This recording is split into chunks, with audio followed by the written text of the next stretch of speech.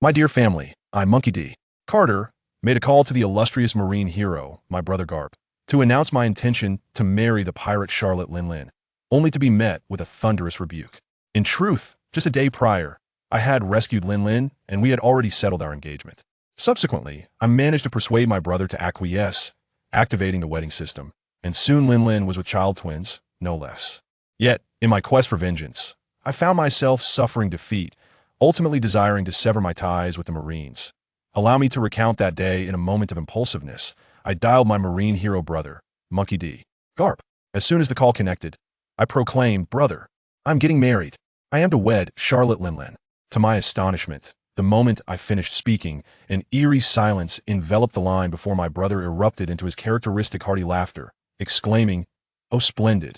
My dear brother is to wed? What shall I prepare as a gift?" At that moment, confusion washed over me surely. I had misread the script. Yet, the very next second, the expression on the transponder snail shifted from joviality to fury, as Garp's thunderous roar shattered the air. "You fool. Have you lost your mind? You are a Marine Major. Charlotte Lingling is a pirate." A pirate? His bellowing voice left my ears ringing. Who can comprehend my plight? I, Monkey D. Carter, the younger brother of Garp, an unfortunate time traveler who, in a previous life, succumbed to a heart attack whilst penning a novel, opened my eyes to find myself in the world of One Piece. I inherited the formidable talents of the monkey lineage, achieving the distinction of being the youngest major in marine history alongside my brother at the tender age of 18. In that heated moment, I stood my ground, retorting, "I care not. I shall marry Lingling. Should you oppose, I shall renounce my position in the Marines." I could almost hear my brother's heavy breaths of rage on the other end, likely envisioning himself leaping through the telephone line to deliver a beating. Ultimately, however, he hung up, and I could vividly picture the unfortunate Marines in his office, serving as mere outlets for his frustration. You might be curious how I, in league with the future Empress of the Sea, Charlotte Lingling, came to be bound in matrimony, right? This tale begins the day prior. At that time, I was wandering the New World when I chanced upon Captain John mercilessly attacking a woman. This woman, with her flowing pink hair and wielding Napoleon, fought like a tempest, and she was but 18 years old, not yet the corpulent figure she would later become. Due to the chaos stirred by my own actions, she found herself entangled with the John pirates, ultimately left as the sole survivor. Upon witnessing this, I realized that the script of heroically rescuing a damsel in distress had been handed to me. Without hesitation, I leapt into action. Captain John, spotting me, attempted to feign indifference, remarking, "Ah, the youngest Marine Major? Is it true that the Marines have taken to rescuing pirates now?" Amused, I shrugged. What can I say? They all claim I am headstrong, so today, I shall be headstrong indeed. I shall protect this woman. In the blink of an eye, our hockey clashed, the palpable intensity causing the surrounding minions to falter. Captain John drew his twin blades and charged at me. I met his advance with unwavering resolve, hardening my hockey as I unleashed a punch that resonated with a deafening clang, sending shockwaves that rippled across the sea. I took 3 steps back, while he retreated 5. Ah, a slight advantage is mine. This fellow is merely a novice, his foundation shaky. Seizing the opportunity, I unleashed a flurry of relentless strikes, pushing him back at every turn. Meanwhile, upon witnessing my engagement with the boss, Lingling transformed into a fierce tiger, charging into the fray and mercilessly dispatching John's minions as if they were mere vegetables. Seeing the dire situation, John, recognizing the heavy losses among his ranks, decisively shouted, "Retreat," and swiftly fled with his remaining troops. With the battlefield now deserted, Lingling continued to swing her blade wildly, shouting "Die." As if possessed, I approached her, gently tapping her shoulder, and softly murmured, "They are all gone." Only then did she cease, gazing at the chaos around her before suddenly crouching down, burying her head in her knees, and weeping like a child. I offered no words of consolation, simply choosing to sit quietly beside her, and remarked, "Let's start anew." By the time her tears subsided, twilight was approaching. We lay on the deck together, and she suddenly turned her head, playfully poking my nostrils with a strand of hair, causing me to sneeze. She erupted into laughter. "Thank you, big brother, you're quite impressive," she teased. Naturally, I seized the moment. "Of course. But now that you have no crew left, what do you plan to do next?" You wouldn't believe her response. She leaned closer, a mischievous grin on her face, and asked, "I don't know. But you're rather handsome. How about marrying me?" I was momentarily taken aback, but would the Monkey D. family back down? I boldly turned the tables, fixing my gaze upon her. "That won't do. But perhaps I should marry you." She paused for a moment, then laughed, all right. And thus, we solidified our bond. So, 2 weeks later, I returned to Windmill Village and confronted my brother face to face. He was nearly spitting with disbelief. No way. How could the Navy and pirates possibly unite?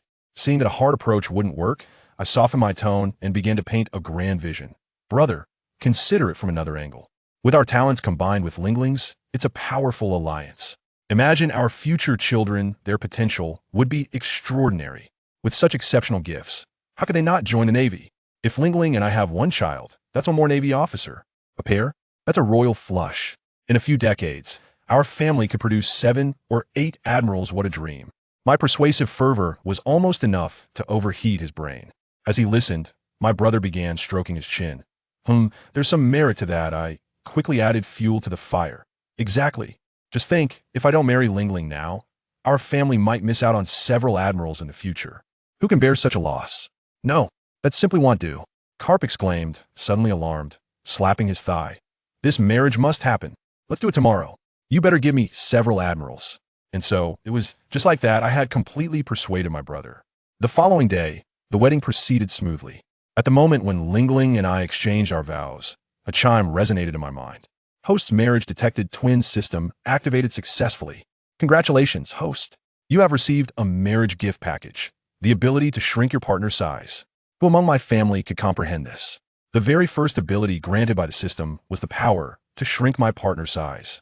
It could diminish to a mere 3 meters. Was this some sort of jest?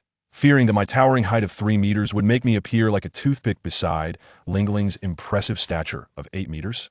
System, do you still claim you aren't mocking me?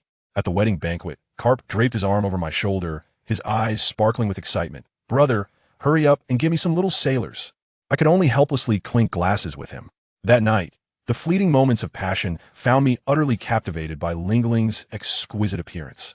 The next day, as I stretched languidly in the living room, relishing the wildness of the previous night, the system chimed once more. Ding! Host's wife has successfully conceived twins. Congratulations on receiving a novice gift package. Novice gift package opened successfully. Congratulations, host. You have obtained the Supreme Conqueror's Haki. I was taken aback, not solely by the Supreme Conqueror's Haki, but by the revelation of twins. Did I hit the jackpot? Just then, Carp emerged from the room, his ears perked up. Twins? Lingling is pregnant. So, the monkey family is about to welcome 2 more sailors. His excitement was palpable as he vigorously shook my shoulders. I quickly implored him to cease, only to hear him already drafting a merciless training regimen. Start training at 1 year, toss them into the jungle at 2, and drop them off a cliff at 3. How dare you? My veins bulged at the sheer absurdity of his words. Was he even speaking human language? I delivered a punch to his head that left a considerable bump. In the afternoon, the doctor confirmed Lingling's pregnancy. With that matter settled, I finally had the opportunity to explore my newfound abilities. This system would ensure my wife would always give birth to twins and grant our children innate talents. Most importantly, it directly bestowed upon me the pinnacle of observation haki, armament haki, and conqueror's haki. Without hesitation, I chose to activate them. A wave of warmth enveloped my body, and I felt as if I had undergone a profound transformation. My senses sharpened immensely. I could discern conversations from next door, children frolicking in nearby homes, and even the scandalous entanglements of 2 large men upstairs. My eyes, I nearly retched. My physical capabilities surged dramatically. I felt invincible, inflated with newfound confidence. Carp, brandishing a bottle of wine, approached with an air of triumph. As I gazed at him, old grievances surged within me. Which of the bumps on my head hadn't been inflicted by him throughout our childhood? Today I, Carter, would exact my revenge. Without a word, I seized his collar and dragged him to the deserted beach outside the village. Brother, today we settle all scores. I clenched my fists, the sound echoing ominously. Carp merely dug at his nose. Disdain etched across his face. Just you? In my presence, you will forever be the younger brother. Seizing the opportunity while he was distracted, I lunged forward with a swift step. Subsequently, I found myself pinned to the ground and subjected to a rough treatment. I employed every trick in the bookbee at the infamous crotch grab, the nose poke, or the ancient technique known as thousand-year kill. Alas, all I succeeded in doing was to incite his ire, transforming the bump on my head from a mere annoyance into a veritable pyramid. I lay there, utterly petrified, sprawled out on the beach, devoid of any will to go on. I had fancied that possessing supreme bravado would allow me to project an air of superiority, only to discover that my brother, this insufferable prodigy, had inexplicably attained the prowess of a peak general. My own nascent abilities paled in comparison, my physical condition woefully inadequate. Upon returning home that evening, my head adorned with a swollen bump, I solemnly addressed my brother. Brother, I wish to sever my ties with the Navy. His fists were raised in a show of impending violence, prompting me to hastily clarify. Lingling is pregnant. It is inappropriate for me to continue serving in the Navy. But rest assured, I shall never become a pirate. I aspire to establish our own family, to find a stronghold in the new world, and to cultivate my own legacy. Our children, in the future, could be scattered across the Navy, pirates, or even the Revolutionary Army, and at the opportune moment, we could transform this world. My brother remained silent for a long time after hearing this, his gaze intensely serious. Cardi, do not speak of this to anyone. The world government is not to be underestimated. Whatever you wish to pursue, I shall support you. However, I do not wish for this world to deteriorate. I understood his meaning. He too harbored discontent towards the celestial dragons, or else he would not have allowed Long to roam freely. After discussing serious matters, I shifted the conversation and feigned poverty. But brother, establishing a family base and various training facilities will require funds. Won't it? Carp waved his hand dismissively. No worries. Leave it to me. No backing out. I quickly agreed, fearful that he might reconsider. I managed to ensnare another unsuspecting victim in my schemes. Having secured my brother's financial support, I could finally focus on how to bestow talents upon my child. System: extract talents. Ding. First, extract the talent for the eldest daughter. Please choose one from the following 3 talents. Talent A: the sun has cast a glance upon you. Talent B: Black Dragon. Talent C: secondary biological engine. What on earth are these? The sun has cast a glance upon you? Is this some exclusive skin for sunshine boys and girls? Black Dragon? Is it referring to Acnologia from Fairy Tale? That would be impressive. And this secondary biological engine, it sounds advanced, but who knows what it truly entails. The system, however, provides no explanations. As I pondered, the system indeed offered an explanation, but upon hearing it, my blood pressure skyrocketed. You really do explain, huh? SSS reduction? Escaner? The one from the 7 deadly sins, the pride of all pride? And you dare refer to this talent as the sun has cast a glance upon you?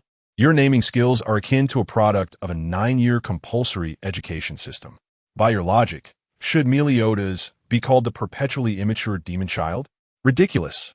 As for the S-class Black Dragon, Acnologia, that one is acceptable, it retains its prestige. But matters not, for I have chosen the best for my eldest daughter, the secondary biological engine, SSS rank. Such immense fortune has surely been bestowed upon her. After extracting the grand prize, it was time to draw for my son. To my astonishment, the card pool had been downgraded from the SSR limited pool to an card friendship pool. Nua heart, bouncing and jumping, fondness for swords. What nonsense is this? It sounds like a preschooler's extracurricular activity registration form. Bouncing and jumping? Are we preparing my son for the Olympic triple jump? Fondness for swords? What sort of talent is that? Well, let us take a gamble. Nua heart sounds the most plausible, likely related to fruit abilities. Ishus. Ding. Arank no hert. Alright, a rank is not bad. At least it isn't C. Otherwise, I would truly question whether my account had been cursed. 10 months swiftly passed. During this time, I remained busy, having taken over the entire Sky Island with Lingling, and in the process, acquired several exceptional devil fruits, including the mirror fruit, biscuit fruit, and thunder fruit, among others. I now truly reigned as a god here, living quite luxuriously each day. As Lingling was about to give birth, I hurriedly summoned my unreliable brother Carp. As soon as he arrived, he grabbed my arm, eagerly asking, "Are my nephew and niece cut out for the Navy?" Families understand, the child was still in the womb, and he was already reserving positions. While I was bantering with Carp, the delivery room suddenly erupted with 2 loud cries. Moments later, a female doctor rushed out, flustered and struggling to articulate. "Lord Cardi, your wife has given birth. Twins, a boy and a girl. The girl, she is a bit special." My heart raced, and I dashed inside. I saw Lingling lying there, looking weak, pointing frantically at the baby crib beside her. As I approached, My mind went blank. My eldest daughter was glowing all over, resembling a 100-watt light bulb. Before I could comprehend, a colossal angelic figure erupted from her, its divine aura making me want to kneel and sing hallelujah on the spot. The figure circled above, then swiftly dove back into my daughter's heart, leaving behind a golden angelic mark. As the light faded, I quickly picked her up to inspect her. The more I looked, the more I noticed, how did she sprout a pair of white wings? My first thought was, goodness, I hope I haven't been cheated. We are not of the angel clan. Where did those wings come from? A vestigial trait? Or a genetic mutation? My son, on the other hand, appeared perfectly normal, with nothing but cuteness. Lingling leaned against the bed, weak yet gentle, saying, "Darling, name them." Looking at my daughter's distinctive wings and her SSS rank secondary biological engine talent, a name instantly popped into my mind.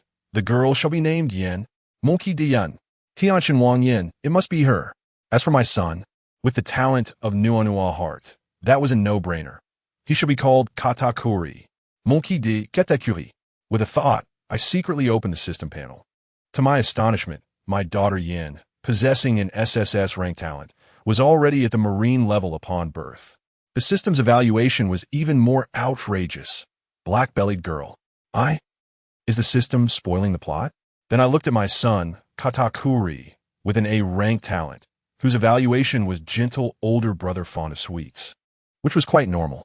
After examining the children, I couldn't help but check the panels for myself, Lingling, and my brother Carp.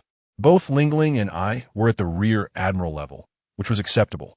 However, upon seeing Carp's panel, I was utterly taken aback. Monkey D, Carp, talent, SS level D-type. Body, peak admiral level. Folks, I have realized. I finally understand why I was beaten up by him throughout my childhood. We were not even playing on the same server.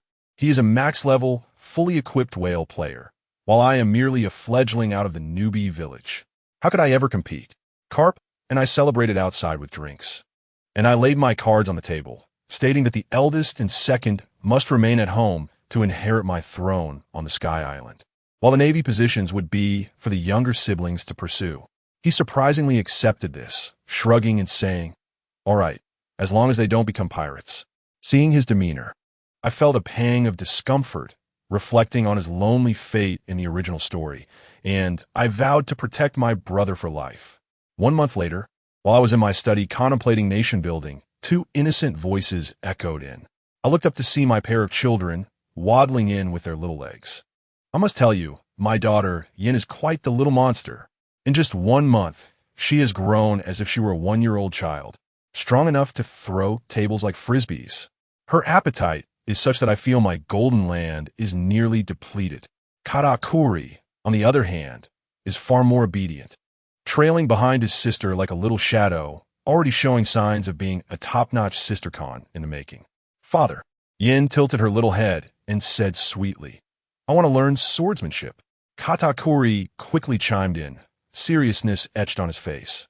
"I want to grow stronger. To protect my sister." My heart, as a father, was instantly melted. "Learn. You must learn. I will hire the best teachers in the world for you. You shall train in martial arts, and let your Uncle Carp teach you personally." I simply couldn't resist, scooping both little ones onto my lap and showering them with affection. They were just too adorable. Another month passed. Lingling and I practiced on the island, stretching our muscles.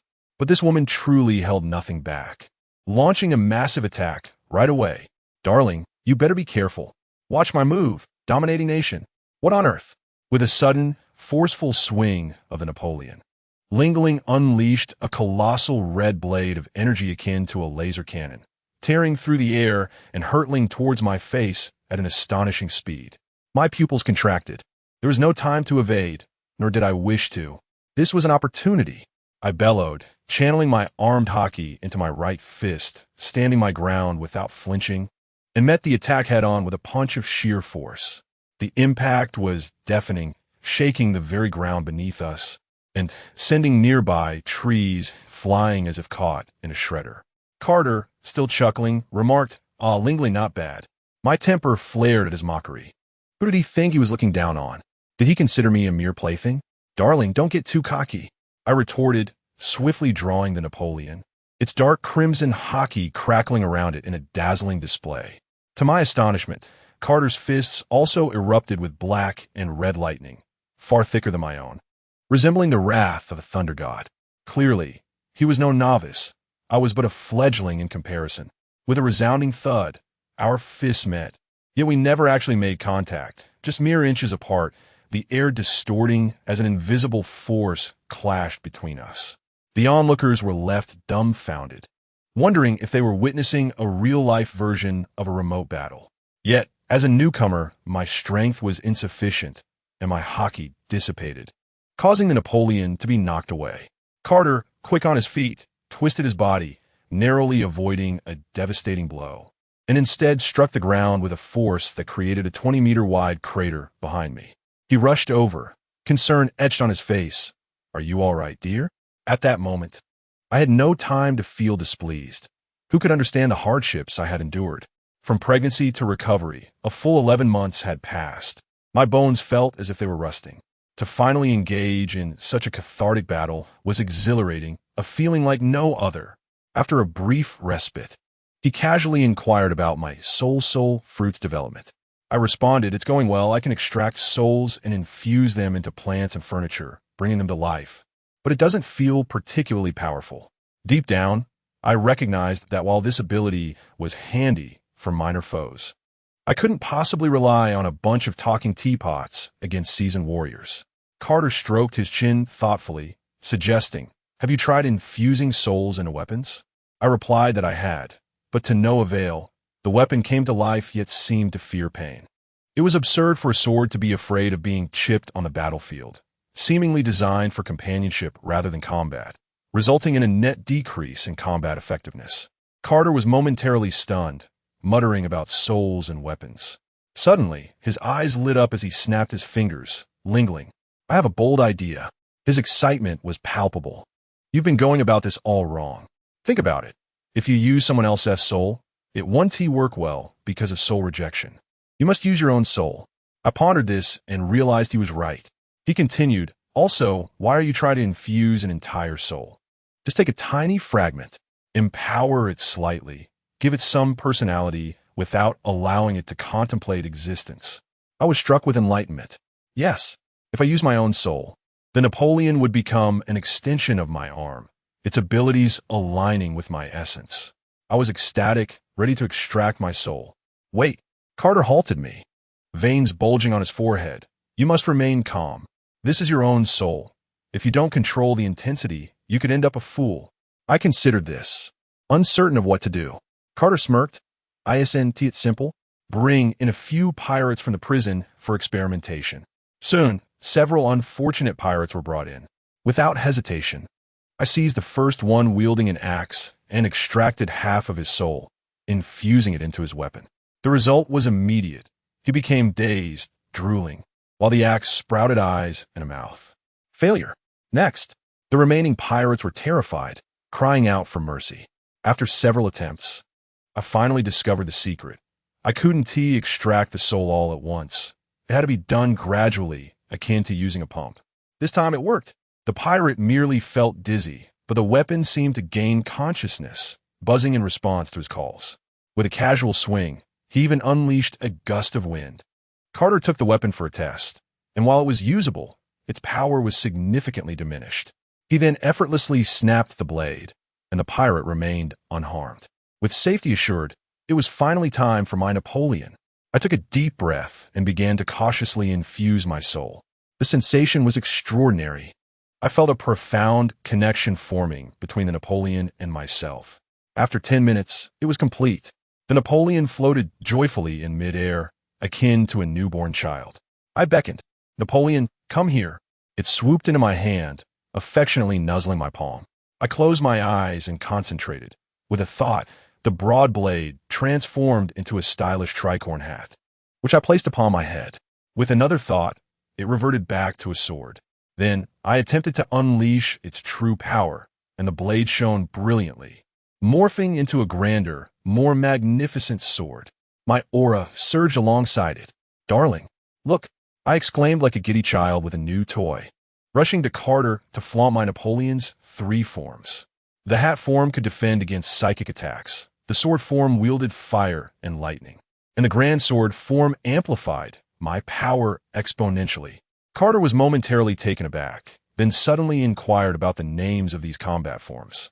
Without hesitation, I declared, "Let us call them Shirkai and Bankai."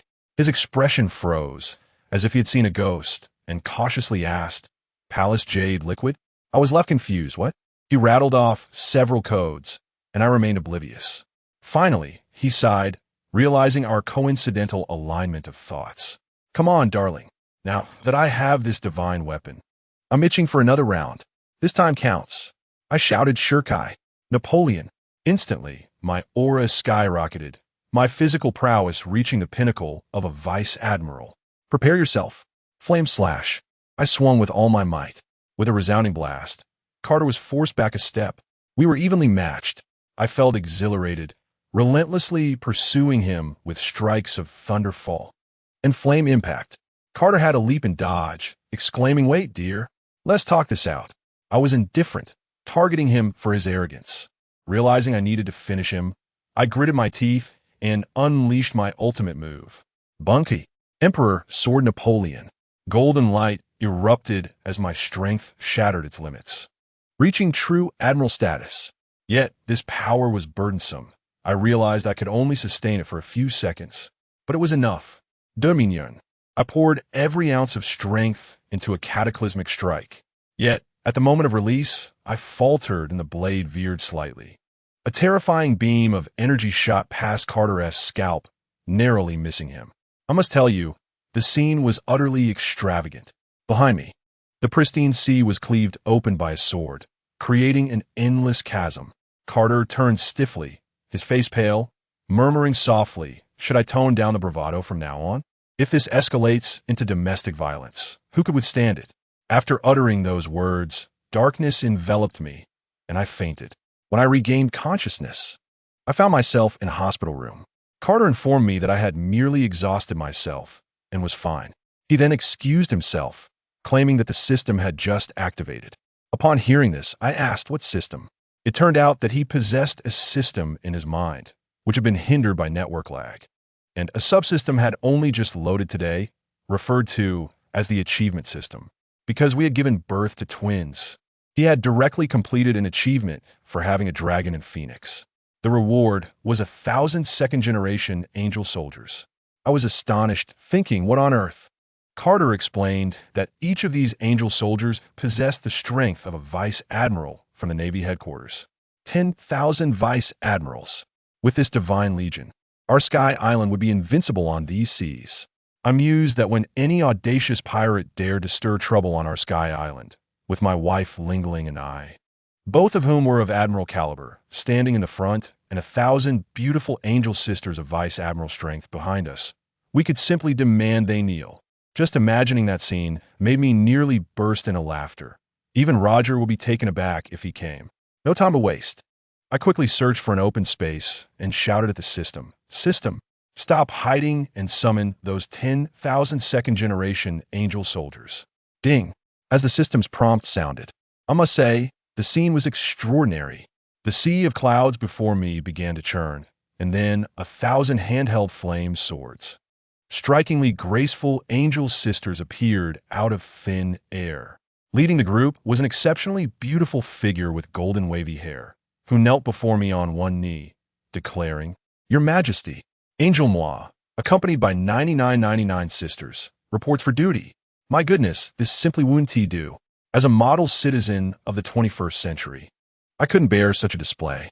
I hurriedly urged her to rise. From now on, there's no need for such kneeling. I mused to myself, Angel Moi? All right, I remember now. She was the guard of Sister Yin in the original work, though she met an untimely demise later. But now, she is my capable aide. I immediately commanded Moi, divide the 10,000 into 10 squads of 1,000 and secure the entire Sky Island region, including Yanin Village, Baika, and Visalia. Anyone who resists, subdue them. I must tell you, the angels produced by this system are remarkable. They seem to possess built-in GPS and background knowledge. No sooner had I issued the order than they took off in the right direction without needing to consult a map, their execution capabilities heightened to the max. Before long, Moa returned with a report. Everything went smoothly, except for the stubborn Sandia people in Yunin village, who resisted violently but were quickly subdued by the Angel Sisters. Of course, I knew that relying solely on force wouldn't suffice. Winning hearts would be a future endeavor. Right now, I faced an even graver issue. Suddenly, it dawned on me. While these Angel Sisters had top-notch physical attributes, each one of them was of Vice Admiral caliber. They lacked haki.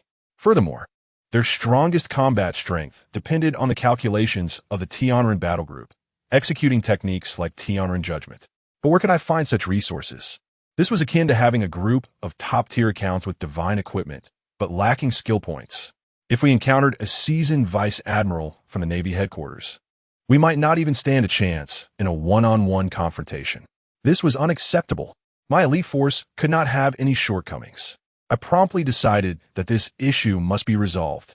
Creating a celestial computer? That would be as implausible as asking primitive humans to build a rocket.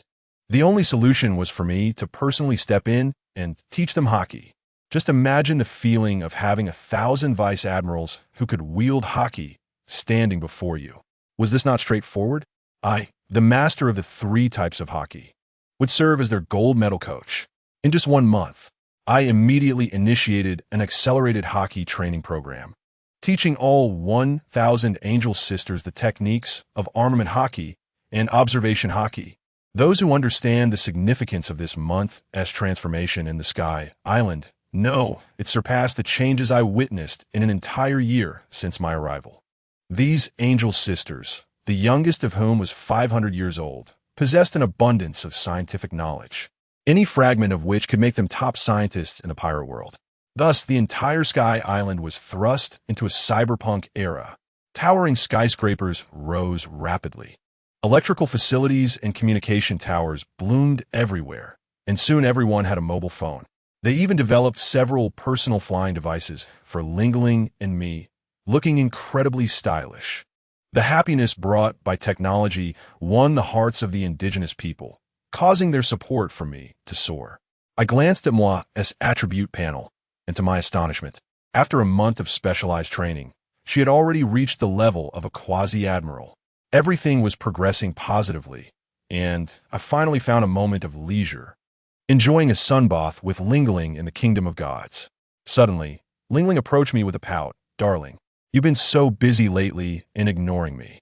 I'm so bored." Upon hearing this, I felt a pang of guilt.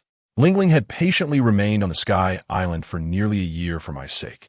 It was time to take her out for some fresh air. I patted her head. "Let me make some arrangements and we'll set sail. Let us bring Yin and Katakuri along to see the world."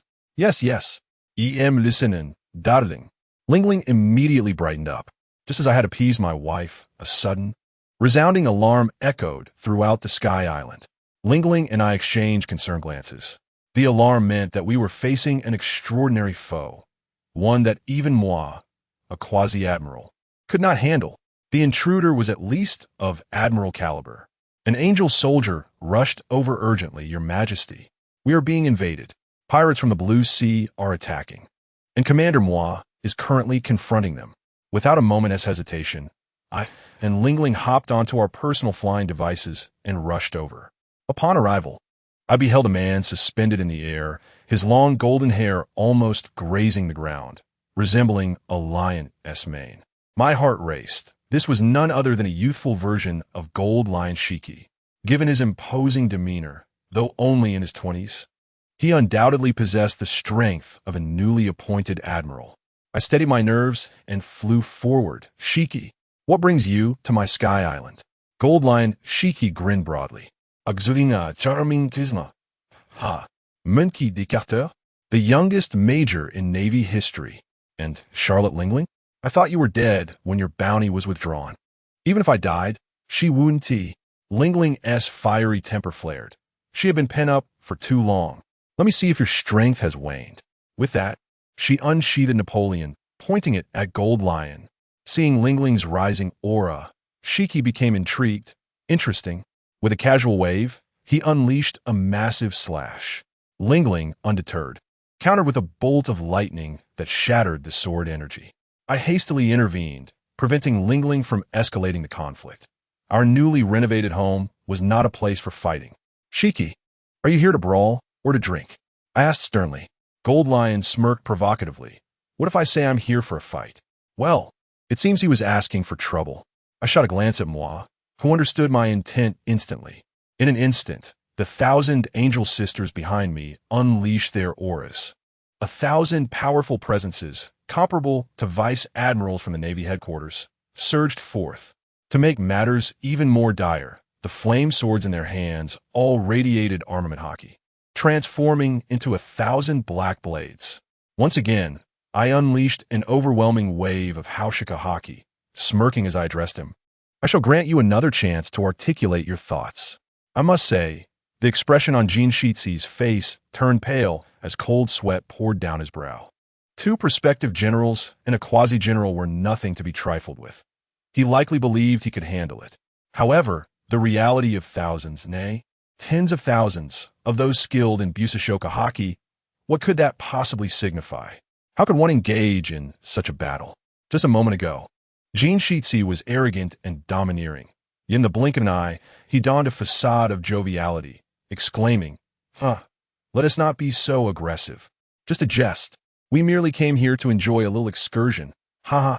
This fellow certainly showed a remarkable capacity for cowardice. His 100 or so subordinates were already paralyzed with fear. I knew he wished to flee, and no one could stop him, but his subordinates would be left to their fates. He couldn't bear to abandon them. Since he extended an olive branch, I graciously accepted. After all, if a true battle were to ensue, his Moku Nami would dismantle my home with ease. Both of us harbored ulterior motives and mutual apprehensions. Thus a confrontation was naturally averted. All right, if you have the courage, follow me. I beckoned him. Since you are here, allow me to show you around my appiato. To my surprise, upon witnessing me and Lingling ascend on our single-person flying devices, his eyes widened in astonishment, resembling a naive country dog encountering the world for the first time. I soared ahead while he trailed behind, utilizing his Moku no Mi, his eyes filled with envy. His gaze made me feel uneasy, compelling me to reluctantly lend him Lingling's flying device. He feigned indifference. I never said I wanted to play. You offered it to me. Yet in the next moment, he jubilantly leapt aboard, howling with delight. Yahoo! So cool. I am Shiki. Yahoo! For the next hour, my perception of this legendary pirate was utterly transformed. This man was nothing short of a complete clown. He rushed to snatch a balance bike from Child, shamelessly claiming it for himself. Even more absurdly, he spotted a person in a gorilla costume selling balloons and dashed over, hugging their leg, shouting, "Mom, what are you doing here?" The individual, startled, fled while shouting, "I'm not your mother. I am a man." Shiki pursued, chanting, "You run. I chase. You cannot escape." Eventually, the person had no choice but to remove their headpiece. Shiki immediately knelt, crying out, "Mom, you met such a tragic end. Your head has fallen off." At that moment, I was utterly speechless. Was this truly the future of a great pirate king? After our tour, we arrived at my temple. As soon as I sat down, Shiki concealed his playful demeanor, his gaze sharpening. "Cardi, your domain is filled with advanced technology and thousands of hockey-capable vice admirals. What exactly are your intentions?" Before I could respond, he revealed his ambitions, an astounding aura erupting from him.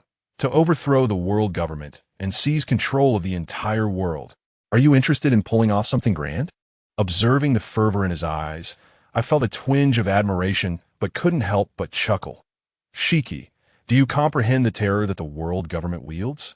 I proceeded to divulge the extensive history of the world government, detailing the Navy, Army, Air Force, CP0 to CP9, and the formidable Knights of God, each possessing the strength of the 9 admirals. I anticipated that this would dissuade him, yet to my astonishment, he became even more exhilarated. How thrilling. Now, this is interesting. I thought to myself, this man truly embodies the essence of Jean Shiitzi. Setting aside the discussion about overthrowing the world government, Shiki waved his hand grandly. "Let's host a banquet, toasting to our future collaboration and friendship." Upon hearing about the banquet, Lingling's eyes lit up and she lamented. "A whole year. I haven't had a single drop of alcohol during this entire year. The banquet was a lively affair, with Shiki, intoxicated, dragging people to dance, while Lingling indulged in food and drink. Consequently, after the festivities concluded, Lingling kept me occupied throughout the night, and when I awoke the next day, I felt as though my back might break. After seeing Shiki and his entourage off, another 6 months passed. On January 1st of the year 1470 of the sea-round calendar, the technological level of our sky island was nearing that of my homeland. On that day, as I perused the development report, a female doctor burst into the room, her face alight with excitement. "Lord Carty, madam, she is truly pregnant." I sprang to my feet. "Really?" "Indeed. We have conducted several examinations. It has been 1 month, and moreover, she is expecting triplets." As I pondered this monumental surprise, a notification sounded in my mind. Ding! Congratulations to the host's wife on her pregnancy with triplets. Congratulations to the host on achieving the triplets accomplishment. Reward: Kaisha's knowledge repository. I hastily inquired within. "System, what exactly is this Kaisha's knowledge repository?" The system promptly responded, clearly elucidating that Kaisha's knowledge repository is essentially an ultimate server housing over 10,000 years of angelic civilization's advanced technology, with detailed instructions ranging from spaceship construction to methods of elevating humans to the divine. However, the caveat is the energy cost. Can you guess? It requires the energy of a star. Just one. How on earth was I to find a sun to serve as a power source? The system, showing a modicum of mercy, offered to provide a century's worth of basic energy, but that was merely sufficient for me to peruse the information, making it a super library. If I wished to utilize those world-altering functions, I would need to procure stellar energy independently. At that moment, I realized that this was akin to giving a primitive man a blueprint for constructing an aircraft carrier. Could he comprehend it? He wouldn't even know how to forge a screw. I was in a similar predicament, possessing a treasure trove, yet lacking the technological prowess to even lay a proper foundation. Nevertheless, this was not a grave concern. I had a legion of 1,000 angels at my disposal, all highly educated. Give me 50 years, and I would not only acquire stellar energy, but could also manipulate the entire galaxy. All I lacked was time. Having grasped this, I felt reassured and promptly entered the ward. Lingling was reclining on the bed, and I approached with a smile. "Do not worry. You're not ill. You are merely pregnant again." Upon hearing this, Lingling first exhaled in relief. "Well, that's good, as long as I am not sick. Darling, let's celebrate with some drinks." However, she suddenly halted mid-sentence, her eyes widening in shock. "I'm pregnant again? My sweets, my fine wines." Her expression was as if the sky were collapsing, and she grasped my hand, pleading, "Darling, can I just have a tiny taste?" "Absolutely not," I declared firmly. "There is no room for negotiation. You must adhere to the nutritionist's advice." She let out a cry, collapsing onto the bed like a deflated balloon, her spirit seemingly drained. I looked on, both exasperated and amused, and could only approach her to offer comfort. At that moment, 2 small voices chimed in from the doorway. "Mama, Daddy, Grandma, Grandpa." Yen and Katakuri had arrived. Upon hearing the term grandpa, my temper flared, and I delivered a light smack to Katakuri's forehead. "You little rascal. Who are you calling grandpa? Am I that old?" Katakuri crouched on the ground, cradling his head, looking pitiful as he lamented. "Ouch, you old man. That hurt. Dare you retort?" I raised my hand once more, but Lingling quickly intervened. "Enough, darling. Don't bully him. You know he inherited your stubbornness." Upon reflection, I realized there was indeed no argument against that assertion. Yen, on the other hand, was much more obedient, rushing over to hug my leg. "Daddy, please spare my brother." "Very well. For the sake of my dear daughter, I shall let him off this time." I scooped Yen into my arms. She was such a sweet child. Yen gazed at Lingling on the bed, her expression filled with concern. "Is Mama sick?" I lifted Katakuri as well, holding one in each arm, and solemnly announced, "Mama is not sick. She is pregnant, and with triplets. You will soon have 3 younger siblings, and you must protect them well. Understood?" The 2 little ones' eyes instantly sparkled with excitement. Yen proclaimed with determination, "Amen." I will undoubtedly protect my younger siblings. Katakuri patted his chest and declared, Father, as long as I'm alive, no one can harm them. Observing his earnest demeanor genuinely moved me. With matters at home settled, I retreated to my study, needing to swiftly bestow talents upon these 3 unborn little ones. System, commence the selection. The first talent for my second daughter appeared with 3 options: Red Dragon Heart, Flame Emperor, and Secondary Biological Engine. Upon inspection, I felt a sense of assurance. The Red Dragon Heart, with its dragon connotation, surely promised a worthy potential. The Flame Emperor? The disparity in its potential was too vast. What if I ended up with a reckless firebrand? As for the last option, the Secondary Biological Engine, I recognized it as the SSS enhancement reminiscent of my eldest daughter Yen. No need for deliberation. I selected it with closed eyes. System, choose the Secondary Biological Engine. Ding. Congratulations to the host. The second daughter has acquired the talent. SSS Secondary Biological Engine. Excellent. I decided to have the system reveal the levels of the other 2 talents. The Red Dragon Heart was rated S. Not bad. The Flame Emperor, however, was rated A, confirming my suspicion that it was a trap, nearly deceived by its name. Continuing with the selection for my son, the options were Silver Knight, Thunder Dragon, and Thunder's Annihilation Magic.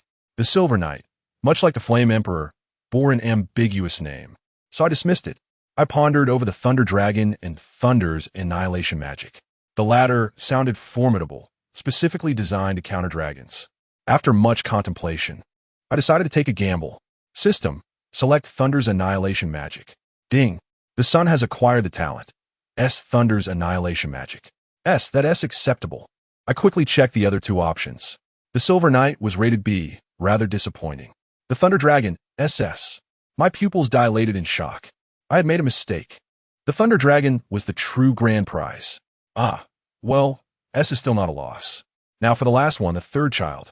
Upon revealing the options, I was utterly flabbergasted. Talent A, Friendship of the Fox Spirit. Talent B, Jump to Strike Your Knee. Talent C, Head Column. What in the world is this? What does Friendship of the Fox Spirit even entail? Is it a pact with a vixen? Jump to Strike Your Knee? What kind of talent is that? Exceptional jumping ability? A particularly strong head? I was at my wit's end. Who could comprehend the abstract naming of this system? After much thought, I surmised that the Friendship of the Fox Spirit might have some mythological significance. Thus it shouldn't be too bad, while the latter too sounded like humorous talents. System, I wearily said, select the Friendship of the Fox Spirit. Ding. The third child has acquired the talent. S. Friendship of the Fox Spirit. Well, another S. That S satisfactory. I was curious to discover what those peculiar talents actually were. System, reveal the results. Ding. Talent. SSS Jump to Strike Your Knee. The system seemed at a loss for words. After all, you didn't choose it. What? I nearly spewed blood in disbelief. The most absurd one turned out to be SSS. Ding. Talent. SS Head Column. The talent of Tanjiro Kamado from Demon Slayer. I shut it down, exclaiming in frustration. I ended up choosing the worst one.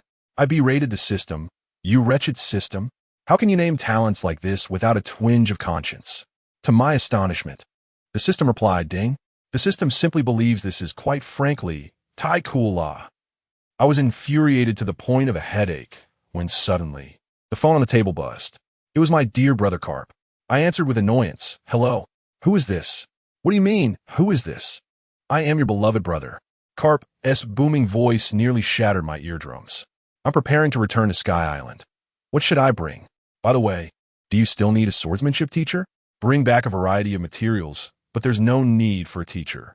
All my angels are masters of swordsmanship now. We don't need outsiders. All right. By the way, I have a surprise for you when I return. Carp said mysteriously. A surprise? Have you gotten married? I inquired with curiosity. Mind your own business. You'll find out in a few days. With that, he hung up. At that moment, aboard a warship, Carp was proudly patting his chest, standing beside a timid 3-year-old boy who asked, Dad, where are we going? Carp, digging his nose, replied, We're going to your Uncle S. You'll be living there from now on. Your uncle is quite wealthy. When you arrive, make sure to cause some trouble. Understood? The little boy hesitated, recalling how his father often threw him in a wild beast for training, and decisively said, "Then I'll make sure to cause some trouble." A few days later, at the port of Sky Island. "Kata, I'm back." Carp's signature loud voice jolted me awake from my nap. Rubbing my eyes, I hurried to the port to find him standing at the edge of the ship, accompanied by a small child. As I landed my single-person flying device in front of him, his eyes lit up, pointing at my craft. "Cardi, what is this? It looks amazing." My heart sank. This was troublesome. I quickly attempted to change the subject. "What's this little brat? Are you trying to hide this from me?" Carp said while digging his nose. "Let me have a go." He promptly snatched the flying device, and, unsurprisingly, the next moment it crashed spectacularly. After he had his fun, he handed the device to his aide. "Here, take care of my single-person flying device." A wave of frustration surged within me. I knew it. Every day was a new adventure. Then he thrust the small boy towards me. "This is my son, Monkey D. Long, 3 years old. You'll be taking care of him from now on." "What?" I was in shock. "When did you have a son? And he is 3 years old." "Oh, just don't worry about it." "No, we agreed that I would have the children and you would take care of them." "Why are you shoving your son onto me now? Who is the elder brother here?" I yelled in exasperation. Carp simply laughed and walked towards the temple, ignoring me completely. I looked at the innocent little Long beside me and could only sigh, following him helplessly. Upon returning to the reception room, Carp acted as if he were home, skillfully lifting the floorboards to uncover all the hidden snacks, munching away with great delight. Lingling also brought Yin and Katakuri along. Upon seeing Lingling's belly, Carp's eyes nearly popped out. "Lingling, are you pregnant again?" "Yes, triplets." Lingling gently caressed her belly. "Triplets." Carp was utterly stunned, regarding me with the gaze one might give livestock. "Wow, Cardi, you're truly impressive. Soon, there'll be 5 children." I felt a shiver run down my spine from his gaze. "What kind of look is that? I'm not a stud." At that moment, Yin tugged at Lingling's clothes, curiously regarding Long, understanding his cue. Long stepped forward and extended his hand. "I am Monkey D. Long, pleased to meet you." Yin also extended her small hand. "I am Monkey D. Yin." Who would have imagined that the first meeting of 2 future rulers would unfold in such a manner? Katakuri rushed over, patting his chest. "Brother Long, when I grow up, I will protect you." Seeing the 3 little ones getting along harmoniously, I felt reassured. Once the children ran outside to play, I turned to my brother with a mysterious air. "Brother, come. I'll show you something interesting." I directly led him to the Angels' military camp. "Attention!" The Angels stationed at the entrance immediately saluted. "Gather everyone." A few minutes later, 7,000 second-generation Angel soldiers stood in perfect formation, a sight to behold. Carp was still in a daze. "Cardi, what are you planning?" With a smirk, I waved my hand. Let everyone unleash their full momentum. The next moment, 7,000 overwhelming auras surged into the sky. I imagined my brother's jaw dropping to the floor in disbelief. He stood there, dumbfounded, his lips trembling as he stammered. "Mid-Commander? They all possess Mid-Commander level strength? And there are thousands of them?" I calmly nodded, delivering the final blow. "To be precise, there are 10,000. And 3,000 more are stationed on other islands." The expression on my brother's face at that moment was one that only our family could comprehend. His jaw nearly dropped to the floor. He seemed to be in a daze for quite some time, probably calculating how to abscond with my troop. I must tell you, his thoughts were so transparent that I almost saw drool escaping his mouth, muttering something about never having fought such a prosperous battle in his life. "Brother, brother," I called out, noticing that his spirit seemed to have departed. Only then did he snap back to reality, rubbing his hands together sheepishly. "Ahem, Carter, you've truly struck gold here." I rolled my eyes and swiftly extinguished any inappropriate thoughts in his mind. "Enough, enough. Do not even think about it. This is the foundation of our Mengchi family, our family's private property. Understand?" Upon hearing this, disappointment washed over his face, yet he was no fool. He recognized that this was a matter beyond negotiation. Looking at him, I suddenly felt the moment had arrived. I straightened my expression and asked earnestly, "Brother, let me ask you something serious. Do you truly intend to spend your life serving those celestial dragons like a mere dog? Conscience in hand, do you really believe that what the Navy is doing now aligns with your sense of justice?" The moment my words left my lips, The carefree aura that surrounded Carp vanished, replaced by a piercing gaze. Carter, what are you trying to imply? I wanted to convey that previously, our family lacked the strength to voice any demands. However, now, the situation was different. I gestured toward the angelic maidens surrounding us. They are our backbone. Not only are they formidable in combat, but their technological prowess is unparalleled. The advanced technologies you see today were all developed by them. Carp grasped my meaning, furrowing his brow. So, you're suggesting that I resign and return to assist you?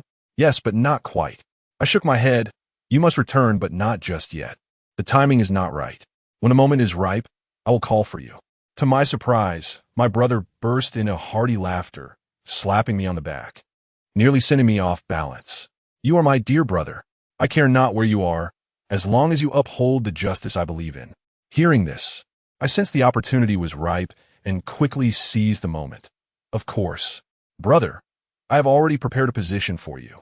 In the future, you shall be the Marshal of the Sky Island Navy. Is your own navy not free enough? The Navy Marshal? His eyes sparkled with excitement, resembling two bright light bulbs. After all, he was merely 26, not yet disheartened by the calamity of God Valley, still harboring aspirations of power. And who wouldn't he want to be the leader?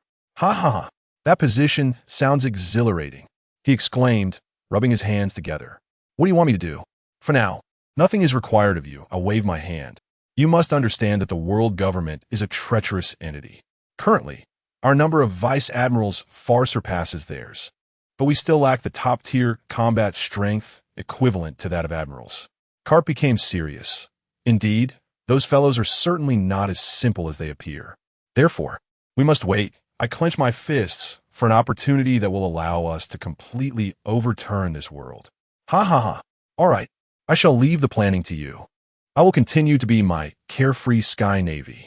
However, he suddenly turned and fixed me with a serious gaze. But Carter, don't you forget who you are. Human desires are like stones rolling down a mountain. They cannot be stopped. At that moment, I was taken aback. My goofy brother could utter such profound words? I patted his shoulder and earnestly replied, Rest assured, brother. My ambition has always been singular, to upend this chaotic world, allowing our children to live in a better era. It is as simple as that. That is good. I do not wish for a day when I must personally strike my brother. As he spoke, he pounded my back playfully. Ouch! Are you out of your mind? That hurts. Unable to endure any longer, I retaliated with a flurry of playful punches. Apologies. After a while, Carp, nursing a lump on his head, raised his hand in sincere contrition. His expression suggested that he would do it again next time. Just as we were in the midst of our playful scuffle, my phone rang. It was Lingling calling. Moshi Moshi? Darling, hurry to the training ground. Yen is about to fight Long for the title of Big Brother. Carp and I exchanged glances, astonished at how quickly these two little rascals had stirred up trouble. By the time we rushed to the training ground, Lingling had succinctly explained the situation. Long believed that, being older, he ought to be the elder brother. Our Yen, with her fiery temper, could not tolerate this challenge and insisted on a duel to determine who would be the elder brother. I felt both amused and exasperated. Carp was beside himself with laughter. This is entertaining. Let them fight. I want to see how my son fares after all that training, and also witness the talent of my divine niece. Clearly, he relished the chaos. I had to sternly address the two little ones on the field. Yen, Long, remember to keep it light. Your fists should always be directed at enemies, not family. Yes, father. Don't worry, uncle. The two little ones responded eagerly. Seizing the moment, I quickly had the system display their profiles. To my astonishment, my daughter, Yin, possessed an SSS talent, her physical prowess already at the level of a major. Long, on the other hand, had an SS talent slightly inferior to Yin S, but being 2 years her senior, his physical abilities had also reached the major level, and he had been taught the 6 styles of the Navy by Carp. It was hard to predict the outcome of their duel. Yin could fly, granting her aerial supremacy, while Long undoubtedly had an edge in combat experience and intellect. Just as I pondered these factors, the two had already begun their scuffle. Without hesitation, Yin took to the skies, circling above in search of Long's weaknesses. Long, being quite clever, was well defended, resembling a little turtle. After a stalemate, it was Yin who finally lost her patience, diving down with incredible speed. Long had no time to evade and could only brace for impact. With a resounding crash. Have you ever witnessed children fighting? Yes, it was precisely that. One punch after another, a chaotic exchange of blows. The scene was strikingly authentic. But guess what? It was long before Long could no longer withstand the onslaught and collapsed. Of course, my daughter possessed an SSS secondary biological engine, essentially a built-in super healing ability. They exchanged blows, but while Yin's injuries healed almost instantaneously, Long could not endure and was quickly worn down. I win. From now on, you shall call me Big Sister, Yin proclaimed, hands on her hips, brimming with pride. Long lay on the ground, begrudgingly muttering, Big Sister. I quietly took out my phone, capturing this precious moment on video, captioning it. Shocking. The clash of future titans turns out to be a playground brawl. Ha ha ha. Let us celebrate. I put away my phone, feeling elated as I prepared to treat my brother to a feast. Upon hearing about the feast, Lingling's eyes sparkled. However, I added nonchalantly, by the way, Lingling, you're pregnant, so no drinking. Her smile instantly froze, and she looked at me with a pitiful expression before running off to complain to Carp. Brother, beat him. He won't let me drink. Carp shrugged. I dare not. He just gave me a beating. The banquet was raucous and lasted the entire night. Before I knew it, a week had passed, and Carp's vacation came to an end. As I saw him off at the port, he maintained his usual carefree demeanor. Well then, I'm off. Long is in your hands now. I couldn't be bothered to indulge in sentimentality, simply waving my hand. Oh, goodbye. Suddenly, with a thud, he punched me on the forehead.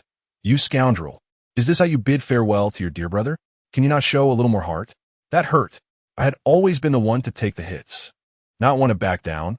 I retaliated, and we found ourselves bickering like children once more. After sending Carp off, the Sky Island finally fell into a serene quietness. I began to focus on preparing for our voyage. Lingling, pregnant as she is, necessitates that the ship be meticulously arranged. Comfort, medical facilities, a large kitchen, and a food storage room are all essential. The utmost priority is safety. This vessel must serve as a mobile fortress upon the seas. In truth, I had long since made arrangements for this. The efficiency of the angelic maidens is truly remarkable. As for personnel, I calculated that Lingling, Long, Yin, and Katakuri must certainly accompany us, along with 1,000 angel soldiers and various crew members. On the Sky Island, I shall leave Angel Moi to guard our home. I casually checked Moi's attributes, and to my astonishment, her physical prowess had reached the pinnacle of a vice admiral, and she had mastered advanced dual-color hockey. With her safeguarding our abode, I felt at ease. 2 months later, while I was basking in the sun, Moi called me. Wong, the ship has been completed. I was utterly astonished. How could it be done so swiftly? This was not merely a fishing vessel, but a fortress at sea. I quickly summoned Lingling and the 3 little ones, and our family set forth with great enthusiasm towards the shipyard. Upon our arrival, Moi was already waiting. She pointed to a direction and said, Wong, please look. Following her gesture, the air seemed to freeze at that moment. A colossal iron warship stood silently, exuding an overwhelming sense of oppression.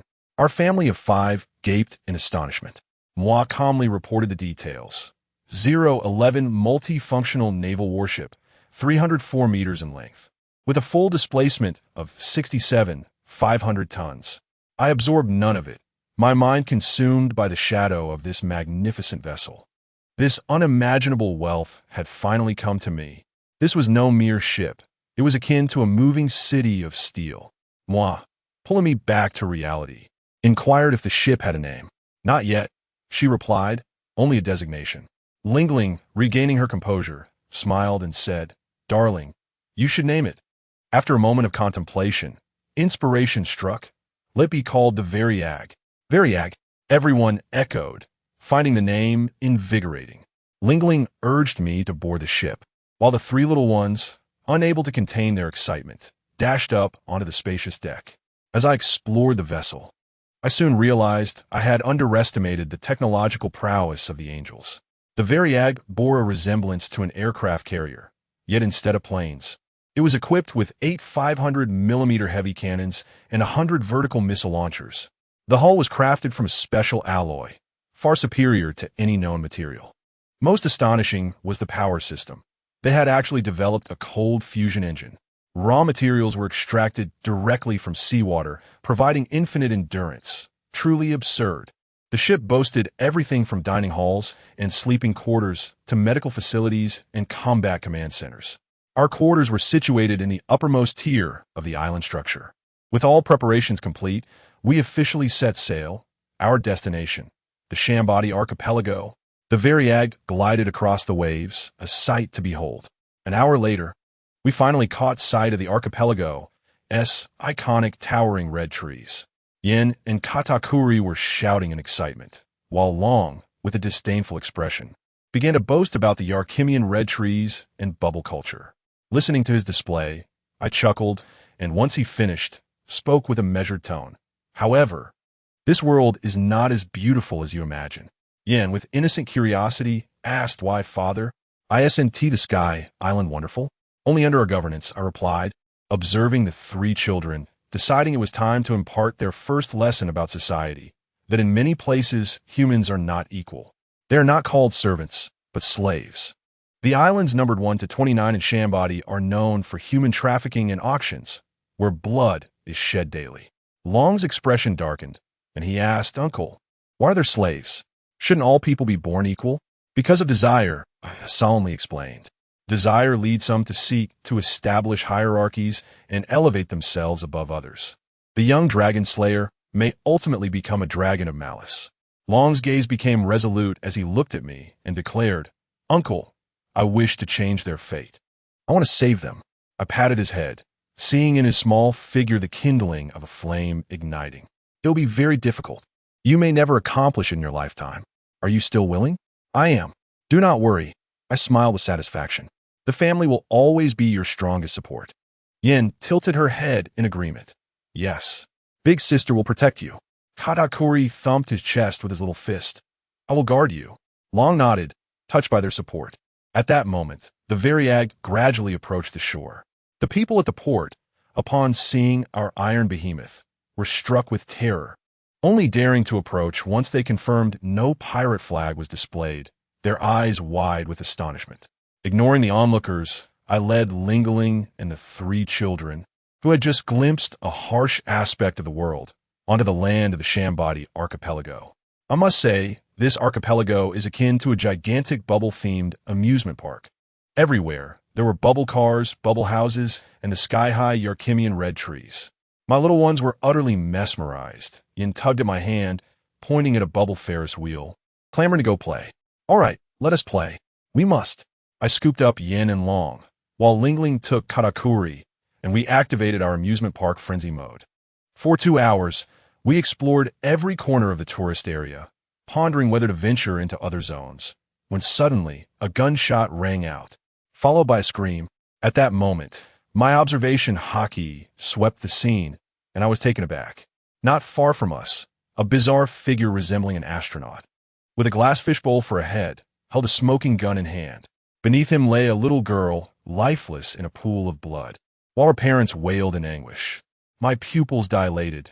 This appearance, this demeanor, wasn't it the infamous celestial dragon?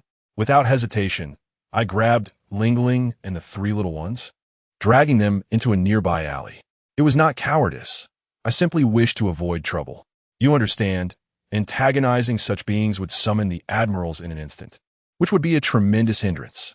Then, to my shock, the fishbowl-headed figure pointed at the grieving mother and declared, This woman is quite appealing. I shall make her my 58th wife. Her husband, kneeling and begging for mercy, hadn't he finished speaking when bang, another gunshot rang out, claiming his life instantly. Can anyone comprehend the sorrow of a family shattered in an instant? The woman's expression turned hollow, and like a puppet, she was shackled and dragged away by the minions of the celestial dragon. Watching from the shadows, I could only think, this world is truly rotten to the core. My son Long clenched his small fist tightly, asking, why does no one stop that wicked person? What could I say? I could only explain the celestial dragon's twisted ideology of superiority. Long, upon hearing this, looked grave and said, "Uncle, the existence of such individuals is a tragedy for this world." Yin, more direct, with a serious expression, voiced the most profound thought in her small voice. "Father, this world does not align with my sense of justice. It needs to be judged." Well, what awareness! Truly my daughter. As I pondered how a celestial dragon could come to such a place, a voice emerged from the shadows beside me. "An auction will soon be held on Island No. 1. My hair stood on end. When had this person arrived? My observation Haki had sensed nothing. He seemed to meld with the darkness, undoubtedly a master. After uttering this phrase, he vanished, leaving me in a state of bewilderment. An auction? Intriguing. Let's go and take a look. The journey to the auction was far from smooth. The place was rife with all sorts of characters and a few dim-witted individuals.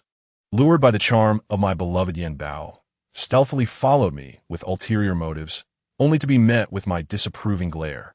Upon arrival, money was no object, and I readily spent 100,000 berries to secure a VIP box. Nestled comfortably on the sofa, I gazed through the one-way glass of the throng below, feeling an undeniable sense of satisfaction. However, my perspective was soon challenged at the commencement of the auction. The first item up for bid? An actual princess, confined within a cage, exhibited like livestock. The starting price was set at 500,000 berries, and ultimately, a rather unsightly pirate captain secured her for 5 million. The absurdity of the situation was overwhelming. Following this, items such as slaves and weaponry were presented, causing my companions, Long and Yin, to furrow their brows, their small fists almost ready to explode with indignation. My intention was to expose them to the darker facets of the world, to prevent them from becoming naive victims in the future. Yet, witnessing their somber expressions tugged at my heartstrings. What a contradiction it was. At that moment, a silvery metal piece was brought forth, with the auctioneer proclaiming its unparalleled hardness, impervious to any form of damage. Initially indifferent, I was discreetly alerted by my angelic guardian. "My Lord Carter, this appears to be Ansuin, as recorded in Kaisha's repository of knowledge." My eyes sparkled with excitement upon hearing this. Ansuin, this was a premier material for crafting god-slaying weapons. What a stroke of fortune. I immediately bid 600,000 berries. The room fell silent, likely perceiving me as a wealthy fool ready to squander money on an unrecognized piece of metal. I relished their ignorance. The auctioneer struck his hammer 3 times, and I effortlessly acquired the treasure. As I admired the coolness of the Ansu in my hands, the auction reached its zenith. The grand finale was upon us. With a flourish, the red cloth was lifted, revealing the natural-type devil fruit, storm fruit. The auction hall erupted in chaos. "What? Storm fruit? Quick, retrieve the money." The bidding commenced at 3 billion berries, soaring like a rocket. I observed the box occupants scrambling, until only one determined individual remained, gritting his teeth and bidding up to 7 billion. This was the moment I had awaited. I raised my placard, 8 billion berries. The room fell into a hushed silence. Were they jesting? Competing wealth with me? I was the man who owned the entirety of Huangjin Xiang, the world's richest. Let be known, even 80 billion would be mere trifles to me. This fruit was destined for Long, granting him genuine self-defense in the vast sea. It was worth every penny. With the fruit secured, I prepared to depart. Yet, upon exiting the box, I sensed something amiss. The surrounding darkness was filled with predatory gazes akin to ravenous wolves. I swiftly commanded my angelic guardians. "Once we exit, escort Lingling and the children back to the ship via the skies." Lingling attempted to accompany me, but I firmly restrained her. "You are with child. Return and await my return. I shall deal with these ruffians."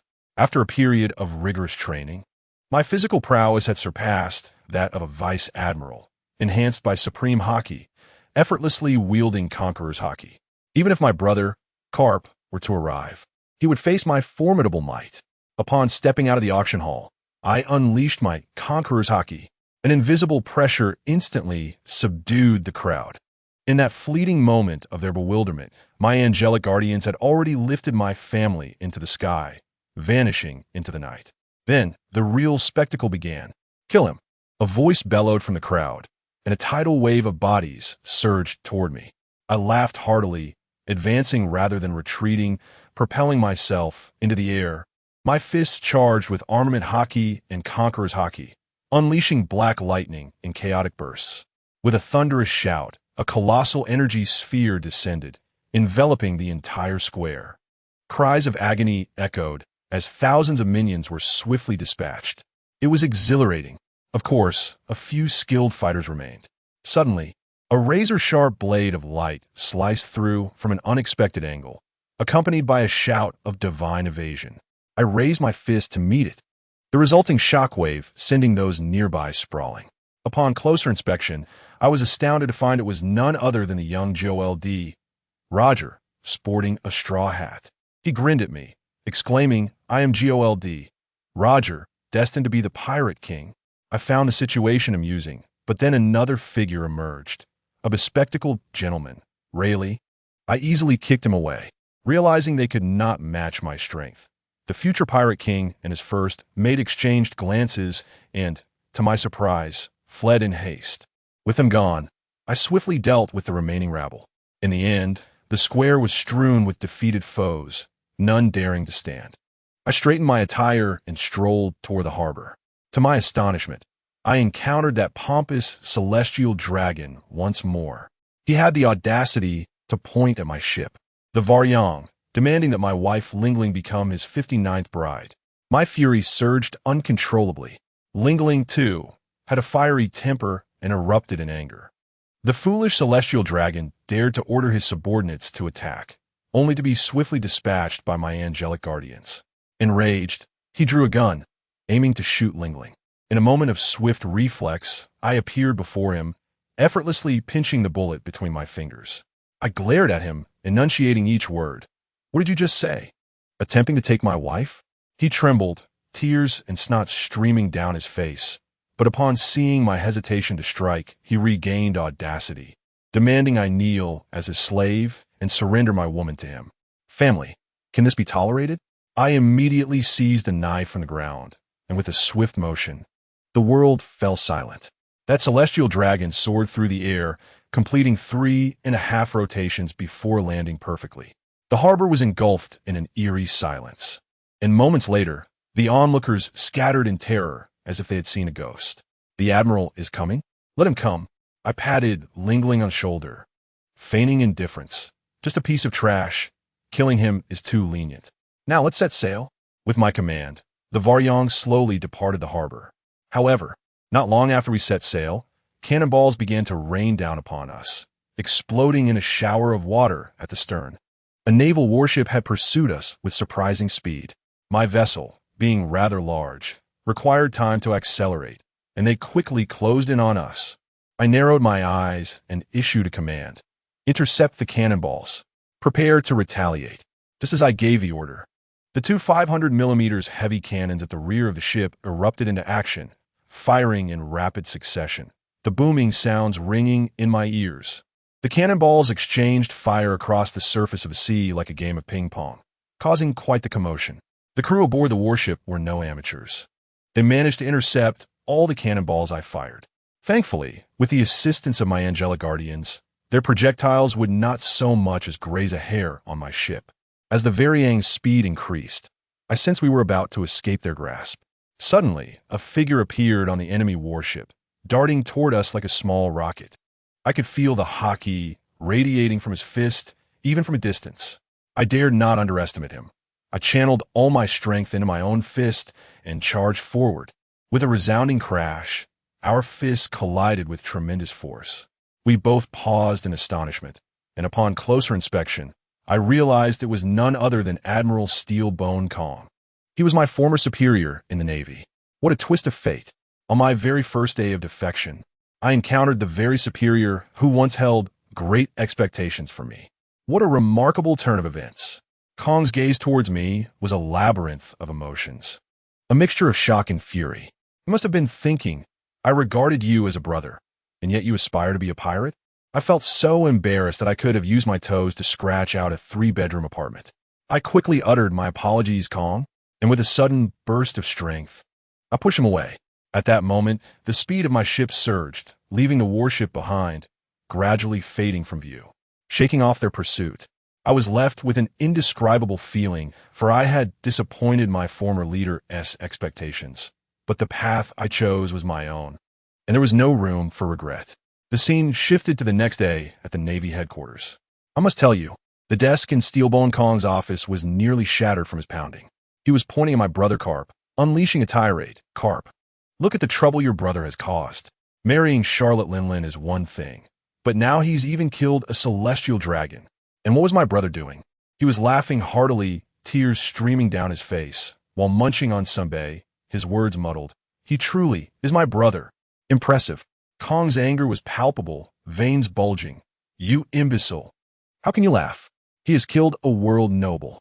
Unfazed, my brother swallowed the last bite of sunbae and replied, so what if they were killed?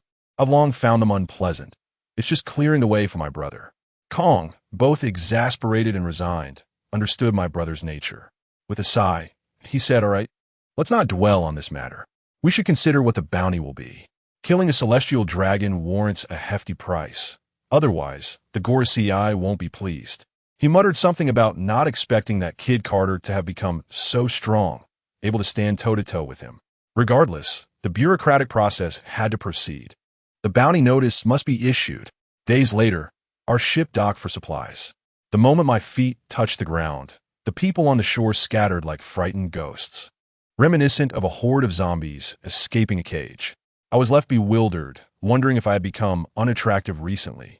Lingling picked up a few sheets of paper from the ground and handed them to me. As I leaned in to take a look, my pupils nearly exploded with shock. It was my bounty notice. Navy trader Monkey D. Carter.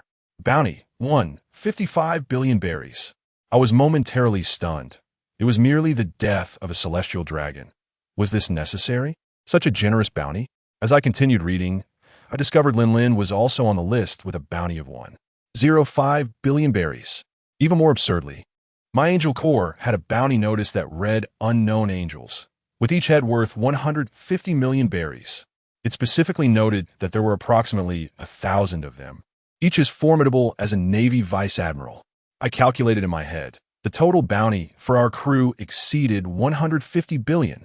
Goodness, this was no mere ship. It was a mobile world bank. I was tempted to package myself up and exchange it for money at the Navy headquarters. My eldest daughter, Yin, mischievously chimed in, Daddy, if you run out of money, just sell yourself. I was so exasperated that I playfully tapped her forehead. You little schemer. With the issuance of the bounty, trouble soon followed. Those reckless bounty hunters on the island, driven by greed, swarmed around us like flies drawn to a carcass. However, they were merely small fry, not even worthy of my angel sister's attention, and they were swiftly dealt with. Just as we were about to leave after resupplying, a loud, arrogant laugh echoed. Ha! A massive black pirate ship emerged like a specter, and at the helm stood a man with hair resembling a lion's mane, exuding an overwhelming presence. Upon seeing the familiar figure behind him, Captain John, I felt my heart drop. The lion-haired man spoke, Navy Trader Carter.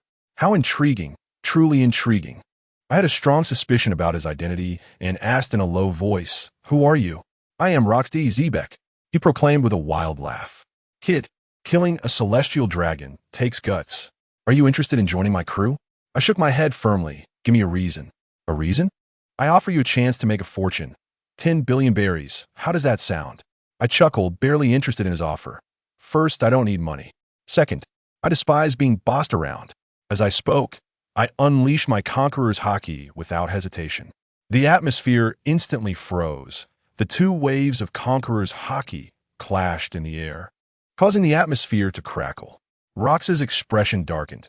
Refusing my invitation won't make your departure easy. Did he think he had me cornered? I waved my hand, releasing the overwhelming presence of Lingling and my 1,000 angel sisters. The sheer force pushed Rox's conqueror's haki back. Let me tell you, Rox's face turned green in an instant, beads of cold sweat cascading down. He and his crew stared at the 1,000 Navy vice admirals behind me, their eyes nearly popping out, likely cursing the Navy Intelligence Department for their incompetence. This was no exaggeration.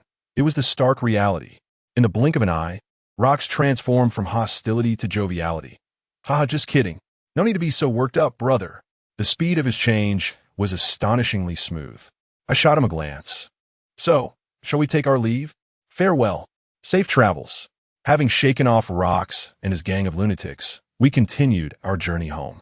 I was acutely aware that a rivalry had been established. On board, my children suddenly called Lingling and me over with an air of mystery, claiming they had a performance to show us. First was my eldest son, Karakuri. He closed his eyes while my daughter Yin and nephew Long hurled sandbags at him. To my astonishment, he dodged every single one as if he had eyes in the back of his head. Kenbunchiko Haki. But that wasn't all. He clenched his fist, and an invisible layer of energy enveloped him. Busashoku Haki. Lingling and I were both taken aback. This boy was impressive, but the real shock came next. My daughter Yin and Long stood together, exchanged glances, and then boom, 2 waves of transparent energy erupted from their bodies. Conqueror's Haki. Who can comprehend this? One was 1 year old, the other 3, and they awakened Conqueror's Haki as if it were child's play. Lingling's mouth dropped open, large enough to fit an egg. She had awakened at a much older age. These 2 little ones must have accidentally released it during training. Such talent was simply unfathomable. It could only be said that my children were all extraordinary. A month later, we finally returned to our homeland, Sky Island. Life passed peacefully for 5 months, and Lingling's due date was fast approaching. One day, while I was pondering the future development of Sky Island in my study, there was a sudden loud crash as someone kicked the door open. It was my brother Carp, swaggering in. Furious, I approached and gave him a light smack on the head. You idiot! The door wasn't locked. He picked his nose nonchalantly and replied, kicking the door is cooler. His visit was primarily to remind me that Rocks had officially formed the Rocks Pirates, recruiting the likes of Shiki the Golden Lion, Whitebeard, Wang Ji, and the red-haired Count, some of the most formidable monsters at sea, urging me to be extremely cautious. We agreed that now was not the time to confront them head-on. We needed to focus on developing our technology in Sky Island. Once we had the strength to overturn the world government, we would act decisively. While we were deep in discussion, a maid rushed in, breathless, exclaiming, Lord Carter, Lady Lingling is in labor. Upon hearing this, Carp and I felt our minds go blank as we raced toward the hospital. Arriving at the delivery room, I was as anxious as an ant on a hot pan. The 3 little ones had also come, and we anxiously awaited outside. Finally, a loud cry pierced the air. A female doctor burst through the door, hurrying out. Lord Carter, Lady Lingling has successfully given birth to twins, a boy and a girl. Both mother and children are safe, but my heart tightened. But what? Is Lingling in trouble? No. The doctor stammered, unable to explain. You should see for yourself. I dashed into the delivery room, only to be momentarily stunned by the sight before me. Good heavens!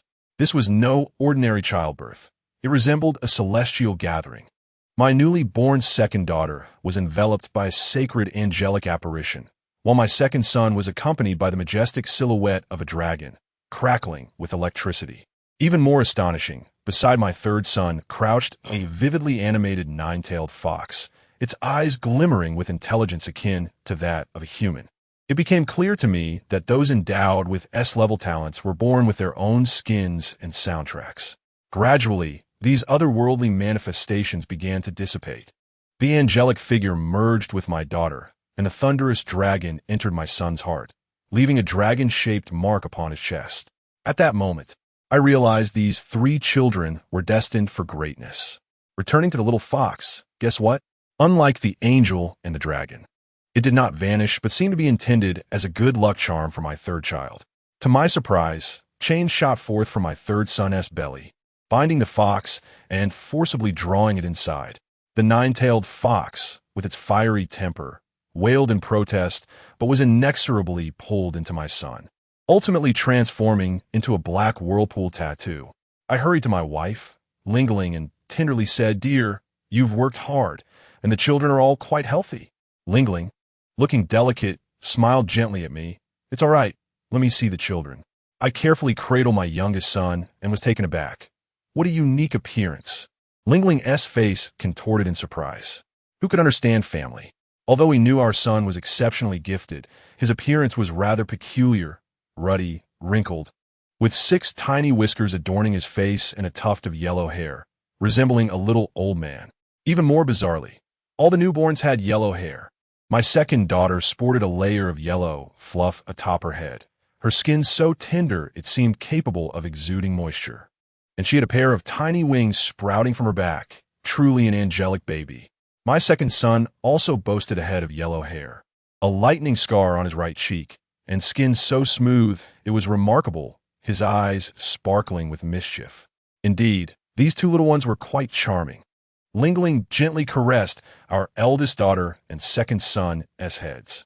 I remarked, "Lingling, they are all our children. Newborns can be unique in appearance, so do not show favoritism." I sighed. "I know, darling."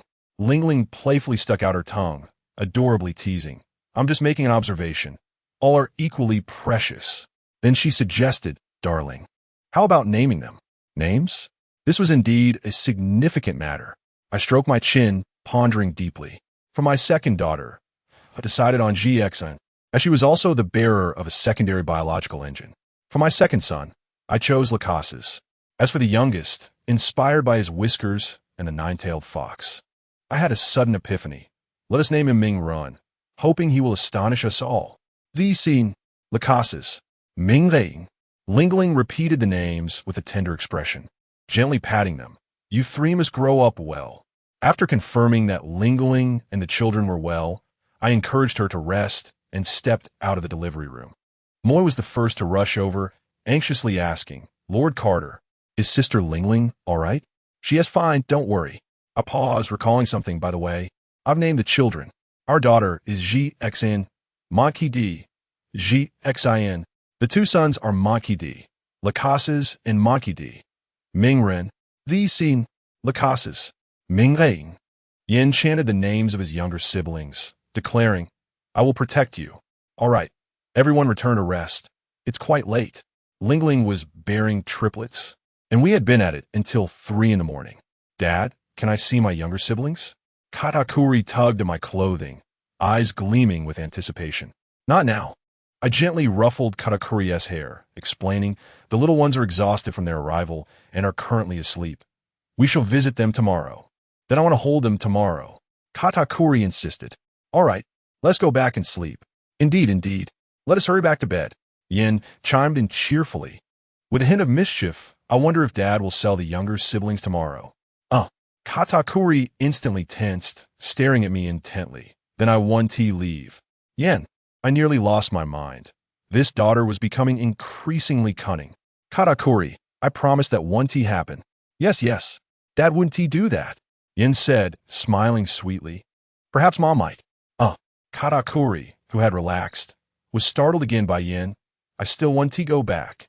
"Yin, please be quiet." I was on the verge of breaking down. "Let us just return to rest. It's impossible. They are my beloved children. How could I ever sell them?" "Ha ha ha." That old fellow carp was watching the scene unfold, laughing heartily. "No doubt, she is our monkey family's eldest daughter." Sighing, I rubbed my forehead, feeling that this group was becoming increasingly difficult to manage. After considerable effort, I finally coaxed Katakuri back to sleep. After a long day, I fell into a deep slumber until midday the next day. How comfortable. I stretched and opened the window to greet the morning, feeling elated. Suddenly, a thunderous boom erupted before me as a bolt of lightning streaked across the sky. What on earth? I was bewildered. Looking up, I spotted a massive lightning sphere emanating from the direction of the training ground, continuously discharging bolts of electricity. This was bad. Yin often trained there. I summoned all my strength and raced toward the training ground. Let me tell you, Ming Ren was an absolute marvel of development. At just 1 month old, his physical prowess was nearly on par with Yin. He was bursting with energy. While other children were still in swaddling clothes, he could crawl about in half a month and call out Dad by 20 days. Simply extraordinary. One day, he dashed into my study, looking up at me with his little face, and sweetly exclaimed, "Dad, teach me martial arts." I couldn't help but laugh, responding, "What's wrong? Did he not teach you well?" You won't believe what he said. Yin's martial arts are meant for flight. As an ordinary person, I cannot learn them. Katakuri brother uses a trident, which is not applicable. It was only upon my prompting that he remembered Oh, I have a dragon cousin. With that, he dashed outside. Alas, in his haste, he collided with someone head-on. Who was it? Just as I thought of him, there was my dragon cousin. He had come seeking my assistance. The situation was as follows. Ever since Yen awakened her thunderous powers, the dragon had not managed to win a single match against her. Previously, they were evenly matched, but now, when Yen found herself at a disadvantage, she would unleash her electric energy, moving with a speed akin to teleportation, leaving the dragon utterly defenseless, suffering daily indignities. Who could understand the pain of being bested by one's younger sister? He was truly at his wit's end and had come to seek help from me, his uncle. I stroked my chin thoughtfully and said, "Actually, I've had something valuable I wanted to give you but forgot." I produced the storm fruit. Initially, the dragon was confused, but upon hearing it could grant him the power of storms, his eyes lit up. Though he would become a landlocked duck, his pride was paramount. To avoid being beaten by his sister, he immediately swallowed it. I took the two of them straight to the training ground to witness just how formidable this top-tier natural fruit could be. The dragon, eager to try it, summoned a tornado from the ground. With a casual sweep of his hand, the whirlwind shot forth like a cannonball, effortlessly tearing the training dummy asunder. The commotion was so great that it drew Yen over. Upon seeing Yen, Long's posture instantly straightened. The newly acquired novice gift filled him with boundless confidence, prompting him to declare a challenge. "Sisterhead, dare to compete again? Today, I shall reclaim my brother's throne." Yen, with her sly demeanor, agreed without a second thought. I stood by, shaking my head, thinking this child was still too young, too inflated with pride from just gaining an advantage. How long had Yen been playing with thunder? He was merely a novice. Was he not courting disaster? As expected, when the battle commenced, Yen soared into the sky, engaging in long-range poke attacks. Lightning struck down mercilessly, while Long clumsily dodged on the ground, occasionally attempting to retaliate with a gust of wind, but his speed resembled that of an ox pulling a cart, never even brushing against Yen's clothing. I must say, the scene resembled kite flying, with Yen as the one skillfully walking her dog in the sky. That mischievous girl deliberately delayed her decisive strike, opting instead for a methodical approach of enduring blows until she depleted Long's stamina. Thus, 6 months passed uneventfully until a monumental event suddenly transpired upon the vast ocean. One day, as I perused a newspaper, a bold headline struck me dumb. The most notorious pirate crew in history established. The Rock's Pirates. All members are villains. I tell you, a cold sweat broke out instantly. Rox, the most formidable madman of this world, had previously roamed alone, but now he had formed a crew. The names listed in the paper were blinding. Captain John, Silver Axe, Whitebeard Newgate, and Gold Lion Shiki. This lineup could easily be deemed an all-star dream team in 2025, each one capable of stirring the seas into chaos. And now they were all united. My heart sank at once. I had previously humiliated Rox to his face. Now that he had formed a crew, if he remembered my insolence, my floating island would be at risk. I calculated that Rox had at least 1 admiral, 6 vice admirals, and hundreds of captains along with thousands of subordinates. On my side, while I possessed a few warships equipped with laser cannons. An actual confrontation would result in a Pyrrhic victory at best. As I pondered this predicament, my brother Carp's exclusive snail phone rang. Upon answering, Carp's booming voice reverberated. "Carter, that scoundrel Rox has formed a crew. Be cautious.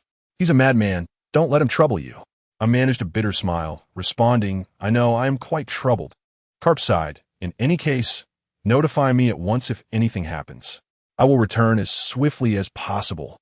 Just then, a thunderous explosion echoed from the other end of the line. "Boom! Roger, you can't escape today. I will send you flying into the sea to feed the fish." Fist of the meteor. I could not help but burst into laughter, realizing my elder brother was fervently engaging with the future pirate king, Roger. These two, I tell you, were destined rivals, bound in an eternal dance of love and conflict, locked together for life. After hanging up, I felt an even greater weight upon my shoulders.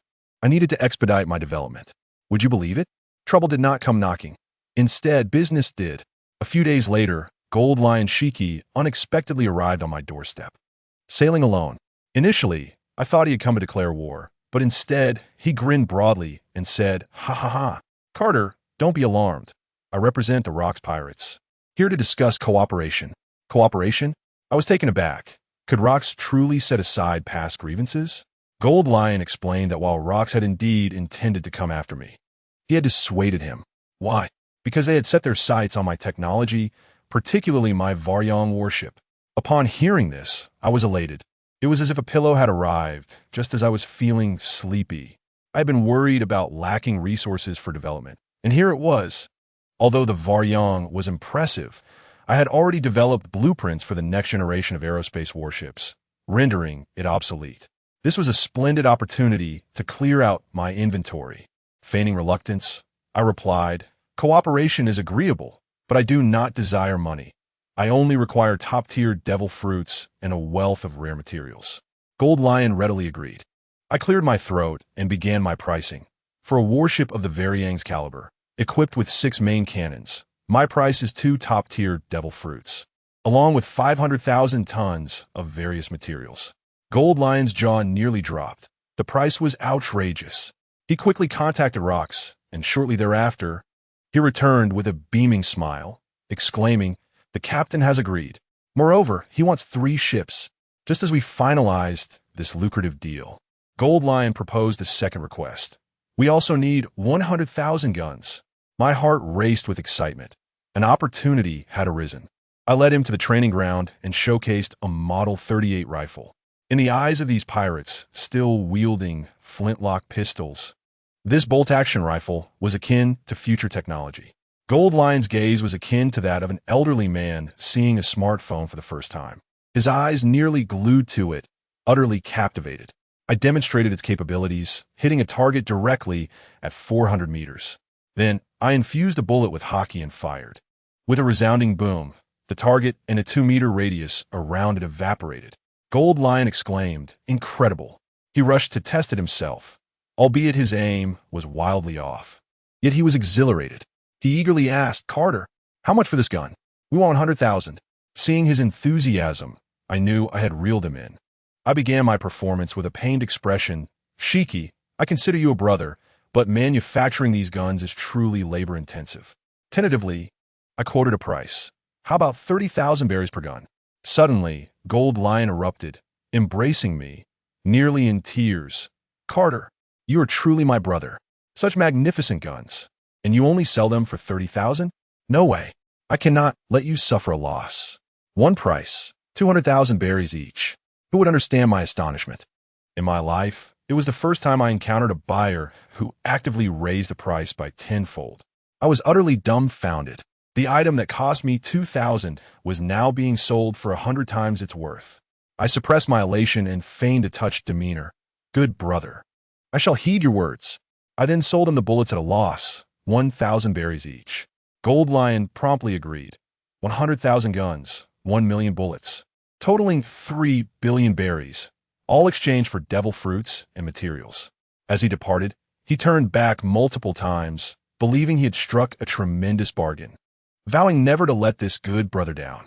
A month later, Gold Lion truly returned, laden with mountains of materials. He pulled me aside, whispering that he had prepared a grand surprise. It turned out that upon returning to settle accounts with Rocks, he felt I had sold too cheaply and had double the price. Ultimately, he brought back goods worth 6 billion berries. He also returned with 2 top-tier mythical Zoan devil fruits. One was the Inu Nomi, model Husky, and the other was the Inu Nomi, model Shiba Inu. Standing at the port, I was utterly bewildered, my mind racing with one thought. This Gold Lion is indeed trustworthy. He is genuinely generous. This fellow was also quite impatient, eager to return to the Rocks Pirates, insisting on showcasing his float fruit. The spectacle was magnificent. 200,000 guns and 2 million bullets floated effortlessly onto his ship as if gravity had ceased to exist. Once this grand figure departed, I sighed with relief and prepared to tally my gains when my angelic assistant, Moi, rushed in, breathless. "Lord Carter, Sister Lingling has been hospitalized." My mind went blank, the words hitting me like a thunderclap. "What? Hospitalized? Wasn't she just fine a few days ago?" Mo mentioned that Lingling Jia has been feeling unwell lately. unable to eat and lacking energy. My heart sank. I realized that in the midst of my busy construction work, I had neglected Lingling. I tossed aside my inventory tasks and hurriedly teleported to the hospital. Upon arriving at the ward, I was greeted by a group of anxious children, including Tianshi Yen, Kata, Ku Li, Long, and even that little Naruto, whose eyes were brimming with tears. Just as my heart tightened, the door swung open, and the doctor emerged with a relaxed demeanor, informing me, "Do not worry, Lord Carter, Lady Lingling is fine. She is simply pregnant and experiencing significant morning sickness." I sighed in relief, only to be struck by the revelation. Pregnant? The doctor then added, "Furthermore, the examination revealed she is expecting twins." I was left flabbergasted. Who could comprehend this roller coaster of emotions? The children, upon hearing they were to have younger siblings, erupted in joy, soaring with excitement. Once I settled Lingling at home, I discreetly slipped into my study. Sure enough, the familiar system notification chimed. Twins meant I could draw from the talent pool twice. Excitement surged through me as I prepared to draw from the fourth child as talents. However, I was dismayed when the options appeared. Talent A, Sunder Brother. Talent B, prone to gaining weight. Talent C, heavy sleeper. What on earth was this? It felt akin to receiving a thank you note from a blind box. Would being Sundra enhance combat prowess? Gaining weight and being a heavy sleeper were purely negative buffs. Reluctantly, I selected the seemingly most normal option, the Sunder Brother, only to receive a C rating. So be it. I accepted my fate as an unfortunate soul. Next, I proceeded to draw for the fifth child, and the results were even more absurd. Talent A, clumsy brother. Talent B, rather dim-witted. Talent C, heavy sleeper. When I saw that heavy sleeper option again, I couldn't help but laugh in frustration. Was this a cruel joke? Without a second thought, I eliminated the sleep talent and chose the clumsy brother option, which predictably resulted in another C rating. Afterward, in a moment of reckless curiosity, I requested the system to reveal the levels of the talents I had passed over. To my astonishment, I was met with a scene that sent my blood pressure skyrocketing. Talent: SSS Heavy Sleeper, derived from the Pokemon Demigod's ability, King of Leave.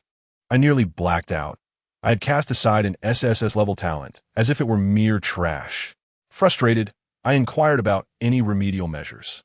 The system informed me that consuming the right devil fruit could enhance talents. I quickly checked on my nephew Long. Astonishingly, after consuming the storm fruit, his talent had soared from an S rank to SSS. My confidence soared. I had to arrange for my children to acquire their fruits. I promptly asked the system which fruits would suit my children. The system provided me with a list. Katakuli was best paired with the Nua fruit. As for the unfortunate fourth and fifth children, one matched with the Inu fruit, mythical beast type Shiba Inu, and the other with the Inu fruit, mythical beast type Husky. I chuckled. Was this not fortuitous? Just recently, I had received 2 mythical beast fruits from Jean Shitsi, and now I only needed Kata Ku Li's Nua fruit. Not long after, an explosion rocked the port. The overwhelming presence of Conqueror S. Haki was akin to the fury of a Category 12 typhoon, causing the entire Sky Island to tremble. I rushed over to investigate, only to find Roxy Zebek himself had arrived. This formidable figure wasted no time. Upon seeing me, he unleashed a powerful punch enveloped in black and red lightning. My body bristled with fear. Did he really intend to go all out right away? I summoned all my strength and activated my armament Haki and Conqueror S. Haki. Bracing for impact, the collision produced a thunderous roar, sending me staggering backward while he only retreated a few steps. It was evident that he had not even exerted his full strength. He grinned widely and declared that was merely a greeting. I thought to myself, such a greeting nearly sent me to meet my ancestors. After the initial meeting, I took him to inspect the battleship.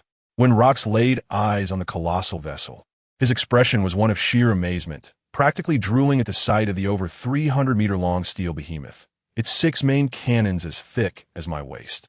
He was as giddy as a child, exploring the ship and ultimately proclaiming it would be named the Zebek. With the transaction complete, a feast was in order.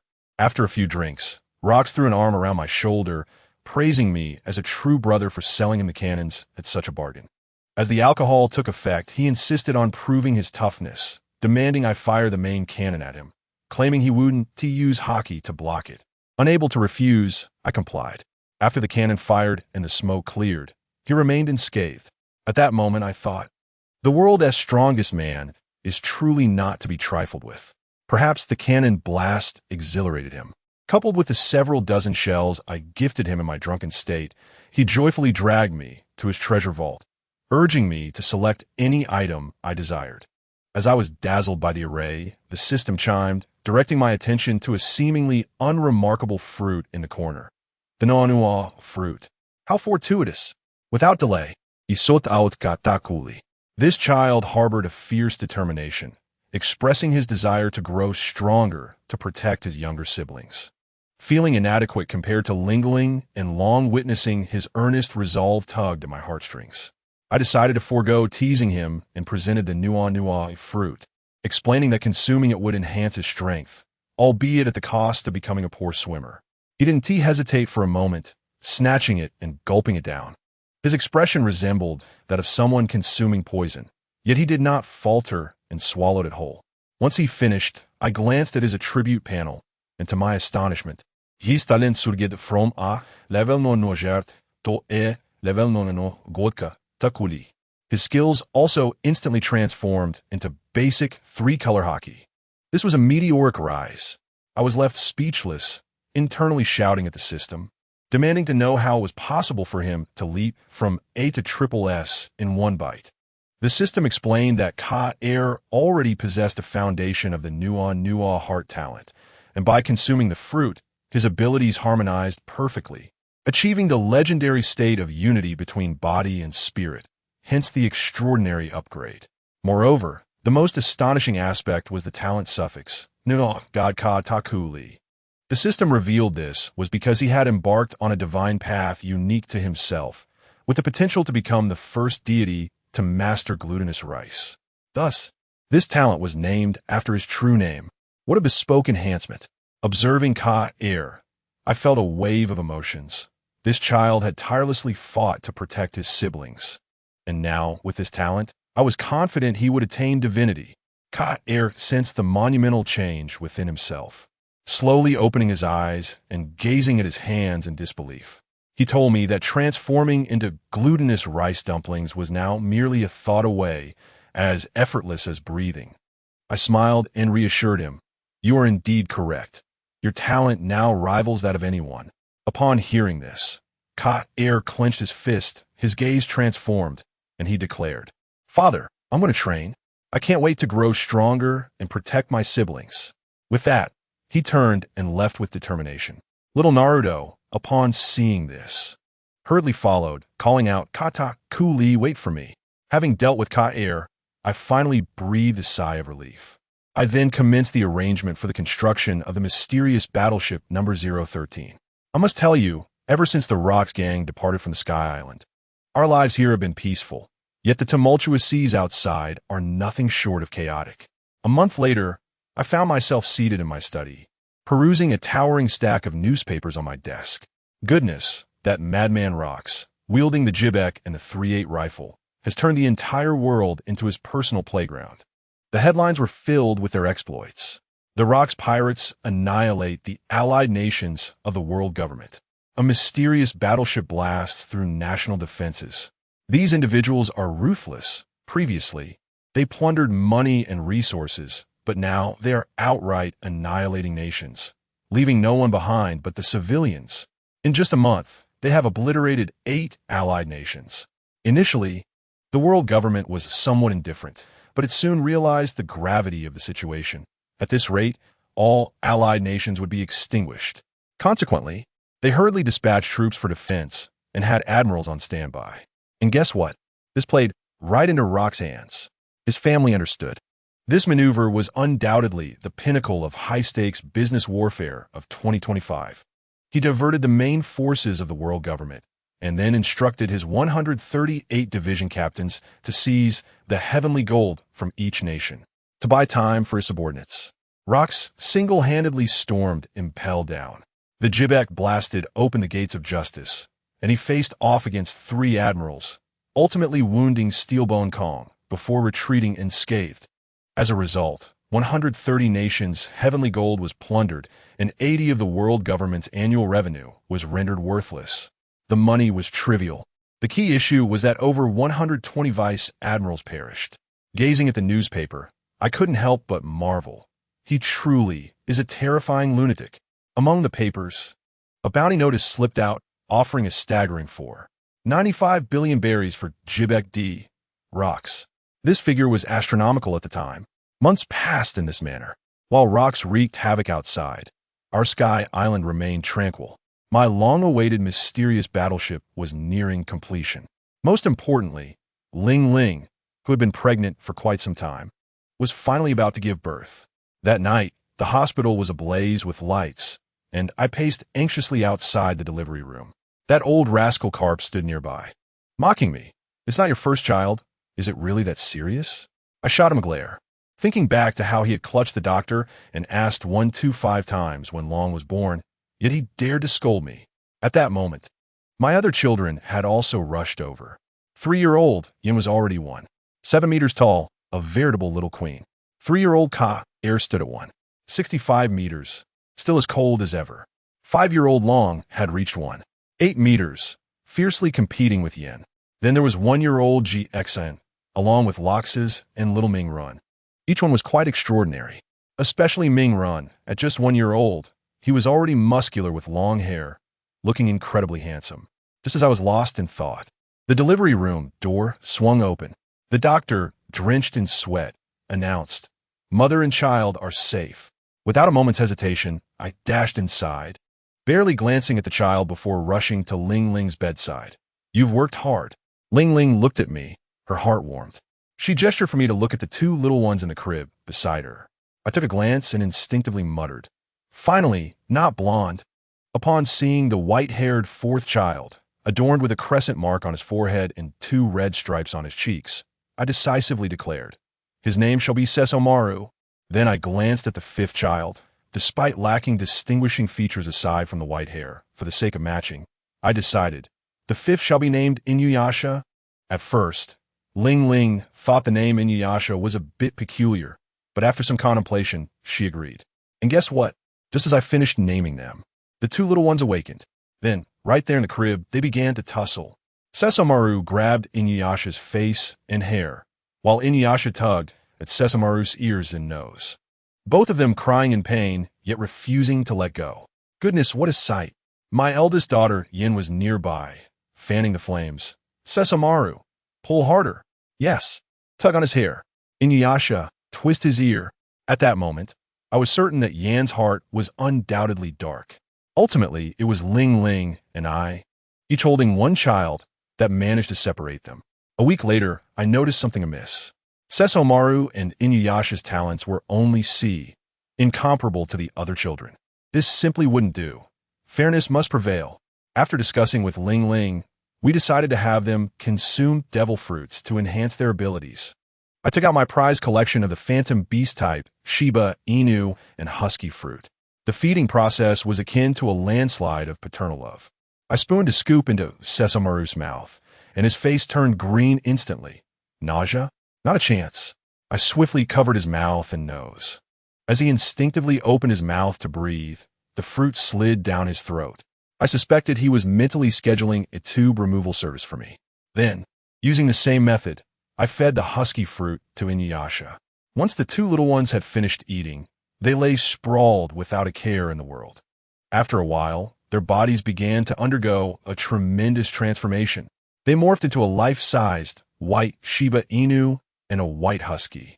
Then, upon seeing each other, they charged at one another and began to bite. I had no choice but to deliver a punch to each, knocking them out cold. When they reverted to human form, I hurriedly opened the attribute panel and checked. Talent: Est Sunra Shiba Inu. Talent: Est Goofy Husky. Seeing these 2 S ratings, the weight on my heart finally lifted. Just as I exited the room, I spotted Carp rushing over with an anxious expression, stating that the Navy was in an emergency assembly. He had to deal with rocks again. I thought this was not good.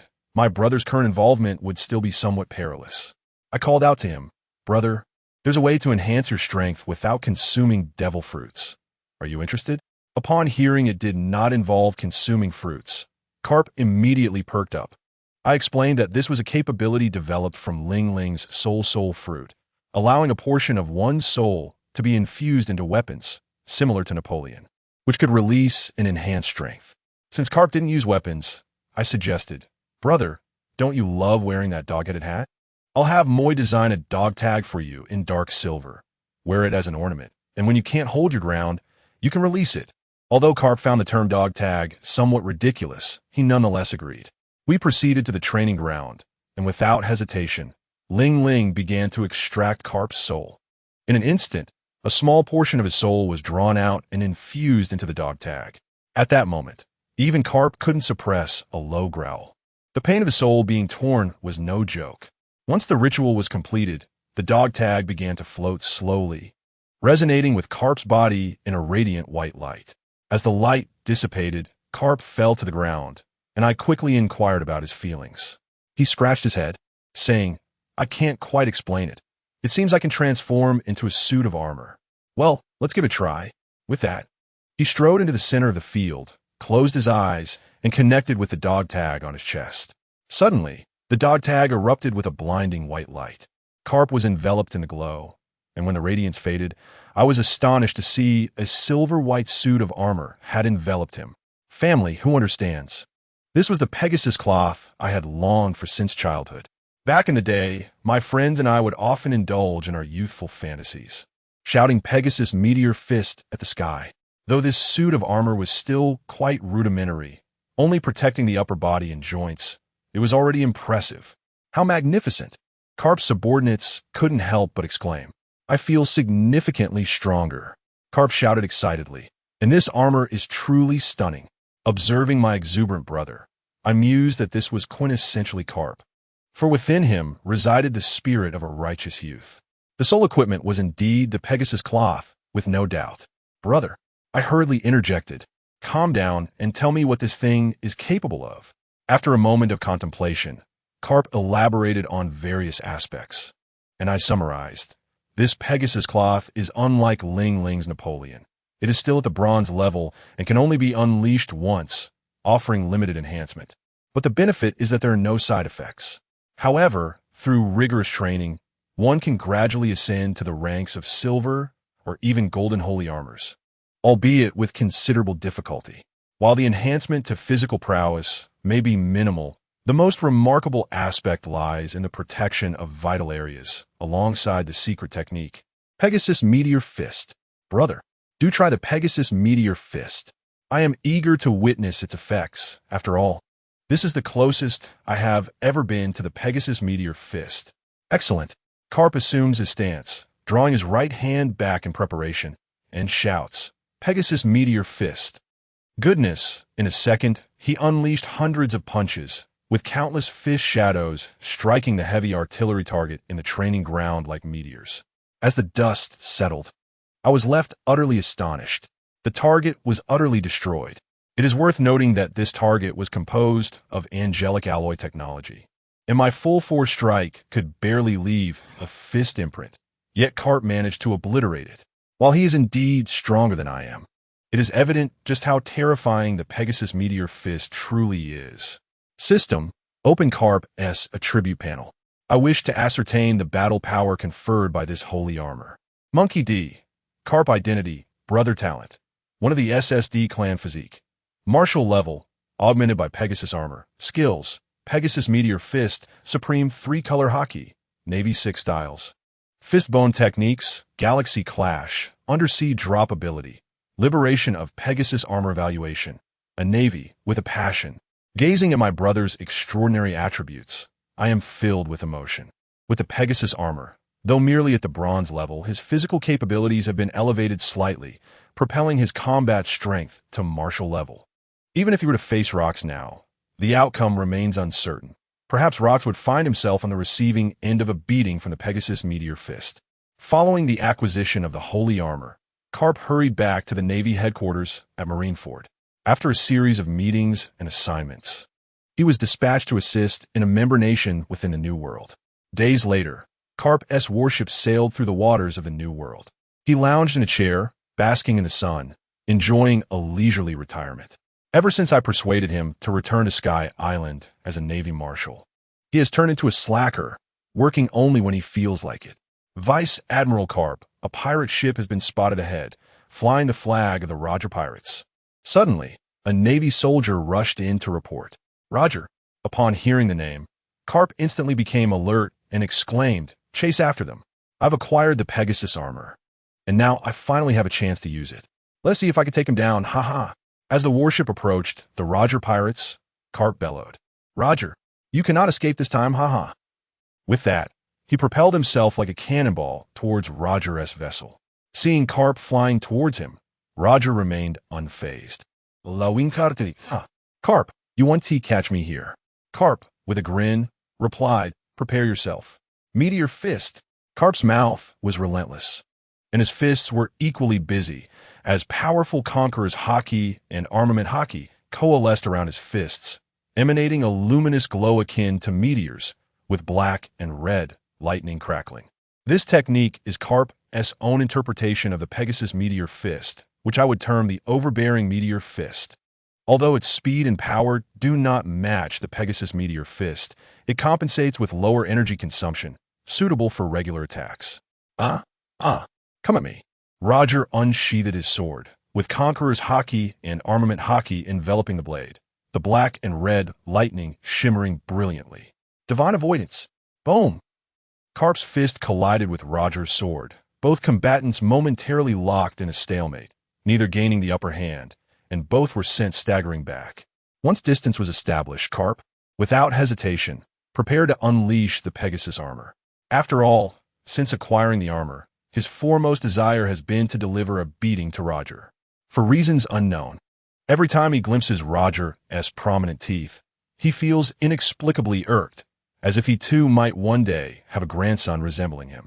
Shaking his head, Carp dismissed those errant thoughts and shouted, "Bronze Pegasus armor, activate!" Instantly, silver-white armor enveloped his entire form, and Carp's aura surged, ultimately stabilizing at the martial level. Pegasus Meteor Fist. Carp unleashed his ultimate move, delivering over 100 punches in a single second, with countless fist shadows hurtling towards Roger. The speed and immense power of the Pegasus Meteor Fist left Roger with no choice but to fend off a few shadows, while the rest rained down upon him. "Aya!" Roger cried out in pain. Though Carp's Pegasus Meteor Fist lacked the enhancements of Conqueror's Haki and Armament Haki, its sheer force was undeniable. This was a supersonic punching technique, releasing hundreds of punches per second in alignment with the Pegasus constellation, with each punch carrying the impact force of a 1,000,000-ton meteor. The speed of the punches surpassed sound, leaving the enemy to feel only the shockwave before they could react. Witnessing Roger's struggle to withstand the onslaught, Carp felt like a child at play, unleashing another barrage of Pegasus Meteor Fists. Roger, seeing Carp continue the assault, was momentarily paralyzed with fear. The rhythm was too rapid, and each it was painful. With no other option, he dashed around the pirate ship, hoping to evade the attacks. However, the Pegasus Meteor Fist is a skill of light speed, and by the time Roger perceived the fist shadows, he had already been struck, unable to escape. Nonetheless, Carp had no intention of killing him. He merely sought to give him a thorough thrashing. Thus the potency of the Pegasus Meteor Fist was moderated, eliciting only discomfort. Thus, Roger ran ahead while Carp pursued, intermittently unleashing Pegasus Meteor Fists, causing Roger to wail in pain. Observing this comical scene, Rayleigh could not help but chuckle. "Captain, you truly are hopeless. Rayleigh, don't just stand there watching, come help me." "Aya, this hurts so much," Roger cried out, calling for Rayleigh as he suffered. Upon hearing Roger's cries for help, Carp shot Rayleigh a threatening glance. Rayleigh instantly felt a chill down his spine. "Captain, I do not wish to die. Besides, Carp isn't even using his full strength. You should be fine. Just pray for your own safety." With that, Rayleigh settled onto a small stool, nonchalantly munching on sunflower seeds while enjoying the spectacle. 2 hours later, Roger lay on the ground, thoroughly beaten and resembling a pig's head, utterly despondent. Carp let out a long sigh of relief, contently stating, "That felt fantastic." I worked up a sweat. Indeed, exercising is the most refreshing. After his workout, he planned to return for a shower and some sleep. As Carp leaped towards his warship, he took a moment to unleash a galaxy clash towards the sea. A tremendous force erupted upon the ocean, waves radiating outwards from between the two ships, and the Roger Pirate's vessel gradually vanished from Carp's sight amidst the surging tide. Although Carp remains in service to the Navy, he is still a Sky Islander at heart and will not sacrifice his life for the Navy. His confrontation with Roger today was purely for the joy of delivering a beating. The last time he had been taunted after being outpaced, this bout was truly gratifying. Just as I was reveling in my triumph, admiring the attributes of my treasured sons, suddenly, my phone exploded with notifications. Upon answering, Moi's panicked voice nearly shattered my eardrums. "Boss, Rox is here. I haven't even reached the port yet." And his distinctive cackling laughter is echoing through the entire Sky Island. Goodness, Rox strutted like a runway model, standing at the bow of the ship as the wind tousled his coat. Beside him, a foolish voice called out to me, "Brother Carter." Without wasting time, I cut straight to the chase. "Rox, where are the goods? I need the materials and the top-tier devil fruits." He pointed behind him, and I was instantly astonished. For those who understand, 5 mounds constructed from materials floated behind the ship. That fool Shiki hurried over, placing an arm around my shoulder. "Brother, this is definitely over 250,000 tons. I estimated as close to 500,000 tons. I must say, Shiki is a reliable ally. He genuinely stands by me in times of need. Initially, I made a profit when selling him weapons, but he felt it was a substantial gain, and since then, he has regarded me as a true brother." Continuing, I led them to view the ships, 6 maritime behemoths lined up in a row, with the Variag leading the parade. The spectacle was simply astonishing. Luo Kasi, thoroughly pleased after his inspection, tossed a box containing 10 premium devil fruits directly at me.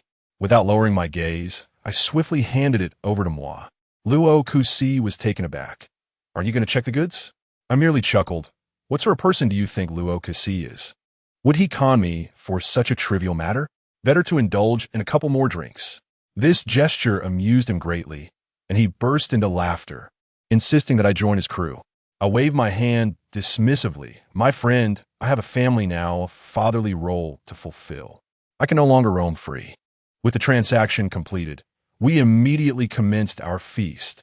As for Sure G's drinking capacity, he was down after just 2 cups, and once intoxicated, he either danced or sought out a gorilla to acknowledge him as its mother, causing the entire venue to erupt in laughter. I, on the other hand, approached Luo Kasi with a barrel of wine, casually inquiring, "Weren't you quite the lone wolf in the past? What prompted you to gather these formidable pirates together?" He took a sip of his drink, and his gaze suddenly turned profound. Who knows? Perhaps it was for treasures, or perhaps he simply wished to upend the world. I felt a chill run down my spine. This man was serious. When I cautioned him that such actions might lead to his demise, he roared with laughter, "Die? Even if I perish, I will drag those lofty trash down to hell with me." Upon hearing this, I was astounded. It struck me that he might be planning something regarding the Valley of Gods. To my surprise, he looked at me in shock, as if to ask how I knew. Then, astonishingly, he revealed his entire plan to me. He stated that he intended to spend several years diverting the Navy and the world government's attention by seizing allied nations and plundering the treasures in the sky. When the defenses of the Valley of Gods were at their weakest, it would mark the end for those celestial dragons. My heart raced. This man was terrifying, capable of orchestrating a decade-long scheme for a singular objective. Truly a master strategist. After bidding farewell to Luo Kasi, I had an ominous premonition that this would likely be our last meeting. This fellow was well aware of the dangers, yet chose to march towards them unimpeded. Just as I reflected on this, a delightful surprise awaited. Lingling was pregnant again. Accompanying her to the hospital, the doctor could barely contain his excitement as he stammered, "Lord Carter, it's quadruplets." I was momentarily stunned. Quadruplets? The system's notification echoed in my mind. Ding. Host's wife is pregnant with quadruplets. Achievement unlocked. Reward. Immortal physique. An immortal physique. Just like Hashirama from Naruto. I hurried to ensure Lingling was settled, retreating to my study to claim my reward. I must tell you, the process was excruciating. Every bone in my body felt shattered. My skin felt as if it had been scraped by blades, and the pain nearly caused me to grind my molars to dust. Yet, to spare Lingling any worry, I remained silent. When I finally regained consciousness, I felt utterly drained, with the floor littered with expelled dark impurities, the stench making me nauseous. After a refreshing shower, the world felt transformed. My senses and thoughts were elevated. I took a knife and made a significant incision on my arm. Before blood even had the chance to flow, the wound began to sprout flesh, healing completely within mere minutes. Such recovery capabilities were astonishingly advanced. I promptly opened the panel to check my status. My talent skyrocketed to SS, and my physical attributes surged beyond peak Admiral level, directly ascending to the quasi-martial tier. The bottleneck that had plagued me for a year shattered, just like that. My strength surged so dramatically that I felt an urge to seek a fight. Yet I restrained myself. My immediate priority was to confer talents upon my 4 unborn children. For the first, the 6th child, there was an option labeled Wild Shining. And upon seeing those 2 words, my DNA stirred. Wasn't that referring to Kenpachi Zaraki? The man who could conquer the world with mere basic attacks. Without hesitation, I selected it. Indeed, it was SS. For the second, the 7th child, the system began to stir things up. Lucky E, born with a disability, Gem Uncle. What on earth were these talents? I certainly could not choose born with a disability. No father would want their child to suffer that fate. I randomly selected between Lucky E and Gem Uncle, landing on Lucky E, which was rated a not bad. However, in a moment of curiosity, I opened Gem Uncle, which revealed an SSS rating, the talent of Thanos. The system explained, he uses gems, he has a nephew, thus the name Gem Uncle. Makes sense. I was left speechless, almost choking on my own blood. Next, I drew for the daughter. One option was Gunsmith, offering ranged safety, rated A. The final option astonishingly included Sleeve, White Snow. The Zanpakuto of Rukia, the most beautiful Zanpakuto. Was there any need to choose? It had to be obtained. Another SSS. Just after concluding the talent draw, my phone rang again. While I was on the other end, frantic boss. We were being invaded. Hundreds of ships, all dressed in black. They appeared to be assassins from the underground world. I hurriedly dashed toward the military camp, the alarm blaring throughout the entire Sky Island. Before I even arrived, there was Lingling, heavily pregnant, armed with Napoleon, following closely behind. Yin and the other youngsters were equally eager, insisting on accompanying me to assist. Upon reaching the shoreline, Mo informed me that the enemy would arrive in 10 minutes, with at least 3 top-tier adversaries at the Admiral level. Upon hearing this, I relaxed, thinking just 3? That was manageable. With nearly 7,000 lieutenant-level angels under my command, not to mention dozens of massive cannons and 10 laser cannons on the shore, we were set to unleash a barrage of firepower. How could we possibly lose? As I spoke, the coastal defense cannons hidden underground rumbled up, their dark muzzles aimed at the sea, creating an incredibly reassuring sight.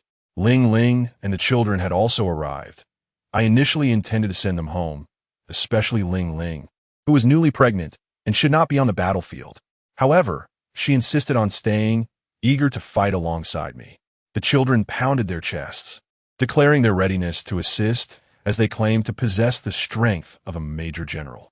I relented, thinking it was fine as long as Lingling was watching over them. After all, I was the only admiral in my ranks. Mo had also made significant progress over the past 2.5 years and had reached admiral level as well. Just as I was speaking, a swarm of dark spots appeared on the horizon. The enemy fleet had arrived. Lingling and I exchanged glances, and without a moment's hesitation, we unleashed our conqueror's haki. To my astonishment, I was left utterly dumbfounded. What was happening? By all accounts, generally anyone below the rank of colonel should have succumbed to the overwhelming presence of our haki. Yet what transpired? As I scanned with my observation haki, not a single one of those adversaries seemed fazed. Good heavens, what a formidable force. 100 ships, all filled with tough opponents above the colonel rank. Even more outrageous, On the flagship at the front of the enemy fleet, 3 waves of Conqueror's haki erupted simultaneously. Although slightly inferior to ours, they were undoubtedly at the Admiral level. I was incensed, immediately grabbing the microphone to address them. "Hey, what is it you intend to do with such bravado?" One man wielding twin blades arrogantly retorted, "Less talk. We are very interested in your head and that of Charlotte Lingling." Oh, so they had come to deliver their heads to us? The dual-sword man grew even bolder, licking his blades as he continued. "And that massive battleship of yours on Sky Island, along with those lovely little angels, the celestial dragons would absolutely adore them." This was turning into a daylight fantasy. After hearing this, my murderous intent surged. "Is that so? Have you ever heard a saying?" The dual-sword man played along. "What saying?" "Truth is always within reach." I waved my hand dramatically and bellowed, "Fire!" Those in the know would understand. 40 coastal defense cannons and 10 laser cannons unleashed their fury in an instant. 4,500mm shells, glowing with the light of justice, soared towards the enemy ships. The laser cannons were even more ruthless, aimed directly at the dual-sword man's flagship. "Help! What in the world is this? Who can save me?" In an instant, the sky was filled with the sounds of cannon fire and screams. Those with some strength could barely fend off the shells, but the laser cannons were utterly unavoidable. With lightspeed attacks, one glimpse of it and it was game over. Ships were pierced through. The dual-sword man, who had been so cocky moments before, was now utterly bewildered. On the sea, 3 figures rapidly approached. Those 3 Admiral-level figures.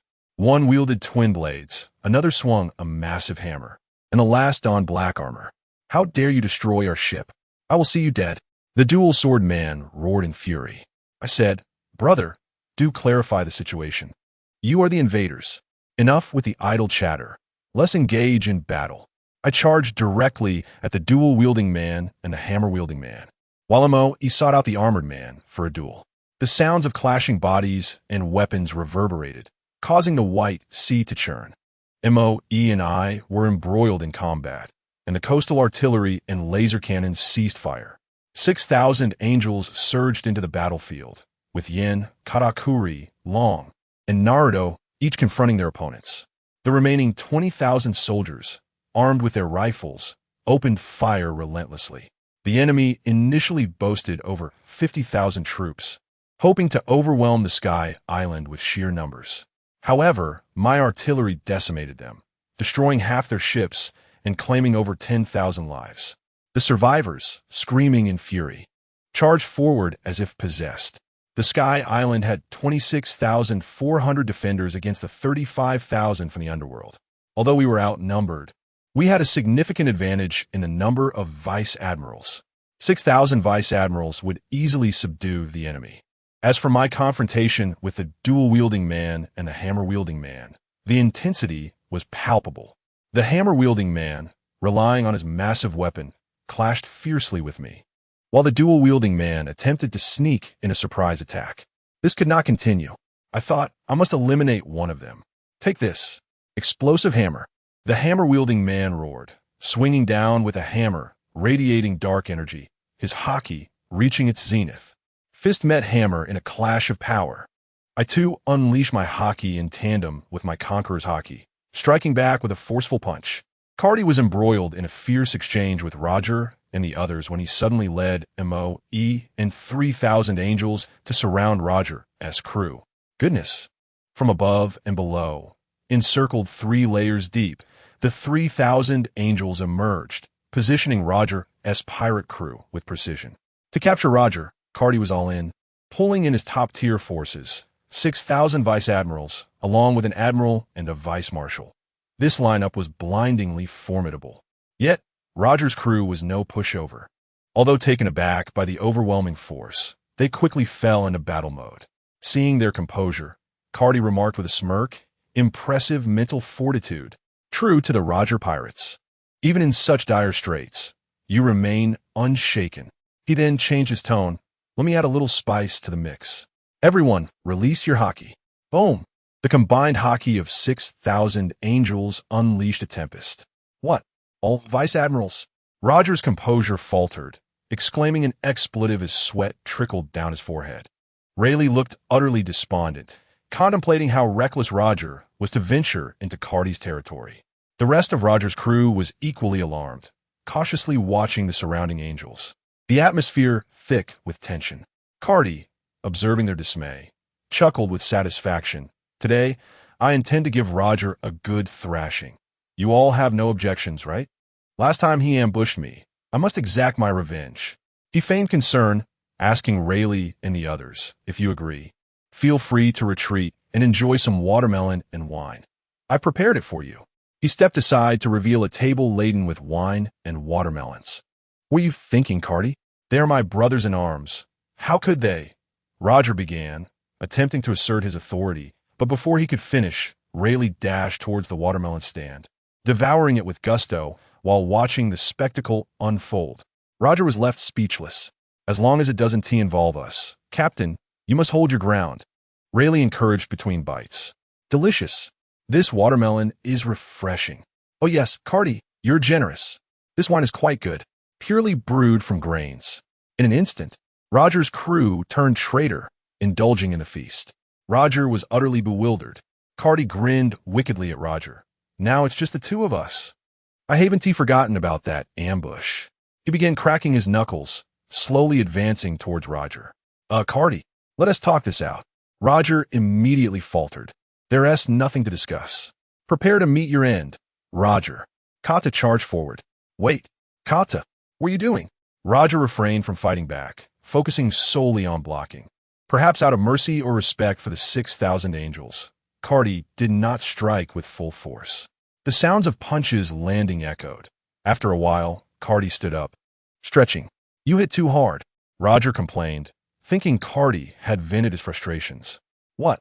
Carty, incensed by Roger's words, pinned him down for another round of punishment. For the next several minutes, Carty unleashed a one-sided beating.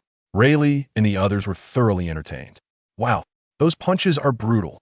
Look at the captain's face. It's swollen like a pig's head. He.S. dazed. This watermelon is so thirst-quenching. Carty, feeling his anger subsiding and his appetite sated, decided it was time to leave. Ouch, that hurt. Roger, seeing Carty turn to leave, couldn't resist his tendency to provoke and began grumbling. Carty, hearing this, felt his temper flare anew and turned back towards Roger. Realizing the situation was dire, Roger bolted, shouting, Why do you keep targeting me? Didn't Rayleigh ambush you as well? All right. Carty suddenly recalled. Roger was of comparable strength, making him challenging to catch. Instead, it would be more satisfying to deal with Rayleigh. Rayleigh, still munching on watermelon, was caught off guard. Whoosh! Carty flashed to Rayleigh's side. Snap! The sudden sound of fingers cracking rang in Rayleigh's ears like thunder. Realizing the situation, Rayleigh exclaimed, Roger, you traitor! You sold me out. Wait, Kata! The ambush was all Roger's idea. Smash! The two engaged in another lengthy bout, lasting 20 minutes, before Carty finally released his pent-up frustrations and spared them both. Roger and Rayleigh, bruised and battered, sat to tend to their wounds. What brings you to my sky island? Carty inquired, eyeing the duo. Just curious about the scenery. Roger replied nonchalantly. You're not the least bit concerned that I might attack you? Carty was bemused by Roger's audacity, considering he had previously ambushed him. Well, I figured that since you and Lingling are both admirals, Rayleigh and I could handle it, especially since my crew is quite formidable. Roger shrugged. Who knew you had 6,000 vice admirals under your command? And aside from you and Lingling, there was also an admiral. Carty shook his head in resignation. Roger was indeed audacious, daring to enter enemy territory. Haven't you read the newspapers lately? Carty asked, somewhat puzzled. They've all been used for banquets. I don't have the money to buy newspapers, Roger proudly declared, pressing his straw hat down. Such arrogance. Snap! Rayleigh, unable to contain himself, smacked Roger on the head. Irate, it's all your fault for insisting on banquets. Otherwise, would we be this broke? Don't say that. Roger, unfazed, retorted. ISNT everyone happy? Look here. Carty tossed a newspaper he had produced from who knows where to Roger. Wow. Impressive. Kata. The underground forces have suffered significant losses. Roger exclaimed. his eyes widening as he examined the paper. Let me see. Rayleigh leaned in. Had I seen this newspaper earlier, I would never have come to Sky Island. Rayleigh looked utterly distraught. Don't be like that. Aren't we doing just fine now? Roger replied, seemingly oblivious to the gravity of the situation. Observing the demeanor of Luo Jie, Kate could not help but chuckle, pondering to himself. Truly, he bears a striking resemblance to Lu Fei. Or perhaps it is Lu Fei who resembles Luo Jie. No wonder the red-haired fellow bestowed Luo Jie's straw hat upon Lu Fei. Hey, Kate, I'm finished. Luo Jie exclaimed with an air of casualness, as if he were at home. Is there anything to eat? At this declaration, every member of the Luo Jie pirate crew, save for Luo Jie himself, was left in stunned silence. No way. Big brother, you've just engaged in a brawl, and you've previously ambushed others. How can you brazenly demand food now? Beside them, Laylee could not contain his exasperation, covering his face in disbelief. This fellow is utterly shameless. This sentiment resonated with everyone present. Ha ha ha. You are quite the character, Kate remarked, unable to suppress his laughter. Let's throw a feast. Perhaps due to his prior fondness for watching One Piece in his previous life, Kate harbored significant admiration for Luo Jie. Thus, even though Luo Jie had once ambushed him, he felt little animosity, especially since he had already given Luo Jie a couple of sound thrashings. His ire had dissipated.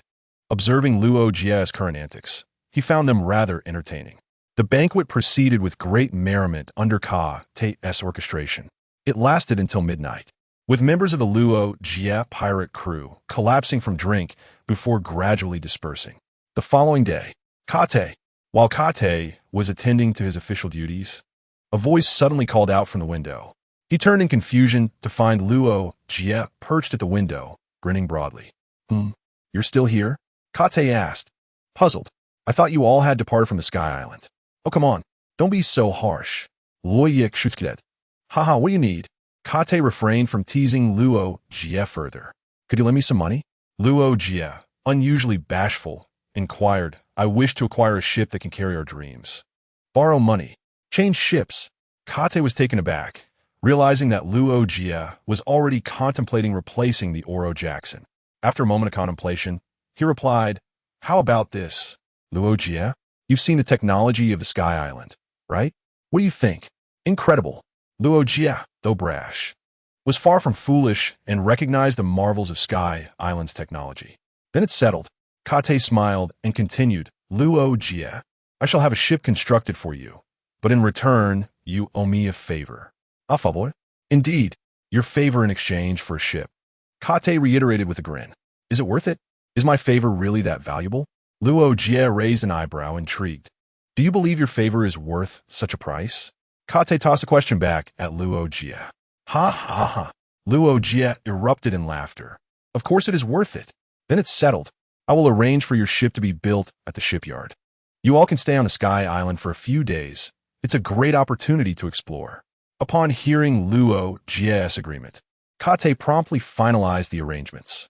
It will take about a month, Kate declared, but suddenly recalling that Luo Jie and his crew were nearly broke, he resignedly added, all right, I'll lend you 100 million berries to prevent you from starving on the Sky Island.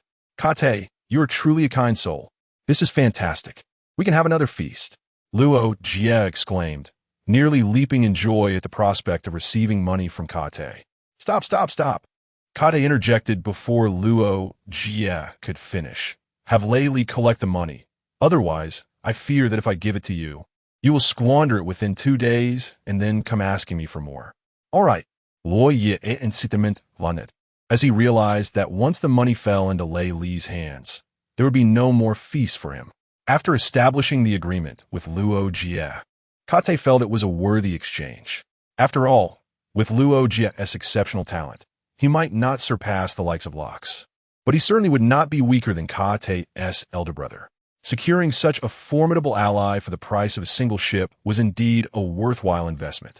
Moreover, in this world, it is often said that debts of gratitude are the hardest to repay. With Kate's nature, it seemed likely that Luo Jie's favor would remain unpaid for a lifetime, potentially involving his son Ace as well. After Luo Jie departed from the study, Kate immediately contacted MOE to relay the shipbuilding requirements. The Luo Jie pirate crew was an elite band, thus the ship did not need to be overly large. Kate instructed MOE and her team to construct a vessel approximately 50 meters long and 10 meters wide, designed for speed and fortified against wear. The armament would consist of a 500 mm caliber heavy cannon and 2105 mm caliber naval guns. Kate diligently oversaw the arrangements for Luo Jie's ship, while Luo Jie himself, having entrusted the task to Kate, wandered aimlessly around Skypiea. Unbeknownst to him, he found himself at the training grounds of Skypiea, where a diminutive figure captured his attention. Thunder Dragon's roar. Thunder Dragon's fist. Crack. Boom. A figure, approximately 12 meters tall, was relentlessly executing a myriad of skills in the training field.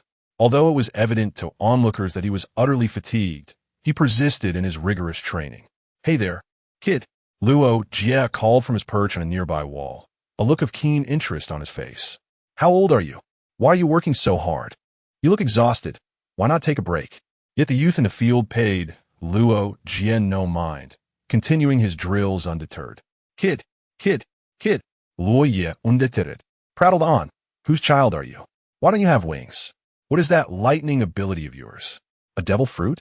However, the child remained oblivious to Luo Jie, engrossed in his training. "Laxus, time to go. Dinner is ready," a voice called from afar. It turned out that the lightning boy was indeed Laxus. "Laxus, brother," came a softer voice. Shortly thereafter, two young figures approached. They were Katakuri and Naruto. "All right, let us go," Laxus said calmly. "It's time for dinner." As Katakuri and Naruto passed by Luo Jie, they exchanged curious glances. "Laxus, who is that person?"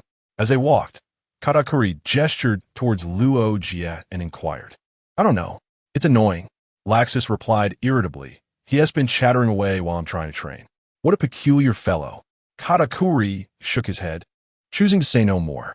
Yet for the following days, Luo Jie consistently appeared at the training ground, incessantly calling out to Laxus. Finally, one day, "Kid, can't you acknowledge me just once?" Luo Jie persistently continued his banter. "Who are you?" Laxus could no longer contain his irritation. "You're driving me mad with your endless chatter." "Ah ha ha ha," Luo Jie exclaimed in excitement. "You've finally acknowledged me, little brat." Lady. Luo Jie shouted exuberantly to the back. "I won.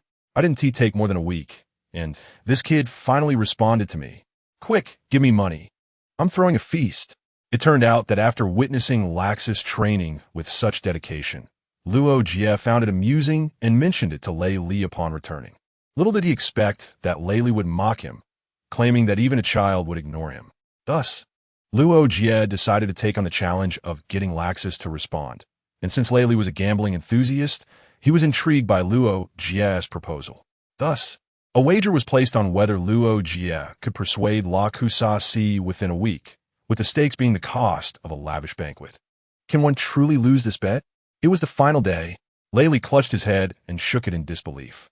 Pay up, Luo Jie exclaimed with exuberance, stretching out his hand. "I want to host a banquet. Host a banquet. Enough already." Lakusa's temper flared at the thought that Luo Jie had been pestering him for days merely to settle a bet. Roar of the Thunder Dragon. Thunder Dragon's halberd. Zing. Bang. Crash. A barrage of skills was unleashed upon Luo Jie like there was no cost to be reckoned with. Luo Jie could only dodge incessantly. "Oh no, just missed. Haha, so close. Keep it up. Oh, I'm dodging." He couldn't help but taunt Lakusa while evading the onslaught. How infuriating. The moment he was mocked, Lakusa lost the last shred of his composure and began to unleash skills in a relentless frenzy. However, the expenditure of energy was substantial, and soon Lakusa found himself panting heavily, hands on his knees, visibly exhausted. "What's the matter? Can't keep up?" Luo Jie appeared beside the gasping Lakusa. "You're not up to the task, are you? Weakling. I want to let you go." Lacking the stamina to cast skills, Lakusa grabbed a stick and began to chase Luo Jie. "Haha, you can't catch me. Can't catch me." Luo Jie ran, and Lakusa pursued. 2 hours later, both collapsed onto the ground, with a distinct imprint of the stick evident on Luo Jie's face. While Akusasi lay there, too exhausted to move, gasping for breath. I say, kid, you can't be serious. Chasing me for 2 hours without landing a hit. Luo Jie winced at the injury on his face, pouting. Of course, this was a deliberate hit. Otherwise, considering Luo Jie's strength, Lakusasi would never have been able to catch him. TCH, Lakusasi turnedawai, ignoring Luo Jie. Yet, he suddenly spun back and asked, "Who are you? Why are you in the Sky Island? You must be the strongest person I've encountered aside from my uncle and father. Iam Kate. Let me tell you, I was just boasting to that old man Carp about how Luo Jie has taken my son, when suddenly my phone blew up. Upon answering, Moi was frantic on the other end, exclaiming, Lord Kate, Lingling is in labor. She's in the delivery room. Good heavens. Carp and I exchanged a glance, and without a word, we bolted. This was a quadruplet situation. I tell you, it was more thrilling than a pig being loaded onto a cart. How could I not be anxious? When we finally rushed to the delivery room, the wait was agonizing. After 2 hours, we heard the first cry, and 2 hours later, all 4 little ones were finally born. I rushed in to see Lingling utterly exhausted. My heart ached for her. Yet, she smiled at me and asked me to name the children. This was a setup. My inner adolescent kicked in, and I promptly named them all. Take the 6th child, with spiky hair, looking fierce. I declared, his name shall be Jianba. Monkey D. Jianba. He exuded an air of dominance. Then there was the 7th child, with blue hair and burgundy eyes. Handsome, yet with an A in talent and an E in family fortune. This was a classic case of bad luck. I thought for a moment and decided to call him Siyu Chulin. May fortune favor him.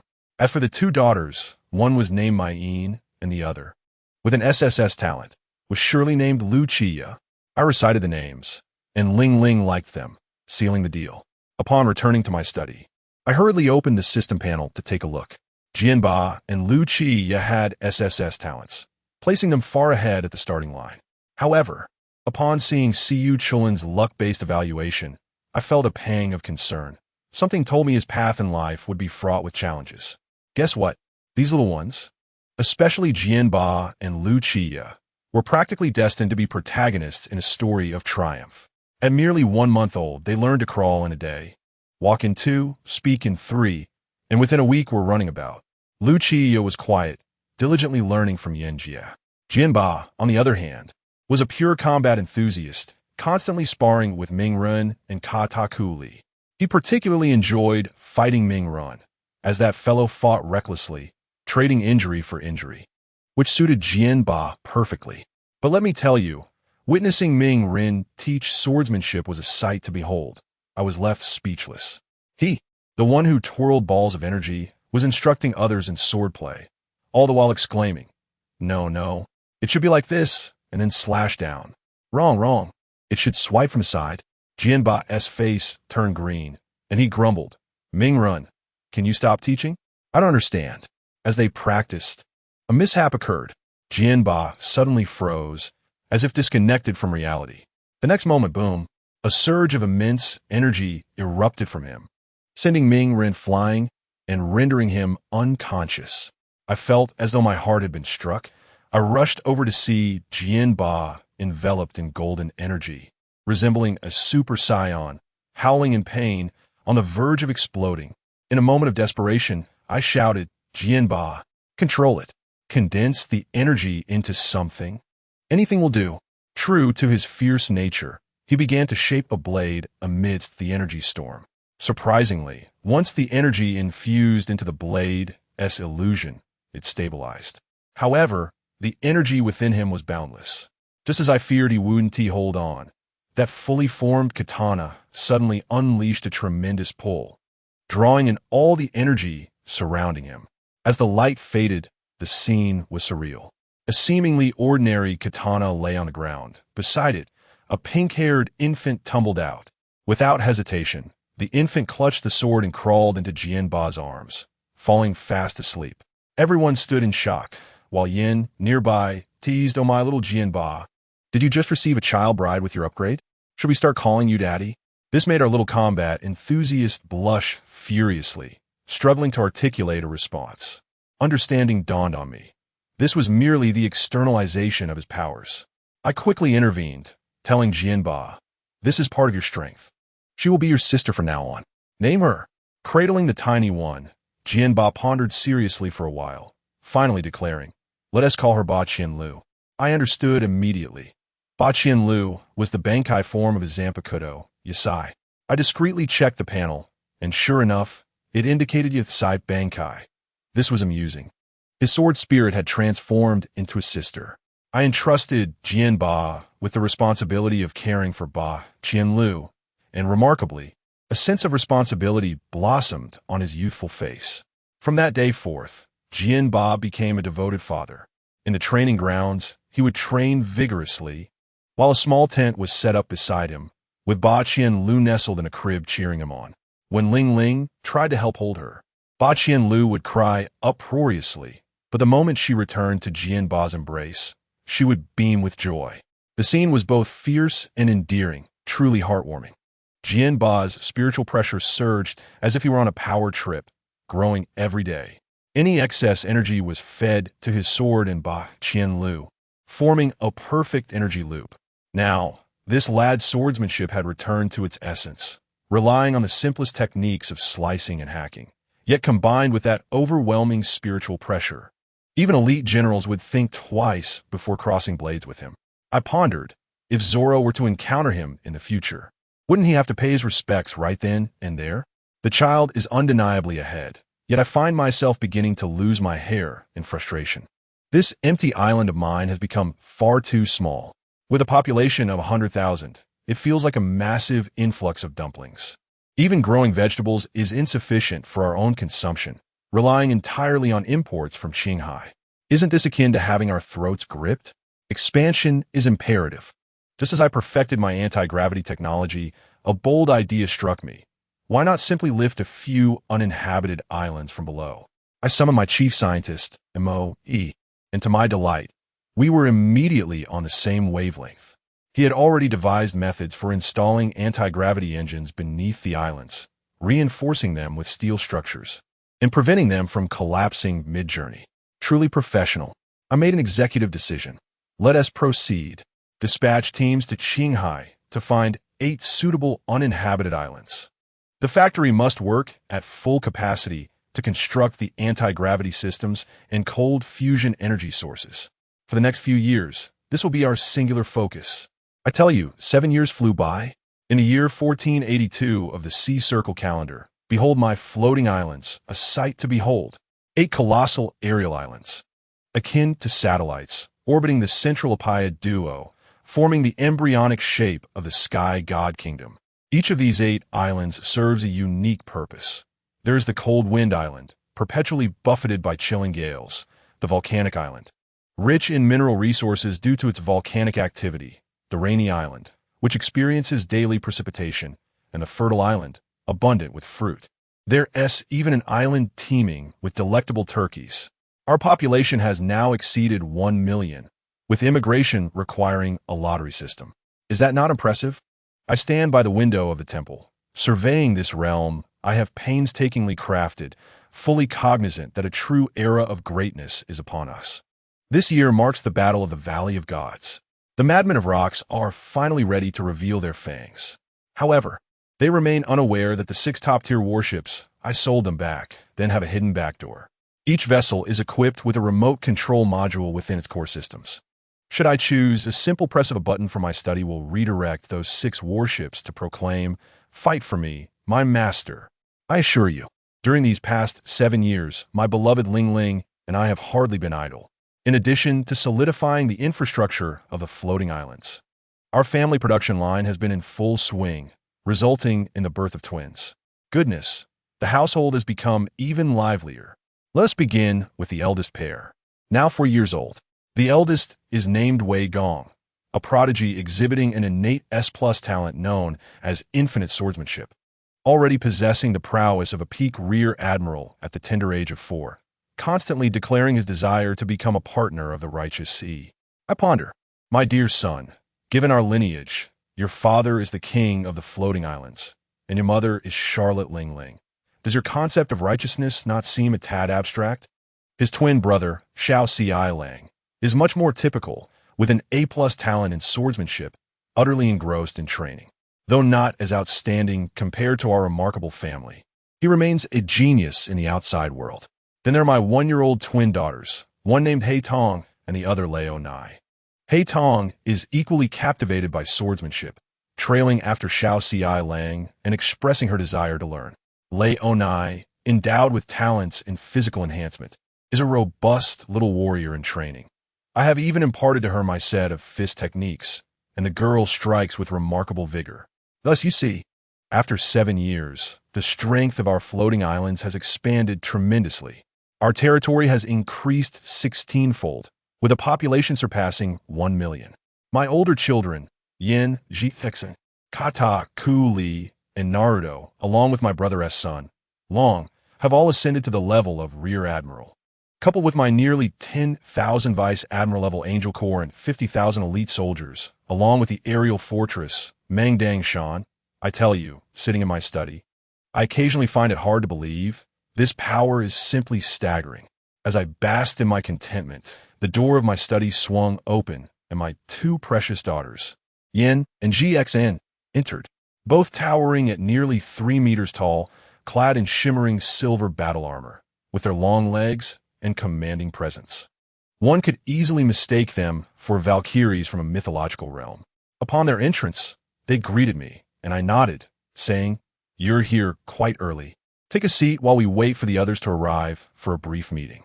While we awaited the others, I glanced at their profiles.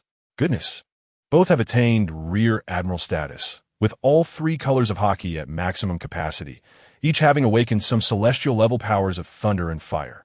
Truly, my SSS Plus genes are remarkable. Before long, Kata, Ku Li, Naruto, and Kenpachi all arrived. Long wore a serious expression, as if the world owed him a debt. Kata Ku Li concealed half his face within a high scarf. Naruto was his usual boisterous self, while Kenpachi bore scars on his face, with a small pink-haired child. Yachi perched atop his shoulder. Once everyone was present, I cleared my throat and got straight to the point. "All right, you're all here. I summoned you today to discuss one matter. Who will stay behind to guard the home?" "Guard the home?" Yin inquired, puzzled. "Indeed," I explained. "The Rocks faction is likely to make a significant move. We need to go down and stir the pot, while also seeing if we could take advantage of the chaos.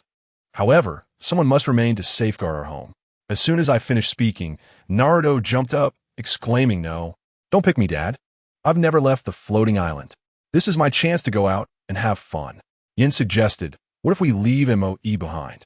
Moe would undoubtedly stay, but we still needed someone to help look after the younger siblings.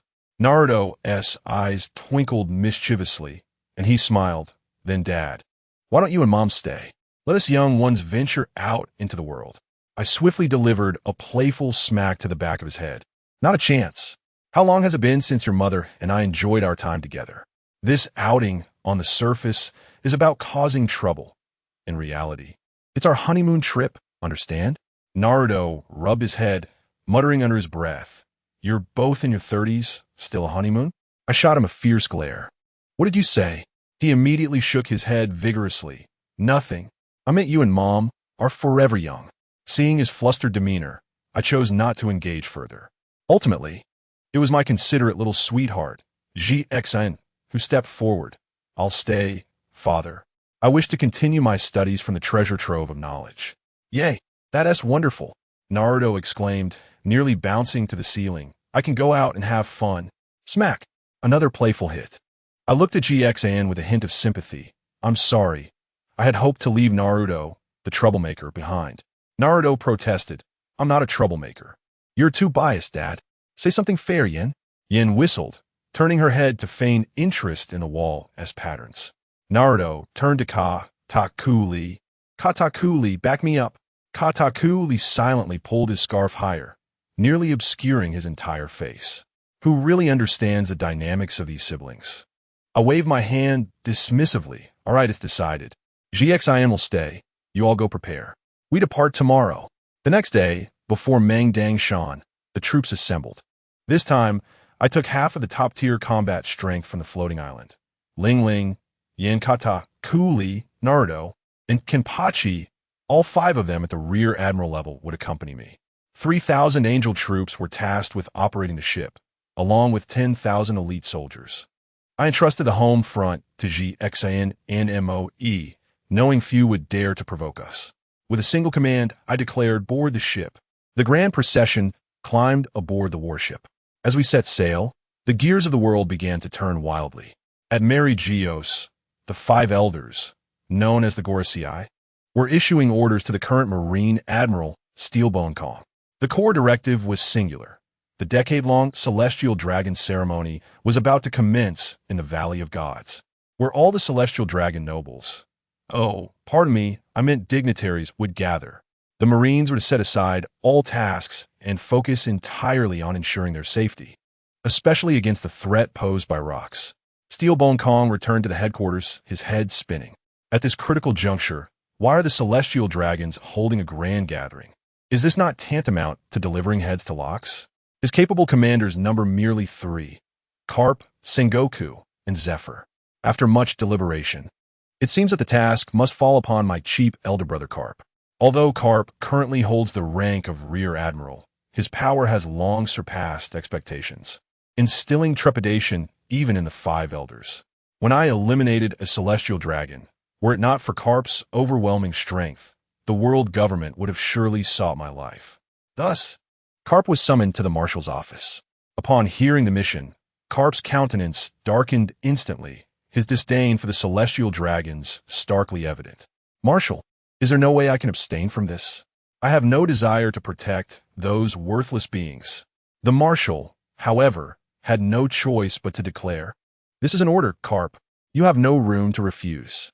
Carp's expression shifted through various shades of discontent before he finally gritted his teeth and acquiesced. "Very well. I shall go."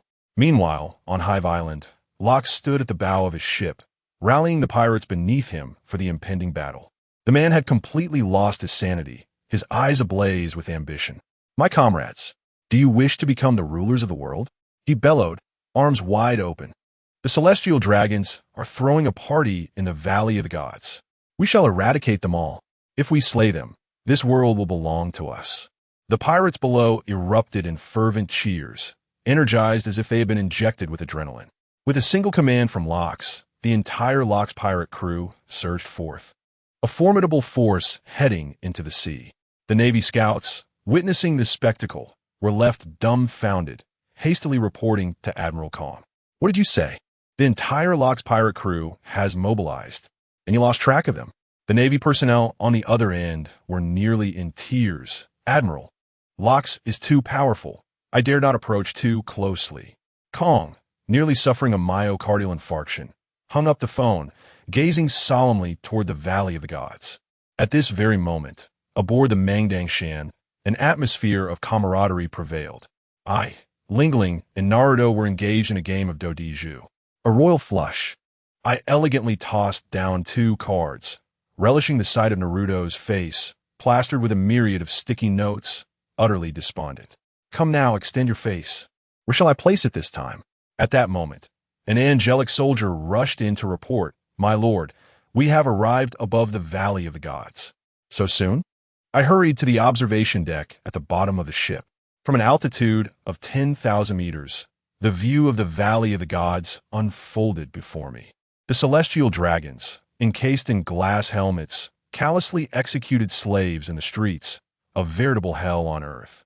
Naruto erupted with fury, fists cracking ominously. How dare they? These bastards. How can they kill at will? Long, standing beside him, spoke in a low voice because they're Celestial Dragons who claim to be gods. "I care not who they are. I must descend to stop them," Naruto declared, ready to charge downward. I swiftly grasped his arm. "Patience. Soon, they shall experience true pain. Let us observe until the actors are all in place." After 7 years of cultivation, my strength had reached its zenith, and my mastery of the 3-colored hockey had transcended to an exceptional level, foresight becoming a trivial matter. Lingling had similarly evolved, fully assimilating the soul of the nun, her power surging to the point where she could even match me in an arm wrestling contest post-Bankai. 5 days later, my elder brother Carp, accompanied by the Navy, Arrived at the Valley of the Gods. I observed clearly through my binoculars, his expression sour, akin to a stone in a latrine. Amusingly, while he established defensive lines, he symbolically dispatched a few subordinates to patrol the direction of the calm belt. This elder brother of mine, though verbally rejecting the notion, was quite sincere in his actions, deliberately leaving a back door for Locks. As expected, Locks did not disappoint us.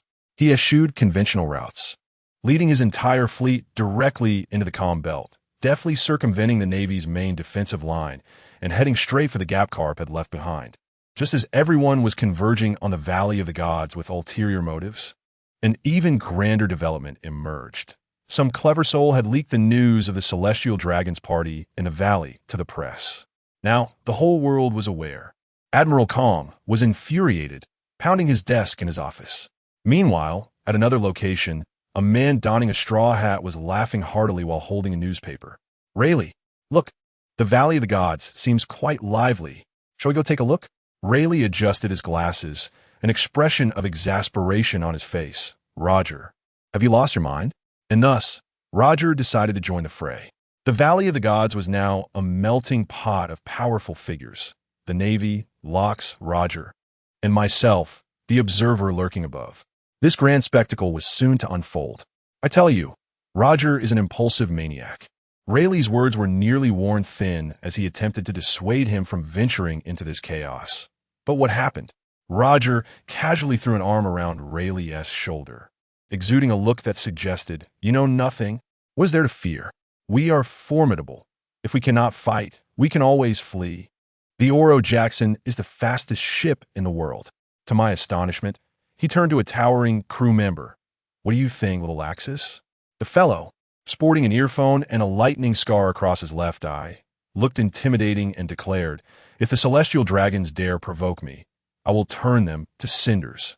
Well, the captain was mad, and the crew was mad as well. Rayleigh simply surrendered to fate. Roger positioned himself at the ship's bow, pointing forward and, in a fit of youthful exuberance, bellowed, set sail. Destination, the Valley of the Gods. The entire ship howled in agreement, and thus their course was joyfully decided. Meanwhile, back at the Valley of the Gods, a scene unfolded that was nothing short of appalling.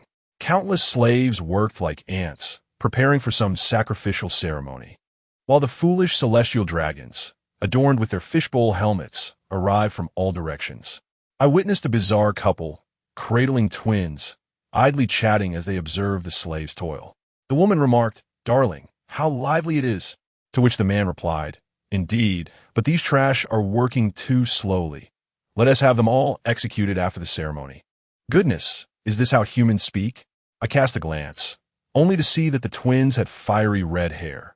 This DNA was quite telling, as anyone could comprehend. The following day, the atmosphere of impending conflict heightened.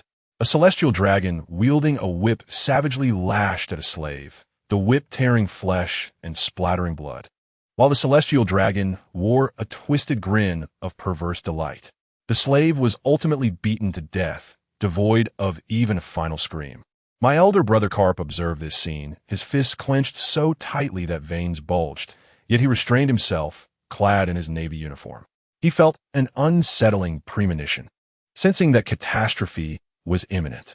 Indeed, what one fears often comes to pass.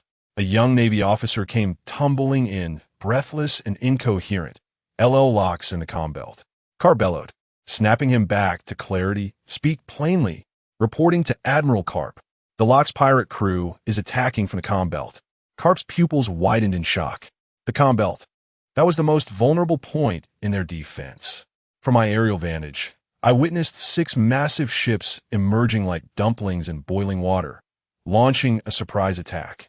By the time Carp reached the island's opposite side, Locke's cannons were already aimed at the Valley of the Gods. "Fire! Stop them!" Carp commanded, and the Navy's cannonballs began to rain down. However, it was utterly futile. The monsters aboard Locke's ship intercepted the cannonballs mid-air. Then, it was Locke's turn to retaliate. 18 heavy cannons fired simultaneously, raining down cannonballs upon the Valley of the Gods. And guess what happened? My brother Carp transformed right on the scene. With a flourish, he donned a striking silver armor, complete with wings. Upon closer inspection, it resembled the Pegasus cloth. This was a fantastical crossover. He shouted, "Pegasus Meteor Fist." Countless fist shadows erupted like a machine gun, obliterating the majority of cannonballs mid-flight. Locks, standing at the bow of his ship and laughing maniacally, found his laughter abruptly silenced at this spectacle.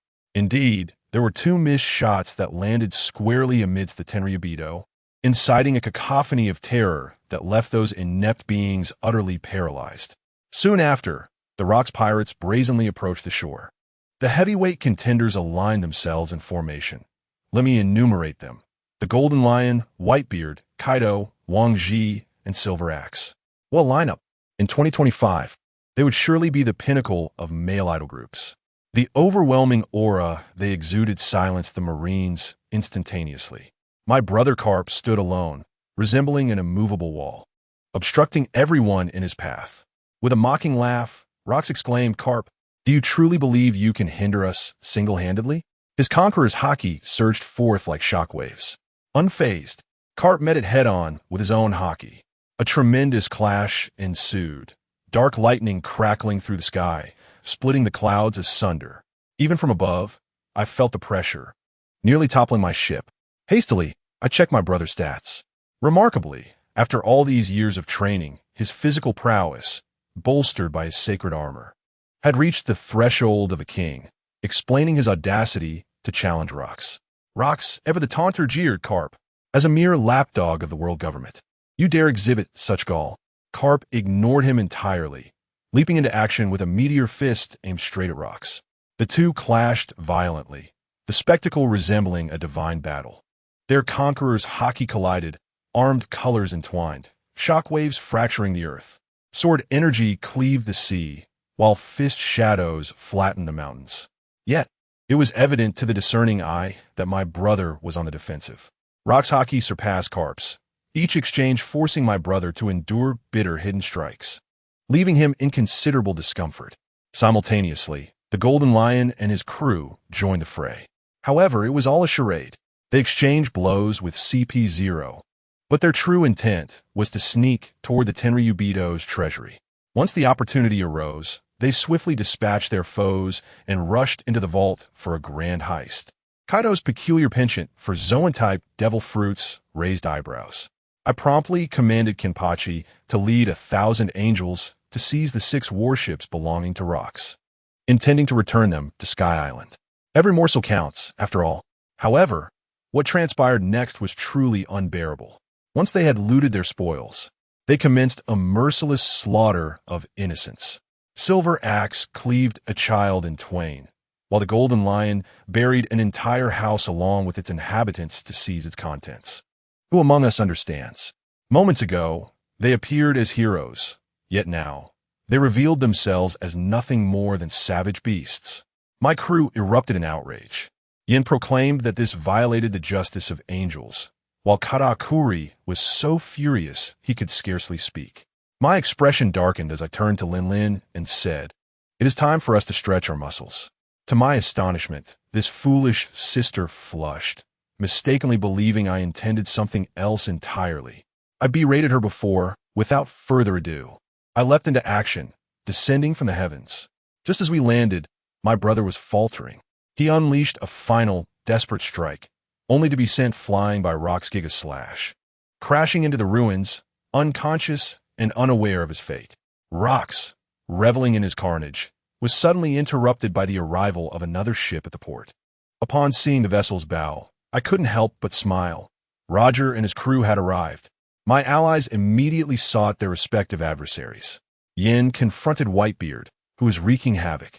My eldest son, Katakuri, now at the pinnacle of his prowess, clashed with Wang Ji, and my nephew, Dragon, faced off against the Golden Lion in the skies. The Golden Lion, upon discovering Dragon's surname, attempted to ingratiate himself, but Dragon dismissed him entirely, initiating combat. Meanwhile, Naruto, in his Nine-Tails mode, relentlessly pursued Silver Axe, delivering a barrage of blows. As for me, I casually sought out a phone known as the Blood Red Count for some light entertainment. The most exhilarating encounter, however, was Lingling's confrontation with her old nemesis, Captain John. John, ever the provocateur, taunted, "Oh, a defeated foe dares to return? How tragic for your chef." The one named Longbread. His demise was most pitiful.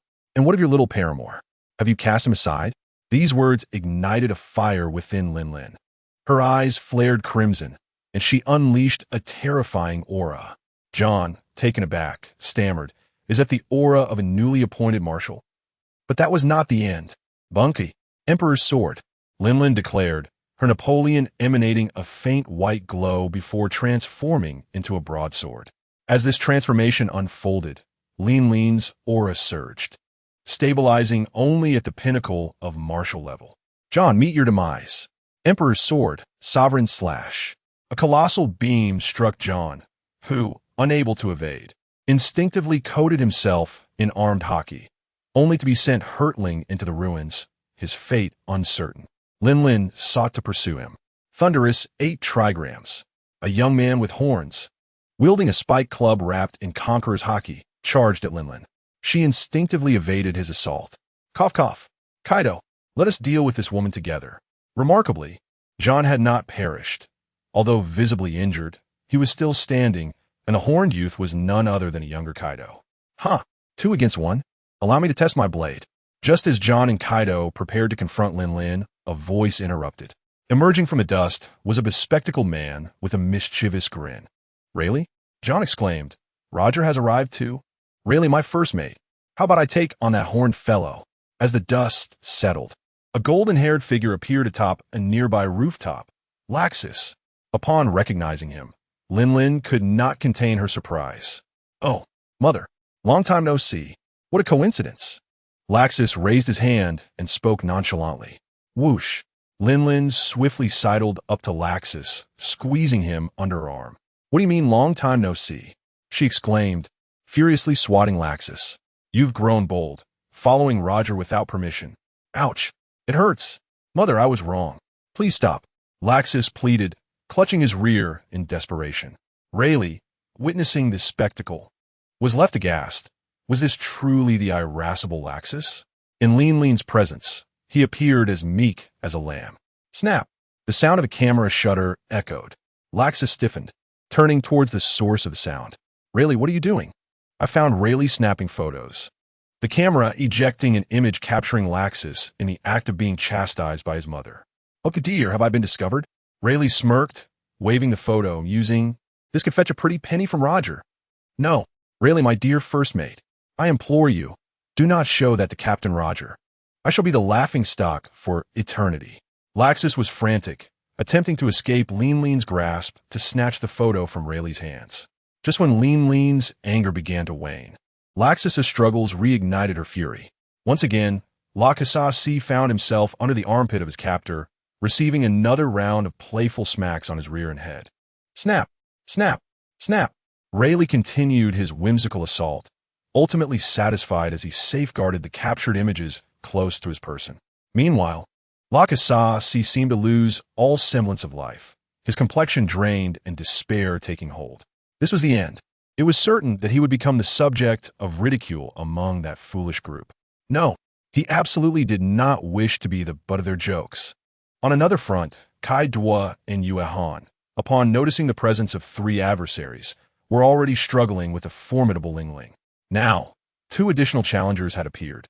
Exchanging glances, they began to retreat cautiously. Just as they contemplated fleeing, the piercing gazes of Lingling and her companions fixed upon them with unyielding intensity. Lakasasi, Kaido entrusted the task to you. Your mother shall surely vanquish Yuehan today. With that declaration, Lingling brandished the Emperor's sword and charged toward Yuehan. Simultaneously, Lakasasi unleashed the Thunder Dragon Slayer magic, appearing instantaneously behind Kaido. Thunder Dragon Smash. Countless golden bolts of lightning erupted from Lakasasi's fist, striking Kaido's back. Caught off guard, Kaido was propelled through the air, regaining his balance. He landed gracefully, seemingly unscathed. Presently, the strengths of Kaido and Lakasasi were evenly matched, both at the mid-admiral level. Lakasasi was swifter, yet Kaido boasted greater defensive capabilities. Thus, The outcome of their duel remained uncertain. In contrast, Lingling was utterly overwhelming Yuehan, who was now marred by numerous wounds, his hair singed away, and his left leg bearing the marks of lightning strikes. He appeared utterly wretched. Yuehan had contemplated fleeing, but the disparity in strength was too great. Turning his back to this menacing figure was a grave mistake, as every attempt to escape resulted in Lingling forcibly restraining him. This is where your journey ends, Yuehan. Conqueror's haki, entwined with the dominance of the sea. With those words, Lingling summoned all her strength to unleash her most formidable strike.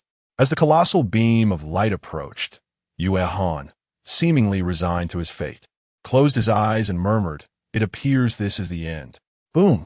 The dominance of the sea struck Yuehan squarely, sending him hurtling like a rag doll before crashing heavily to the ground, devoid of any semblance of life. Lingling then released her bankai, transforming Napoleon into a tricorn hat atop her head. Thus concluded the battle. Sha Luo to Lingling versus Yuehan. Victory to Sha Luo to Lingling. Meanwhile, on another front, finally found it, Roji exclaimed, clutching his straw hat and grinning widely, simultaneously emanating an overwhelming aura of Conqueror's haki. In tandem, Skypiea and Luo Kasi engaged in a fierce battle nearby the windless shores of Shinjuku, sensed this terrifying haki as well. The expressions on their faces shifted dramatically. After a mutual clash, they retreated momentarily. Skypiea's face darkened considerably, for no one present was more familiar with this aura than he. Gravely, he turned toward the source, and in an instant, he recognized the newcomer. In stark contrast to Skypiea's gravity, Luo Kasi's mouth curled into a smirk, unable to contain his joy. Rojia, ha, that fellow has come too. Luo Kasi laughed heartily. Skypiea, surrender. The celestial dragons have no place in this world. Let me eliminate them all. Luo Kasi gestured toward the distant haki, derisively eyeing Skypiea. Excitement coursed through his veins. The war that had once seemed assuredly in his favor was now transformed by the arrival of Kata and his companions. Initially anticipating a shameful retreat, he was now astonished that Rojia's crew had arrived at this critical moment. Together with Rojia, they would annihilate the celestial dragons and then wage war against the world government to reign supreme over the world. Ha. Lost in these delusions, Luo Kasi could not suppress his laughter. Foolish dreams. Skypiea scoffed as his fist became enveloped in Conqueror's haki. With a swift movement, he reappeared at Luo Kasi's side. Boom! The terrifying force of Conqueror's haki, combined with the might of his strike, created a massive crater 50 meters wide where Luo Kasi had stood. It was as if a nuclear bomb had detonated, sending clouds of dust soaring. However, Luo Kasi had already evaded the attack. The powerful blow met only air, leaving him unharmed. Skypiea pressed the assault, propelling himself forward with renewed vigor. Charging toward Luo Kasi, ignorant and fearless, Luo Kasi retracted his mocking grin, his aura intensifying as his demeanor grew serious. No longer evading, Luo Kasi approached Skypiea directly, his long blade colliding forcefully with Skypiea's fist. Clang! The sound of metal striking metal resounded as dark red lightning erupted between them. Thunder roared like a shadow. The dark red bolts etched intricate patterns into the ground. The distant sea was disturbed by the shockwaves of their clash, sending towering waves crashing forth. The earth beneath them trembled, buildings and flora ravaged by the remnants of their battle. Their speed was so great that only fleeting afterimages remained as they weaved through the battlefield, their strikes resonating like an unending thunderclap, narrating the ferocity of their conflict. Conqueror's slash. Conqueror's haki entwined with Pegasus' meteor fist. Following a fierce exchange between blade and fist, Luo Kasi adjusted his body mid-air, landing gracefully, a triumphant smirk adorning his face. Conversely, upon landing, Skypiea wore an expression of pain, clutching his chest as he staggered back 2 steps. While he bore no visible wounds, he appeared as though he had sustained a grievous injury. The victor and the vanquished were starkly evident. Ha. I knew this place would be entertaining. At that moment, a boisterous laugh echoed nearby. Skypiea and Luo Kasi turned to see 2 figures emerging into view. Rojie and Rayleigh. Both radiated immense power, rivaling that of an admiral. Although Luo Kasi had been dominating Skypiea, he realized that subduing Skypiea in a short span would not be an easy feat. Thus, he did not underestimate the prowess of Rojie and Rayleigh. Consequently, his confrontation with Skypiea was reluctantly halted. Ha ha ha. Rojie, you must have seen the news I disseminated. Spotting Rojie adorned in a straw hat, Luo Kasi could not suppress his grin. He still believed that Rojie shared his intent to eradicate the celestial dragons, both striving for dominion over the world.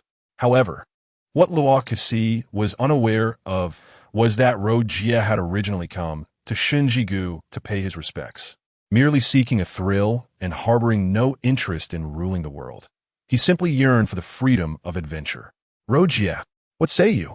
Are you here to eliminate the celestial dragons as well? How about we join forces? Let us together reign over this world and rebuild the nation of the D family.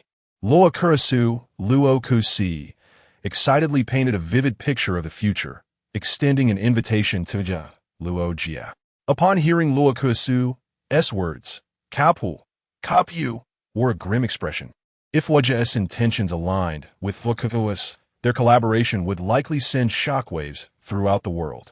At this moment, both Luo Kasu and Kapu awaited Wajie's decision in silence. However, Luo Jie did not respond to Luo Kasu. Instead, he turned to Rayleigh and said, "Leave this to me. Go prevent them from indiscriminately slaughtering the innocent." Rayleigh made no reply, swiftly disappearing from sight. It was only then that Wajie turned, adjusting his straw hat to obscure his eyes. Luo Kasu, I did not come here today to eliminate the celestial dragons.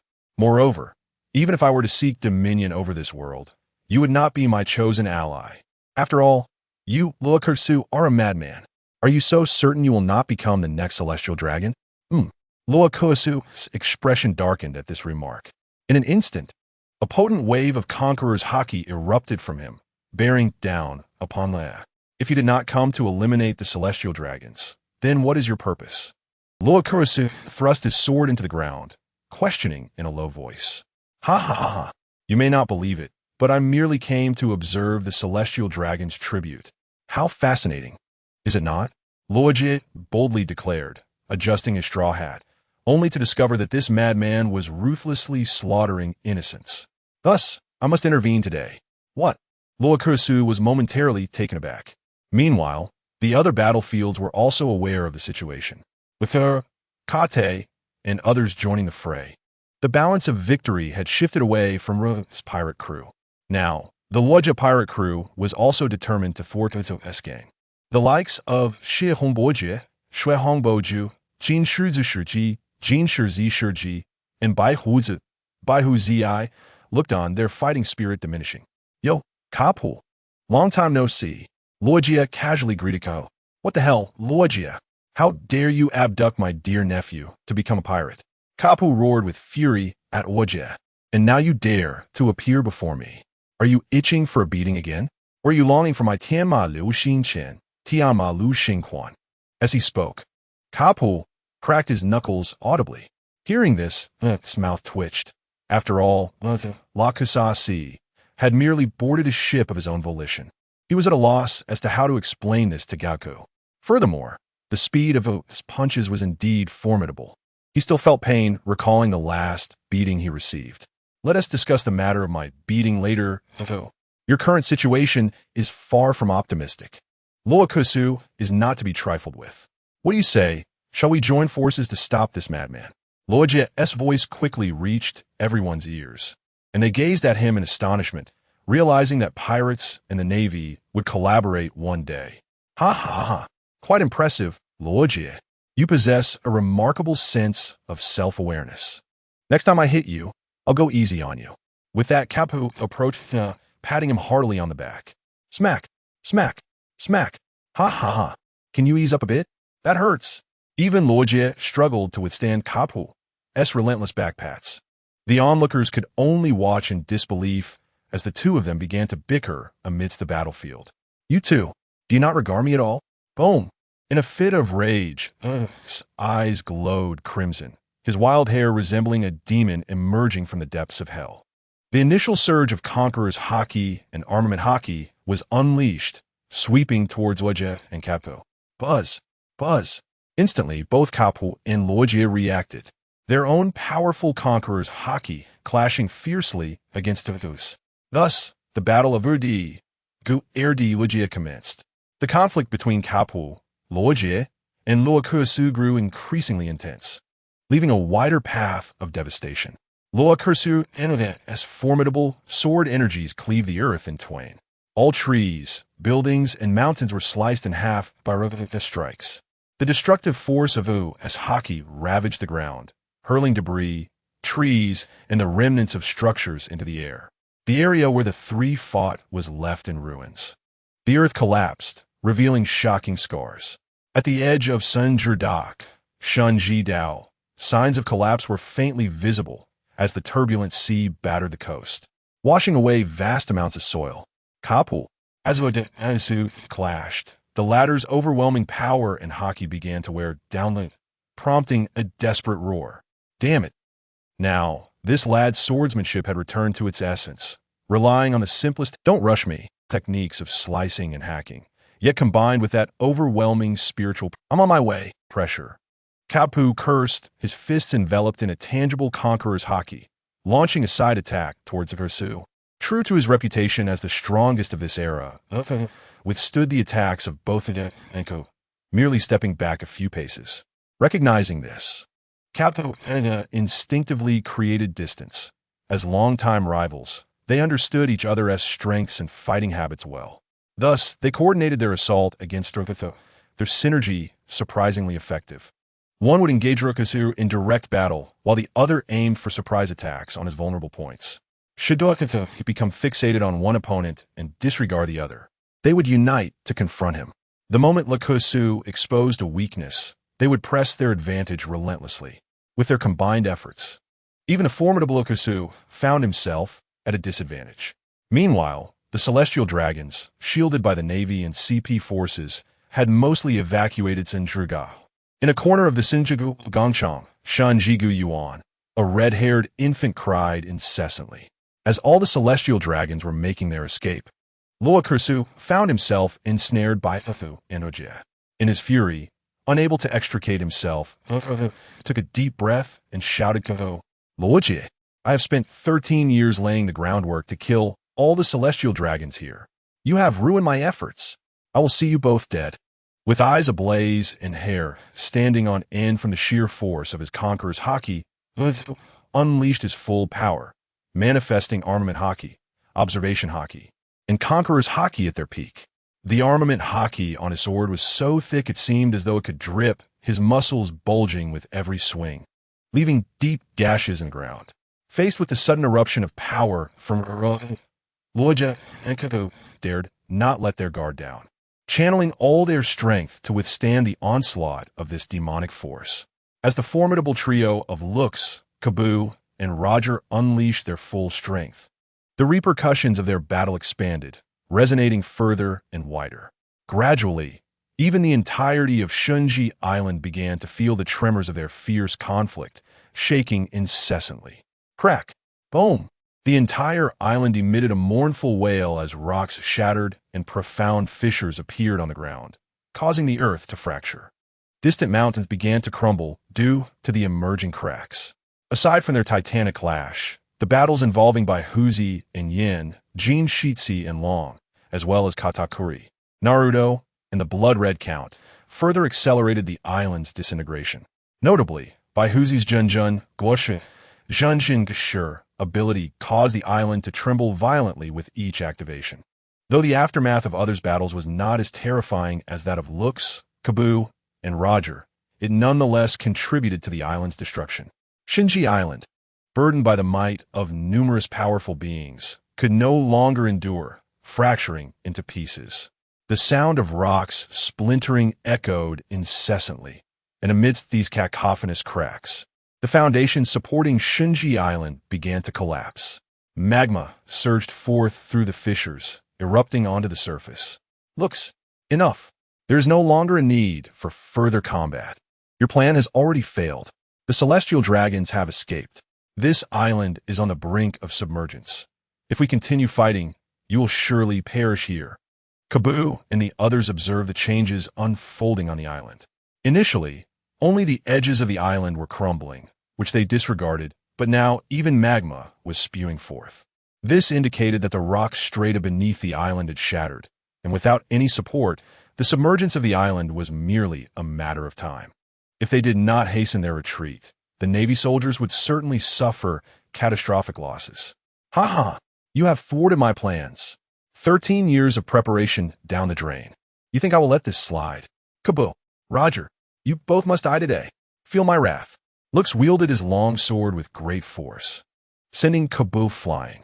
Before Kaboo could land, a massive wave of sword energy erupted from Lux's blade. Sensing the terrifying energy, Kaboo swiftly relied on Moonwalk to evade. At that moment, Lux, amidst his continuous explosions of power, stumbled slightly, his aura fluctuating erratically. An opportunity. Kaboo and Roger exchanged glances, their eyes gleaming with resolve. Due to the relentless assault from Kaboo and Roger, compounded by Lux's furious exertion, the aftereffects had begun to manifest. Roger's sword, named AC, surged forth, enveloped in Conqueror's haki, aimed directly at Lux. Divine avoidance. Kaboo swiftly maneuvered to Lux's flank. Fist collision. Together, Roger and Kaboo completely sealed off Lux's escape routes. Lux had no time to recalibrate his energy and was compelled to activate his haki, bracing himself against their combined onslaught. He was sent flying several meters, only coming to a halt after retreating over 10 steps, a trickle of blood escaping from the corner of his mouth. Lux was injured, wiping the blood from his lips. He glared at Kaboo and Roger with fierce intensity. Seizing the moment of vulnerability, Kaboo roared and charged at Lux once more. Correct. Lux nodded in agreement, swiftly following Kaboo's lead, his AC mercilessly slashing toward Lux. Boom! Crack! Clash! The relentless barrage from Roger and Kaboo rained down like a tempest. Each punch and slash striking Lux with a force comparable to an admiral's full might. Maintain this momentum, Roger! Kaboo shouted as he relentlessly pummeled Lux. Do I even need to say that? Roger retorted, continuing to cleave at Lux with his AC. Although the injuries were not immediately severe, Lux was beginning to show signs of damage. The relentless barrage from Kaboo and Roger was overwhelming, depleting his haki and hindering his ability to defend adequately against the onslaught. Suddenly, Kaboo's all-out strike knocked Lux's sword aside, leaving him wide open. An opportunity! Roger's eyes sparkled as he lunged at Lux with lightning speed, exclaiming, "Divine avoidance!" Thud! The sound of steel piercing flesh reverberated as a gash appeared across Lux's chest, from his left shoulder to his right abdomen. Blood sprayed forth. Had Lux not activated his haki in time, he would have been cleaved in two. As it stood, only his skin had been cut. Death. For the first time, Lux found himself so close to death. Roger, you have insulted the D-Clan. You have become a pawn of the Navy, protecting the celestial dragons. Traitor, you wretched scoundrel, will you betray the will of the D-Clan? Initially, Kaboo and Roger showcased formidable power in their joint efforts. Yet sometimes the disparity in realms cannot be bridged by mere numbers.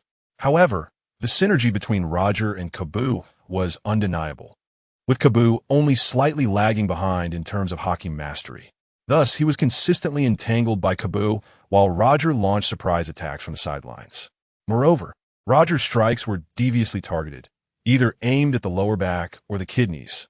As Lux began to sustain injuries, he grew frantic, roaring to provoke Roger in hopes of swaying him. Lux, what you believe in is not the will of D. The will of D is freedom, not dominion. You do not comprehend the will of D. Someone like you has no right to criticize me. Roger dismissed Lux's words with contempt, unaffected by his provocation. Rather, it only spurred Roger to increase the speed of his sword strikes. Are you afraid now, Lux? Your aura is no longer as terrifying as it was at the outset, and your speed has diminished. Kaboo observed Lux's intentions and mockingly commented on his apparent desire to surrender, suggesting that perhaps he should capitulate to prolong his life in prison. Recognizing that his plan had been uncovered only fueled Lux's fury. Yet, Lux was no longer as untroubled as at the onset of the battle. As time passed, his wounds multiplied and his stamina waned, making it increasingly arduous to fend off Kabu and Roger's relentless attacks. Just as Lux was lost in thought, Kabu and Roger unleashed another ferocious strike, sending Lux flying. He rose, spitting out a mouthful of saliva, his eyes darting as he contemplated flight. However, Kabu executed a swift move to block Lux's escape. Ha ha ha ha! You two despicable scoundrels! If you wish to fight, then let us fight to the bitter end. Realizing that his escape route was thwarted, Lux understood he had no hope of fleeing and could only fight to the last breath. "I am Rox," exclaimed the formidable figure, his voice resonating with fury. With a renewed surge of power that eclipsed even his peak strength, the battle once again erupted with fervor. In that moment, Rox had descended into a state of utter madness, fixated solely on Roger and Carp, unleashing a relentless barrage of blows upon them. Almost imperceptibly, it seemed as though he was beginning to be subdued. Dominion of the seas. The clash of fists echoed fiercely. Suddenly, two thunderous voices pierced the air. It was Carter and Lingling. Upon witnessing Rock's injury, the blood-red Count had fled, recognizing that his own capabilities were insufficient to confront Rox directly. His objective of halting the senseless slaughter had been achieved, so Carter paid him no further heed. Upon reuniting with Lingling and observing his elder brother's dire struggle, they rushed to his aid. Caught unprepared, Rox was brutally struck down by their combined assault, causing the last remnants of his hard-won resolve to dissipate, restoring a semblance of clarity to his mind. "Carter, are you truly opposing me as well?" Rox managed a bitter smile, utterly devoid of strength. "You have changed, Rox. The man you once were sought to transform this world. Now you are but a greedy pirate." Carter lamented, his heart heavy at Rox's pitiful state. "Ha ha ha. Have I changed? Carter, you once remarked that human desire is like stones rolling down a slope. Once it begins, it cannot be halted." He laughed maniacally. "Gulme, and me." Rox suddenly erupted in laughter, perhaps recalling dreams of his former aspirations, or perhaps resigning himself to fate as he sprawled on the ground with arms outstretched, eyes closed, as if welcoming death. Carter, Lingling, Roger, and Carp exchanged glances as if bidding farewell to the world's strongest warrior, and simultaneously unleashed their most potent techniques. The clash of fists resonated once more as the conqueror's hockey intertwined with the celestial horse meteor fist. Divine evasion, dominion of the seas. Four terrifying energies struck Rox simultaneously, leaving behind a colossal pit over 100 meters deep. In an instant, a torrent of molten rock erupted from the depths of the chasm. And this cataclysmic blow was the final straw that broke the camel's back, shattering the very island of the gods. As the magma gushed forth, the island began its slow descent into the abyss. Thus, Rox D. Jibek met his demise. With Rox's death, the crew of the Rox pirates instantly lost all will to fight. As the island continued its gradual sinking, everyone began to flee. Toot toot toot. The sound of sirens echoed, and numerous warships appeared on the horizon. "Arrest all pirates," Steelbone Kong commanded with a sweeping gesture from the bow of his ship. True to their reputation, the Navy arrived precisely as the battle concluded. "Navy!" a voice cried out, and the others soon noticed the warships in the distance. "Carp, I'm leaving now, but next time I shall let you catch me," Roger declared boldly, adjusting his straw hat. "Farewell, Carp." Ha ha ha ha. Meanwhile, Carter had already dispatched the Angel from the Mangdang Mountain to collect treasure before engaging Rox. He had amassed a significant portion of the scattered wealth and devil fruits, while Rox subordinates gathered the remainder. After witnessing Rox's fall, figures like Whitebeard and Shiki lost their fighting spirit, and after dispatching their opponents, they collected some treasure and began their retreat. Although most of the treasure and devil fruits had been gathered by Carter, the bounty collected by Whitebeard and the others was still considerable, given that this was the Emerald City, the capital of the Celestial Dragons, steeped in the legacy of the world government spanning 760 years. As everyone reveled in their newfound riches, Wang Ji and Enax, close associates of John, stood at the shore in bewilderment. "Where is the ship?" Wang Ji exclaimed, his once magnificent beard now disheveled. Upon witnessing Rox's demise, they had not sought to plunder the Celestial Dragon's treasure as Whitebeard had, but rather aimed for the Jibek ship, which held the wealth accumulated by rocks over the last decade. Unbeknownst to them, during the initial battle, they had sent Kenpachi and his men to seize the Jibek and 5 other warships. By the time Wang Ji and Enax arrived, the Jibek had vanished without a trace. Meanwhile, as the Navy approached, Carter had nearly finished collecting the treasure and was preparing to depart. "Wait for me, old man." A young boy with peculiar headphones appeared before Carter. "Laxus," Carter inquired, puzzled. "What brings you here?" "I want to leave the Roger pirates and start my own crew," Laxus replied, nodding thoughtfully.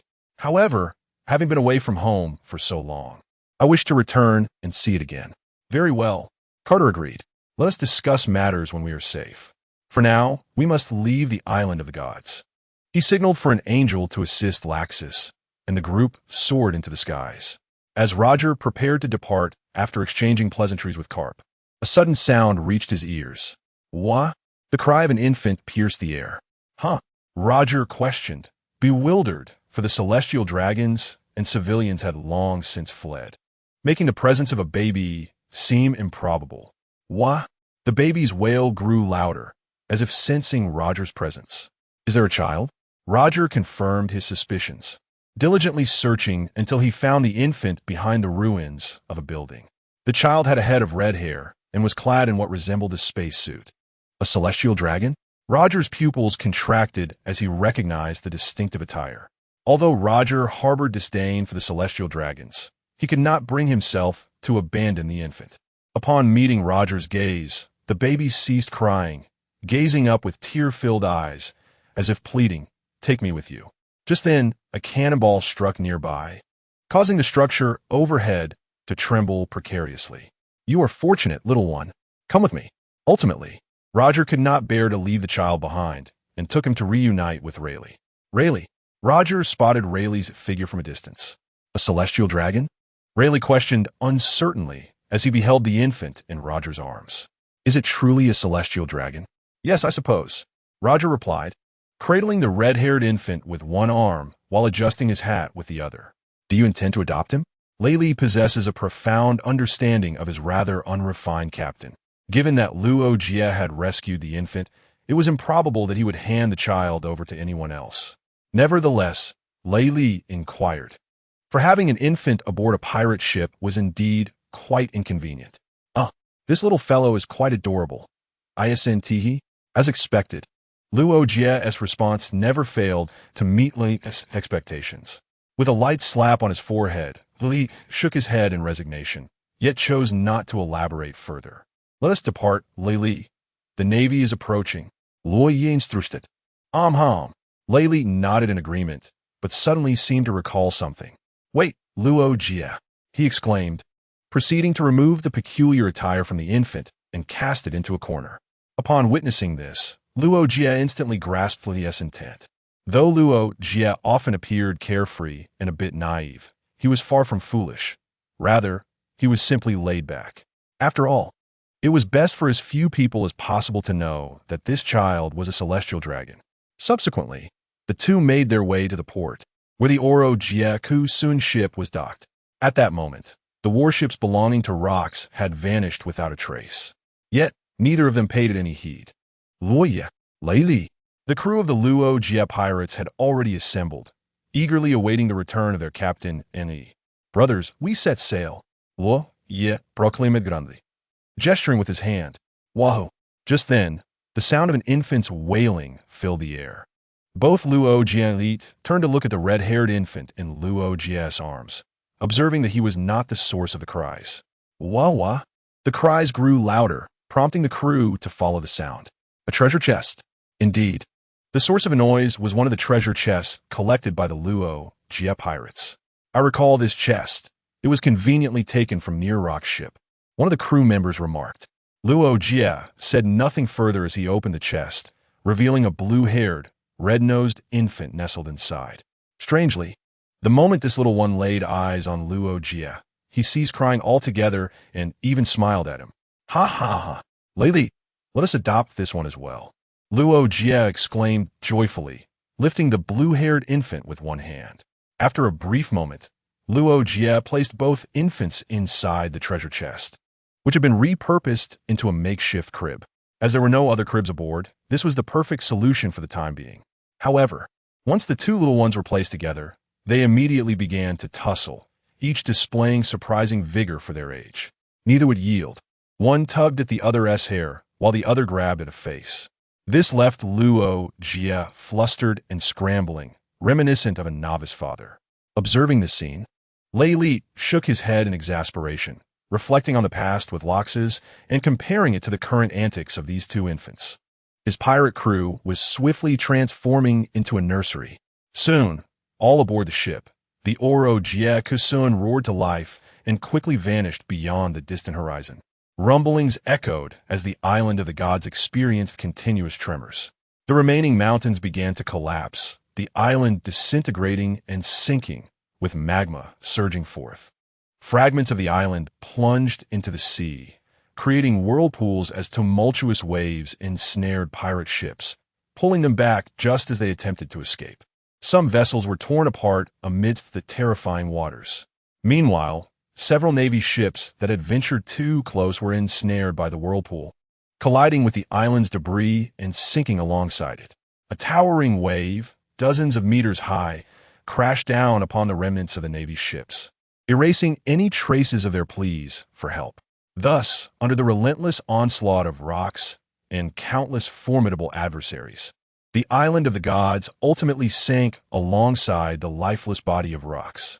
Countless celestial dragons and civilians lost their lives in this cataclysmic battle. 2 days later, what? That terrifying individual has perished? Did he not possess so many powerful subordinates? A group of individuals on an island were engaged in fervent discussion regarding this matter. Simultaneously, on Hive Island, Whitebeard Edward Newgate, Golden Lion Shiki, Kaido, Wang Ji, Silver Axe, and Bakken, having fled from God Valley, returned to Hive Island in unison. This island, once belonging to Rocks, housed a significant portion of his treasure, even though he had stored some aboard the Jaibeck. Moreover, a considerable amount of treasure from Whitebeard, Shiki, and others was also kept on Hive Island. Although, with Rock's demise, the Rocks pirates disbanded, the ambitious individuals he had gathered were destined to scatter. However, who would willingly turn their back on wealth? Thus, their sole intention now was to return to Hive Island, reclaim their possessions, and seize Rock's treasure.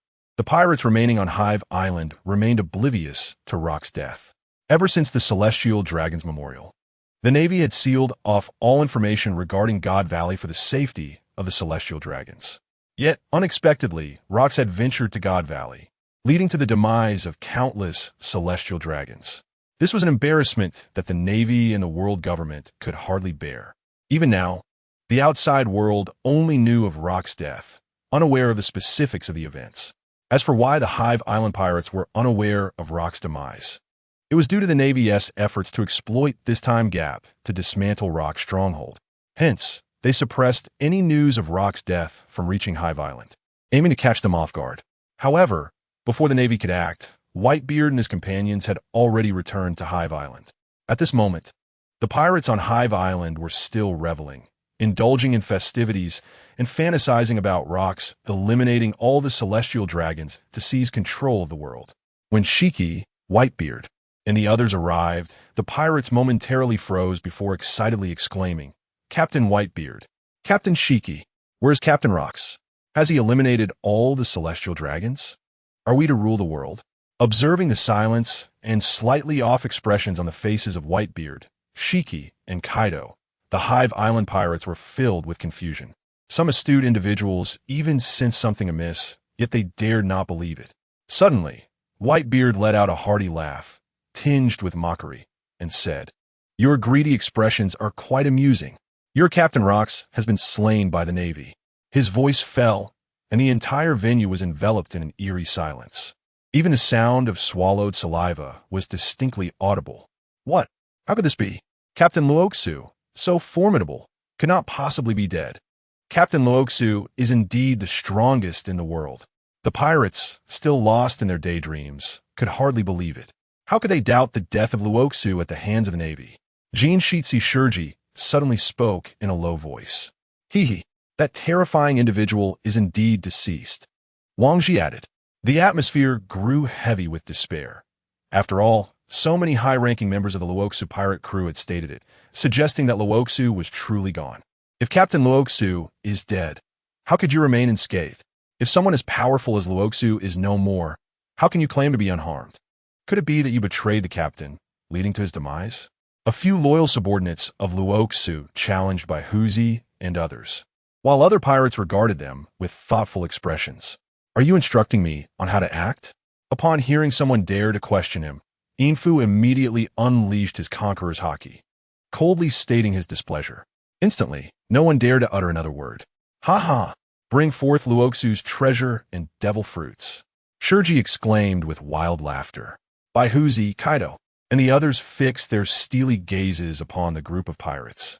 At the slightest hint of reluctance, they would be executed without hesitation. The pirates, under the penetrating stares of the officers, could not help but tremble, swiftly scurrying to gather the items. As they beheld the mountain of treasure, valued at approximately 9 billion berries, along with several devil fruits, even Shirji could not suppress a greedy smile. That blood-red count must be terrified and dare not return. How about we divide this treasure? Shirji suggested. That suits me perfectly. Kaido replied with excitement. The group began to fervently discuss their division. Ultimately, Baihuzi received 9 billion berries and a Zoan-type mythical beast fruit in the form of a phoenix. Kaido acquired a Zoan-type mythical beast fruit in the form of a dragon and 50 unknown Zoan fruits. Shirji claimed only 10 billion berries. In Fu and Wang Ji each received 5 billion berries and some devil fruits. Now that we've divided it all, let's part ways here. Jin Shitsi Shirji remarked with a hint of nostalgia. When we meet again, we shall be foes. If you impede my quest for world domination, I shall show no mercy. Ha ha ha. Giralala. I shall continue my search for my family.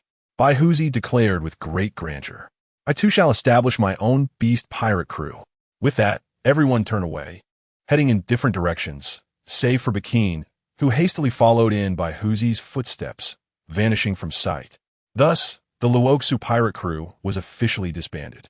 Meanwhile, on the Sky Island, Cater and his companions returned. The era of Luoxu has come to an end.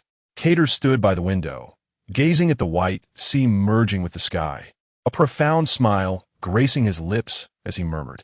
This voyage not only allowed Cater to witness Luoxu's downfall, but also yielded substantial gains during the tumultuous God Valley War. The 6 warships he sold to Luoxu had circled back to him, laden with the vast treasures and devil fruits that Luoxu had carried. Cater estimated their worth to be around 9 billion berries, along with the wealth he had instructed the angels to gather amidst the chaos of the celestial dragons. His earnings from the treasures during the God Valley War amounted to approximately 30 billion berries. Initially, Cater had no intention of intervening. His sole purpose was to observe Luoxu's reckless actions. However, he never anticipated that Luoxu, after several years, had changed so drastically. Perhaps power had slowly corrupted him, leading to his heartless slaughter of civilians and celestial dragons on God's Island. If Luoxu had truly succeeded, it would only have allowed another celestial dragon to rise. Therefore, it was better to eliminate him now. With the disbandment of the Luoxu pirate crew, the children had also grown and could stand on their own. Cater shook his head, dismissing thoughts of the Luoxu pirate ship, and instead contemplated the future development of Sky Island. After lying in wait for so many years, it was time to reveal his fangs. Everything was prepared, only the east wind was lacking. It was time to act. Cater silently resolved, then called to the guard outside. Summon moi. I have matters to arrange. Meanwhile, on Hive Island, the current Marine Admiral Kong, personally leading the team, along with Vice Admiral Sengoku, Zephyr, and others, had now arrived in view of Hive Island. Fire. The blazing inferno on Hive Island seemed to dye the sky crimson, as countless civilians frantically battled the flames. Admiral Kong, a soldier respectfully reported, it appears the pirates on Hive Island have already fled. Currently, only civilians remain to extinguish the fire. The soldier had gathered intelligence on Hive Island through the civilians. Before the Navy's arrival, the likes of Baihuzi, Shirji, and other high-ranking members of the Luoxu pirate crew had already visited Hive Island. Not only did they bring back news of Luoxu's death, but they also made off with all of Luoxu's treasures. To prevent the Navy from pursuing them, they even madly set fire to the island-esque structures. Upon learning of Luoxu's demise, the remaining pirates hastily vacated Hive Island. Damn it! With a furious grip, Kong crushed the railing at the edge of the deck, feeling a wave of exhaustion wash over him. Should we pursue them? Sengoku inquired. Pursue what? They will surely scatter in all directions. Even if we catch one or two, it will be meaningless. Furthermore, do you wish to watch those civilians suffer? Kong shook his head in response. Those despicable pirates had already fled before their arrival, and with the disbandment of the Luoxu pirate crew, they would undoubtedly scatter further. In this vast ocean, it was uncertain whether they could even catch up. Moreover, he could not stand idly by as the civilians watched their homes turn to ashes. As the Luoxu pirate crew was entirely disbanded and the pirates fled Hive Island, the news of Luoxu's death spread throughout the world. Have you heard? Luoxu is truly dead. Who would have thought such a powerful person could perish? I thought he could really conquer the world. This is the sea. No one can reign supreme forever. It won't be long before someone emerges to take the place of that terrifying figure Luoxu. Oh, how do you know it will be me? Indeed. I am setting sail. Oh, please, it's still you? How can you be so presumptuous? When Admiral Kong extinguished the flames on Hive Island and returned to the Marine headquarters, the news of the disbandment of the Luoxu pirate crew and Luoxu's death had already spread across the world. The emergence of this news was akin to a disturbance in a hornet's nest, instantly inciting a tremendous uproar.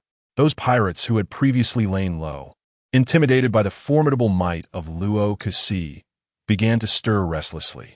Ambitious individuals yearned to ascend as the next Luo-Kasi. In an instant, the seas became even more chaotic than before the disbandment of the Luo-Kasi pirate crew. However, Gengu Kong had no time to concern himself with these matters. He had far more pressing issues at hand. Although the incident at Shanjigu had resulted in the demise of Luo-Kasi, countless Tianlong-Ren also perished during this event. He could already envision the furious countenance of the Wu Laoxing. Yet, facing the inevitable was unavoidable. With a sense of trepidation, Gengu Kong once again stood before the Wu Laoxing. In the vast conference hall, the Wu Laoxing, seated upon their elevated platform, fixed a fierce gaze upon Gengu Kong below. The latter could only bow his head in trepidation, too fearful to utter a word. Behind him, the once magnificent glass window bore a massive sword scar, and the once mighty tiger within had been cleaved in two, now silent. Kong! The bald Wu Laoxing suddenly spoke in a grim tone. The Shunjigu incident was indeed abominable. Countless Tianlong-Ren had met their end there. Moreover, despite the fact that the mastermind Luo-Kasi had sunk to the ocean's depths along with Shunji Dao, the majority of his terrifying subordinates had miraculously survived. The curly-haired Wu Laoxing added reproachfully. The events surrounding Shunji Dao had caused a significant uproar, plunging the entire world into turmoil. Gengu Kong could only remain silent, his head bowed in deference. In truth, he felt a profound sense of frustration. The Wu Laoxing were fully aware of the number of personnel under his command. Furthermore, he had rushed to provide support the moment the Shunjigu incident occurred. Even though he arrived after the event had concluded and Luo-Kasi was already dead, he had tirelessly scoured the seas for days without rest. While he had not achieved any notable merit, his efforts were not without hardship. Naturally, he dared not voice these grievances. Well, you have done your best. No one could have predicted that the Luo-Kasi pirate crew would appear at Shinji Dao. The utmost priority now was to suppress this matter entirely. The news of the Tianlong-Ren's deaths during the Shunjigu incident could not be allowed to leak. For the sake of the world government's reputation, the truth of this affair must remain concealed from all. The goat-bearded Wu Laoxing reflected before addressing Gengu Kong. Currently, only a handful of pirates who escaped from Shunjigu, and we ourselves are privy to the truth of the incident. Gengu Kong, upon hearing this, was momentarily taken aback, seemingly anticipating the Wu Laoxing's next words. The goat-bearded Wu Laoxing continued, "If that is the case, then we shall disseminate our version of the Shunjigu incident. The narrative shall state that Carp single-handedly defeated the Luo-Kasi pirate crew and personally killed Luo-Kasi. Subsequently, Carp's renown and reputation will serve to intimidate those who, emboldened by Luo Kusi's demise, might consider taking action. Gang Kong nodded in agreement. This was indeed the most prudent course of action, especially since the original admirals were aging. It was time for them to retire and pass the mantle to a new generation. Moreover, Carp possessed the strength to assume the role of admiral. Marineford, Admiral's office. Thus, Gang Kong relayed the situation to Carp, Sengoku, and others. What? The Shunjigu incident was a joint effort between Roger and me to thwart Luo Kusi. Now, it is being claimed that I single-handedly stopped Luo Kusi and defeated the Luo Kusi pirate crew? What of my subordinates who perished protecting the Tian Long Run? Are their contributions to be erased for the sake of the world government's dignity? Carp was incensed. He had always been reluctant to protect those detestable Tian Long Run. And now, having lost so many of his men in the process, he found it intolerable that their achievements would be disregarded. That's not the case. Gang Kong hastily explained. Their contributions will certainly be acknowledged, but we cannot publicize them. However, the rewards they deserve will still be granted. I refuse. If this is the case, I will decline the promotion to admiral. Carp declared with utmost seriousness. This is an order. Moreover, the Wu Laoxing hold you in high regard. Carp, you must become an admiral of the Navy. Gang Kong leaned on the desk, his gaze fixed intently on Carp. I said, I refuse to become an admiral of the Navy. With that, Carp pushed open the door to the admiral's office and strode out without a backward glance. Behind him, the roar of Gang Kong echoed. What? Carp has refused the promotion to admiral. Word of Carp's refusal to ascend to the rank of admiral quickly reached the Wu Laoxing, inciting their fury. The position of admiral not only symbolized the Navy's highest combat power, but also wielded considerable authority. Furthermore, Carp's promotion to admiral was indeed a directive from the Wu Laoxing. The audacity of Carp to disregard their command was a slap in the face to the Wu Laoxing. What was happening? Did he intend to betray the world government? How dare he openly defy our orders? The bald Wu Laoxing exclaimed in anger. This should not be the case. Based on his previous behavior, he has always been dutiful in following the Navy and world government's orders. The goat-bearded Wu Laoxing mused thoughtfully. Moreover, Sengoku has stated that Carp's refusal stems from the obscuring of his subordinates' accomplishments. However, the curly-haired Wu Laoxing interjected. His blatant defiance of our orders shows a complete lack of respect for us. And let us not forget, a few years ago, the Navy traitor who killed the Tian Long Run, Monkey D. Carter, is his brother. The Wu Laoxing fell into deep contemplation. Furthermore, a powerful Navy officer who disregards commands is not favorable for the world government. What shall we do? The bald Wu Laoxing suggested. Do we need to confine him? Or perhaps he made a gesture across his throat. After all, Carp's brother is Carter, and Carp himself is immensely powerful. Even if there exists a minuscule chance of Carp betraying the Navy or the world government, the Wu Laoxing would prefer to eliminate the threat in its infancy. Never mind. The world government still requires his reputation and renown. The situation at sea has already begun to destabilize, and a Navy hero is essential to intimidate the pirates. His standing within the Navy is exceedingly high, especially following the recent events at Shunjigu. If we act against him now, it could lead to adverse consequences. We shall first publicize Carp's solo triumph over the Luo Kusi pirate crew, establishing him as a hero of the Navy. Soon, major newspapers began to report on Carp's heroic deeds. Thus, the Navy hero Carp was thoroughly exalted. On an island in the New World, the Navy hero Carp. Roger, come quickly to see. Your achievements in the Shunjigu incident have been overshadowed.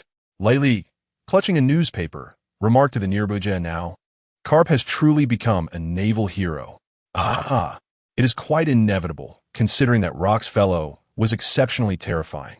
Although they faced the Navy, along with Carter and our Luoja pirate crew, they still managed to slay countless Stanleymen. If this news were to reach the world government, their dignity would be utterly shattered. With a carefree demeanor, Luoja continued to tease two infants while stating, "Moreover, I have no desire for such hollow fame. After all, besieging rocks is hardly a glorious endeavor. Not to mention, we are pirates, reduced to collaborating with the Navy. Lily nodded in agreement, but chose not to elaborate further, instead retreating to the side for a drink. Meanwhile, other pirates in the New World, aware of the truth, scoffed at the reports in the newspaper.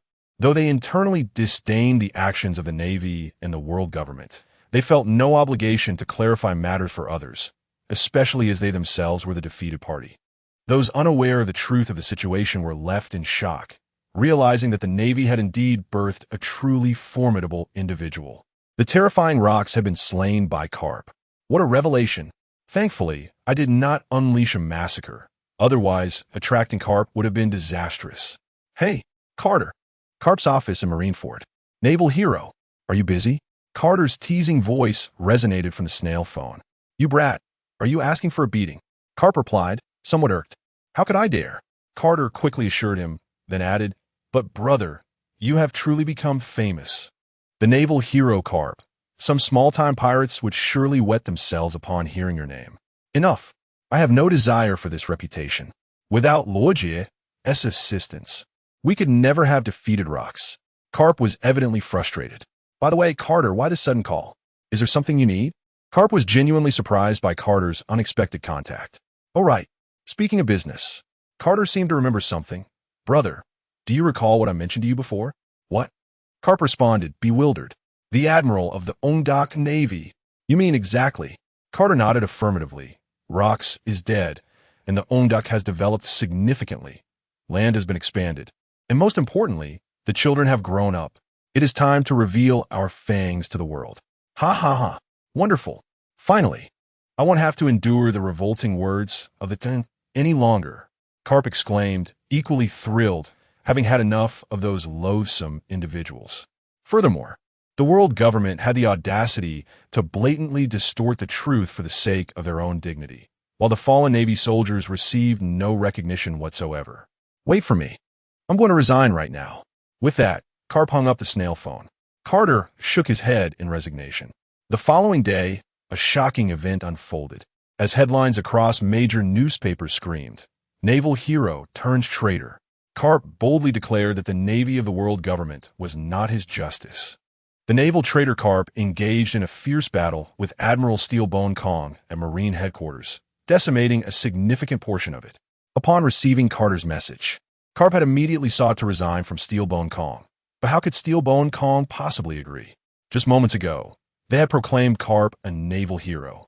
And now he was to resign?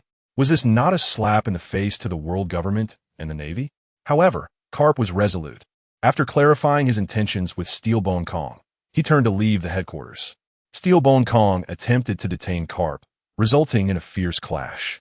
Being an admiral-level powerhouse, coupled with the power of the Pegasus St. Cloth, Carp maintained the upper hand against Steelbone Kong. By the time Sengoku, Zephyr, and others arrived, Carp had already reached the shores of Marineford, leaving behind the declaration, "The Navy of the world government is not my justice." He then vanished from their sight. Crash! The bald five elders slammed their teacups before Steelbone Kong, creating a tremendous noise. How dare he? How could he betray the world government after we just celebrated him as a naval hero? And to think he has destroyed a significant portion of Marineford. Steelbone Kong added, although Carp was fleeing, the majority of Marineford was destroyed by me. I still feel it was Carp's doing. If he hadn't been running, this wouldn't have happened. This is outrageous. This is intolerable.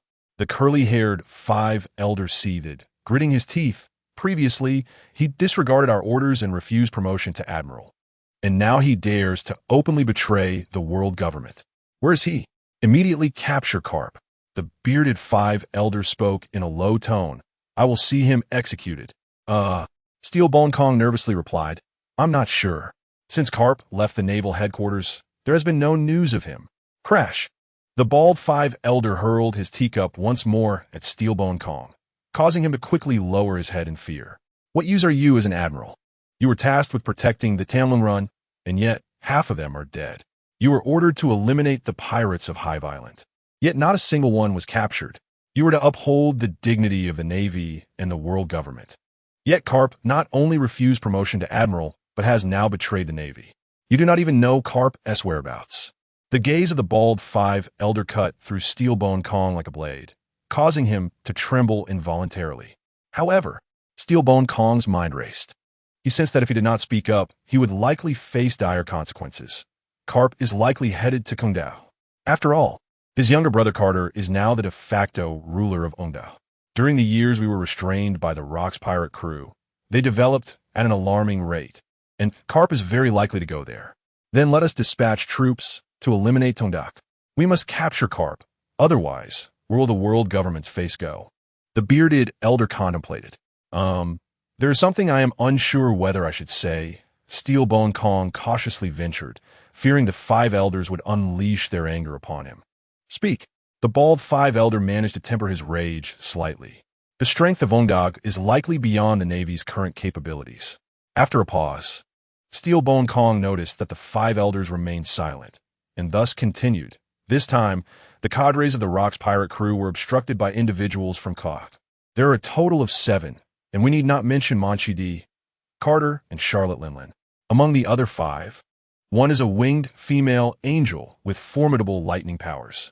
Another has wine-red hair and is suspected to possess the abilities of the Nuan fruit. There is one clad in a hooded cloak, believed to be a user of a storm fruit.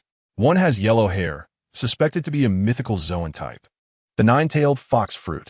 Lastly, there is an intern from the Luja pirate crew, who has since returned to Kongdao. Though still youthful, he possesses the prowess of a vice admiral, suspected to be a user of the Xiang Lei fruit. Alarmingly, the individuals brought to Shunji-gu by Carter do not include the angel who revealed his admiral-level strength years ago. Coupled with the 6,000 angels of vice admiral caliber, the prospect of Carp returning to Kongdao is indeed formidable. Gongu Kong paused momentarily, swallowing hard before continuing. There are at least 8 individuals on Kongdao with strength surpassing that of an admiral, and Carp likely possesses abilities akin to those of a budding king. Furthermore, the number of vice admirals on Kongdao exceeds 6,000, with the count of ordinary soldiers remaining unknown. Ultimately, the island is armed with terrifying technology. According to our knowledge, the warships of Lox are the handiwork of Kongdao. Additionally, during the retreat of Carter and others from the Shinji-gu incident, a massive flying battleship was reportedly seen in the sky. Thus, should an attempt be made to obliterate Kongdao, it would likely prove far more challenging than dealing with the Lox pirates. With Gongu Kong's words hanging in the air, an eerie silence enveloped the conference room, so profound that the sound of a falling pin could be heard. Someone swallowed nervously. Let us issue a bounty for Carp. After a brief silence, the bald-headed elder stars spoke with an air of resignation. Furthermore, the bounties for those on Kongdao must be entirely revised. The current rewards are far too low for them. Should we not take action against Kongdao? Gongu Kong immediately regretted his words. After all, Kongdao is exceedingly formidable. If tasked with confronting it, one would be venturing into perilous waters. We will unconditionally support you if you choose to go. The bald-headed elder stars regarded Gongu Kong with an expression of disbelief.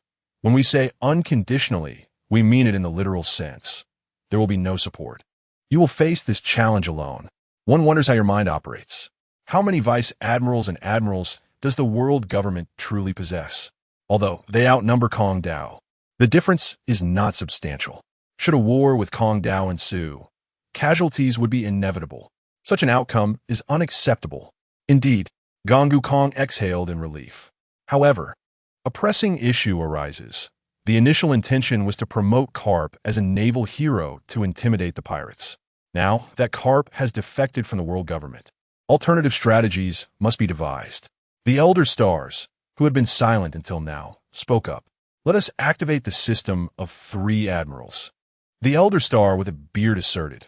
While the Navy originally consisted of 3 admirals, only one was publicly recognized, while the other 2 served as his aides. It is time to implement the 3 admiral system to instill fear in those restless pirates. Moreover, the 3 admirals must be elected anew. This is indeed a viable approach. The bald-headed Elder Star nodded in agreement. Kong, do you have any suitable candidates? Candidates for admiral? Kong rubbed his chin in contemplation. There are 2 promising young individuals in the Navy, namely Zhang Gua and Zhe Fa. Both possess admiral-level strength at a young age. Upon hearing this, the bald-headed Elder Star nodded. I have heard of these 2. They will suffice. As for the last position, let Gongu Kong take it on an interim basis. Me? Kong expressed confusion. Is there a problem? You do not wish to assume the role? Or perhaps you find the position of Marshal too comfortable. Consider it a form of punishment. You will serve as an admiral temporarily until a suitable replacement is found. Is settled then. Carter, I have returned. Will you not come to welcome your dear brother? Bang! The door to Carter's study was once again forcefully kicked open, and Carp swaggered in. Carter, gazing at the now repaired door, felt an overwhelming urge to flip the table in frustration. Carter, you suggested I become the Marshal of Kongdao. You cannot go back on your word, Carp exclaimed excitedly, finally free from the oppressive rule of the celestial dragons. You cannot imagine how close I was to eliminating them as I watched them oppress the common folk. Yet that fellow Kong insisted I protect them. Calm down, Carter interjected, signaling Carp to settle down. What is it, Carter? You are not going to deny me the position of Marshal, are you? Carp looked at Carter suspiciously. We will discuss that later. Carter, with a grim expression and clenched fists, approached Carp. First, I need to deal with you, and then you will kindly help me fix the door. Carter, are you well? Ouch, what are you doing? Be gentle. That hurts. Carter disregarded Carp's pleas. I have told you countless times that my door was not locked. It was not locked. Accompanied by Carp's cries, a few minutes later. Phew, much better. Carter stretched his body, appearing quite content. Meanwhile, Carp, nursing a swollen head, worked on repairing the door. Tap, tap, tap, tap. At that moment, the sound of high heels striking the floor echoed, and a female secretary entered, cradling a stack of newspapers and bounty notices. Sir, the secretary bowed to Carter and Carp. Here are the latest newspapers and bounty notices. Bounty notices? Carter queried, taking one for a closer look, a smile spreading across his face. Oh ho. Brother, you have become quite remarkable. What is it? Carp, absent-mindedly digging his nose, replied nonchalantly. Take a look. This is your bounty notice. It is rather alarming. Carter handed Carp the notice with a hint of awe. Carp focused on it. Mon chi de Carp, un notorieux naval traitor. Disobeying orders, responsible for the destruction of a significant portion of Marineford. This individual is exceedingly wicked, with strength second only to Locke's. Thus the bounty is indefinite. Bounty 5,000,000,000 berries. 50 billion berries. Carp was taken aback, astonished that the Elder Stars would issue such a high bounty. After all, he had devoted many years to the Navy, earning at least some respect, yet here he was suddenly a target. By the way, brother, you are now quite valuable. If we ever run low on funds, we might just sell you, Carter said with a mischievous grin. Is that so? Carp, still digging his nose, replied nonchalantly. Look at this. You're also quite valuable. Carter looked puzzled as he glanced at the bounty notice in Carp's hand. Good heavens. Nearly his entire family was listed. Monchi D. Carter, a notorious naval trader, causing chaos on Shunji Dao. Thus the bounty is indefinite. Bounty 3,000,000,000 berries. Charlotte Lingling, a notorious criminal, causing chaos on Shunji Dao. Thus the bounty is indefinite. Bounty 2,500,000,000 berries. Mushide Yin, a notorious criminal, causing chaos on Shunji Dao. Thus the bounty is indefinite. Bounty 2,000,000,000 berries. Manchidi Long, a notorious criminal, causing chaos on Shunji Dao. Thus the bounty is indefinite. Bounty 2,000,000,000 berries. Mungchi D. Katakuri, a notorious criminal, causing havoc on the island of gods. A bounty has been placed for him, regardless of life or death. Bounty 2,000,000,000 berries. Monkey D. Naruto, a notorious criminal, causing havoc on the island of gods. A bounty has been placed for him, regardless of life or death. Bounty 2,000,000,000 berries. Mungchi D. Laxus, a notorious criminal, causing havoc on the island of gods. A former member of the Roger pirate crew. A bounty has been placed for him, regardless of life or death. Bounty 100,000,000 berries. Angel Moi, a notorious criminal, underling of the criminal Carter, a bounty has been placed for him, regardless of life or death. Bounty 2,000,000,000 berries. Upon seeing such numerous bounty notices, Carter was momentarily stunned. Good heavens! The bounty for just his own family exceeds 2 billion berries. Do not underestimate 2 billion berries. A single warship from the world government costs merely 1 or 200 million berries.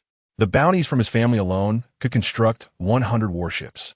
It appears that the world government's wrath towards you has been vented upon us.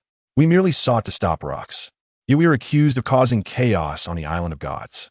Carter nonchalantly tossed aside the bounty notices. In his view, the world government was merely issuing a bounty and did not truly dare to take action against him. He then picked up a newspaper to discover that the headline read, "The 3 Admirals of the Navy. Due to the remarkable achievements of Sengoku, Zephyr, and Steel Bone Kong during the God Valley incident, the world government has decided to implement the policy of 3 admirals. And these 3 are the inaugural admirals. Brother, the Navy has established the 3 admirals. That is to be expected." Carp nodded in agreement, acknowledging that it was indeed to intimidate pirates. While Carter and his brother were engaged in casual conversation, the bounty notices from the Carter family had already caused a tremendous uproar.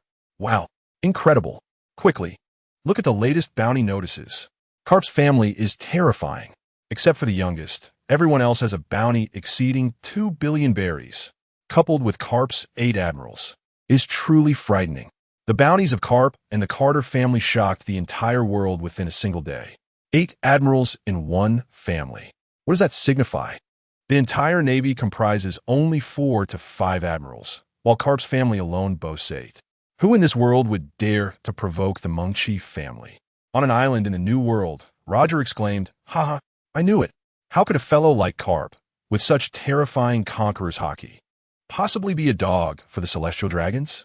Roger waved a bounty notice excitedly, as if to say he had anticipated this all along. 5 billion berries. Captain, this is even higher than your bounty. Rayleigh adjusted his glasses and remarked, "Moreover, the most terrifying aspect is not just this. Look at the other bounty notices.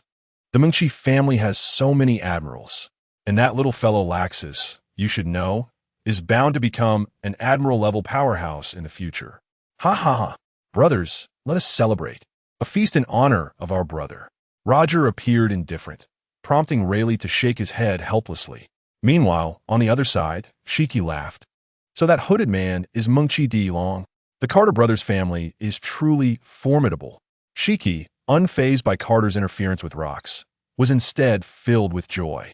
As for Whitebeard, Wang Ji, Silver Axe, and others, they gazed solemnly at the bounty notices, lost in their thoughts.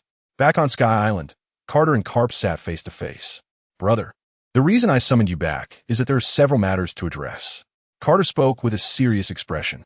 "We have remained dormant for so long. Now that Rox is dead and my children have grown, the time has come to establish our own power." Carter paused before continuing, "First, we must establish our government. Then build a nation, expand outward, and continue to develop. Establish a government. Build a nation."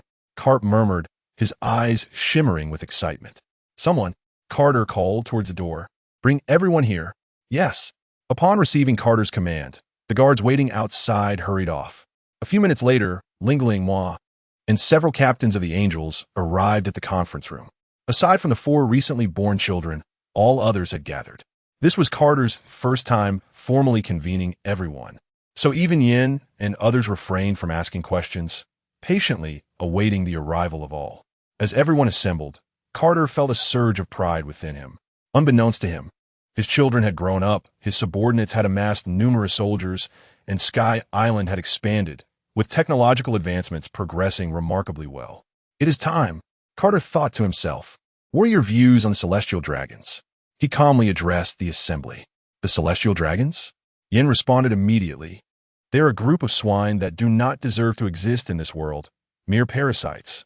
"Precisely," Naruto echoed, recalling his fury upon witnessing their indiscriminate slaughter of slaves and civilians aboard the Mangdang Mountain. Disgusting creatures. Others who were aware of the celestial dragons also voiced their anger, expressing their indignation. Seeing this, Carter nodded and continued, I share the same sentiment. Thus, my development over these years has been aimed at overthrowing the world government and annihilating the celestial dragons.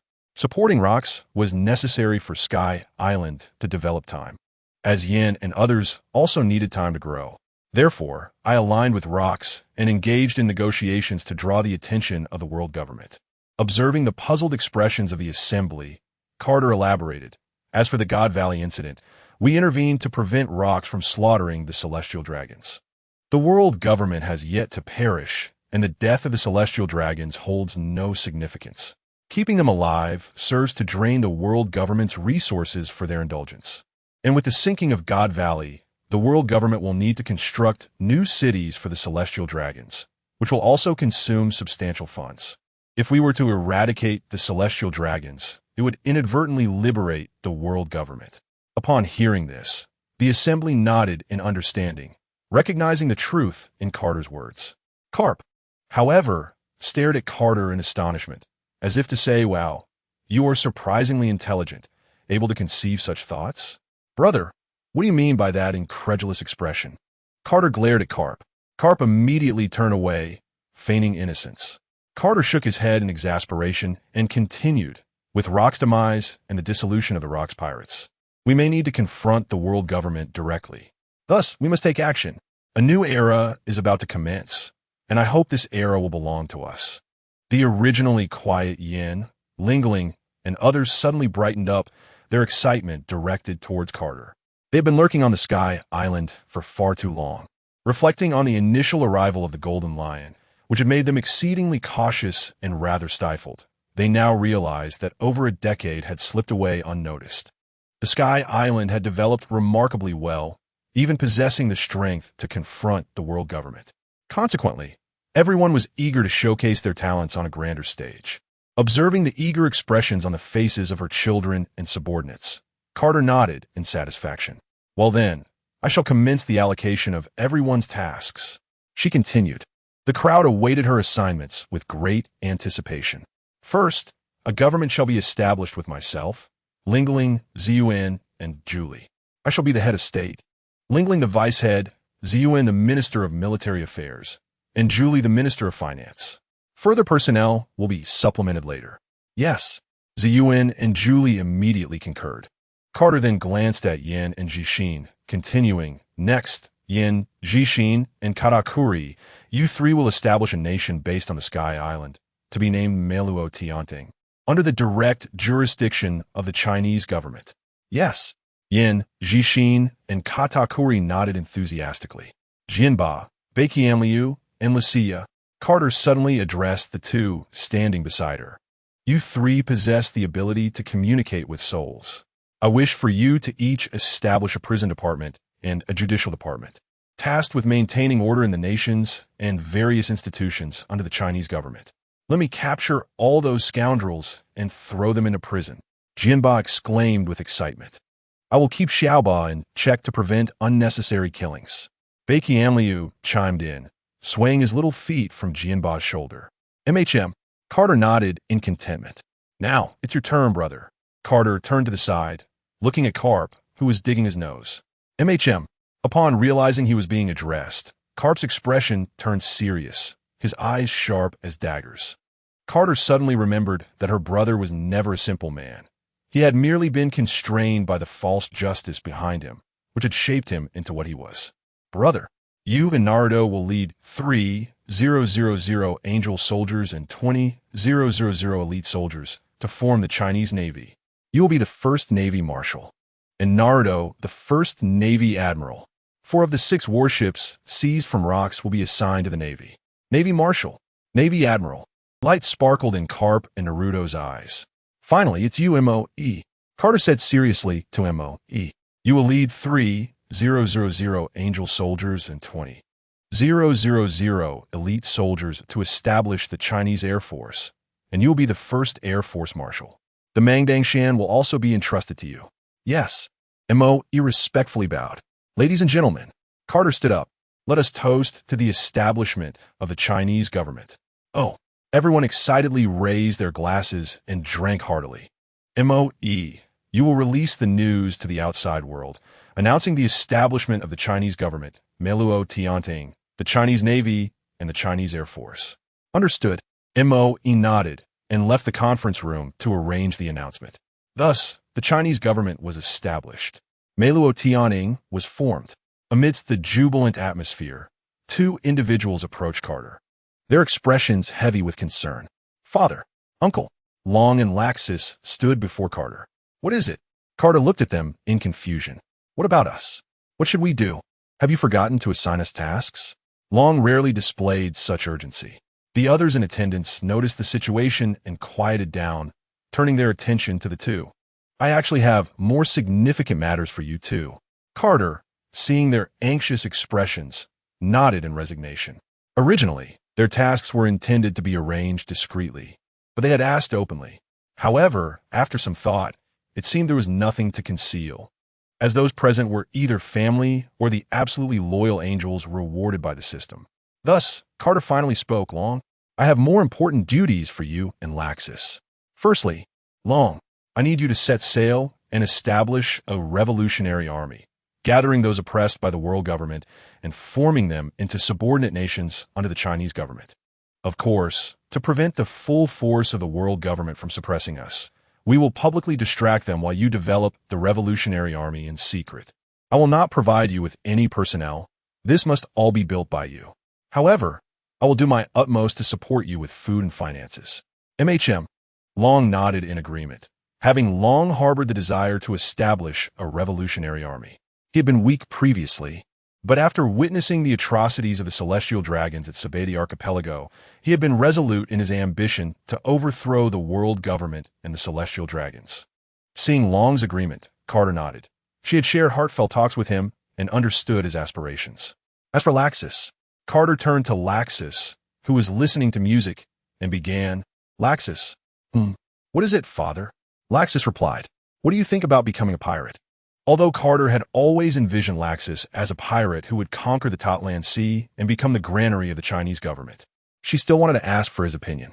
After all, being a pirate bore a negative reputation, and if he was unwilling, that would suffice. It's not bad, quite free. Are you suggesting I join Roger's crew again? Laxus asked, puzzled. No, I want you to set sail and form your own pirate crew, then conquer the Totland Sea. Carter laid out her thoughts candidly. Of course, if you are unwilling, that is fine. After all, being a pirate is not particularly honorable. I agree. Laxus interrupted Carter before she could finish. He had quietly climbed aboard Roger's pirate crew as a child, and the reputation of being a pirate did not matter much to him. He simply wished to do something for his family. Very well. Carter nodded and continued. When you are ready to set sail, I will provide you with a ship, 500 angels, as well as some money and devil fruits. You can use these to establish your own foundation. Once you fully control the Totland Sea, develop it well, and when the time is right, you can establish a nation based on the Totland Sea, at which point you will be its king. Really? Laxus exclaimed with excitement, as he had thought he would only be a pirate, but now he had the opportunity to become a king. However, considering that Laxus was Carter's child, how could she bear for her child to remain in darkness forever? Yin, the big sister figure, came forward to pat Laxus on the shoulder. However, Laxus, your current strength is too weak. It's rather precarious. Carter suddenly shifted the conversation. Are you willing to eat a devil fruit? As he inquired, Cater also opened the attribute panel of Laxus. Manchi D. Lax's identity. Second Sun talent. S-Class Dragon Slayer magic of lightning physicality. Vice Admiral level skills. Advanced 3-color hockey. Advanced Marine 6 styles, Roar of the Thunder Dragon, Thunder Dragon's Destruction Fist, Thunder Dragon's Jaw, Thunder Dragon's Halberd, Pseudo-God Evade ability, None evaluation, temperament akin to a powder keg. Over the years on Roger's ship, Laxus had indeed grown significantly, although he had yet to reach the level of an admiral. The Dragon Slayer magic of lightning rendered him nearly unmatched among vice admirals. The Pseudo-God Evade was a technique Laxus had imitated from Roger's God Evade, utilizing the Dragon Slayer magic of lightning. When executed, it manifested as a long blade of lightning condensed in his hand, striking at enemies, with countless bolts of lightning erupting from the blade, much like Roger's God of Aid. However, lacking the Conqueror's haki entwined around it, its power paled in comparison to Roger's technique. Only when Loxus mastered the pinnacle of Conqueror's haki could he potentially harness some of the might of God of Aid by enveloping his lightning blade with it. "I am willing," Loxus responded without a moment's hesitation, nodding directly. Cater turned to his secretary beside him and commanded, "Fetch the Raijin fruit." Shortly, the female secretary presented the Raijin fruit before Loxus. Crack! Without any hesitation, Loxus took a decisive bite, his expression instantly turning ashen. It was dreadful. It was nothing but repugnant. It felt as if he had consumed excrement, and though he initially wanted to spit it out, the thought of this precious Raijin fruit compelled him to endure and swallow it whole. Cater had intended to advise Loxus that one bite sufficed, but Yin, with a sly smile, chimed in, "Loxus, this is a rare Raijin fruit. You must consume it entirely to attain the greatest power."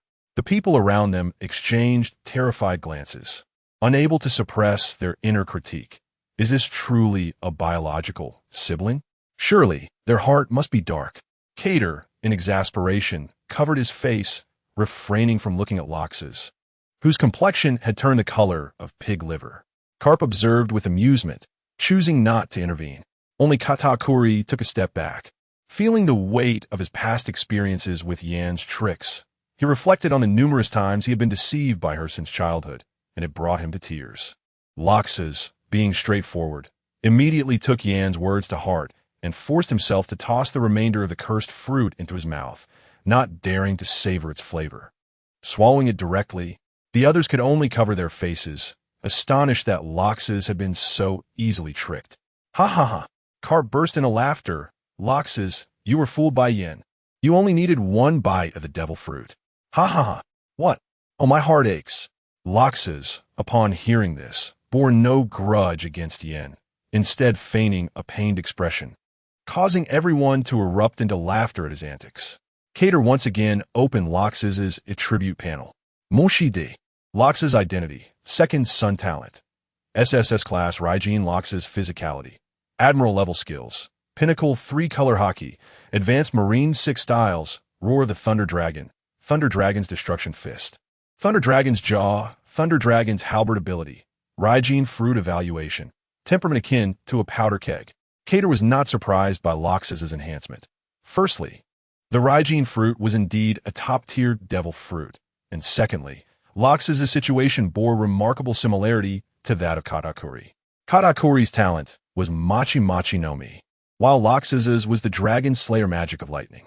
It is noteworthy that the Dragon Slayer magic of lightning was derived from consuming the heart of the Thunder Dragon King, effectively granting Loxus the heart of the Thunder King Dragon. Hence, after consuming the Raijin fruit, such a significant enhancement was to be expected. As per Cater's arrangements, the entire Sky Island began to operate at full speed. The establishment of the Chinese government, Milo-Ocean Court, Chinese Navy, and Chinese Air Force spread across the globe. However, in comparison to the news of the Navy hero betraying the world government, it was merely a small story, failing to incite any upheaval. Only those familiar with the Sky Island and Cater displayed solemn expressions. Although the world government was aware of Cater's establishment of the Chinese government, there was no intention to send troops. After all, Cater remained on his Sky Island, showing no signs of world domination, which provided them with a sense of security. Unbeknownst to them, Cater had already begun to set his sights on the Blue Sea and had commenced actions that would render the world government's response too late. Of course, that was a matter for another time. Just as Cater issued his orders, the following day, Loxus and Dragon set sail. Loxus took along 3 billion berries, several devil fruits, the Jaibeck ship, 500 angels, and 1,000 elite soldiers. Dragon's provisions were simpler, consisting of 3 billion berries, several devil fruits, and a warship. Although Cater had stated he would not provide Dragon with soldiers, ultimately, to maintain the warship's operations, he ended up allocating 500 elite soldiers. With the departure of Dragon and Loxus, Cater finally stood before him as a chess player, ready to engage in a game of strategy. A new era was about to unfold. The Sky Island, now known as Milo-Ocean Court, was bustling with various undertakings. With the establishment of the Chinese government and Milo Ocean Court, every position required individuals to manage the affairs. At this moment, an individual suddenly arrived at the Sky Island within the study of the temple. Ha ha! Cater brothers, your Manchi family is truly formidable. 8 admirals. The combined bounties exceed 20 billion berries. The entire sea has been thoroughly shaken by you. A middle-aged man clad in a golden cloak with long golden hair laughed boisterously before Cater. Shiki, why are you here instead of developing your flying pirate crew? Indeed, the visitor was Shiki. Do you remember what you said before? You were right. The world government is indeed not simple. Upon hearing this, Shiki pondered for a moment and then replied seriously, over the past decade, while I was rampaging with the Rocks Pirates, I made a point to gather information on the world government. Oh, Cater looked at the Golden Lion with some surprise, but chose not to elaborate further, instead waiting for Shiki to continue.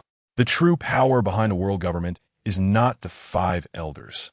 Above the 5 elders, there exists another individual, known as M. Shiki's expression grew serious. It is rumored that M has survived for an extraordinarily long time, possibly even achieving immortality. Cater nodded in understanding. After all, when he traversed to this world, the tale of the Pirate King had already progressed to the emergence of M, and he was aware of her existence. Moreover, M was someone Cater had always been wary of. No one knew the extent of her power. Furthermore, I have also learned the names and code names of the 5 elders. The esteemed deities of warfare are as follows: the scientific defense god, Jiejia Shi Satan Sheng, whose name signifies Saturn; the agricultural warfare god, Sepida Shurbaida Sheng, meaning Jupiter; the financial warfare god, Zanba Long Vinasi Shoulang Sheng, which translates to Venus; the legal warfare god, Tuapu Man with Xiu Li Sheng, denoting Mercury; and the environmental warfare god, Ma Ka Si Ma Si Sheng, representing Mars. Furthermore, to my knowledge, the formidable strength of the 5 elders is indeed remarkable, suspected to be composed entirely of mythical beasts. At this moment, Kate could no longer hear Shurji's words. His mind was consumed by the terms sun god, Venus, Jupiter, Saturn, Mars, Mercury, Pluto, Uranus, and Neptune. Was this not a reflection of the solar system? Kate murmured to himself. Yimu, Yimu. Kate incessantly repeated these 2 words, when suddenly, akin to a bolt of lightning, an epiphany struck him. Imu. Earthman? Could it be that Imu represents Earth? Kate could not contain his astonishment and exclaimed. In that instant, he felt as though he had unveiled a profound truth, as if the fog had been lifted. What do you mean, Imu represents Earth? Shurji inquired, somewhat perplexed. However, at that moment, Kate paid no heed to Shurji. 800 years. 800 years indeed. Was that not the very span of the debate between the geocentric and heliocentric models? Kate's heart raced with excitement. 800 years ago, all celestial bodies revolved around the Earth, and 800 years later, they revolved around the Sun. The sun god Nika's downfall was due to the fact that when Copernicus first proposed the heliocentric theory, no one believed him. It was only after his death that future generations, after much struggle, validated the heliocentric model. No wonder Raja remarked upon arriving at the final island that he had come too early, for at that time, the sun god Luffy had yet to be born. What follows is the author's speculation on the plot of the world of One Piece. Kate could not suppress his exhilaration, and he harbored some vague conjectures about that blank century. The great kingdom of 800 years past perhaps represented theology, while the alliance of 20 royal families symbolized science. As science overthrew theology, perhaps it was not merely 20 royal families, but 21, with the sun god Nika himself being one of the celestial dragons, the leader of this alliance. Because the sun god Nika could bring joy to the people, he garnered public support during the overthrow of the great kingdom, with voices arising advocating for him to be crowned king. This incited the envy of the other 20 royal families, leading to a conspiracy against Nika, with Naimu at its core. However, one of the royal families, Naife Lutali D. Li Li, was a supporter of Nika. Thus, Imu deceived Li Li into believing that Nika's ambition was to dominate the world, causing Li to fall for the ruse. And the 20 royal families commenced a century-long war against Nika. After ultimately slaying Nika, the 20 royal families swore that none would ascend the throne. Yet, Imu's ambitions were revealed as she took the throne, and Li, upon discovering the truth, felt betrayed and began plotting Imu's overthrow. However, she was ultimately killed. Though her will was cast into the sea, Kate sensed that this blank century of history unfolded in such a manner. Yet all of this remained mere conjecture on his part. However, if the world of One Piece truly represents the rivalry between the heliocentric and geocentric models, Kate gazed solemnly at the moon. It is indeed true that all celestial bodies revolve around the sun, as evidenced by Luffy's formidable charm in gathering everyone around him. Even the five elders, and perhaps even Imu, might be compelled to fight for Luffy. Yet the moon is not so easily categorized. The moon governs the tides of the earth. Imu might merely be a terrifying pawn of the moon, while that boundless expanse could very well be the ultimate mastermind behind it all. Kate had a vague feeling that if the world government were to be overthrown, it might truly require Luffy to become the sun god for the most opportune moment. Kate, protect Kate. Shirji's voice jolted Kate from his reverie. What are you saying? What 800 years? What Nika? Shirji looked at Kate with a face full of confusion. No. Kate waved his hand dismissively. Shirji, Kate suddenly shifted the topic. What is your dream of setting sail? Ha. Haven't I mentioned it before? My goal is to conquer the world. Shirji replied with great bravado. However, before Shirji could finish his thought, he abruptly became serious and fixed his gaze on Kate. Protect Kate. Do you harbor ambitions of world domination? Upon hearing this, Kate merely nodded, a smirk playing on his lips. Seeing this, Shirji burst into hearty laughter, then turned serious again. How about you let me join the Chinese government and lend my strength to it? Kate was taken aback. Why? Kate was completely bewildered by Shirji's intentions. Because of strength. Shirji, abandoning his usual carefree demeanor, stated earnestly, it is precisely because of the power of the world government. Alone, I lack the ability to overthrow it, and thus cannot realize my dream of conquering the world. But Brother Kate, you give me hope. With 8 top-tier combatants, along with the formidable mid-ranking officers and terrifying technological prowess, it is undoubtedly the right choice to follow you. Shirji's face radiated unwavering determination. Are you certain? If you join the Chinese government, you must obey my orders. Kate remarked with a knowing smile. At the very least, joining you provides an opportunity to conquer the world, does it not? She replied earnestly. All right. Kate's decision to allow Shirji to join was made after much contemplation. After all, the current Chinese Air Force was solely represented by MOE, and many tasks required her attention. Therefore, MOE was overwhelmed. If Shirji were to join, he could become a general in the Air Force, assisting MOE. Furthermore, Shirji's abilities were indeed formidable, especially when utilized as a tool. Others transporting food and weapons would require ships.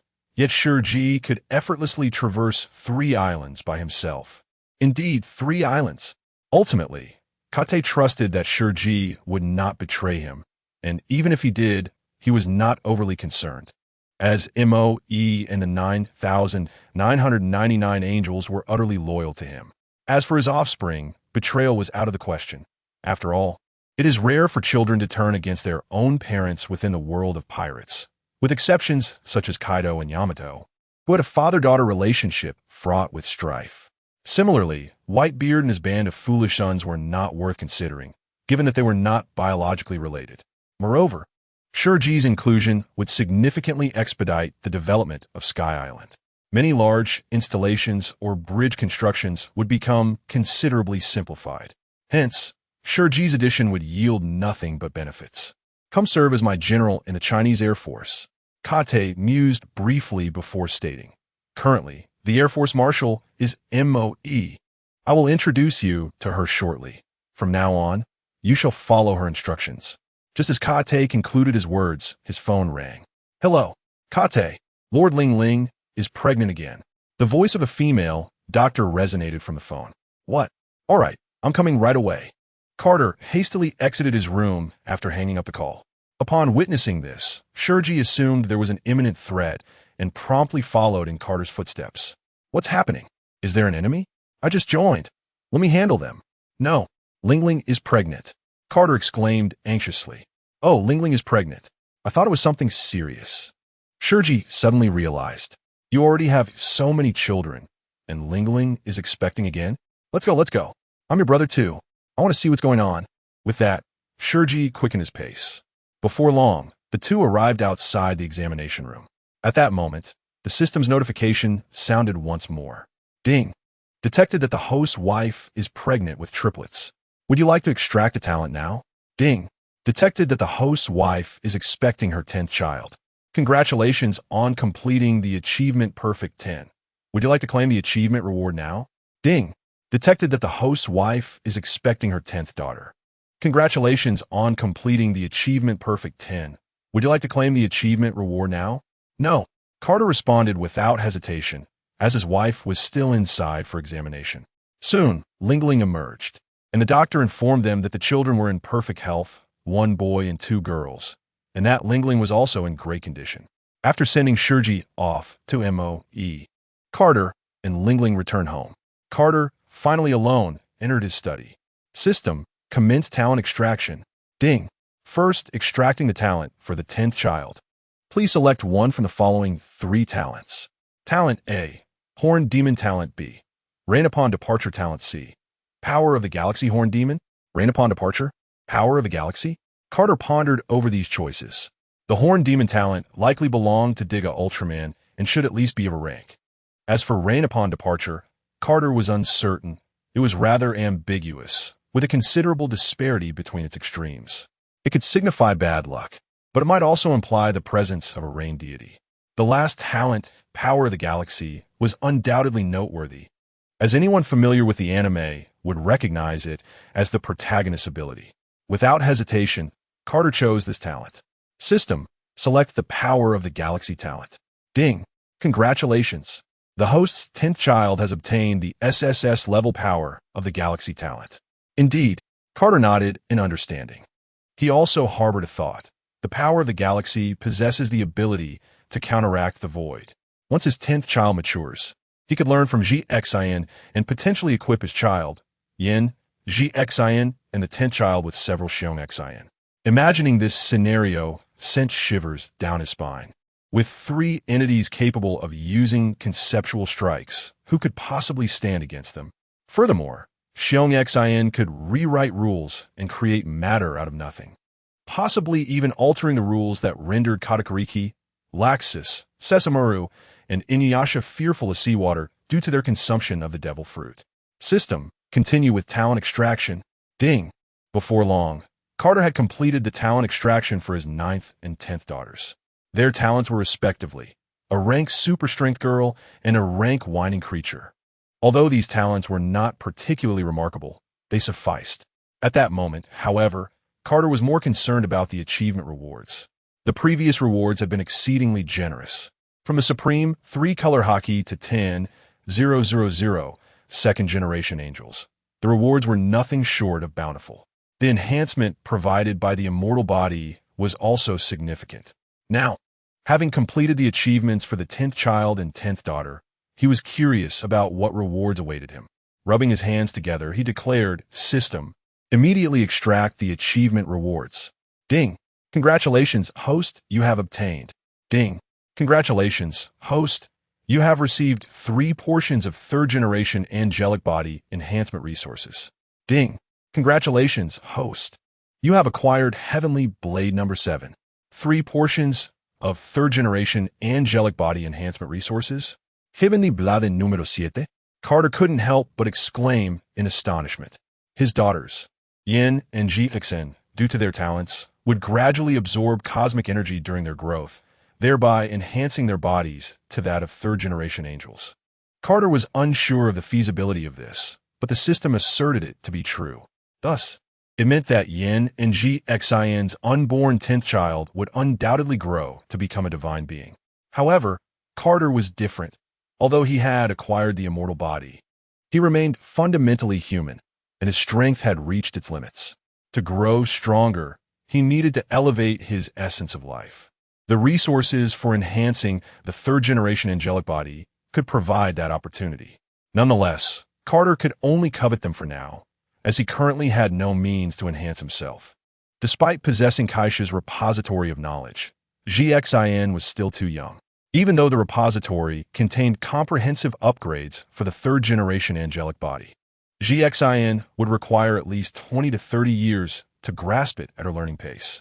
Still, the prospect of becoming divine was a glimmer of hope. The second reward was even more remarkable. Heavenly Blade number 7.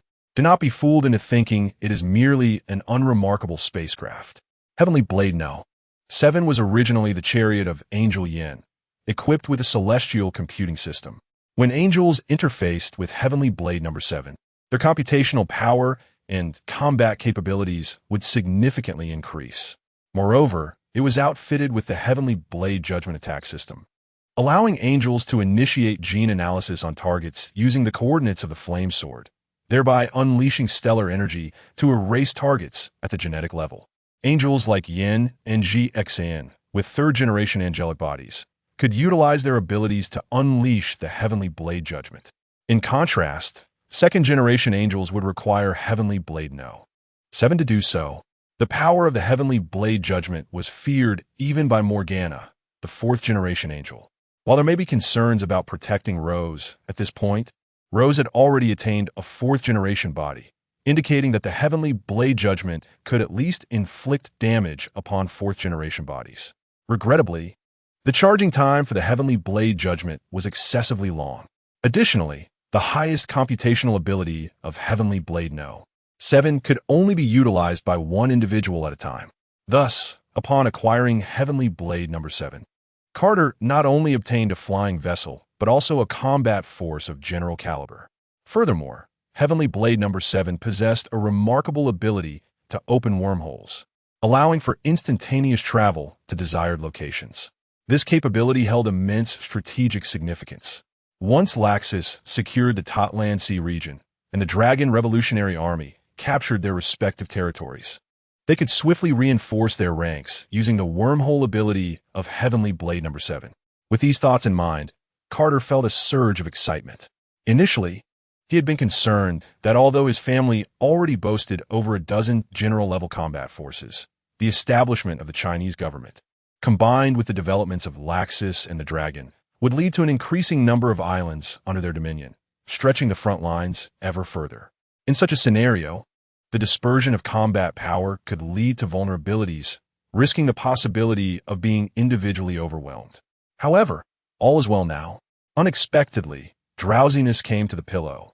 With the arrival of Tianren Hao, there is no longer any need to worry about such situations. In the future, regardless of which battlefield is besieged by the enemy, our own forces will be able to provide support in the shortest time possible.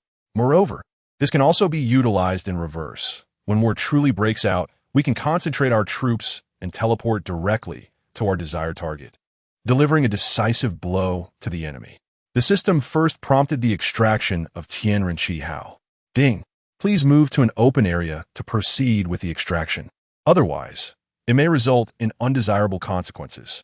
Oh, upon hearing this, Kata felt a bit embarrassed, having momentarily forgotten that he was in the temple. If he were to extract Tianren Hao here, it would likely result in an explosion. Soon, Kata arrived at the edge of the Sky Island and faced the vast sea once more, saying, "System, extract Tianren Hao." Ding! Congratulations, host. Extraction of Tianren Hao successful. As the system's voice faded, a massive cross-shaped spaceship materialized before Kata. The vessel resembled an enormous cross, featuring a grand wing-like structure, which was the insect gate of Tianren Hao. Behind the spaceship loomed a colossal stone, which was, in fact, a small celestial body. Tianren Hao was constructed upon this very small celestial body. Kata took a moment to observe, and then instructed the angels to familiarize themselves with Tianren Hao. At that moment, Kapu's voice echoed from afar. Kata, huh? What is it, brother?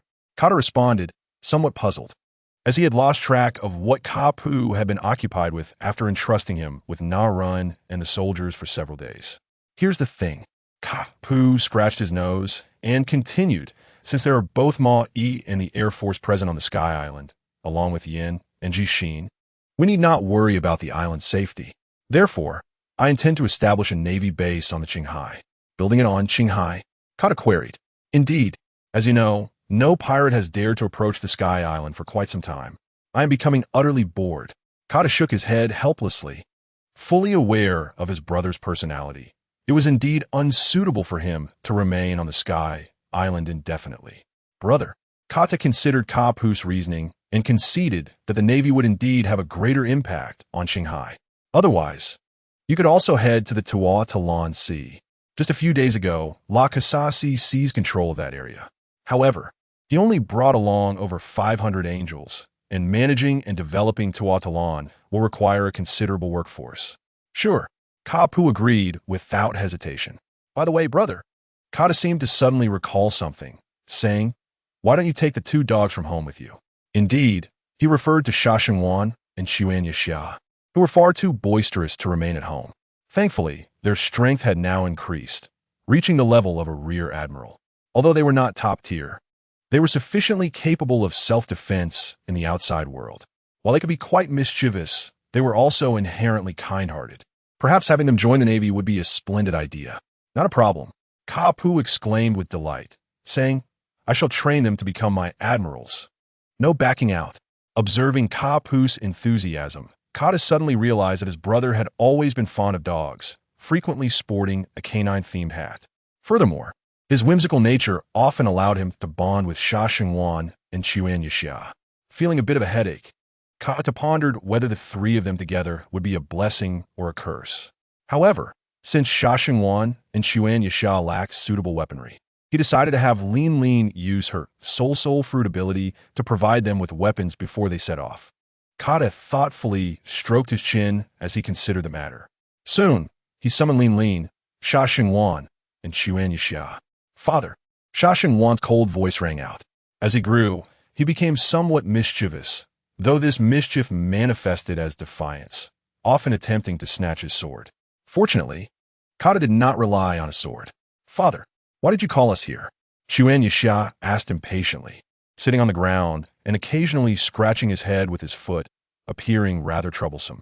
Seeing Xuan Yixia's nonchalant demeanor ignited a spark of frustration within Kata. While Sha Xingwan had matured over time, Xuan Yixia seemed to be growing increasingly foolish, even developing a tendency to cause destruction in the household. Kata's study had suffered significantly due to Xuan Yixia's antics. Xuan Yixia and Kapu are practically 2 dogs. Hey, uncle, you're here too? Upon spotting Kapu, Xuan Yixia joyfully rushed over and leaped on Kapu's back. Ha, little Xuan Yixia, have you missed your uncle? Kapu said, effortlessly accommodating the young boy, clearly accustomed to such antics. Uncle, Sha Xingwan also greeted Kapu. Would you like to hop on my back, little Sha Xingwan? You used to love it. Kapu replied, nodding happily. Stop. Uncle, don't say that. Sha Xingwan's face flushed visibly as he hurriedly covered Kapu's mouth. Xuan Yixia, stop fooling around. Get down from your uncle, Kata said sternly. Upon hearing this, Xuan Yixia ceased his playful antics and stood solemnly next to Sha Xingwan. I called you here because your uncle is about to leave. He intends to establish the Navy base on the territory of your brother, La Kasasi, Kata stated with seriousness. What? Uncle, you're leaving? Xuan Yixia's expression immediately turned sorrowful. After all, both his father and mother were rather strict, while Yin was a cunning character. Jishin and Katakuli, along with Naran, were either engrossed in their studies or training obsessively. Only Kapu was the most fun, which is why both Xuan Yixia and Sha Xingwan adored him, and Kapu returned their affection wholeheartedly. Don't rush, let me finish.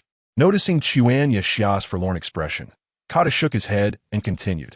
I would like you both to join the Navy and accompany your uncle to the Tuatalan Sea. Really? Xuan Yixia's face lit up with excitement as he looked at Kata. Can we finally set sail? Meanwhile, Sha Xingwan did not voice his thoughts, but wore a smile as well. However, you are still too weak. The sea is not as simple as you imagine. Therefore, You must enhance your strength before departing. Kata explained. You are aware of Lingling's soul fruit ability, which can extract your souls and infuse them into your weapons. This way, your weapons will grow alongside you, enhancing your strength. In summary, who among you would like to go first? Kata inquired. Regarding Sha Xingguan and Chuan Yixia, I'll go first. Upon hearing the words, Sha Xingguan stepped forward without the slightest hesitation. At that moment, Sha Xingguan stood at approximately 17 meters tall, adorned with flowing silver-white hair. The crescent mark on his forehead and two red demonic patterns on each cheek accentuated his striking appearance. Draped in white garments adorned with six-pointed flowers, his golden eyes shone brightly, exuding an air of nobility. He was a handsome aristocrat, expressionless and taciturn. At his waist, he carried two long swords, which, while not of the supreme category, were nonetheless renowned blades. Be prepared. The process of soul extraction may be somewhat uncomfortable, Lingling advised. It's fine. Let's begin, mother. Sha Xingguan replied, with unwavering determination in his gaze. Soon, both of Sha Xingguan's swords successfully absorbed the soul, undergoing remarkable transformations. One became a slender katana with a black hilt adorned with white diamond patterns. The other morphed into a similarly elongated blade featuring puzzle-like engravings. Its hilt white and also decorated with intricate designs. Sha Xingguan eagerly retreated to the side to fully appreciate the changes in his swords. In the meantime, Inuyasha, unable to contain his eagerness, swiftly took Sha Xingguan's place. Slightly shorter at 165 centimeters, Inuyasha possessed beautiful silver hair, with shorter strands framing his face and cascading to his chest. His golden eyes gleamed with canine sharpness, complemented by fangs and claws. He wore a crimson fire rat fur coat over a white shirt, paired with fiery red lantern pants, and was barefoot, with a long sword at his waist and a black rope slung over his shoulder. Mom, it's my turn, Inuyasha urged Lingling impatiently. Ha! Seeing her son's eagerness, Lingling affectionately scratched Inuyasha's chin before commencing the soul extraction. Before long, Inuyasha's long sword underwent a transformation, albeit one less glamorous than Sha Xingguan's. To his dismay, Inuyasha's sword turned into a rather dilapidated blade. Why is this happening? Inuyasha exclaimed, not even having the chance to comprehend the change before his temper flared, and he began shouting while clutching the worn sword. Bang! Bang! Bang! Unable to restrain himself, Carter delivered 3 punches to Inuyasha's head, exasperatedly saying, Can you not take a moment to appreciate the transformation of your sword? Ouch. All right, Dad. After receiving a few knocks from Carter, Inuyasha retreated to the side to contemplate his sword's new form. Before long, both Sha Xingguan and Inuyasha understood the nature of their sword transformations. Sha Xingguan's black-hilted sword was named Taishinjia, possessing the ability to manipulate the dead and form a protective barrier. The white-hilted sword was called Beosia, capable of reducing objects it struck to mere fragments, rendering them irreparable. However, neither of Sha Xingguan's swords had the ability to unleash their powers. Fortunately, their inherent abilities were quite formidable. Moreover, wielding Taishinjia or Beosia would enhance physical attributes, with the effects being cumulative. Thus, if Sha Xingguan held both swords, his physical prowess would be augmented twice. Inuyasha's sword was named Taisea, which could be unleashed. The first release transformed it into a massive blade with plush handguards, capable of unleashing a wind attack and enhancing its wielder's physical capabilities. As for the second release, according to Inuyasha, it was indeed possible, though he currently lacked the means to achieve it. With their newfound swords, the two canine warriors joyfully followed Kabu as they set sail. Meanwhile, 2 enormous pirate ships were headed toward the Totland Sea. Ha ha! Are we certain? Has the Totland Sea indeed fallen to Laxus? A burly man wielding a giant axe inquired of another man clad in silver armor, wielding a massive sword. Of course, there can be no mistake. The sword-bearing man replied confidently, stroking his beard. That's good to hear. The axe-wielding man displayed a grim expression. Wang Ji, you must leave Laxus to me. Ha ha ha. Silver Axe, are you really that vengeful? The 2 men were Wang Ji and Silver Axe. Don't you hold a grudge? when we were at the Valley of the Gods. We had so many treasures taken by the Sky Island people, and you weren't angry? Silver Axe slammed his axe heavily into the ground, his anger palpable. During their time at the Valley of the Gods, Silver Axe, Wang Ji, and others had collected numerous treasures. However, upon the arrival of Carter and his crew, they had inadvertently lost track of those treasures in the chaos of battle, ultimately benefiting Carter when he cleaned up the battlefield. That's true. Wang Ji's expression darkened as he recalled the treasures he had lost to Carter. This Laxus dares to venture out instead of remaining on the Sky Island, and even establish the Thunder God Pirates. He has no one to blame but himself. Silver Axe declared angrily. This time, we must avenge the Valley of the Gods. Totland Sea has arrived. Just as the two were conversing, a pirate shouted, "We've arrived." They saw a vast expanse of islands ahead, and the color of the sea began to change to a juice-like hue. From a distance, whirlpools appeared intermittently on the surface, and the remnants of ships could be faintly seen. Indeed, the Totland Sea was fearsome. Wang Ji nodded in agreement. Thankfully, I possessed a map of the Totland Sea. With that, Silver Axe directed the pirate ship straight toward Cake Island. At that moment, Laxus had only recently taken control of the Totland Sea, and the islands in the vicinity had yet to be developed. Only Cake Island had undergone minimal construction, with a castle and soldiers' quarters built at its center. Laxus was currently training on the beach, as his prolonged time aboard Roger's pirate ship had left him unfamiliar with construction and planning. Fortunately, he had entrusted everything to the angels. Boom, crash, bang. Suddenly, countless cannonballs rained down on Cake Island, creating a tremendous rumble. Who dares invade my Cake Island? Laxus glared furiously in the direction of the incoming cannonballs. Fortunately, as construction had yet to commence, Laxus's castle and the angels' residences were located at the island's center, with Laxus's ship docked at the port on the opposite side of the island. Thus, this round of bombardment resulted in minimal damage to Laxus. Hearing the deafening explosions, the angels quickly rushed to Laxus's side. As the pirate ship drew nearer, Laxus finally recognized the intruders.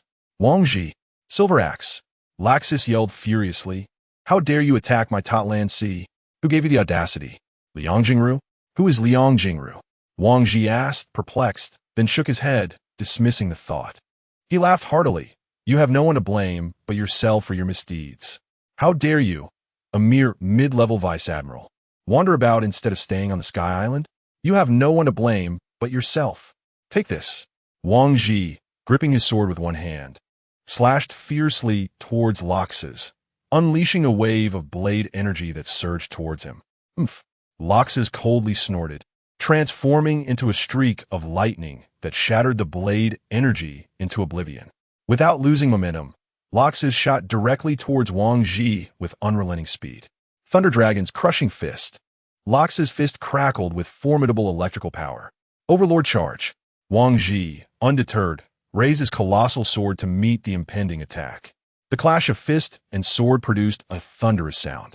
Admiral level, Wang Ji gazed at Laxus in astonishment, realizing that in merely a month's time, Laxus had attained the combat prowess of an admiral. With a surge of strength, Wang Ji pushed Laxus away and swiftly created distance between them.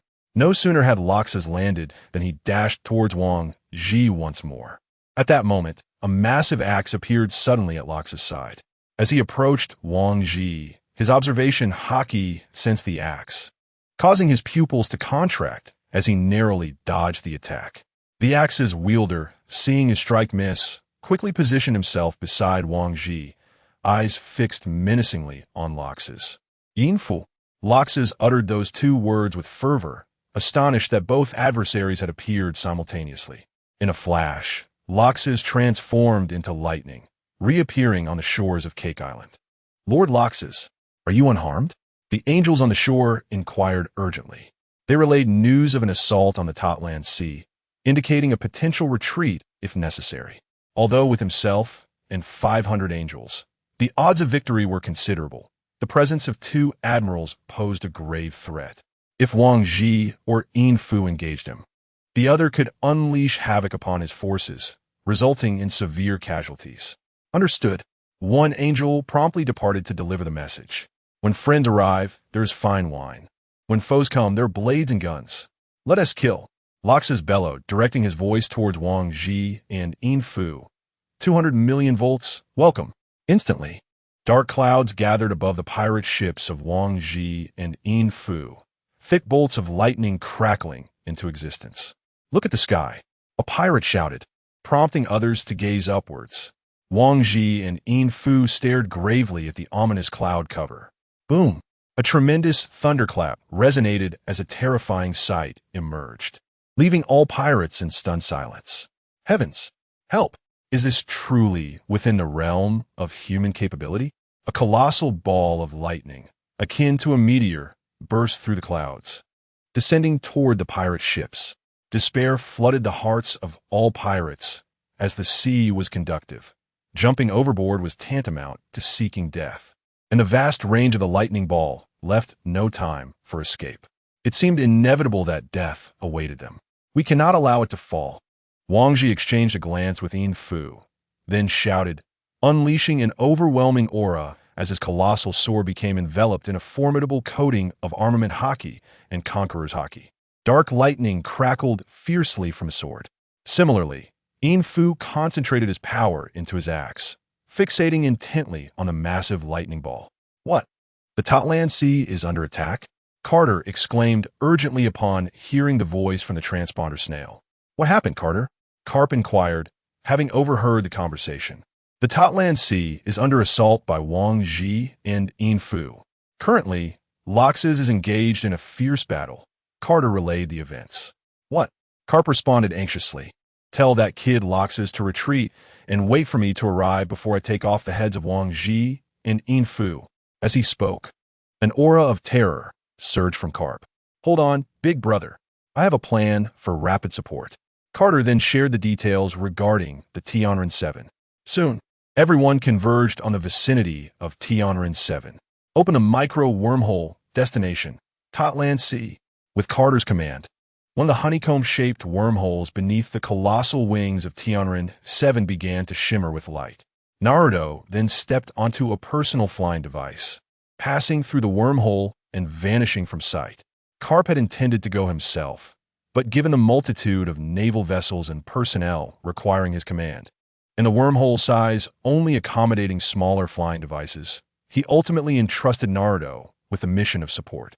As for why Carter and the others did not accompany him, it was essential for Carp, Naruto, Laxus, as well as Sesshomaru and Inuyasha to ensure the future safety of the Totland Sea. Moreover, the children had grown and needed to learn independence. The primary threats were indeed Wang Ji and Yin Fu alone. The rest were not formidable enough to pose a significant challenge to the 500 angels. The real concern was if either Wang Ji or Yin Fu detained Laxus while the other targeted the angels. Therefore, Naruto's involvement was deemed sufficient.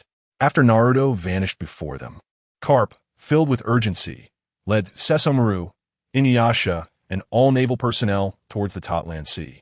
Meanwhile, in the Totland Sea, a ripple-like phenomenon suddenly manifested above Cake Island. Naruto emerged directly from within. So this is Cake Island? Naruto pondered, gazing at the unfamiliar surroundings. Boom! A tremendous noise erupted nearby. Realizing Laxus awaited his support, Naruto swiftly raced towards the sound. On Laxus' end, the 200 million volts had been shattered by the combined efforts of Wang Ji and Yin Fu, igniting a full-scale battle in the Totland Sea. Thunderbird, sky-cleaving axe. The Thunderbird was effortlessly cleaved in two by Yin Fu, and he collided heavily with Laxus. Ha ha ha, little vixen, let Wang Ji shower you with affection. Wang Ji, noticing the angels' alluring figures, teased as he charged toward them with his colossal sword. Filthy words. Justice shall surely judge you. One angel, enraged, flapped her wings and soared towards Wang Ji. However, the disparity in strength was insurmountable. With a single blow, she was sent flying by Yin Fu, crashing onto Cake Island, her fate uncertain. Damn it, sisters together. Upon witnessing their comrade grievously injured by Wang Ji, the remaining angels, emboldened by rage, surged towards him recklessly. Ha ha ha! Truly, little vixen, your figure is exquisite. Wang Ji leered as he embraced one of the angels, his fingers shamelessly caressing her beautiful legs. Ha ha ha, let go of me. The female angel struggled incessantly, yet the disparity in strength was insurmountable, rendering her efforts futile. Ha ha ha, your struggles are in vain. Wang Ji laughed heartily, his grotesque visage inching closer to her. The other angels attempted to intervene, but were repelled by Wang Ji's sword aura. How delightful! As Wang Ji approached, the fragrant scent emanating from the angel wafted into his nostrils. You scoundrel! With a sudden burst of defiance, the female angel sank her teeth into Wang Ji's arm, causing him to drop her onto the ground of Cake Island. You refuse to heed the warning. You shall face the consequences. Wang Ji glared furiously at the angel, advancing step by step, his massive sword enveloped in a menacing aura. At that moment, a murderous intent arose within him. He yearned to end the life of the angel before him. However, as he drew nearer, the angel displayed no fear, instead closing her eyes to confront her impending demise. Dai Xianwan. The angel Yang was merely one among the 500 angels brought by Laxus, who had once basked in joy upon this magical Cake Island. Yet, joy is often fleeting. Today, their sanctuary faced the onslaught of pirates. Laxus was valiantly battling, and they could not afford to bring shame upon him. Thus, they found themselves before the man named Wang Ji. Upon witnessing her companions being flung away by Wang Ji, her fury ignited, and she charged recklessly at him. Alas, they were no match for Wang Ji, and she soon lay defeated on the ground, believing her end was nigh as he approached her. Yet, a gentle and familiar voice pierced her ears. Dai Xianwan.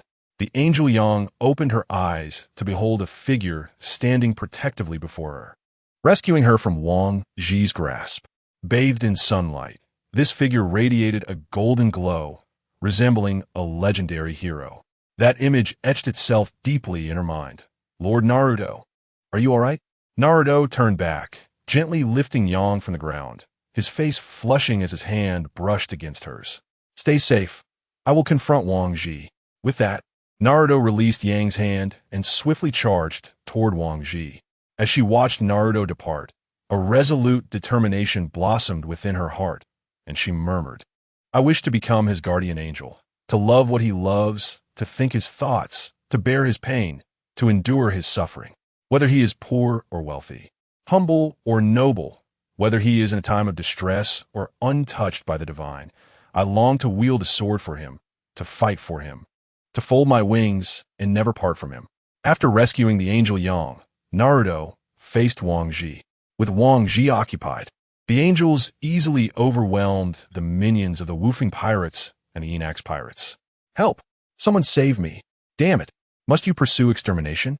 Countless cries of agony echoed as the pirates suffered relentlessly. Damn it! Wang Ji, hearing the anguished cries of his subordinates, sought to break free from Naruto's grasp to provide assistance. However, Naruto proved to be an elusive opponent, engaging in a combat style that exchanged injuries, his recovery akin to that of a monster. Wang Ji witnessed Naruto's wounds healing at an astonishing rate. It is noteworthy to mention Naruto's prowess. Although his talent was classified as S, the presence of the SSS Tier 9 tails within him propelled his strength beyond that of a typical admiral. Moshide. Naruto Identity. The Third Sun Talent. S Kitsune Incarnation Physicality. Admiral Level Techniques. Shadow Clone. Top Tier 3 Color Hockey. Marine 6 Styles. Spiraling Sphere. Great Spiraling Sphere. 7 Tails Transformation. 9 Tails Chakra Mode Ability. Sage Body Evaluation. A child who can earn the friendship of the Kitsune. QB Identity. 9 Tails Beast Talent. SSS Divine Tree Incarnation Physicality.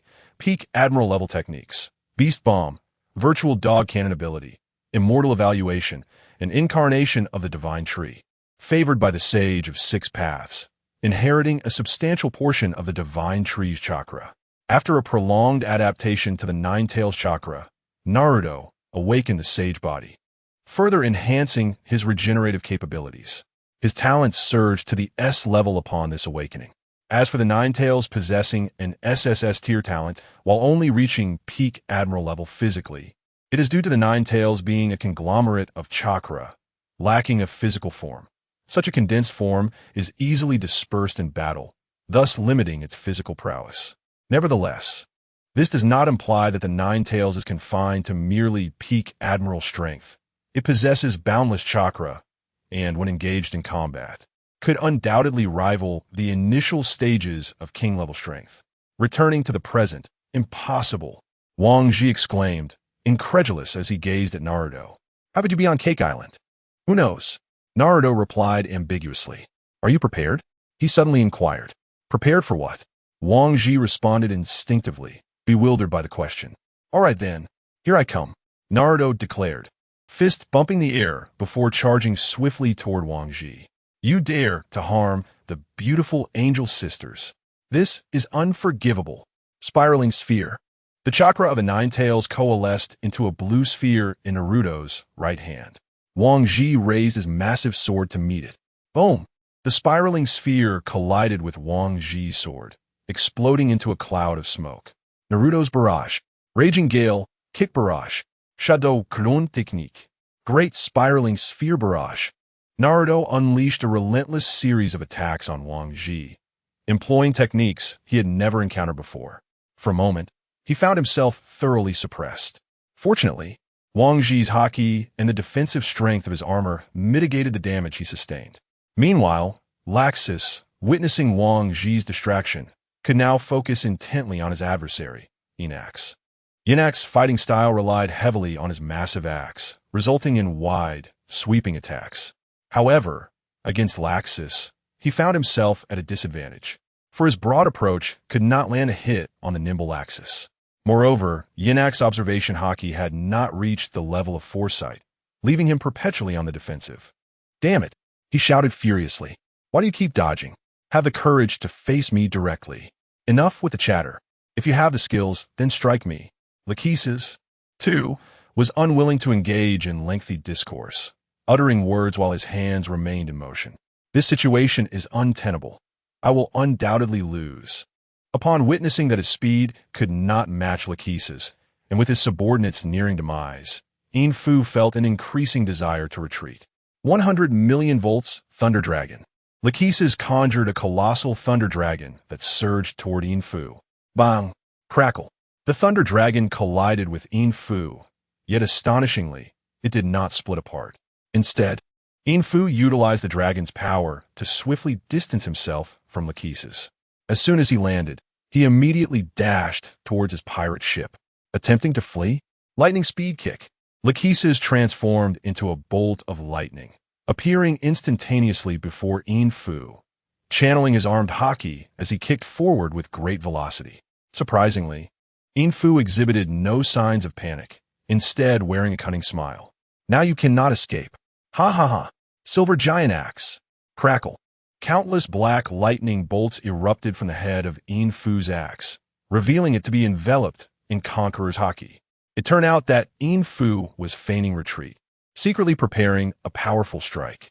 Not good. Lachesis silently lamented, yet he was already committed to his course of action.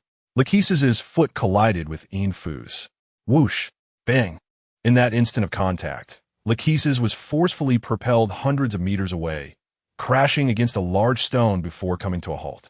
Ha ha ha! Why didn't you evade, little mouse? Yin-Fu laughed maniacally. Lachesis. Naren's eyes caught sight of Lachesis being sent flying, prompting him to shout in alarm. The skill in his hand faltered. Wang Ji seized the opportunity presented by Naren's distraction. How dare you lose focus against me?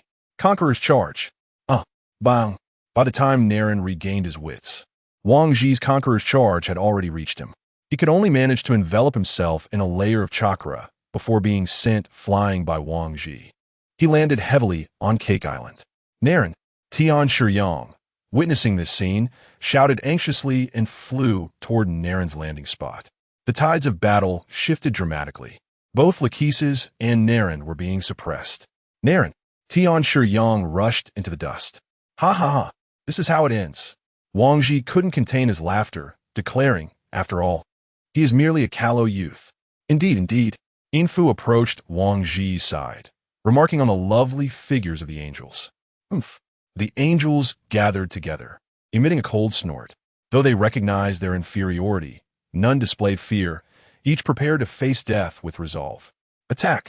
Wang Ji and Yin Fu exchanged glances, their smiles growing ever more radiant. Crackle! At that moment, a massive yellow lightning bolt struck before them. Stay away from us! A furious voice resonated. Who goes there? Yin Fu scoffed, turning to face the source of the voice. I wonder who it was. I see you are still alive. Lachesis emerged slowly from the rubble, radiating an aura of terrifying lightning power. Despite some injuries, it was evident they were not severe. Lachesis had generated an electromagnetic shield around himself, just in time to mitigate the force of Yin Fu's strike. Thus, while he had been launched away, he only sustained minor wounds, although his stamina was somewhat depleted. After all, that was Yin Fu's full-force attack. Merely expending some stamina was fortunate. Just a rubbish ambusher. How could I perish at your hands? Lachesis fixed his gaze on Yin Fu, with yellow and blue lightning swirling violently in his hands. Suddenly, a golden-blue, long sword materialized in his grasp. Indeed, the second round is just beginning. Another voice echoed from the opposite side. Following Wang Ji and Yin Fu's line of sight, the swirling dust was abruptly dispersed by an overwhelming force. Emerging into view was a figure radiating golden light. Ninetales Chakra Mode. This was none other than Naren, who had activated his Ninetales Chakra Mode. Tian Shiyang stood behind him, eyes gleaming with admiration for Naren. Damn it! Wang Ji regarded Naren with trepidation, as he sensed that Naren's aura now subtly surpassed his own. Moreover, Lachesis on the other side was wielding a lightning sword that appeared formidable. Indeed, the reality matched this impression, harnessing the power of the Nine Tails. Naren and Ninetales Chakra Mode possessed, for a brief period, undeniable martial-level strength. Although Lachesis, upon fully unleashing his power, had not yet reached martial level, he was at least at the pinnacle of general strength. What now? It seems this day may be my last. Yin Fu shook his head, a hint of self-mockery in his voice. I thought I could take revenge today. Instead, I find myself facing demise. This is what being a pirate is all about. It's either your life or mine. If escape is not an option, then let us fight to the death. Ha ha ha. As he spoke, Yin Fu erupted into laughter. Wang Ji, taken aback by his words, soon joined in the mirth. You speak the truth. Let us engage in battle. As both Wang Ji and Yin Fu resolved to fight to the death, their auras surged dramatically, their mental states elevated, and their hockey levels rose significantly, reaching the zenith of top-tier hockey. Munki de Lekiza, Munki de Naha. Simultaneously, Yin Fu and Wang Ji charged toward their opponents. Black lightning surged relentlessly from their weapons. Another all-out strike, their resolve to face death evident. They unleashed their attacks without any reservations. Divine avoidance of the Thunderblade. Lachesis chose not to evade, but to confront Yin Fu head-on. The lightning coursed through him, indicating that Lachesis had activated the cells within his body with electricity. As Lachesis spoke, the originally blue-gold Thunder Sword was enveloped in a thick layer of armed hockey, while the red-black lightning, generated by the Conqueror's hockey, erupted from his sword. Having mastered top-tier hockey, Lachesis unleashed Roger's Divine Avoidance, now wielding 7 parts of its power. Divine Avoidance? Roger. Yin Fu gazed at Lachesis' Divine Avoidance in astonishment, exclaiming, I never expected you would learn Roger's Divine Avoidance. Let me see just how much you've acquired. Silver Giant Axe, Thunderblade, Divine Avoidance. The enormous axe and the lightning sword collided in mid-air, creating a small black sphere between them due to the clash of Haushiko Haki. A thunderous roar echoed, followed by a buzzing sound and crackling noises. As Wang Ji and Lachesis continuously unleashed their Haushiko Haki, the black sphere erupted violently, dispersing countless energies in all directions. With a resounding crash, the two figures brushed past each other. Lachesis' lightning sword vanished, and a massive wound appeared on his body, blood gushing forth ceaselessly. With a heavy thud, the silver axe behind him had been cleaved in two, and the silver axe himself lay lifeless on the ground. I have won, Lachesis exclaimed, raising his arms triumphantly. The angels, witnessing Lachesis' grievous injuries, gasped in shock and hurried to tend to his wounds. Lachesis emerged victorious. On the other side, Naruto's battle was considerably simpler. Upon activating his Kyuubi chakra mode, Naruto's strength overwhelmingly surpassed Wang Ji's. Although Wang Ji had experienced a momentary breakthrough, his power merely reached the peak of a general, rendering him no match for Naruto. "Why can't I defeat you?" Wang Ji shouted in frustration as he was sent flying by Naruto's strike. "Why waste words? Weren't you so arrogant just a moment ago?" Naruto retorted, gathering a massive Rasengan over 10 meters in diameter, imbued with the essence of Haoshiku Haki. Rasengan of the Overlord. Naruto bellowed as he hurled the colossal sphere towards Wang Ji. "I refuse to accept this." Wang Ji, summoning all his strength, swung his gigantic sword at the Rasengan. The impact was cataclysmic. Wang Ji was instantly engulfed by the Rasengan, which then detonated, the swirling energy dissipating the smoke in an instant. A massive crater formed where Wang Ji had stood, and he vanished without a trace. Naruto emerged victorious. The once formidable figures of the New World had met such fates, one cleaved in twain, the other leaving no remains. It was truly lamentable. Thus, Wang Ji and the Silver Axe met their demise. "Naruto, are you all right?" Yang rushed to Naruto's side, scanning him for injuries. "I'm fine," Naruto replied, scratching his head awkwardly, feeling a bit embarrassed. "What's your name?" Huh." Yang's face flushed immediately, stammering, I am Yang." "Young? What a lovely name," Naruto remarked cheerfully. "No way." Yang's embarrassment was evident, her face nearly ablaze, thankfully interrupted by Lox's approach. "Naruto." Lox's, his body wrapped in bandages, looked at Naruto with curiosity. "How'd you end up here? Weren't you on Sky Island?"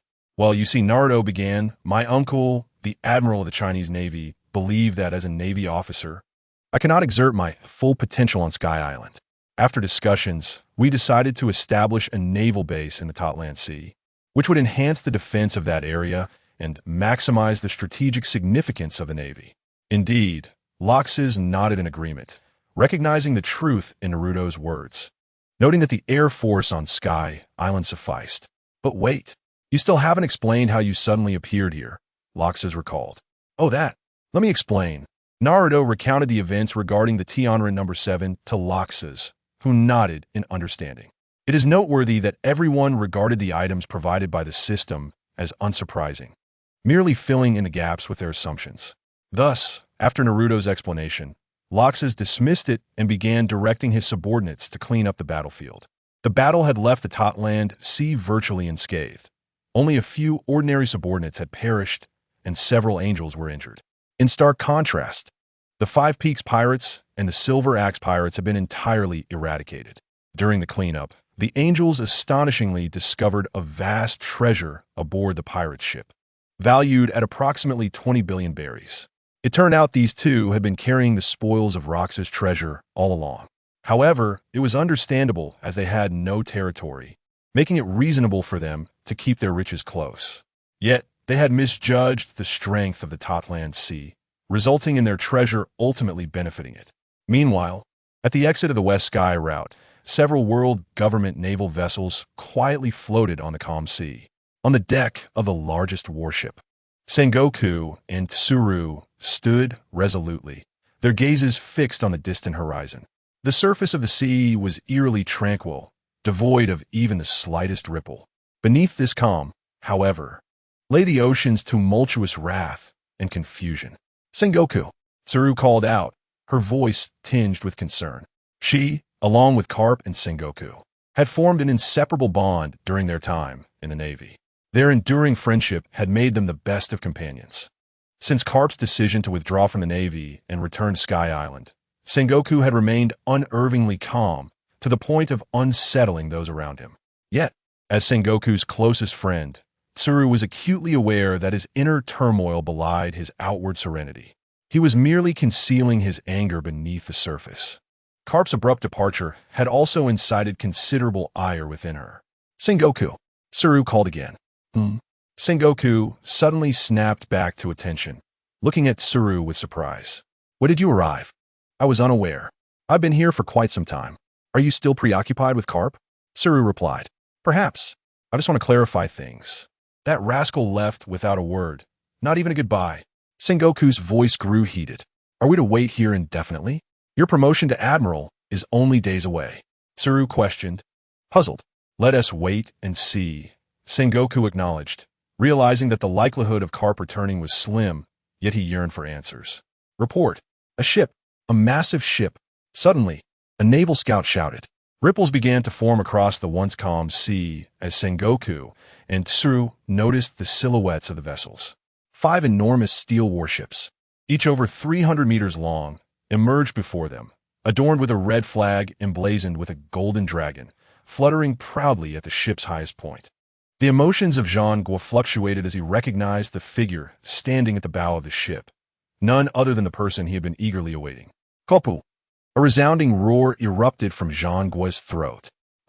Kapu, who had been dozing at the ship's helm under his dog-eared cap, was abruptly awakened by the thunderous call. Oh, good morning, Jean Guo.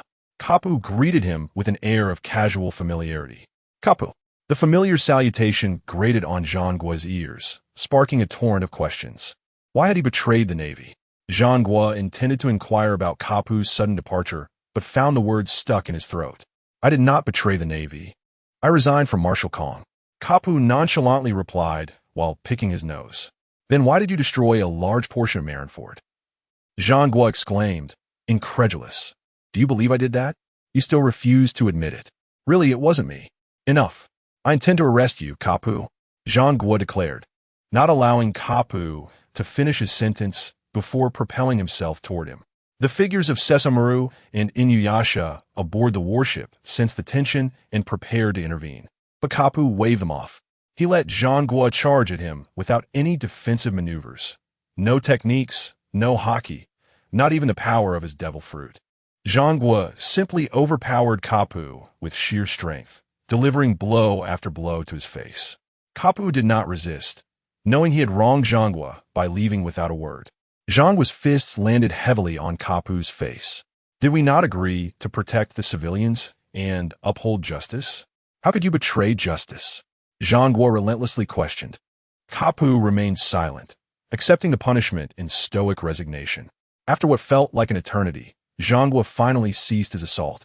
Deep down, he understood Kapu well enough to know that he would never directly betray the Navy. Furthermore, the destruction of Marineford was likely not his doing. Yet, Jean Guo was vexed by Kapu's decision to leave the Navy after so many years of friendship. Feeling better now, Jean Guo? Kapu, sporting a swollen face, managed a pained smile. That hurts. Ha ha ha. Now, tell me, why did you leave the Navy? Jean Guo pulled Kapu up, and they settled on the edge of the ship to chat. Hee. Heck, who had been watching, could not suppress a chuckle and approached the two. Jean Guo, Kapu pondered aloud. Do you truly believe the Navy embodies justice? Jean Guo faltered, aware that the Navy could hardly be deemed just. It merely represented a relative justice compared to the pirates. And do you think the celestial dragons deserve to enjoy the services of everyone without consequence? The celestial dragons kill civilians at will. How is that different from pirates? Yet the world government's Navy demands that we protect them. Kapu's voice grew more impassioned. Jean Guo remained silent, recognizing the truth in Kapu's words, realizing he could not alter the reality of their situation. Suddenly, he questioned whether his brother's choices might indeed be the right ones. Fine, I'll let you off this time, but if I encounter you again, I will certainly arrest you. Ha ha ha. Arrest me? Do you really think you can? Kapu scoffed, digging into his nose, looking disdainfully at Jean Guo. Do you truly know your own strength? Bang. That hurts. Jean Guo's furious fist struck Kapu's already tender spot, causing him to wince in pain. Ha ha ha. Serves you right. Jean Guo laughed at Kapu's pained expression. Time to leave. With that, Kapu rose and began directing the fleet toward the Tato Land Sea. As Jean Guo watched Kapu's retreating figure, he knew from the very beginning that Kapu was not responsible for the destruction of Marineford. Their years of friendship instilled in him a deep trust in Kapu's character. However, Kapu's abrupt departure had ignited his fury, prompting him to wait for Kapu during his vacation at the Sky Island and the Blue Sea route. After delivering a thorough beating, Jean Guo felt his anger dissipate. Kapu was not wrong. The Navy was indeed not wholly just. Yet he had no choice. Serving within the world government's Navy was the closest he could get to justice. In contrast, Kapu had the backing of the Sky Island and the Chinese government, free from the constraints of the celestial dragons. After becoming the Marine Marshal of the Chinese government, Kapu could pursue what he deemed just without restriction. Zhangguo felt a sense of happiness for Kapu's choices. You scoundrel! I do not resent you for pursuing the light. I only resent that you did so alone. How wonderful it would have been had you invited me.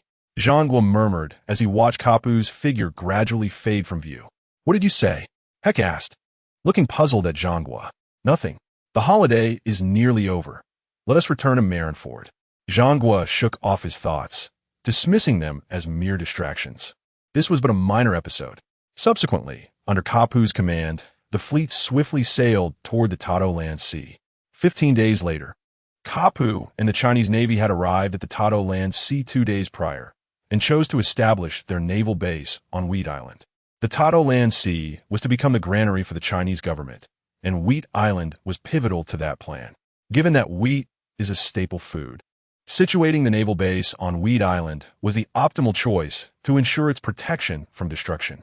Additionally, Wheat Island's proximity to safe shipping lanes made it advantageous for both defense and proactive engagements within the Tato-Land Sea. Bruh. Hello, K2. Kapu's voice resonated through the transponder snail. K2, I have arrived at the Tato-Land Sea. We are temporarily setting up the naval base on Wheat Island. Do you have any good ideas for the development of the Tato-Land Sea? Development of the Tato-Land Sea? K2 mused, stroking his chin in contemplation. In truth, the area of the Tato-Land Sea surpassed that of the Sky Island, which was merely a third of the Tato-Land Sea's size. Moreover, this figure pertains solely to land area, including the 8 islands developed behind the Sky Island. Had it been in the past, the Sky Island would have only accounted for a tenth of the Tato-Land Sea. Furthermore, the Tato-Land Sea remained largely undeveloped, and given its unique characteristics, it was not lacking in food and water resources. If properly developed, it could undoubtedly become a significant territory for the Chinese government.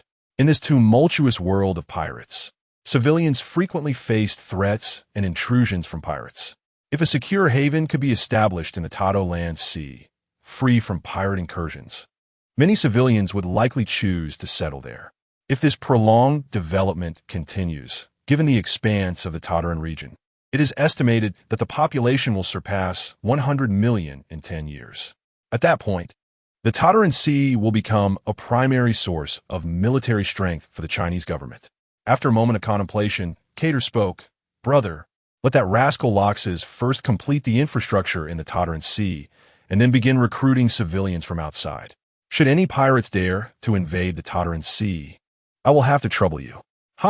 You can rest assured that if any pirates dare to come, I will ensure they leave empty-handed.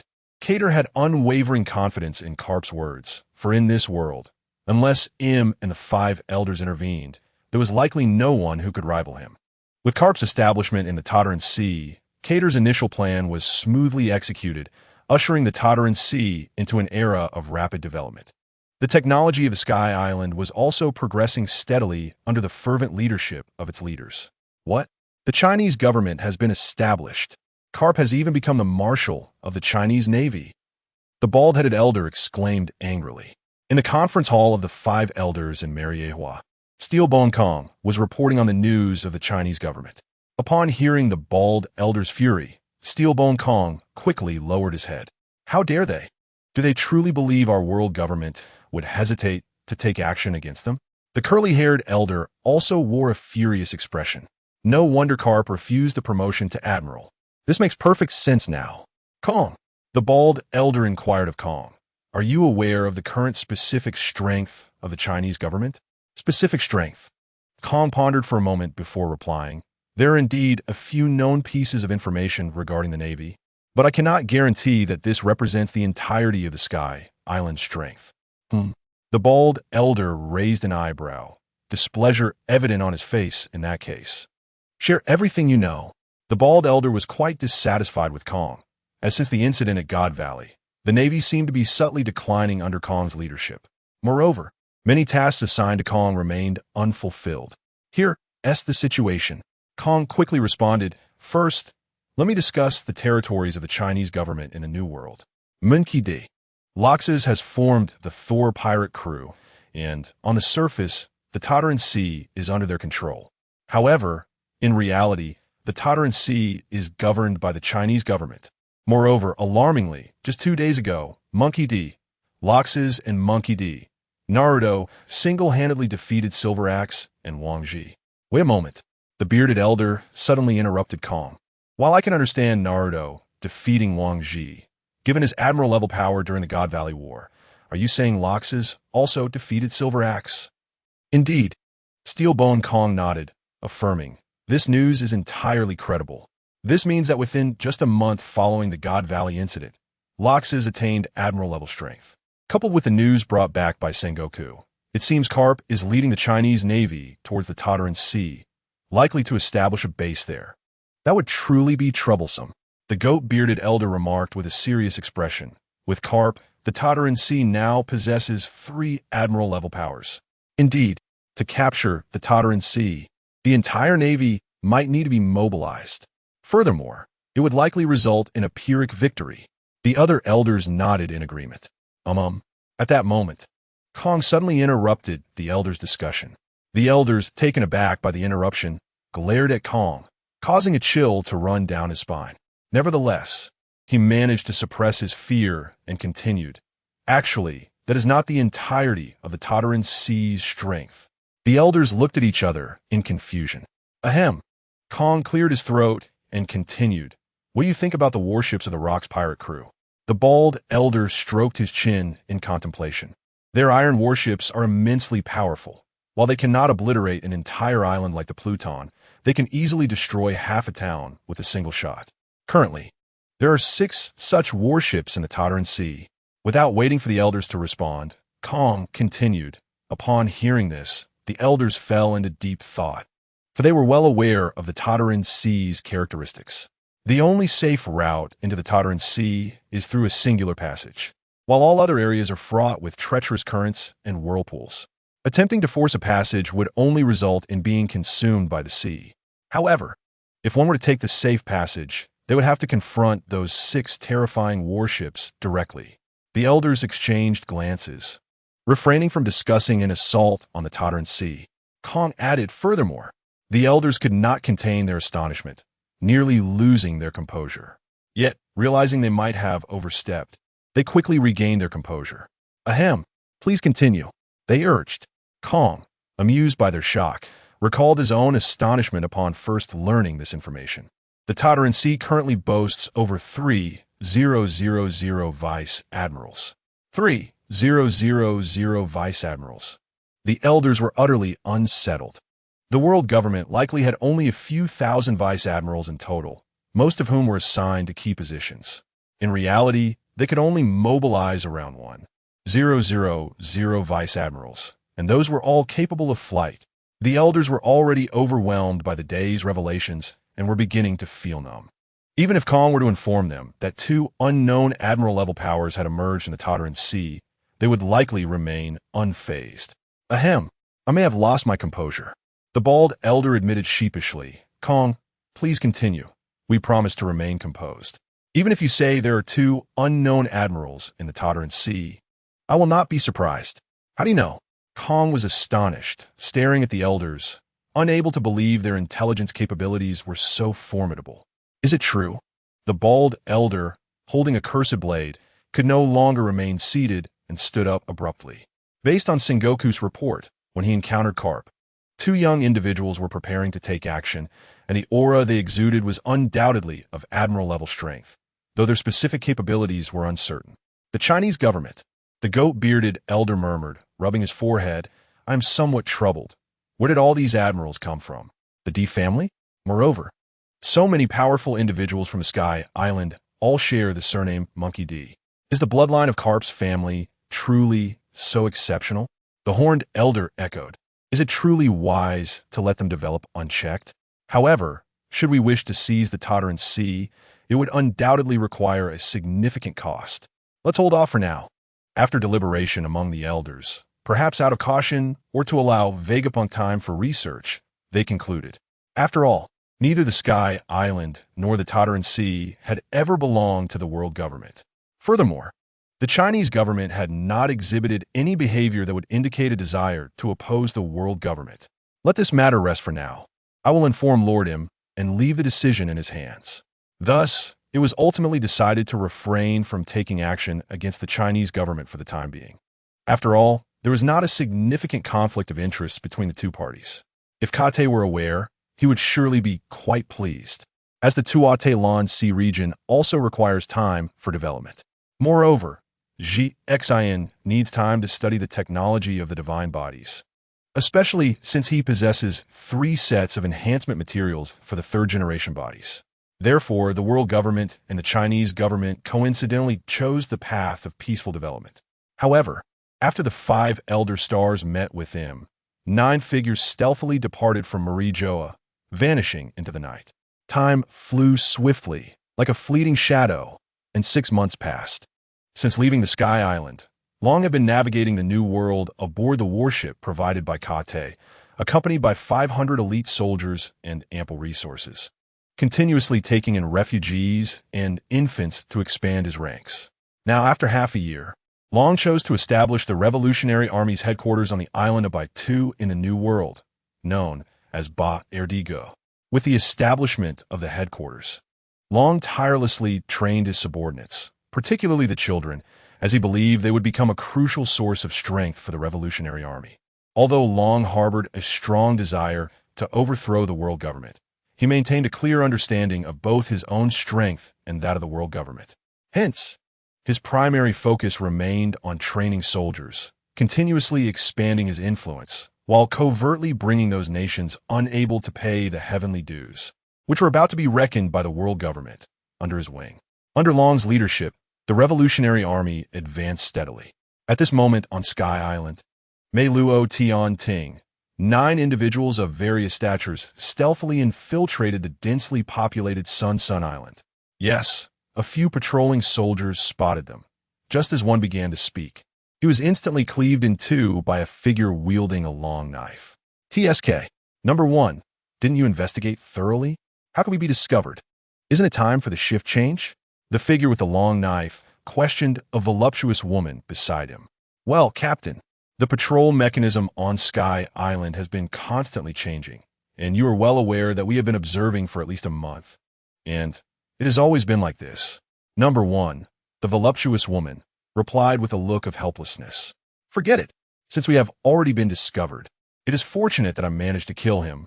Otherwise, it would have been troublesome if they became alert. The one referred to as Captain said, however, with these individuals dead, we must act swiftly. Someone is bound to discover the corpses during the next shift change.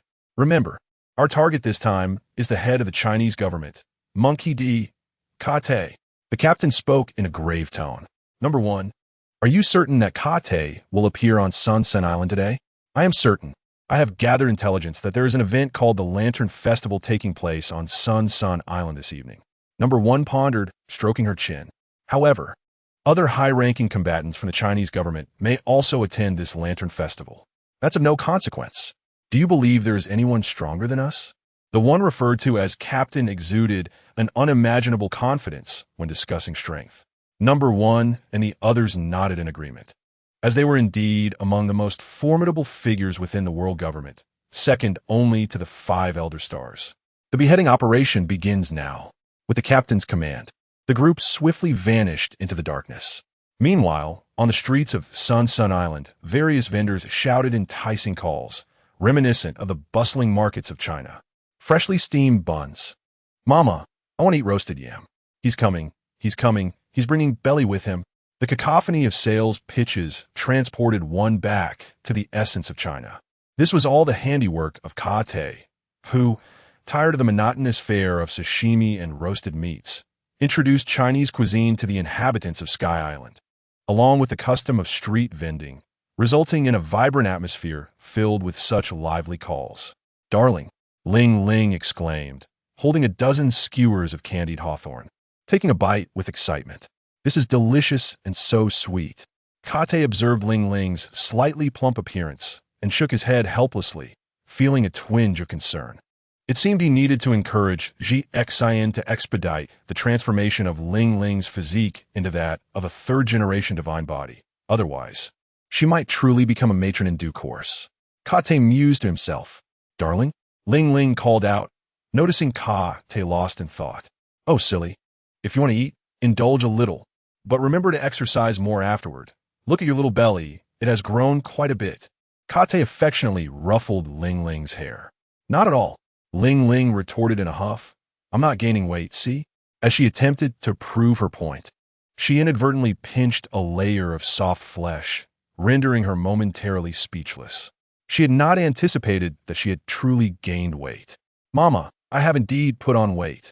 Yen, standing nearby, chimed in with a grin. Hee hee. Xian chuckled quietly to herself. Little Ba Qian Lu clung to Jianba's shoulder. Her gaze fixated on the candied hawthorn in Lingling's hand, her mouth watering. I want to eat that. I have no idea where to buy it.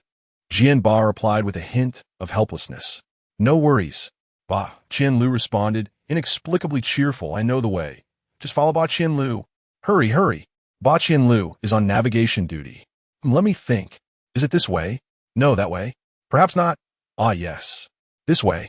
Ba Qian stood atop Jianba's shoulder, casually pointing in various directions until finally directing him down a dark alley. Jianba, without the slightest hint of doubt, boldly stepped into the darkness. So this is it. I felt it was here. Meanwhile, Kate and the others continued to enjoy the vibrant lantern displays, blissfully unaware of Jianba and Ba Qian's absence. Of course, for adults like Kate and Lingling, the Lantern Festival was merely a quaint affair. However, the four little ones, Wei Gong, Xiao Zilang, Heitong, and Leonai, were having the time of their lives, much to the chagrin of Zixian and Julai. The two spent the entire evening either chasing after the four little ones or searching for them. At this moment, Xian, who had been relatively quiet, suddenly remarked, Have Xiao Jianba and Ba Qian Lu gone missing? The others paused in surprise, but then shrugged it off. After all, this was a common occurrence. Jianba was notoriously directionally challenged, and Ba Qian was no better. Most importantly, while Ba Qian was directionally challenged, she loved to give directions, leading to frequent misadventures with Jianba. Meanwhile, on Jianba's side, as he entered the pitch-black street, the eerie silence heightened his vigilance, prompting him to sense the surroundings with his spiritual pressure. Soon, he detected 9 individuals with formidable spiritual pressures lurking around a corner, and, judging by the color of their souls, none appeared to be benign. It seemed they were conspiring about something. Jianba and Ba Qian utilized their spiritual pressure to mask their presence, cautiously edging closer until they could hear their voices. Captain, when do we strike? Monkey D. Kate is not far ahead. A burly man addressed the figure wielding the long knife. Number 2, do not rush. Once they disperse, we shall unleash our full might to eliminate Mungchi D. Cater, the individual referred to as the leader pondered while stroking his chin. Eliminate Mungchi D. Cater. Jianba, who was lurking nearby, felt a tightening in his pupils, barely managing to contain his aura. Xiaoba. Their conversation was overheard by Baiqian, who gently called out to Jianba. Not good. Jianba realized the gravity of the situation. After all, those few individuals were exceptionally powerful. With Baiqian utterance, they would surely have been alerted. Thus, Jianba swiftly darted away from his original position. As expected, the moment Jianba leaped away, his previous spot was obliterated by a massive crescent energy blade. 9 figures appeared before Jianba. Who is this individual? He seems formidable. It appears he has not received a bounty. The leader inquired of the figure designated as number 1. Before number 1 could respond, the leader interrupted, Forget it, let us just kill him. Baiqian. Jianba drew his weapon, his expression somber as he fixed his gaze on the 9 individuals before him. Quickly summon help. I will hold them off here. Xiao Ba. Baiqian attempted to say something, but Jianba silenced him. Hurry. Upon hearing this, Baiqian nodded and began to sprint back in the direction from which they came. Number 2, noticing the intent to pursue, found Jianba suddenly standing before him, sword at the ready. If you wish to harm her, you must first defeat me. Jianba ceased to suppress his spiritual pressure, and in an instant, it erupted like a tempest. Though number 2 could not perceive the spiritual pressure, he distinctly sensed that the individual before him was different. Let's make this quick. The leader observed Jinba with a dismissive expression. Since ordinary people could not feel spiritual pressure, and given that Jinba was not targeting the leader, he remained oblivious to Jinba's true strength, mistakenly believing Jinba to be merely a formidable general. As the leader of the Divine Knight Corps, he was acutely aware of the capabilities of his subordinates. To join the Divine Knight Corps, one must at least possess the potential of a martial-level warrior. Although not every member under his command was of martial caliber, number 2 was indeed a top-tier fighter within the Divine Knight Corps, possessing martial-level strength. Well then, since the leader has spoken, I shall entertain you for a while. Number 2 felt a threat emanating from Jinba, yet regarded it as merely a nuisance, not granting Jinba much importance. The individual known as number 2 was remarkably robust, towering at approximately 5 meters tall, his muscular physique appearing as if it might burst. He bore no weapons, clearly accustomed to utilizing physical combat. Finger gun Divine Light. Number 2's muscles tensed, fingers flickering rapidly as several beams of golden light shot forth from his fingertips. The speed of the Divine Light was impressive. Jinba could not afford to absorb it head-on, given his relatively young age and only general-level physical prowess. Consequently, Jinba executed a backward leap, evading the Divine Light's attack. Boom! Boom! Upon striking the ground, the finger gun Divine Light erupted violently. Jinba felt a surge of relief, realizing that had he engaged it directly, he would have likely been injured. Now you cannot escape. Number 2 smirked as Jinba leaped into the air, Stormfoot Divine Slash. A massive golden energy blade sliced directly toward the airborne Jinba. Just when number 2 believed Jinba would be cleaved in two, Jinba surprisingly began to run through the air as if walking, deftly evading the Divine Slash.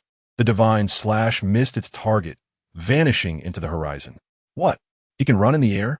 This isn't even moonwalk. Number 2 was captivated, astonished that Jinba could traverse the air with such ease. This is intriguing. As he spoke, number 2's expression grew serious. Let us see how you handle this. Fist gun Divine Fury. An overwhelming force erupted from number 2's body, and in an instant, he appeared before Jinba.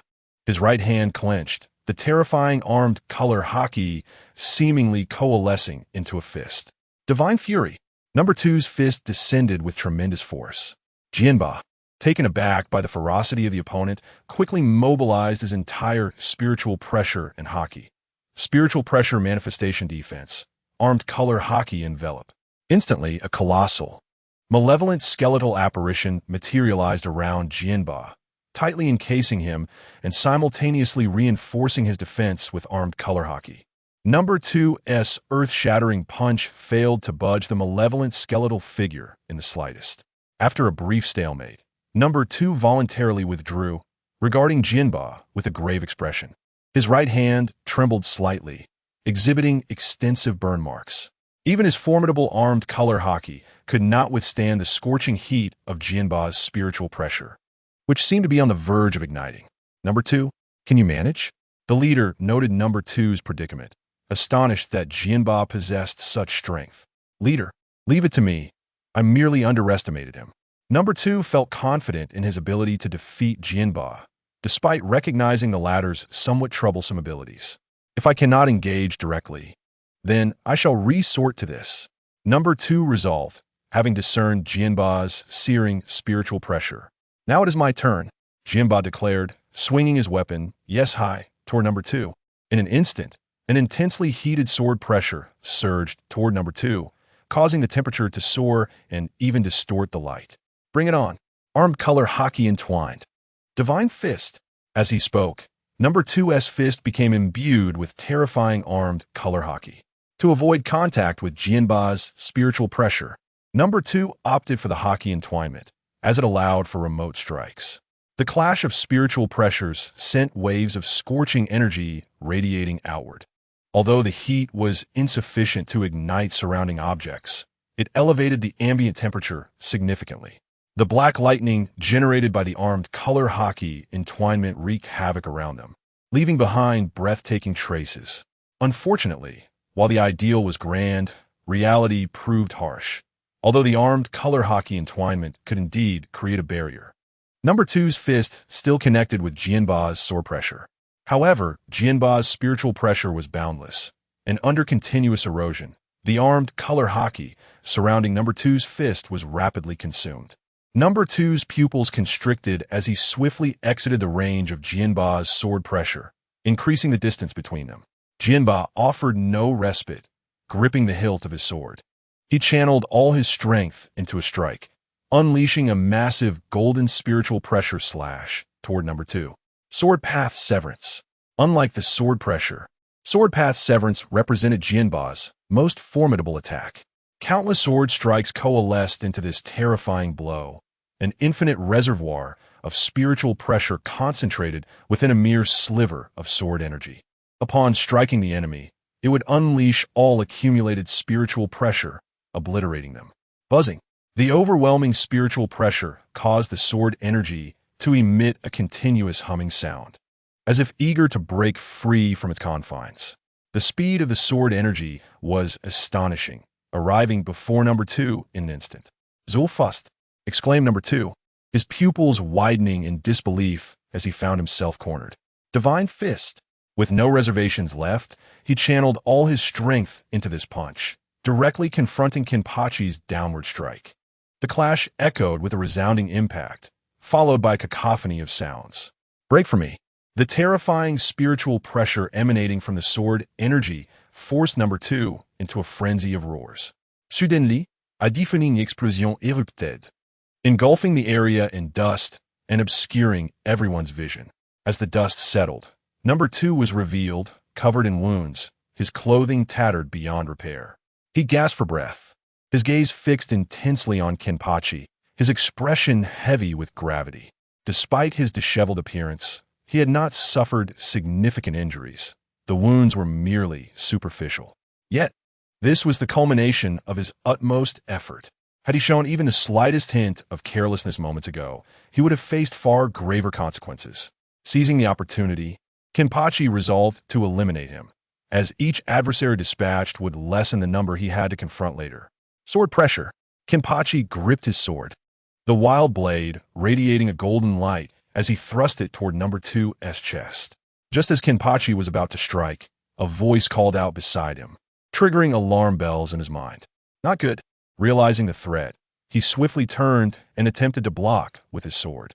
Though he managed to defend himself, the disparity in strength was too great, and a blade of energy sliced through his chest, eliciting a painful cough. As he landed, he leaned on his sword, blood streaming down his chest, dripping steadily onto the ground. "Impressive, kid. Let's have some fun." The two sword energies had originated from the man referred to as the captain, who, witnessing number two nearly fall to Kenpachi, could no longer restrain himself. "Why so silent? Have you perished?" the captain inquired, observing Kenpachi's bowed head with curiosity. Kenpachi's shoulders trembled as he erupted into a frenzied, bloodthirsty laugh. "What a delightful flavor!" he exclaimed, licking the blood from his chest, madness gleaming in his eyes. "Come, let us engage in battle." With that, Kenpachi charged at the captain of the Divine Knights, his full power unleashed like a feral beast, wildly swinging his sword. D. Kenpachi's onslaught resembled a torrential storm, relentlessly striking at the captain. For a moment, the captain found himself overwhelmed. What? The captain is being suppressed. The onlookers gasped in horror, realizing the true nature of this monstrous adversary. Number one, with a fiery temper, trembled, as if witnessing something terrifying. She knew of her captain's formidable strength, akin to that of a beast, yet he was now being overpowered by a mere child. The relentless and frenzied assault Kenpachi unleashed was truly terrifying. The captain, however, watched Kenpachi with admiration, his hands never ceasing to block the attacks. Although it appeared he was being overwhelmed, he remained unscathed and composed. "Enough fun. Get lost." The captain's furious roar sent Kenpachi sprawling several meters back. "Come, let us battle." Kenpachi shouted, desperate to charge again, but suddenly his steps faltered, his spiritual pressure beginning to falter. The after effects of exhausting too much energy had left him in a state of weakness. So this is how it ends, thought the captain, recognizing Kenpachi's condition. Such a burst of offensive energy could not be sustained for long, and it was clear that this individual had succumbed to fatigue. Damn it! Kenpachi glared at the man before him, his expression one of defiance. Yet, deep down, he felt helpless. After all, even his full power had not been enough to best this foe, let alone his current weakened state. At least Yichien Lu managed to escape safely. Muttering to himself, Kenpachi stood, arms wide open, facing death head-on. What courage! The captain was taken aback by Kenpachi's calm acceptance of his fate. Despite being foes, he found a deep appreciation for such bravery. Then let me send you off with my strongest move. Heavenly opening. As he swung his blade, the air seemed to solidify, the dark sky dominated by a fearsome arc of light. Kenpachi closed his eyes, awaiting the arrival of death. Meanwhile, Yichien Lu, having escaped the street, quickly activated his observation haki to locate Carter and the others. Dad! Mom! He cried urgently. Hurry and save Kenpachi. What has happened to Kenpachi?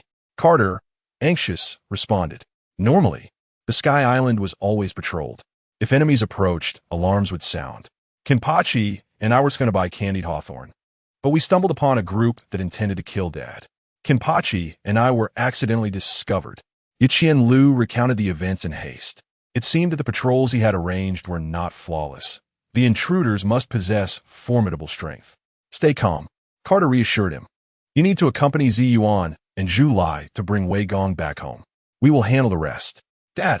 Upon hearing this, Yichien Lu grew anxious, standing resolutely before Carter. Take me with you. Seeing Yichien Lu's serious demeanor, Carter chose not to refute him. Although Yichien Lu shared a close bond with Kenpachi, the fact that Kenpachi was in peril indicated the strength of their adversaries. Taking Yichien Lu along could lead to unforeseen dangers. Take me with you, Dad. Yichien Lu interrupted Carter, his determination evident. Fine then, with no other choice. Carter relented, acknowledging that even if he did not take her, she might sneak away herself. With a hum, he lifted Yichien Lu onto his shoulder and activated his observation haki. Back with Kenpachi, who had closed his eyes in preparation for death. His sword seemed to sense something, vibrating as if encouraging him. Suddenly, a tremendous spiritual pressure surged forth from the blade. This was precisely the method by which Jianba subdued the spiritual pressure within himself, continuously channeling it into the wild sunlight. Unexpectedly, it became his lifeline in this critical moment. A surge of spiritual pressure surged directly into Jianba's feet. Xuanbu? This term suddenly flashed through Jianba's mind. He murmured it softly, and instantly, the spiritual pressure erupted from beneath his feet. His figure vanished, as if breaking through the void. The sword aura, akin to celestial might, lost its target and continued to rampage forward. In an instant, countless houses were cleaved in two. Fortunately, as today was the Festival of Lanterns, everyone was on the streets, and no one was injured at home. However, as the sword aura advanced, it was soon approaching the street, which was crowded with people. Should the sword aura be allowed to proceed unchecked, it would undoubtedly result in a sea of corpses. Just as the sword aura was about to collide with the last row of houses, a voice erupted. Fistbone galaxy impact. A figure, surrounded by countless purple-black lightning, crashed into the sword aura. Boom! The sword aura exploded violently, although its power had diminished significantly after colliding with those buildings. It was still dispersed by that figure's single punch. Who is it?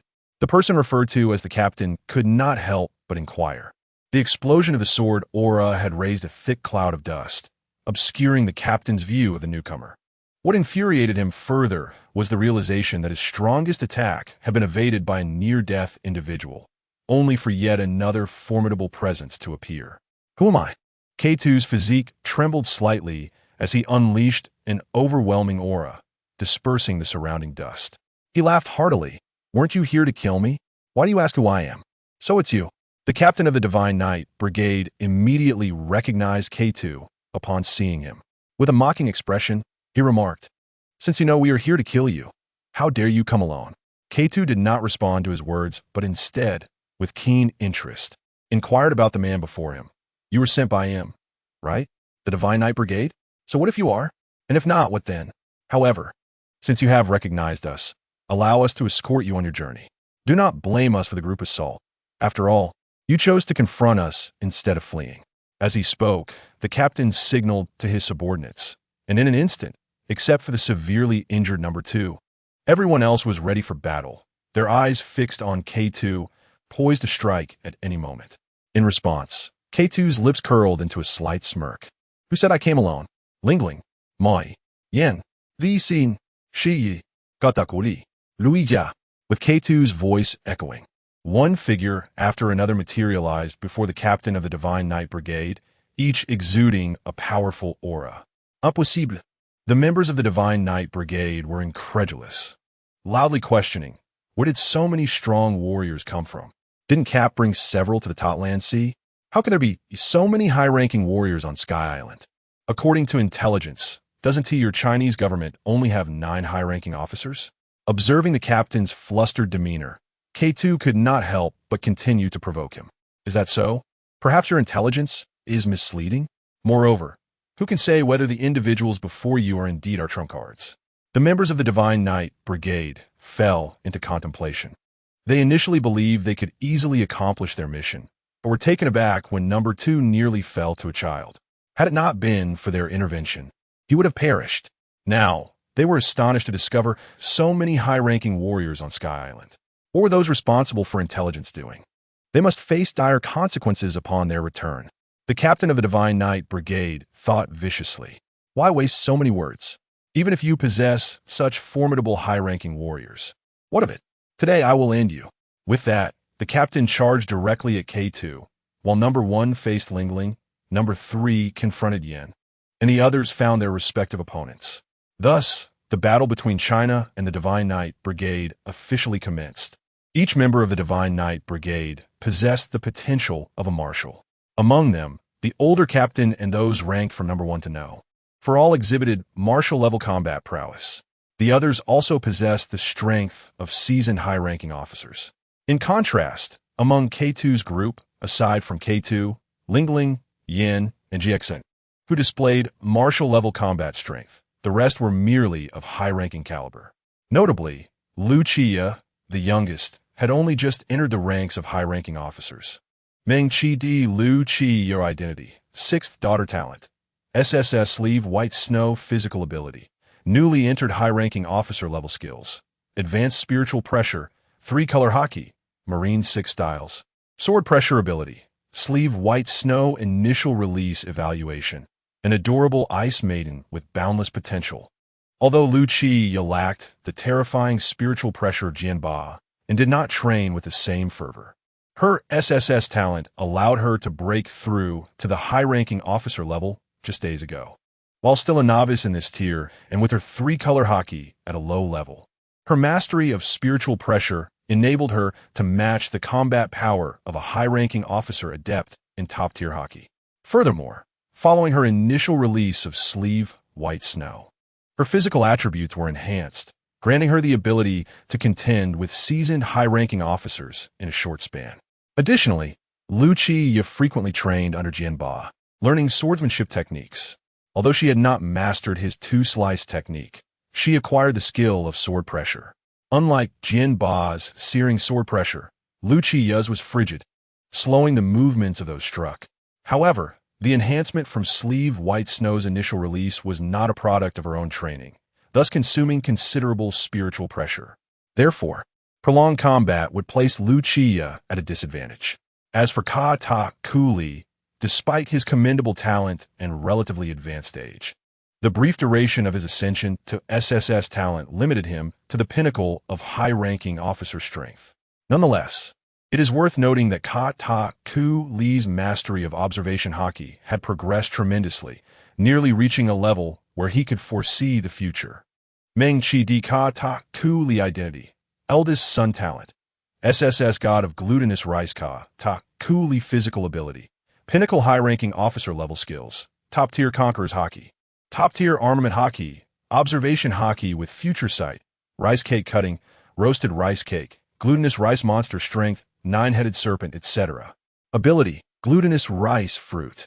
Evaluation, a gentle elder brother with a penchant for sweet treats, possessing the ability to foresee the future through observation haki. Katakuri stood virtually invincible among high-ranking officers. Lastly, it is worth mentioning the formidable Jin Shitsi, Shirji. After joining the ranks of the Chinese, Kater finally recognized his exceptional talent. Shirji, with the identity of a subordinate, possesses the SS-level talent of Jin Shitsi, a physique akin to a peak general, and skills that include the top-tier tricolor haki and the unique technique Huang Jin Shizhan. His capabilities are derived from the Piao fruit. Kater evaluates him as uncommonly powerful, yet often adorably foolish. Although Shirji harbors the potential of a marshal, his existence has predominantly been that of a pirate, leading to a lack of systematic training that has hindered the full realization of his abilities. However, now that he is part of the Chinese forces as a subordinate, with diligent training, he is likely to ascend to the marshal level swiftly. Another point that piqued Kater's curiosity was Shirji's possession of a skill not present in the original narrative, Huang Jin Shizhan. Initially baffled by this technique, Kater inquired about it, to which Shirji explained that it bears resemblance to Roger Shinv, being a move entwined with Conqueror's haki. Kater nodded in understanding, recognizing that the Shirji from the original tale was not the peak Jin Shitsi, but rather one who had lost the ability to wield haki after having a helm pierced through his head. Had he possessed this move then, it is likely that his distant nephew, Luffy, would have met an untimely demise. Returning to the battlefield, the leader of the Divine Knight Corps and Kater were evenly matched, both at the pinnacle of martial-level strength, resulting in an intense and indecisive clash. Fist of collision. Open sky. The clash of the leader's long blade and Kater's fist erupted into a tempest of fierce winds. The collision of armament haki against armament haki, and Conqueror's haki against Conqueror's haki. Neither could gain the upper hand. Ha ha ha. Is this all the strength you possess? You cannot kill me with such feeble power. Kater taunted as his fists relentlessly engaged with the leader's blade. The leader of the Divine Knight Corps, however, remained stoic, aware that Kater's words were intended to provoke him into losing his composure. Thus, he forced himself to remain calm and continue the struggle. Meanwhile, Katakuri faced off against number 5, who, endowed with the foresight of observation haki combined with the capabilities of the Nua fruit, found himself consistently on the receiving end of blows, with Katakuri maintaining an absolute advantage. On the other hand, Lingling and GXIN were matched against adversaries of martial-level strength. Lingling, empowered temporarily by the Emperor's sword, could briefly exhibit martial-level prowess, though this enhancement was external and only allowed her to remain undefeated. Yin and GXN, having only recently achieved martial-level strength post the events at the Valley of Gods, were only capable of restraining their opponents. One might wonder how it was that Kenpachi, who nearly felled number 2, found Yin and GXN merely capable of containment. This was due to number 2 underestimating Kenpachi, leading to a significant depletion of his stamina from the onset, while Kenpachi's spiritual pressure proved almost inexhaustible, catching him unawares and nearly leading to his demise. As the battle unfolded, aside from Kater and Katakuri, the others were largely suppressed by the Divine Knight Corps. Flame Judgment. A melodious shout echoed from above, and as the sound faded, a torrent of flames descended, striking number 8, who was entangled with Lucia. In an instant, number 8 was incinerated beyond recognition. Lord Kater, we have come to provide support. 3,000 angels, wings of flutter, advanced in a magnificent display. Number 8, the leader of the Divine Knight Corps exclaimed, quickly realizing the presence of the angels above. Retreat.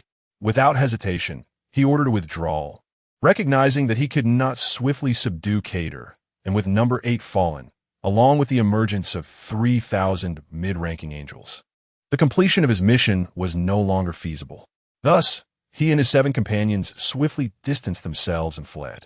Thus, the clash between China and the Divine Knight Corps concluded with China's victory, the Divine Knight Corps in retreat. Observing their retreat, Kater chose not to pursue, Yet he etched the event into his memory, particularly the near calamity that befell Kenpachi.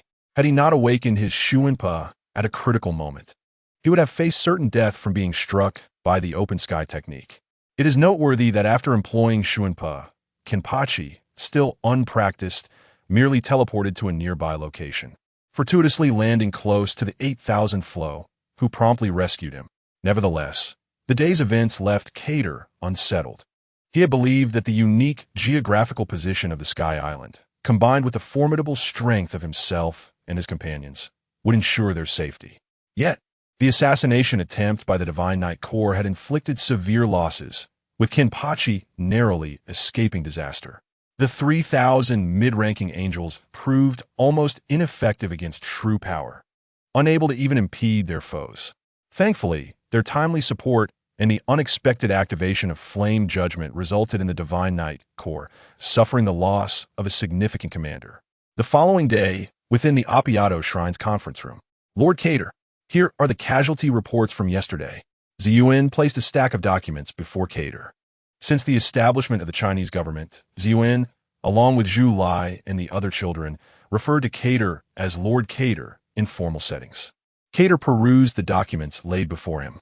Losses from the Sun Island incident included: first, 50 civilian homes destroyed; second, 3 gravity systems incapacitated, with 6 others requiring major repairs due to overload; third, a significant number of civilians affected, with 331 fatalities and 250 injuries; fourth, Kenpachi severely injured, rendered in a state of weakness. Damn it! Cater exploded in rare fury, slamming his palm on the table, generating a resounding noise. The surrounding Shurji, Yin, Katakuri, and others fell into a heavy silence. Cater was genuinely enraged, astonished by the magnitude of their losses.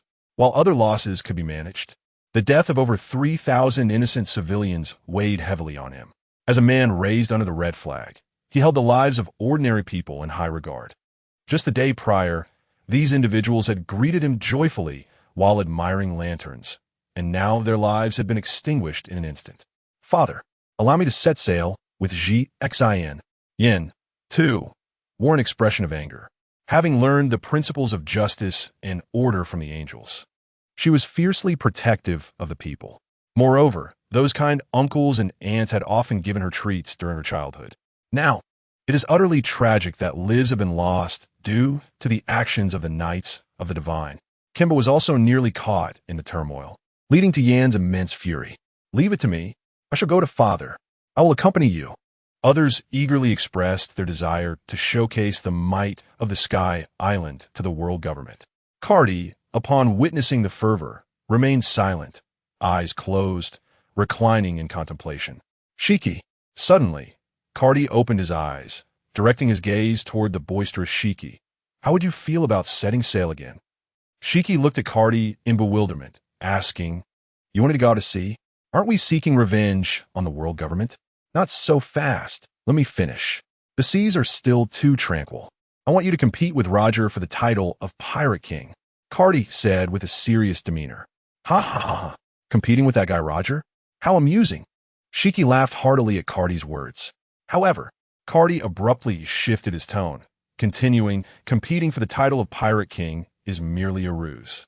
Our true target is the affiliated nations of the world government, such as the Celestial Dragons. Under the pretense of vying for the title of Pirate King, we will amass numerous followers, expand our influence, and then strike hard against the Celestial Dragons and naval bases. If possible, we might even eliminate a few of the Celestial Dragons for fun. Cardi meticulously outlined his plan.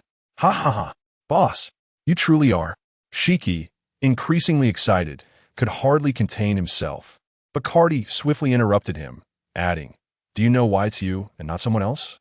Shiki stared at Cardi, puzzled, as he considered himself not the strongest within the Chinese government. It is because of your piao fruit, Cardi remarked with a knowing expression. The piao fruit? Shiki questioned in confusion. Indeed, after we destroy the naval bases or the affiliated nations of the world government, I want you to utilize the powers of your piao fruit to retrieve all valuables for me. leaving nothing for the world government. This time, I want the world government to truly feel the pain. Shiki laughed. How intriguing, exceedingly intriguing. I shall take on this task. The notorious Shiki was originally a man of madness, and although he had tempered his character somewhat after joining the Chinese government, Cardi's plan reignited his fervor, making him impatient for action. Let us take Kimba along on this voyage as well. After all, he has sustained significant injuries and must seek his own vengeance.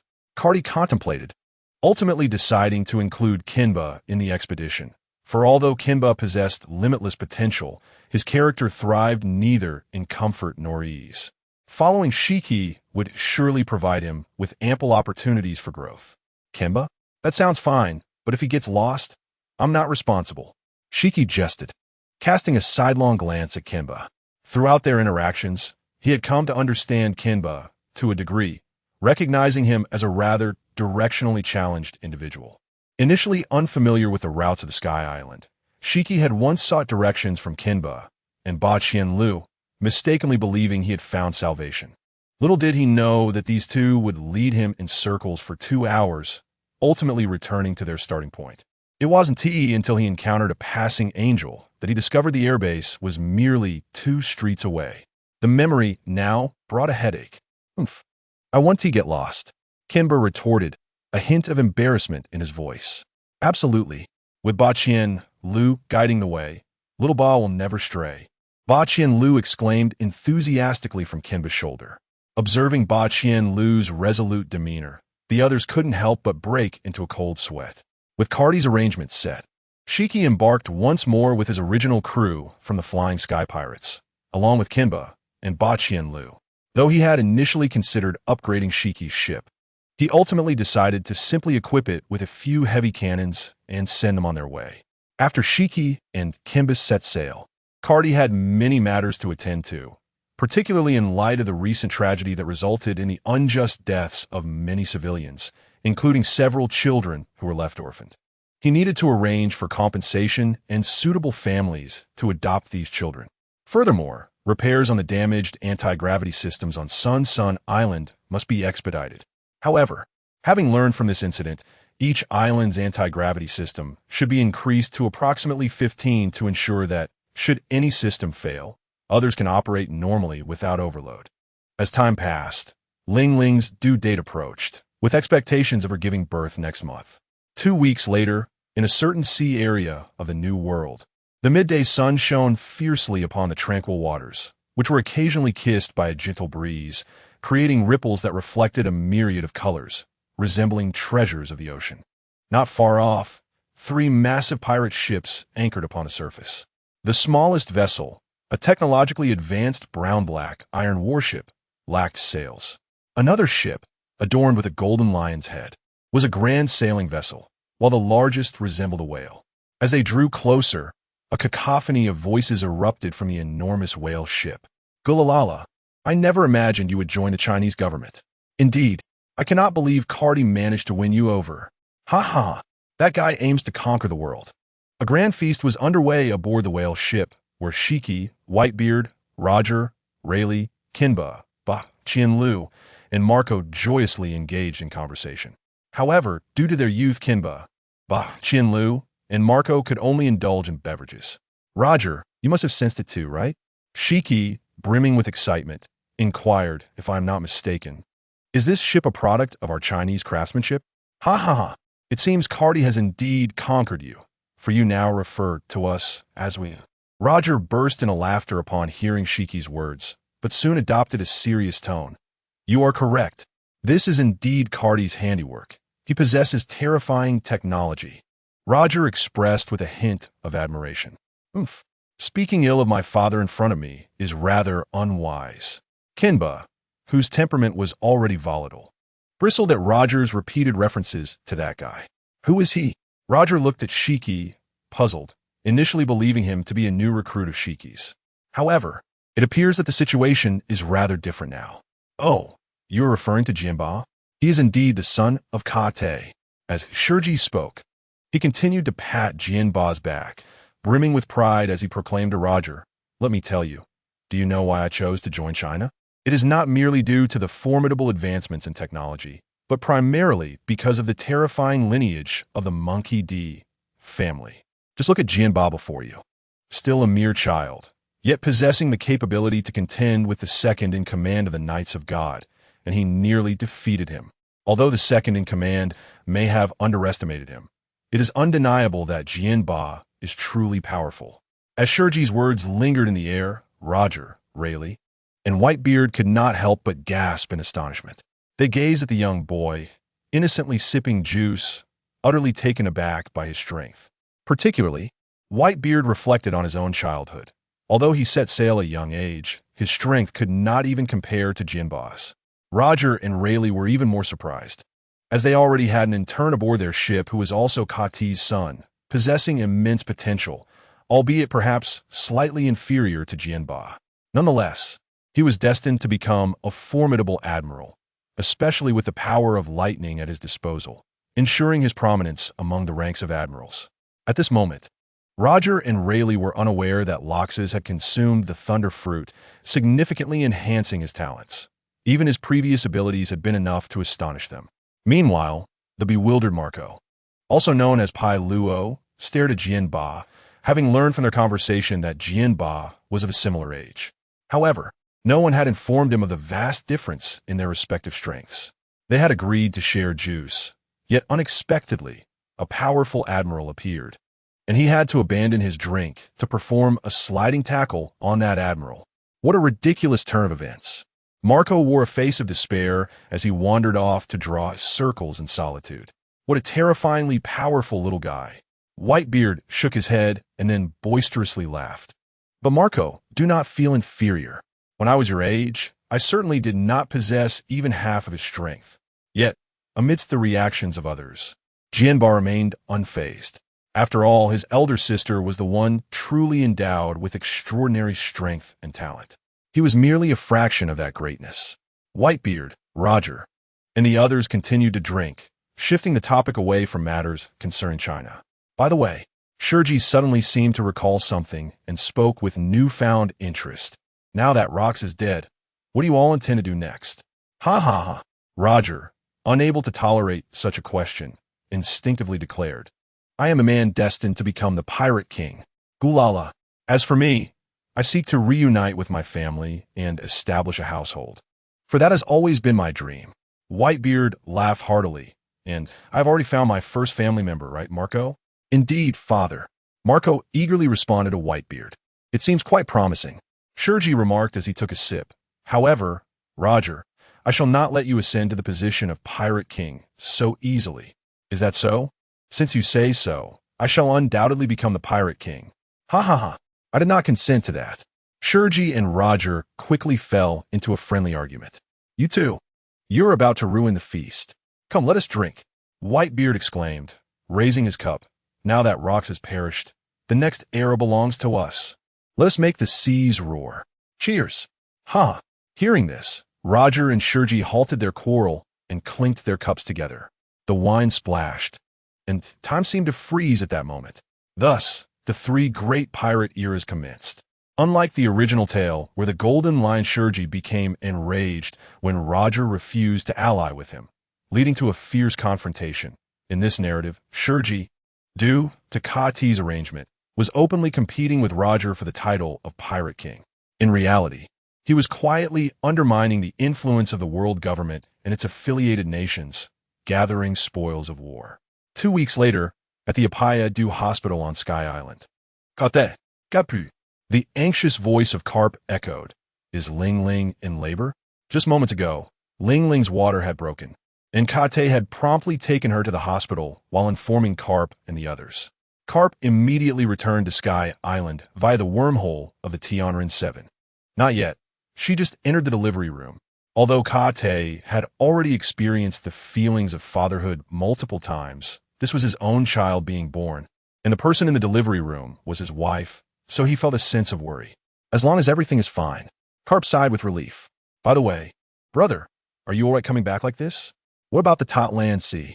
No problem, Carp casually said while picking his nose, as long as Naruto is there.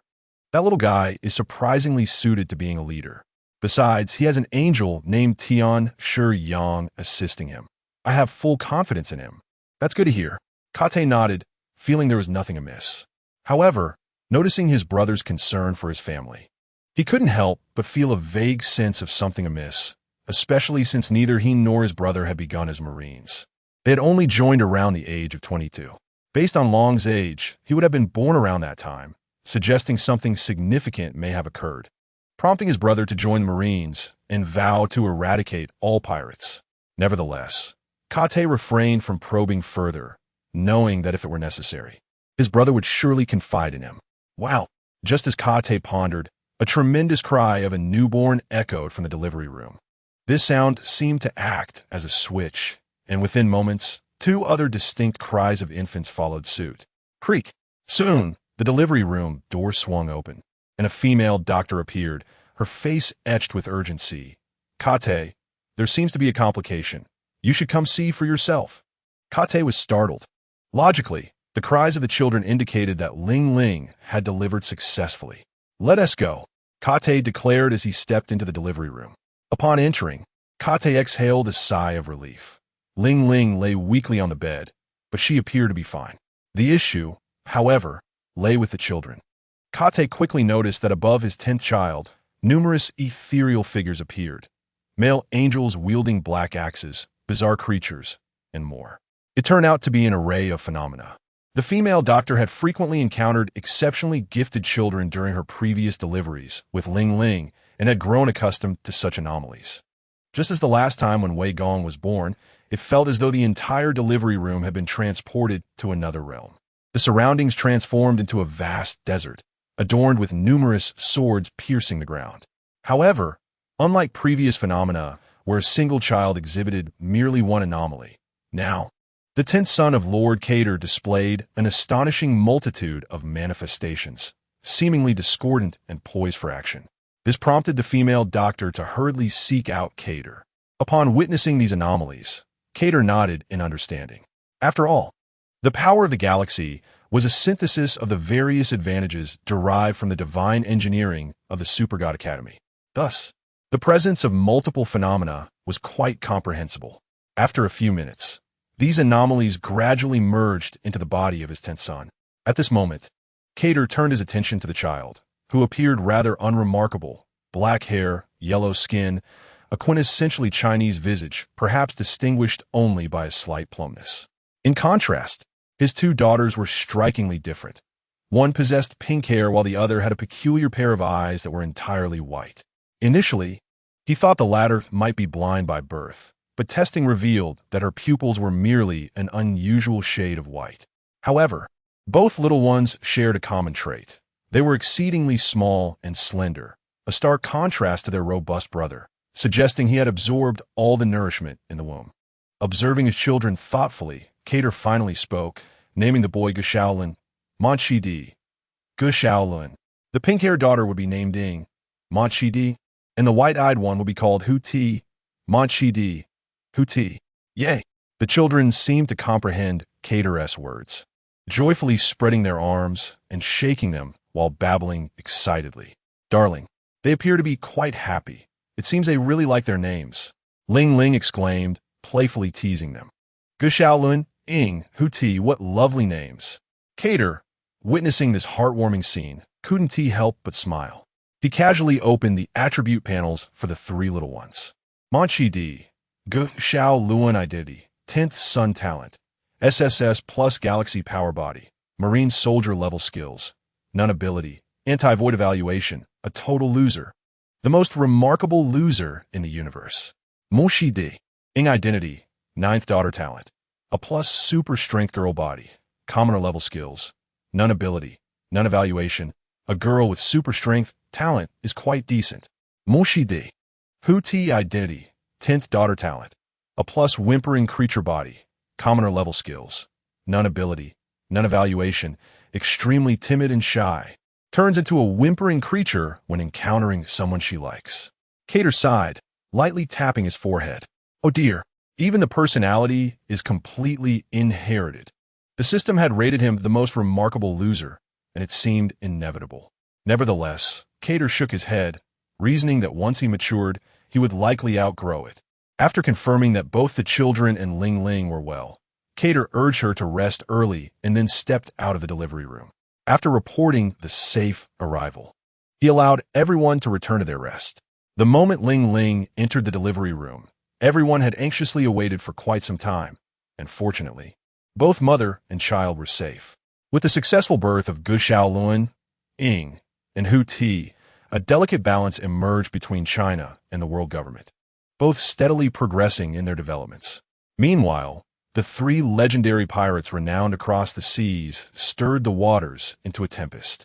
17 years later, in the year 1498 of the Sea Circle calendar, the bounties of Gold Lion Shiki, Roger, and Whitebeard soared to around 5 billion berries.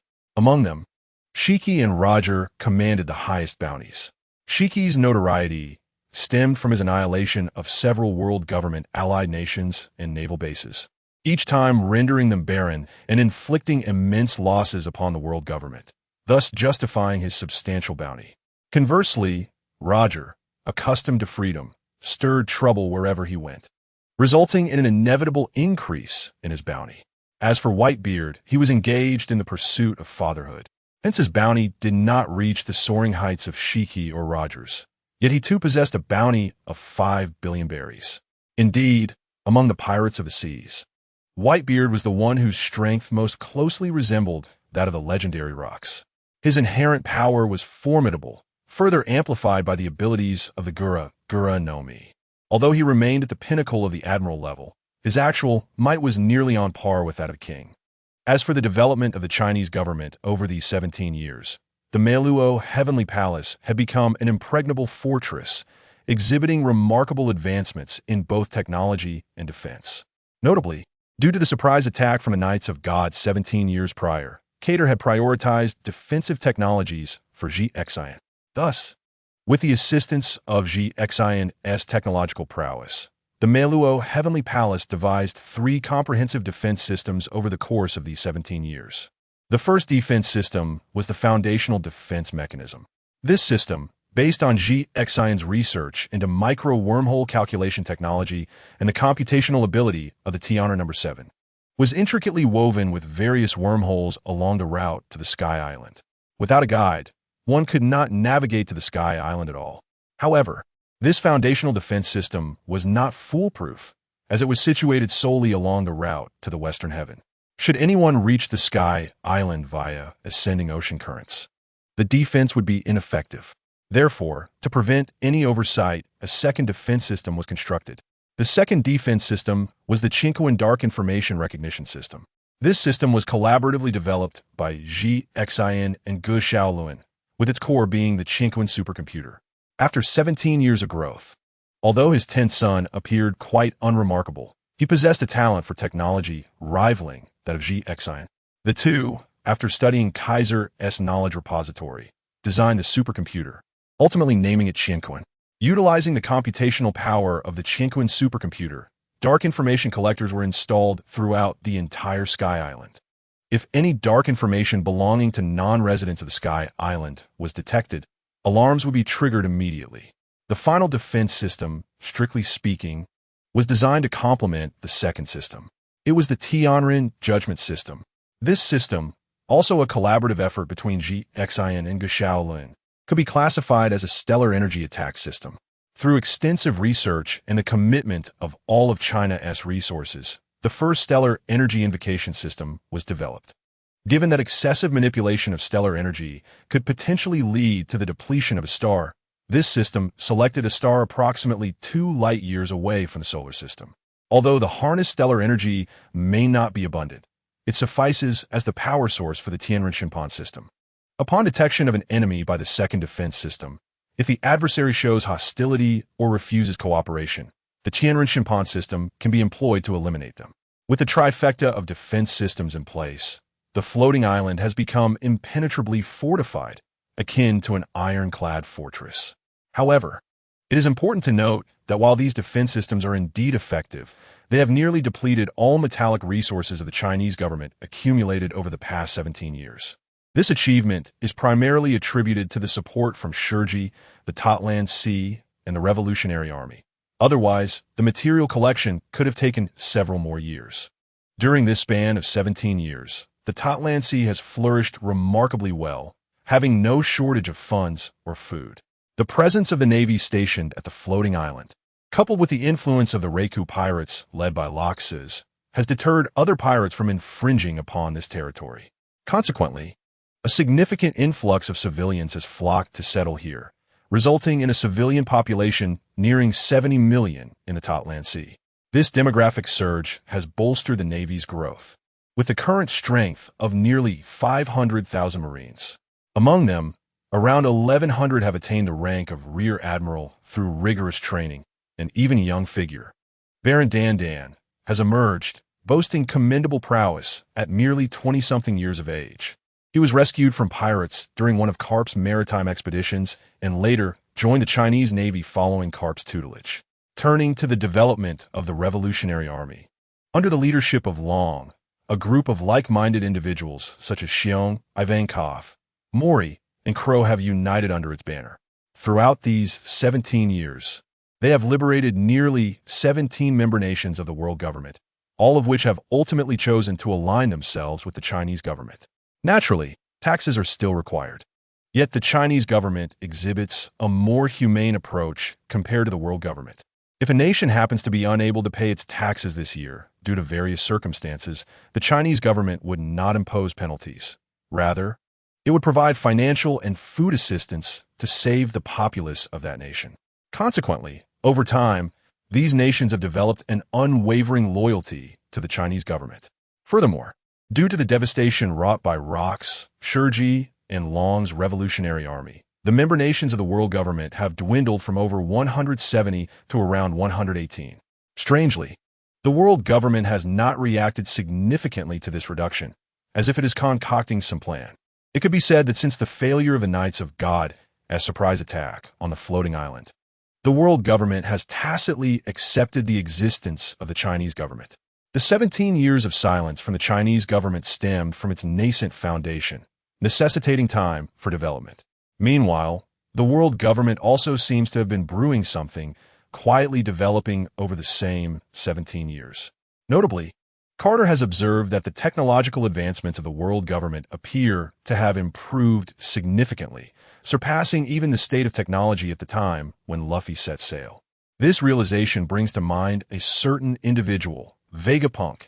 This individual, who consumed the brain fruit, seems to possess boundless intellectual potential. Many technological advancements have remained unrealized due to a lack of imaginative direction.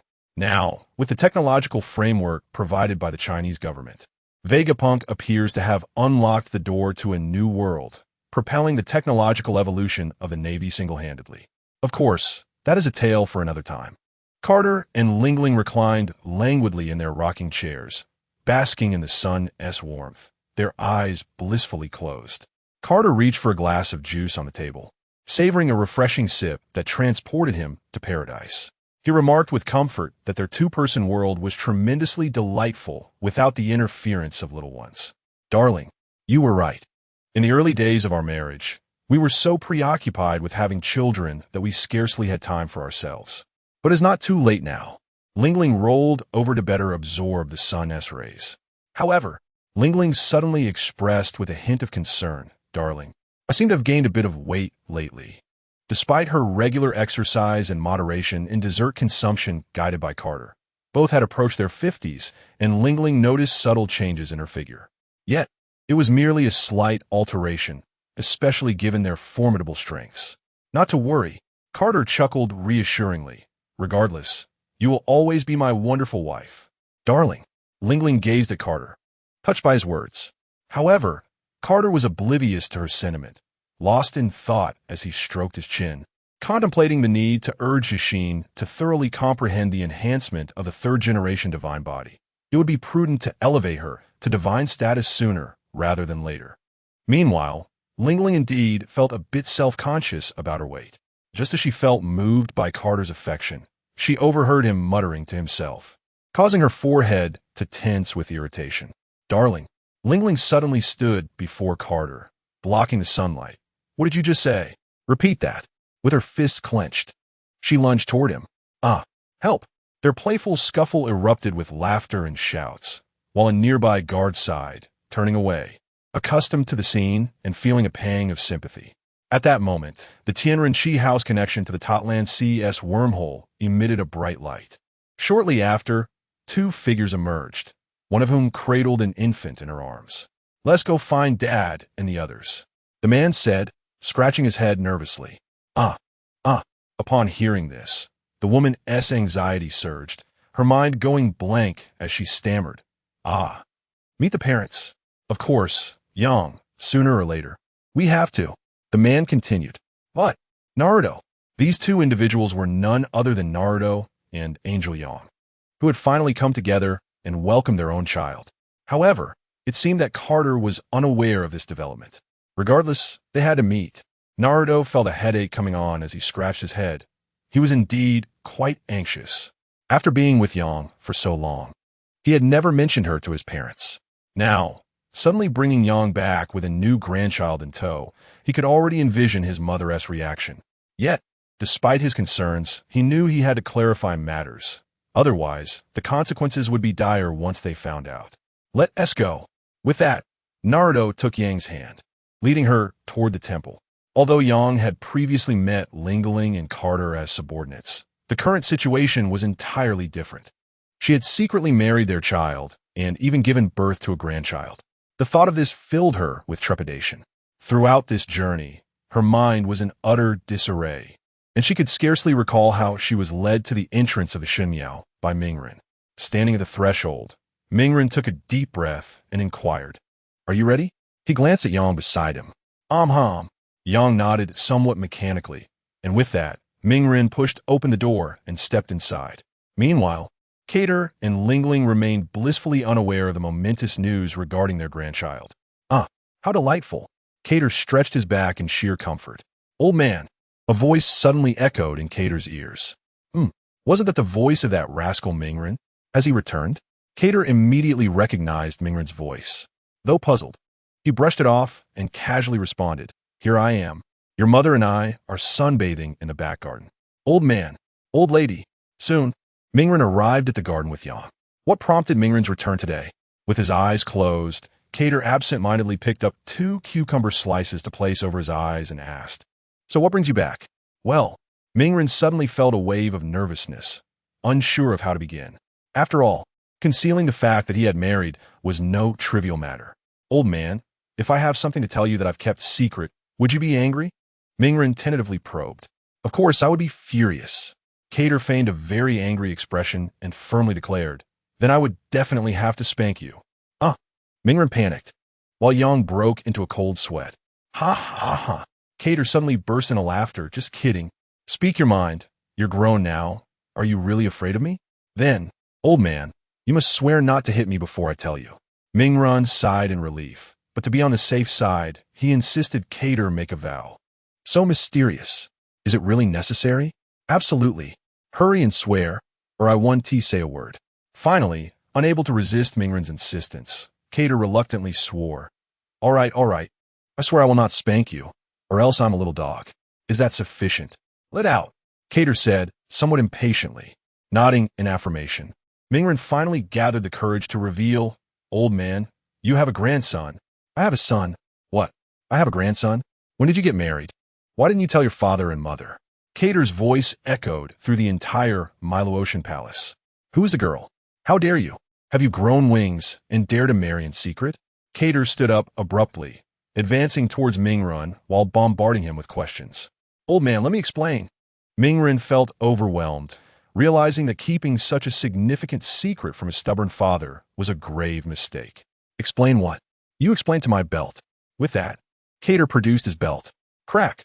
He swung it through the air, feeling quite satisfied, and continued toward Mingren. "You swore."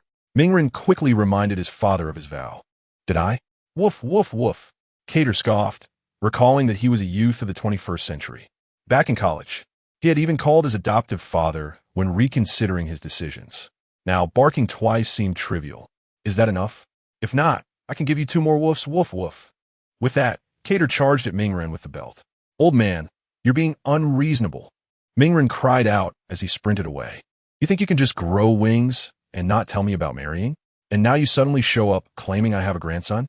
Stop right there, you little rascal. Crack. Crack. Cater chased Mingren around the courtyard with the belt, and Mingren's cries echoed through the air. Lingling couldn't help but chuckle at this scene. Soon, she noticed the angel Yang holding a baby. You must be Mingren's wife, right? Lingling asked gently, observing Yang's nervous demeanor. This child is Mingren's, isn't it? Why yes, Lady Lingling. Yang stammered, her anxiety apparent. Isn't it time to change how you address me? Lingling teased as she took the baby from Yang's arms. Mom? Oh, haha. Yang's utterance of mom brought a radiant smile to Lingling's face as they began discussing their experiences with raising children. Approximately 10 minutes later, Cater and Mingren returned. By then, several belt marks were visible on Mingren's face, yet they were fading at a remarkable rate. After all, Mingren possessed the sage body, and such minor injuries were mere trifles for him. Upon returning, Cater spotted Lingling chatting with Yang and quickly pieced together the situation. It became evident that this young lady was his daughter-in-law, and the child in her arms was undoubtedly his grandson. Mingren, Cater suddenly called out, "Aren't you going to introduce everyone?" Mingren promptly stood next to Yang. "This is Tian Shi Yang, my wife and your daughter-in-law. Yang, this is my father and my mother." Mingren formally introduced them. Although they had met before, the significance of their relationships had changed, necessitating a proper introduction. At that moment, Cater was fixated on the baby in Yang's arms. Manchi di Borun. Indeed, this was the name Mingren had chosen, and the child bore a tuft of golden hair and a few whiskers on his face. Just then, the system's voice chimed in. Ding! Detecting that the host has a first grandchild. Achievement 3 generations under one roof completed. Would you like to claim the achievement reward? No. Cater did not hesitate, knowing that now was not the appropriate time to claim rewards. System. Display this child's attribute panel. Manchi D. Borun identity. Eldest grandson talent. S-class pure eyes physique. Beginning marine level skills. None powers. None evaluation. A boy with excellent talent. Cater felt a wave of sentiment wash over him, realizing he had indeed become a grandfather. However, he did not dwell on it for long. Holding Borun, he addressed Mingren. Inform your siblings to come back. Since Yang has become your wife, regardless of whether you held a wedding or not, we must have a grand ceremony in the Sky Island. As Naruto heard the words, he was momentarily taken aback, never expecting his father to voice such sentiments. Initially, he had assumed that his father's reprimand stemmed from disapproval of the impending marriage. He quickly brightened, exclaiming, "So, does this mean you do not oppose our union, father? Why would you?" My anger was due to the fact that you didn't inform me of such a significant matter. With a cheerful demeanor, he declared, "All right, I will inform everyone now." And with that, Naruto dashed off in a blur. In a fortnight, Naruto's wedding took place. Brother, Cater's gaze was fixed intently on Carp. Did you already know about Naruto's situation? Carp's eyes flickered, and he raised his hands in a gesture of surrender, stating, "Don't blame me. It was Naruto who asked me not to tell you." Cater scrutinized Carp, seemingly trying to glean some truth from his expression, but ultimately shook his head in resignation. After all, it was indeed plausible that it was Naruto's doing. The wedding proceeded seamlessly, filled with laughter and joy. In a bid for vengeance, Cater dragged Carp into a drinking spree, and they only ceased when both were thoroughly incapacitated. Meanwhile, Naruto proudly cradled Boruto, boasting before Yin and Katakuri. Aside from Shiki's companions, Kenpachi and Hachiken, who were unable to attend, everyone else graced Naruto's wedding with their presence. Even Laxus abandoned matters at Topland to return for the occasion. Remarkably, even the dragon made an appearance at Naruto's wedding. However, due to the lengthy development of their respective factions, there was no longer a pressing need for constant oversight. After years of growth, each faction had established a robust system and earned a formidable reputation, deterring most from causing disturbances. The wedding concluded amidst a chorus of merriment. Cater, having indulged excessively, remained in a stupor until the following day. In the study, a notification chimed, "Ding, achievement reward detected. Would you like to claim it now?" "Yes." Cater thought, "Ding. Congratulations, you have received Ding. Congratulations, You have received a selectable SSS-level talent. Cater was bewildered, pondering the nature of this reward. A system? What does this mean? A selectable talent? Ding! The upgraded talent is available for the host to choose, which can be directly assigned to the host's unborn child. Understanding dawned upon Cater as he nodded in realization. However, he soon felt a sense of ennui. As he and Lingling grew older, their ability to conceive had gradually diminished. In 17 years, they had not welcomed a single child. Although this was partly due to their mutual decision to delay, the prolonged absence of pregnancy was still notable. It was reasonable, after all, as most individuals over 30 are considered advanced maternal age. Despite their remarkable talents, they still fell within the realm of ordinary humans, making the decline in fertility expected. The timing of utilizing this SSS-level selectable talent remained uncertain. Without Lingling's pregnancy, this reward seemed almost futile. Shaking his head, Cater dismissed his fixation on the reward and instead summoned Sesomaru and Inuyasha. Father! A voice soon echoed, and two figures strode into the room. Notably, Sesomaru and Inuyasha were not as towering as their brothers, their heights stalling at around 2 meters. What plans do you have for us, father? Inuyasha inquired impatiently, revealing his small fangs. Cater felt a surge of irritation, but restrained himself, reminding himself that this was simply Inuyasha's nature. Quiet down. Since you two have returned to Skypiea, there's a task I need you to undertake. Cater calmed his tone and addressed Inuyasha. What task? The usually taciturn Sesomaru interjected. Wano. Cater's gaze bore into Sesomaru and Inuyasha. I wish for both of you to travel to Wano. Wano? They echoed, both perplexed. What purpose do we have in Wano? We seem to have no conflict with them. Sesomaru, now older, understood that the greatest adversary of the Chinese government was the world government. Thus, he questioned why their father would divert attention to Wano instead of focusing on strengthening their own position. Are you familiar with sea stone? Cater refrained from answering Sesomaru directly, opting instead to pose a question. Of course, sea stone is the bane of devil fruit users, Sesomaru replied, his intelligence quickly connecting the dots. Is that so? Cater observed Sesomaru's realization. Indeed, just as you surmised. While Cater and Sesomaru engaged in an animated discussion, Inuyasha, feeling left out, interjected with frustration. Can we clarify this? What are you talking about? Cater chuckled at Inuyasha's confusion and explained, let me put it this way. Wano is abundant in sea stone, and most of what they produce is purchased by the world government. Sea stone is crucial in weaponry and other domains.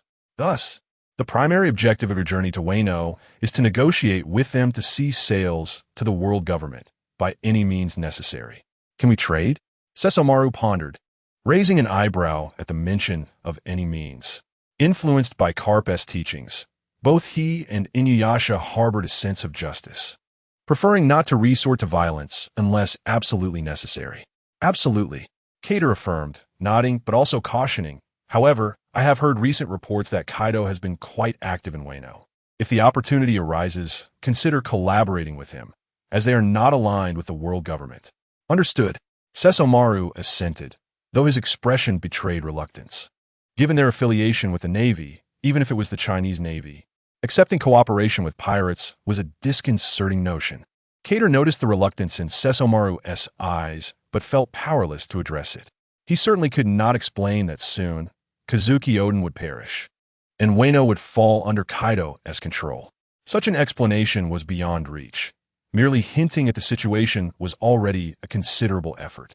No worries, we will handle it, Inuyasha chirped, unconcerned, as he was simply eager for an adventure. Soon after, Sesomaru and Inuyasha returned to the Navy base in Totland, with a brief carp on the situation and began preparations for their voyage.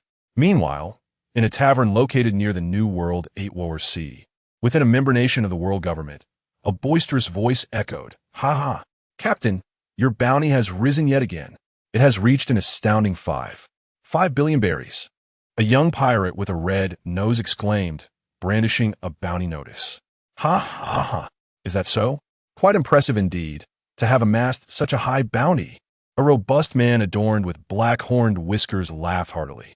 The bounty notice in the red-nosed pirate's hand read, Roger, captain of the Roger Pirates, responsible for inciting chaos in multiple member nations of the world government, causing immense losses and even attacking the Navy. A bounty is hereby placed, regardless of life or death.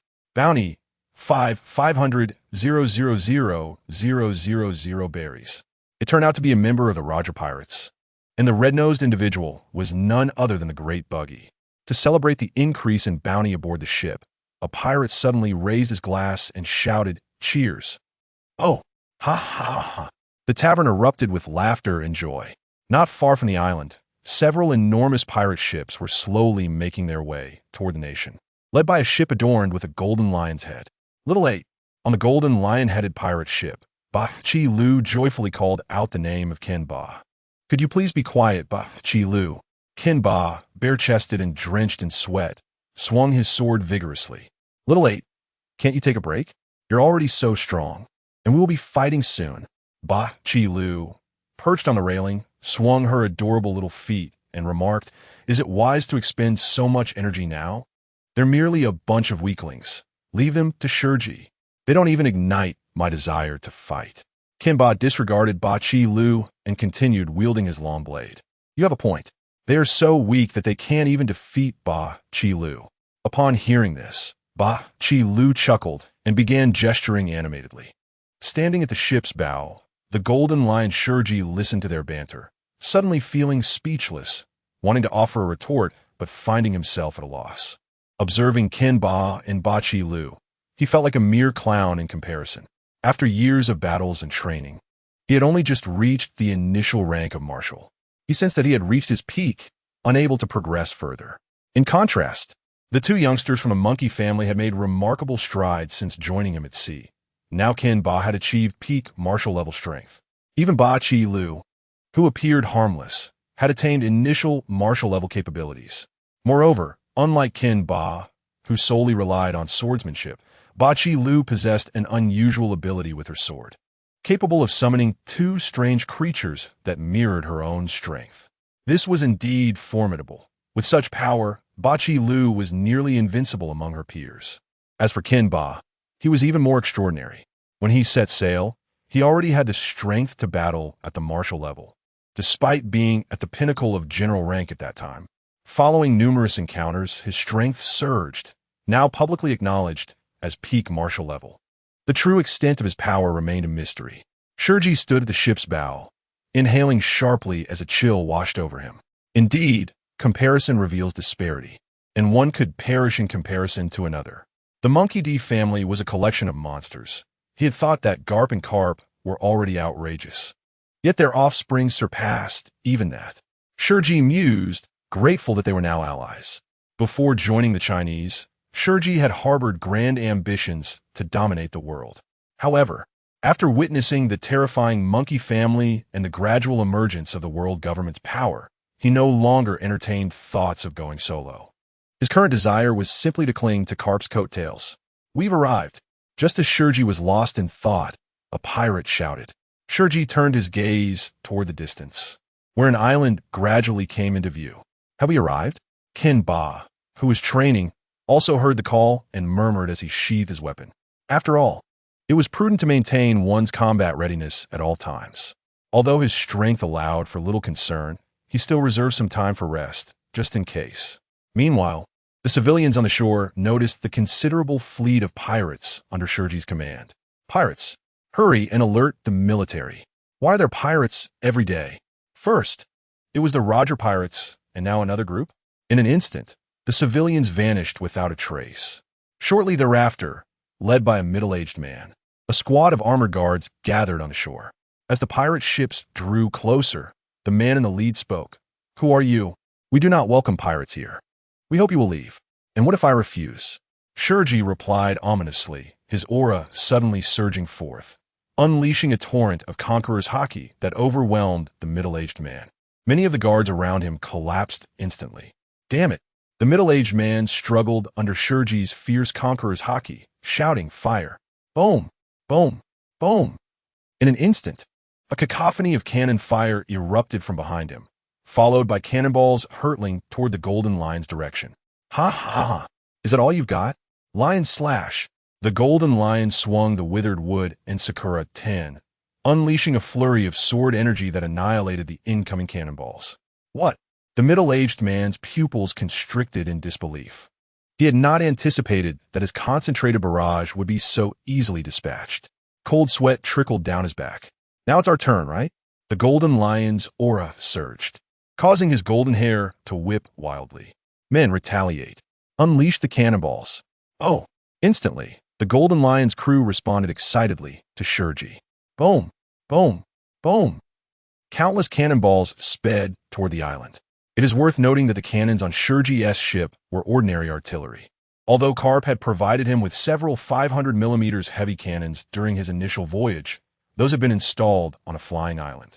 Furthermore, today they had come to hunt this world government member nation, so they had not brought that island along, opting instead for a lighter approach to maximize their plunder. Boom! Boom! Boom! Countless cannonballs struck the island. Help! My leg! It hurts so much. The middle-aged man in question lacked the terrifying prowess of Shiki. The cannonball fell unimpeded, landing squarely in the midst of the soldiers. Meanwhile, the members of the Roger Pirates continued to indulge in their revelry, savoring drinks and celebrating. Suddenly, the thunderous sound of a cannonball striking the ground broke their merriment, alerting them to danger. Is the Navy here to capture us? We should flee, exclaimed Buggy, his red-nosed visage betraying his anxiety as he urged Roger to make a hasty retreat. Roger, however, turned his attention to Rayleigh, who merely shook his head in uncertainty. As they stepped onto the street, they were met with the sight of countless soldiers in frantic flight. Rayleigh intercepted one, inquiring, "Why are you running? What has transpired?" The soldier, though uncertain of their identities, recognized their formidable presence and replied earnestly, "Golden Lion. Shiki has attacked this island." Shiki. Roger furrowed his brow at the mention of the name, but upon hearing the screams around him, he appeared resolute. "It seems we must intervene against Shiki. After all, the inhabitants here have graciously offered us their hospitality." Agreed. The members of the Roger Pirates echoed in unison. With that, they set off toward the direction of the Golden Lion. With the resounding cannon fire echoing in the air, the battle commenced in earnest. "Follow me, lads. Let us seize this nation," Shiki bellowed, unleashing a colossal wave of sword energy. His countenance, filled with arrogance, resonated with a fierce battle cry. "Onward! Kill!" His subordinates surged forth like a pack of ravenous wolves, skillfully executing their roles, for they were well-versed in such endeavors, having operated under Shiki for many years. Meanwhile, Kenpachi stood on his ship, calmly observing the chaos. He and his companion Baki were prepared to handle any exceptional threats, such as powerful individuals or weapons of mass destruction, while leaving the routine skirmishes to their subordinate pirates. On Roger's side, the increasing sounds of cannon fire and the clash of pirate combat drew nearer, signaling the approach of the flying pirate crew. A smile crept across Roger's face. Simultaneously, on the waters of Atuo, Kenpachi and Baki felt a palpable shift in energy, sensing the rapid approach of formidable adversaries.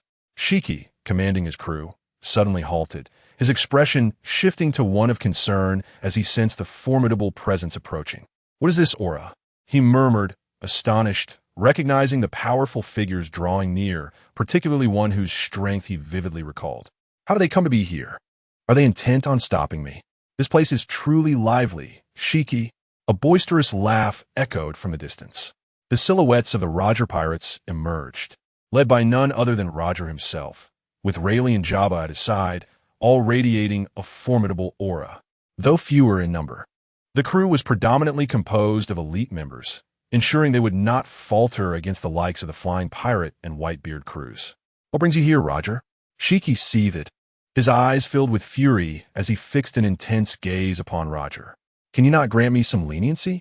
After all, they did offer us drinks." Roger responded with a carefree laugh, his hand resting on the hilt of Ace. "How cool!"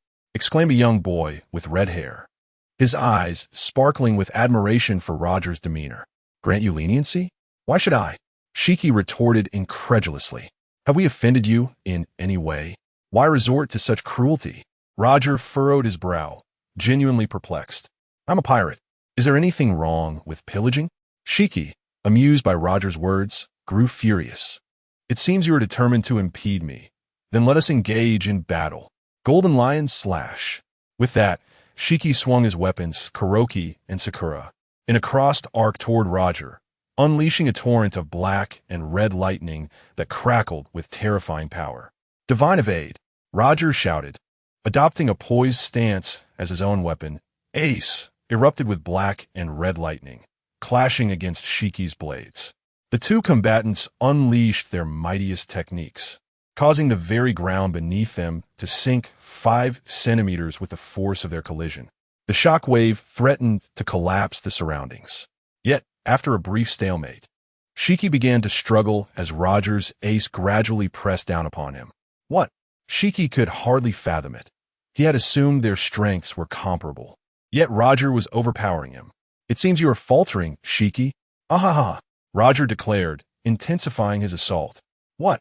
Shiki, already exerting all his strength to resist Roger's might, found himself unprepared for the sudden surge of power that sent him sprawling. Bang! He collided with a nearby building, finally coming to a stop. Cough cough. Blood spilled from Shiki's lips as he glared at Roger again. At that moment, another figure suddenly appeared before Shiki, interrupting him. You handle Rayleigh. Leave this to me. Shiki was about to protest, but upon meeting Kenpachi's gaze, he swallowed his words. Very well, it's in your hands. Go, Kenpachi. Baki cheered from her perch on the railing, swinging her legs joyfully, delighted to support Kenpachi from the sidelines. Notably, her reluctance to engage in battle stemmed from Kenpachi's overwhelming protectiveness. Wherever he was present, he ensured she stayed away from the fray, a sentiment she relished. Kenpachi, is it? Roger murmured, a grave expression settling on his features as he regarded the formidable man before him. He was acutely aware of Kenpachi's strength, which surpassed even that of Carp. Although Carp possessed the potential to reach a level akin to that of an admiral, his true prowess remained within the confines of that rank, lacking the exaggerated might one might expect.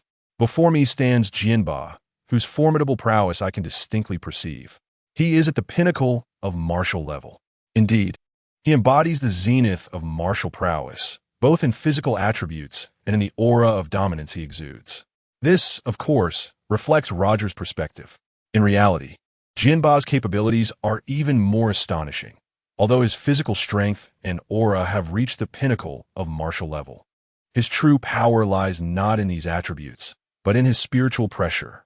The terrifying, unfathomable spiritual pressure emanating from Jinba has been steadily increasing over the past 17 years.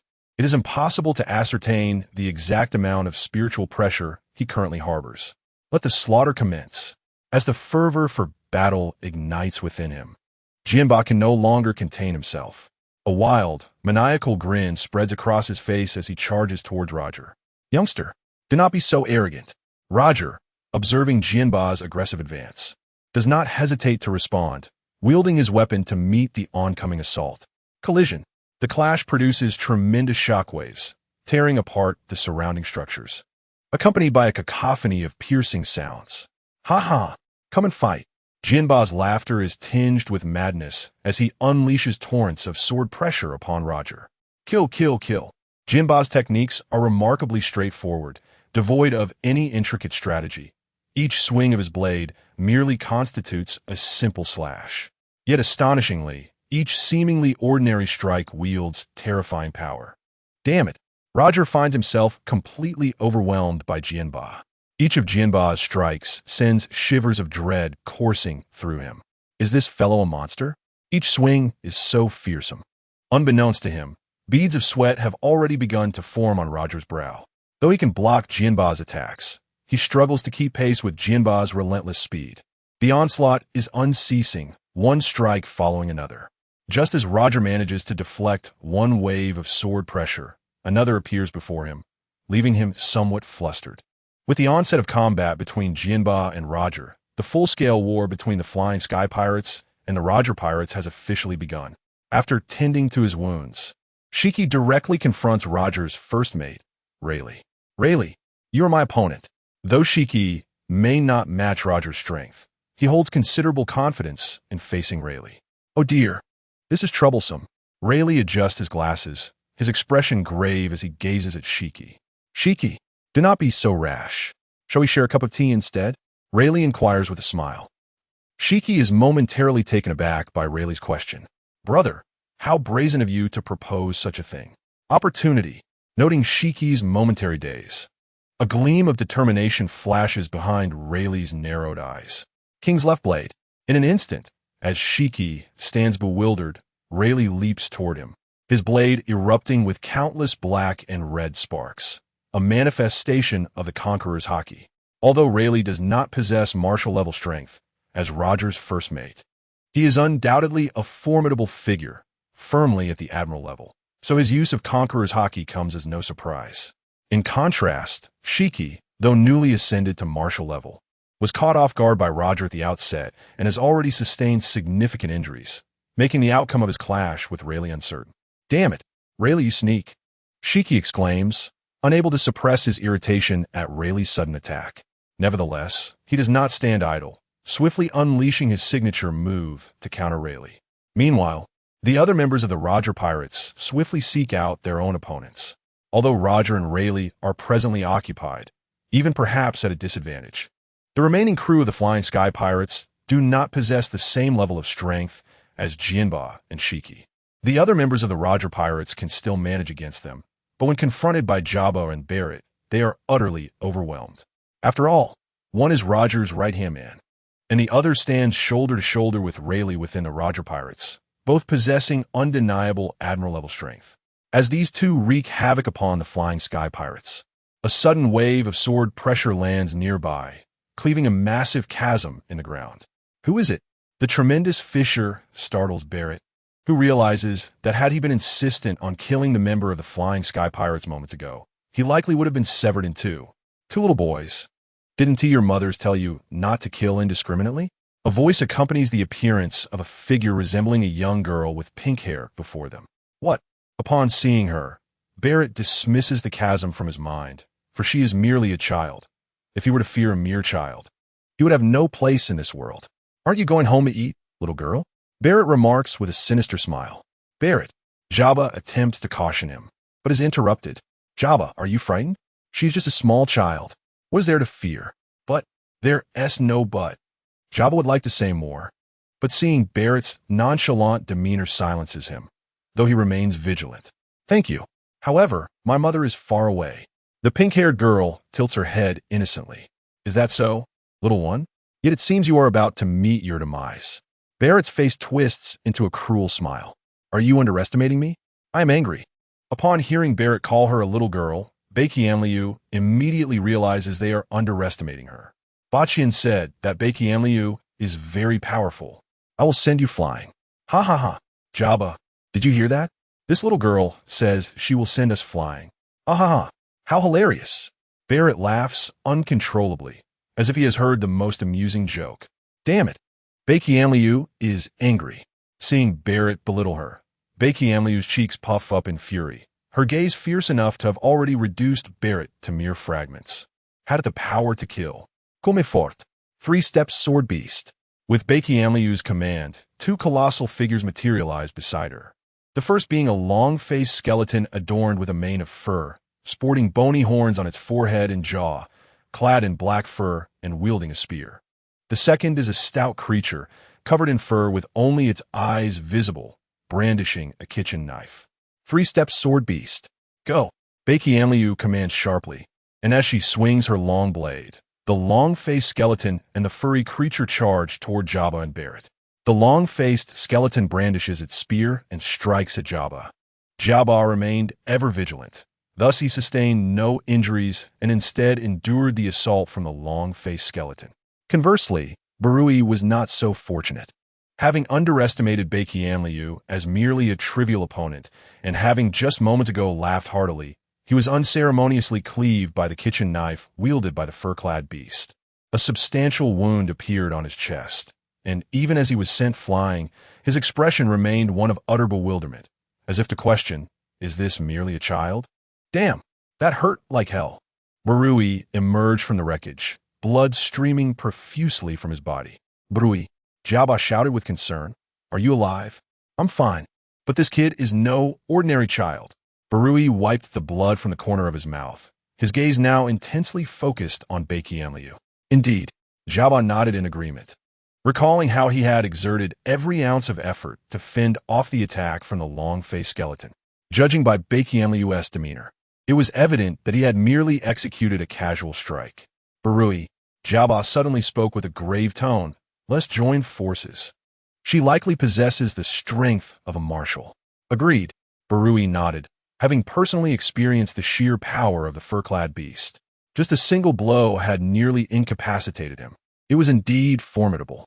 Don't underestimate me, BigMom retorted, visibly irked. Onward, Jabba and Barui exchanged glances before launching simultaneous assaults on BigMom from different directions. The ensuing battle among the three was fiercely contested, as Jabba and Barui, being comrades, exhibited remarkable coordination. However, BigMom's prowess clearly surpassed theirs. And with the characteristics of the three-step sword beast, she easily handled both Jabba and Barui. It even appeared as though BigMom was holding back. For had it not been for the injured Barui and Jabba, they would never have stood a chance against her. Yet, observing BigMom's joyful expression, it was clear that she was relishing the moment. Typically, she would not be allowed to engage when Kenpachi was present, but with Kenpachi occupied with Luajia today, she was determined to make the most of this opportunity. Meanwhile, Luajia and Kenpachi were engaged in their own discourse. Kenpachi, must you truly annihilate this nation? Luajia inquired, perplexed. After all, he had visited the Sky Island and had dealings with Kate, where the common folk thrived under his leadership. It seemed illogical for such a person to harbor brutality. I recall Kate is not a savage, is he? I am uncertain about my father's true nature. Kenpachi retorted, his strikes intensifying, his disdain palpable. However, he continued, to show mercy to one's enemies is to be cruel to oneself. Blame it on their affiliation with the world government. Pressure of the sword.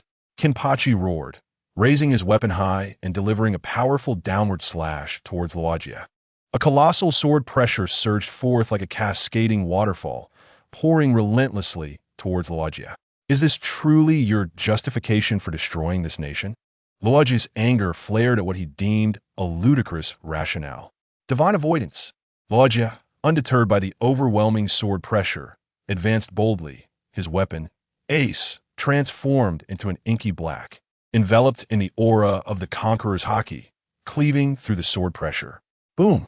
The severed sword pressure sliced past Luajia, demolishing a vast expanse of buildings in its wake. The people here are so kind, offering us food and drink. I cannot allow you to proceed. Luajia glared fiercely at Kenpachi, his aura surging once more, reaching the pinnacle of martial-level strength. Kenpachi was taken aback by Luajia's sudden breakthrough, surprised to find himself matched in strength. Yet, Luajia was oblivious to his own transformation. All he desired was to thwart Kenpachi's plans to obliterate the nation. Divine avoidance. Luajia unleashed the attack once more, its potency far exceeding previous iterations. His furious strike compressed the air, distorting the very light around them. Let the slaughter commence. Sword path severed. Kenpachi recognized the gravity of Luajia's divine avoidance and instinctively summoned his strongest move. Kenpachi typically relied on his overwhelming spiritual pressure in battle, each strike akin to a powerful attack. Yet, Sword Path Severed was the only named technique he possessed, a testament to its terrifying might. As divine avoidance and Sword Path Severed collided, time seemed to freeze momentarily. A terrifying wave of energy erupted from their clash, causing the very island to tremble. Buildings collapsing amidst the chaos and the mountains fracturing. The sword energies from their techniques carved horrifying gashes into the ground. It was a stalemate. Their mightiest attacks were evenly matched. Suddenly, Luajia felt an acute discomfort within his body, a mere instant of disruption in his aura. This momentary lapse rendered him incapable of withstanding Kenpachi's onslaught, forcing him to dodge to the side, narrowly evading the overwhelming sword pressure of Sword Path Severed. The unleashed pressure struck the island, cleaving it in two, revealing glimpses of flowing magma beneath the surface. Such horror! Luajia felt a pang of relief for having evaded that attack. Yet, he was more concerned about the sudden disorientation he had experienced, as if he could hardly breathe. This had thrown his aura into chaos, diminishing his resistance. However, with the battle still raging, Lojia shook off his doubts and charged at Kenpachi once more, ace in hand. Meanwhile, on the other side, Shurji confronted Rayleigh. "Rayleigh, you shameless scoundrel. How dare you ambush me?" Though injured, Shurji maintained a superior strength over Rayleigh. Initially, Rayleigh managed to hold his ground against Shurji, but as time passed, Shurji's wounds began to mend, and Rayleigh found himself increasingly outmatched. Forced to fend off Shurji's relentless attacks, while seeking opportunities to strike back. "Stand still," Shurji shouted, unleashing waves of sword energy while cursing Rayleigh. "Do you expect me to just stand there because you say so? Do I have no pride?" Rayleigh retorted defiantly. "Damn it, you infuriate me. Lion's might." Shurji pressed his palms against the ground, summoning a massive lion's head formed from sand and earth under the control of the Golden Lion. The lion's head is not merely a facade. It is composed of a substantial mass of sand and earth. Should one be struck by it, they would either be buried or gravely injured. "This will not be my demise," Rayleigh declared as he unleashed 2 arcs of sword energy towards the lion's head. The sword energies penetrated the lion's head without causing even a ripple, failing to impede its advance. This was understandable, considering that the lion's might was comprised of fragmented sand and soil, which were not inherently unified, but merely transformed into a lion's head under the influence of the Moku Moku no Mi. Thus, even if Rayleigh severed them, it would bear no consequence. What futility! This is truly vexing. Realizing that his assault could not halt Shiki's lion's might, Rayleigh could only escape at his utmost speed from the reach of Shiki's attack. Boom! A torrent of sand and earth violently collided with the island, which had already been cleaved in two by Kenpachi, causing it to tremble once more. The mountains upon the island began to shift and crumble. Help! The island was on the brink of destruction. Run! In a desperate bid to evade the conflict between the flying pirate crew and the Roger pirates, the civilians and royal soldiers fled to the opposite side of the island. "Quickly board the ships and leave this island," someone shouted, prompting everyone to react and rush towards the nearest vessels, especially the enormous cruise ship, which became the focal point of their escape. Bang! At that moment, a gunshot rang out as a crowned figure shot a civilian attempting to board the cruise ship. "You filthy peasants! What do you intend to do with my ship?" The crowned individual glared menacingly at the civilians trying to climb aboard. The king, a civilian who had seen the monarch, immediately recognized him. "What are you waiting for? Everyone hurry and board the ship. We must leave this island before those terrifying pirates slaughter us." At that moment, a rotund man clad in opulent attire emerged from the ship, urgently urging everyone to board. It appeared he was the owner of the vessel. "Hurry! Why are you all standing around? Get on board!" Bang! Before the portly man could finish his sentence, another gunshot echoed, and he collapsed, blood gushing forth like a fountain. Why? The man died in confusion, unable to comprehend why his benevolent intentions to save a few souls had led to his demise. His eyes, filled with regret, closed as he breathed his last. The sudden gunfire instilled terror among the nearby civilians, who lowered their heads in fear, terrified of becoming the next target. "This ship is now mine." The king smirked coldly, holstering his handgun. "We board." Following his command, his soldiers and family members marched toward the ship, while the civilians dutifully parted to make way. Once they were all aboard, they callously abandoned the civilians and directed the vessel to sail away. Bang! "Help! Save me! I am the king! Save me!" A massive arc of sword energy soared from afar, cleaving the cruise ship in two. The once arrogant king now found himself helplessly perched atop a fragment of the ship. As it began to sink into the depths of the sea, he cried out desperately for salvation. Yet, the civilians on the shore seemed oblivious, each fleeing for their lives. Soon, countless small boats and rafts, laden with people, departed the island. The location where the king's cruise ship once floated was now marked only by a small whirlpool, as if declaring its former existence. Back to the battlefield. The terrain was marred by deep sword scars, craters from explosions, and the ruins of scattered buildings. "Rayleigh, I commanded you to flee. Witness this." Snake venom. With a furious shout, Shiki unleashed the full extent of the Moku Moku no Mi's powers. causing everything around him, living beings and objects alike, to lose their gravity and float into the air. Ultra, lion's might, taking advantage of Rayleigh's immobilization.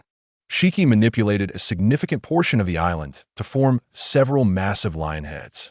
How to describe it? A dark cloud descending upon the city, intent on its destruction. Yet this ominous cloud was not a mere cloud, but a multitude of sand and earth. Such a terrifying blow was something Rayleigh could not evade. Under Shiki's control, the enormous lion heads descended upon him in an encircling assault. Just as despair began to take hold of Rayleigh, cough, Shiki spat blood. The myriad particles of sand and earth lost their control and plummeted from the sky, crashing onto the island. Having already been injured, Shiki could no longer sustain the exertion of the Moku no Mi, and the suppressed wounds surged forth once more. With a resounding crash, the island, having endured various forms of devastation, could no longer withstand the assault.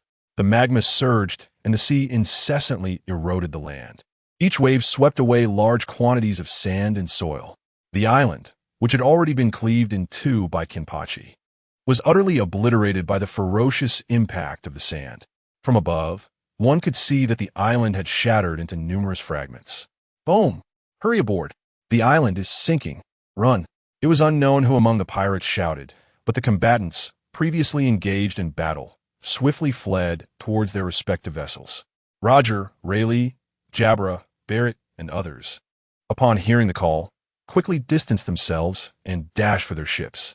Shiki, Kenpachi, upon witnessing Roger's retreat, chose not to pursue, aware that the island was about to submerge. It was prudent to vacate the premises lest they be caught in the ensuing whirlpool. If Shiki were not injured, it would be a different matter, but given his current state, they had to leave without delay. Kenpachi reached Shiki, hoisting him up and creating a path with his energy toward the direction of the flying pirate crew. "Are you all right, Shiki?" Upon returning to the ship, the crew of the flying pirate crew had already boarded, as their battleground was not far from the vessel. "Set sail. Depart this place." Under Shiki's command, the flying pirate crew swiftly navigated away from the island's vicinity. In the Eight-Vor Sea, "Haha, what an exhilarating experience," Roger exclaimed, standing at the bow, one hand clutching his pirate hat against the strong winds. "I nearly got caught by the whirlpool. What a thrill. Bang. What thrill. You dawdle when I told you to evacuate. If we had been ensnared by that whirlpool, we would all have become fish food." Rayleigh could no longer contain himself and dealt Roger a punch, irritated by his nonchalance while the island was collapsing. There were discussions about how during the last sinking of the Shinji Valley, the grandeur of the scene was missed due to the Navy's presence. And this time, one must witness it. However, unexpectedly, they found themselves too close, as a colossal whirlpool formed when the island submerged, pulling the Oro Jackson directly toward its center.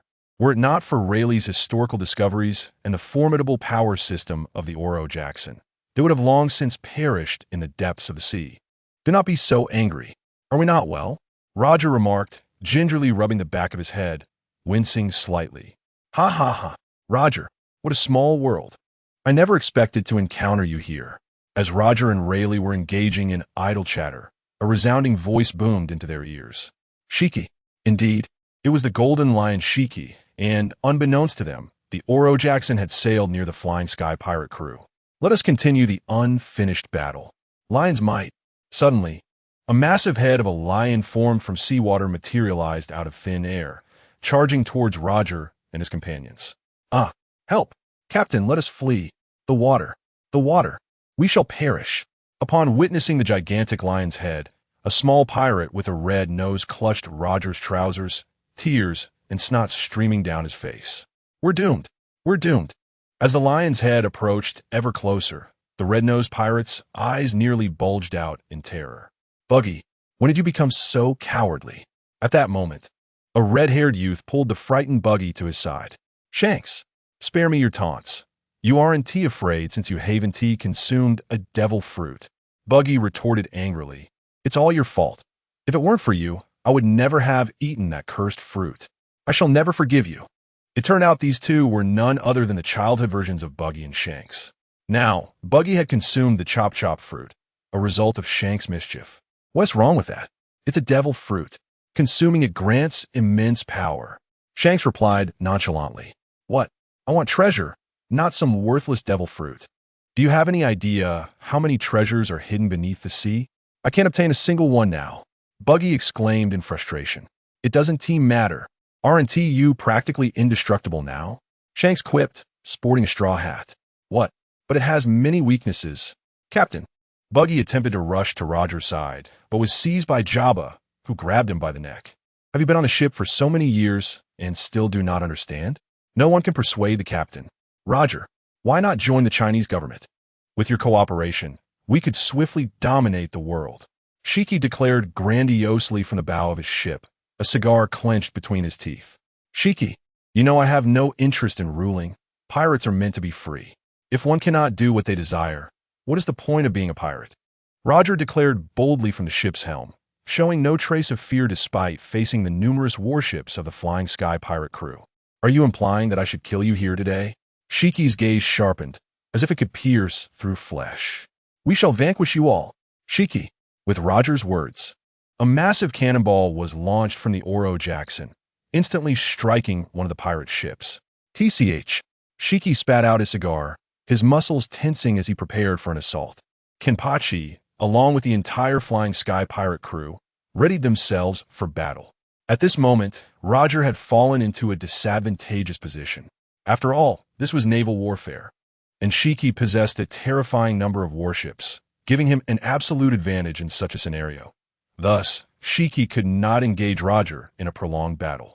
Quickly, all the warships of the Flying Sky pirate crew formed a surrounding arc, closing in on Roger's Oro Jackson.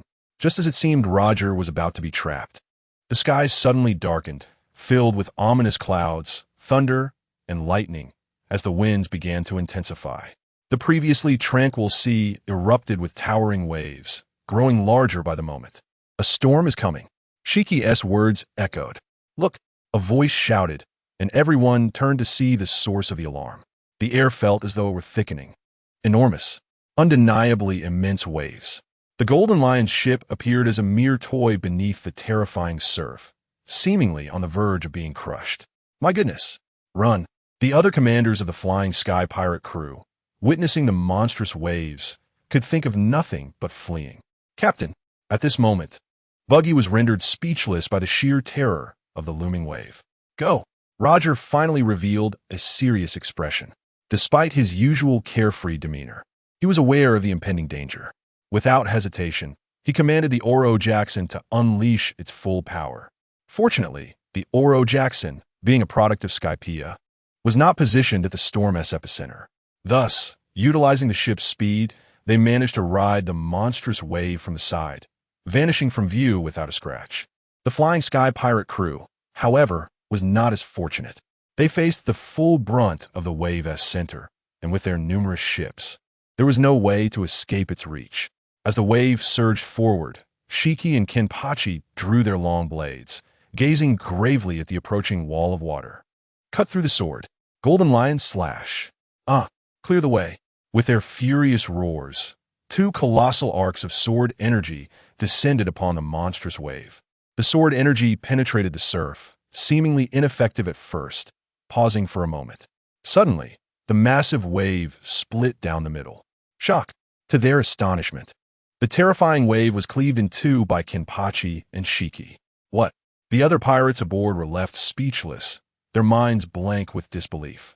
After all, the stunning display of swordsmanship had carved a passage through the tumultuous sea, allowing Kenpachi and his crew to navigate through the enormous wave unscathed. While the other pirate vessels were not so lucky, being shattered by the onslaught of water, debris scattering in every direction. Fragments of ships were propelled towards Kenpachi's vessel. Crash! Bang! As the sounds of collision echoed, the hull, deck, and railings were struck by debris, sustaining damage. Help!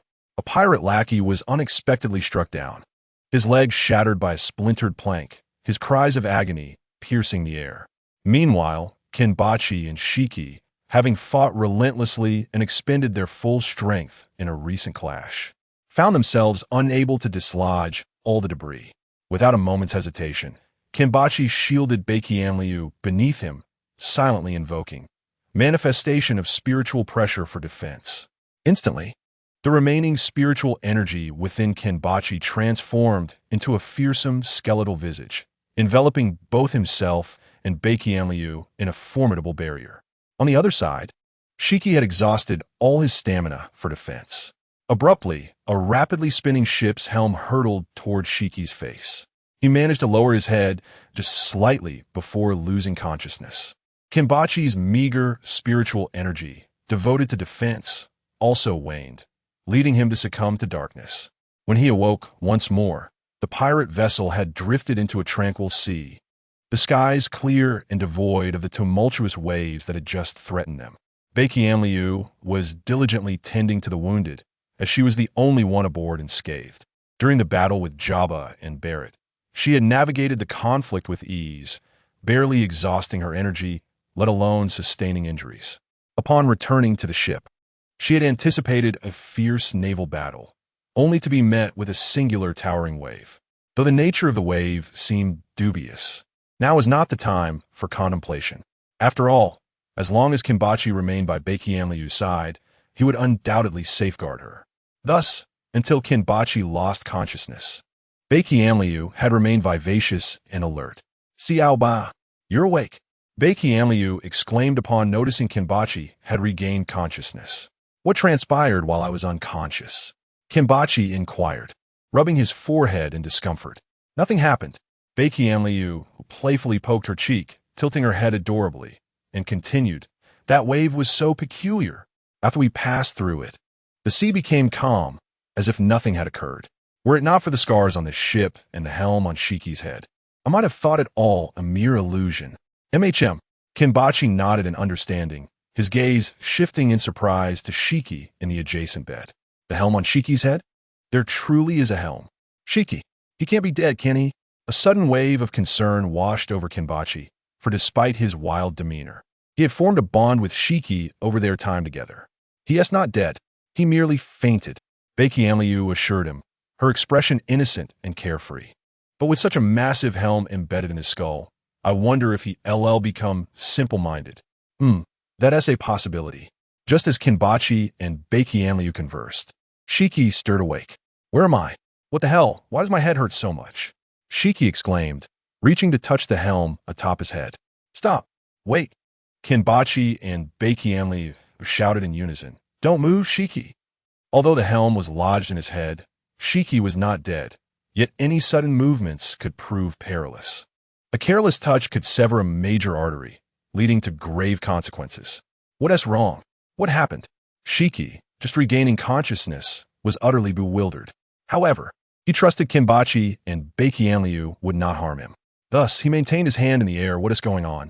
My arm is getting sore. Plus, my head is throbbing. What gives?" he asked, his face contorted in pain. Kenbachi and Baikianliu exchanged glances, unsure of how to respond. After all, the situation was quite ghastly, with a helm embedded in Shiki's skull. "Of course it hurts, with a helm sticking out of your head," Kenbachi remarked with exasperation. "A helm? What helm? Never mind. I can't explain it. You should see for yourself." With that, Baikianliu retrieved a mirror and handed it to Shiki. As he gazed into the reflection, silence enveloped the room for several moments. Then, a thunderous scream erupted from the cabin. "What? How could this happen?" Yet, it seemed the helm had a peculiar effect on Shiki. After a brief astonishment at the sight of the helm atop his head, he tossed the mirror aside with a nonchalant air. "Well, it's not that ugly." Kenbachi and Baikianliu were taken aback by Shiki's reaction. After all, how could a person remain so composed with a helm protruding from their head? Unbeknownst to Shiki, as he discarded the mirror, several strands of his golden hair fell away, cascading to the floor. Meanwhile, on the Sky Island, "All right, I understand." Carter hung up the den mushi, a look of contemplation crossing his face. He hadn't anticipated the Battle of Eitwol would still take place.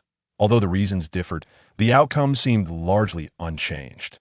Despite the presence of Shiki, Kenbachi, and Baikianliu, three formidable warriors, the crew still encountered a colossal wave, and Roger had once again fled. Carter pondered thoughtfully.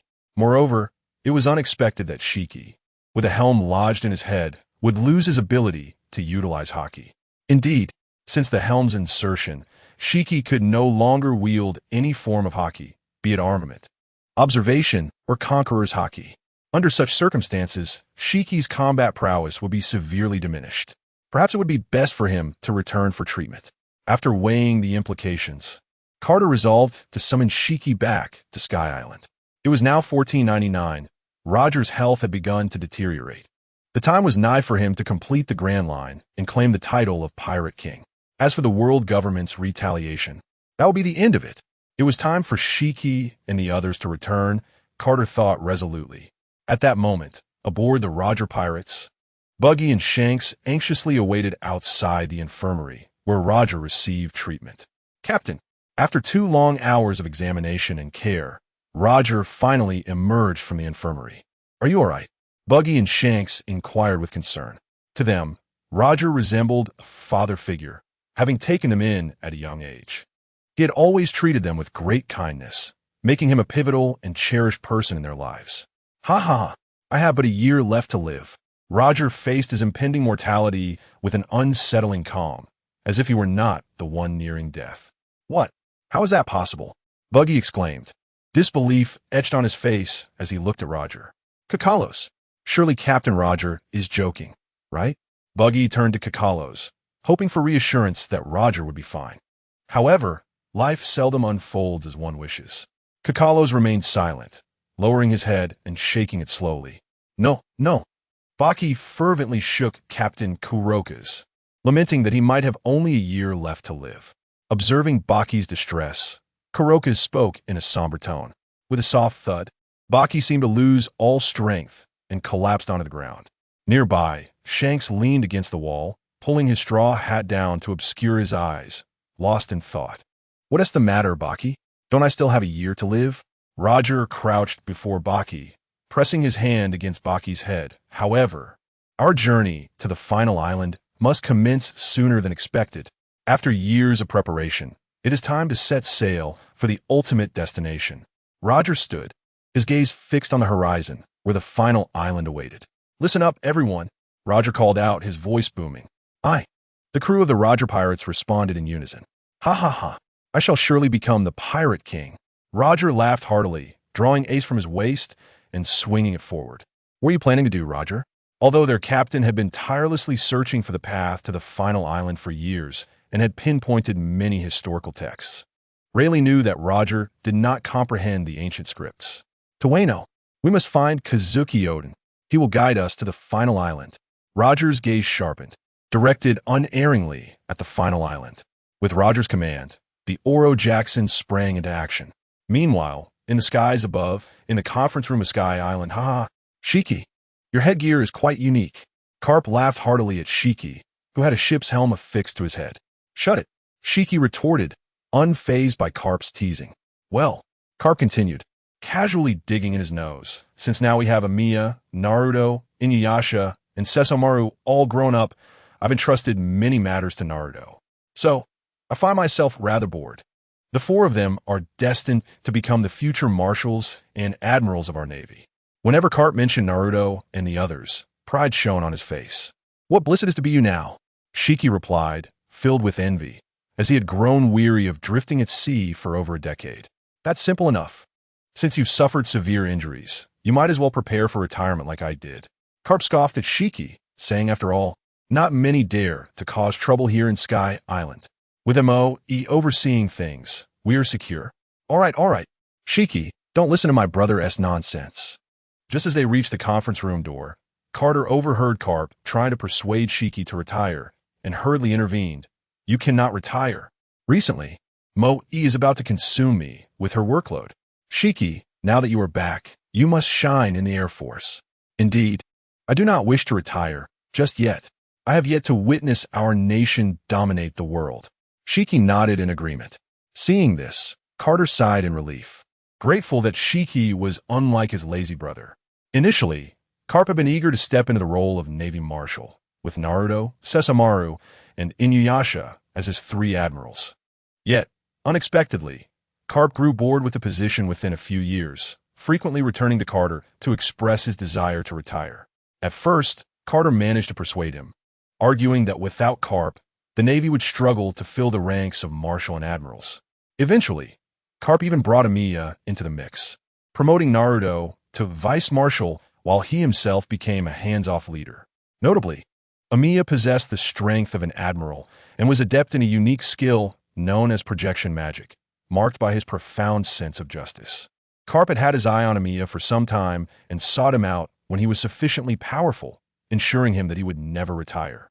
Yet, just days after Amiya joined, Carp was thoroughly enjoying himself, delegating responsibilities to Naruto while he resumed his relentless pursuit of retirement. Moreover, brother, you cannot retire yet. Carter glared at his brother with irritation. The Totland Sea requires your presence. You cannot abandon your post. If necessary, you could train new recruits there.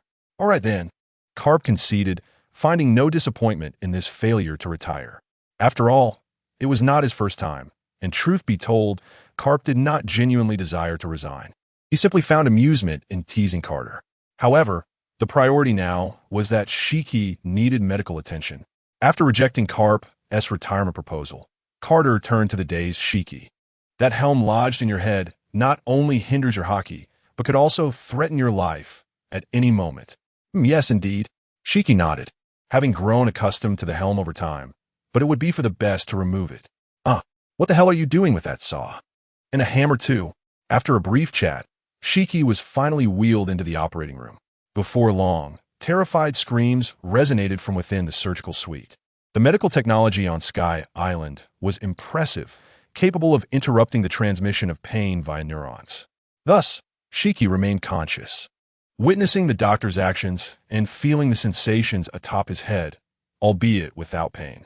The sight of doctors wielding saws, hammers, and even a power drill, alongside a machine resembling a meat grinder in the corner, left Shiki trembling in fear.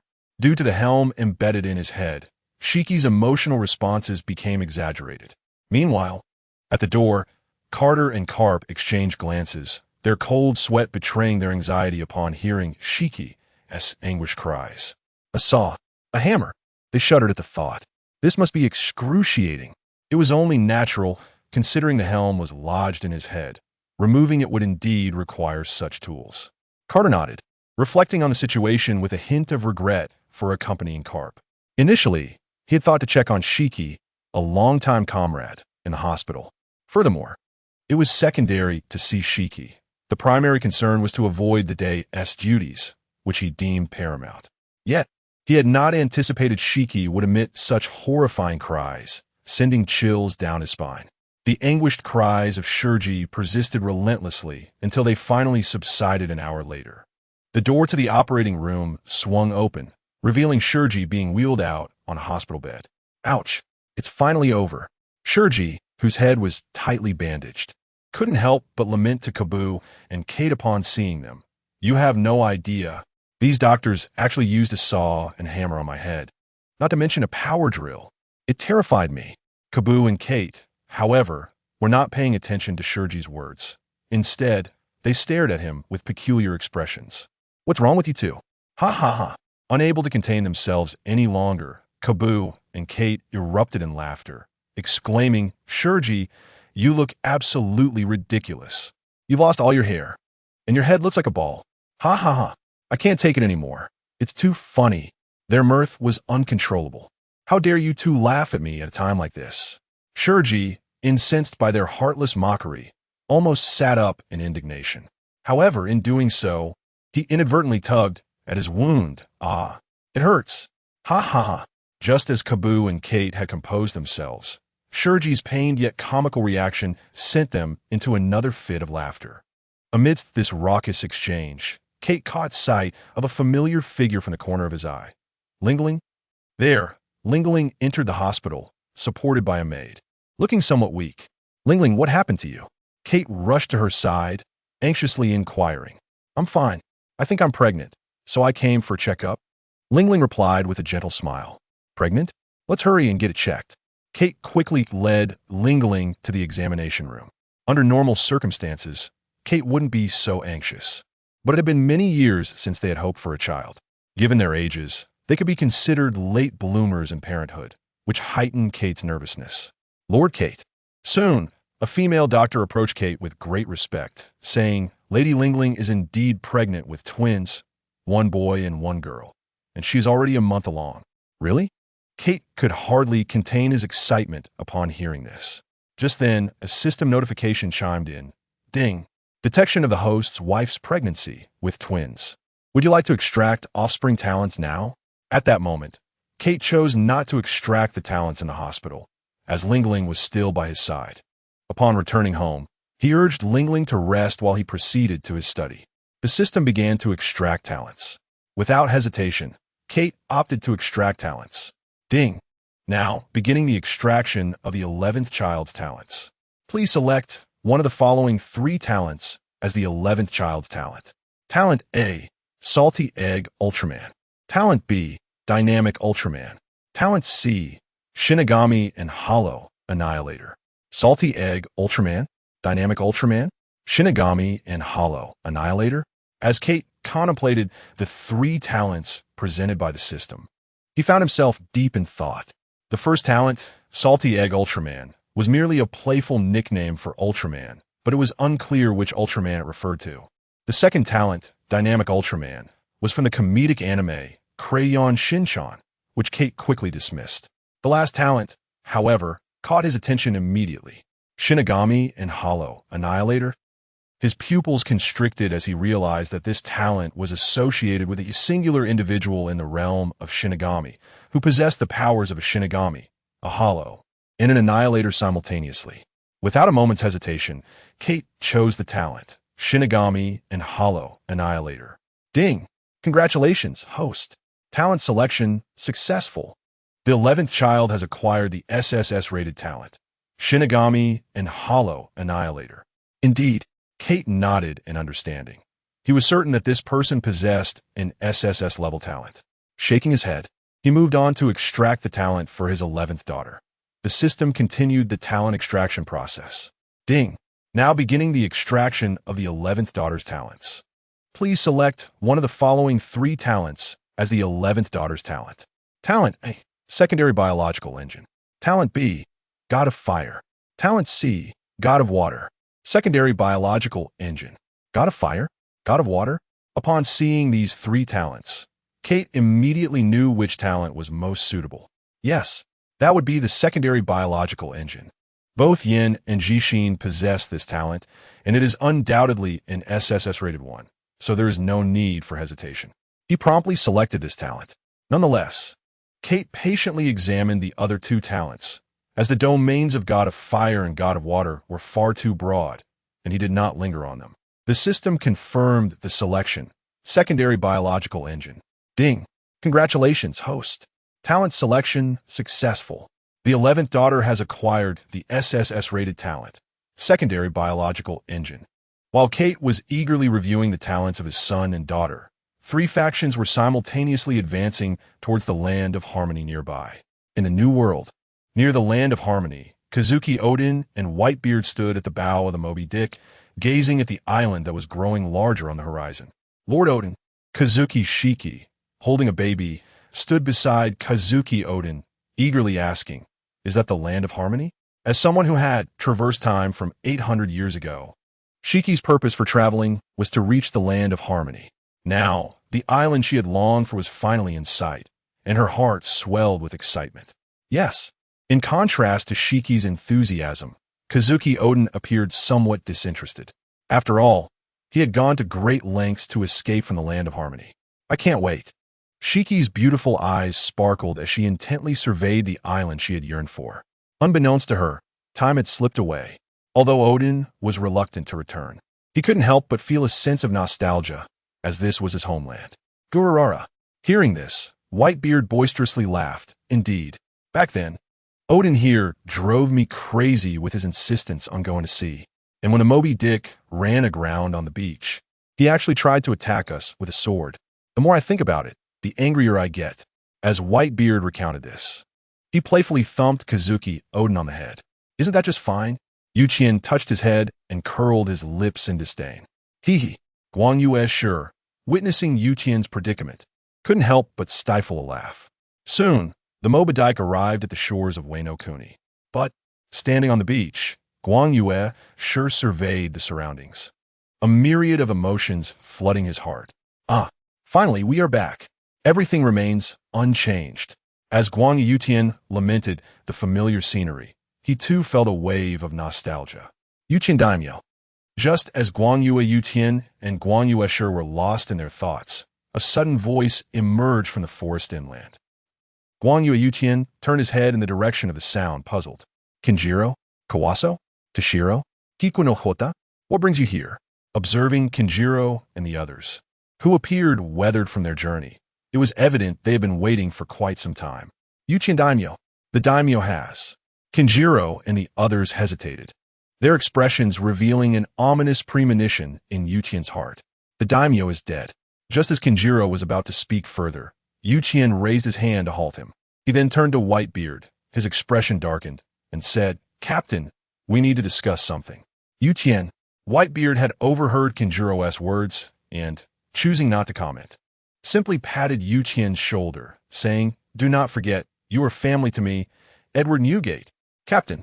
Yuqian was moved to tears, exclaiming, I will forever be a member of the Whitebeard Pirates. Subsequently, Guang Yue Yuqian led Guang Yue Shi to a quiet corner to converse.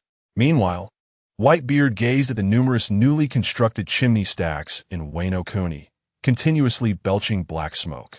Although slightly puzzled, he dismissed it, sensing that Yuqian was not quite himself. He then instructed his men to set up camp, indicating they would be staying for quite a while. The following day, Wano Kuni welcomed a new visitor. The Oro Jackson had anchored in the river within the forest, not far from the Moba Dike of the Whitebeard Pirates. Ha ha! This is Wano Kuni. Roger stood at the forefront, unable to contain his boisterous laughter, exuding an unmistakable aura. A formidable presence had arrived. Whitebeard's gaze was fixed intently on Roger. Is it so?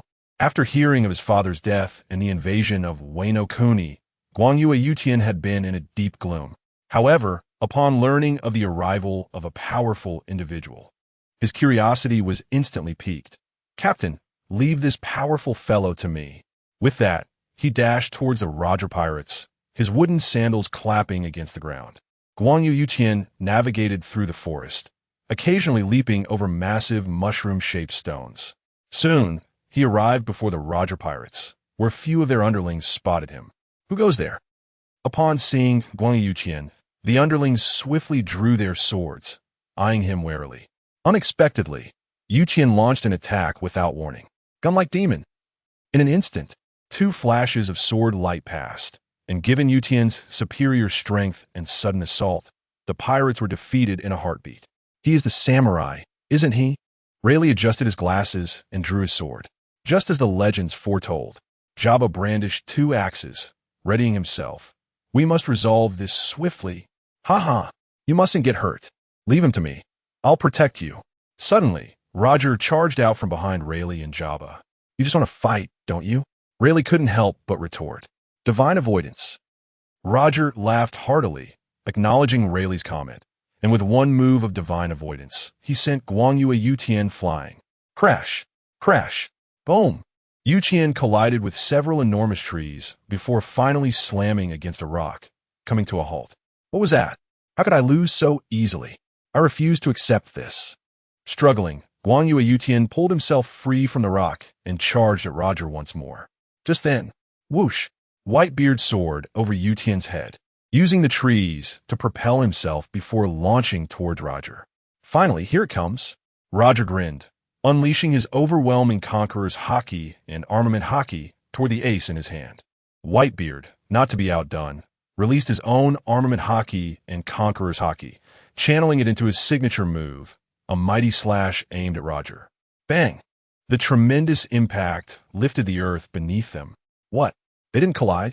Guang Yue Yutian gasped in astonishment, as this was beyond his comprehension. Upon closer inspection, it was evident that Ace and Kanji had not connected. Rather, it was their conqueror's haki that clashed continuously. In the midst of their confrontation, Whitebeard and Roger exchanged glances and nodded in unison. What is happening? Guang Yue Yutian and the others were still puzzled.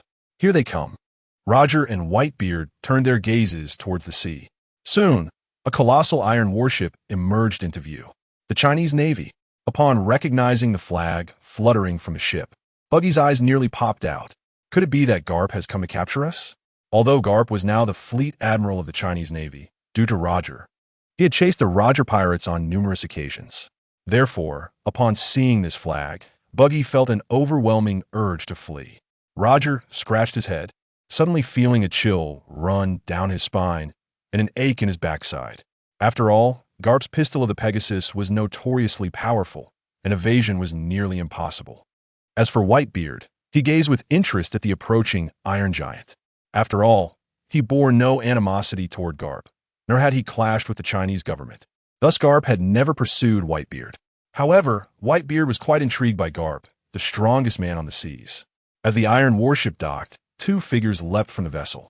One had white hair and donned a white outfit adorned with fluffy trinkets, with two long swords at his waist.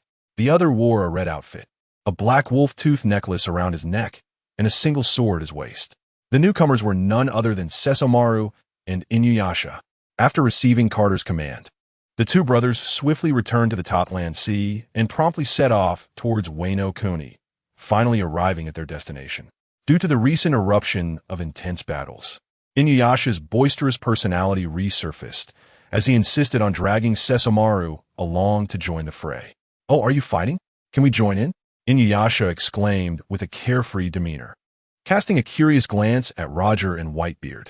Although Sesshomaru stood silently and aloof, the palpable aura of battle emanating from him indicated that he was not entirely at ease. The onlookers were momentarily taken aback.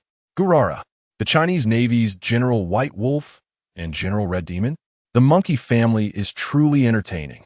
Whitebeard suddenly burst into hearty laughter, exclaiming, "Isn't it only natural for pirates and the Navy to clash? Ha ha ha!" Quake.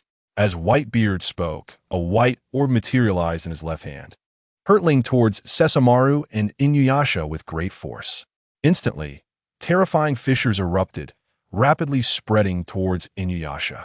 Not daring to underestimate the attack, Inuyasha swiftly drew Tetsuzaiga from his waist. Tetsuzaiga surged in size, transforming into a massive, plush-handled sword. The transformation did not cease. The blade turned jet black, resembling a sword forged from the very stars. Inuyasha's aura swelled as well. His strength, originally at the pinnacle of a general, surged to that of a commander due to Tetsuzaiga's influence. "Mido Zangetsuwa," Inuyasha bellowed, unleashing a wave of black sword energy. Upon contact with the fissures created by the quake, the energy expanded into a colossal black sphere. As if it were a gaze from the abyss, utterly consuming the fissures and leaving no trace of their existence. The ground that merely brushed against the black sphere was as if scooped away, with the earth and stones vanishing without a trace. Seeing this, Whitebeard's pupils constricted, as the Mido Zangetsuwa had posed a significant threat. Fortunately, the speed of the attack was not overwhelming, prompting Whitebeard to take Inuyasha seriously. Windscar. Inuyasha forcefully slashed Tetsuzaiga towards the ground, sending three immense waves of sword energy surging towards Whitebeard. Without allowing Whitebeard time to react, Inuyasha charged directly at him. "Come on." Bang!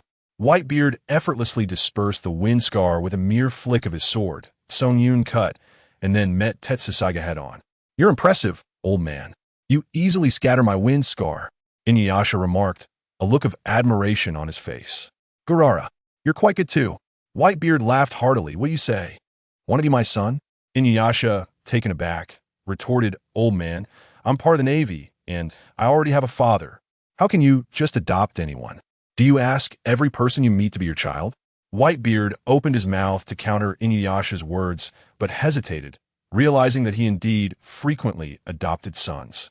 However, he quickly dismissed the thought, for his journey at sea was to find family, hence his inclination to adopt. "Stop rambling, kid." Whitebeard, visibly irritated, increased his strength, placing immense pressure on Inuyasha. Meanwhile, on the other side, Sesshomaru faced Roger. "Are you also Carter's son?" Roger inquired casually. "Is that Kenpachi fellow your brother or your younger sibling?"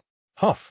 Listening to Roger's incessant chatter, Sesshomaru exhaled heavily, beginning to understand why his uncle often targeted Roger, feeling the need to give him a beating each time they met. Enough. Let us fight first. If I win, I'll tell you. With that, Sesshomaru drew Bukaseiga and Tenseiga. Mido Zangetsuwa. Sesshomaru waved his hand, directing a Mido Zangetsuwa towards Roger. Oh dear, are you getting angry? You're quite sensitive, Roger remarked as he easily dodged the attack. Having witnessed Inuyasha's Mido Zangetsuwa, he recognized its terrifying power, albeit slow. As anticipated, the moment the Mido Zangetsuwa struck the ground, it transformed into a massive black sphere, consuming everything in its vicinity. Ha! Let's have a duel while I'm still alive. Roger laughed. Enough chatter, Sesshomaru declared, retracting Tenseiga and charging at Roger with Bukaseiga. Growling, let us settle the score for Shiki and the others. Did they perish in that storm? If so, I apologize, but this is the sea. Roger, undeterred by Sesshomaru's fierce approach, responded, Soryu burst. Sesshomaru infused immense yuki into Bukaseiga, forming a pale dragon that roared and surged towards Roger. Go! With a fierce swing, he sent the dragon racing towards him. Ha! Kid, you're not bad. You've got the strength at such a young age. Roger chuckled, casually waving Ace and effortlessly dispersing the Soryu burst. What? Seeing this, Sesshomaru's eyes widened. Although his Soryu burst was not his strongest attack, no ordinary general could handle it so easily. Indeed, Sesshomaru mused, those close to his uncle were never weak. Although he might not match his uncle, he certainly possessed commander-level strength. Sword pressure, venomous claw, Yuki sphere, light whip. Bukaseiga struck with lethal precision. One after another, Sesshomaru unleashed his skills. Yet Roger effortlessly countered each one, dismantling them with ease. Huff! Sesshomaru exhaled heavily, his gaze fixed on Roger, who had unexpectedly pressured him significantly. The continuous assault left him struggling for breath. You're quite impressive. Do you have any more tricks up your sleeve? If not, it's my turn. Roger suddenly dashed behind Sesshomaru with a swift movement. This is bad. Sensing the chill from behind, Sesshomaru cursed inwardly. In an instant, Roger's attack was nearly upon him. Bang! A sound akin to shattering glass echoed as, in the moment Roger struck, Sesshomaru could not evade or turn in time, only managing to grip Tenseiga in defense. The ability of Tenseiga was what met Roger's strike. He can automatically create a barrier around the swordsman, assisting him in withstanding a single blow. Sanglongpa. Thanks to the barrier's protection, Roger's attack was thwarted, and Sesshomaru regained his composure, swiftly turning and unleashing Sanglongpa, which allowed him to create distance between them. The helm on Shiki's head? As the two landed, the disparity in their conditions became apparent. Sesshomaru was already panting heavily, while Roger appeared to be in complete control. Meanwhile, the battle between Inuyasha and Whitebeard had escalated to a fever pitch. However, Whitebeard, known as the strongest man in the original narrative, had the upper hand, and as time passed, Inuyasha found himself thoroughly suppressed. Damn it, why can't I win? Inuyasha's body was covered in wounds, and a trickle of blood stained his lips, the result of inadvertently falling victim to Whitebeard's air tremor attack, which had inflicted internal injuries. Now, he could only evade Whitebeard's relentless assaults in a desperate manner. Were it not for the formidable regenerative abilities of his phantom beast lineage, Inuyasha would have already succumbed. Grahaha, kid, you possess decent strength, but alas, you cannot be my son. Try this. With that, Whitebeard gathered a white energy sphere atop his weapon, Yinkut. Damn you, old man. Due to Whitebeard's rapid movements and the proximity of their confrontation, Inuyasha had no time to evade, forcing him to grit his teeth and brace himself with Tenseiga. Buzz. The moment they made contact, Inuyasha felt a terrifying shockwave surge through Tenseiga and into his body. The internal injuries he had almost recovered from flared up violently, and he spat out a mouthful of blood. Am I going to die? Inuyasha was suddenly besieged by a flood of memories. Images of loved ones and moments of happiness flashing before his mind like a lantern show. Perhaps it wouldn't be so bad to die like this. Whitebeard was simply too powerful. Despite the enhancement from Tenseiga, he could only muster the combat prowess of a commander. Yet this was the peak embodiment of Whitebeard. his strength nearly on par with a king, and as Inuyasha's stamina waned, he felt utterly hopeless. The unique properties of the Gura Nomi rendered Whitebeard's attacks nearly impossible to defend against. The lantern show of memories continued to replay in his mind, while in reality, Inuyasha was still clashing with Whitebeard. His pupils had faded, and his grip on Tessega weakened. As Whitebeard's attack threatened to breach Inuyasha's defenses, the lantern show in his mind came to a halt, focusing on Tessega. Tessega. The sword trembled as if urging Inuyasha not to give up. Is this a plea not to surrender? In reality, Tessega continued to shake, seemingly calling out to him. I have returned. Tessega. Finally, Inuyasha regained his senses, his gaze resolute as he firmly grasped Tessega once more. In that critical moment, he awakened, barely saving himself from the brink of defeat. Whitebeard was indeed terrifying. That previous strike had nearly shattered Inuyasha, but he had managed to regain consciousness just in time. Tessega seemed to respond to Inuyasha, shaking vigorously. Suddenly, a peculiar attraction emanated from Tessega, drawing in the energy sphere of the Gura Nomi thump. Thump! It resonated like a heartbeat from blade. Thump! Thump! It felt as though something was about to break free. What? Whitebeard exclaimed in astonishment, as it was his first encounter with a blade capable of absorbing the power of the Gura Nomi, although it had no adverse effect on him. Inuyasha watched in wonder as Tessega completed its transformation. Although the blade itself showed no physical changes, a white energy enveloped Tessega, embodying the tremor power of the Gura Nomi simultaneously. A name emerged in Inuyasha's mind. Shinjin Tessega. Although he was unsure of what had transpired, kid, our battle is far from over, Whitebeard proclaimed as he once again concentrated the power of the Gura Nomi atop Yuncut, preparing to strike at Inuyasha. Here it comes. Suddenly, a voice echoed in Inuyasha's mind. Originally intending to dodge, Inuyasha raised Tessega to meet the attack head-on. Clash. Buzz. When Zun Yuncut and Tessega collided, both weapons unleashed their tremor powers simultaneously, causing their energies to neutralize each other and vanish without a trace. Ha ha ha, you old fool. Your Gura Nomi powers are useless against me. Behold, air tremor. Inuyasha retaliated in kind, slashing the air, unleashing fissures that hurtled toward Whitebeard. Cut! Using the Gura Nomi's power against me will not suffice, Whitebeard declared, gathering the power of the Gura Nomi to counter Inuyasha's air tremor. A new round was about to commence. Inuyasha, wielding Junjin Tessega, charged directly at Whitebeard, shouting, "Scatter Soul, Iron Claw." The blood-red claws flew toward Whitebeard. Whitebeard deflected Inuyasha's Soul Iron Claw with a swing of his sword, and the two continued to clash fiercely. On the other side, Sesshomaru and Roger were locked in an equally intense battle. Though Roger possessed peak commander-level strength, his illness severely limited him, preventing him from unleashing his full power. He could only muster commander-level capabilities at best. Ha ha ha, it's been a while since I've fought so vigorously. How about we settle this with one final strike? After a fierce exchange, Roger laughed heartily. All right, Sesshomaru replied, gripping Tenseiga in one hand and Bakiseiga in the other, calling out, "Demon Power Release."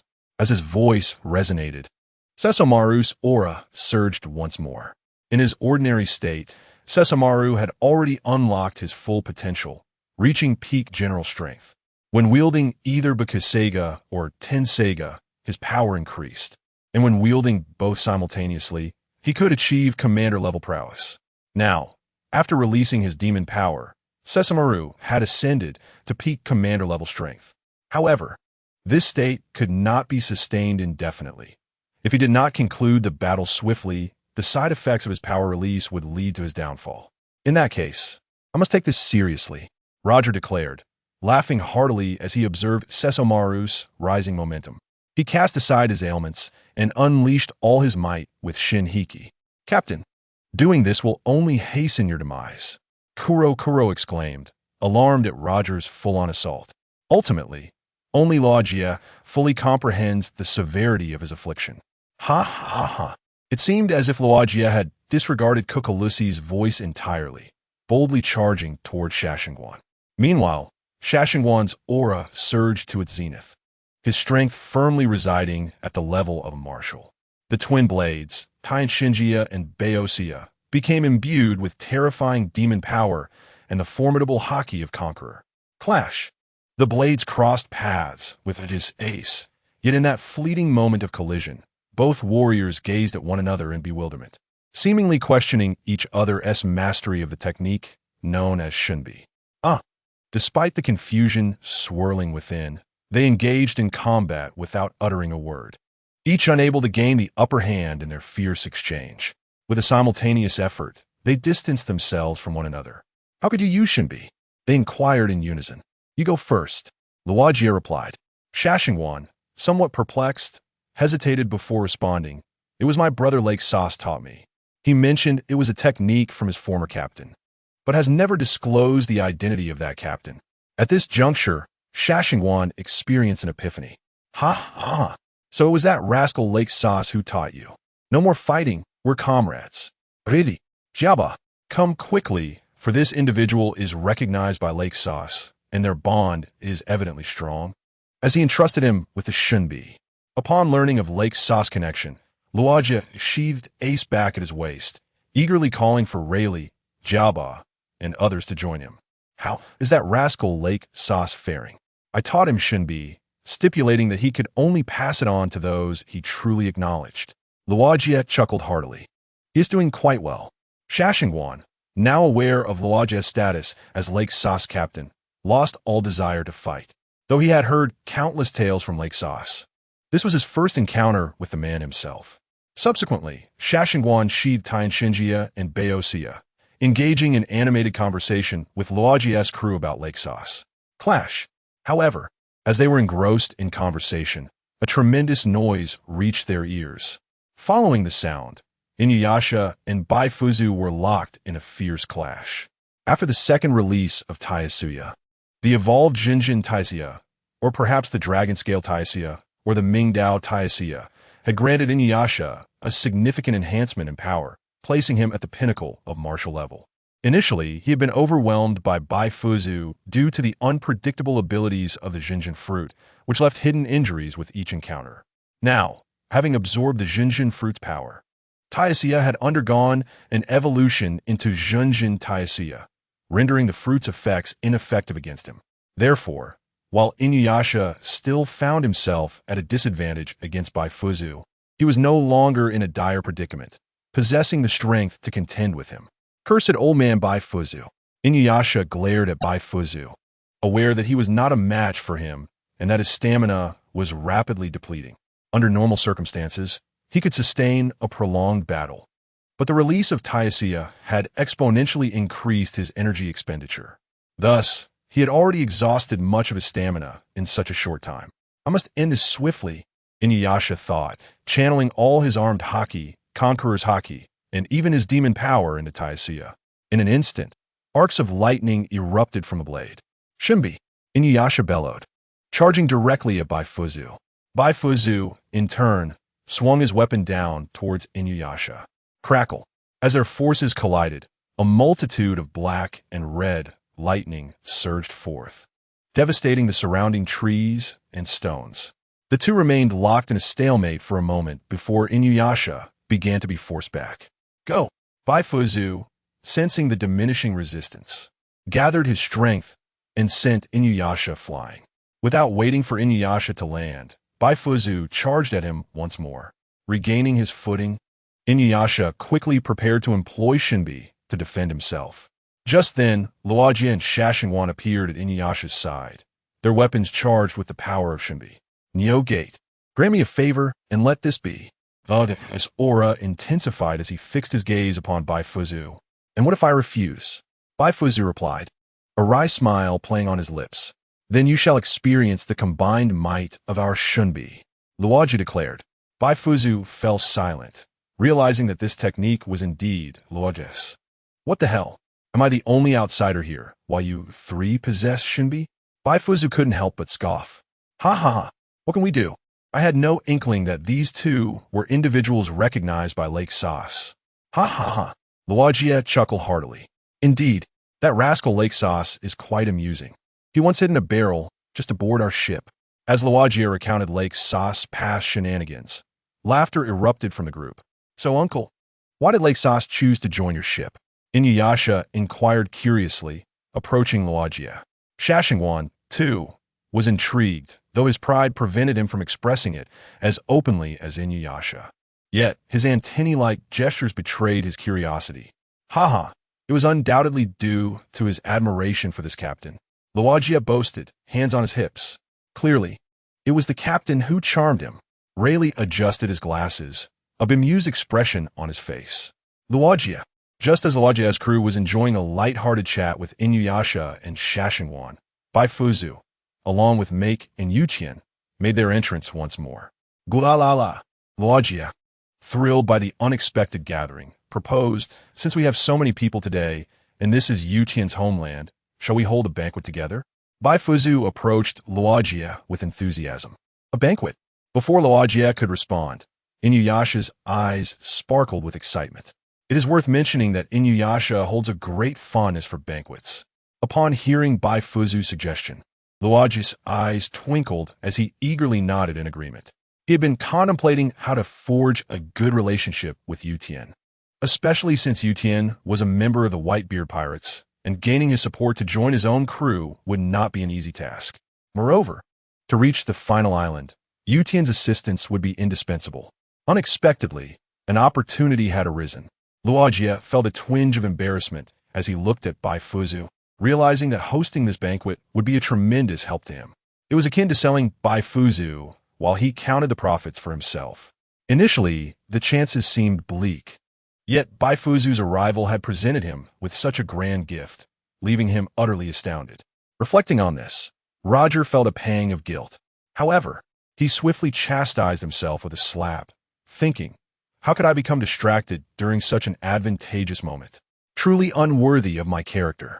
The banquet is commencing, my little rascals. H.O. As Whitebeard was rallying his crew to prepare for the feast, he suddenly felt a chill run down his back, as if someone were plotting treachery against him. Nevertheless, he dismissed the sensation, attributing it to his own frail health. Remarkably, this banquet lasted a full 3 days and nights.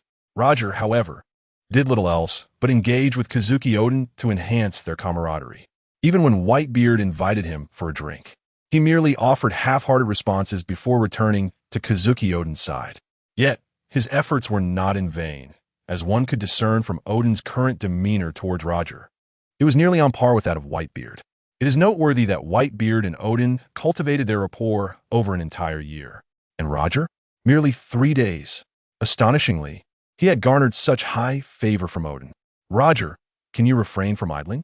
Oden, slightly intoxicated, draped an arm around Roger's shoulders and noted the scant remnants of white wine in Roger's bowl, unable to suppress a teasing remark.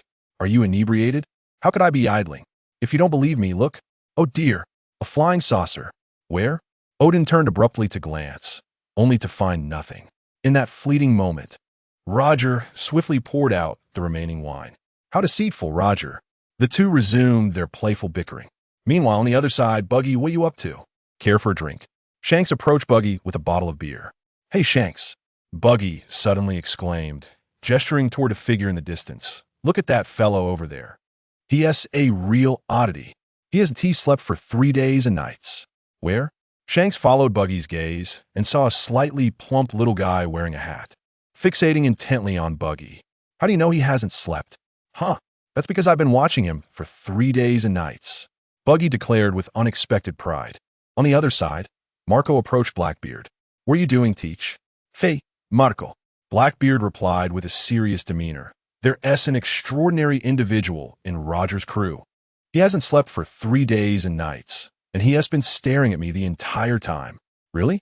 Marco, intrigued, turned to observe Buggy, who was engaging in light banter with Shanks. Back with Buggy. Wait a moment, Buggy, you're not into guys, are you? Shanks suddenly distanced himself from Buggy, clutching his chest in mock fear. How absurd, Buggy retorted angrily. Then why are you staring at a guy for so long? Shanks shot back with disbelief. It's nothing like that. Shanks, are you itching for a fight? I haven't forgiven you for making me consume that devil fruit, Buggy exclaimed, as if he were ready to pounce on Shanks. Oh dear, don't be so downcast. Aren't you quite strong now? Shanks replied nonchalantly, further aggravating Buggy. You scoundrel. With Shanks momentarily distracted, Buggy seized the opportunity to land a punch. Although Shanks was initially caught off guard, he quickly regained his composure. The two entangled in a playful scuffle, trading blows with neither side yielding. This brawl was tumultuous, reminiscent of a fierce clash among the four emperors, though in reality, it was merely children at play. Devoid of any spectacular flair, engaging in a straightforward exchange of blows, even resorting to biting when the tussle grew heated. Meanwhile, observing his burgeoning friendship with Odin, Roger seemed resolute. He brought the slightly intoxicated Odin before Whitebeard. Newgate, I wish to discuss something important. Whitebeard was initially delighted to see Roger approaching, but upon hearing his words, confusion washed over his face. Speak your mind, Roger. Whitebeard stroked his chin, contemplating. Newgate, I may have less than a year left to live. Roger boldly revealed his grave condition. Both Whitebeard and Kazuki Odin gasped in shock, particularly Odin, whose expression reflected disbelief. After all, how could such a formidable figure claim to have less than a year to live? What is happening, Roger? Whitebeard nodded. Understanding dawned upon him. For his keen observation, Haki sensed Roger's ailment. Roger's aura fluctuated dramatically. Now, with Roger's admission, everything became clear. His health had indeed deteriorated. Roger, how could this happen? Odin inquired, concern evident in his voice. It seems I have contracted a terminal illness. According to Kuroka's, I have at most about a year left. Roger spoke casually, as if he were not the one facing impending death. Do you know, Newgate? We have navigated to the final island reachable by our compass, Water 7. However, this is not the ultimate island, so I am convinced there exists another island. Furthermore, I have discovered 4 red poneglyphs, which differ from the others. I can faintly hear them revealing the location of the ultimate island. Moreover, the world government has continuously prohibited anyone from reading them. Thus, I am even more convinced that the ultimate island harbors unimaginable treasures. If we can acquire them, we will undoubtedly be the most illustrious pirate crew in existence. Therefore, I wish to journey to the ultimate island in this final year of my life. I hope you can lend me Kazuki Odin for 1 year. With him by my side, I am confident I can reach the ultimate island within that time. As Roger spoke, he bowed his head earnestly, pleading with Whitebeard. What nonsense are you spouting?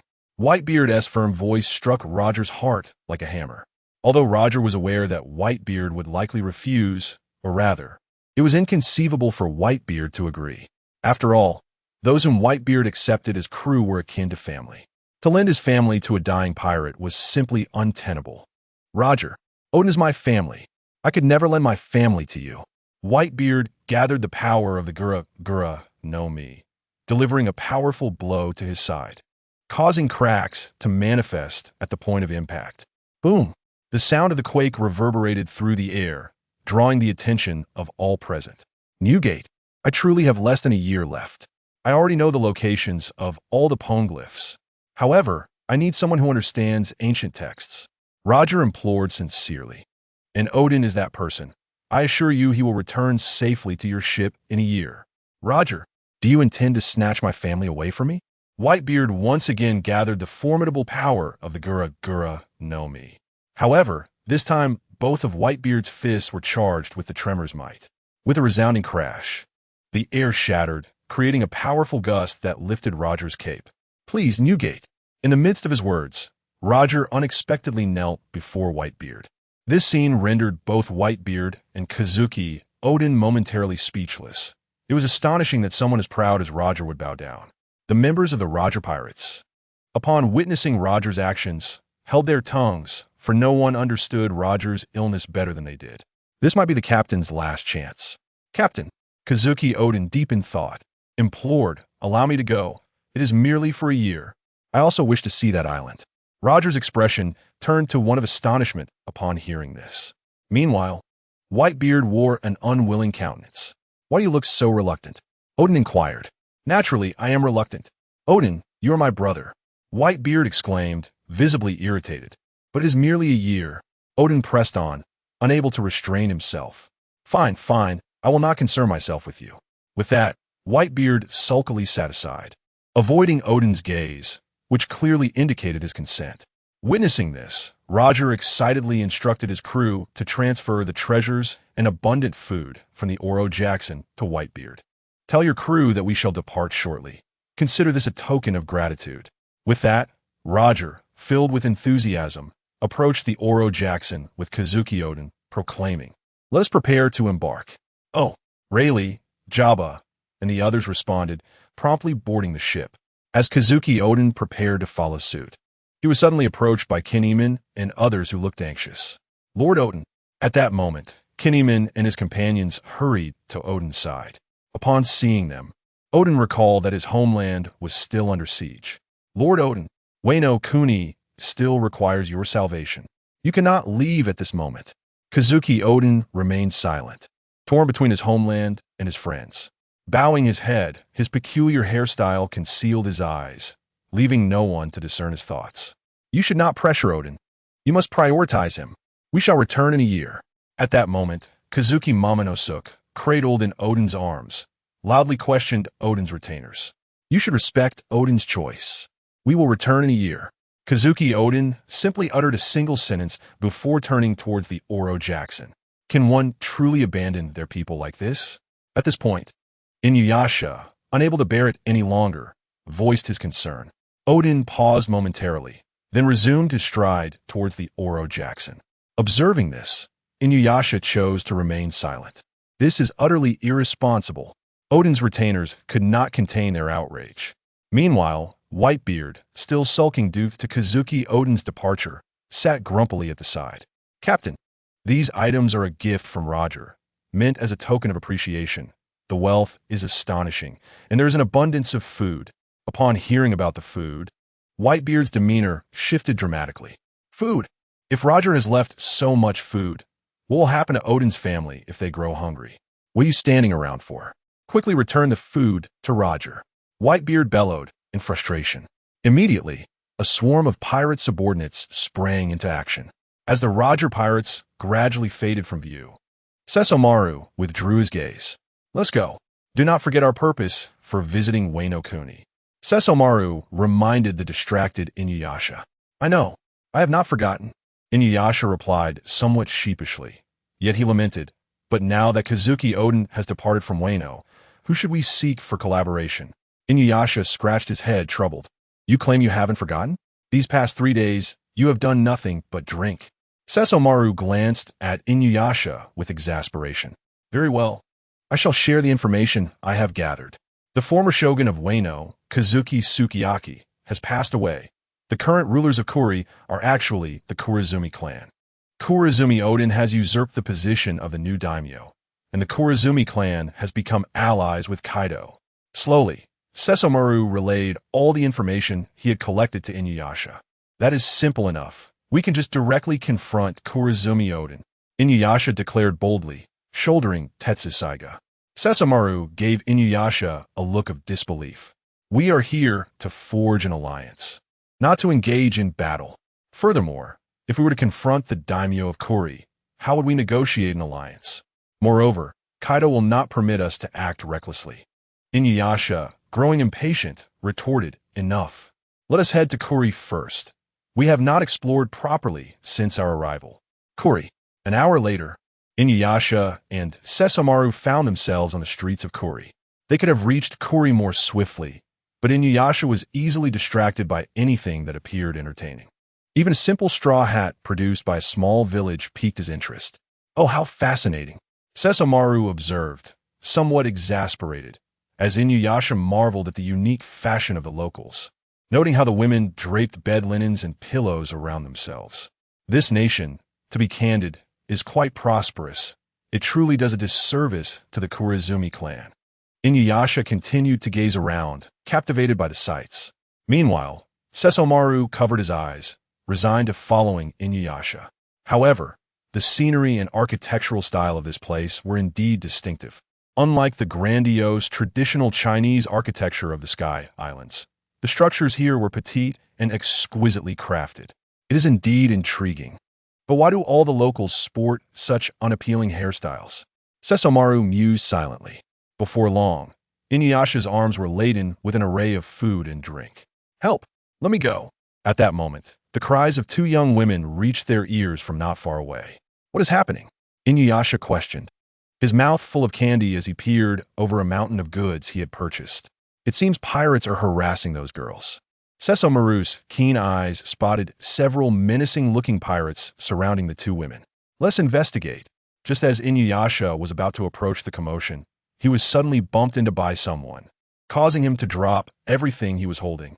Out of the corner of his eye, Inuyasha glimpsed a figure, a young woman with a long bow and a quiver on her back, frantically rushing towards the two girls. How dare she bump into me? Inuyasha thought, puzzled as to why that silhouette left such a lasting impression on him. However, the moment I recalled the myriad of delicious foods that had been knocked to the ground, a wave of anger surged within me. Brother, keep an eye on my belongings. I must apprehend the one who bumped into me. With determination, Inuyasha dashed after the retreating figure. Do keep running. It is an honor for you to attract my attention, you know? Boasted a rotund pirate with a prominent scar across his face. Before him knelt two petite girls, weeping uncontrollably. Ling felt an overwhelming sense of worry and fear. She had merely ventured out with her sister to purchase food. Yet, now they had caught the eye of this pirate, and her anxiety intensified. Sister, where are you? I am truly frightened. Do you know who I am? The scarred pirate continued. Come, tell them my true identity. I am Captain Jekin of the 100 Beasts pirate crew. His lackeys immediately rushed to flatter him.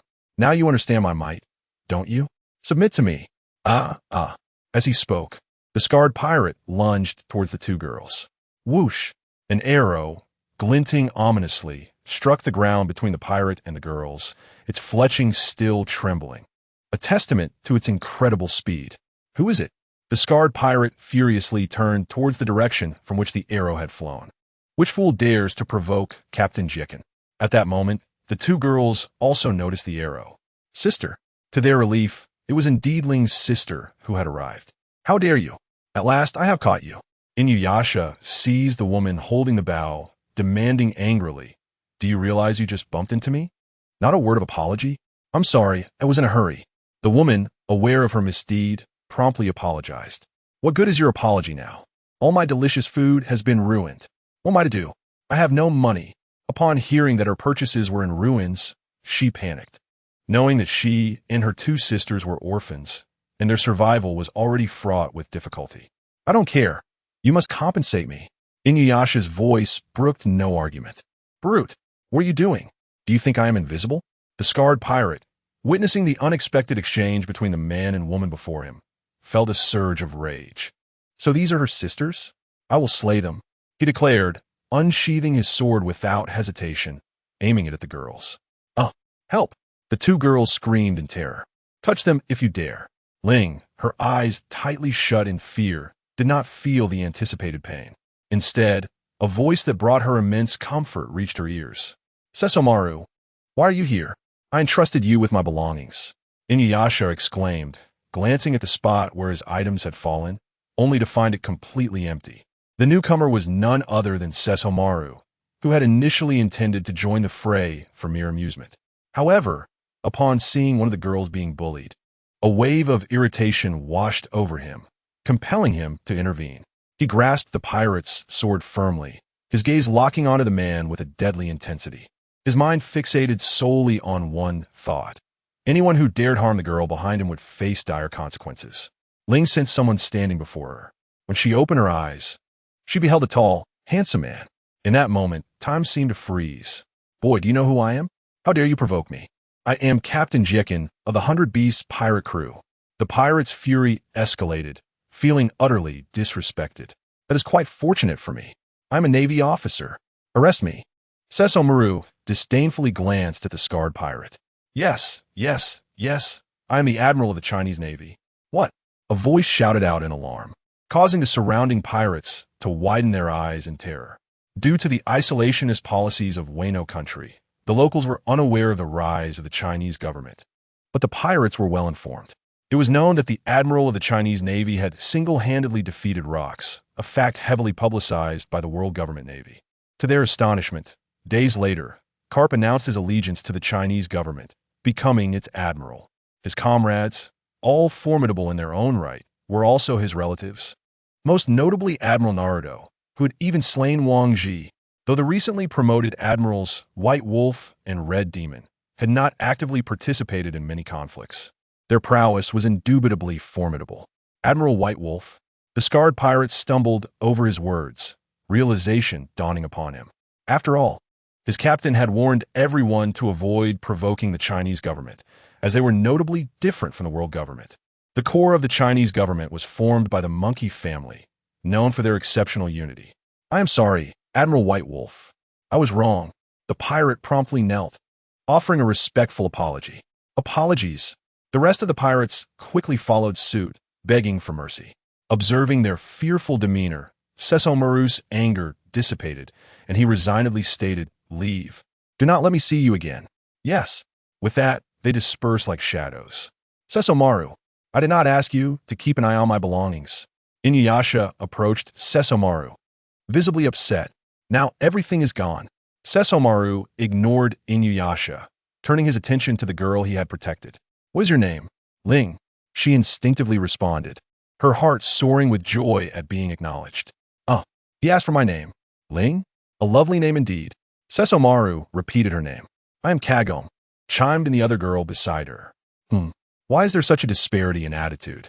Kagome pondered, though she seemed to grasp something, observing Sesomaru and the gleeful Ling with interest. "Ling, Kagome, are you both unharmed?" Kikyo rushed to their side, meticulously checking them from head to toe. Only when she confirmed their safety did she breathe a sigh of relief. "Sister, we are truly fine. Thankfully, you arrived in time." Kagome spun around, affirming her well-being before continuing. "It is fortunate that he showed up. Neither Ling nor I were harmed." "Thank you. I'm unsure how to address you." Upon hearing this, Kikyo promptly bowed to Sesomaru. "Sesomaru, I am Inuyasha." Shashin merely responded coldly and stood aloof, yet his gaze subtly lingered on Ling. Inuyasha, brimming with excitement, introduced himself as if attempting to capture Kikyo's attention. "If you don't mind, might we invite you to our home, so we can express our gratitude properly?" Of course. Before Killing Maru could utter a word, Inuyasha eagerly spoke on his behalf, as Killing Maru hesitated, torn between his reluctance to accept the invitation and his desire to seize the opportunity to visit Ling's home. Thankfully, Inuyasha readily agreed, marking the first time Killing Maru found Inuyasha surprisingly agreeable. Half an hour later, under Kikyo's guidance, Killing Maru and Inuyasha arrived at their dwelling. It was a dilapidated little house, with numerous areas in disrepair, hastily patched with wooden boards. The repairs were quite casual, suggesting they were done by inexperienced hands. Through a lengthy conversation, Inuyasha and Killing Maru learned about the three girls. It turned out that they were all orphans who fortuitously came together to live as a family. Kikyo, being the eldest, took on the role of caretaker for Ling and Kagome. Kikyo typically ventured out to hunt, selling the game to support their household. On that day, she had successfully captured a considerable prey, thus sending Ling and Kagome to procure food while she dealt with the game. This was how they encountered the pirates, a fact that Killing Maru and Inuyasha would later come to understand. "Would it be possible for you to stay here for a while?" Kikyo suddenly interjected, though it may be a bit of an imposition, considering we've attracted the attention of the 100 Beast Pirates, I fear. Kikyo trailed off, leaving Killing Maru and Inuyasha lost in contemplation, as they were indeed on a mission. "Certainly," Killing Maru thoughtfully replied. "After all, we too have our concerns. We are members of the Chinese Navy, and having rescued you, they will undoubtedly associate you with us and seek to cause trouble. Thus, it is our duty to protect you." "That's wonderful," Ling exclaimed, her excitement palpable, though she soon lowered her head, feeling embarrassed under the curious gazes of her sisters. Consequently, Inuyasha and Killing Maru temporarily settled in Kikyo's home. Notably, Killing Maru displayed a marked distinction in his treatment of Ling. Over the course of several days, Kagome and Kikyo found themselves developing a subtle fondness for Inuyasha, leading to frequent quarrels between the once harmonious sisters, all revolving around him. "Inuyasha, come with me to hunt in the mountains," Kikyo called out, observing Inuyasha lounging on the tatama mat with a bow in hand. "No way. Inuyasha has to stay and help me fix the house." Kagome suddenly appeared, brandishing a wooden board and hammer. "You have to come hunting with me," Kikyo insisted, tugging at Inuyasha's hand to drag him outside. "No, you must stay to repair the house." Kagome pulled at Inuyasha's feet. "Wait, shouldn't you ask for my opinion?" Inuyasha weakly raised his hand. Silence. Came as simultaneous furious shouts from Kikyo and Kagome. Inuyasha, faced with the ire of the two sisters, broke into a cold sweat. Despite his formidable strength, he dared not defy them, resigning himself to their whims. Just then, Killing Maru stirred awake and happened to pass by Inuyasha. "Killing Maru, help me," Inuyasha implored, gazing at him with tearful eyes. Observing this, Killing Maru smirked disdainfully and remarked in an arrogant tone, "Humph. Only a fool would choose to associate with women. Ling, let us depart." Inuyasha was taken aback, realizing the irony in Killing Maru's words, as he had just called out to his own partner for a rendezvous. Indeed, Killing Maru was every bit that Sundara, as described by his father. It hurts." Unbeknownst to him, Kikyo and Kagome had each seized one of Inuyasha's ears, pulling him in opposite directions in their rivalry. Help me." Inuyasha's desperate cries echoed throughout the 9 miles. Meanwhile, on the other side, the 100 Beast pirates, Captain Jacken, having fled, returned to the 100 Beast pirate stronghold on Ghost Island and hurried to report to Kaido. Captain! Jacken rushed towards Kaido, moving with a speed that belied his physique. Kaido's cold gaze fixed on Jacken. What transpired? Why the panic? You hardly resemble a member of the 100 Beast pirates. Jacken flinched under Kaido's scrutiny. But the urgency of the situation compelled him to relate the events. The White Wolf and Red Demon generals of the Chinese Navy have appeared in 9 miles. Chinese Navy? White Wolf? Red Demon? Kaido's pupils contracted, recalling his encounters with the monkey family, all of whom were anything but gentle. "Do you know their intentions?" Kaido pondered, stroking his chin. "That, I do not know," Jacken stammered, unable to formulate a response as he had been focused solely on survival at the time. Kaido's aura soudainement intensified, prompting Jacken to kneel, feeling as though surrounded by countless blades. "Boss, do not blame him. Even if he had sent someone to investigate, they would likely have met their demise." A masked man with black wings interjected. Kaido nodded, recognizing that the White Wolf and Red Demon generals possessed formidable strength, at least at the admiral level. Anyone attempting to surveil them would surely have perished. "Jean, I entrust this task to you. Investigate their whereabouts, and, if possible, invite them here," Kaido commanded.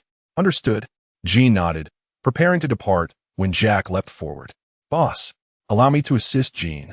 I will surely capture that Red Wolf and White Wolf for you," Jack declared earnestly. The sudden outburst left Kaido, Jean, and Quinn wide-eyed in disbelief, as if to say, "Are you out of your mind? Capture them?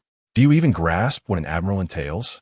Kaido himself boasted peak admiral strength, while the most formidable among them, Jean, only reached peak vice admiral status, and Jack was merely an ordinary vice admiral. "What gave you the audacity to make such a claim?" After a moment of silence, Kaido resumed. "Forget it, Jean. Investigate whether they remain in the land of Wano. If you are present, please notify me directly, and I shall meet them in person." Originally, Kaido intended for Jean to invite them over, but after Jack's recent antics, Kaido felt a twinge of anxiety. After all, there seems to be quite a few thoughtless individuals like Jack within his beast pirates. If he were to provoke these two, he would undoubtedly be unable to bear the consequences. Moreover, the true terror does not lie with these two, but with the monkey family. Take Carp, for instance. Even if he possessed the strength to subdue the White Wolf and the Red Demon, he would not dare lay a hand on them. The moment he took action, Carp would certainly have the capability to sever his head and use it as a ball to kick around. Understood. Jean nodded, casting a somewhat exasperated glance at Jack before vanishing from sight. However, due to the lack of familiarity with Sessamaru and Inuyasha in Wano. Jean had to investigate for several days to discover their whereabouts. Captain, they are located in a dilapidated house on the outskirts of Kuri, reverberated through the air, drawing the attention of all present. Jean had expended considerable effort to find them. Let us proceed together to meet the two admirals of the Chinese government, Kaido declared as he took a hearty swig of alcohol. He then led Jean, Queen, and Jack away from Onigashima, en route to Kuri. Meanwhile, on Inuyasha's side, who had been persistently tugged by Kikyo and Kagome, suddenly narrowed his eyes and vanished from the room, reappearing beside Sesshomaru outside. Their eyes met, and they simultaneously stated, "A formidable opponent approaches." Shortly thereafter, a group emerged into view before Sesshomaru and Inuyasha. Ha ha ha! Is this not the White Wolf and the Red Demon of the Chinese Navy? What brings you to Wano? Kaido boomed with a hearty laugh as he strode forward. Kaido, Wano does not seem to belong to you, Sesshomaru replied flatly. Surely the intelligence capabilities of the Chinese Navy are quite commendable. I assume it is unnecessary for me to elaborate on who truly holds power in Wano. Kaido retorted with a hearty laugh, seemingly unfazed. He, who is unaware that our beast pirates are the true masters of Wano? Since you have arrived and failed to notify us, how dare you bully my subordinate Jack? Before Sesshomaru could respond, Jack leaped forward, speaking with unabashed arrogance. This audacity rendered both Sesshomaru and Inuyasha silent, and even those within the beast pirates with a modicum of sense fell into silence. Kaido felt a pang of frustration as he had personally come to prevent Jack's foolishness from offending the White Wolf and the Red Demon. Yet, before he could utter a word, Jack had already made a fool of himself. Do you have any objections if I deal with this fellow? Sesshomaru remained quiet, but Inuyasha could not contain himself, easily irritated as he was. Jack's brashness ignited Inuyasha's temper. Kaido chose not to intervene, instead observing Sesshomaru while pretending not to hear Inuyasha's protests. Were it not for Sesshomaru and Inuyasha's presence, he would have relished the opportunity to teach Jack a lesson himself. Noticing Kaido's lack of response, Inuyasha grinned and suddenly appeared behind Jack, seizing his head and forcefully pressing him to the ground. Incessantly rubbing his face into the dirt while scolding, "This is what you get for being arrogant. Your Captain Kaido has said nothing, and yet you dare to act so boastfully. Furthermore, you would do well not to mention that fatso Jack, as it only angers me further that he would dare bully Kagome and the others." Inuyasha relentlessly punished Jack, who, despite harboring thoughts of rebellion, found himself utterly outmatched, unable to mount any resistance against Inuyasha's superior strength. Eventually, after a thorough thrashing, Inuyasha returned to Sesshomaru's side, having vented his frustration. After all, Jack is still a member of my beast pirates. Let me see what kind of strength the Chinese government possesses. Kaido, observing Jack's condition, decided to speak up. Although he found Jack's lack of intellect distasteful, he acknowledged his strength. Having already taken a beating, it was only fitting he put on a show. Thus, he addressed Sesshomaru directly.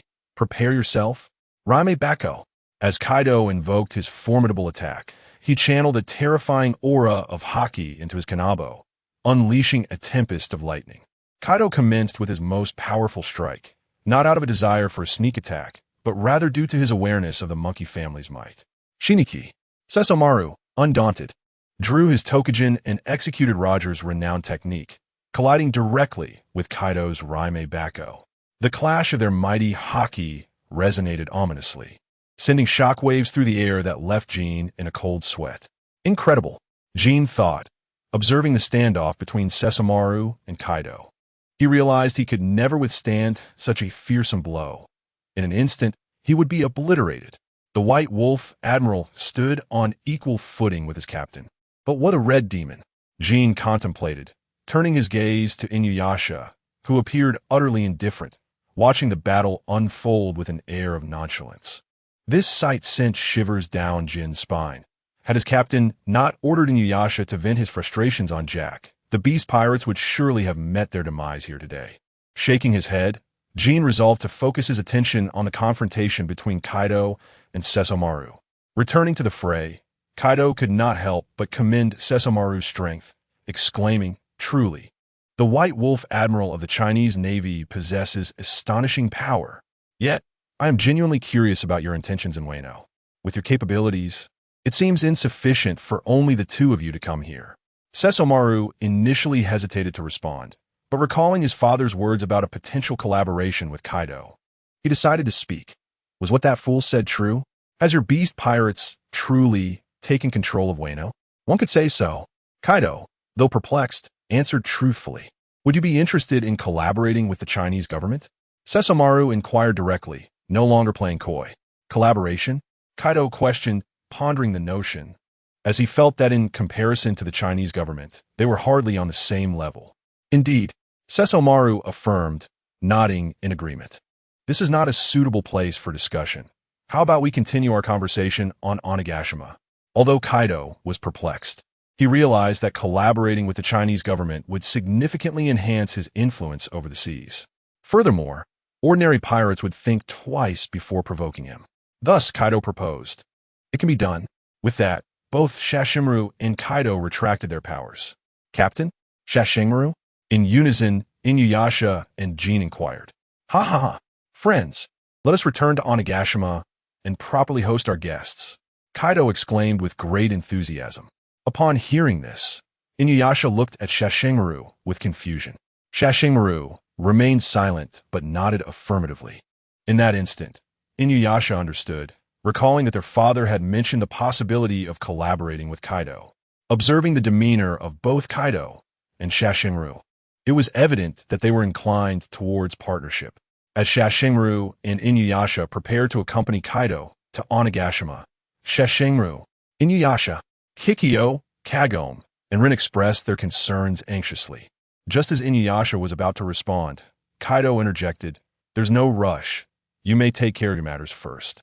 He wore a curious expression, glancing between Sesshomaru and Inuyasha, then at the three women.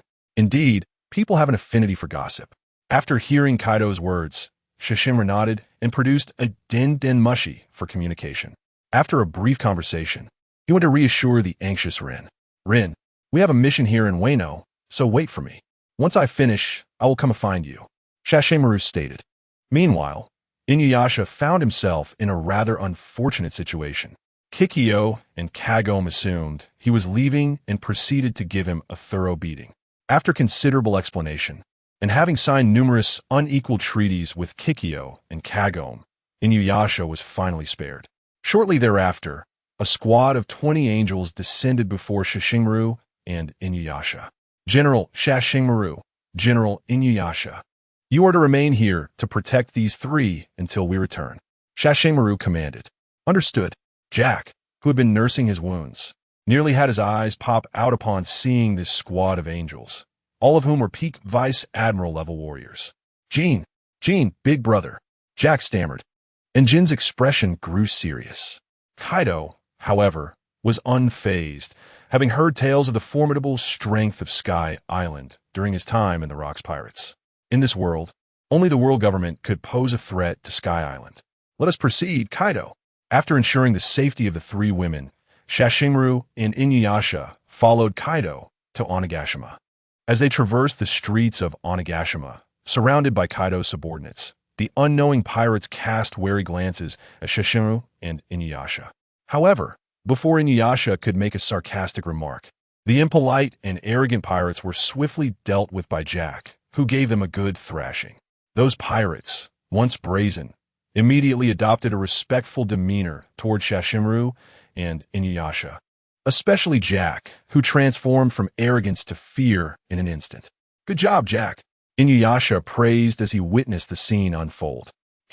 Trash," Jack exclaimed, though he had no idea why he said trash. It just felt right to him. What mattered was that the two harbingers of death were not angered. With that, Jack eagerly began to prepare a feast to welcome Sesshomaru and Inuyasha. His actions were swift and efficient, so much so that if Wei Zhongxian had seen it, he would undoubtedly have praised, "This child is teachable." Under Jack's diligent arrangements, the banquet commenced smoothly. "Everyone, raise a glass to our friends," Kaido proclaimed, standing at the center, holding a large goblet with a grand flourish. "Cheers! For friendship!" With the festivities underway, laughter and merriment enveloped Onigashima. White Wolf General, what does your collaboration entail? Kaido inquired, sitting beside Sesshomaru. His interest piqued as he raised his goblet. Kaido, Sesshomaru began, since you have taken Wano, you must understand the most crucial element of this land, correct? Are you referring to Seastone? Kaido, not one to be easily deceived, quickly grasped the implication of Sesshomaru's words. Indeed, Sesshomaru affirmed, continuing, the Seastone extracted from Wano was previously sold to the world government. However, I now wish for the Seastone mined henceforth to be sold to our Chinese government. Is there truly a difference between selling to the world government or the Chinese government?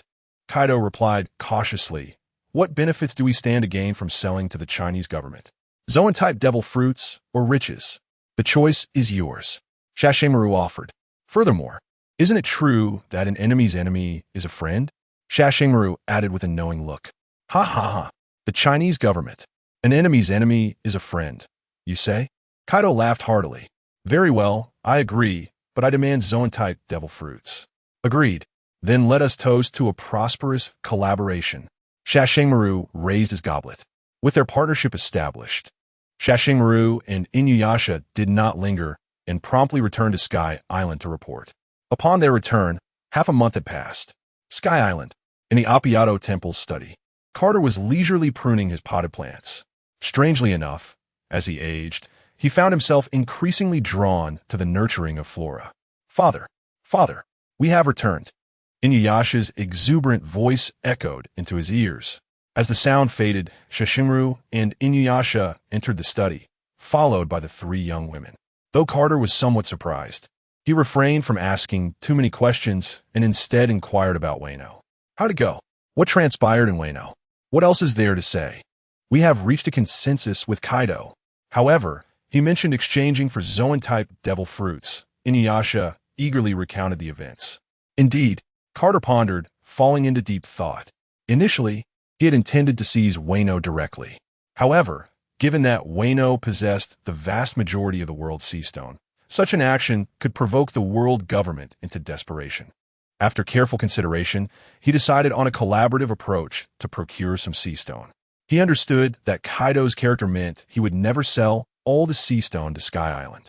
However, by partnering with Kaido first, if the world government sought seastone, they would inevitably have to pay a greater price, effectively weakening the world government's strength in a roundabout manner.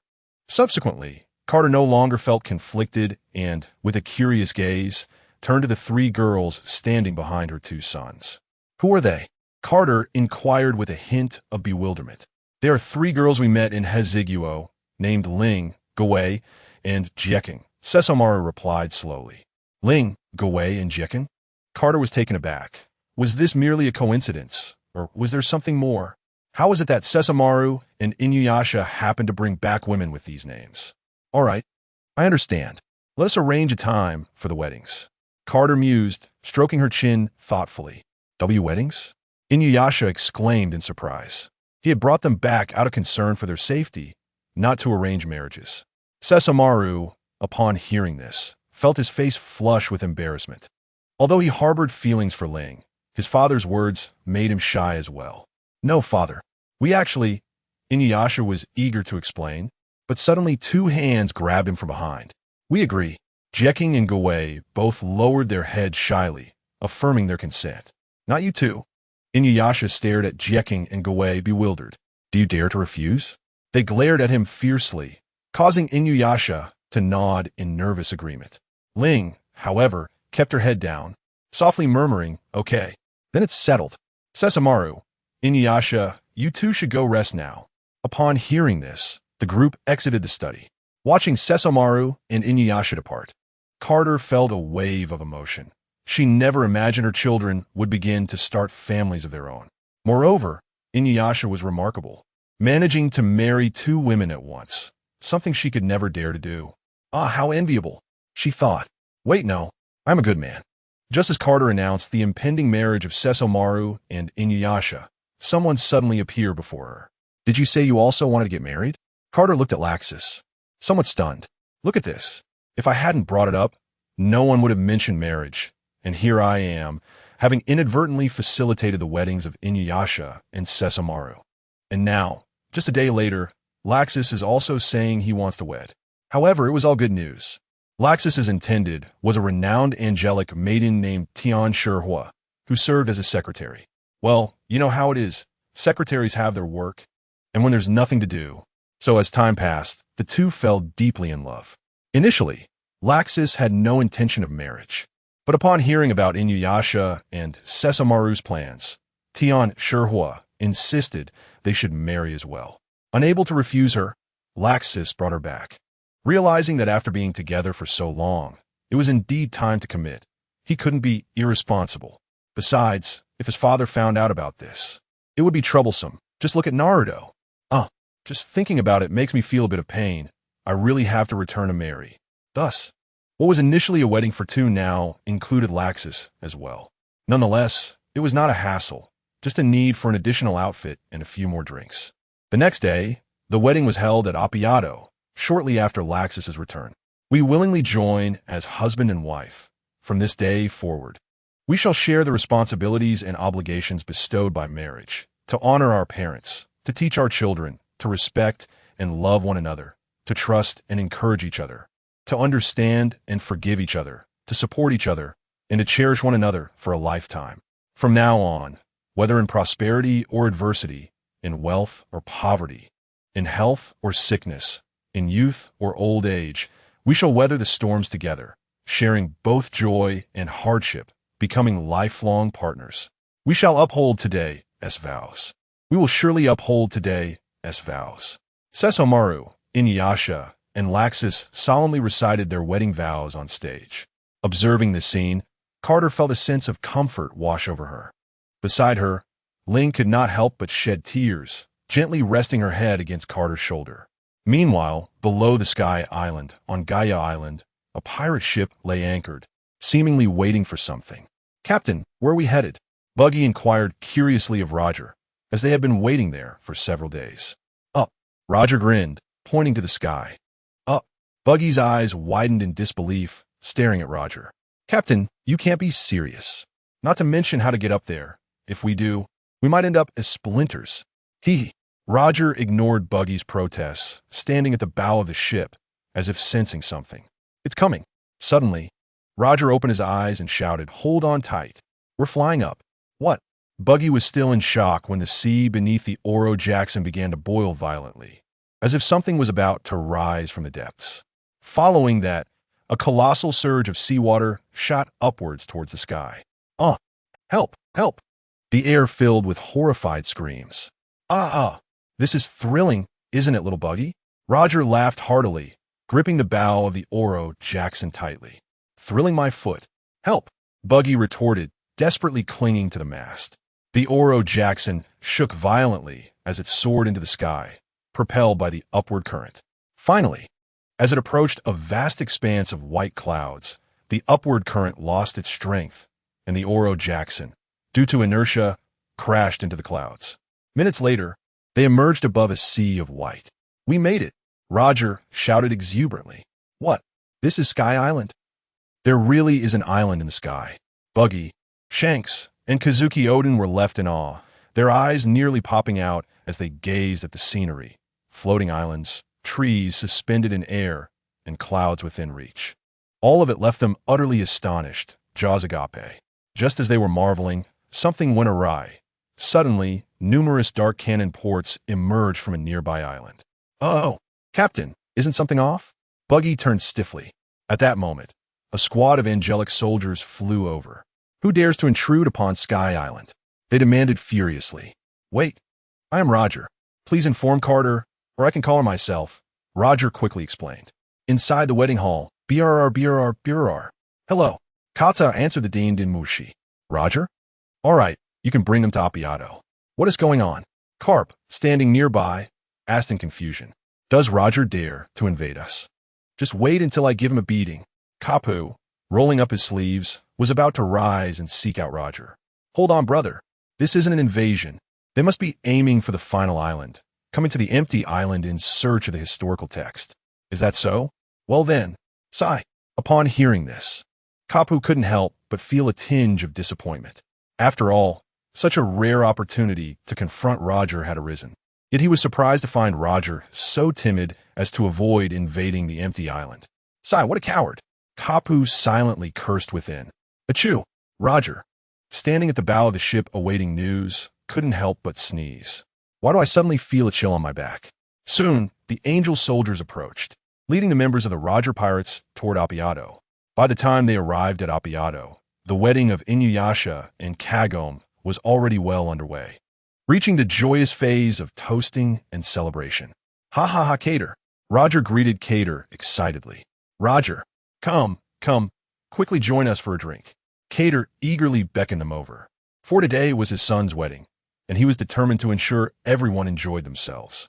Thanks to prior arrangements, all members of the Roger pirates were seated appropriately. Roger and Rayleigh found themselves at the same table as Cater and Kapu. Roger, look at my dear nephew's wedding today. You didn't forget to bring a gift, did you? Kapu's broad face beamed with laughter as he leaned in from behind. Oh, Roger was momentarily stunned. He had no gift to offer. It was only as they approached Appiato that the angel soldiers informed him of Cater's son's wedding. Observing Roger's distressed demeanor, Kapu suddenly burst into laughter. Just kidding. Come, let us drink. You dare to tease me, Kapu. Today, I will drink you under the table. Do I look afraid of you? Come. Roger. Just as Roger was joyfully sipping his drink, a voice filled with fury pierced his ears. Roger turned his head, perplexed, with a chicken leg in his mouth. Shiki? How dare you oppose us in the Eight Wolves Sea? And now you have the audacity to come to our empty island. Shiki rolled up his sleeves, ready to confront Roger. Although Roger had been present for a while, Shiki had only just realized he was there, having insisted on performing a dance on stage earlier. Enough! Shiki, Cater interjected. There's no need. This fellow is about to meet his end anyway. About to die? Shiki exclaimed in shock. Though they were now bitter adversaries, he had always respected Roger. The revelation that Roger was nearing death was hard for him to accept.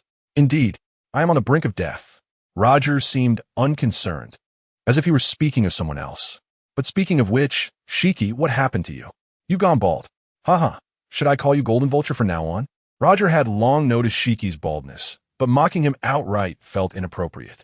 However, Shiki's shiny head was simply too distracting to ignore. This is all your fault. Roger's comment only fueled Shiki's anger further. If you hadn't opposed me, we wouldn't have fought. If we hadn't fought, the island wouldn't have sunk. If the island hadn't sunk, we wouldn't have gone to the Eight Wolves Sea. If we hadn't gone to the Eight Wolves Sea, we wouldn't have encountered the massive tsunami. If we hadn't faced that tsunami, I wouldn't have had my head impaled by the ship's rudder. If it weren't for that, I wouldn't be bald. Driven by rage, Shiki managed to finish this tirade in one breath, without pausing for air. Ha ha ha. I can't take it anymore. My stomach hurts. Ha ha ha. Bait Vutula Shiki. At this moment, Kapu was also laughing uncontrollably. Isn't Golden Vulture Shiki an apt name? Indeed. Roger even asked Cater and Kapu, who reflexively responded in unison, only to regret it afterward. Meanwhile, Shiki, with his head bowed, murmured something, exuding an aura of dark energy. You bastards! With 3 consecutive punches, Cater, Kapu, and Roger each sported a large bump on their heads. Damn! The more he thought about it, the angrier he became. After the beating, Shiki, still unsatisfied, delivered a few more blows to the trio. It hurts. My head. Brother, be gentle. After a few minutes of this, Shiki finally stood up, satisfied. Sorry. Cater and the others, bruised and battered, apologized to Shiki. Despite the minor altercation caused by Roger's arrival, the wedding of Laxus and his companions proceeded smoothly. Roger also made his intentions clear. However, even without Roger speaking, Cater was well aware of the situation. This moment marked Roger's opportunity to traverse the Grand Line once again. They had come to the empty island in search of the historical text inscribed on the base of the Golden Bell. After all, it was a rare chance to have someone aboard who could decipher the historical text, and Roger was eager to uncover its secrets. After a hearty feast, the following day, Cater took his children, along with Kapu and Lingling, to the location of the Golden Bell. When the colossal Golden Bell finally appeared before the members of the Roger Pirates, Shock was evident on their faces. It was an awe-inspiring sight, a bell entirely cast from gold. The sheer spectacle was beyond words. However, Buggy surprisingly maintained his composure. Although he had a penchant for treasure, as a pirate, he preferred the kind found beneath the sea rather than this. Thus, Buggy was merely astonished by the bell's magnitude. Yet, upon learning that the golden bell contained no information he sought, but rather recorded the whereabouts of the king of the underworld, Roger lost interest. As he put it, the Oro Jackson was the finest ship in the world. Subsequently, the Roger pirates departed from the empty island, setting sail for the next destination. Watching their retreating figures, Cater felt a wave of melancholy wash over him. Farewell. Another old friend departs. Cater was acutely aware that this was their last encounter. Roger is truly a remarkable individual. He couldn't help but remark. Indeed, who would have thought that when faced with a chance to escape illness, he would unhesitatingly decline? Shiki also reflected with a look of wistfulness. As Roger and his crew departed, the sea once again fell into an eerie calm. Months passed, and on January 5th, 1500 of the Sea Circle calendar, outside the delivery room of the First People's Hospital in Appiato, Cater paced anxiously, filled with worry. This time, Cater was genuinely concerned. Although he had already experienced fatherhood multiple times, he was well acquainted with the process. However, this time was different. After many years, Lingling was giving birth again, and she was now considered a high-risk mother. Although Lingling possessed remarkable physical prowess, her age was an undeniable factor. Thus, Carter was immensely concerned about any unforeseen mishaps, believing he would never forgive himself if anything went awry. Fortunately, no such incidents occurred, and Lingling successfully delivered her child. When Carter entered the ward under the guidance of a nurse, he was greeted by a lively atmosphere. Various extraordinary phenomena unfolded before him, with 3 distinct ethereal forms floating above his son's head. There were a quencher, a shinigami, and even a hollow, all vying for dominance to become his son's innate power. Strangely, their struggle reached a stalemate, with none able to overpower the others until, eventually, they merged seamlessly into his 11th son's body. As for his 11th daughter, the phenomenon mirrored that of Yin and GXN, with a single angelic figure hovering above her head before merging into her forehead, vanishing from sight. Darling. Lingling managed a faint smile upon spotting Carter, greeting him. Are you all right? Carter inquired, his face etched with concern. Me fine. Lingling replied warmly, reassured by his presence. Darling, it seems these little ones possess quite remarkable talents. She mused, now aware that any sound made by her children would undoubtedly summon extraordinary occurrences. It was evident that her 11th daughter's abilities were indeed formidable, akin to Yin and GXIN. As for her 11th son, his potential remained to be seen, yet Lingling sensed he was extraordinary. Indeed, Carter nodded, affirming her observation. I have even thought of their names. Oh, what names have you chosen? For the boy, I shall name him Mengqi Di. Ihu. And for the girl, Mengqi Die. Carter pondered, stroking his chin. Ihu. Jouet? Lingling repeated, nodding approvingly. What lovely names. Little Ihu. Aswi, come let mommy hold you. With that, Lingling joyfully cradled both children in her arms, revealing her profound affection for them. This was understandable, considering it had been years since she last experienced pregnancy, coupled with the joy of having children later in life. Seeing this heartwarming scene, Carter couldn't help but smile, joining in the embrace. The following day, Carter was cheerfully preparing to bring Lingling some nourishing porridge, recognizing her need for sustenance after childbirth. Suddenly, a deafening roar erupted from the direction of the hospital, followed by a series of violent explosions. Carter's pupils dilated, and he was immediately consumed by fury. Who dared to threaten his family? With a roar of anger, he bolted toward the hospital like a bullet. At that moment, within the hospital, a baby adorned with a white mask wreaked havoc, unleashing waves of dark green energy that reduced everything in its path to ruins. Lingling, in an effort to protect her daughter, was caught in a struggle with the other hospital staff against this chaos. Lingling. Carter rushed to her side, demanding to know what was happening. Why has the hospital been destroyed again? The word again was used because this hospital was newly constructed. The previous one had been obliterated during Naruto's birth by an uncontrollable force. The current scene felt eerily familiar to Carter. I don't know why, but Ihu suddenly lost control. Lingling replied anxiously, glancing at the masked infant. Carter quickly understood the situation. It was evident that his child had undergone a transformation, a process known as holification. Logically, the three powers within him should have been in balance. Yet, for some unknown reason, things had spiraled out of control. Carter's intuition sparked with a vague understanding of why this was happening. After all, in the original narrative, Ihu's powers as a quencher and a Shinigami were meant to counterbalance each other. However, the dynamics were entirely different since a child had acquired all three powers simultaneously. While they were originally balanced, the current suppression between the Shinigami and quencher powers led to the Hollow-S dominance, causing Ihu to spiral out of control. As a mere infant, he lacked the ability to contain such overwhelming energy. With clarity dawning upon him, Carter devised a plan to restore Ihu's sanity.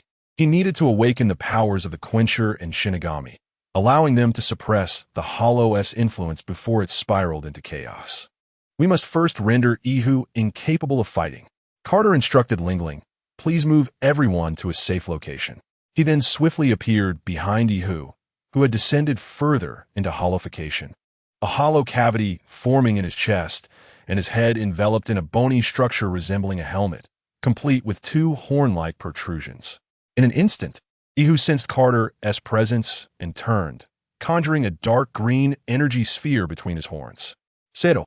Carter marveled, astonished by Ihu's potency, realizing that even as a newborn, he had mastered such formidable abilities. However, without further ado, before the Zero could be launched, Carter unleashed a fist imbued with fearsome haki. Shattering the energy sphere, the overwhelming presence of his conqueror's haki surged forth, bearing down on Ihu. As a mental assault, the conqueror's haki gradually diminished Ihu's holification, allowing his form to revert, repairing the cavity in his chest. As Ihu's transformation began to wane, Carter intensified the pressure of his conqueror's haki. This sudden surge in force caused the powers of the quencher and Shinigami within Ihu to abandon their conflict, instead joining forces to combat the overwhelming haki. Recognizing the three opposing energies now uniting against his own, Carter smiled knowingly and retracted his haki. With their target vanishing, the combined forces of the quencher and Shinigami redirected their efforts towards the Hollow-S power. Previously, the three powers were evenly matched. However, the unity of the quencher and Shinigami now proved insurmountable for the Hollow, which was swiftly subdued.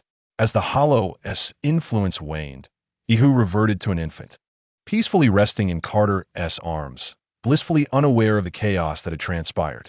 Gazing down at the sweetly slumbering Ihu, Carter gently caressed his head, reflecting on the significant mess left for him to resolve.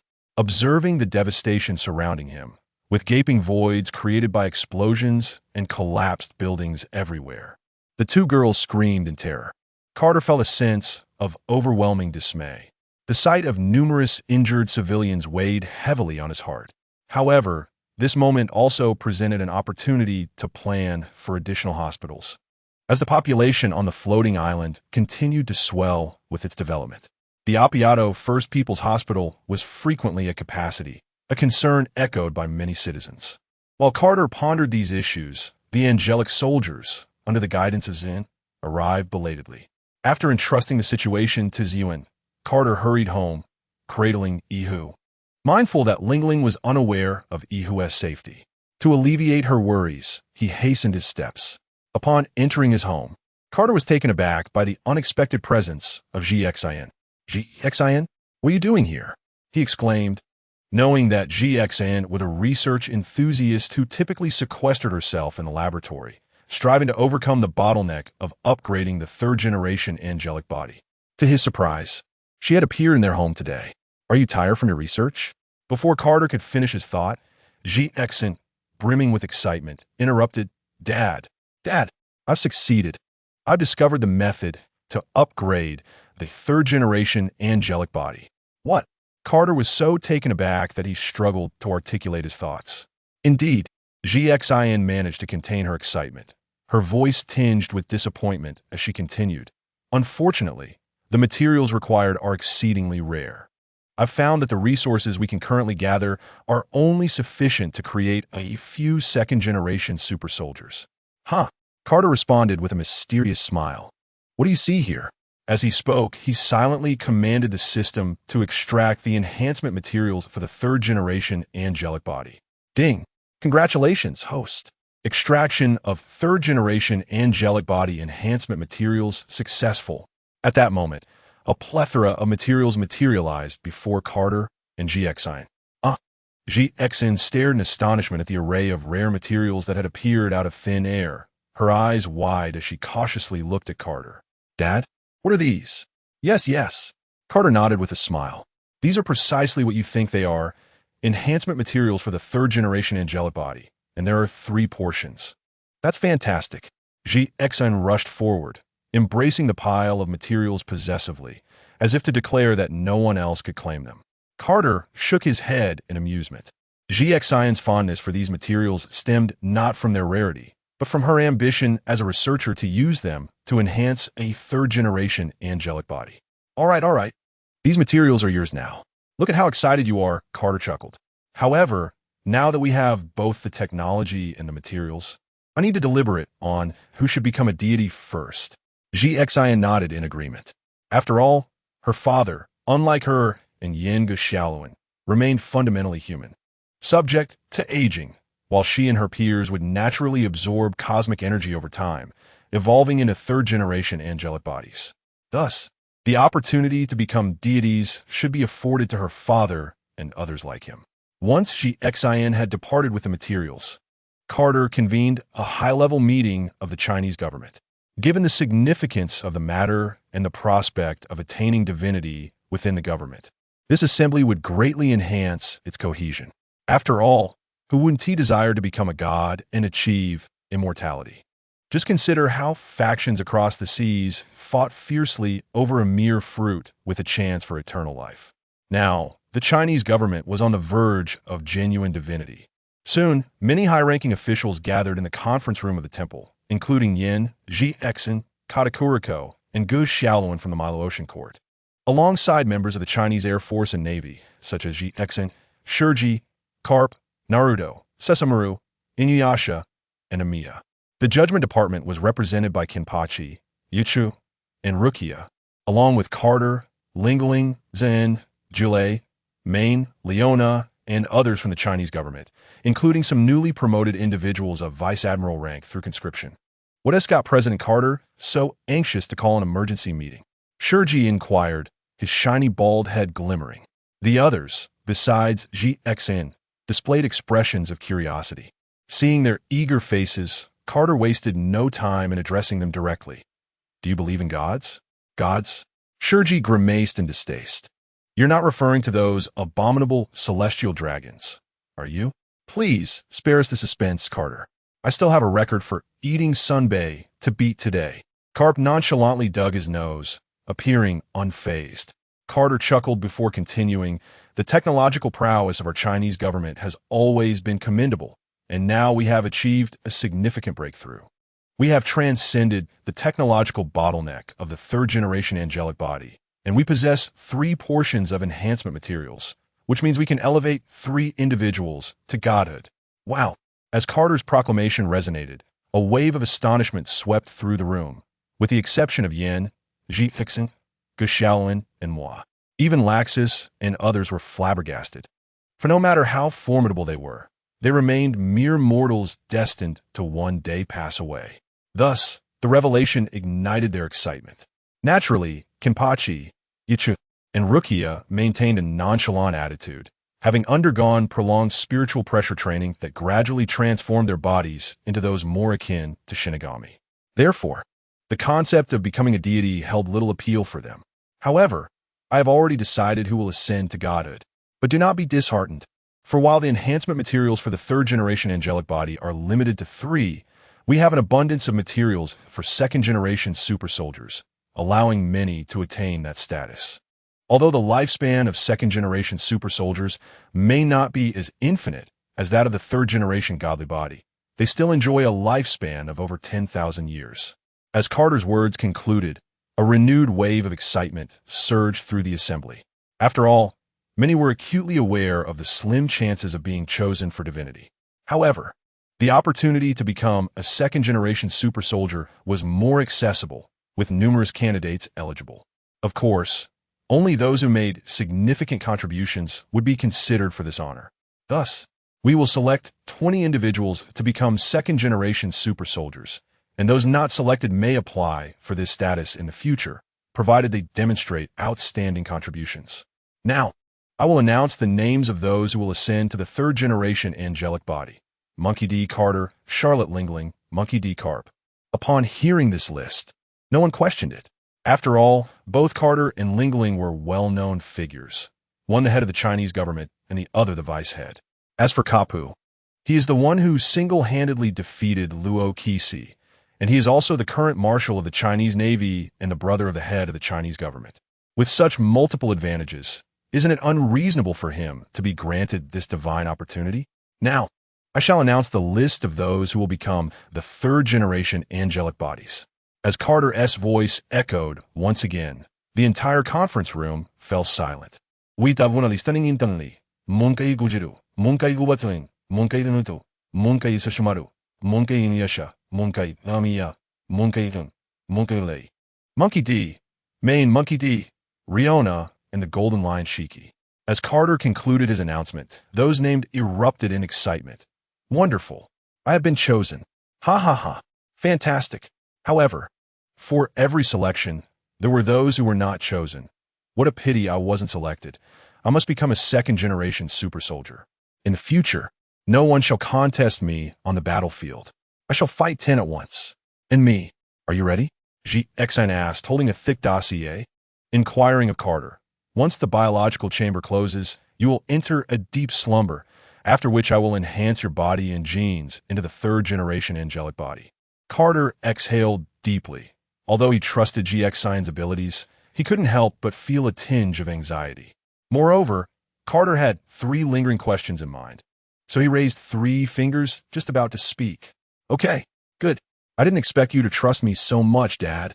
Xin looked at Carter with a touched expression and then promptly closed the lid of the biological chamber. Carter, observing Xine's swift actions, felt his head stiffen as he turned to his own outstretched fingers. Wait, I actually have 3 questions. Xin.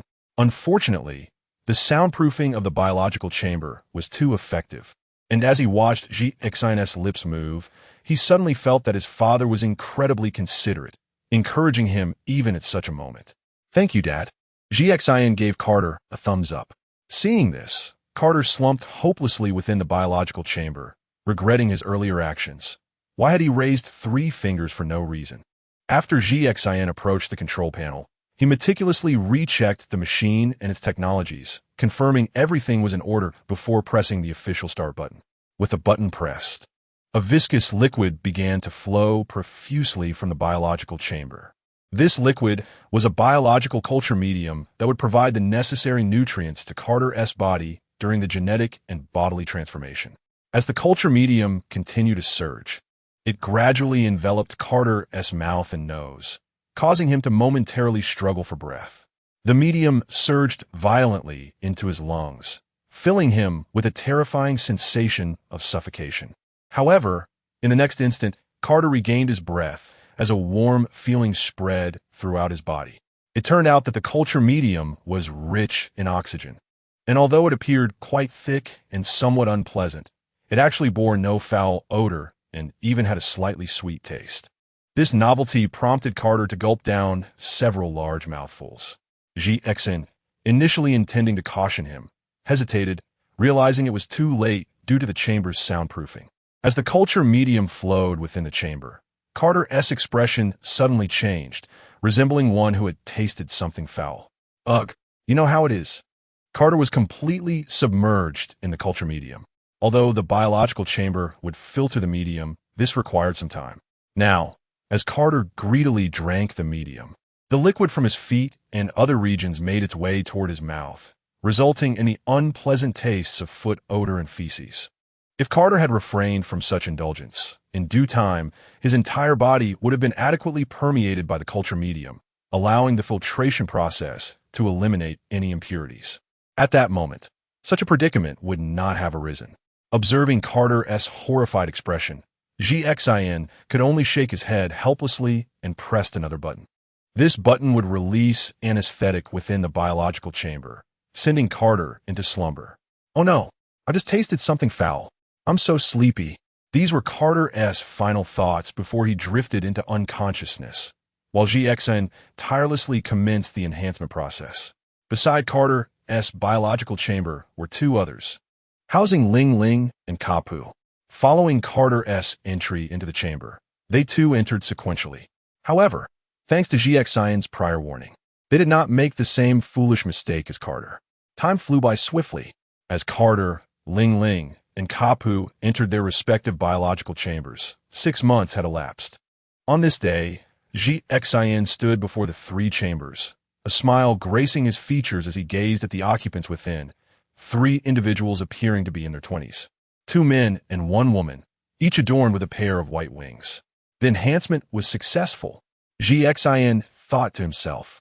Inside the chambers lay Carter, Lingling, and Kapu, their physiques having returned to the pinnacle of their youthful appearance at age 20. Notably, Lingling underwent the most remarkable transformation. Although she had previously gained weight under Carter's constraints, following GXIN's enhancements, she now possessed a body more alluring than before, her features exquisitely refined. They were akin to perfect deities. No, they had indeed become gods. At that moment, the consciousness of the 3 individuals abruptly materialized in a pitch-black space, accompanied by a mechanical voice resonating in their minds. "Ding! Congratulations! Angelic gods have entered the dark dimension. Would you like to register a name?" "Yes," Carter instinctively responded, initially mistaking it for the voice of his system, but upon closer inspection, it was something else entirely. However, he quickly realized this was the process of registering an account in the Dark Dimension, akin to that in the Super God Academy. With Carter's response, the mechanical voice announced, "Third-generation angelic god." Carter registered successfully. In the blink of an eye, Carter awakened, observing several individuals gathered around the exterior of his biological chamber. Kapu and Lingling, already dressed, looked on at him. "Kaz," with a mechanical voice echoing, the lid of the biological chamber slowly opened, and the culture medium gradually receded through surrounding conduits. Cough, cough, cough. Carter expelled the culture medium from his lungs, finally regaining his ability to breathe. "Mom, I want roasted sweet potatoes, hot pot, rice, and chicken." The cacophony of various street vendors' calls flooded Carter's ears. Ka-te gazed in astonishment at his surroundings. The sound he had just heard was unmistakably from Sun Sundao, located dozens of kilometers away. Yet, he could hear it with remarkable clarity. Had his hearing become exaggerated? In disbelief, he scrutinized his hands. They appeared ordinary, possessing 5 fingers like any other person. However, he could distinctly sense a transformation within himself. His auditory perception had sharpened to the extent that he could discern sounds from such a vast distance. His vision, constrained by the confines of the laboratory, left him unaware of how far he could truly see. Nevertheless, he realized he could perceive even the smallest details, whether it be dust or the scaly structures on a strand of hair, with astonishing clarity. With every movement, it felt as though he possessed the power to obliterate worlds. According to the lore of the Super God series, as a 3rd-generation divine body, he was only capable of minor destruction, yet this was already formidable. After all, the allure of the 3rd-generation angelic body was not merely its power of destruction, but the promise of boundless longevity. As Ga-te attuned himself to the life force coursing through him, he felt akin to a nascent sapling, brimming with vitality. Was this the essence of the 3rd-generation angelic body? Reflecting on his metamorphosis, he pondered the sensation at his back. With a mere thought, a pair of white wings materialized on his back. With a gentle flap, he levitated, finding he could maneuver the wings with the same dexterity as his own hands. These wings felt like an innate part of him, completely natural and under his command. Kata. Suddenly, a black-haired youth with wings appeared before him. Isn't it marvelous? I was taken aback too. My senses have heightened to an astonishing degree. Who are you? Gazing at the towering figure before him, muscular and exuding strength, Katura was struck by an unsettling face. Who is this? Why does he look so off-putting? I am your brother, Kapu, he exclaimed with a hearty laugh. I feel so rejuvenated. I believe I could easily overpower Okursu with just one hand. Wait, you're my brother. I should have guessed. We do resemble each other quite a bit. Kaku acknowledged, unable to suppress his thoughts. Yes, indeed. You are indeed the best. Kato waved dismissively, feigning indifference. Darling? A melodious voice chimed in his ear. A stunning girl with pink hair, resembling a porcelain doll, caught his attention. Is that you, Lingling? She captivated Kata's gaze, her beauty now transcending the wild elegance she once had. Her skin was flawless, her features exquisite, and her movements exuded grace and allure. Her figure striking in its perfection. Lingling nodded, having noticed her own transformation. As Kakura, Kapu, and Lingling embraced their third-generation angelic bodies, it seemed as though their mental ages had been reset, allowing them to perceive the world with youthful vigor, akin to 20-year-olds. Let us access our attribute panels. 蒙奇蒂卡特，身份，中国政府元首，天赋 ，SSS 加地之三代天使神体，身体，神级，技巧，神级三色霸气前古即前古冲突，海底落下海军六式，能力，神体，评价，神，拥有着无穷无尽的生命，强大的恢复力。夏洛特玲玲，身份。中国政府副元首，天赋 ，SSS 加三代天使神体，身体，神级，技巧，神级三色，霸气八国八海海军六式，能力，身体浑浑果实，评价，神，拥有着无穷无尽的生命，强大的恢复力。蒙奇蒂卡普，身份，中国政府海军元帅，天赋 ，SSS 加地之三代天使神体。身体，神级，技巧，神级三色，霸气前古即前古冲突，海底落下海间六式，能力，神体，评价，神，拥有着无穷无尽的生命，强大的恢复力。What a terrifying transformation, with their elevated life levels. The trio now possessed godlike combat prowess and boundless vitality. Brother? Ka-Turk suddenly called out to Ko. What is it? Kapu replied. Shall we spar? Katura suggested, excitement bubbling within him. Let us go. With that, Kapu vanished from the laboratory, his presence immediately felt in the distant skies. Such impatience. Kakura shook his head and promptly vanished as well, with Ling, intrigued by their actions, following suit. Had been 6 months prior. Lingling would have found Katura and Kapu's antics juvenile. However, having undergone their enhancements, their youthful mindset rekindled her interest in their duel. Come on, brother. In the sky, Kapu and Katur soared at the same altitude, locking eyes before launching toward one another. They refrained from utilizing their powers, instead choosing to collide physically.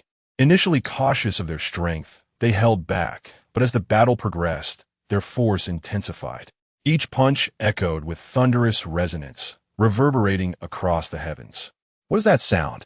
The pirate Kingja, en route to the final island, looked up in confusion. Others nearby also heard the sound, astonished that the mere clash of Kaha and Kahu's physical power could resonate throughout the entire sea. Let us unleash our full power. Katua grinned with anticipation. All right, let us do it. They both shouted in unison, channeling all their strength into their fists as they charged toward one another. However, a terrifying scene unfolded. As they closed the distance, the space around them compressed under their combined might, hurtling toward one another. Not good. Lingling, watching from the sidelines, sensed that if they collided, the entire area of the Kongdao would vanish without a trace. You two should cease this at once. In a moment of desperation, Lingling unleashed her formidable Haushika Haki and the powers of the Soul fruit, directing her force towards Carp and Carter. The entirety of Lingling's strength erupted forth, catching both Carp and Carter off guard. Consequently, they were both overwhelmed by her presence, causing them to relinquish their own powers. It was a relief that their terrifying forces did not collide. Lingling approached and delivered a punch to each of them, exclaiming, "Enough! If I hadn't intervened, you would have obliterated the entire Sky Island." All right, we apologize." Carp and Carter quickly offered sincere apologies, acknowledging their wrongdoing. "Dad, Uncle." At that moment, a young man with dark skin appeared before Carter and Carp, flapping his wings. "Who are you?" Carter gazed at the figure with a mix of surprise and familiarity. It felt somewhat foreign. "Is that you, Long?" Carp suddenly shouted, astonished. "How have you returned?" Before Long could respond, Carter interjected, "I was the one who brought him back. Although he missed the high-level meeting, I arranged for him to undergo the enhancements of a second-generation super soldier." "So that was the case." Clap, clap. Carter cheerfully patted Long on the shoulder. "Indeed, you have grown considerably stronger." System. Display Long's attributes. Monkey D. Long identity. Leader of the Revolutionary Army Talent. SSS Second Generation Super Soldier Body. Divine Level Skills. Divine Level 3 Color Hockey. Storm Fruit. Purgatory Storm Fruit. Wind Blade Dragon Claw Fist. Navy 6 Styles Ability. Second Generation Super Soldier Storm Fruit Evaluation. Second Generation Super Soldier. Possessing infinite life and remarkable regenerative abilities. Upon observing Long's attributes, Carter nodded. While the second-generation super soldier was undoubtedly no match for the third-generation divine body, it had indeed transcended the realm of ordinary humans. Endowed with thousands of years of life, from another perspective, it had reached a divine level. However, the distinction in true strength remained significant. Long, possessing merely a second-generation body, could not possibly rival Carter. "Dad, the Revolutionary Army still requires my presence. I must return immediately. After all, I have been away for half a year." Long's expression was tinged with concern. "Just now, Kuma informed me that while liberating a nation, they encountered resistance from the world government. Therefore, I must hurry." With that, Long prepared to soar into the distance. "Head to Tianrin 7. Have them open a wormhole for you to arrive swiftly," Carter advised. Aware that Long was not one to jest. If he stated there was a problem, then it was indeed serious. Long nodded in agreement and promptly vanished from Carter's sight. Just then, a multitude of figures appeared, flapping their wings, each radiating an aura of formidable power. Monkey D. Katakuri Identity, General of the Melodic Heavenly Court Talent. SSS Noa, Fruit, Second Generation, Super Soldier Body. Divine Level Skills. Divine Level, 3 Color Hockey, Nua Fruit. Rein of Noritia, Nono Fruit, Unmatted, Sled, Donut, Nono Fruit, Extraordinary, Mothi. Navy 6 Styles Ability. Second Generation, Super Soldier, Nua Fruit Evaluation. Second Generation, Super Soldier.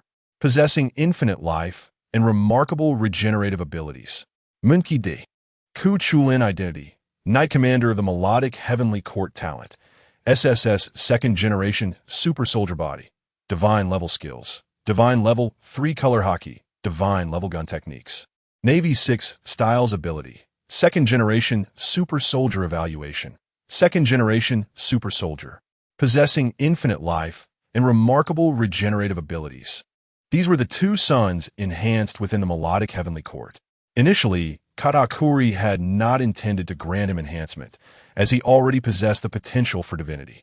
However, considering that becoming a second-generation super soldier would greatly augment agility, he permitted the enhancement. Next were several individuals enhanced within the Chinese Navy. Monkey D. Naruto Identity. Vice Admiral of the Chinese Navy Talent. SSS Second Generation Super Soldier Body. Divine Level Skills. Divine Level 3 Color Hockey. Rasengan, Udama Rasengan, Tail Beast Ball, Rasengan. Navy 6 Styles. Nine Tails Chakra Mode Ability. Second Generation Super Soldier Evaluation. Second Generation Super Soldier. Possessing infinite life and remarkable regenerative abilities. QB Identity. Tailed Beast Talent. SSS Divine Tree Clone Body. King Level Skills. Tailed Beast Ball, Virtual Dog Cannon Ability. None Evaluation. Divine Tree Clone. Having gained the favor of the Sage of Six Paths, thus obtaining the majority of chakra. Monkey D. Inuyasha identity. Admiral of the Chinese Navy talent. SSS second generation super soldier body. Divine level skills. Divine level 3 color hockey. Navy 6 styles. Soul scattering iron claw. Bloodblade flying claw ability. Second generation super soldier Inu fruit. Husky demon form evaluation. Second generation super soldier. Possessing infinite life and remarkable regenerative abilities. Monkey D. Sesomaru identity. Admiral of the Chinese Navy talent. SSS second generation super soldier body. Divine level skills. Divine level 3 color hockey. Navy 6 styles. Toxic flower claw. Demon power eruption ability. Second generation super soldier Inu fruit. Shiba Inu demon form evaluation. Second generation super soldier. Possessing infinite life and remarkable regenerative abilities. Monkey D. Amiya identity. Admiral of the Chinese Navy talent. SSS second generation super soldier body. Divine level skills. Divine level 3 color hockey. Navy 6 styles swordsmanship, combat. Fantasy collapse ability. Second generation super soldier projection magic. Unlimited blade works evaluation. Second generation super soldier. Possessing infinite life and remarkable regenerative abilities. The individuals enhanced within the Chinese Navy experienced a remarkable surge in power, especially Naruto. Previously, he could only achieve king-level combat strength with QBS assistance. Now, after enhancement, he could independently possess strength surpassing that of a king. As for Sesomaru and Inuyasha, their raw strength had been significantly elevated. It is worth mentioning Amiya. The child possesses an exceptionally kind heart and is imbued with a profound sense of justice. Consequently, after being brought into the Navy by Carp, his strength has surged at an astonishing pace. However, his innate potential is limited to the pinnacle of an admiral. At present, having been upgraded to a second-generation super soldier, his power has undergone a terrifying enhancement. Moreover, with his infinite sword system, Carter cannot help but reminisce about the first time he was drawn into this inherent barrier. Within that realm, he witnessed an array of formidable weapons, including Lingling's Emperor Sword, Kenpachi's Yatru, and others such as the Exploding Fong, Natural Fong, and Ire-Shattering Fong. Although their might cannot be compared to genuine artifacts, they remain exceedingly fearsome, as he can detonate these weapons to inflict immense damage upon adversaries. Carter shook his head and redirected his gaze toward the attribute panels of the others. In the Totland Sea, the only one who underwent enhancement was Laxus. Monkey D. Laxus identity, king of all nations talent. SSS Thunder God as a second generation super soldier body. Divine level skills. Divine level 3 color hockey, Navy 6 forms. Roar of the Thunder Dragon.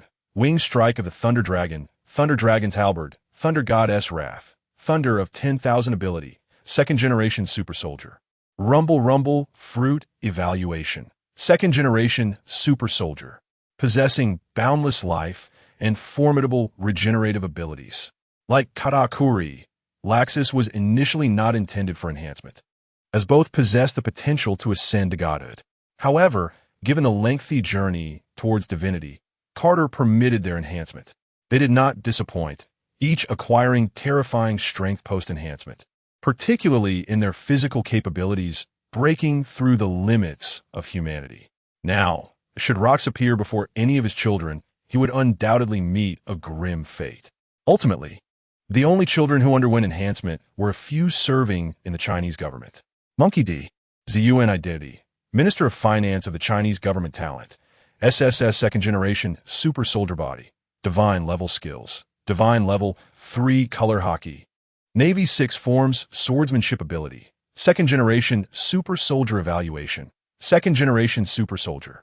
Possessing boundless life and formidable regenerative abilities. Monkey D. Jule identity, Minister of Military and Political Affairs of the Chinese government talent. SSS second generation super soldier body. Divine level skills. Divine level 3 color hockey.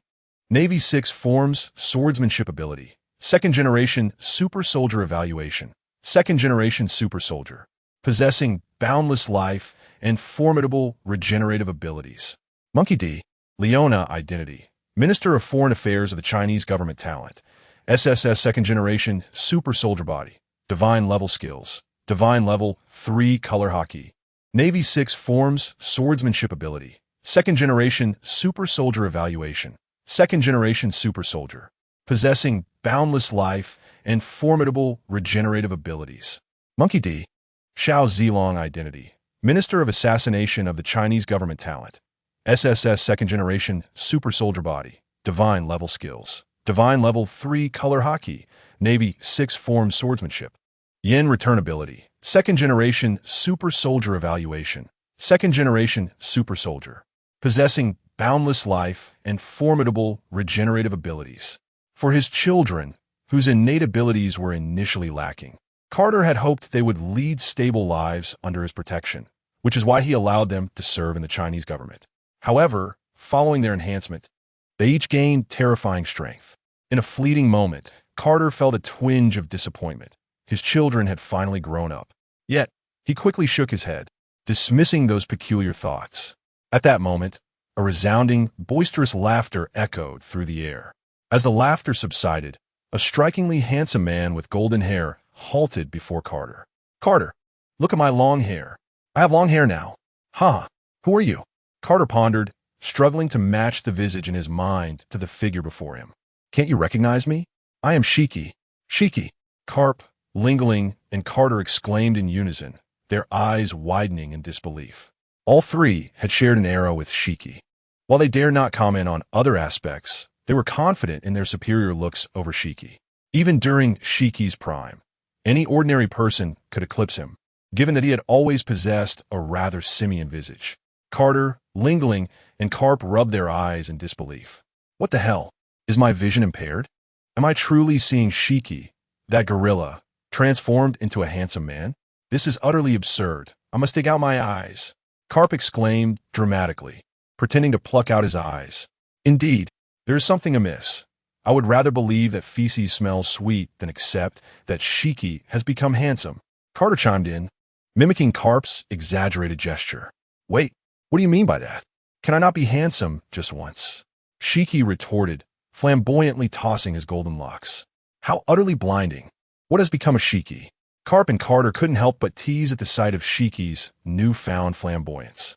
Ignoring their banter, Shiki wandered off to admire himself in a mirror, exclaiming, I must admit, I look stunning. Once indifferent to his appearance, he now reveled in his newfound charm, having transformed from an unattractive figure to a striking individual. Observing Shiki's self-absorption, Carter and Carp exchanged glances, shaking their heads in resignation. Carter felt an overwhelming sense of pride for those around him.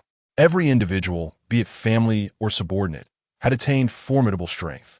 Yet with this enhancement, Carter's mindset began to shift. He had once yearned to overturn this world. Now, however, he found himself filled with a playful spirit, eager to peel back the layers of this world step by step after Luffy's birth. When adversaries attempted to bully Luffy, he would emerge unexpectedly to shield him from harm. The bewildered expressions of enemies at that moment would surely be immensely entertaining. Furthermore, as Luffy and his companions journeyed, should they encounter an admiral, it would turn out to be his own uncle. If they faced a certain Yonko, captain of the Thunder God pirate crew, it would also be his uncle. Unintentionally, I found myself on the Sky Island, astonished to discover the presence of terrifying technology surrounding me, where even the most ordinary angelic soldiers were of the pinnacle general rank. Countless admirals were present. Just as Nami and the others believed their demise was imminent, lo and behold, it was none other than Luffy's granduncle, or perhaps his great-aunt, or various cousins and aunts. The thought alone was amusing. So be it. Haha. After all, only 2 decades remain until the onset of the pirate saga, a mere trifle in the continuum of my boundless lifespan. As the strength of my companions flourished, affairs within the Chinese government reached a resolution. Meanwhile, the seas were stirred by a singular individual. What? Roger truly reached the final island? Incredible. The Pirate King. What treasures did he obtain? Countless people and pirates were astounded that Roger had indeed become the Pirate King. At that moment on the Sky Island, Carter sat in his study, holding the latest newspaper, which boldly proclaimed, Pirate King. Roger, that man has truly become the Pirate King. Shocked, at the audacity of a certain man leading a band of men to accomplish such feats on an undiscovered island. Roger. Observing the overwhelming coverage of Roger in the newspaper, Carter smiled broadly, his face illuminated with intrigue. Has he finally succeeded? Roger. Ace should be nearing his berth, right? Carter murmured, tossing the newspaper aside and moving to the window. The era of great pirates was about to commence.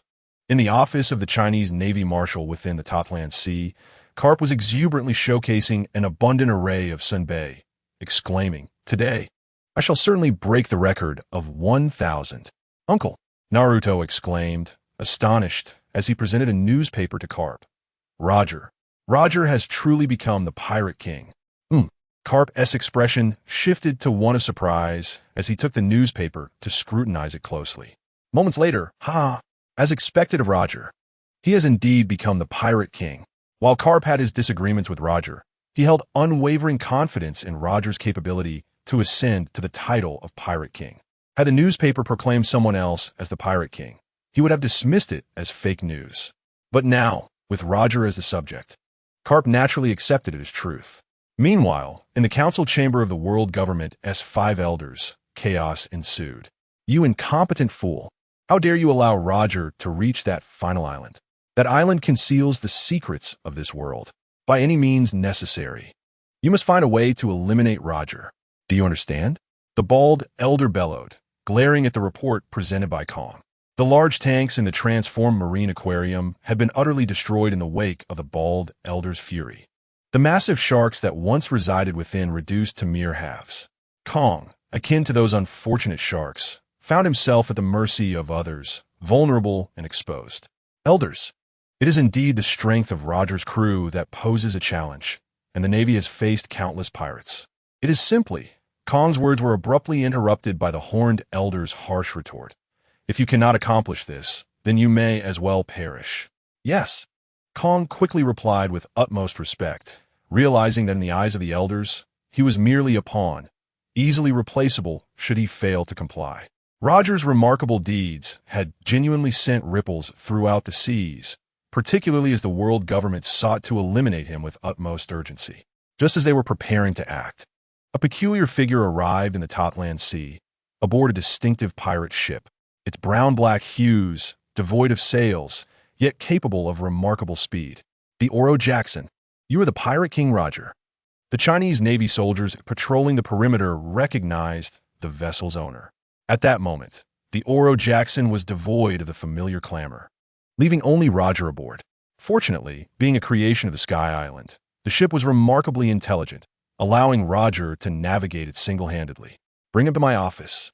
Carp was taken aback that Roger sought him out, but based on his understanding of Roger, he knew he must have a request, for such an action would be unlikely otherwise. Moments later, the door to the marshal's office swung open, and Roger strode in. Ha, Carp! I have finally become the Pirate King. Upon seeing Carp, Roger appeared as a long-lost friend, eagerly boasting of his achievement. Carp exhaled deeply, feeling a surge of anger. He could sense that the once vibrant captain of the Roger Pirates was now a frail figure on the brink of death. Roger, Carp exclaimed, come back to the Sky Island.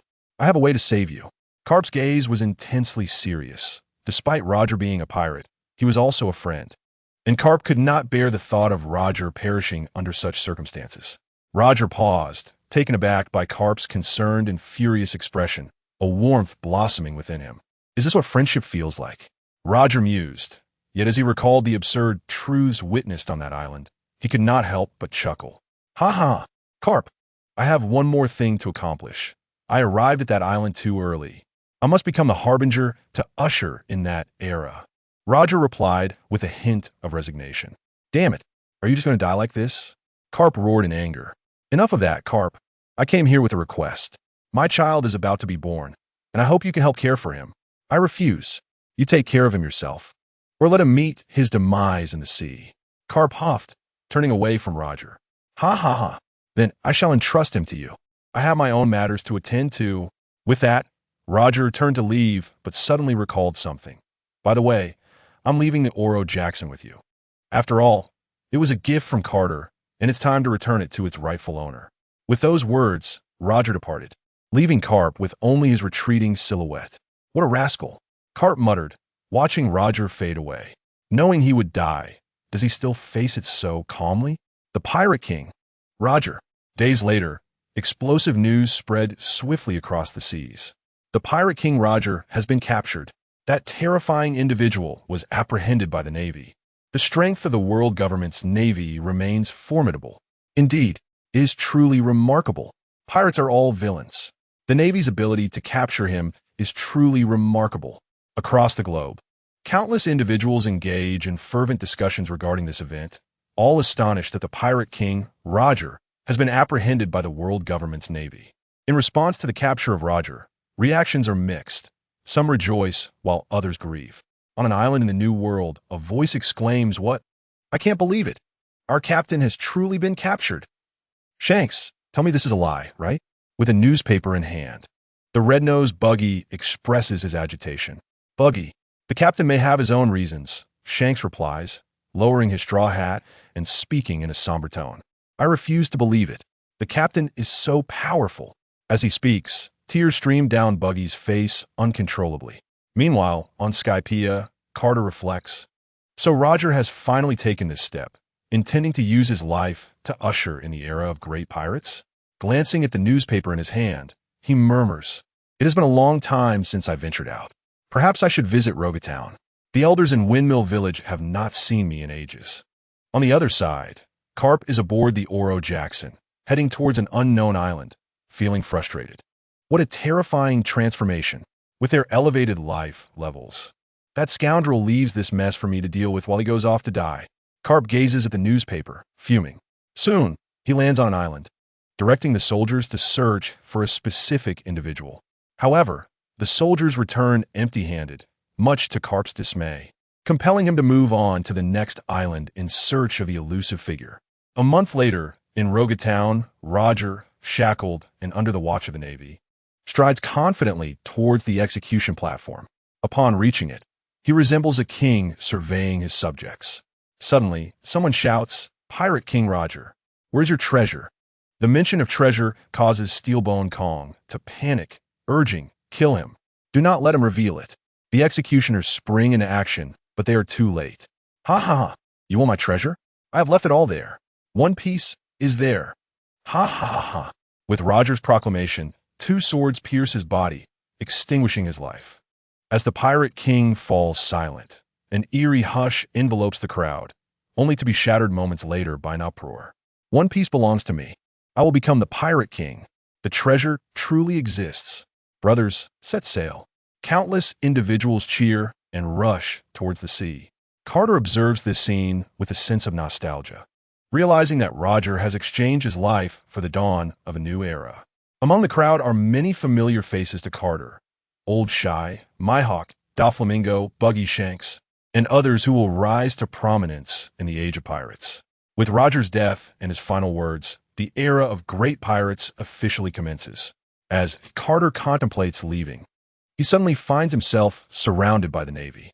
Since he had only come to see Roger off, he is accompanied by only 3 individuals: Ji Yuan, Zhu Lai, and the small Tsukasa, Monkey de Carter, a criminal with a bounty of 6 billion berries.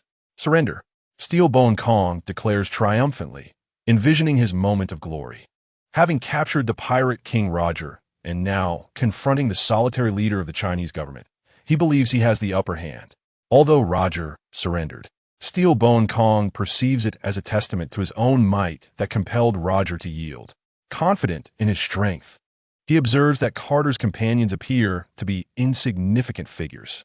"How foolish of you to appear here alone," he thinks.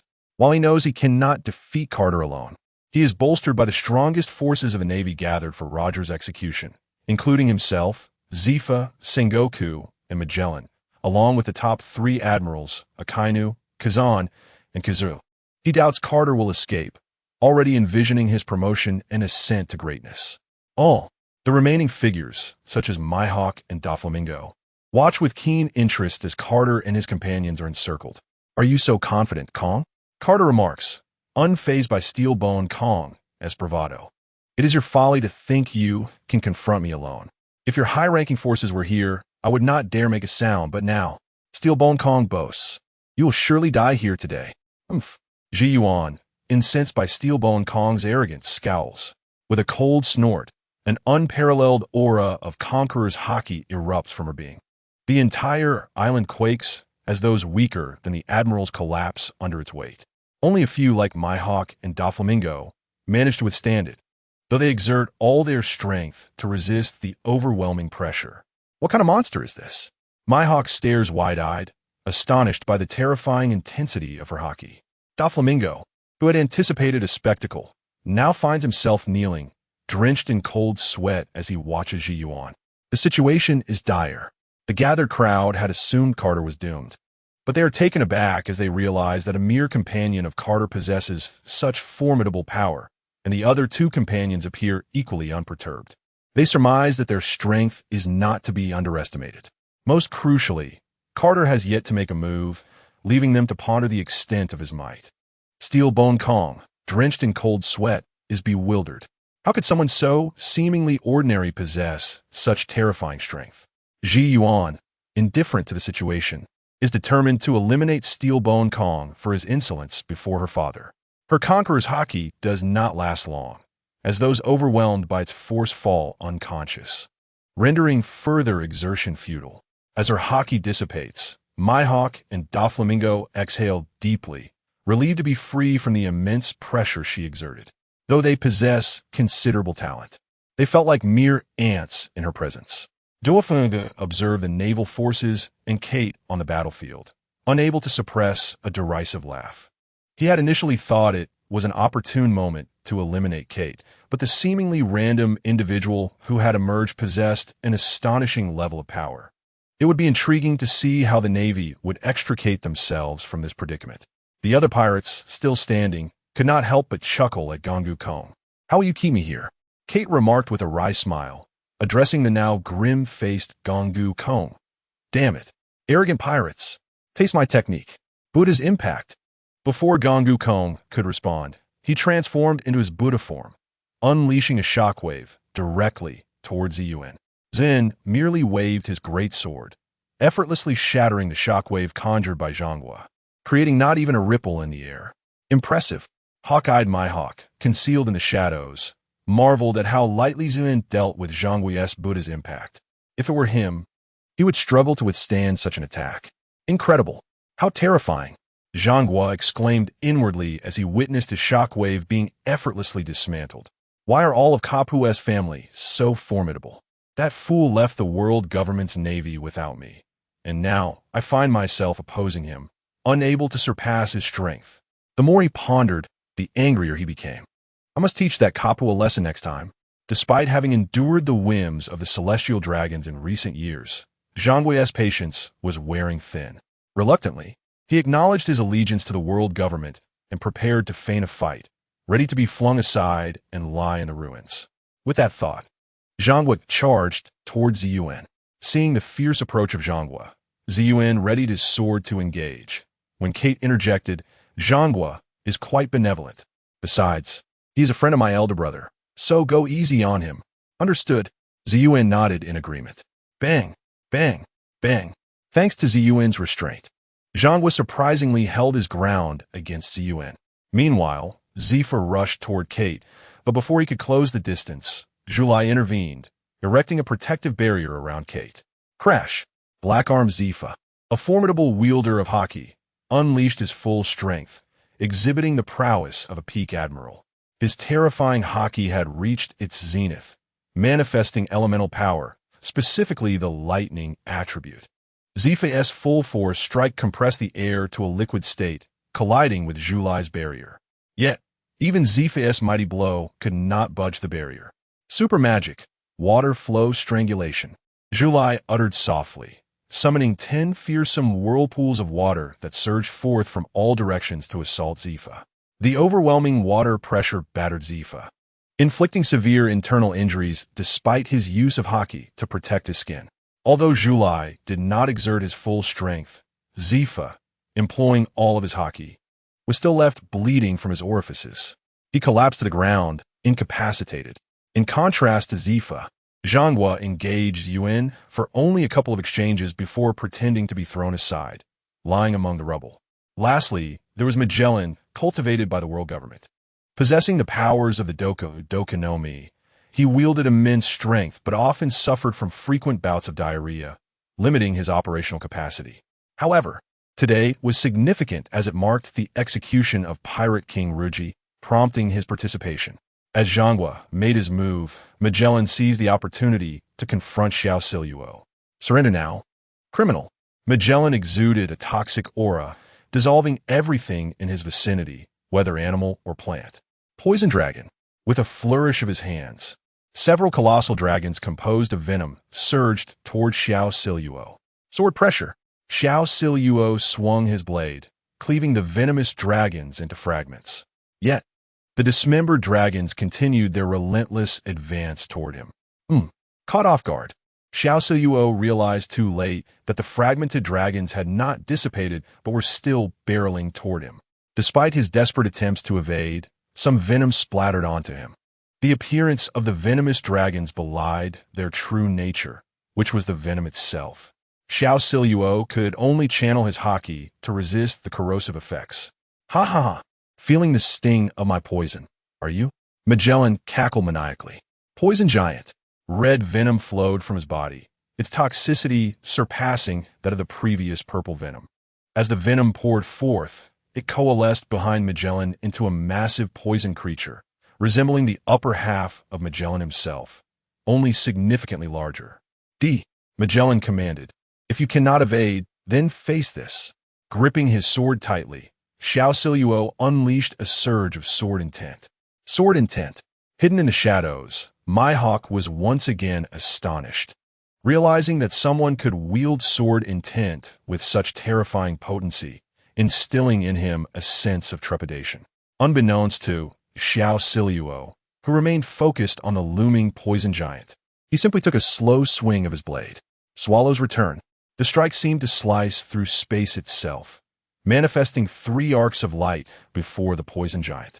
The terrifying technique, Swallow's Return, enabled Xiao Siluo to transcend mere physicality, producing 3 simultaneous strikes from what appeared to be a single blow.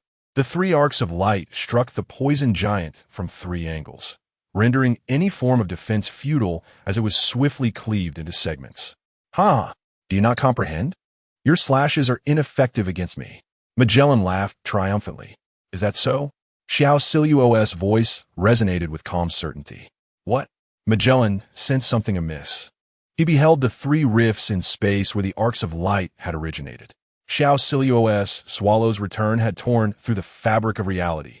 The original Xiao Siluo would have been incapable of such a feat, but now, with his enhanced strength, he had the power to breach space itself. As the rifts began to close, a tremendous suction emerged, drawing in all of Magellan's venom, which vanished into the void. As the momentary distraction of Mazelin unfolded, Xiao Siluo stealthily approached from behind and delivered a swift blow, rendering Mazelin unconscious. Such horror! This single strike from Xiao Siluo was powerful enough to sever the very fabric of the void. Mazelin, observing the rapidly healing fissure that had consumed all his venom, felt beads of sweat cascade down his brow. He could sense that had that strike landed upon him, his demise would have been certain. Yet, he was perplexed as to why it had not. Meanwhile, Kate, who was spectating the confrontation, furrowed his brow, seemingly equally bewildered by Xiao Siluo's actions. However, as Kate's gaze swept over the pirates and Navy soldiers rendered unconscious by Zishuan, understanding dawned upon him. Though Xiao Siluo had been appointed by him as the Minister of Assassination, he had grown up under the righteous order of the angels and, being a good youth of the 21st century, often instructed his children to respect the elderly and cherish the young. Thus, Xiao Siluo had always exhibited kindness, refraining from indiscriminate slaughter, even while serving the Chinese government and taking lives, particularly when the Revolutionary Army faced obstacles in liberating certain nations. Had he disregarded the venom, Xiao Siluo could have indeed slain Mazelin in a single move, yet those who lay unconscious would not have been so fortunate, inevitably meeting their end beneath Mazelin's toxic residue.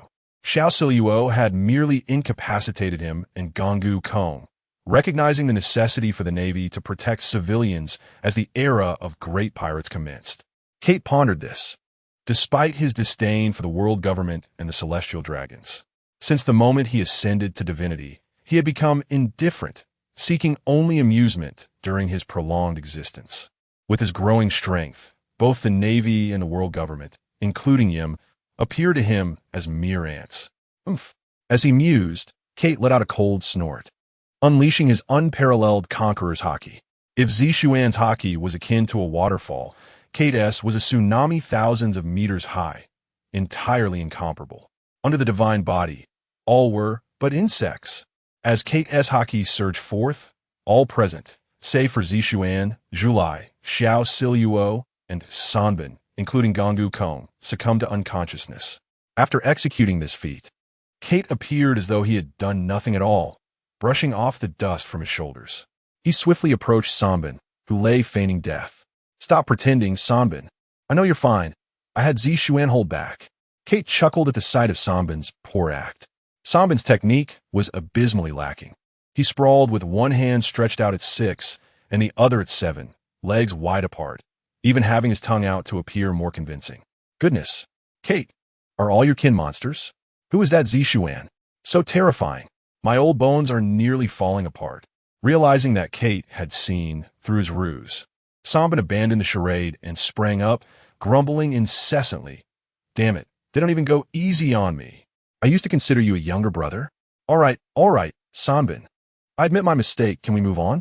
Kate, shaking his head in exasperation, hastily apologized. Sanbin was right. When he had entered the Navy alongside his older brother Kapu, both he and Hei had cared for him deeply. This was likely due to the fact that Kapu and they were inseparable friends, treating him as their own younger brother. "Sanbin, what are your thoughts on the celestial dragons?" Kate suddenly asked seriously, addressing the disgruntled Sanbin. "Of course they are disgusting. They monopolize resources and expect us to cater to their whims. It's infuriating." Sanbin's expression mirrored his irritation.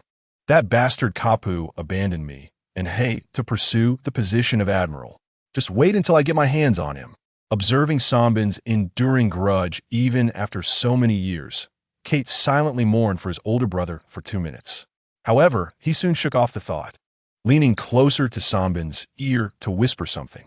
Sanbin's expression shifted from confusion to conflict, then to determination, culminating in elation.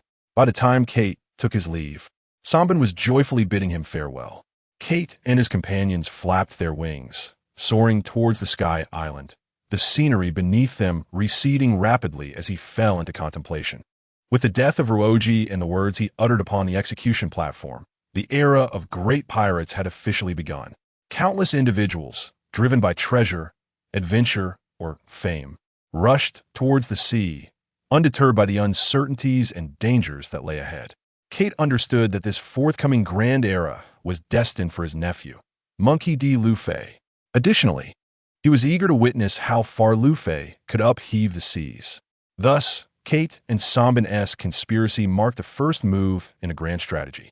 At some point in the future, when this move would unfold, it would present the opportune moment to overthrow the world government. Just the thought of it amused Kate, as he envisioned the panicked expressions of those involved.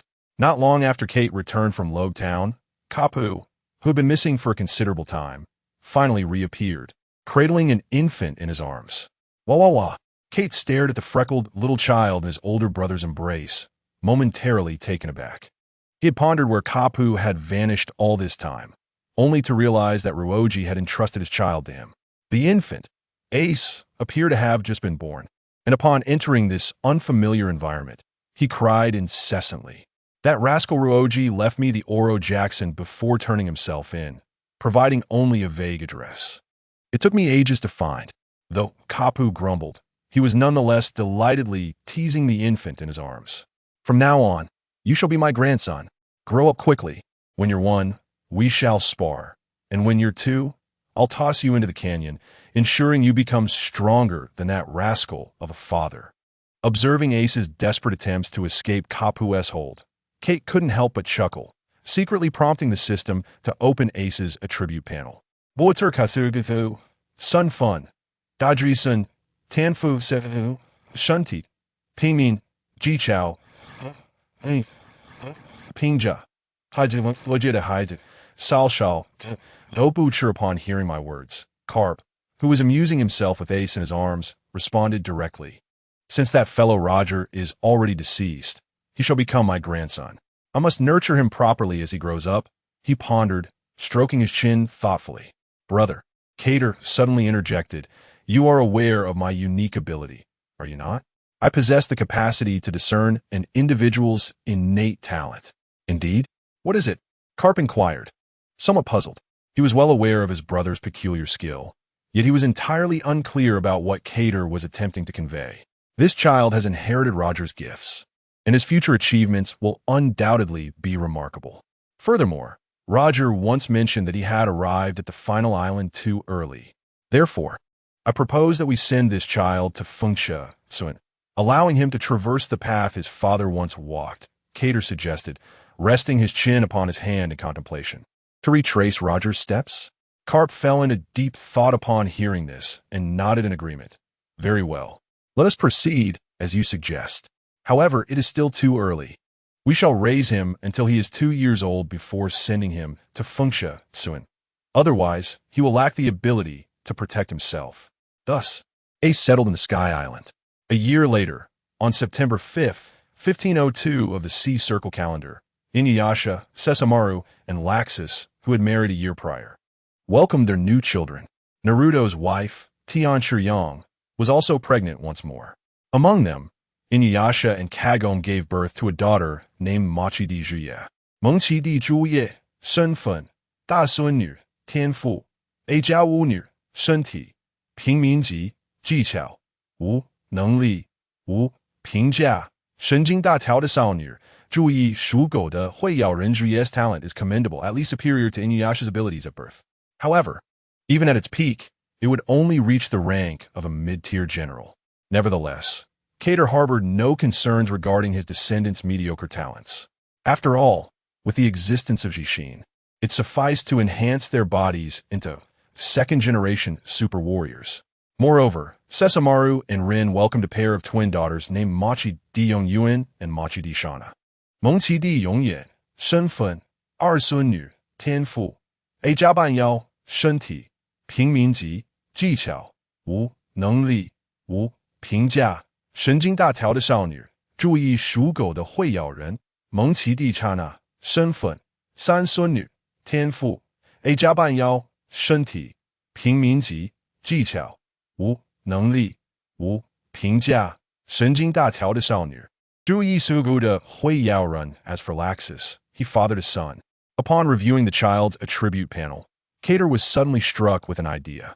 Mengqi Di Nazi, 身份, 二孙子, 天赋, 家伙之妹龙魔导师, 身体, 平民级, 技巧, 无, 能力, 无, 评价, 不就是火焰, 那不是有手就行. Sao Gosu, oh, Bucherna's talent is impressive, and more importantly, his existence sparked a unique notion in Cater's mind. He desired for Naz to also venture to Fengsha Sun, ultimately joining Luffy in founding the Straw Hat Pirates. After all, Luffy is rather unreliable. Naz's presence would certainly bolster the crew's strength. Well, truth be told, this is merely idle speculation. Cater is curious to see what sparks might ignite when two unreliable protagonists come together. Furthermore, he pondered if his second grandson, Naz, would experience motion sickness. If so, it would certainly be amusing. With Naz's birth, the Sky Island exuded an aura of tranquility. Meanwhile, the seas had long since become bustling with activity. Roger had ushered in the era of great pirates, drawing a multitude towards the ocean. Firstly, the New World is dominated by 4 colossal factions, the first being the Raijin pirates and the Chinese Navy, centered around the Chinese government and based in the Tatlansi area. The second is the Whitebeard pirates, founded by Whitebeard. The third consists of the Beast pirates, entrenched in Wano country. The last is the Revolutionary Army, which has been operating in the shadows. These 4 forces control the vast majority of the New World. Additionally, in the past years, the Grand Line has seen a steady influx of newcomers, such as the Marine Hunter Mihawk, the Flamingo da Flamingo, the red-haired Shanks, Moria, and Crocodile, all of whom have gradually emerged in prominence within a mere year. Another 2 years passed. On May 3rd, 1504 of the Sea Circle calendar, Ace had been returned to Fengsha Su in the previous year, placed in the care of the mountain bandit Dayton. On the Sky Island Appiato, Cater, feeling bored, reclined on a lounge chair, basking in the sun. Cater! Cater! Just then, Carp excitedly rushed up to Cater, accompanied by a cloaked man. "What is it, brother?" Cater inquired. Puzzled. "Dragon, you have returned as well?" Indeed, the person behind Carp was none other than Dragon. "Uncle," Dragon greeted and then pulled back his cloak, revealing a small infant nestled within. "Ah!" Cater raised an eyebrow at this sight. Considering the timeline, it was indeed time for Luffy's birth. Due to Dragon's heavy cloak, Cater had not noticed Luffy earlier. Little Luffy lay in Dragon's arms, sleeping soundly despite their travels, truly a testament to the admirable genes of the Machi family. "Cater, come and see my grandson, my precious grandson," Carp exclaimed, eagerly pulling Cater towards Luffy. At this moment, Luffy was still peacefully slumbering, a few tufts of black hair adorning his head. Though he bore a striking resemblance to Dragon, his skin was notably lighter. Let us examine Luffy's attributes. 蒙奇地路飞身份二侄孙天赋 S 家地之一族身体平民级技巧无能力无评价太阳神我言那不是有手就行 Sao Guoshu. Though Butcher Luffy's talent is not particularly high, merely yes, yet it is likely to harmonize exceptionally well with the Nika fruit. Once Luffy consumes the Nika fruit, his talent level is expected to soar to SSS. After entrusting Luffy to Cater, Dragon promptly returned to the Revolutionary Army. Notably, the creature known as Long bears an uncanny resemblance to Kapu, refusing to divulge the identity of the child's mother. Yet Kate remains indifferent. After all, if necessary, they would surely disclose this information. 2 years later, in the year 1506 of the Hyuan calendar, on the Sky Island of Appiadu, Luffy has now reached the tender age of 2. "Auntie Lingling, I want to drink alcohol," exclaimed little Luffy, darting excitedly towards Lingling. Nazi, helpless, hurried after him, attempting to pull Luffy away. "Luffy, please don't pester your grandmother. You're still too small to drink alcohol." "I don't care. I want to drink. I want to gulp down like Uncle Lachesis," Luffy retorted stubbornly, as if he would not relent until he had his drink. "That simply won't do. Come on," Nazi insisted, trying to drag him away. "Little Luffy, you cannot drink alcohol. But I do have orange juice. Would you like some?" "Okay." Luffy nodded eagerly, showing no hesitation. Nazi was taken aback, as just moments ago, Luffy had been adamant about drinking. In truth, Luffy was not being obedient. Rather, he knew that Lingling could be quite formidable, which made him more inclined to comply. "Kate, Nazi, you two are just in time. I will take you to a certain place," Kate declared, not waiting for their response as he ushered them outside where Kapu awaited. A day later, the fiery sun rose slowly, its rays filtering through the leaves like scattered stars, illuminating the road below. In the cool morning air, the villagers of Fengsha village were already busy, bustling with life. Kate and Kapu glided down from the sky towards the village. Having not returned to Fengsha village for quite some time, Kate was struck by how much had changed. Yet, he greeted the familiar villagers with joy. Although a long time had passed since their last visit, Kate and Kapu, having evolved into the third generation of divine beings, appeared youthful. Their frequent appearances in the newspapers ensured that many still recognized them. As they strolled down the streets of Fengsha village, Kapu inquired, "Nazi Luffy, do you know where I'm taking you?" "No idea. Not a clue," replied Nazi and Luffy, both bewildered, as they had just been waiting for Annie Lingling's orange juice before being whisked away by their uncle. Ultimately, Kate and Kapu's purpose for this journey was to entrust Luffy and Nazi to Dayton for upbringing. It is noteworthy that Dayton is a mountain bandit residing on Kerbo Mountain, living by the means of robbery. However, the bandits led by Dayton are notably kind-hearted, targeting only pirates and never harming civilians. This is why Kate, when considering whom to entrust the children to, did not hesitate to recommend Dayton. "Today, Grandpa will take you to Kerbo Mountain, where a group of bandits resides," Kapu remarked, looking at Luffy and Nazi. Are we going to fight those bandits? I can do it, Luffy proclaimed, striking a muscular pose, though his scrawny arms lacked any convincing power. Not all, silly. I'm taking you there so you can live with them, and your brother AC is also there, Kapu said, playfully rapping Luffy on the head. Ouch, Grandpa, Luffy whined, rubbing his newly bruised forehead. Aren't bandits all bad people? Why would we live with them? Seeing Luffy's expression, Kapu couldn't help but feel amused, laughing heartily. In truth, they are quite kind, and they only rob pirates, often protecting Funcha village. If they were truly bad, as a Marine Admiral, I would have locked them up long ago. Since becoming an Admiral, Kapu no longer indiscriminately arrested individuals based solely on their identity. Instead, he now exercised his judgment, contemplating whether a person deserved to be apprehended. Dayton and her band of thieves not only protected Funcha village, but also fought against pirates, solidifying their status as good people in Kapu's eyes. However, I must warn you in advance, your brother AC has been living with Dayton for quite some time, and he might have developed a rather difficult personality. If you find it hard to get along, then you'll have to fend for yourselves. Kapu continued, leading Kate and the others towards Kerbo Mountain. Before long, a sprawling expanse of verdant mountains emerged before them, towering trees reaching for the sky, and clear streams meandering through the landscape. The sounds of insects, birds, and wild beasts filled the air, marking the presence of Kerbo Mountain. Its vastness was daunting, stretching nearly 1,000 kilometers and nearly bisecting the island where Funcha village is located. This was Kate's first time visiting, and he marveled at the grandeur of the mountains. Let us go. We still have some distance to cover, Kapu urged, plunging into the thicket. After approximately an hour, they finally reached their destination.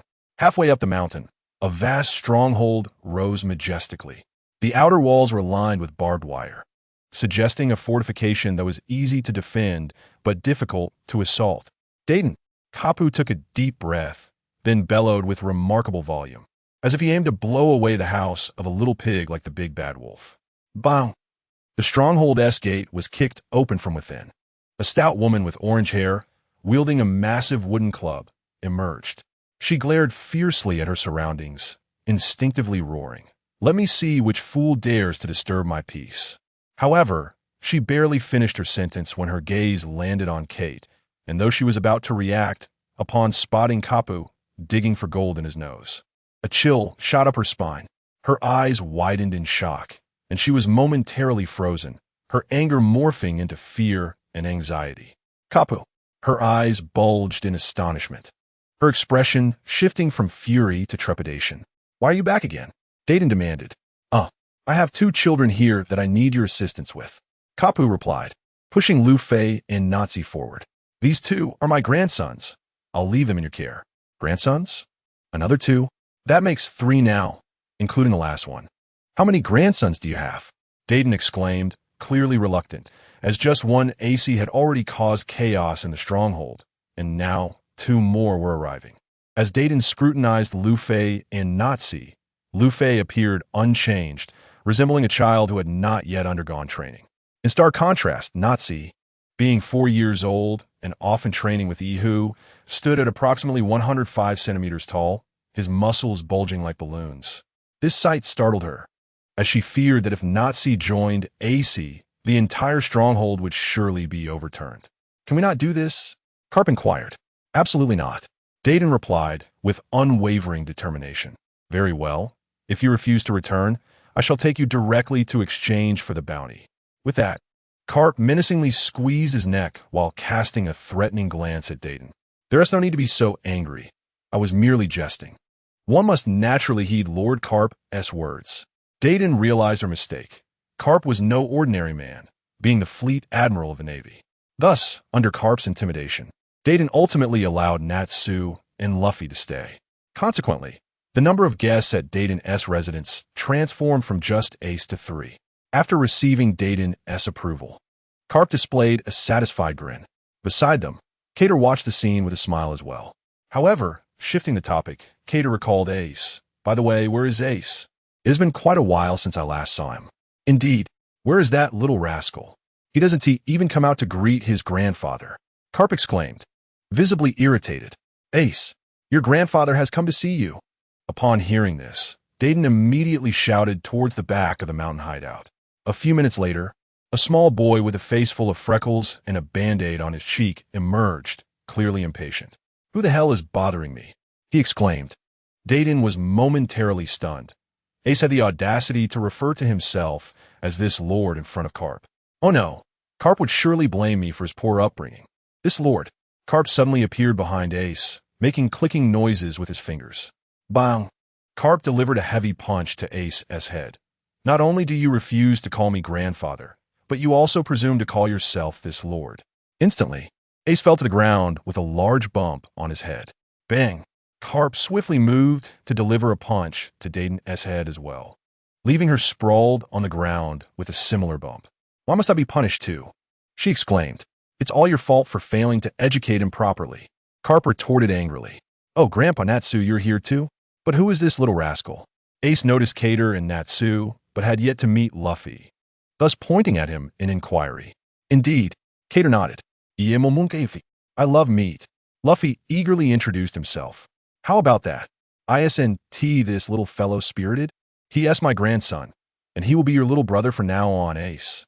Carp chuckled joyfully upon seeing his lively grandson. "This little brat? My brother? He seems too weak for that," Ace remarked dismissively as he scrutinized the scrawny Luffy. Bang! Carp delivered another punch to Ace, saying, "I'm not asking if you want him. He is undoubtedly your brother."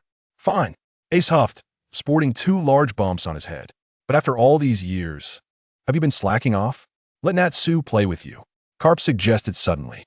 "All right, but don't say I bullied you, Natsu," Ace declared confidently. "I'm very strong." Natsu responded without hesitation, and the two walked to the center of an open area, ready to engage in battle. Cater observed this scene with great interest.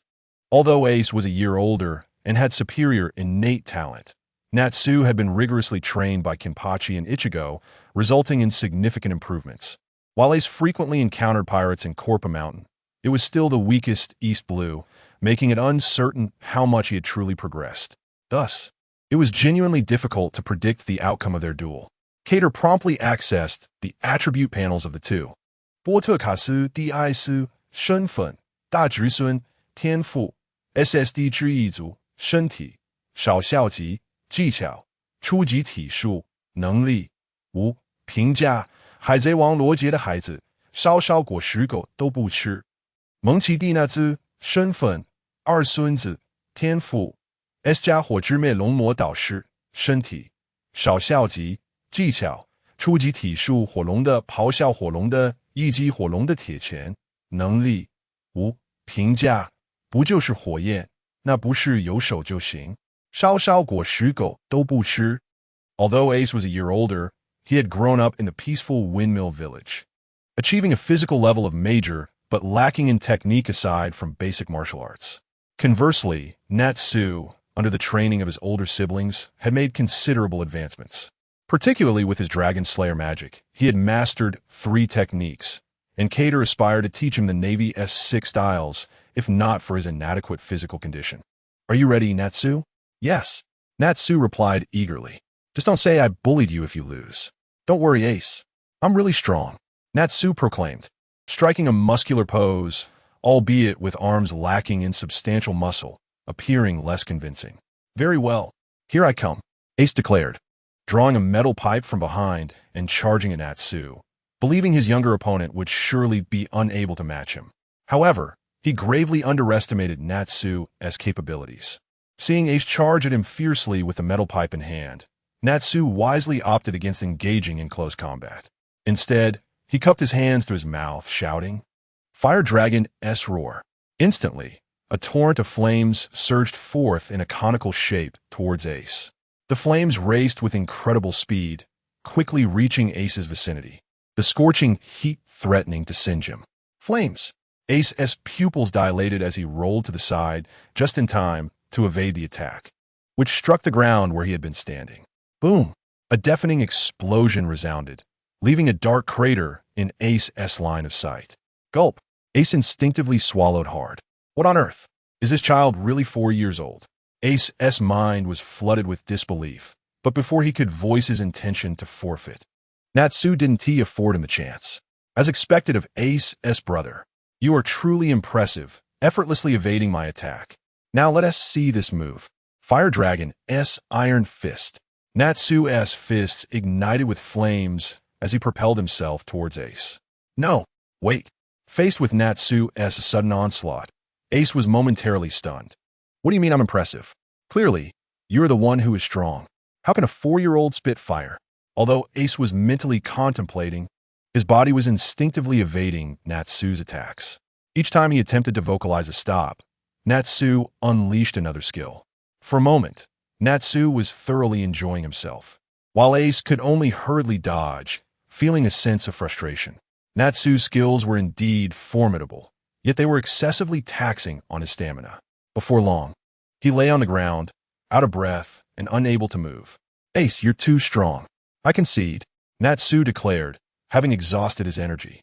Ace was momentarily taken aback, but since Natsu had already admitted defeat, he felt there was no need for further words. After all, he had just been chased around in a rather embarrassing manner. Nearby, Kater couldn't help but chuckle at the scene. It was truly amusing, observing Natsu sprawled on the ground and the scorched marks surrounding them. Ace quietly resolved to seek a fire-breathing devil fruit for himself in the future. Time flies, and 14 years passed in the blink of an eye. It was the year 1520 of the Sea Circle era. In East Blue, Windmill Village, two individuals who appear to be in their 20s strolled leisurely along the streets. Old man, is this Windmill Village your hometown? Laxus and Kater walked through the village. After 14 years, very few people in Windmill Village remembered Kater, and those remaining were now quite aged. Indeed, not too shabby, is it? Kater replied. It's all right, just a bit small. Laxus could not help but comment. Finally, after 14 years, the day had come for Luffy and Natsu to set sail. Ace, on the other hand, had embarked on his journey 4 years prior. As if by destiny, Ace had formed his own pirate crew, consumed the flame fruit, and recently challenged Whitebeard, ultimately being convinced to join the Whitebeard pirates as the captain of the 2nd Division. As for Luffy, he encountered Shanks at the age of 7 in Makino's tavern. That year, Shanks lost an arm in East Blue, shocking the entire sea. After all, Shanks was a prominent pirate thriving in the New World, subtly becoming the 4th strongest pirate crew in that realm. The fact that such a formidable figure lost an arm in East Blue was astonishing. Since that day, Luffy donned a straw hat, declaring, I am Monkey D. Luffy, the man who will become the Pirate King. This declaration prompted Garp to discipline him each time, as he had no objections to his grandson's aspirations to join the Navy or become a pirate. However, the idea of his grandson being led astray by Shanks, shouting his desire to become Roger's successor, was unacceptable. He could not allow the monkey lineage to be severed under his watch. He needed to steer Luffy's inclinations back on course. Thus, each time Luffy expressed such sentiments, Garp would deliver a beating. After meeting Shanks, Luffy also consumed the Nika fruit. As for Natsu, due to his strategic planning, he awaited the moment to set sail alongside Luffy, steadily advancing in strength. Recently, the time for Luffy and Natsu to embark on their journey was drawing near. Therefore, Kater and Laxus came together to bid them farewell. For this occasion, Laxus had expended considerable effort to procure a devil fruit particularly suited for Natsu. Their pace was brisk, and they soon arrived at Dayton's hideout. Natsu, Luffy, I'm here to see you, Laxus bellowed with a deep voice, announcing his presence. The loud roar caused a commotion throughout the hideout, resulting in a flurry of activity. The entrance was pushed open as the bandits, initially on high alert, believed they were under attack. Upon recognizing Kater, their tension eased, for Kater frequently visited Luffy and Natsu, and many of the bandits were familiar with him. Lord Kater, you've come? One bandit rushed forward, speaking respectfully. Yes. Where are Natsu and Luffy? Kater inquired, nodding. They should be training, still at the usual place. All right, Kater responded, leading Laxus toward a particular valley. The usual place referred to the training ground established by Luffy, Natsu, Ace, and Sabo. Kater often provided them with extra training sessions there, so he was well aware of the location. After a brief journey, they arrived at a vast clearing. At that moment, Two figures were engaged in a fierce clash, their combat sending shockwaves that scorched the ground and created fissures from Luffy's strikes. Natsu and Luffy, upon noticing Cater's presence, swiftly approached him. "Uncle," they exclaimed in excitement. "Grandpa, what brings you here?" "Ha ha ha, aren't you two about to set sail? I'm here to see you off. Plus, Natsu's father has come too." Cater gestured to reveal Laxus behind him. "Father, what brings you here?" Natsu asked, although he did not display much enthusiasm. Having arrived at Corbo Mountain long ago, Natsu had not seen Laxus in quite some time. While he remembered Laxus, their bond was not as strong as he had imagined. "What's with that lack of excitement, you little rascal?" Laxus retorted, his paternal instincts kicking in. In the monkey lineage, such a response was common, often involving a reprimand. Seeing Natsu's indifference, Laxus, fueled by frustration, delivered a swift punch to his head. Ouch! Critical hit. A prominent bump instantly appeared on Natsu's forehead. "Ha ha ha!" Luffy could not contain his laughter at Natsu's predicament. "What are you laughing at?" Laxus retaliated, delivering a punch to Luffy's head as well, leaving him with a similar bump beside Natsu. "Why are you hitting me?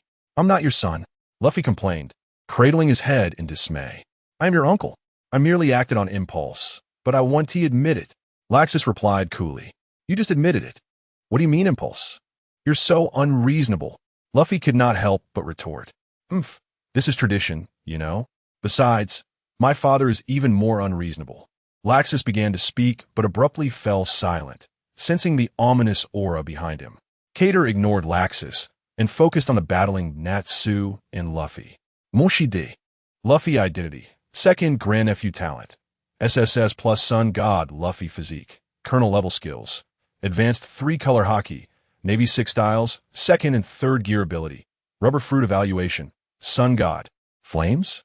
Isn't it just about having hands? The burn fruit is not even fit for a dog. Observing the attribute panels of Natsu and Luffy, Carter nodded thoughtfully before inquiring, "Natsu, your father has prepared a devil fruit for you. Would you like to partake?" "Devil fruit?" Natsu pondered deeply upon hearing this.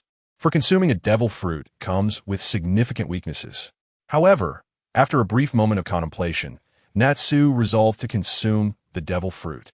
He had sensed a gradual decline in his growth rate during training. Despite being 3 years older, Luffy had surprisingly caught up to him. Hence, after careful consideration, he decided to eat the devil fruit. Natsu declared, "I will eat it." Before long, Laxus placed the fire dragon fruit before Natsu. Gulp. For reasons unknown. The moment Natsu laid eyes on the fire dragon fruit, he felt an irresistible attraction. The fruit seemed to possess an enchanting power, compelling him to consume it. Without hesitation, Natsu swallowed the entire fire dragon fruit, and his attribute panel began to evolve. Manchi D. Natsu identity. Second grandson talent. SSS plus fire dragon god Natsu physique. Colonel level skills. Advanced 3-color hockey. Advanced Navy 6 styles. Roar of the fire dragon. Wing strike of the fire dragon. Iron fist of the fire dragon. Dragon transformation. Half dragon transformation. Dragon god breath ability. Fire dragon fruit evaluation. Flames are merely that. Isn't it just about having hands? The burn fruit is not even fit for a dog. As Carter had anticipated, Natsu's talent escalated to the SSS plus level immediately after consuming the fire dragon fruit. Although his current strength had not significantly improved, the pinnacle of his potential had undeniably risen considerably. Upon feeling the changes in his body, Natsu leaped into the air, his form hovering effortlessly. Soon after, his body began to transform. Scales of a dragon emerged in waves, and a dragon tail sprouted from his lower back. Subsequently, a pair of enormous dragon wings manifested behind him. His figure expanded dramatically, and before the eyes of the onlookers, Natsu was fully transformed into a colossal fire dragon. Roar. A thunderous roar erupted from his mouth, sending wild beasts on Mount Kelpop into hiding as if confronted by a natural enemy. Impressive. Luffy's eyes sparkled with excitement as he exclaimed, "A dragon! A dragon! Natsu, you could transform into a dragon. That's incredibly cool." Carter and Laxus exchanged satisfied nods, clearly sensing that Natsu's aura had intensified significantly during his transformation into a dragon. It appeared that Natsu's dragon form granted him considerable strength enhancement. This was indeed the case. Natsu's physical prowess had elevated to a new tier, as reflected in his attribute panel. Moshi D. Natsu Identity. Second Grandson Talent. SSS plus Fire Dragon God Natsu Physique. Peak Kernel Level. Enhanced by Dragon Transformation. Skills. Advanced 3-Color Hockey. Advanced Navy 6 Styles. Roar of the Fire Dragon. Wing Strike of the Fire Dragon. Iron Fist of the Fire Dragon. Dragon Transformation. Half Dragon Transformation. Dragon God Breath Ability. Fire Dragon Fruit Evaluation. Flames are merely that. Isn't it just about having hands? The burn fruit is not even fit for a dog.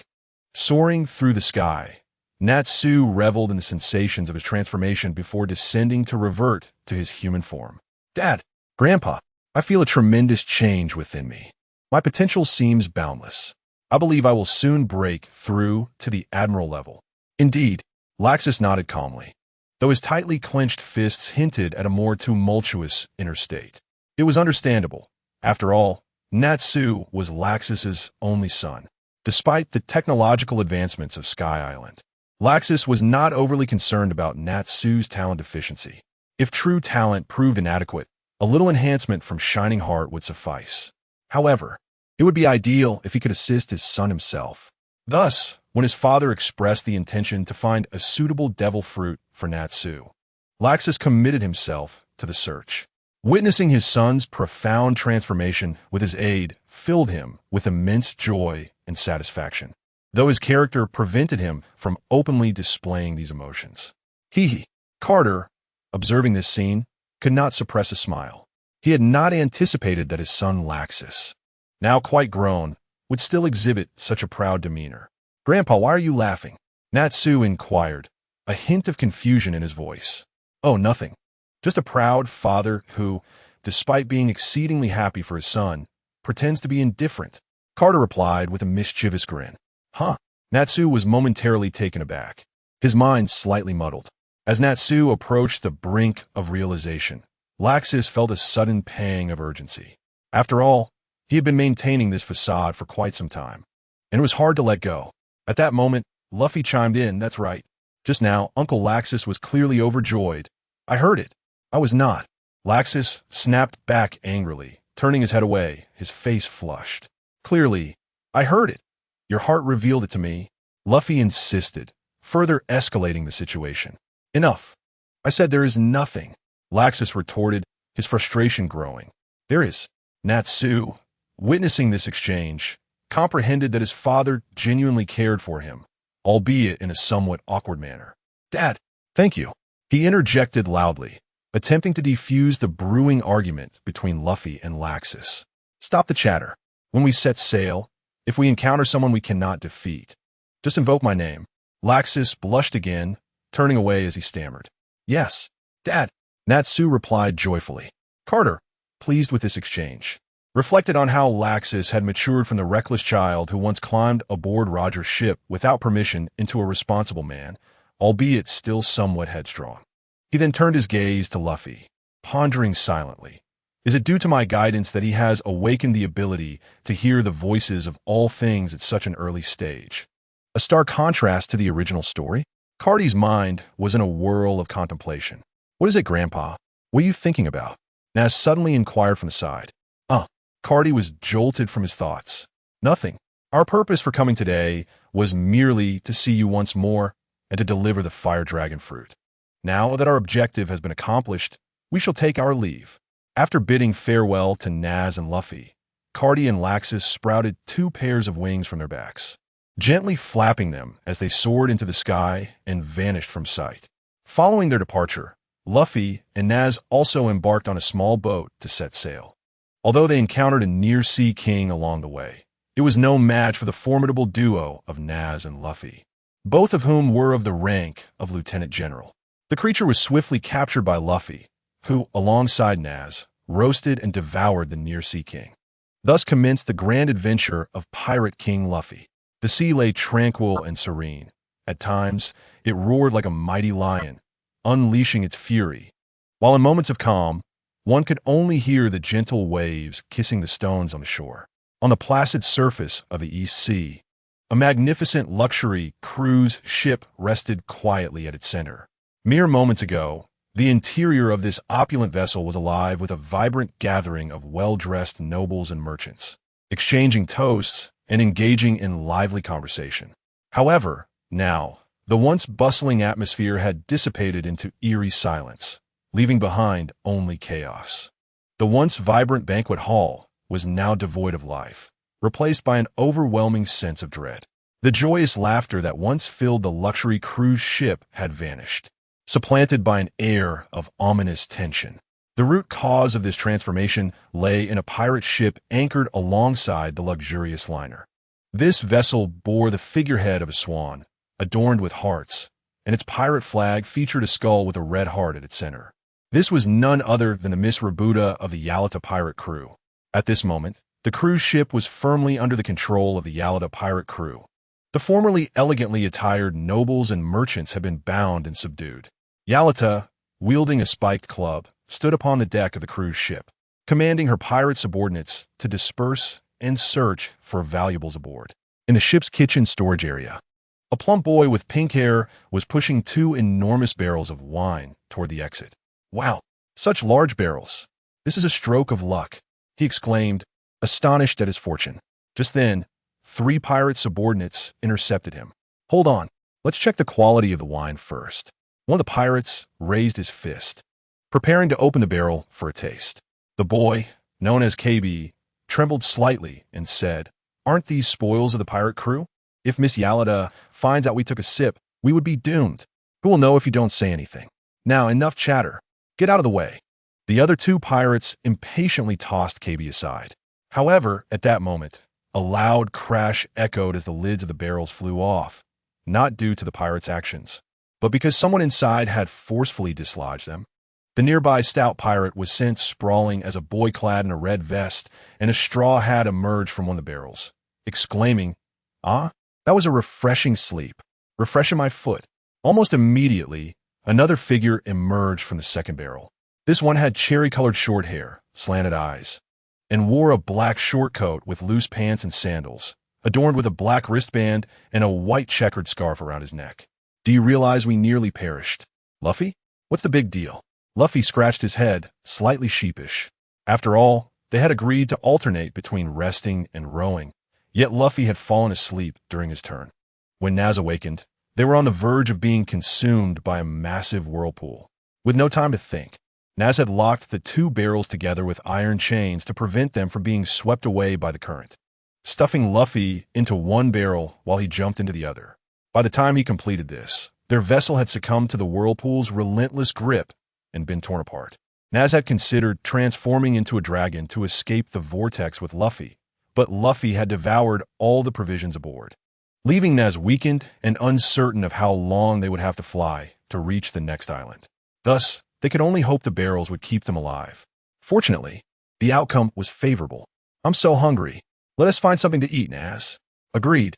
We should look for a ship afterward," Naz replied. And the two continued their light-hearted conversation, oblivious to their surroundings. How dare they underestimate us? Seeing Naz and Luffy casually chatting while ignoring their presence ignited a flame of fury within the three pirate subordinates. Clang! The sound of swords being drawn filled the air as the trio brandished their blades, their intentions malevolent as they charged toward Naz and Luffy. Yet, the two remained engrossed in their conversation, seemingly unaware of the impending threat. "Watch out!" KB exclaimed, unable to contain his alarm. Although they were all part of the Yalata pirate crew, KB had been forced onto the ship and was inherently kind-hearted, not wishing for Luffy and Naz to meet their demise at the hands of pirates. What happened next left KB utterly astonished. As the pirates closed in, Naz glanced at them with annoyance and muttered, "How bothersome."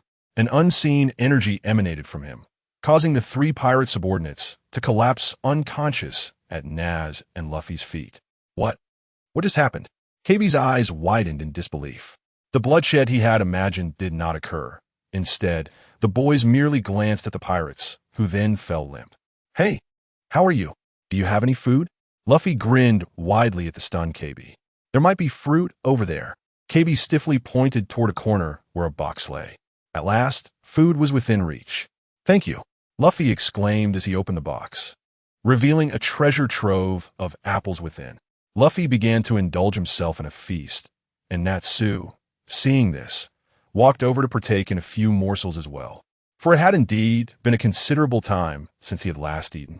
Koby, feeling a measure of apprehension, glanced nervously at Natsu, recalling how a mere glance from him had incapacitated 3 pirates moments earlier. In comparison, the straw hat-wearing individual appeared far more reassuring. "Ah, you must be Koby, right?" Natsu remarked casually, an apple lodged in his mouth. "Yes," Koby exclaimed, startled, his demeanor transforming with the sound of Natsu's voice. "This area is near the Goa Kingdom, though I'm not entirely certain of our exact location," Koby stammered. Natsu chose not to press further, recognizing that Koby seemed rather uncertain. "So, how should I address you both?" Koby inquired timidly. "Ha! I am Monkey D. Luffy, the man destined to become the Pirate King," Luffy proclaimed, one hand firmly gripping his straw hat while the other pointed triumphantly at the sky. "I am Monkey D. Natsu, you may simply call me Natsu." He introduced himself directly. "The Pirate King, that is the title of the person who possesses the greatest wealth in the world. Is it truly possible to become the Pirate King?" Koby pondered, astonished by Luffy's ambition. "It's not a matter of whether it's possible or not. If I wish to become the Pirate King, then I shall become the Pirate King," Luffy declared emphatically. "And what about you? Do you have any dreams?" He countered. I aspire to be an admiral in the Navy, capturing all pirates," Koby responded, though his confidence wavered. Seeing Luffy and Natsu remain silent, Koby's gaze lowered once more. "Surely you think my dream is quite laughable?" "What a remarkable dream!" Luffy suddenly exclaimed, prompting Koby to lift his head in surprise as he noticed the admiration on both Luffy and Natsu's faces. "How could a dream be laughable? If you have a dream, pursue it," Luffy said, placing a hand tenderly on Koby's head, speaking with sincerity. "Can I truly achieve it?" Koby questioned. "Without a doubt," Luffy shouted, his fists raised to the sky. "Mr. Luffy." Koby, now with tears streaming down his face, gazed at Luffy.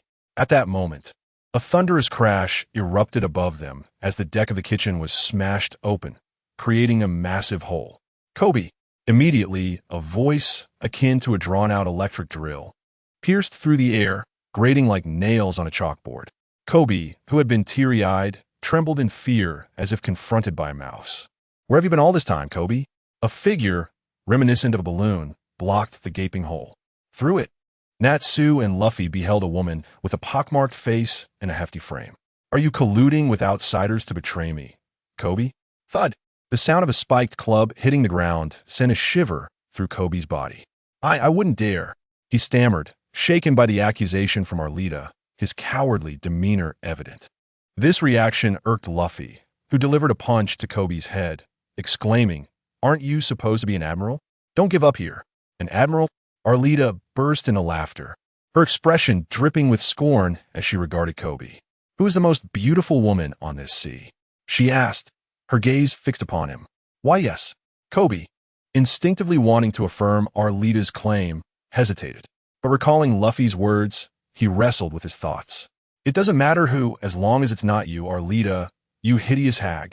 I'm going to become an admiral and capture all pirates," Koby declared, his eyes shut tight as he shouted his innermost thoughts.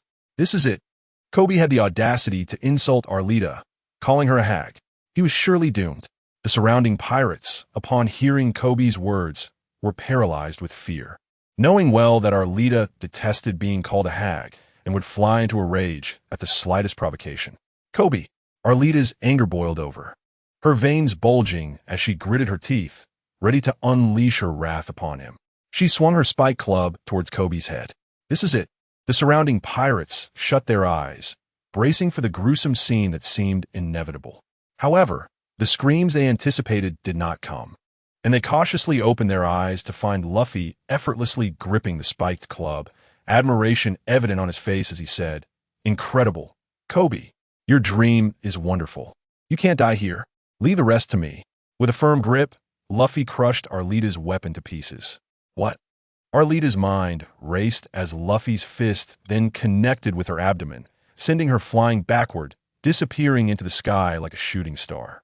He just sent our leader flying. Run.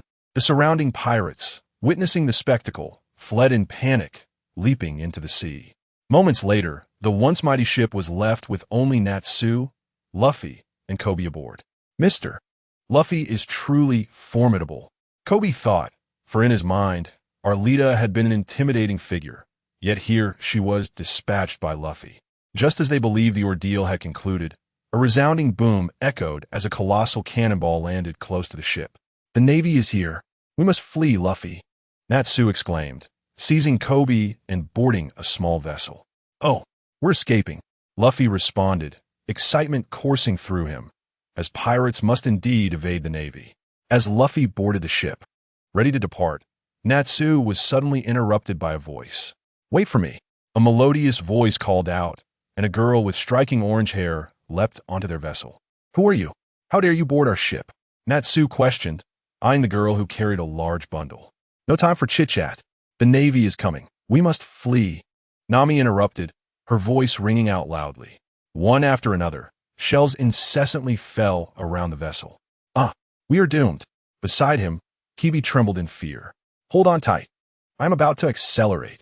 Observing the situation, Natsu refrained from further discussion, deciding that any matters could wait until they were safe. With both hands firmly gripping the ship's railing and his feet bracing against the deck, Natsu took a deep breath. Fire dragons roar. A colossal flame erupted directly from Natsu's mouth. Flames! Kibi stared in shock at Natsu, his jaw agape. The orange-haired girl who had just boarded the ship was equally astonished, unable to fathom that a human could breathe fire. Could he perhaps assist me in dealing with Arlong? Impossible. No one could defeat Arlong. The orange-haired girl shook her head vigorously. In her mind, Arlong was invincible. Before anyone could contemplate further, a powerful thrust propelled the small ship forward like a rocket. Within mere minutes, the vessel soared dozens of nautical miles away, vanishing from the Navy's sight, gradually coming to a halt as the flames dissipated. That was exhilarating, Luffy exclaimed, his face alight with excitement, even appearing as if he had more to say. I thought we were going to die. The orange-haired girl sat beside him, her expression one of despair. Kibi appeared even more distressed, his demeanor resembling that of a blank slate. How is it possible that you can breathe fire? The orange-haired girl looked at him, incredulity etched across her face. After all, they were in the East Blue, where devil fruit users were exceedingly rare. Thus, she was witnessing such extraordinary abilities for the first time. Oh, you mean this? I am a user of the fire dragon fruit. Even without consuming a devil fruit, I can still breathe fire, Natsu replied nonchalantly. By the way, who are you to board our ship uninvited? Natsu countered. I am the thief Nami, a thief specializing in pilfering treasure from scoundrel pirates. Nami proudly patted her chest. Oh, so you're a thief, Natsu remarked.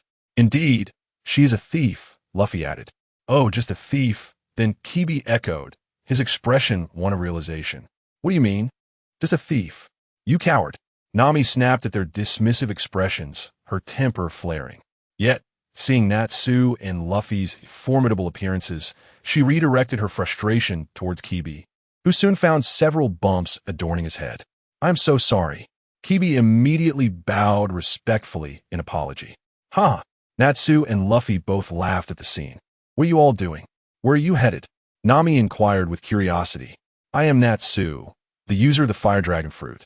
And I suppose I am the vice captain of this pirate ship, Natsu declared.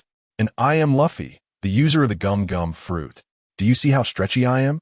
Luffy boasted, extending his neck like a vine to wrap around Nami's body, placing his head next to hers. How annoying, Nami said, blushing. I'm not looking at you like that. It's utterly embarrassing.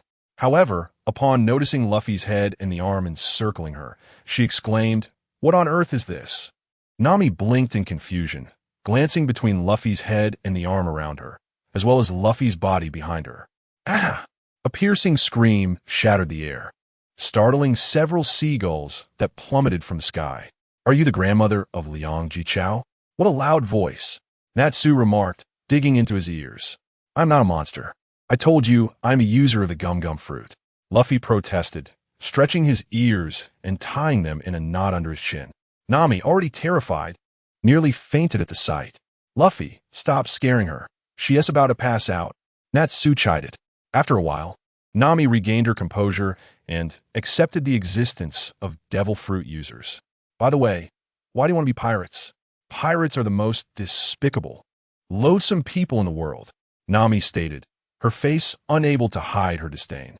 Because the Pirate King is the freest person in the world, and I want to become the Pirate King, Luffy declared boldly, adjusting his hat. Luffy, have you thought about how to become the Pirate King?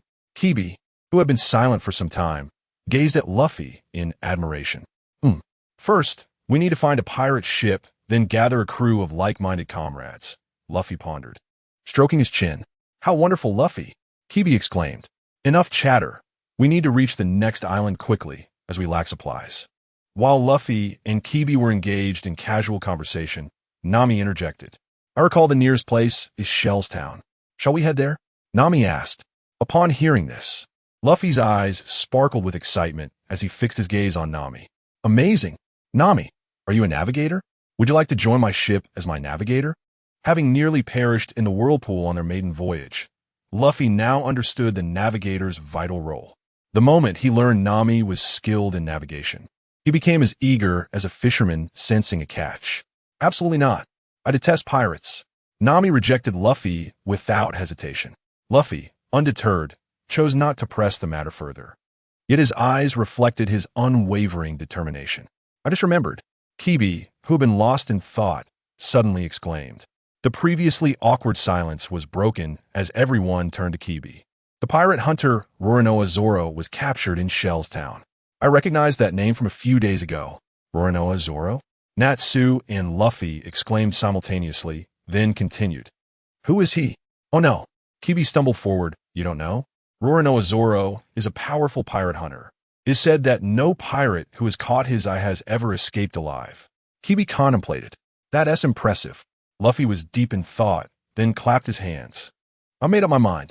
He'll be my first crewmate. What? Kibi exclaimed in shock. You're pirates. Yet you want to recruit a pirate hunter as your crewmate? I don't care. I have already decided. What do you think, Natsu? Well, then it's settled. Natsu nodded in agreement. Natsu, you must persuade Luffy. We will be captured and face dire consequences. Kibi urgently grasped Natsu's hand. Well, isn't that interesting? Ha ha ha. Natsu smiled and declared, all right, it's settled. Our destination is Skypiea Town. Luffy shouted loudly from the bow of the ship. After Nami confirmed the direction, utilizing Natsu's fiery propulsion, they remarkably arrived at Skypiea Town in merely 2 hours. Before them, an island gradually emerged from the horizon. Is this Skypiea Town?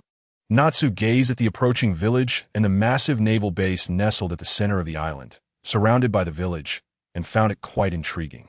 Skypiea Town serves as the stronghold of the world government's navy in the East Sea, specifically the 153rd Naval Branch, governed by Colonel Monka. Long ago, this was merely a peaceful and tranquil town. However, everything changed when Colonel Monka took charge, introducing a series of tyrannical regimes that transformed the place into a den of chaos. Monka had once been a mere sergeant, but during the campaign against the Kuro pirates, he was the sole survivor, and thus the credit for capturing Kuro was unjustly attributed to him, catapulting his rank to that of a colonel and appointing him as the head of the 153rd Branch. Since then, he has exhibited unparalleled cruelty, and even his son has gained a reputation as an unrepentant rogue. Roronoa Zoro was coerced into surrendering under threats to civilian safety. As the ship gently docked, Nami vanished into the shadows of the village, burdened with her treasures. Luffy and Natsu, however, were captivated by the quaint town before them. Surely, my companion must be within the naval base of this town, Luffy mused, striking his palm with his fist. In that case, let's head directly for the naval base. Wait, Kibi exclaimed, realizing Luffy was genuinely intent on seeking Zoro at the naval base. Mr. Luffy, you can't be serious. You really intend to confront that pirate hunter? He is the formidable beast, Zoro, after all. Kibi could hardly believe it. Everyone says that guy is incredibly strong. I want someone like that as my companion. Luffy replied, excitement radiating from him as he adjusted his hat. By the way, Kibi, which navy were you planning to join? Luffy turned to KB suddenly. Which navy? KB was momentarily taken aback by Luffy's question. Indeed, Natsu chimed in. Since you have witnessed the atrocities committed by the world government's navy, do you still wish to join them? KB fell into contemplation upon hearing this.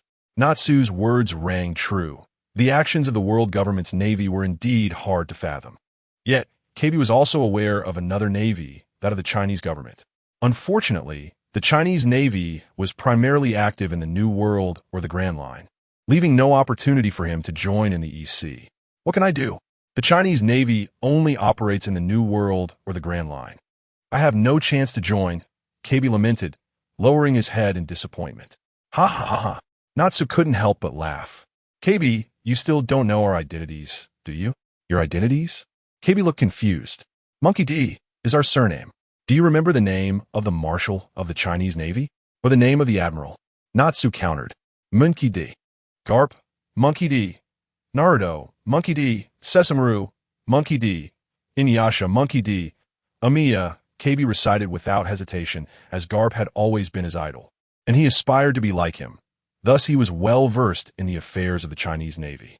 Monkey D. KB, he murmured, suddenly incredulous as he looked at Natsu and Luffy. Monkey D. Natsu, Monkey D. Luffy, have you figured out? Natsu said with a knowing smile. Monkey D. Luffy is the grandson of the Marshal of the Chinese Navy, while I am the grandson of the head of the Chinese government. He couldn't help but feel a sense of pride at this revelation. What? A loud exclamation echoed across the island, drawing the attention of curious villagers. KB had initially thought Natsu and Luffy were merely distant relatives of Garp, but to learn they were his grandsons was astonishing. If you wish, you can accompany us. And when we encounter my granduncle, Marshal Garp, I can directly recommend you, Natsu offered. Absolutely. Yes, KB exclaimed, overwhelmed by the sudden stroke of fortune, nodding in agreement without a second thought. With such a powerful connection, it seemed certain he would gain entry into the Chinese Navy.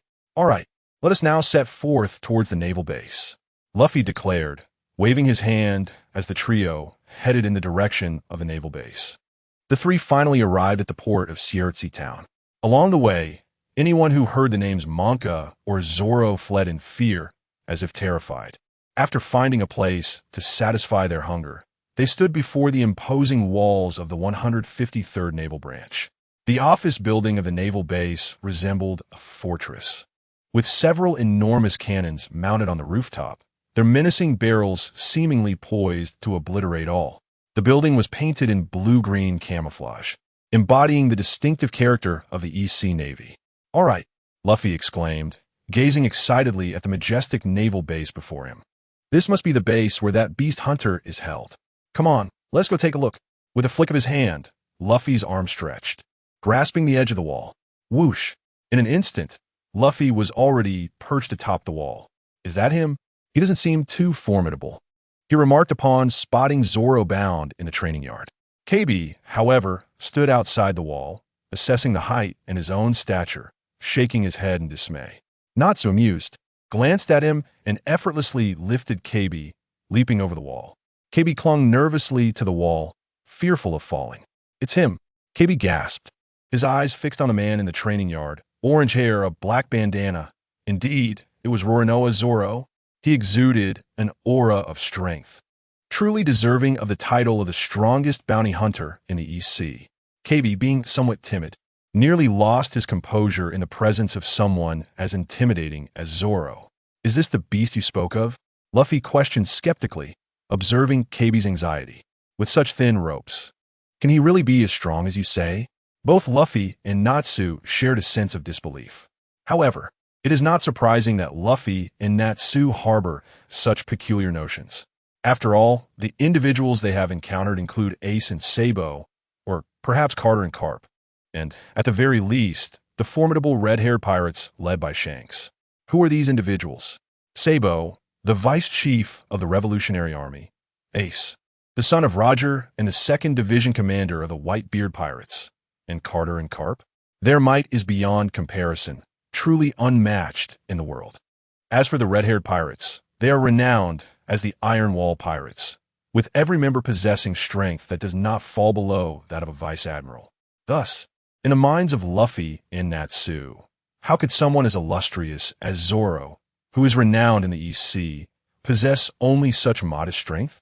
He is undeniably formidable. If that guy were to break free, calamity would surely ensue.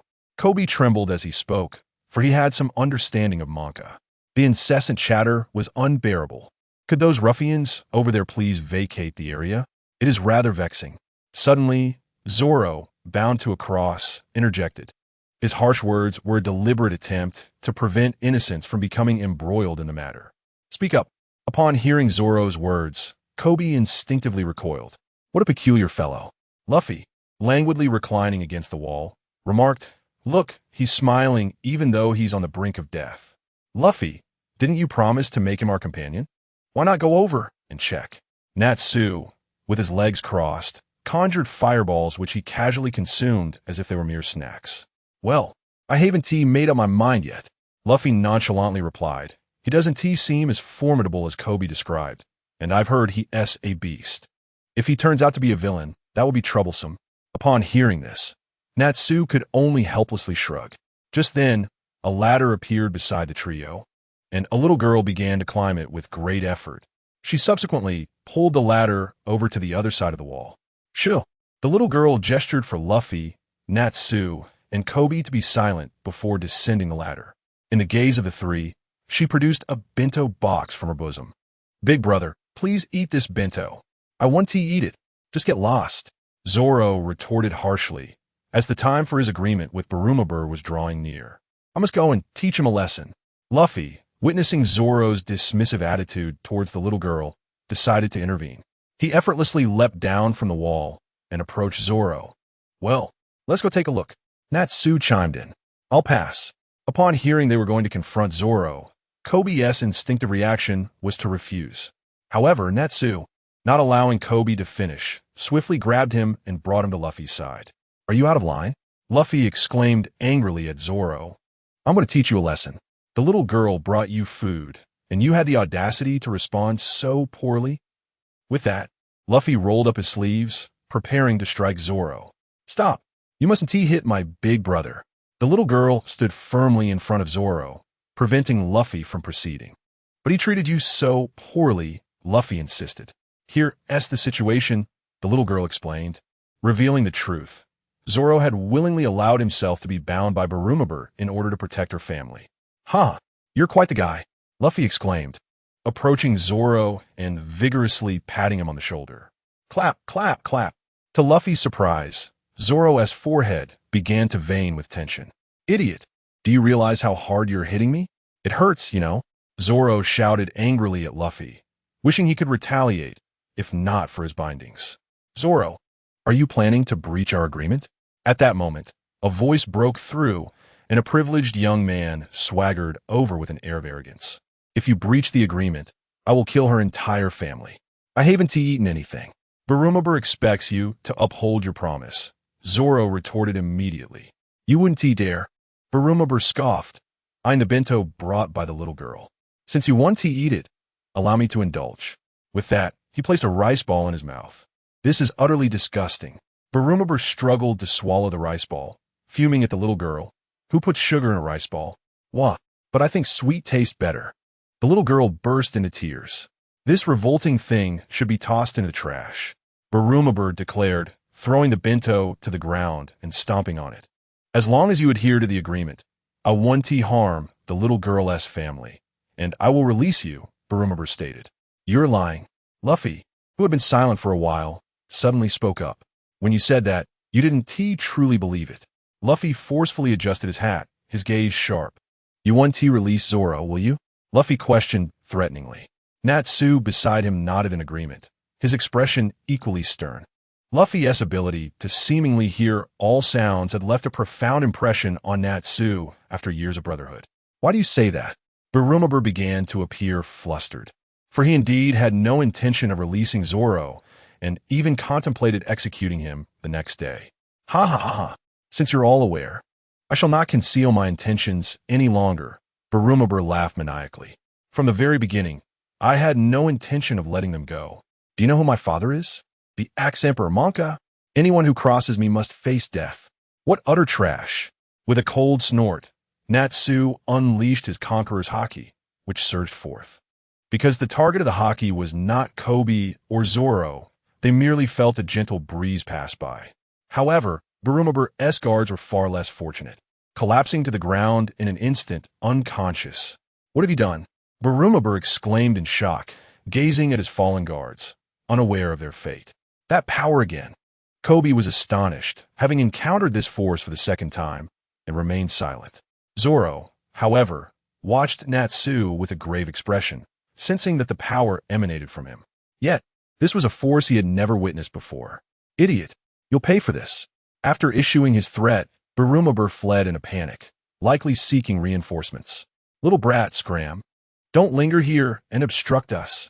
Soon gazed thoughtfully at the departing MarineMajor, his expression shifting into one of anger as he turned to the frightened little girl beside him.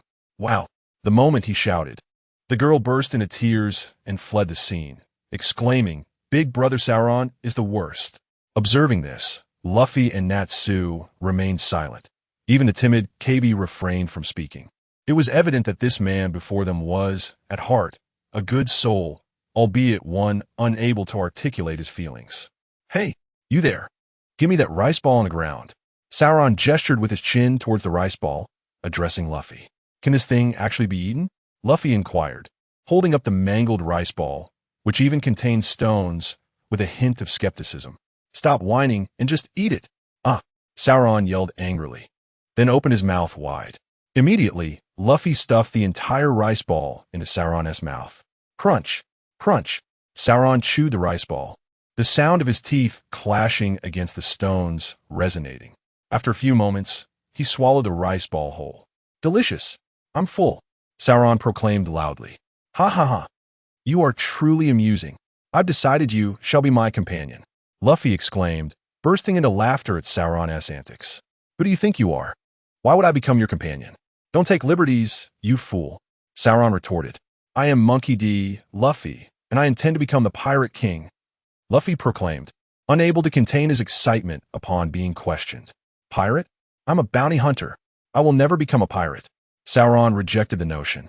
"Well, if you stay here, you will die anyway. How about I let you go if you agree to be my companion?" Luffy suggested, pointing at the ropes binding Sauron. Sauron fell into contemplation upon hearing this. "I told you not to make decisions on your own, but you are right. If I die here, I can accomplish nothing." He looked up, his eyes brimming with ambition. "However, if you want me to join you, you must retrieve my sword first. That scoundrel BigMom took it from me. As long as I get your sword back, you will be my companion, right?" "I'm going now," Luffy declared, vanishing from Sauron's sight in an instant. "Oomph." Sauron narrowed his eyes at Luffy's previous position, astonished that he had completely missed Luffy's movement. Suddenly, he felt a surge of curiosity towards Luffy, Natsu, and KB. Luffy's terrifying speed, Natsu's strange strength, and KB, who was overlooked. "KB, damn it!" But Sauron abruptly realized he was still bound. "You bastard! Untie me before you leave." "Hey, you!" Sauron called out to Natsu. "Could you help me out here? Remember my name, Monkey D. Natsu. You will be my companion on the ship from now on."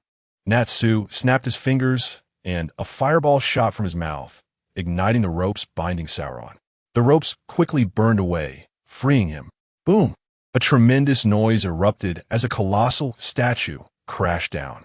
It was unclear what commotion Luffy had caused to stir such chaos. Soon, a man with an iron jaw and a massive axe embedded in his severed right arm arrived, flanked by numerous soldiers. "You bastards! Who destroyed my magnificent statue?" The axe-wielding man glared fiercely at Natsu and the others. Monka! Upon seeing this figure, KB was instantly struck with fear. "Oh, so this is Monka?" Natsu glanced at him, but quickly dismissed him, deeming him too weak to warrant attention. "Kill them! Open fire!" Monka commanded angrily. The naval soldiers hesitated at first, as they were aware these were civilians. But recalling Monka's brutality, they swiftly pulled the triggers without hesitation. "Bang! Bang! Bang! Watch out!" Sauron shouted as he positioned himself protectively in front of Natsu and KB. Initially, Natsu intended to intervene, But with his observation haki, he sensed Luffy returning. Goma Goma no balloon. Luffy inhaled deeply, his belly expanding as he stood before Sauron, shielding him from the oncoming bullets. I'm a rubber man. This won't affect me. With a forceful push, Luffy bounced the bullets back. Many of the naval soldiers were struck and wounded. In Belu Mabwa's chamber, there were 3 swords. I didn't know which one was yours, so I brought them all, Luffy declared, tossing 3 swords toward Sauron. They're all mine. Sauron caught the swords and secured them at his waist. You scoundrels. At some point, Monka had crept up behind Luffy, swinging his massive axe towards him. Luffy, watch out, KB cried out. Clang. The anticipated scene of bloodshed did not unfold. Instead, Sauron had intercepted Monka's axe with his 3 swords. Luffy, I harbor grand ambitions. To become the world's greatest swordsman is my goal. If you cannot allow me to achieve that on your ship, then you shall pay with your life, Sauron declared boldly, holding Monka's axe at bay. Ha ha ha. The world's greatest swordsman, you say? Such a swordsman is precisely what my ship needs, Luffy responded, joyfully adjusting his hat. Sauron, do you think you can handle that giant? Luffy inquired. Of course. Onizan. Sauron confidently replied, unleashing a fierce slash imbued with a purple-black aura towards Monka. Arrogant fool. You will die. Monka roared in fury, unable to tolerate Sauron's dismissal. In the past, who dared to belittle him in Shiertsi town? Clang. Thud. The sound of steel clashing echoed as Sauron and Monka brushed past each other. Monka's massive axe was swiftly severed, and 3 deep gashes appeared across his chest. Sauron stood, sword in hand, surveying the surrounding naval soldiers. What to do with these guys? Killing them doesn't seem right, considering Monka was the one who issued the orders. Leave it to me. Luffy stepped in front of Sauron, his pupils widening beneath his hat as a surge of purplish-red energy emanated from him.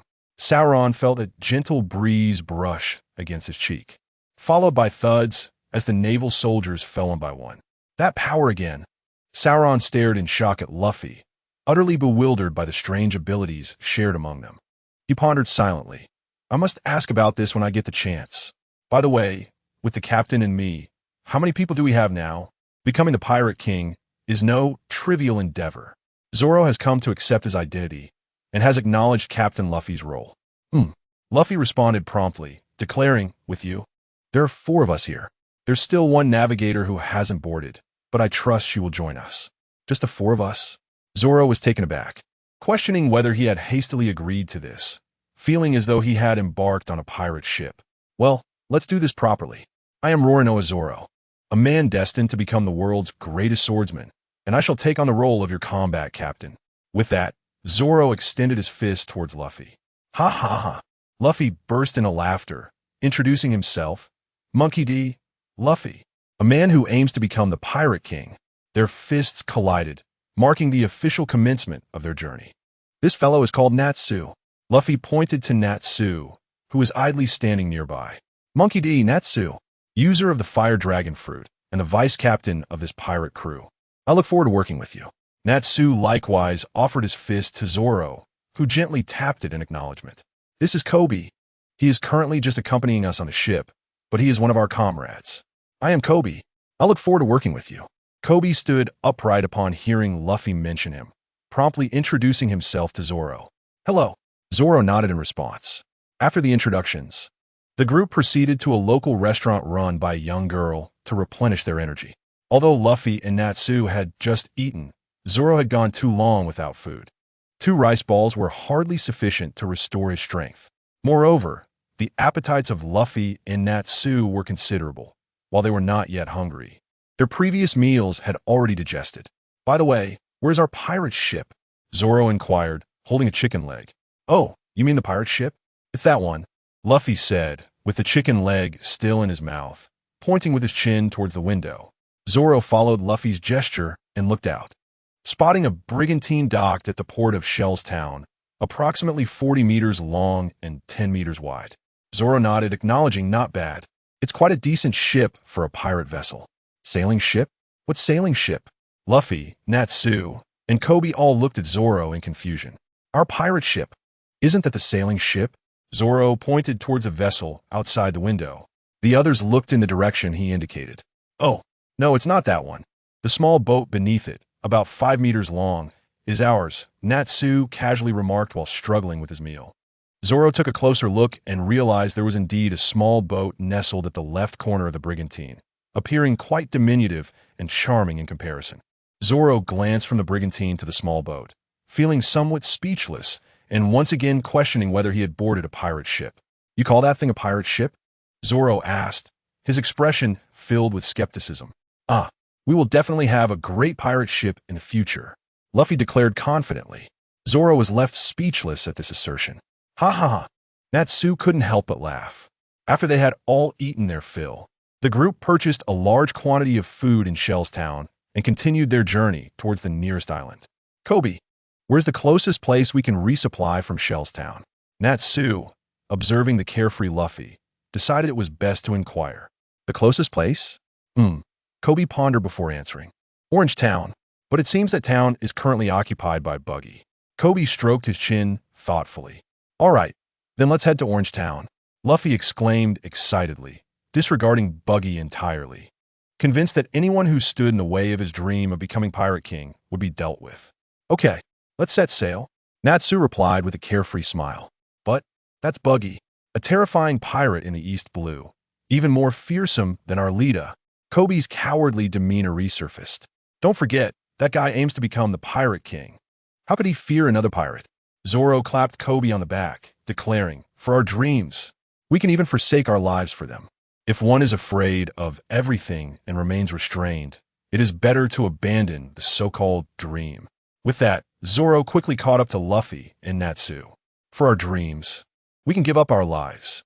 Kobe repeatedly murmured this phrase, as if he had just grasped a profound understanding. His eyes began to shine with newfound determination, and he swiftly followed in the footsteps of Luffy and the others. With the captain having determined their next destination, it was time to take action. They had arrived as 4, and they would depart as 4, with Nami replaced by Zoro. This small boat had been seized from the Arlita pirates, and since it needed to accommodate 4 people, they had taken the largest small boat available, ensuring enough space for everyone without feeling cramped, even leaving room for supplies. The only drawback was the lack of privacy for certain bodily functions, which might explain Nami's departure. Additionally, the small boat lacked sails, relying solely on rowing or Natsu's flames for propulsion. However, it was still better than nothing. Thus, Luffy and his trio of companions set forth towards their next destination. Meanwhile, near the Sky Island of the Grand Line, a peculiar speedboat propelled by flames sped towards Appiato. Unbeknownst to Carter, who lounged under a blindfold, basking in the sun, he relished the tranquility of his day, indulging in food and rest without concern for his figure. The third-generation divine body was simply marvelous. It was the pinnacle of excellence. Carter leisurely reached for a nearby juice, savoring a delightful sip. Uncle, a thunderous voice suddenly echoed in Carter's ear. Cough, cough, cough. Startled, Carter choked on his drink. Who dares disturb my afternoon nap? He pulled off his blindfold, revealing a figure with a cowboy hat and a freckled face, who was none other than Ace. You're back, Carter exclaimed. So this and that. Blackbeard Tiki has defected? Are you pursuing him now? Carter nodded in response. However, with Tiki having fled, Ace's safety was now in question. Although Ace had gained the strength of a vice admiral under Carter's guidance, it was difficult to ascertain his current abilities. Carter silently resolved to check Ace's status panel. Boat Casti, AC Identity, Great Nephew Talent, SSS NEI AC Physique, Peak Vice Admiral Level Skills, Advanced Physical Techniques, Intermediate 3-Color Hockey, Navy 6 Styles, Divine Fire, Unknown Fire, Great Flame Ring, NEI Fire Fist, Firefly Fire, Demo Fire Ascension Ability, Mara Nomi Evaluation, Child of Pirate King Roger. Even the Mara Nomi is not worth a dog's attention. Carty glanced at AC's attribute panel, his brow furrowing in concern. He distinctly recalled that when AC first set sail, his physical attributes were already at the Vice Admiral level. Moreover, under Carty's training, his 3-color hockey had reached an advanced level. However, despite AC now having consumed the devil fruit most suited for him, the Mara no Mi, and his talent having ascended to SSS, his strength had not seen a significant increase. His physical prowess had merely advanced to the peak Vice Admiral level, while his three-color haki had inexplicably regressed to an intermediate level. This clearly indicated that since acquiring the MarineMajor, AC had neglected the cultivation of haki, as his attribute panel evidently revealed. After all, AC had only possessed the MarineMajor for a few years. However, the myriad of skills listed on his attribute panel left Cardi bewildered. AC, did I not instruct you to not neglect your haki training? What on earth is going on with you now? Cardi huffed coldly, and in an instant, a terrifying wave of Conqueror's haki erupted from his being. The once clear skies of Appiato darkened ominously, with thunder flashing across the horizon. Everyone within the vicinity of the Sky Island turned solemnly towards Appiato, suspecting an assassination attempt. In no time, Yin, Jithexen, Gushaoin, Karakuri, and others rushed towards Appiato at full speed. AC, who found himself at the epicenter of Cardi's Conqueror's haki, struggled to unleash his own Conqueror's haki, barely managing to withstand the overwhelming pressure. Look at your feeble Conqueror's haki now. What can it accomplish? Kata admonished angrily. But I believe the MarineMajor suits me better. Isn't it right to fully develop the MarineMajor? AC retorted defiantly beneath Cardi's Conqueror's haki. A suitable fruit, yet you abandon physical training and haki cultivation? Cardi countered, intensifying his Conqueror's haki even further. With a thud, AC could no longer endure the pressure and collapsed to the ground. I was wrong. Uncle, I was wrong. I want to do it again. Please retract your power. AC cried out in pain, hastily admitting his mistake. Seeing AC acknowledge his error, Cardi retracted his Conqueror's haki, allowing AC to struggle to his feet. Uncle, you are truly formidable. Why does every encounter with you feel like an unfathomable abyss? AC rubbed his sore body. Indeed, Cardi responded with confidence in his strength. Especially after transforming into the third generation of the divine body, he felt invincible, fearing no one except for those like Lingling and Carp, who also possessed the third generation divine body. AC, you have neglected your physical techniques and haki for far too long. You cannot possibly contend with Teach now. I advise you to reconsider. Cardi said, his tone somber. He understood that Blackbeard Teach was no ordinary foe, as he had left scars on red-haired shanks and managed to escape, a clear indication of his formidable strength. Moreover, with the addition of the Yami, AC's current physical techniques and haki would undoubtedly lead to his defeat. No way, AC replied with unwavering determination. I must capture him. After all, he escaped from me and killed Sachi. Are you willing to risk your life for this? Cardi asked. Yes, AC declared without hesitation. Very well. Since you have made your decision, go ahead. Cardi shook his head, recognizing AC's stubbornness akin to Roger's. Once a decision was made, no one could alter it. However, before you depart, let us enhance your strength. Yet, physical techniques and haki cannot be improved in a short time, so we shall focus on developing your fruit and strengthening your body. AC, would you prefer my assistance with fruit development or body enhancement? Cardi inquired. Body enhancement would take several months, he added. Several months? No, I cannot wait that long. I must capture Sachi. AC pondered, stroking his chin. Uncle, please teach me fruit development. His eyes sparkled at the mention of fruit development. Alas, Cardi sighed, shaking his head in resignation. AC was indeed fervent about developing the MarineMajor. It seemed his advice on physical training had fallen on deaf ears. It appeared that only through experiencing a significant setback would AC reconsider his path. However, this could work to Cardi's advantage. AC's pursuit of Blackbeard Teach could very well serve as a lesson for him. If true danger arose, Cardi would intervene. Moreover, if the Marineford War truly erupted, it would be time to set his hidden plans into motion. Having resolved his thoughts, Cardi ceased to dwell on AC's disregard for physical techniques and haki. AC, explain to me why the development of the MarineMajor is so lackluster? Cardi inquired, puzzled. Lackluster? How could that be? Uncle, let us head to the training grounds. I will demonstrate my numerous skills. AC responded eagerly. If someone were to claim AC's physical techniques and haki were lacking, he he would brush it off with a smile. However, to suggest that his fruit development was inadequate would genuinely provoke him. The duo soon arrived at the training grounds. "Uncle, today I shall showcase the skills I have developed." AC struck a strong pose and stepped into the center of the arena. Fire Fist.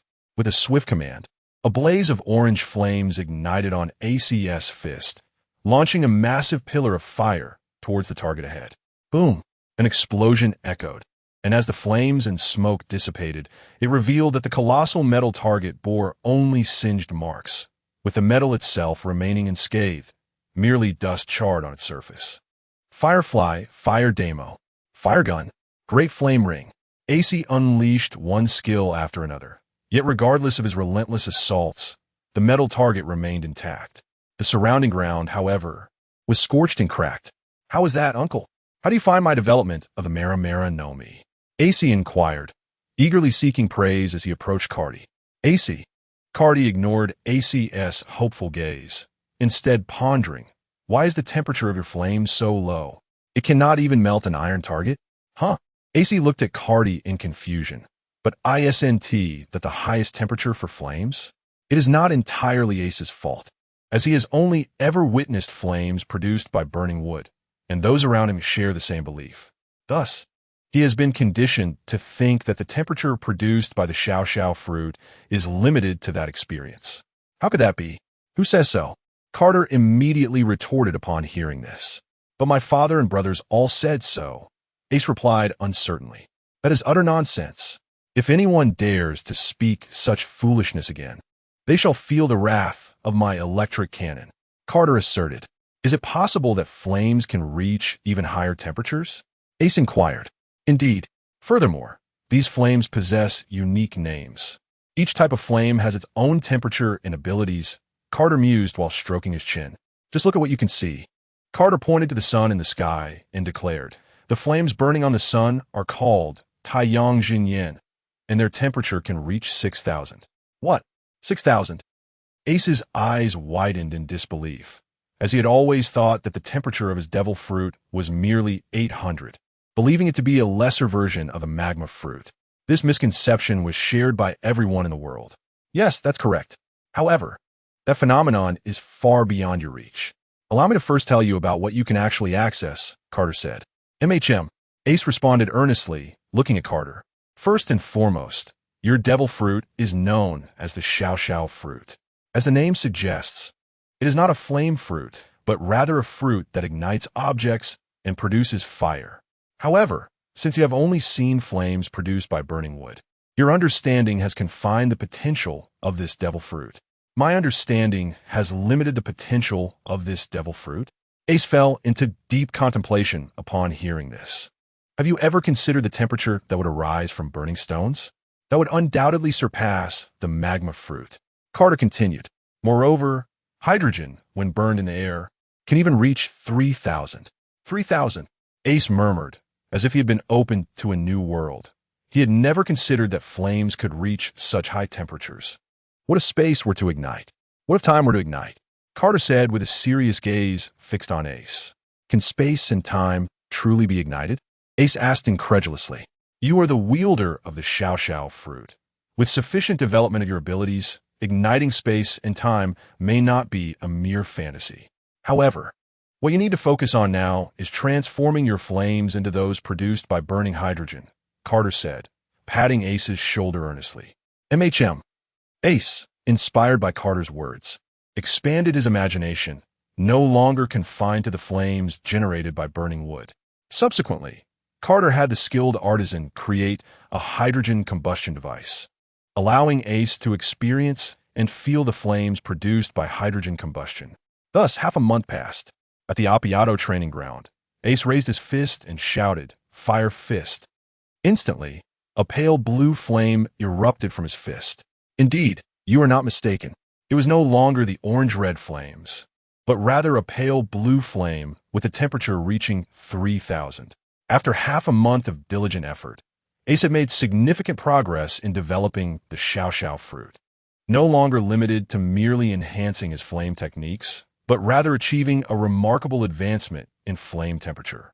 The pale blue flames distorted the surrounding air, causing the temperature to rise several degrees in an instant. Even from a distance, Carter could distinctly feel the heat radiating from the flames. As Ace's voice faded, a column of blue flames violently struck the testing target. Boom! The explosion resonated, and as the smoke cleared, the testing target was found to have melted into molten iron flowing on the ground. The surrounding earth had crystallized instantaneously, transforming into something resembling agate. I did it. I succeeded. Uncle. Ace excitedly ran to Carter's side. Boat Kasi D. AC identity. Great nephew talent. SSS plus. Flame Emperor Ace body. Peak Vice Admiral level skills. Advanced physical techniques. Intermediate 3-color hockey. Navy 6 forms. Divine Fire. Unknown Fire. Great Flame Ring. Flame Emperor Fire Fist. Firefly Fire. Dermic Fire. Ascendant Flame ability. Xiao Xiao Fruit. 3000 evaluation. The child of Pirate King Roger. The Xiao Xiao Fruit is not even fit for a dog. Carter gazed at Ace's attribute panel. Although the panel showed minimal changes, with only the addition of 3000 next to the Xiao Xiao Fruit, he understood that Ace's strength had undergone a tremendous transformation. However, due to the short duration of time and Ace's focus on developing his fruit's abilities, his physical prowess and hockey level remained unchanged. Eager to capture Blackbeard Teach, Ace could hardly contain his excitement. Yet, watching Ace's departing figure, Carter fell into deep contemplation. If Ace's adversary were anyone else, with the high temperature of 3000 from the Xiao Xiao Fruit and the various skills he had developed, even a typical admiral might find themselves defeated at Ace's hands. However, Ace's opponent was Blackbeard Teach, who had consumed the Yami Yami fruit. The capabilities of this devil fruit posed a significant counter to Ace's abilities. After all, Ace's physical techniques and hockey level were woefully inadequate. Nevertheless, Carter was not overly concerned. A little hardship might be beneficial for Ace. If he were truly captured by Teach, he could simply intervene to rescue him. After all, his brother and Lingling were nearly invincible. Meanwhile, on the other side, Luffy, Natsu, Zoro, and Skypiea had exhausted their food and water supplies the day after leaving Shell's town. And the culprit was none other than Luffy. It's all your fault. You sneaked out to steal food in the dead of night. Now we have nothing to eat or drink. What are we going to do? Zoro shouted angrily, holding a sword to Luffy's neck. Well, I was hungry, Luffy replied nonchalantly, picking his nose. Seeing this, Zoro could only helplessly lower the sword. After all, the food was already consumed, and there was no way to make him regurgitate it. Zoro, I'm hungry. I want to eat meat, Luffy suddenly exclaimed to Zoro beside him. Zoro, who had just calmed down, erupted in fury upon hearing Luffy's words. How can you still say that? You devoured a week's worth of food for the 4 of us. I will definitely kill you, Zoro exclaimed, shaking Luffy by the collar incessantly. Meat. Just then, Luffy spotted a large bird soaring through the sky. Instantly, his eyes lit up. Rubber rocket. Luffy stretched out his arms and unexpectedly grasped the bird's body. Suddenly, his body soared like a rocket, swiftly darting towards the great bird. The majestic creature in the sky had intended to fly to Juzazen in search of food, but was abruptly seized by an unknown force. It then caught sight of a small insect rapidly approaching. Astonished, the great bird opened its beak to snatch the incoming insect. Below, Natsu, Sualong, and Skypiea were at a loss for words upon witnessing this spectacle. However, as they observed the great bird carrying away their comrade, realization struck them. Skypiea exclaimed, "This is bad. Luffy has been captured by the bird." Sualong added, "That scoundrel. When I find him, I will surely take my sword to him." Natsu interjected, "Damn it. He is a devil fruit user. If he falls into the sea, he will perish." Immediately, Sualong and Skypiea seized their oars, paddling furiously. But their efforts were futile as they could only watch Luffy recede into the distance. "We cannot waste any more time," Natsu declared gravely. "Sualong, Skypiea, hold on tight." With that, he leapt into the sky, transforming into a colossal flame dragon measuring over 10 meters long. Clutching the small boat with his claws and flapping his wings, Natsu sped towards Luffy's direction. In truth, Natsu was reluctant to assume this form. Had he done so earlier, he could have saved Luffy when the great bird first seized him. The reason for his hesitation was simple. During the transformation, his body would expand rapidly, causing his clothes to tear apart. Thus, he had refrained from utilizing this transformation. After half an hour of pursuit, KB spotted the distant great bird and the approaching island. Exclaiming, "I see it. We have arrived at Juzizan, and Luffy is ahead."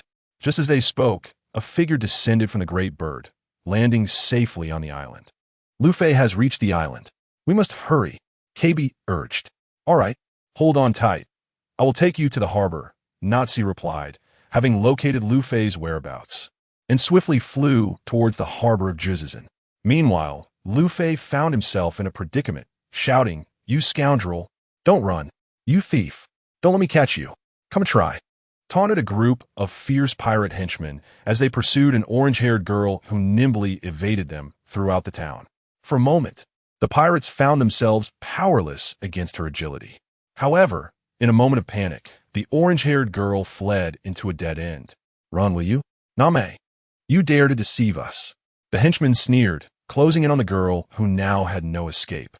The orange-haired girl was indeed Nami, who had ventured to Juzizan after parting ways with Luffy, resuming her former profession. Unfortunately, she had been caught while attempting to steal from Baji, leading to her current predicament. "Am I doomed?" Nami thought bitterly as she gazed at the approaching pirates. "Is there no one to save me?" Strangely, as she uttered this thought, Luffy's image flashed in her mind. Just as despair enveloped her, a figure swiftly descended from the sky, landing between her and the pirates. "What is that?" The pirates were taken aback, their eyes fixated on the figure in the crater.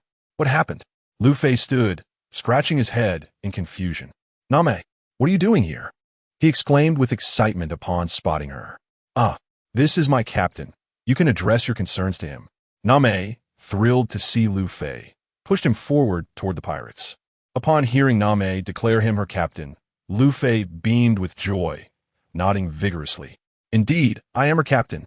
So, you are the one who instigated her to steal our treasure?" The pirates glared menacingly at Luffy.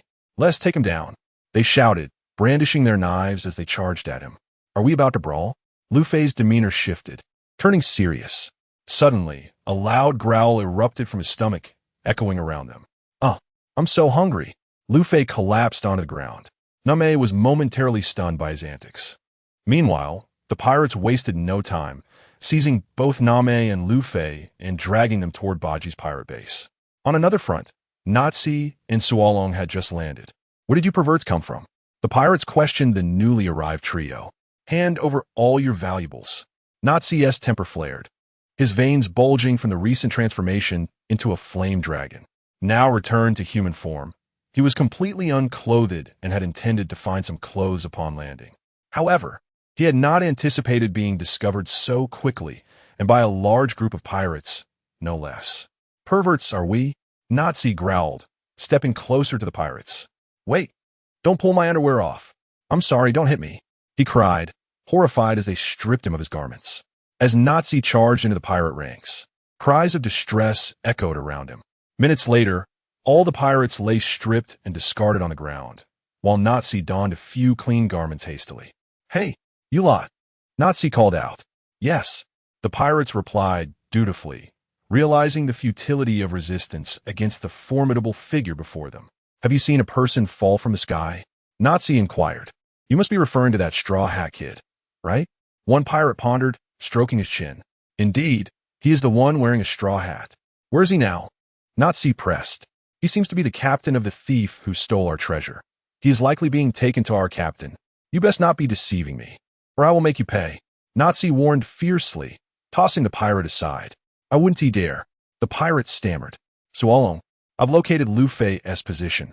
We must hurry," Natsu urged. Following Natsu's gaze, the pirates noticed Sualong lurking in the shadows. Their eyes widened in terror. The three-sword-style pirate hunter, Ranyuan Woya, "Sualong, you are the infamous pirate hunter who has never failed. Are you finally coming for us, the Baji pirate crew?" "I regret to inform you that I am no longer a pirate hunter. I have, like you, become a pirate." "That is splendid." The numerous pirate subordinates sighed in relief upon hearing this. "However, it is unfortunate that my captain seems to have been captured by you." Initially relieved that Zoro was no longer a pirate hunter, Their relief quickly turned to concern upon learning that Zoro's captain had been apprehended by his own crew, raising their anxiety. After all, this was the formidable beast Zoro. If he were to become displeased, it was highly likely he would not hesitate to cut them down. Zoro paid them no heed and instead turned to Natsu and Skypiea, stating, "It appears that our ruckus at the Zierzi Town Marine Base has not yet reached the outside world. It seems that Monka's brutality has left both civilians and Marines greatly dissatisfied, and our actions in Zierzi Town have been misconstrued as benevolent deeds. Thus, it is likely they have concealed our exploits." Skypiea, resting his chin on his hand, pondered seriously. "Well done, Skypiea. I never imagined you could be this astute. Perhaps you truly have the makings of a Marine Admiral," Natsu remarked, unable to contain his praise. "Not at all." Skypiea shyly scratched his head. "However, we should first locate Luffy, for he has been captured by Buggy." Skypiea suddenly came to this realization. "Do not worry. I have sensed that there are no formidable opponents on this island. Luffy can manage alone. Unless he is famished and devoid of strength, no one can defeat him." "That is reassuring." Both Zoro and Skypiea sighed in relief. "Wait, what did you say?" Zoro suddenly inquired. "No one could defeat him?" Natsu asked, puzzled. "Not the previous statement." Zoro replied anxiously. "Unless he is famished and devoid of strength," Natsu instinctively responded, but then he too realized the gravity of the situation. "We must hurry to find Luffy. He cannot possibly have perished." Natsu felt a surge of panic. How could he have forgotten this? Although Luffy was undeniably strong, his insatiable appetite rendered him nearly powerless when hungry. The difference between a famished Luffy and a fully fed Luffy was vast. Once Luffy was satiated, his combat prowess surged dramatically, as if he were endowed with extraordinary powers. After inquiring about the location of Buggy's pirate crew, Natsu, Zoro, and Skypiea hastened their pace. Meanwhile, on the other side, Luffy and Nami found themselves imprisoned in a cage, brought before Buggy.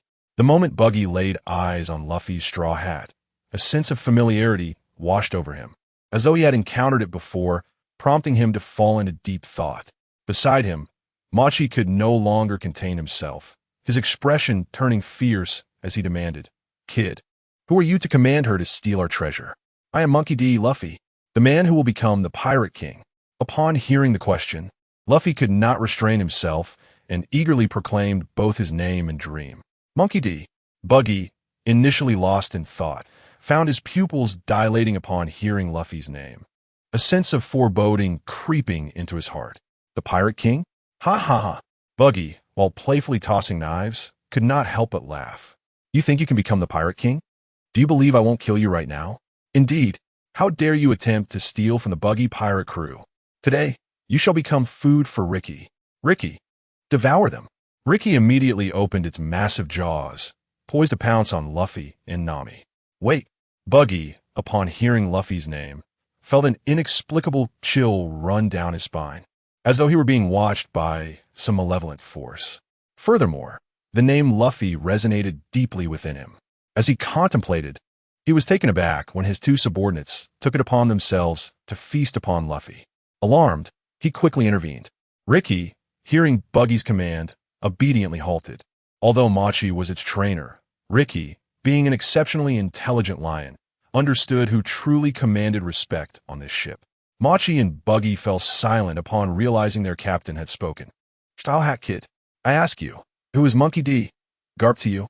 Buggy still harbored doubts, for he was aware of several terrifying individuals who resided either in Sky Island or the New World Estado land, and it was improbable that anyone would abandon their family so far away. "Ah, he is my grandfather. What of it?" Luffy, with a somewhat naive expression, casually replied. "Grandfather?" Buggy's demeanor shifted dramatically. "Garp." Nami exchanged puzzled glances between Buggy and Luffy, for Garp had long departed from the World Government's Navy, having been hailed as a hero while simultaneously regarded as a disgrace by the Navy, leading the world government to suppress any information about him. Only the older generation retained memories of Garp, while young ones like Nami were completely oblivious. "What of Monkey D. Curly?" Buggy continued to inquire. "He is my great-uncle," Luffy earnestly replied. "And Monkey D. Laxus? He is my cousin." "What of Monkey D. Sessamaru?" "He is also my cousin." "And Monkey D. Dragon?" "Oh, That one, according to my great-uncle, is my father, Luffy nonchalantly declared. However, in stark contrast to Luffy's nonchalance, Buggy was rendered speechless upon hearing these names. What on earth have I captured? I haven't merely seized a pirate. I have ensnared a ticking time bomb. Buggy was overwhelmed with despair. The individuals he knew could obliterate him countless times over. I care not for your monkey this or monkey that. Watch as I utterly destroy you, Buggy declared with bravado. Destroy me? You will see whether I will destroy you. Buggy's heart raced. If Kabaji truly harmed Luffy, he would be doomed. Yet they had stolen from him. Kabaji meekly protested. What do you mean yet? Hurry and release them. Buggy berated Machi and Kabaji. However, he hesitated, feeling that releasing Luffy without maintaining his authority would be humiliating. Thus, Buggy, eyeing Luffy's straw hat, devised a plan. Kid, who gave you the straw hat? Buggy inquired. Shanks. Just as I thought. Buggy mused internally. Although he feigned a deeply moved expression, I never imagined that Shanks would entrust you with that hat. It seems you have earned his recognition. Buggy turned his back to Luffy, gazing skyward at a 45-degree angle. Uncle, do you know Shanks? Upon being released, Luffy immediately dashed excitedly towards Buggy. Indeed, he exclaimed. In the past, I grew up alongside Shanks, and we both served as apprentice crew members on the same pirate ship. Buggy, lost in thought, reflected on their tumultuous relationship. Although they had a falling out, he fondly reminisced about the old days. He alone understood the reason for their rift. He believed that Shanks was destined to be the Pirate King. Yet, Shanks had expressed his disinterest, which led Buggy to feel betrayed and to establish his own pirate crew. If that fellow had truly aspired to become the Pirate King, perhaps they would still be together now. Buggy sighed inwardly. How cool! Luffy's eyes sparkled with excitement upon hearing this revelation.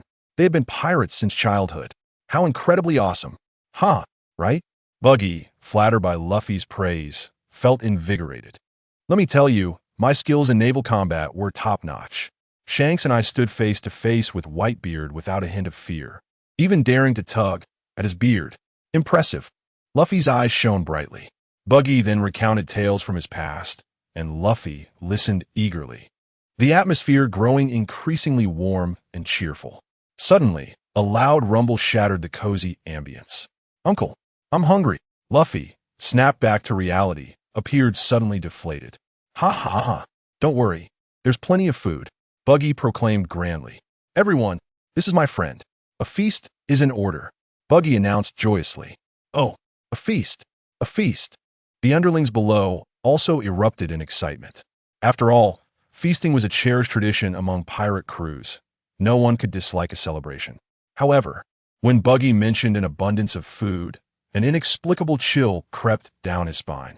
Yet, glancing at Luffy and Nami, he reassured himself. I must be imagining things. Are they really going to eat that much? How much can those two scrawny monkeys consume? The feast commenced seamlessly. After an hour of hunger, Luffy joyfully pounced on the meat, devouring it heartily. We're all comrades here. Let's not talk too much about anything else. Just drink. Buggy raised his cup, delighting in the moment. Buggy felt a sense of relief, grateful that he had managed to maintain his dignity without provoking Luffy, the potential explosive force. Come, let us drink. Can you handle it? If not, go sit at that table. The sounds of laughter and clinking cups resonated throughout Buggy's pirate crew.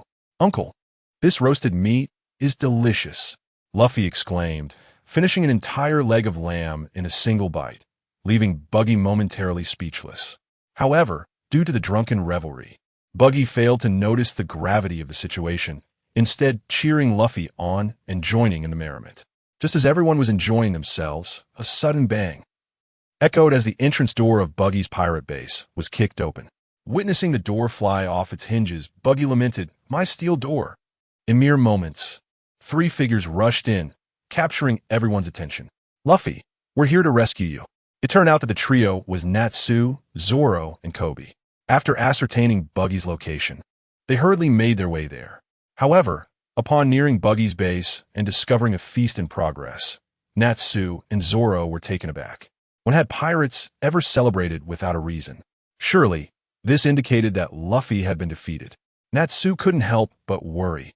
Had Luffy been killed? Or worse, subjected to humiliation? Shaking his head to dispel the disturbing thoughts, he pressed forward, concerned for Luffy's well-being.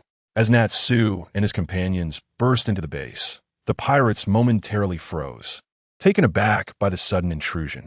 Who are these brats daring to cause trouble in Buggy's crew? Are they seeking death? Buggy's irritation flared. He had suppressed his anger multiple times that day, and now someone had the audacity to provoke him again. "Release our captain at once," Zoro declared, tying his bandana and drawing his sword, ready for a fight. "You barged in without a word and kicked down my door, and now you dare to demand our captain? Do you think I'm made of clay?" Buggy's face darkened. "Zoro's right. If you don't hand over our captain today, you won't leave here alive," Natsu asserted. "How dare you threaten me?" Buggy nearly exploded with rage. To be attacked in his own home was infuriating enough, but now he was being threatened as well. However, before he could complete his retort, Luffy interjected, "Natsu, you finally made it. Let me introduce you. This Uncle Buggy is wonderful. He even treated me to roasted meat." "Natsu, did you know he knows your grandfather and my grandfather too?" Luffy chirped, bouncing with excitement. Upon hearing Luffy's words, Buggy felt his composure slip. What on earth was happening? Did he truly encounter so many influential figures today? Luffy's tone suggested that among the trio who had just burst in, one of them was the grandson of a prominent figure. "Wishing you good health." Buggy instantly plastered a smile on his face. "You should have said earlier that Luffy is your captain. Come, all of you, join me for a drink." Buggy gestured for Natsu, Zoro, and Kobe to sit down. Though Natsu and his friends were initially bewildered by the unfolding events, the atmosphere around them did not seem threatening. Observing Luffy's demeanor, it was clear they were acquaintances. "Luffy, we were so worried about you and rushed here to rescue you, only to find you enjoying a feast." Natsu rolled his eyes at Luffy, feeling a mix of exasperation and relief. After hearing Luffy's explanation, they learned that this uncle was indeed a friend of Shanks and appeared to know both their grandfathers. Zoro, indifferent to the chaos, quickly joined in the festivities upon seeing the alcohol, alternating between drinking with the pirate lackeys and competing in drinking games with Buggy. Meanwhile, Buggy excitedly recounted tales of his past adventures with Shanks, igniting the spirits of all present. Kobe, however, remained somewhat dazed by the whirlwind of events. Although aware of the formidable connections that Luffy and his companions possess, one could hardly anticipate that even a powerful pirate like Buggy would be acquainted with their influential allies, and even more surprisingly, consider them friends. KB, in a daze, followed Zoro and the others to sit down, taking some time to regain his composure, and soon found himself joining the fray over the delectable dishes laid out before them. With the arrival of Natsu and his companions, the banquet reached a euphoric climax. "Another platter, please. I demand a leg of lamb. No, I want 2 to outdo Natsu. I shall have 3. I want 4. As time passed, Luffy and Natsu, competing over who could consume more, drew the attention of everyone present. Even the money-loving Nami and the reclusive Zoro, who had been nursing a drink in the corner, were captivated by the spectacle. Meanwhile, Buggy watched in despair as Luffy and Natsu voraciously devoured the food on the table. Suddenly, he comprehended that uttering the phrase, "eat as much as you want," would lead to an unsettling chill down his spine. His usual good fortune had betrayed him. Whenever he felt that chill after making a decision, it invariably foreshadowed misfortune. Seeing Luffy's slight frame, he had naively assumed that Luffy wouldn't eat much. "How much food do we have left?" Buggy quietly inquired of a nearby pirate underling. "Half remains," the underling respectfully replied. "That's good." Buggy sighed in relief. However, the underling's next words plunged Buggy into despair. It was only half of the last food store. What? Buggy felt his heart sink. After all, they had plundered 5 stores of food after seizing the island, enough to sustain their pirate crew for half a year. Now, to hear that only half of the last store remained was devastating. "Bring me another platter." Watching the plates of food vanish into Luffy and Natsu's mouths, Buggy's heart ached. Within half an hour, the remaining food from that half store was completely consumed. "I want more." "Me too." Luffy and Natsu raised their hands loudly. "There is none left. All the food is gone," the panting serving pirate exclaimed. Suddenly, a sound reminiscent of a heart shattering echoed in everyone's ears. "Is it really gone? Oh well." Luffy said, a hint of disappointment in his voice. But it seemed like something shattered just now. Did you all hear that? Yes, I heard it too. Natsu replied. It sounded like a glass bottle or something, Zoro added as he took a swig of his drink. Forget it. That was a delightful meal. Thank you, sir, Luffy said, rubbing his belly contentedly as he addressed Buggy. As long as you enjoyed it. Buggy, now pale, contemplated how inviting these individuals for a meal had nearly bankrupted him. While he was not a legendary pirate, he was nonetheless a well-known figure in the East Blue. Yet, he never expected that merely treating a few people to a meal would lead to such a financial disaster. After feasting and drinking to their heart's content, Luffy and his companions, under the farewell of Buggy's pirate crew, set sail for the next island. Thank you for the feast, Uncle. Goodbye, Luffy shouted cheerfully at Buggy. Farewell. May we never meet again. Watching Luffy and his crew depart, Buggy couldn't help but burst into tears of joy, thinking to himself, finally, I've sent these rascals on their way. If they stayed any longer, I might end up with nothing left to wear. The captain truly values loyalty. I never would have thought he would feel such attachment toward his juniors, shedding tears as he bid them farewell. Kabaki and Machi, witnessing Buggy's tears, felt a surge of admiration. Buggy, though somewhat bewildered by their reverence, didn't dwell on it too much. Luffy and his companions arrived as a quartet, yet left as a quintet. Under some persuasion, Nami decided to join Luffy's crew. In that situation, to declare that she was not part of Luffy's crew would surely lead to her being devoured whole. Luffy, who is she? Zoro asked curiously, having not yet met Nami. She is our navigator, as I mentioned before. Luffy said nonchalantly, don't take liberties. I haven't agreed to anything yet. Nami retorted immediately, adding, and I've told you, I absolutely detest pirate scum. Zoro frowned slightly, but since Luffy did not object, he chose to remain silent. Regardless, on the island, you've already acknowledged it, so you're my navigator from now on. Luffy insisted playfully. Nami felt a stir of emotions at Luffy's demeanor, but remembering her own responsibilities, she shook her head and chose not to argue further. Navigator, what is the nearest location from here? We need to resupply, Zoro inquired. It's West Rob Village. Nami instinctively replied.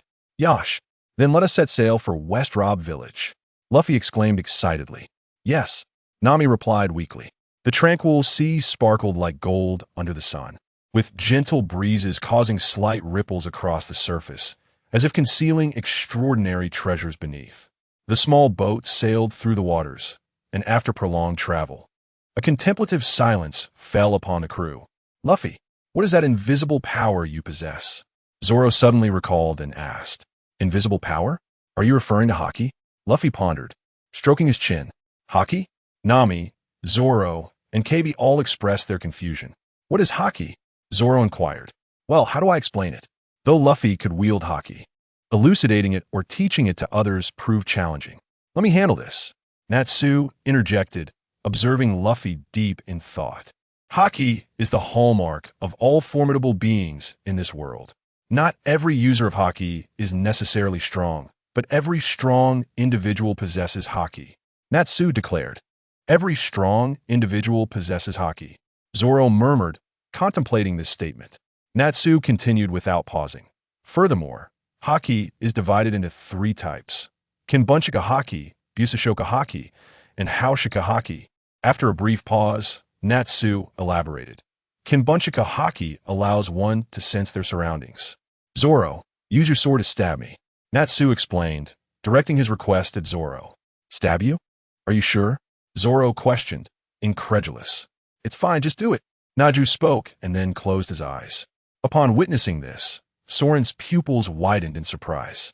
However, he still reached for the ordinary sword among the 3 at his waist, but did not draw it. Instead, he thrust the sheathed blade toward him. Sensing Soren's movement, Naju chose not to comment, as this provided an opportunity to demonstrate Kinbunchika Haki. Soren swiftly lunged at Natsu, who narrowly evaded each thrust just as Soren was about to make contact. Observing this, Soren quickened his pace, yet he still could not graze a single hair on Naju. Ultimately, Soren had no choice but to cease his actions. This is Kinbunchika Haki, remarked Naju as he opened his eyes. Next was Busashoka Haki, which allows one to form a layer akin to armor around their body. Soren, draw your sword and strike my arm, commanded Naruto, extending his arm, which soon became enveloped in a layer of Busashoka Haki, turning pitch black. All right, having witnessed Naruto's mastery of Kinbunshika Haki, Soren wasted no time and drew an ordinary sword, aiming for Naruto's arm. Clang! The sound of metal clashing echoed. His arm remained unscathed while Soren's sword suffered a significant dent. What? Soren gazed at his weapon in astonishment. Lastly, there is the Conqueror's Haki. It is said that this ability can only be possessed by those with the qualities of a king, appearing in one among a million. You need not concern yourselves with this for now, stated Naruto. As for the ability itself, you have witnessed it. It's the power that knocks people unconscious. Indeed, after witnessing Naruto's display of strength, Soren fell into deep contemplation. According to Naruto, only those who possess Haki can become strong. However, he realized he currently lacked any skills, highlighting the vast distance he had yet to traverse to achieve his dreams. Can you teach me Haki, Naruto? Soren inquired, his tone tinged with a hint of longing. Of course. We are comrades, are we not? Naruto replied, patting Soren on the shoulder with utmost seriousness. Upon hearing this, Soren's face broke into a joyful smile. Indeed, they were comrades. In that moment, Soren fully integrated into the Straw Hat Pirates, truly becoming someone who could entrust his back to his companions. However, mastery of Haki requires physical training. Therefore, Naruto explained that they would have to wait until they reached the next island or had their own true pirate crew to begin their training. Then, the five of them set sail on a small boat, propelled by flames, and arrived at the next island the following day. If one were to call it an island, it would be more accurate to describe it as a small village. This island was quite diminutive, with the land aside from a location of Ziliobu village barely sufficient for the crops needed for the village's survival. As they approached the island, excitement was evident on their faces. Why, you ask? It's because of Luffy. That fellow has devoured all the food again. Thankfully, with Nami's presence this time, it only took a day to reach Ziliobu village. Just as they set foot on the island under Luffy's lead, a sudden series of whistling sounds pierced the air, and several marbles landed at their feet. Countless flags rose around them, and the trees began to tremble, rustling ominously. A boy with dark skin and a nose rivaling that of Pinocchio stood atop a cliff, shouting, "You vile pirates! I advise you to leave this island at once. It is now under my control, for I am a super pirate with 8,000 subordinates, known as Captain Usopp." A chilling wind swept through, and none responded to Usopp. "Oh, 8,000 pirates? Before becoming a pirate, I was known as the Beast Pirate Hunter, Roronoa Zoro," with a smirk and narrowed eyes. Soren exuded an aura of terrifying killing intent. Now, I should be able to unleash my full fury. As the murderous intent enveloped Usopp, he felt as if he had plunged into an icy abyss, his mind blank. "Zoro, you can't handle all 8,000 of them alone. I want to take action too." Naruto interjected, a mischievous grin on his face, as a pillar of flames erupted from his back, raising the surrounding temperature dramatically. Usopp, who had felt as if he were in a freezing chamber, was abruptly jolted back to reality by the onslaught of heat. "What do you intend to do? Don't act recklessly. I have 8,000 subordinates." Usopp retreated a couple of steps in fear. "You seem quite frightened." KB, ever the coward, quickly discerned Usopp's trepidation. "Nonsense. I am Captain Usopp with 80,000 subordinates." Usopp, feeling exposed, exaggerated his claim in a moment of panic. "What of 8,000 or 80,000 subordinates? Those are just lies," scoffed Nami. "Oh no, my deception has been uncovered." Hearing Nami expose his falsehood, Usopp panicked and hastily defended himself. "I do not have 8,000 subordinates, but each of them is an elite." "Only 3, right?" asked Naruto. "And they're just 3 kids," added Luffy. "Oh no, my cover's blown. Run." The 3 small children, realizing their ruse had been seen through, fled in fear. Meanwhile, Usopp, witnessing his lies unraveling and his subordinates fleeing, became frantic. "Don't leave me behind. Stay. This guy is even more cowardly than KB," Luffy remarked, scratching his nose. Luffy, don't drag me into this. I will never back down again, KB stated earnestly, fixing his gaze on Luffy. All right, my apologies, KB, Luffy replied, having sensed KB's resolve. Soren observed KB's unwavering determination and nodded thoughtfully, silently pondering. Is he truly committed to his dreams, even to the point of facing death? What do you plan to do now? It seems you are left alone. Naju observed Usopp with a sly smile. Your acting skills are severely lacking. What kind of pirate uses a slingshot as a weapon? You underestimate us. Nami bent down to pick up a marble from the ground. Nevertheless, Usopp, though terrified, stood his ground atop the cliff, drawing back his slingshot and aiming at Luffy, declaring, That may be true, but no matter what, whether with a slingshot or a sword, I will not allow you to enter the village. Prepare yourselves. I shall ensure that you remain here. The pirates' invasion remains merely my fabrication in the eyes of the villagers. Upon hearing this, Luffy, Natsu, Zoro, Nami, and Kobe instantly altered their perception of Usopp. Although it was evident that Usopp was gripped by fear, he resolutely stood his ground. Have you steeled your resolve? Luffy suddenly lowered his hat to obscure his eyes, his voice deepening. Usopp felt an overwhelming sense of terror bearing down upon him. The oppressive atmosphere and Luffy's somber tone sent shivers down Usopp's spine, every cell in his body seemingly quaking as he stammered, What are you saying? I mean, since the object in your hand is your weapon, it signifies that it is intended for confronting foes. Now that you have drawn your weapon, have you not prepared yourself? Luffy continued in a low voice. Prepared? What do you mean? What preparation? Where is everyone? Usopp inquired, only to realize that Luffy had vanished from sight. Is the resolve to wager one's life? A voice laden with murderous intent resonated from behind Usopp. He stiffly turned his head and found Luffy had appeared behind him without notice. A ghost! Usopp screamed in fright and plummeted off the cliff. Natsu, witnessing Usopp's fall, dashed forward, catching him and grinning mischievously as he said, You can't die. We prefer our meals to be alive. Indeed, Zoro chimed in, brandishing his sword, licking the blade as he slowly approached Usopp. Don't eat me. I'm not tasty. In a panic, Usopp shut his eyes and struggled desperately. Seeing Usopp's terror, Nami couldn't help but chuckle softly. Enough, don't frighten him any further. If you three continue, this fellow will wet himself. Nami, feeling exasperated, noted that Usopp had previously attempted to ambush them while weaving lies. She had merely intended to scare him a little, but did not anticipate the excessive measures Luffy, Zoro, and Natsu would take. What can we say? He simply cannot handle fright, Natsu remarked, scratching his head. Exactly. He claimed to have 8,000 subordinates. Yet there are hardly any of us. Zoro couldn't suppress his laughter, having held it in from the start. The imagined pain Usopp expected did not arise. Instead, he heard their words and, upon opening his eyes, was met with their mischievous grins, leaving him momentarily bewildered. We would never eat a person. Luffy laughed heartily, saying, By the way, Usopp, your father is Yasopp, correct? How do you know? Usopp stared at Luffy, perplexed. That is because I know your father. I met him when I was a child, and he would always bring you up. You two look remarkably alike, Luffy explained. Is that so? Usopp nodded in understanding, then excitedly asked, Do you know where my father is? Is he well? Yasopp? Natsu murmured, suddenly enlightened. He exclaimed, Could he be the sniper aboard the red-haired Shanks ship? For emperors? Shanks? Usopp looked utterly baffled.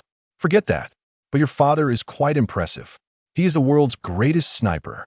Even the admirals of the Navy dare not act rashly when he aims at them. Natsu thumbed up in admiration. He should be in the New World. I only met him 10 years ago, but he must be doing well with Shanks. Luffy pondered, stroking his chin. After all, Shanks is a true pirate. But enough of that. Do you have any food? I'm quite hungry. Luffy suddenly clasped his stomach. Since you know my dad, let me treat you to a meal. Usopp patted his chest, generously offering. Really? Thank you so much. You are truly a good person. Hearing this, Luffy beamed with joy, especially since both he and Natsu had hearty appetites. Treating them would indeed cost a pretty penny. Unbeknownst to Usopp, he had made a rather foolish decision. Nami looked at the innocent Usopp with an amused expression, shaking her head internally, thinking, soon you'll regret this. Why on earth would you invite us to dine?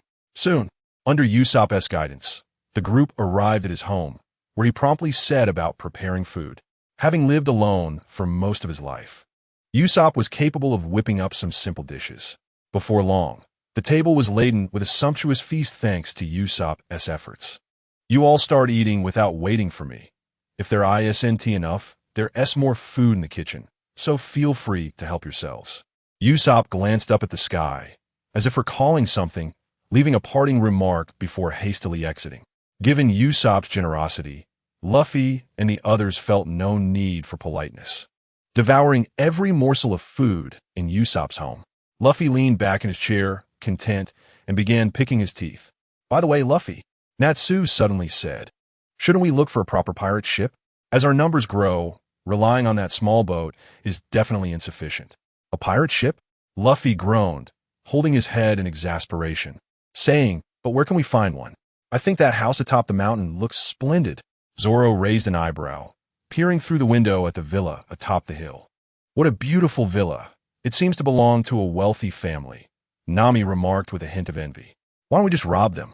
After all, we are pirates. What pirate doesn't steal? Zoro suggested. I refuse, Luffy declared firmly, insisting, let us just ask if they have a ship for sale. As for robbing, we'll skip that. Do you have any money? Zoro retorted. No. The others looked at Luffy in disbelief. Nevertheless, the group proceeded toward the mountain villa. You vile pirates, what have you done to Captain Usopp? Just then, Usopp's 3 little followers rushed in from afar, panicked and anxious. That was a delightful meal. Luffy suddenly patted his stomach and casually remarked, that meal was quite good, especially that nose. The QQ bouncy needle was excellent. What? Could it be that you have done something to Captain Usopp? Yes, indeed. You guessed correctly. He has already been roasted to perfection by me. Natsu responded with a wicked grin, flames igniting in his hands. That's right. I even chopped him into pieces. Zoro added with a mischievous smile. Save me. The 3 little ones were instantly terrified and huddled together, bursting into tears. Enough of this. Is it truly amusing to frighten children? Seeing the 3 little ones already in tears, Nami expressed her discontent. It was just a joke. Don't take it seriously. Zoro chuckled. By the way, do you know who resides in that luxurious villa atop the mountain? Luffy pointed to the opulent residence. It's Miss Koya. That's her home. I remember now. Captain Usopp would be here, telling stories to Miss Koya. The group then arrived at the outer wall of the villa. I wonder if the people here have a pirate ship to sell us. Luffy mused, stroking his chin. Never mind. Let's just go in and take a look. Natsu suggested. Wait, are you planning to just waltz in like that? That's not acceptable. Kiribatel 1T let you in. He despises pirates, warned Usopp. Surely just inquiring about a ship won't cause any trouble? Luffy shrugged nonchalantly. Who cares? Let's go in first. With that, Luffy extended his arms, grabbed a few of them, and jumped over the wall. You shouldn't be here. Hurry and leave. As they landed in the courtyard, Usopp was seen standing on a branch, shouting at them. I won't allow you to harm Koya. We may be pirates, but we would never resort to robbery. KB quickly explained to Usopp. We only came to ask the owner if there's a ship for sale, Zoro added calmly. After all, we are pirates, and we cannot be without a pirate ship. A pirate ship? A frail-looking girl on the second floor questioned. Disgusting garbage pirates. There are no ships here for vile pirates like you. Luffy pondered. What do you intend to do barging into someone else's home? At that moment, a man in a black suit with glasses approached, adjusting his glasses in a rather peculiar manner with his palm. Kiribatel? Koya remarked. Who are you? Luffy asked in a low voice, his head bowed. When did it become the turn of a filthy pirate to question me? Nevertheless, it matters not. I am the steward of this household. Kiribatel, the bespectacled man, replied dismissively. That's not true. You're lying. Luffy continued to speak softly without raising his head. You're also a pirate, aren't you? I can sense it within you. Haha, how could I be a pirate? I loathe pirates the most. The man adjusted his glasses, and although he felt a slight stir within him at Luffy's words, he quickly regained his composure. I remember now, KB exclaimed suddenly, having been staring intently at the bespectacled man. You are that pirate crocodile who was captured by Monka 3 years ago. Upon hearing Crocodile's name, the man's pupils constricted, and he was taken aback. Natsu explained, directing his request at Zoro. He hadn't expected anyone to recognize him after all this time. Stab you? However, being known for his intellect, Crocodile quickly adapted. I don't know what you're talking about. But as he said, that pirate was captured by Monka, right? But KB was cut off by Crocodile. There are no buts. Now, please leave. However, this place does not welcome disgusting pirates. And Usopp, please do not disturb Miss Koya any further. What did you just say? Crocodile? Usopp jumped down from the tree, puzzled. Indeed, it is Crocodile. I don't know why, but this man looks remarkably like that pirate. But wasn't he already captured by Monka? KB scratched his head, feeling a bit overwhelmed. Stop lying. Luffy pressed down his hat, declaring, You are undoubtedly Crocodile. While I am uncertain how you managed to deceive the Navy into believing you were captured, your heart responded when I mentioned the name Crocodile. What are you talking about? Heart response?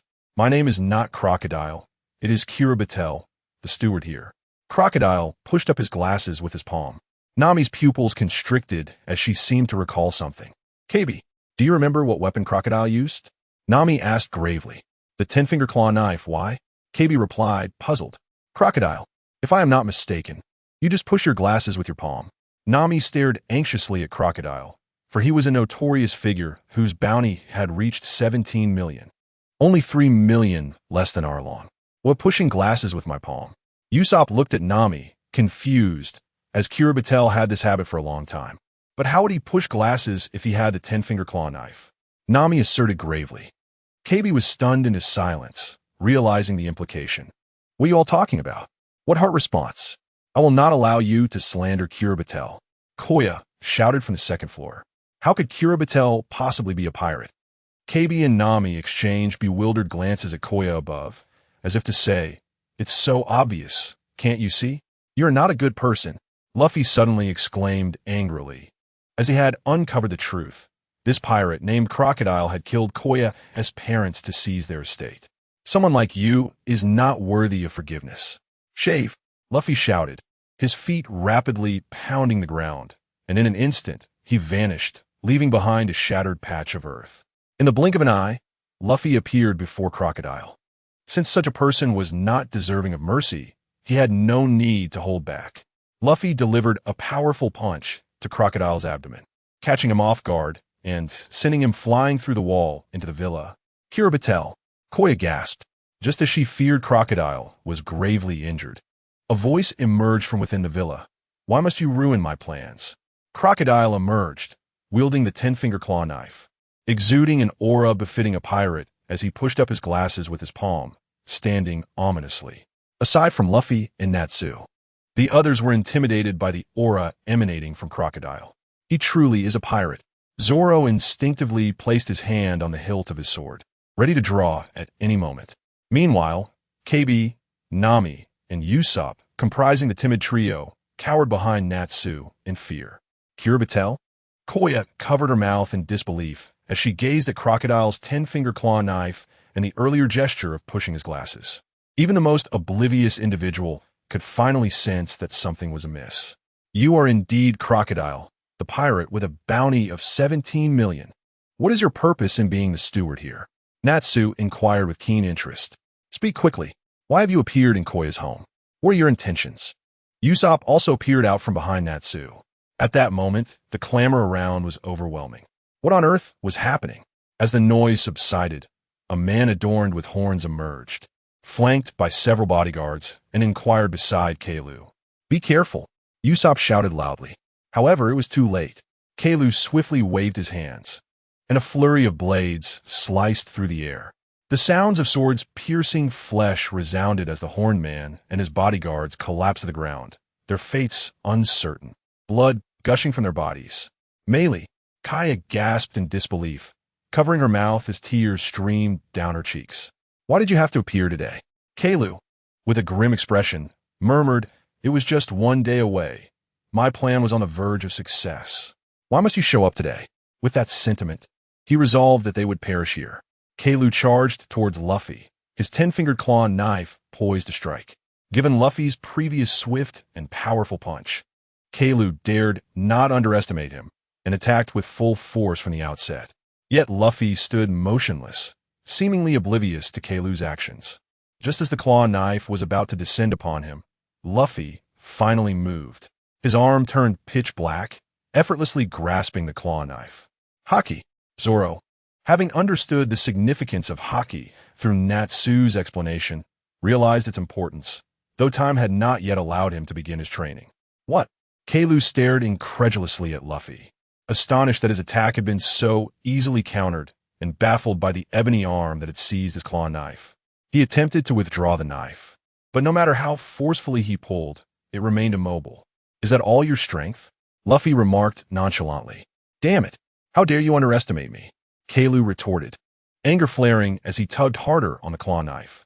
Suddenly, Luffy released his grip, causing Kailu to tumble backward onto the ground.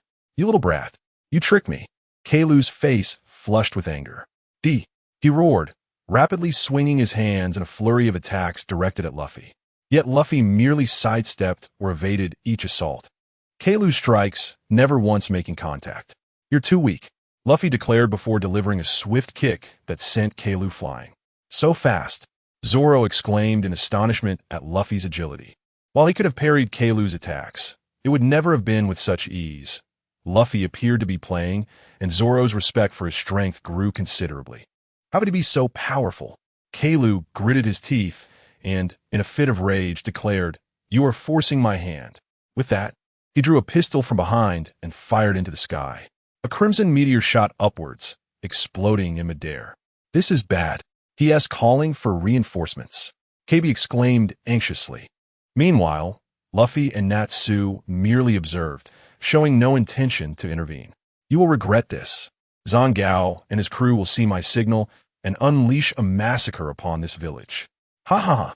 Kailu adjusted his glasses, a sinister grin spreading across his face. What? Usopp's pupils dilated in shock. No, I'ma stop them. With that, Usopp dashed forward. Natsu, you all go help him. I'll handle things here. Luffy instructed. Understood. Natsu and his companions wasted no time, swiftly pursuing Usopp's retreating figure. Bring forth all your abilities, otherwise I shall send you flying. Luffy warned. You are pushing me to this. I can't even control this move. Kailu retreated a couple of steps, inhaling deeply as he stood at a distance. His hands fell limply by his sides, his gaze becoming vacant, as if he had succumbed to slumber. Suddenly, a wave of dangerous energy surged forth from his body, intensifying in potency. Spoon! With a swift exclamation, Kailu's figure vanished from sight. The sound of air being sliced echoed around as he moved rapidly, leaving claw marks on the ground, tree trunks, and the walls of nearby villas in an instant. Kaya, watching from the second floor, widened her eyes in disbelief. He disappeared? She mused, only to soon see large claw marks appear on the ground beside Luffy. Be careful, just as she feared Luffy might be harmed. He merely thrust a punch forward, and Kailu's figure reemerged within her sight, contorted in agony, his body hunched over like a boiled shrimp, eyes filled with disbelief. How is this possible? You actually managed to hit me in my spoon form. You're too weak, Luffy retorted, delivering another punch that sent Kailu soaring into the horizon like a shooting star. Having completed his task, Luffy hurried toward Natsu and the others.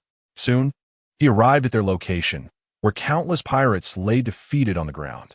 Zoro, Kaibe, Usopp, and the others bore their share of injuries, indicating that the battle had concluded. In no time, everyone returned to Kaya's villa. At this moment, Kaya anxiously tended to the wounds of Melee and the bodyguards, although Kailu's claw knife had inflicted several cuts. Fortunately, they were not deep, merely oozing some blood, posing no life-threatening danger. You're back. What about those pirates? Kaya inquired, concern etched on her face as she looked at Luffy and the others. It's all right, Kaya. They have been subdued by Captain Usopp. Usopp, despite his bruised visage, managed to sound heroic as he delivered this news. That's a relief. Kaya responded. I never expected Clabatel to truly be a pirate. I don't know how to thank you. She added, a hint of disappointment in her voice. That's simple. Zoro, who was polishing his sword, replied, we still don't have our own pirate ship. This was said quite explicitly, and Luffy and Natsu exchanged stunned glances at Zoro's directness. A pirate ship? Kaya's face lit up with a sweet smile. I know just how to express my gratitude. Half an hour later, on the eastern coast of Ziliobu village. So cool, Luffy exclaimed, joyfully bouncing at the sight of the ship before him. A swift sailboat, featuring a triangular sail on its aft and a central rudder at the stern, was moored at the water's edge, its prow adorned with a ram's head. The vessel boasted 4 cannons, one positioned at the bow, aimed forward, another at the stern, with the remaining 2 flanking either side. Wow, exclaimed Nami, her eyes alight with joy upon sighting the ship. A swift sailboat. We finally possess our very own pirate ship. Zoro, cradling his sword, could not suppress his excitement either, saying, Natsu, you must teach me haki now. Sure, Natsu replied, a hint of resignation in his nod. Luffy and his companions stood on the shore, animatedly surveying their new swift sailboat.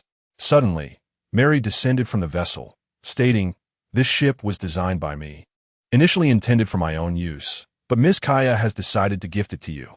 The butler, Mary, warmly introduced the ship. This is a swift sailboat with a triangular sail on the aft and a central rudder at the stern. I have named it the Golden Mary.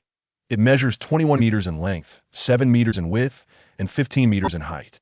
Although it is merely a small sailboat, it is equipped with all necessary amenities: a living room, a boy's room, a girl's room, a restroom, a shower, and an armory. As the saying goes, though the sparrow is small, it possesses all vital organs. This ship is truly magnificent. Does Kaya truly wish to give it to us? Luffy eagerly rubbed the ram's head of the Mary. Of course, Kaya replied gently, her smile sweet. If it weren't for you, I might have perished long ago. So please accept this ship. Otherwise, I would not know how to repay you. That's amazing. I've decided this shall be my special seat henceforth, Luffy joyfully declared, sitting atop the ram's head. Thank you so much, Miss Kaya, Natsu added, smiling in gratitude. Previously, Natsu would not have cared for such a pirate ship. After all, during his time in Skypiea, his grandfather was the head of the Chinese government, and he could have anything he desired. However, having spent considerable time in Windmill Village, he had come to understand the world's pricing. Additionally, given that ships are hard currency in this world, necessary for travel, such a brand new vessel surely held significant value. Are you all set?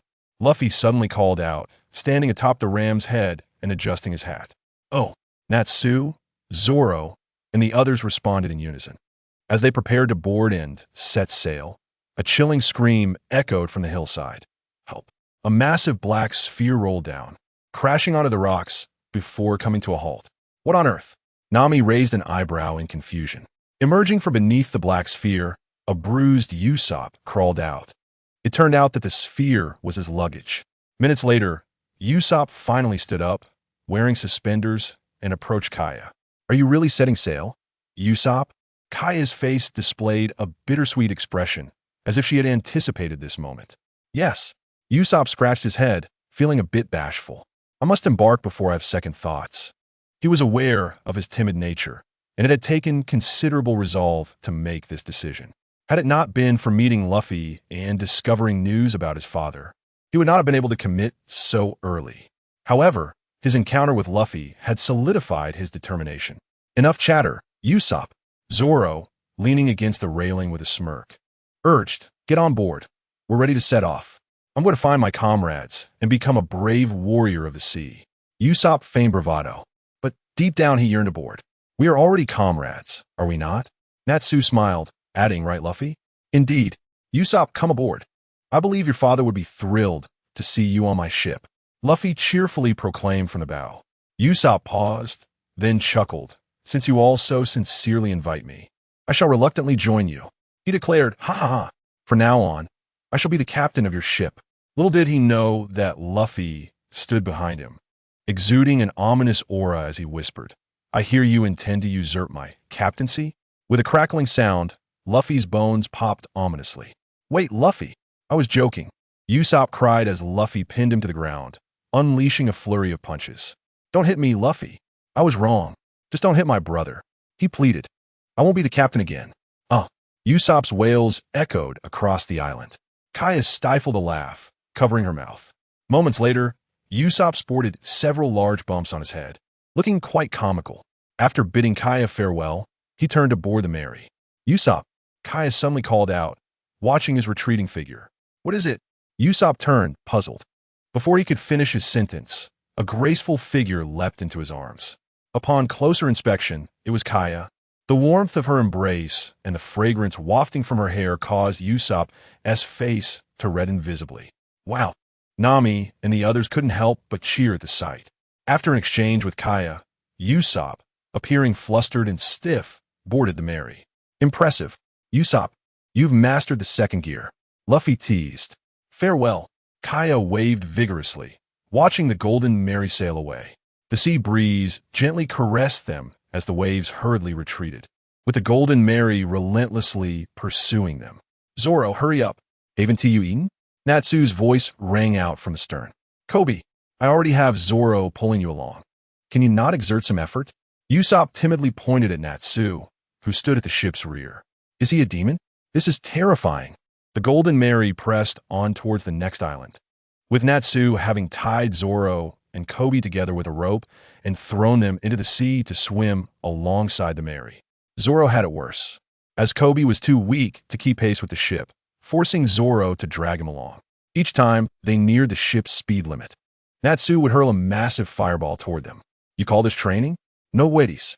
Luffy, casually digging his nose, remarked, "Well, my grandfather trained us. It was far more challenging than this. I faintly recall that when I was 7, I proclaimed my ambition to become the Pirate King, which my grandfather overheard.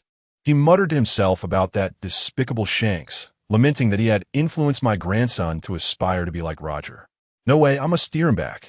Consequently, I found myself either hurled from cliffs or enduring rigorous training under my grandfather's relentless fist, an experience that nearly cost me my life." Upon hearing this, Usopp was nearly dumbfounded. "What are you mumbling about? Usopp, do you wish to join in the training?" Naz, with a mischievous grin, scrutinized Usopp. No. I am a sharpshooter. I shall pass on physical training." Usopp hastily declined, fully aware of his own frail physique. If Naz were to train him, he would surely meet his demise. At that moment, Usopp spotted Nami emerging and rushed towards her, as if she were a beacon of hope. "Aren't they all monsters?" He grumbled. "Ignore them." Nami, reclining comfortably on a sunbed, basked in the sunlight and remarked, "You'll get used to it. This ship is filled with monsters. There's our Captain Luffy, who consumed the gum-gum fruit. Our Vice Captain Naz, who devoured the fire dragon fruit. The swordsman Zoro, who wields 3 swords. And then there's Kobe, who aspires to be an admiral while aboard a pirate ship. Although Kobe is still quite weak, his progress is evident. I believe he will soon become a formidable presence. Everyone, come take a look." Suddenly, Luffy, who had been preoccupied on the deck, sprang to his feet, shouting while waving a flag adorned with incomprehensible designs. "What do you think of the pirate flag I drew?" he exclaimed with excitement. "Are you saying this is our pirate flag?" Nami blinked in disbelief, pointing to the flag Luffy held. "Indeed, isn't it splendid?" Luffy seemed to take pride in his creation, appearing somewhat satisfied with his abstract artwork. "Don't drag me into this. I want to get off the ship." Zoro, who had just climbed aboard, upon seeing Luffy's pirate flag, immediately attempted to jump overboard. Fortunately, Kobe caught him just in time. How embarrassing. Other pirates' flags are either intimidating or exude an air of dominance. And look at ours. What has Luffy drawn? A skull that looks neither fearsome nor humorous, and a depiction that is somewhat laughable. What kind of flag is this? Others have flags that invoke fear, while ours elicits laughter. No way. Don't hold me back. If this flag is hoisted, I will never set foot on this ship again. Zoro struggled, intent on leaping into the sea. "I've already let go of you. You can jump anytime." Kobe stood at a distance, having unknowingly wandered over to inspect the pirate flag. Clearing his throat, Zoro, feeling a tad embarrassed, coughed twice, straightened his attire, and muttered, "It wouldn't hurt to revise it a bit." However, Luffy's flag definitely needs some adjustments. "By the way, have you thought a name for our pirate crew?" Zoro inquired. "A name for the crew?" Luffy immediately abandoned his whimsical demeanor. He took off his hat and declared, "I've already thought of it. This hat holds special significance for me, so our crew shall be called the Straw Hat Pirates. Hearing this, Usopp nodded in agreement, recognizing that Luffy was the captain. Now that the name is settled, it's time to design our pirate flag, and it should relate to our crew's name. Relate to it? Luffy scratched his head, clearly struggling with the concept. How about adding a straw hat atop the skull? Nas proposed. That sounds feasible. Nami nodded in agreement. Absolutely. It was certainly an improvement over Luffy's previous abstract creation. Luffy and Zoro nodded in concurrence, as anything associated with a straw hat was undoubtedly acceptable. All right, a straw hat atop the skull? Allow me to showcase the prowess of Usopp, the great writer. I am quite skilled at painting, Usopp declared, suddenly producing a brush and paint from seemingly nowhere, diligently working on the pirate flag. Ding, ding, ding. It's finally complete. Usopp exclaimed excitedly as he unveiled his creation, a black flag featuring a white skull adorned with a straw hat. Indeed, it surpasses Luffy's drawing, Zoro stated bluntly. What? Mine was also quite good. Luffy pouted, though his expression revealed he was genuinely fond of the new flag. From this day forth, I shall use this flag, Luffy proclaimed. Raising the flag high above his head, the Straw Hat Pirates are officially established. Yay! However, Luffy, now that our crew has been officially formed, shouldn't we introduce ourselves? Nas suggested suddenly. Sure. The group then formed a circle. I am the captain of the Straw Hat Pirates, Monkey D. Luffy. I am the vice captain of the Straw Hat Pirates, Monkey D. Nas. I am the combat captain of the Straw Hat Pirates, Roronoa Zoro. I am a navigator of the Straw Hat Pirates, Nami. I am a sharpshooter of the Straw Hat Pirates, Usopp. I am a temporary member of the Straw Hat Pirates, Kobe. They placed their hands together and shouted in unison. The Straw Hat Pirates are officially established. Amidst the cheers, the Straw Hat Pirates were born. Observing Luffy frolicking with Usopp and Nas, Nami shook her head in resignation. Is this what companionship is? It's wonderful, she murmured, reclining on her sunbed, savoring the warmth of the sun.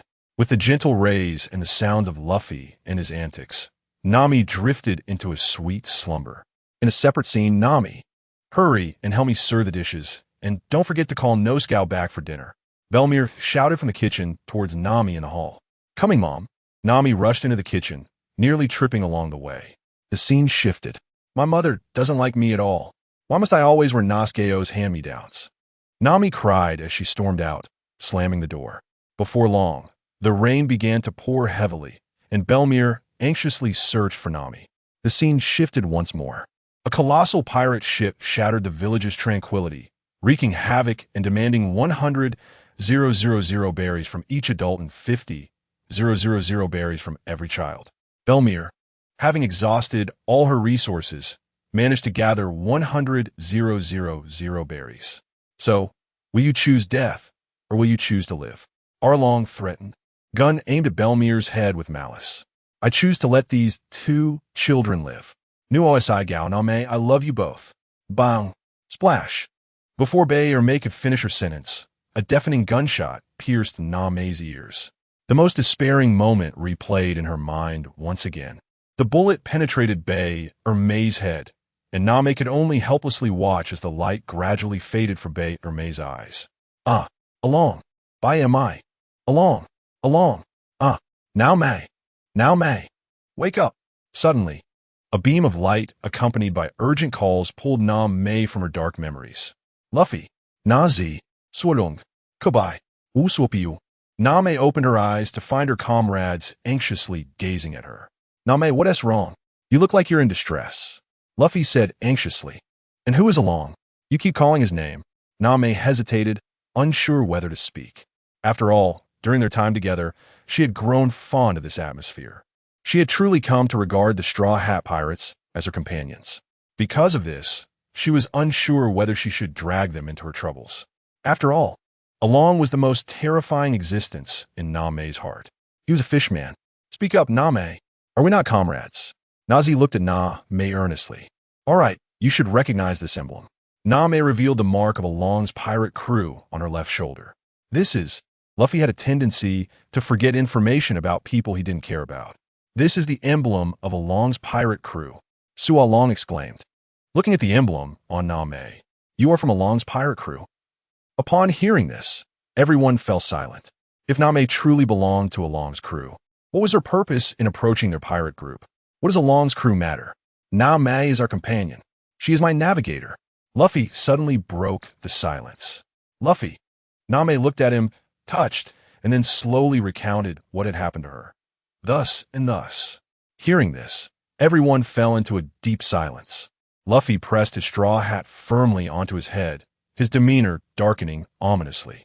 Nazi felt as if he were a furnace, his temperature rising constantly, the air around him warping as if it were about to ignite.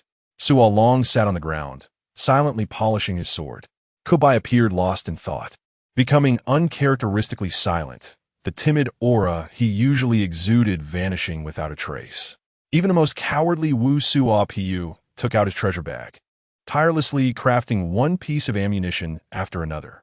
Observing the somber expressions of her comrades, Nami lowered her head in disappointment. After all, Along was a fishman, and opposing him could lead to death. However, she soon lifted her head with a glimmer of hope, thinking to herself, it's for the best that they don't dare to confront him. This way, they won't die. Besides, I have saved enough money to soon buy back the village. Nami, Luffy, adjusting his straw hat, quietly asked, do you truly believe Along will keep his promise? He will. Furthermore, I have nearly enough money saved. Nami replied cheerfully, Along will not honor his word. Naziai interjected. He will, after all. I am a member of Along's pirate crew. He will definitely keep his promise. Nami felt as though she had grasped a lifeline, firmly believing that Along would uphold his word. Deep down, she knew Along's character. He was indeed likely to break his promise. Yet this was her only glimmer of hope. Even if you buy back the village, don't forget, Along is a pirate. He could just take the village back. Nazi continued. I will help you defeat Along. Luffy declared darkly. No, you could never defeat Along. He is a fishman. His strength is 10 times that of a human. You will die. Nami exclaimed anxiously. If that is the case, then I will withdraw from the Straw Hat Pirates. This way, we have nothing to do with each other, and you 1T have to go. By the way, you're the most disgusting pirates I despise. My matter has nothing to do with you. I can buy back the village myself. Nami held back her tears, yet as she spoke, tears streamed down her face. Luffy, help me. Nami knew all too well that Along would not keep his promise. But this was her only motivation to survive. She did not want to believe that Along would betray her. Today, she had finally encountered comrades she could trust. In response, Luffy remained silent, simply placing his straw hat on Nami's head. He stepped into the center of the Mary, fists raised to the sky. Of course. Are we not comrades? Luffy. Nami laughed and cried at the sight of Luffy, murmuring softly. Hey, everyone, if someone bullies our navigator, do you agree? Luffy shouted loudly. We do not agree. Everyone responded in unison. What do we do if someone bullies our navigator? Luffy continued. Then we will turn him to ashes. As Nazi spoke, a colossal fireball formed in his hand, the flames within him finding an outlet, continuously surging toward the fireball. Feeling the terrifying energy emanating from the fireball, everyone couldn't help but shudder, some silently mourning for Along. Fortunately, Nazi quickly dispersed the flames. Whoever dares to bully our navigator will be torn to pieces. My sword is already sharpened, Suo Long declared, giving his sword one final polish before sheathing it. My ammunition is also ready. Usopp adedangridi. Even if I die, I will never allow that person to bully Nami again. Kiskiviko D, with his chubby face, revealed a murderous intent for the first time. Everyone was moved as Nami gazed at her comrades. Just as the atmosphere reached its peak, a loud voice suddenly interrupted. Sorry, Nami, I'm hungry. Luffy raised his hand, looking at Nami with an innocent expression. At the sight of Luffy's demeanor, Nami burst into laughter, ruffling his hair, then placed the straw hat back on his head and stood up. All right, I'll go cook for you right now. Great, Luffy exclaimed happily. However, suddenly, Luffy felt a chill down his back and stiffly turned around. He saw Nazi, Suo Long, Wu Suo Pu, and even Kubai glaring at him with fiery eyes. Could you not ruin the atmosphere like this? You jerk. Bang, bang, bang. Don't hit my face. Nazi and the others began to pummel Luffy, who was crying out in protest. Soon, Nami emerged from the cabin with a plate of fried rice, placing it before Luffy and saying, "By the way, Luffy, shouldn't we find a chef? Although I can cook a little, I am primarily a navigator." "Indeed, Luffy, aside from a chef, are there any other crew members you wish to recruit?" Natsu pondered, stroking his chin. "I want to find a musician. How can the Pirate King's ship be without a music festival?" Luffy replied joyfully. "Is there anything else?" Natsu added, "After all, just a few of us is insufficient for a pirate crew." "Huh? It's so hard to think. My head hurts. Wouldn't a musician suffice?" Luffy said, feeling a bit overwhelmed. "Never mind, I'll take the lead." Natsu shook his head in resignation, saying a pirate crew, aside from combatants, at the very least needs a navigator, which we have. The rest should include a chef, a doctor, a shipwright, and a helmsman. Let's go with that. But we must also add musician, Luffy remarked nonchalantly while digging his nose. "However, we should first find a chef. I'm tired of Nami's cooking," Luffy bluntly stated. At this, Natsu, Zoro, and the others were taken aback. Luffy was incredibly bold to say he was tired of Nami's cooking. "Is that so?" Nami's voice drifted ominously from behind Luffy. Upon hearing this, Natsu and the others instinctively stepped away from Luffy. After all, Nami was practically a force of nature, despite lacking armament haki and being relatively weak. When she was angry, her speed was akin to teleportation, and her attacks felt as if they were infused with top-tier armament haki. Even Luffy, who had consumed the Goma Goma no Mi and transformed into a rubber man, could not withstand Nami's punches.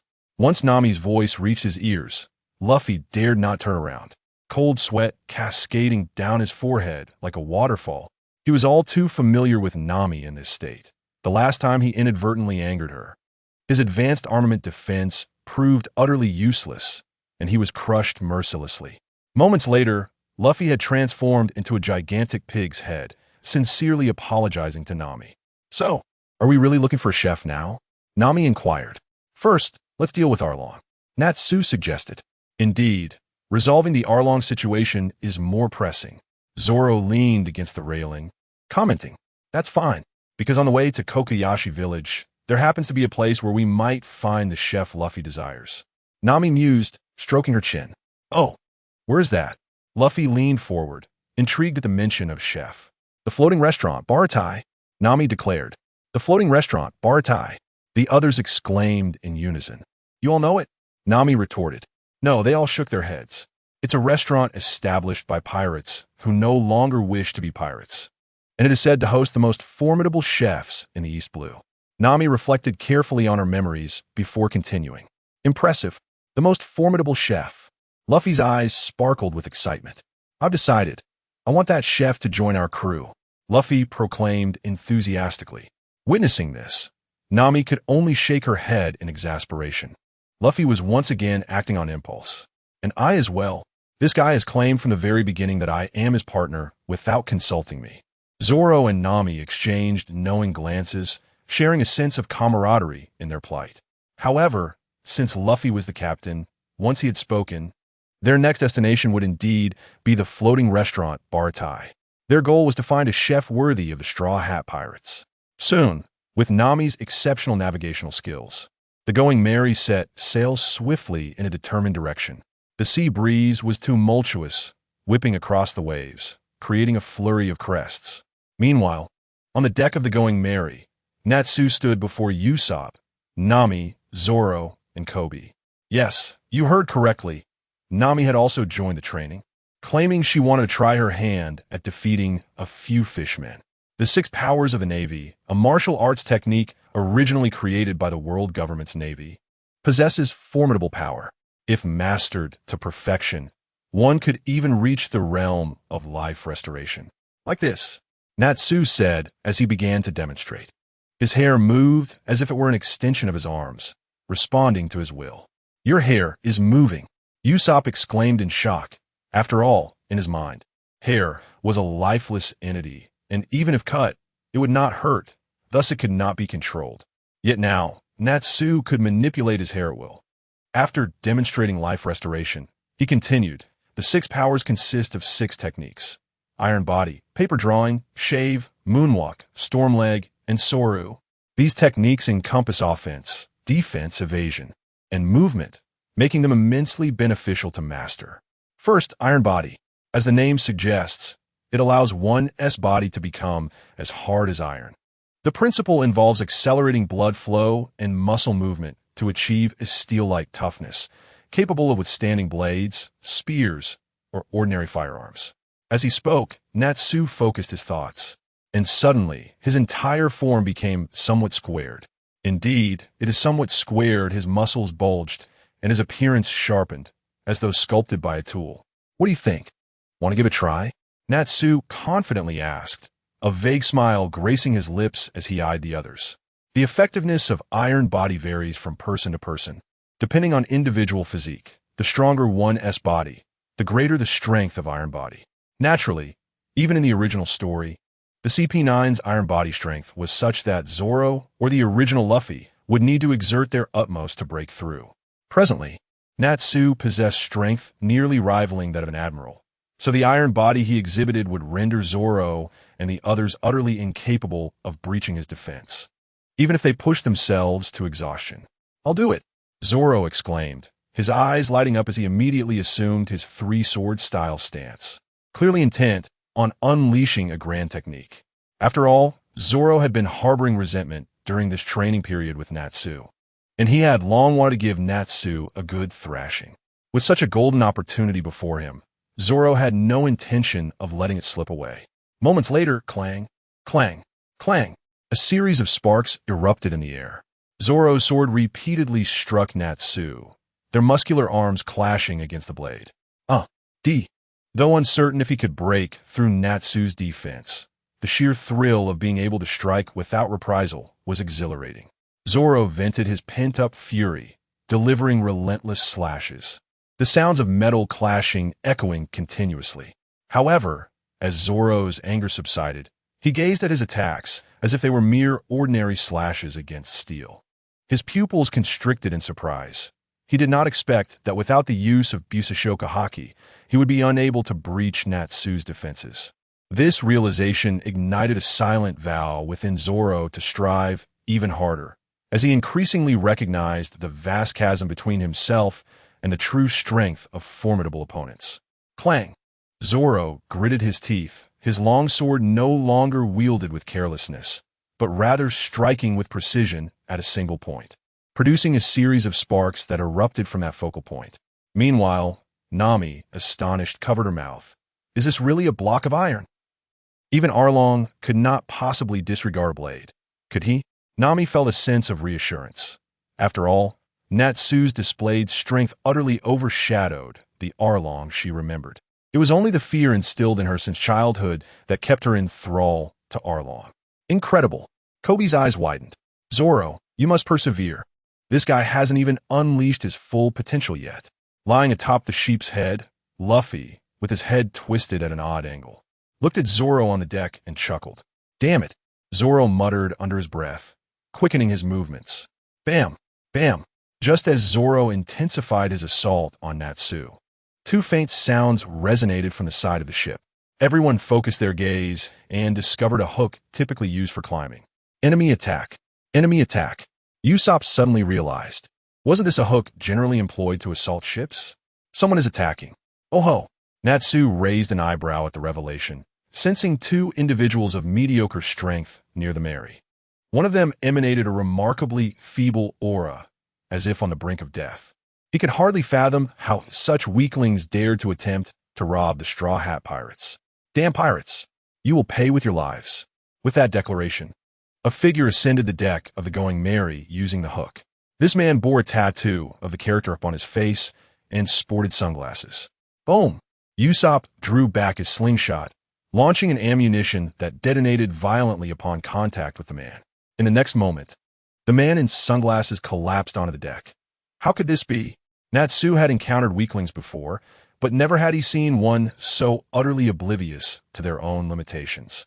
Their frailty was one thing, but their lack of intelligence was truly perplexing. At this moment, Zoro, standing with his sword sheathed, suddenly recalled something. Aren't you Johnny? The man in sunglasses, now sprawled on the deck, noticed Zoro. Zoro bro. Johnny swiftly rose from the deck and approached Zoro, his face a mask of disbelief. "Zoro, bro, how did you end up on a pirate ship?" Zoro, taken aback, did not respond but instead countered. "Weren't you supposed to be with Joseph? Why are you here alone? Where's Joseph?" "Joseph?" Zoro's mention of Joseph caused Johnny to wilt like a frostbitten plant. "Zoro, bro, Joseph, he..." Johnny's voice quivered with despair. "Zoro, bro, you must come with me." He then led Zoro to the side of the Mary, where a small boat was moored alongside the Going Mary. Inside the small boat lay a man with a pallid complexion, a thief's tattoo adorning his face. Gazing at Joseph, motionless and ashen, Zoro felt a jolt of shock. He had not anticipated that his subordinate would change so drastically in such a short time. The others, upon seeing Joseph in the small boat, assumed he was deceased, and the atmosphere grew tense. Just as Zoro feared the worst, Johnny, with a downcast expression, muttered, "Joseph is ill." Suddenly, the deck fell into a heavy silence, as if a flock of crows had taken flight overhead. The words of comfort Zoro had prepared were abruptly swallowed back, his lips twitching involuntarily. Minutes later, with Zoro's assistance, Joseph was lifted onto the deck of the Going Mary. Gasping for breath, his complexion still a ghastly shade, eyes devoid of life, clearly suffering from severe illness. Joseph had initially seemed fine, but in just the past few days, he had deteriorated dramatically. Moreover, he had lost consciousness multiple times. Johnny, sitting weakly nearby, continued to recount Joseph's affliction, and his teeth have fallen out. The wounds won't heal and keep bleeding. "I don't know what to do." Hearing this, Zoro felt a headache coming on. Although he had been at sea for some time, medical knowledge was not his forte. As for Natsu and Luffy, they were even less equipped, having just set sail. "Do you truly possess no nautical knowledge at all?" Nami examined Joseph's condition closely and, realizing the situation, spoke with resignation. "He has scurvy. Do you not understand?" "Scurvy?" Luffy suddenly interjected, puzzled. "Isn't having bad blood quite serious?" "It's not a grave illness," Nami replied, shaking her head in exasperation. "It's simply a result of prolonged life at sea, lacking vitamins. We need to get some citrus fruits to replenish his vitamins. A few days of rest will suffice." "Really?" Johnny looked at Nami with disbelief, but upon seeing her nod, he leaped for joy. "That's wonderful." Minutes later, after Joseph had been given some citrus and taken to a shaded area to rest, the members of the Straw Hat Pirates gathered for a meeting. "We had previously neglected nutritional concerns, but Joseph's appearance has served as a timely reminder," Nami said solemnly. "Luffy's goal is to become the Pirate King, which means we will be spending extended periods at sea. We must address our nutritional needs. Otherwise, we may crumble from within before we even encounter our foes." Nami gazed seriously at everyone. Although scurvy was merely an anomaly, it had captured the attention of the Straw Hat Pirates. This was no trivial matter. A cook was indispensable. Even if we did not find one at the floating restaurant Bartai, we must seek elsewhere to continue our journey. "Understood." Luffy, for once, set aside his usual carefree demeanor. After all, he had witnessed Joseph's condition firsthand and grasped the gravity of the situation. Despite the minor setback, the Going Mary continued its voyage towards the floating restaurant. Zoro and the others resumed their training. 2 days later, in the East Sea, within the Skypiea archipelago, a magnificent vessel resembling a golden fish lay quietly anchored upon the water's surface, flanked by 2 massive wooden platforms. "Incredible! It's enormous!" Luffy exclaimed, his excitement palpable as he dashed to the bow of the ship. "This giant fish must taste delicious when roasted." "Fool! That is not a fish. It is a ship," Zoro remarked, exasperated, covering his face. "What? Can't we eat it?" Upon hearing that it was inedible, Luffy's enthusiasm waned. "Let us go. This is the floating restaurant," Nami said with a smile. The mention of a chef rekindled Luffy's spirits, and he murmured to himself as he prepared to board the oceanic eatery. Just then, a thunderous sound erupted, and a Navy warship squeezed between the Going Mary and the floating restaurant, causing the Going Mary to drift away. "Navy warship?" Kobe's eyes widened in shock. "Damn!" Zoro narrowed his eyes, unwelcome memories flooding back. These irritating fellows, why are they everywhere? Nami, too, wore a pained expression as she regarded the naval vessel, for it was uncommon for the Navy to visit the floating restaurant, given that it was run by pirates.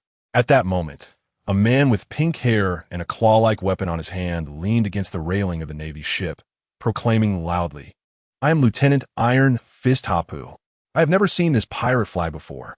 Who is your captain? State your name." "Iron Fist," Luffy queried, puzzled by the man's boldness. Since he had directly asked for the captain, Luffy stepped forward.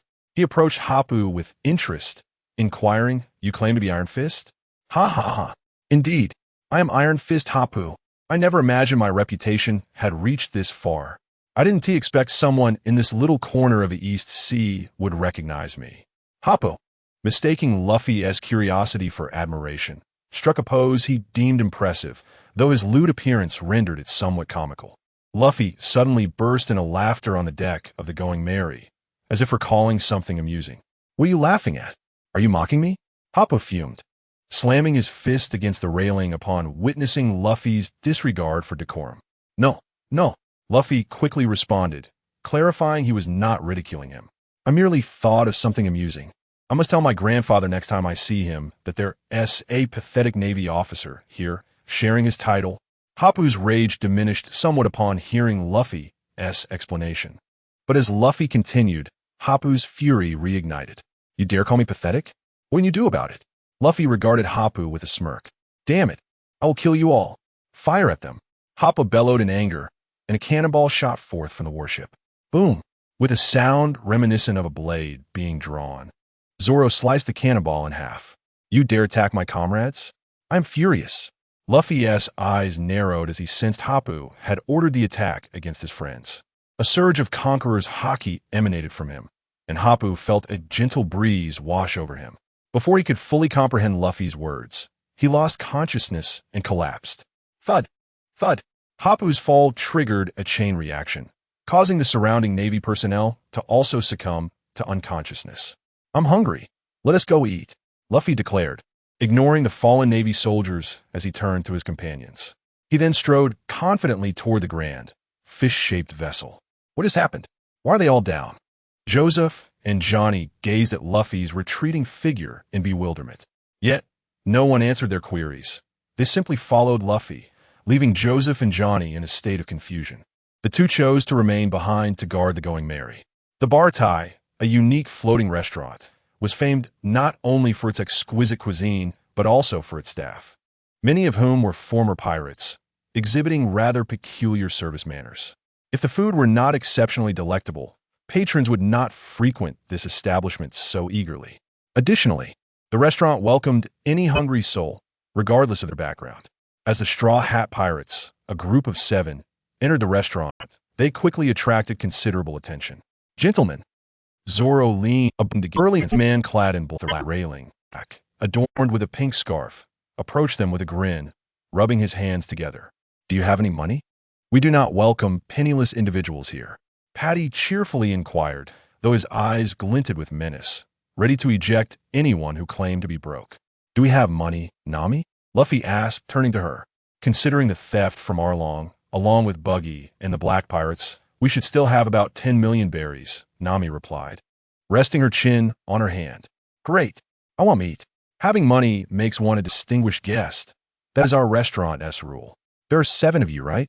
Upon hearing that the Straw Hats possessed 10 million berries, Patty's expression transformed into one of sheer delight, his demeanor shifting dramatically to one of respect as he welcomed them. "Please, esteemed guests, follow me." Under Patty's enthusiastic guidance, Nami reluctantly produced 50,000 berries. The Bartai indeed lived up to its reputation, as the dishes arrived within a mere 10 minutes. However, Natsu, Luffy, and Usopp observed with dark expressions as the golden-haired youth continued to fawn over Nami. Hey, is it really appropriate for you to flirt with our navigator in front of these single guys?" Usopp questioned Sanji, emphasizing the latter's lack of companionship. His expression bore a smug air, as if to say, "I have a girlfriend, you do not." What a pain. Zoro's forehead twitched. "Beat him," someone shouted. And in an instant, Usopp found himself pinned to the ground, receiving a thorough beating. "You shameless scoundrel. How infuriating." Soda. Usopp managed to apologize while nursing his bruised head. "The beautiful young lady. I wonder if the dishes I have prepared meet your taste." Sanji paid no heed to the antics of Usopp and the others, instead continuing to flatter Nami. "Oh, I'm not that beautiful," Nami said, blushing. "Did you make this dish?"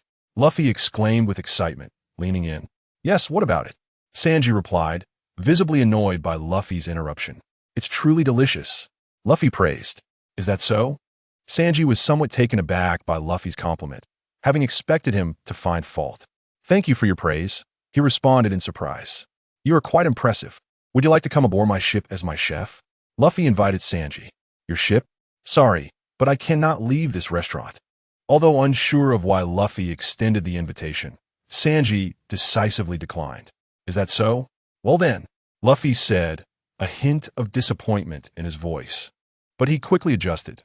"By the way, I haven't introduced myself. My name is Monkey D. Luffy. I am destined to become the Pirate King." Monkey D. At that moment, an elderly, limping chef approached, his eyes widening in shock upon hearing Luffy's name. "You might as well go with him," the old chef suggested to Sanji. "You old fool." Sanji glared at the limping chef in irritation. This man was Sanji's savior and mentor, the source of both his exceptional cooking skills and leg techniques. He was none other than Redfoot Zeph, who had returned safely from the Grand Line. "Your cooking is terrible, and you often harass female customers, leading to complaints about my restaurant. It would be best for scum like you to leave immediately." Zeph spoke dismissively, yet he had made a decision in his heart. He believed that following the Straw Hat Boy would be the best choice for Sanji, especially considering the significance of that surname. "You old man, you will not drive me away. I will not leave until I have your approval," Sanji declared angrily, gripping Zeph by the collar. Zeph kicked Sanji away, saying with disdain, "With your little bean sprout frame, it will be 100 years before you earn my approval." With that, Zeph turned to leave. Luffy, witnessing this scene, fell into contemplation, as he had sensed Zeph's thoughts. So did that guy agree? Natsu approached, rubbing his stomach. Although he didn't condone the gold-haired boy's lecherous behavior, he acknowledged that his culinary skills were indeed impressive. "No," Luffy shook his head. "Shall we proceed to the next destination?" Natsu inquired. "Let's wait a bit longer," Luffy replied, gazing at Sanji's retreating figure. Bang! Suddenly, a gunshot rang out from outside the restaurant, and a figure entered, dragging a weary body, having just slain a Navy soldier. Despite his exhaustion, he feigned arrogance, boldly sitting down and demanding, "Bring me food and water. Anything will do. Just hurry." At that moment, Patty, who had initially greeted the Straw Hat crew, approached with a sycophantic demeanor. "Esteemed guest, I wonder if you have any money? We do not welcome the impoverished here." The weary man was infuriated by Patty's words, pointing his gun at Patty's head, shouting, "Stop wasting time and bring me food, or I'll kill you." "Looks like you're a poor man," Patty replied, and in an instant, he slammed the weary man down to the ground. KB and Usopp were taken aback by the scene. What kind of restaurant is this, where customers are thrown to the ground? Luffy chuckled. Unbothered by the onlookers, Patty tossed the weary man outside. Shortly after, Sanji emerged from the kitchen, carrying a plate of fried rice. It seemed an interesting occurrence was about to unfold. Luffy said, following Sanji outside. Sanji emotionlessly placed the fried rice in front of the weary man, saying nonchalantly, "Eat up." Akin, looking at the fried rice, swallowed hard but stubbornly refused. "I don't want your charity. Take it away." Though desperately hungry, Akin remained resolute. Sanji, observing the stubborn man, urged, "Stop holding out. I understand all too well what it feels like to be hungry. I have experienced it myself, and I know the terror of near starvation, a fear that gnaws at you like a parasite, driving you to madness. If you cling to that meaningless pride, your only fate will be to starve. Isn't it better to eat and survive?" Hearing Sanji's words, Akin finally set aside his pride, tears streaming down his face as he devoured the fried rice without leaving a crumb. "How does it feel?" "Quite satisfying, isn't it?" Sanji asked, pleased to see Akin eat ravenously. "Thank you. This is the best meal I have ever had." Akin expressed his gratitude. After resting for a moment, Akin stood up and said, "My name is Akin. This is the best meal I have ever had." "Thank you. It was nothing. I simply understand the feeling of hunger." Sanji waved dismissively. "Haha, you're quite amusing. Want to join me on the Grand Line?" Luffy appeared on the railing, his expression one of intrigue. "I've told you, I will not leave this restaurant." Sanji reiterated his refusal. "All right," Akin interjected. "If I'm not mistaken, you're heading to the Grand Line?" "Of course," Luffy replied confidently. "I am destined to become the Pirate King." Akin fell into deep thought, his body trembling as if recalling something terrifying. "Straw Hat Kid, I advise you to reconsider. The Grand Line is nothing short of hell." "Hell?" Luffy tilted his head in confusion, looking at Akin. "Indeed, it is hell. That man is like a demon from the depths of hell. Our ships stand no chance against him, and we can only watch as he sinks our vessels. If it weren't for the storms we encountered, we would have surely perished at sea." As Akin recounted that fateful day, his body trembled more violently. "That cannot be. I am destined to become the Pirate King," Luffy asserted confidently. Unable to sway Luffy, Akin expressed his gratitude to Sanji once more before departing. After Ajin departed, Sanji casually discarded the tableware into the sea, muttering to himself that this way the old man would not find any evidence to berate him. He then turned and returned to the restaurant, resuming his busy activities. Luffy was also about to head back to the restaurant when Zepp suddenly approached him. "Sanji isn't a bad guy, is he? Quite an interesting fellow." Luffy nodded in agreement. "However, it seems Sanji was reluctant to join my ship," Luffy said with a hint of frustration. "Leave this matter to me. His future cannot be confined by an old man like me," Zepp remarked, stroking his braided brown beard before turning back to the restaurant. Hearing this, Luffy cheerfully made his way back to Natsu and the others. "Where have you been, Luffy?" Natsu inquired. "Oh, just wandering around," Luffy replied. "So what's our next move? Should we head straight to Kokoshia village? After all, Nami's hometown is still under Arlong's rule." Natsu considered, stroking his chin. "Let's wait a bit. I've already made up my mind. I want that curly-browed guy to be my companion," Luffy declared boldly. "But isn't he unwilling?" Zoro asked, somewhat puzzled. "No waities. That old man promised me," Luffy said confidently. Natsu wanted to say more, but was interrupted by Nami. "It's fine. Natsu, Arlong still needs me to draw navigation charts for him, and he's been ruling Kokoshia village for so long now. A few more days will make a difference." With this, Natsu ceased his inquiries. While the Straw Hat crew continued to chat, a sudden chill swept across the sea. Shortly thereafter, a dilapidated massive ship slowly approached Bartai. "A ship? What a huge ship!" someone shouted. "The Korek pirates," Nami said gravely upon seeing the flag fluttering from the vessel. After all, Captain Korek was nearly the most formidable pirate in the East Blue.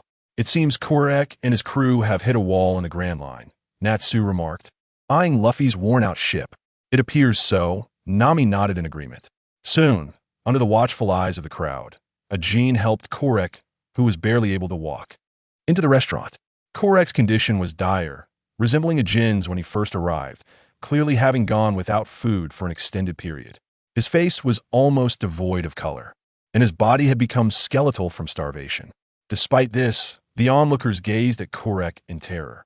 Although he was now exceedingly weak, none dared to offend him. However, Sanji was undeterred. He could not ignore anyone who was starving. He promptly cooked a plate of fried rice and approached the feeble Korek. "What are you doing, you idiot? If that guy eats his fill, we'll all be done for." The surrounding people immediately began to curse as they noticed Sanji's actions. Nevertheless, Sanji paid them no heed. Understanding the pangs of hunger, he resolutely placed the fried rice before Korek. Korek, without hesitation, devoured the food ravenously. "This guy is really interesting," Zoro remarked, leaning back in a chair with his sword in hand, appreciating the scene. "Right?" Luffy nodded in agreement. Suddenly, while Sanji was smoking, he was brutally slammed into the floor beneath him. It turned out that after finishing his meal, Korek had knocked down Sanji, who had saved his life. "Ha ha ha! Captain Korek of the Korek Pirates, have finally come back to life," Korek exclaimed with excitement. "Sanji-san!" Ajin cried out in panic upon witnessing his savior being struck down by his captain. "Wait, Captain Korek, didn't we agree not to harm anyone here?" "Shut up, Ajin!" Korek snapped, angrily knocking Ajin to the ground. "Look at the state of our ship. We need to seize this vessel and prepare 100 servings of food right away. Do you hear me?" "This guy," Zoro glared at Korek, questioning his treatment of the one who saved him. Faced with Korek's threat to Sanji's life, Zepp and the others hastily prepared the requested food. Here are 100 servings of food. Take it away. Zepp gestured to a large bundle of provisions before Kurek. You are the red-footed Zepp? Kurek asked in astonishment. Looking at Zepp, the one who returned safely from the Grand Line? I never expected to find you running a restaurant in a place like this. The red-footed Zepp no longer exists in this world. Only an old chef remains, Zepp replied nonchalantly. Well, that's true. You're now just a cripple, Kurek mocked. Your once proud right leg is nothing more than a wooden peg now. You no longer possess the strength you had on the Grand Line, do you? Ha ha ha. Kurek laughed derisively. Forget it. You're just an old cripple. But you seem to have sailed the Grand Line for a year. How about handing over that year's logbook to me? Kurek threatened. Don't be ridiculous. That logbook contains our precious memories from the past year with our friends. There's no way I would give it to someone like you. Kurek scoffed. Keep being stubborn. Soon you'll be the one crying. Kurek then turned to his crew and declared, I'm taking the food to my men now, and my only goals are this ship and the logbook. If you don't want to die, you better run away while you still can. I don't wish for blood to stain my ship. Kurek cackled as he turned and left with the food. Witnessing this scene, Ajin looked at Sanji with guilt, repeatedly apologizing. I'm so sorry. I'm so sorry, Sanji-san. I only wanted to save them. I never expected the captain to go back on his word. It's not your fault, Ajin. Sanji replied, taking a seat and lighting a cigarette. To me, they're merely a group of hungry people. I cannot turn a blind eye to those on the brink of starvation. Exhaling smoke, Sanji's eyes glinted dangerously. If anyone dares to target this ship, I will not let them off the hook. Not even you, Ajin. I really like him more and more. Let's help them, Luffy said with a broad grin. At this moment, Zepp turned to the Straw Hat crew. Hey, Straw Hat, you're still here? Aren't you afraid of Kurek and his crew? Afraid? Luffy placed his hand on his hat and declared loudly, I am the man who will become the Pirate King. How could I fear anything here? The Pirate King, huh? What an exceedingly grand aspiration that is. Jappu could not help but express his admiration upon hearing this. Furthermore, this is the restaurant of the future chef aboard my ship, and I shall not allow anyone to behave recklessly here. Luffy laughed heartily and then turned to Naz and his companions, inquiring, do you not agree? Indeed, Naz promptly responded. Mr. Luffy is absolutely correct. After undergoing rigorous training, KB no longer falters in the face of adversaries as he once did. Although he still harbors some fear, he can now muster the courage to confront his foes. My sword is sharp enough. Zoro, having donned his headband, was evidently prepared for battle. Do not act on your own accord. What do you mean by your chef aboard the ship? I have yet to agree to that. It appears this fellow is just as stubborn as before. Zoro and Nami exchanged glances, exclaiming helplessly. Initially, they were indifferent to Luffy, but they had unknowingly been drawn in by his charisma. Do not think that I will be grateful for your actions. The opponent is no mere pirate. If you linger here, you might end up dead. Sanji was somewhat taken aback by Luffy's regard for him. However, just as Luffy and the others were chatting with Sanji, the sound of sword energy slicing through the air echoed, and Creek's already battered warship was instantly cleaved into several pieces. What is happening? Sanji exclaimed in shock, gazing at the scene before him. The ship has been dismembered. Usopp trembled in fear. A sword? Zoro observed the impeccably smooth cut and pondered gravely. Is this truly something achievable with a sword? Do not jest, Green Algae Head. How could anyone cleave such a massive vessel with a sword? Sanji immediately retorted. You scoundrel, who are you calling Green Algae Head? You curly brow. For reasons unknown, Sanji and Zoro began to bicker. It's him. The devil has arrived. Creek's pirate henchman shrieked in terror. I remember him. Those eyes sharp as an eagle's. An eagle-eyed man. Zoro muttered through clenched teeth, his heart racing with excitement. Sure enough, a small black coffin-like boat drifted slowly from a distance, upon which sat a man with eyes resembling those of an eagle, bearing a massive black sword upon his back. Luffy and Naz exchanged solemn glances, perceiving the gravity of the situation in each other's eyes. An admiral-level opponent. Indeed, Luffy and Naz, through their Kinbunchaku haki, could distinctly sense the formidable strength of the individual before them, a true admiral, or rather, the world's greatest swordsman, Dracula Mihawk. Although they felt a sense of foreboding, Neither Naz nor Luffy was daunted by the presence of Mihawk. Both of them stood at the pinnacle of mid-level strength, yet they were also Zoan-type mythical beast fruit users, capable of contending with an admiral for a brief period after transformation. Luffy, I apologize, but I may perish here, Zoro declared as he strode towards Mihawk, stating, after all, my goal in setting sail is to defeat this man. Zoro, come back. That guy can sever a ship with ease. Usopp anxiously implored. So what? My aim is to vanquish him and become the world's greatest swordsman. Now that he has appeared before me, what reason do I have not to challenge him? Zoro replied with unwavering determination. Zoro, that man can effortlessly dismember a ship. Do not approach.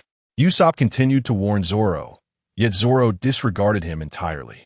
Usopp, Luffy intervened, halting Usopp's attempts to speak further, and with a gentle smile, he said, this is Zoro's dream. His goal is the man standing before him. And now that Mihawk is here, if he lacks the courage to challenge him, he will never fulfill his dream. Usopp's mind echoed Luffy's words. And after several moments of contemplation, he realized, indeed, to pursue one's dream, even at the cost of one's life, is the essence of a brave warrior of the sea. Mr. Zoro, KB observed Zoro with tears welling in his eyes, his own aspiration to become an admiral of the Navy growing ever more resolute. Perhaps he did not even realize that he, too, was gradually shedding his cowardice, enveloped by a faint yet burgeoning aura. However, at that moment, all eyes were on Zoro and Mihawk, and no one noticed his transformation. The young Jipu gazed at Luffy in astonishment, never expecting that the Straw Hat Boy could command someone as formidable as Zoro. Truly, he is remarkable, living up to his surname. Let us witness the might of the world's greatest swordsman. Though Luffy supported Zoro's challenge to Mihawk, he felt a deep concern for Zoro. After all, only he and Naz understood the vast chasm between Zoro and Mihawk's strength. At this moment, Zoro finally stood before Mihawk, declaring, the world's greatest swordsman, accept my challenge. I shall seize your title. In response to Zoro's challenge, Mihawk scoffed, truly, ignorance breeds audacity. Cannot you perceive the disparity between us? As he spoke, Mihawk removed the small knife hanging from his chest. What does this mean? Zoro exclaimed, witnessing his opponent brandishing a knife akin to a fruit knife for their duel. And he could not help but shout in anger. I apologize, I could find no smaller blade. Mihawk replied calmly. Upon hearing this, Zoro's fury was ignited. You scoundrel! Since you belittle me so, do not blame me when you meet your demise. As he spoke, Zoro assumed his Santoryu stance and surged toward Mihawk. Shave! Onigiri!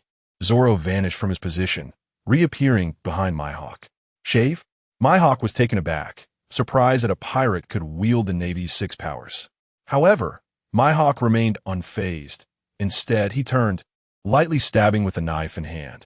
Zoro's onigiri was effortlessly parried by Mihawk's small blade, unable to advance even a fraction. What? Zoro's eyes widened in disbelief. He had not anticipated that his technique would be so easily thwarted by the man before him. Although this was not his strongest move, it was still an outrageous outcome. Curse you! Ah! Zoro furiously brandished his 3 swords, unleashing a tempest of attacks upon Mihawk. Such a ferocious assault. In contrast, Mihawk appeared as an elder toying with a child. Regardless of how wild Zoro's strikes were, he easily countered them with his small blade. This is futile. The gap is insurmountable. Observing Zoro's helplessness, Nami exclaimed in astonishment. Is this the strength of the world's greatest swordsman? The green algae head stands no chance. And, judging by Mihawk's demeanor, this hardly qualifies as a warm-up. Sanji was equally astonished. The exchange continued for some time, and Mihawk, seemingly bored, gazed at Zoro charging towards him, effortlessly parrying Zoro's attacks with his small blade.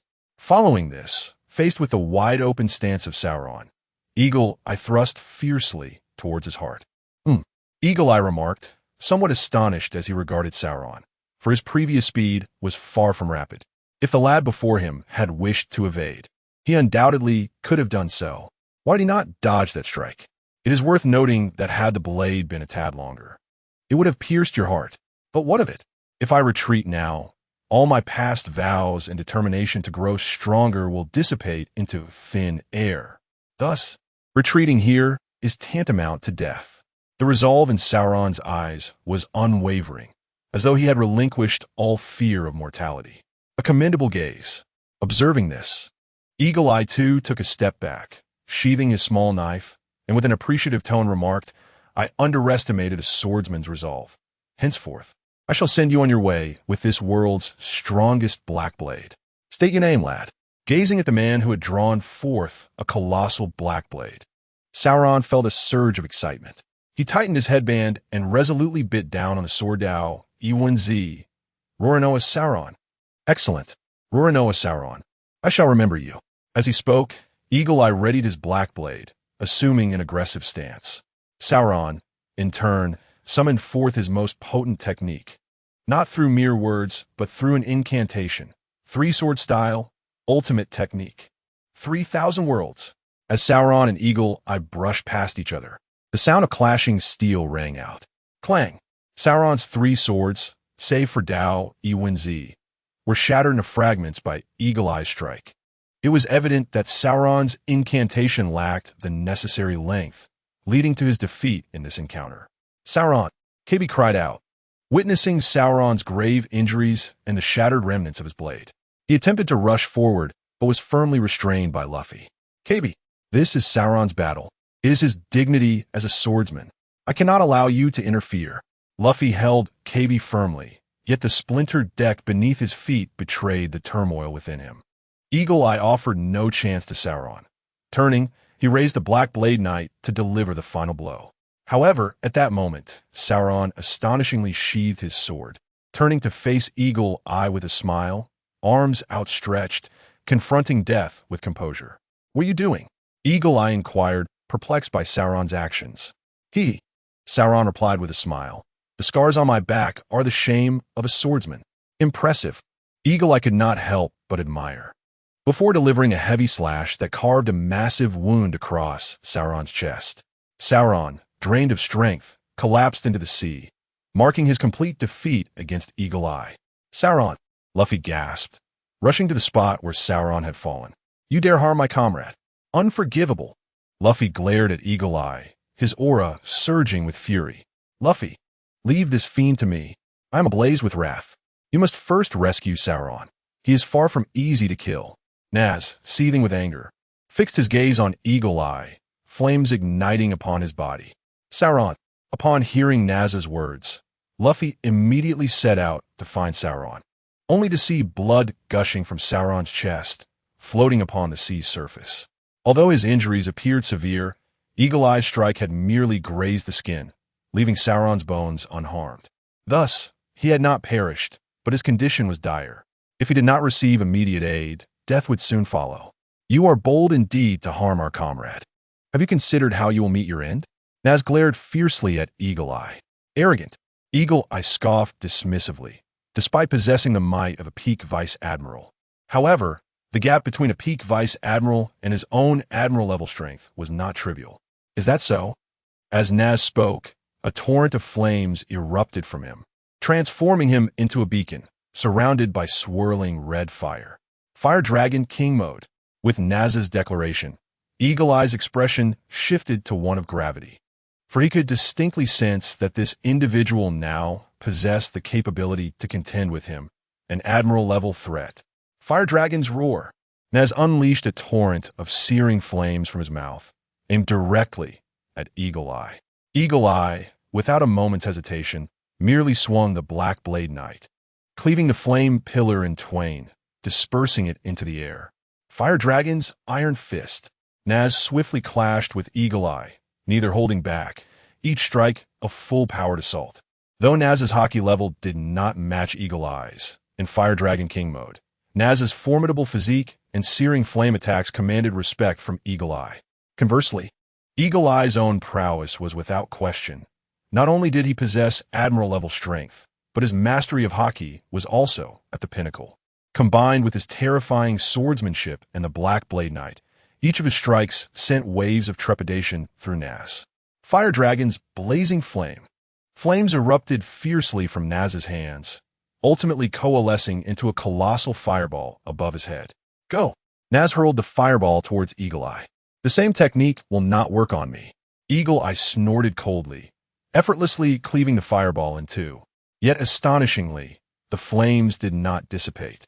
The severed fire surged forward towards Eagle Eye. Caught off guard, he could only gather his haki to defend. Even so, the terrifying heat of the fire dragon's blazing flame seared his arm. Look, the world's greatest swordsman has been injured. KB exclaimed joyfully upon witnessing Naz's flames harm Eagle Eye. How does it feel to be scorched? Naz taunted, reveling in the sight of Eagle Eye's injury. It is somewhat hot, Eagle Eye replied calmly, his gaze sharpening. Raising the black blade night above him, dark lightning erupted from the blade. Crackling sounds filled the air as black lightning surged around Eagle Eye, even causing small fish in the sea to flip belly up. Conqueror's haki coating. Naz felt a sense of dread, for he had learned from his grandfather, Cater, that such a technique could only be wielded by those who mastered the pinnacle of Conqueror's haki.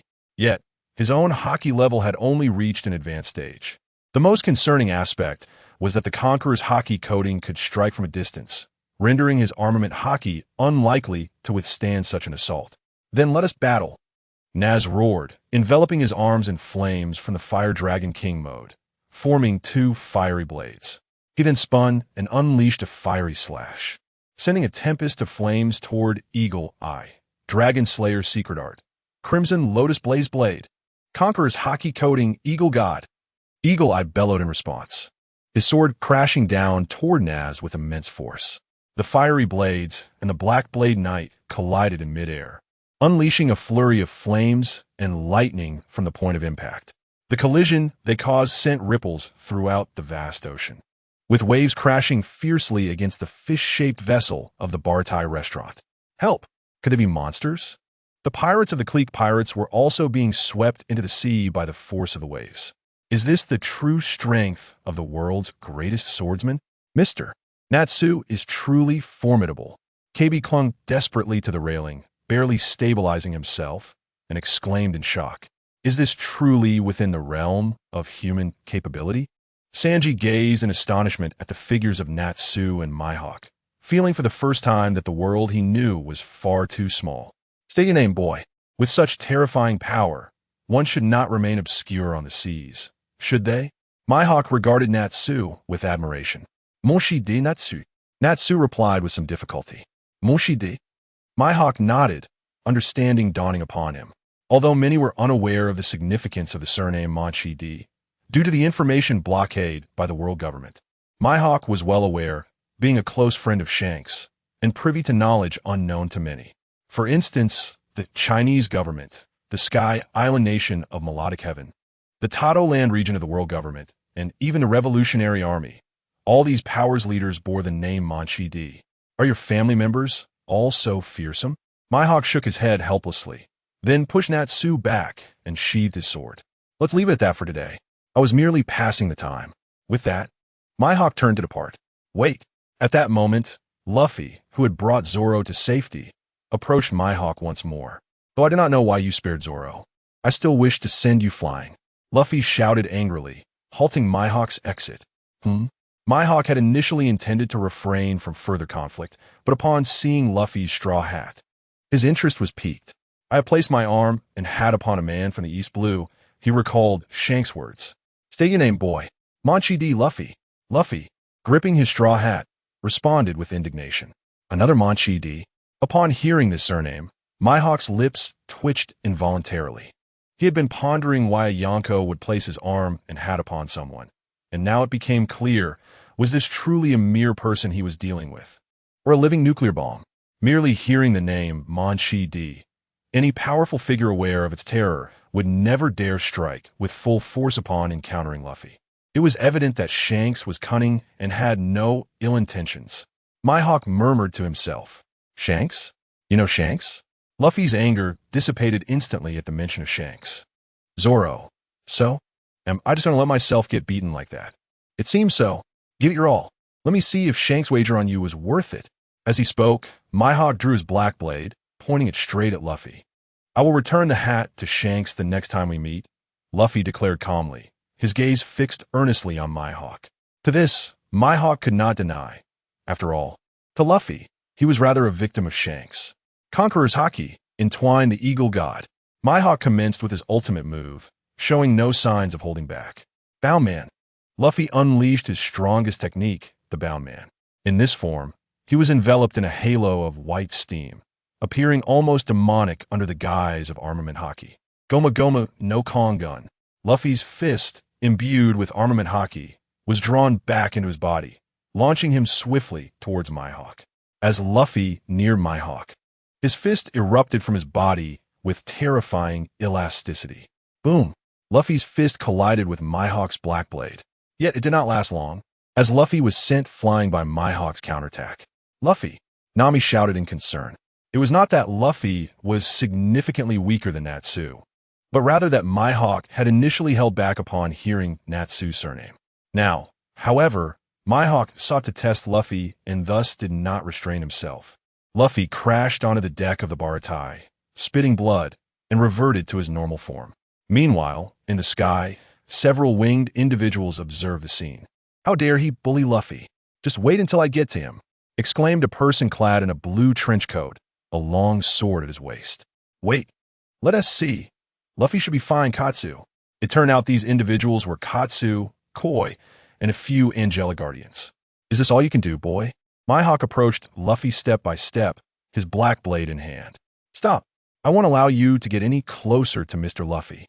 KB trembled, yet stood resolutely before Luffy. "I am a brave warrior of the sea.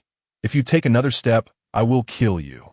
Usopp readied his slingshot, aiming at Mihawk from in front of Luffy. "Run. You're no match for him." Luffy shouted loudly. "You're so noisy." With a sweep of his right hand, Mihawk sent KB and Usopp flying. "KB! Usopp!"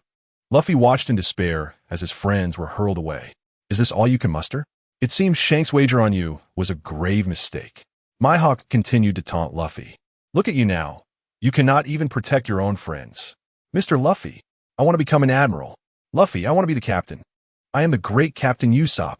KB's and Usopp's voices echoed relentlessly in Luffy's mind. "How dare you harm my companions?" "Oh!" Luffy roared. Suddenly, the world seemed to fall silent. Then, an overwhelming surge of Conqueror's Haki erupted from within Luffy. His aura surged, rising dramatically. Has he broken through? Truly worthy of being the protagonist of the pirate world.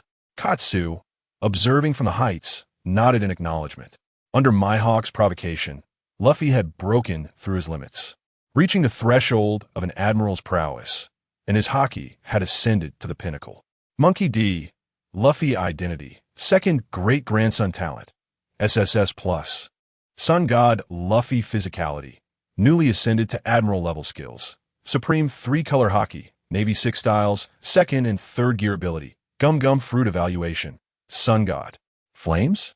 Is that just about having hands? The Burn fruit is not even fit for dogs. Go Kojiro. Luffy is finally on the right path. Let us begin with you. And let the world recognize Monkey D. Once again, Carter watched as Luffy broke through his limits and reached a higher level.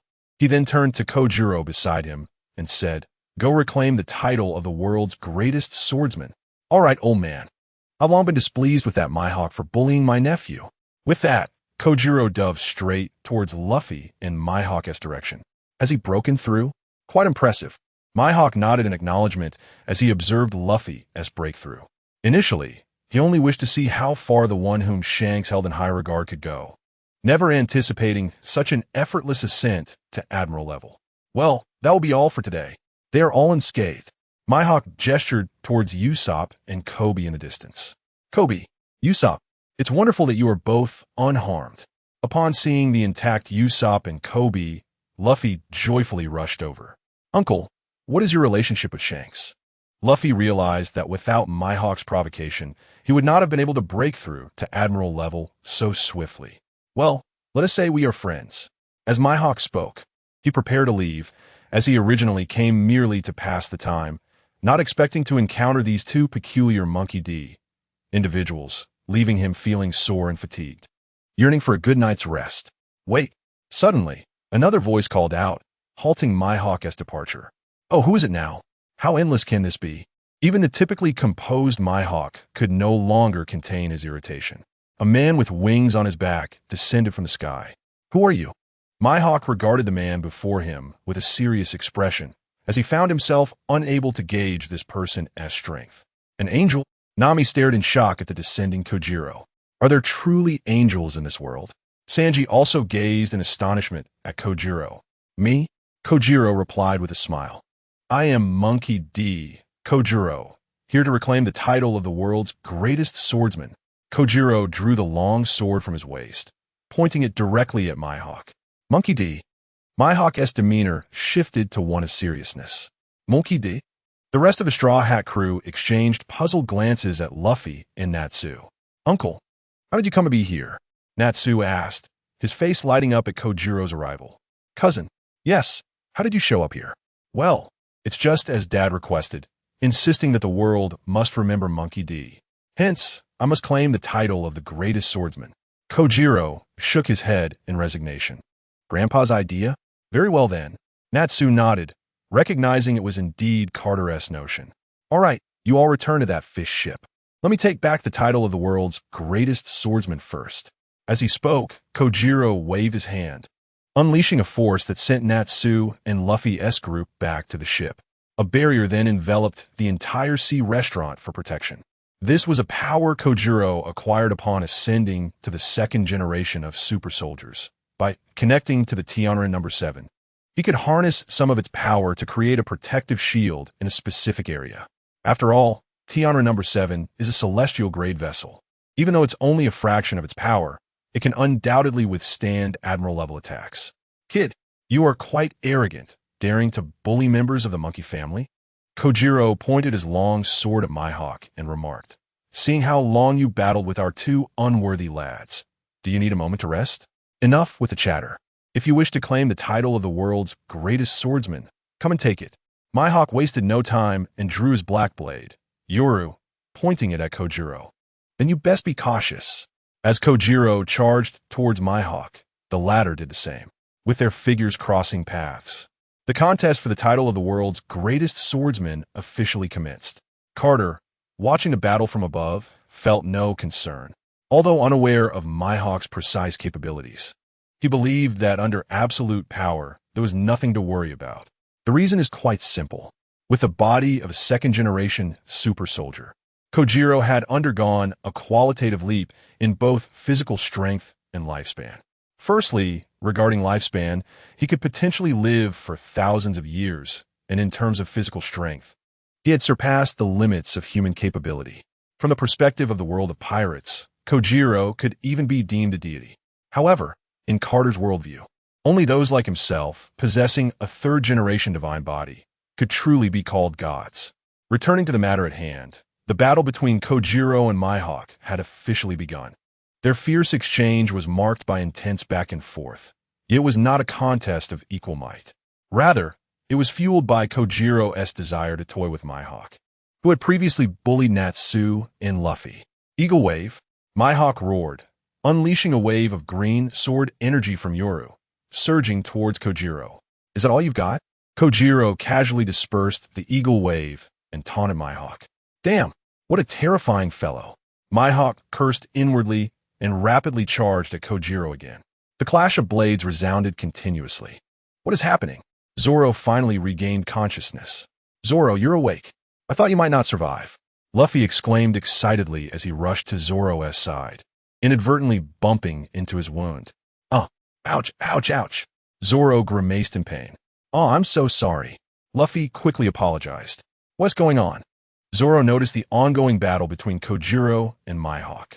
"Oh, it's Natsu and Luffy's uncle competing for Mihawk's title of the world's greatest swordsman," Kobe replied casually, his eyes glued to the fight between Kojiro and Mihawk. "What? How is that possible? Such a terrifying individual is utterly powerless before Luffy's uncle." Zoro was taken aback, realizing that he couldn't even defeat Mihawk, and now another being, many times more fearsome than Mihawk, had appeared. The once formidable Mihawk seemed to be the one being toyed with in front of Luffy's uncle. Zoro suddenly felt a sense of despair, but upon recalling the image of that girl, his resolve was reignited. Xiao Tsulong gazed at the disheveled Yin and gradually lost interest. Is this truly the extent of your prowess? How utterly dull. To think you, with such strength, could be hailed as the world's greatest swordsman? Do not accuse me of bullying. I shall confront you with the might of a general. If you cannot withstand this strike, it may be wise to relinquish the path of the sword. As he spoke, Xiao Tsulong assumed a stance poised for a draw, his body slightly bent as power surged within him, armed with both Busashoka Haki and Haushika Haki. Flowing continuously into the long blade, he wielded. Witnessing this scene, Yin's expression turned grave, as he too concentrated his strength toward his black blade. Yang. Shanming Yidao. Eagle God. The two roared in unison, and in a flash, Xiao Tsung's lightning-fast Shinming Yidao collided directly with Yin's Eagle God. Boom! The two long swords did not meet. Instead, bolts of lightning erupted between them. What? The blades did not actually touch. What is happening? Zoro stared in astonishment at the unfolding spectacle, clearly witnessing a struggle. Yet, the blades remained apart, engaging in a battle from afar. How could this be? That is the entanglement of Haoshiku, Luffy observed intently, fixated on the duel before him. Entanglement of Haoshiku? Zoro questioned, looking at Luffy with confusion. Indeed, the entanglement of Haoshiku. Only by mastering it can one become a true, formidable warrior. Luffy continued, ignoring Zoro's gaze. As Luffy and Zoro conversed, the battle on the field shifted dramatically. Yin was sent flying, and the residual force of Shenming Yidao plunged into the sea. Just as everyone believed, nothing significant had transpired. A blinding flash illuminated the scene, and the ocean was cleaved in twain by Shang's strike, revealing the seabed. Nami, Usopp, and KB gasped in shock, covering their mouths as they beheld the spectacle. How is this possible? The disparity is staggering. Zoro's pupils dilated, gripping the hilt of his sword with renewed intensity. Cough, cough. Yin emerged from the wreckage of a shattered ship, exclaiming, "What a terrifying strike. You're still alive? I concede. You indeed possess remarkable strength. Shall we continue, or will you surrender?" Xiao Tsulong regarded the battered Yin and replied, "Surrender? Well, today I have learned an important lesson. Retreating here would be akin to dying here." Yin's eyes narrowed, his fighting spirit reigniting. Impressive. Then allow me to resolve this with my most powerful technique. Yin Fan. With a shout, Xiao Tsulong swung his sword. Despite being leagues apart from Yin, as he struck, the void was cleaved open, and 3 blades materialized before Yin, simultaneously restricting all avenues of escape. This move, Yin gasped, realization dawning upon him. You are the one from 20 years ago, the one who battled the Navy Admiral at Logtown. I do not begrudge my loss. Yin laughed heartily. Yet, as the 3 lethal blades descended upon him, his expression hardened. With determination, he made a fateful choice and dashed in one direction. Thud! Yin's right hand, gripping the black blade Yang, was severed, sacrificing an arm for his life. Yet you have lost, Yin. A swordsman ceases to be a swordsman the moment he relinquishes his sword. Xiao Tsulong sheathed his blade, standing tall. You have won, Yin uttered, picking up the fallen Yang and sheathing it at his back. He boarded his coffin ship, drifting away into the distance. He won. Luffy's uncle actually triumphed. Nami gazed at Xiao Tsulong in disbelief. Thus, the title of the world's greatest swordsman has changed hands. Manchi D. Xiao Tsulong is now the mightiest swordsman. Luffy, your uncle has won, Nami exclaimed, eagerly grasping Luffy's hand. Oh, Luffy replied nonchalantly. Just oh, aren't you happy or excited? Your uncle is now the world's greatest swordsman. Nami continued, her enthusiasm unabated. It's just that, Luffy replied, maintaining his indifferent demeanor. Puffed. Nearby, Natsu observed the jubilant Straw Hats with amusement, contemplating how shocked they would be if they learned of Luffy's grandfather, father, and his own familial ties. However, Natsu remained silent, a smile gracing his face as he watched the crew. At that moment, Xiao Tsulong returned to the Straw Hat crew.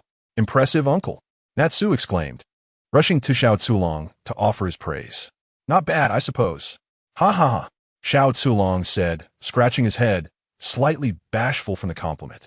Luffy, Natsu, Since I have claimed the title of the world's greatest swordsman, I must take my leave. My father awaits me in the skies. Xiao Tsulong indicated toward the heavens. Your grandfather is here too? Natsu inquired. Indeed. After all, you are his beloved grandchildren. He would certainly come to see you. Xiao Tsulong teased. Well, I shall take my leave now. As Xiao Tsulong prepared to depart, Zoro, who had remained silent, suddenly spoke up. Hey, Luffy's uncle. What is it? Xiao Tsulong asked, puzzled. Please allow me to have the title of the world's greatest swordsman for now. One day, I shall reclaim it from you, even if you are Luffy's uncle. Zoro declared with determination in his eyes. Very well, a commendable resolve. I shall await your challenge at the highest position. Xiao Tsulong replied with a hearty laugh. As Zoro rekindled his fighting spirit, the others smiled in appreciation. With a swift flap of his wings, Xiao Tsulong ascended into the skies, vanishing from their sight. Luffy, Natsu, Nami gazed at the departing Tsulong, her curiosity piqued. What is going on with your family? Why is everyone so mysterious? And those wings? Are you legendary angels? Luffy, do you have wings? Show us. Well, you will find out eventually. Luffy responded nonchalantly. Zoro called out to Luffy, I'm sorry I lost. I know. Luffy replied calmly, seemingly unconcerned about Zoro's defeat, maintaining his usual carefree demeanor. I will not lose again from this day forth. Do you agree? As Zoro witnessed his companions undeterred by his failure, encouraging him instead and sharing in his joy as he reignited his fighting spirit, he could no longer hold back the tears, vowing to Luffy, as if speaking to Kana in the heavens. Ha! Of course. I agree to the title of the world's greatest swordsman. Luffy responded with a joyous laugh. Suddenly, a creaking sound pierced the air as an unknown pirate stepped on a broken plank. Do you still desire this ship? Naz's hands ignited with fierce flames as he spoke. No. A stunned and momentarily dazed Creek quickly regained his senses and vehemently denied it. Although neither Naz nor Luffy stood a chance against the formidable Mihawk, the sheer power they exhibited was not something he could provoke. Not to mention, they had a terrifying relative who had faced Mihawk head-on and even severed one of his arms. Let us depart now and vanish from your sight. As soon as the words left his mouth, Creek unleashed a speed faster than a shave, swiftly tossing his comrades onto a small boat before paddling away from the crowd's gaze. At last, the ordeal came to a close, and fortunately, with the protection provided by the energy of the Tiansha No. 7, the floating restaurant Bartai emerged unscathed. After ensuring the few injured were settled, Zeph waved his hand. The restaurant will be closed for business today. In gratitude for the Straw Hat Crew's assistance, we shall hold a feast. Roar. Ha ha. Both the Straw Hat Crew and the staff of the Bartai erupted into cheers, setting aside Luffy and his crew's pirate nature, which rendered them utterly incapable of resisting a feast. The majority of the Barides personnel had once been pirates themselves. Although they had reformed, they too possessed no resistance to the allure of a grand banquet. Soon, through the diligent efforts of the many chefs, the restaurant was filled with a plethora of delectable dishes within just an hour. Meat!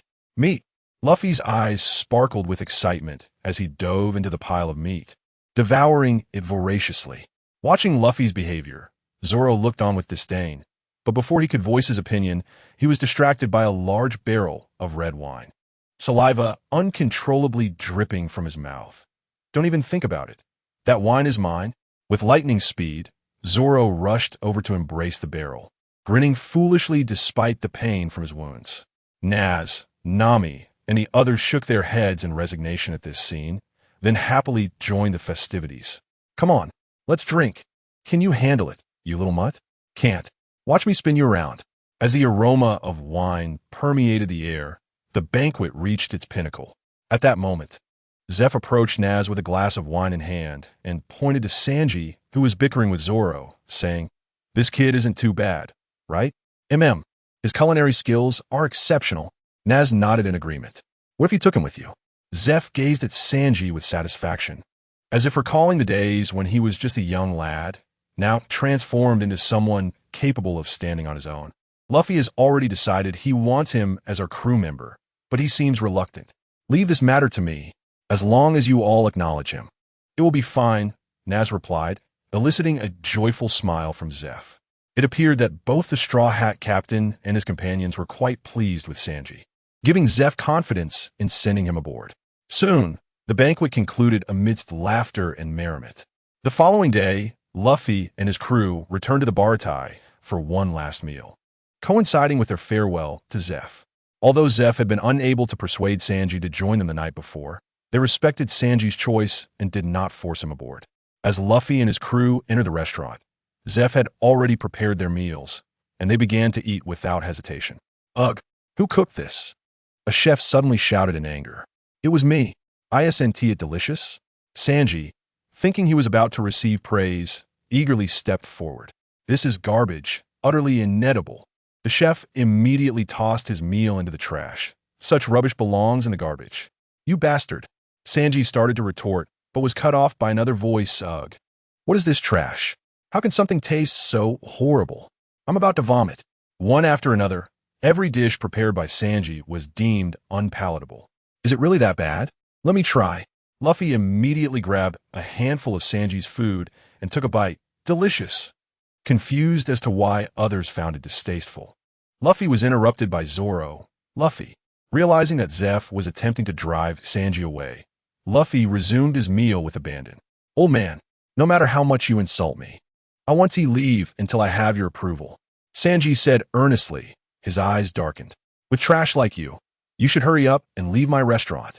With that, Zeph hurled Sanji's packed belongings out of the restaurant, followed by Sanji himself. Get out. We don't need you here. Exactly, as the insults echoed in his ears. Sanji finally understood Zeph's intention. He turned to Luffy, who had followed him outside, and declared, I've made my decision. I will be the chef on your ship. Ha ha ha. Have you finally agreed? That's wonderful. Luffy rejoiced. Watching this unfold, Zeph nodded with satisfaction. Perfect. I want to have to personally escort the trash out. Indeed, you old fool can enjoy your remaining days in this corner. Sanji retorted defiantly. Ha ha. Crew, we finally have our own chef. Prepare to set sail, Luffy exclaimed, leaping into his designated spot and shouting joyfully. Yay! The others echoed enthusiastically, following Luffy's lead. Only Sanji walked slowly away from the Baratai, back turned towards it, gradually making his way toward the Mary. Wouldn't you like to say goodbye, Sanji? Luffy inquired. There's no need, Sanji replied, his head bowed, struggling to hold back tears. At that moment, an elderly voice called out from behind, Sanji, be careful not to catch a cold while sailing. Just a simple expression of concern caused Sanji to break down, tears streaming down his face as years of emotion erupted. Old man, thank you for taking care of me all these years. I'm sorry for the trouble. Please take care of yourself. Sanji bowed deeply towards Zeph, then turned and sprinted toward the Mary. Oof, that brat should have left quietly. Zeph's eyes glistened with unshed tears. At long last, Sanji ascended aboard the Mary, and Luffy joyfully exclaimed, Set sail, everyone. After a while of sailing across the ocean, Sanji, having adjusted his emotions, stood at the stern of a ship gazing towards the direction of the floating restaurant Baratai, lost in thought. Missing home? Natsu inquired, having appeared beside Sanji without him noticing. Not at all. Sanji shook his head, then turned to Natsu and asked, Do you have a dream? A dream? Natsu nodded and then shook his head. I suppose I do, but it seems rather trivial. I just want to protect my family, which is why I follow Luffy. However, everyone else on the ship has remarkable dreams, he said with a smile. Is that so? I have a dream too, Sanji replied nonchalantly before suddenly asking excitedly. Have you heard of All Blue? All Blue. Natsu looked at Sanji with confusion, clearly having never heard of it. Indeed, finding that ocean is my dream. It is said to be a paradise for all chefs, where every kind of fish from every ocean in the world converges. For us chefs, that ocean is a miraculous sea. Sanji's eyes sparkled with excitement as he spoke. Really? That sounds like a grand dream, Natsu praised. Joining our crew might be the best decision you've ever made, Natsu pondered, stroking his chin. After all, Luffy is determined to reach the final island and become the Pirate King. If there is a chance that this miraculous sea exists, it would likely be in the waters surrounding the final island. Is that true? Sanji exclaimed with enthusiasm. I'm not certain, It's merely a conjecture, Natsu replied. Sanji, Natsu. Suddenly, Luffy shouted loudly, interrupting their conversation. What is it, Luffy? Sanji and Natsu approached the deck where others were gathering, curious about the commotion. We need to discuss our next destination, Luffy said, his expression serious. What's with the sudden seriousness? Sanji wondered, perplexed by Luffy's uncharacteristic demeanor. You may not know, Kobe interjected, but Nami's hometown is being occupied by a group of pirates, and we need to drive them away. He explained the situation regarding Nami's hometown in detail. How dare they do such a thing to the lovely Nami? Sanji's fury ignited as he felt the veins on his forehead throb. He had never imagined that the cheerful and beautiful Nami had endured such misfortune. No wonder Luffy was so enraged. Nami, don't be sad. I promise to take those fishmen down and make fish head soup. Sanji rushed to Nami, eager to offer his support. Huh? Oh, all right. Nami lounged in the sun, casually sipping the juice Sanji had prepared, turning over lazily with an air of nonchalance. Aren't you worried, Nami? Sanji asked, puzzled by her calm demeanor. Worried? Why should I worry? Nami replied nonchalantly. Kokoyashi village has been under Arlong's control for so long. What's one more day?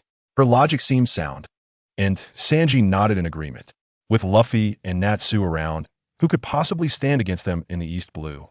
Nami had come to fully recognize their strength, and she had no doubts about their ability to defeat Arlong.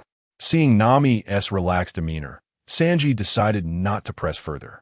After all, with the prowess of Luffy and Natsu, even facing Mihawk seemed manageable, so there was no need for concern.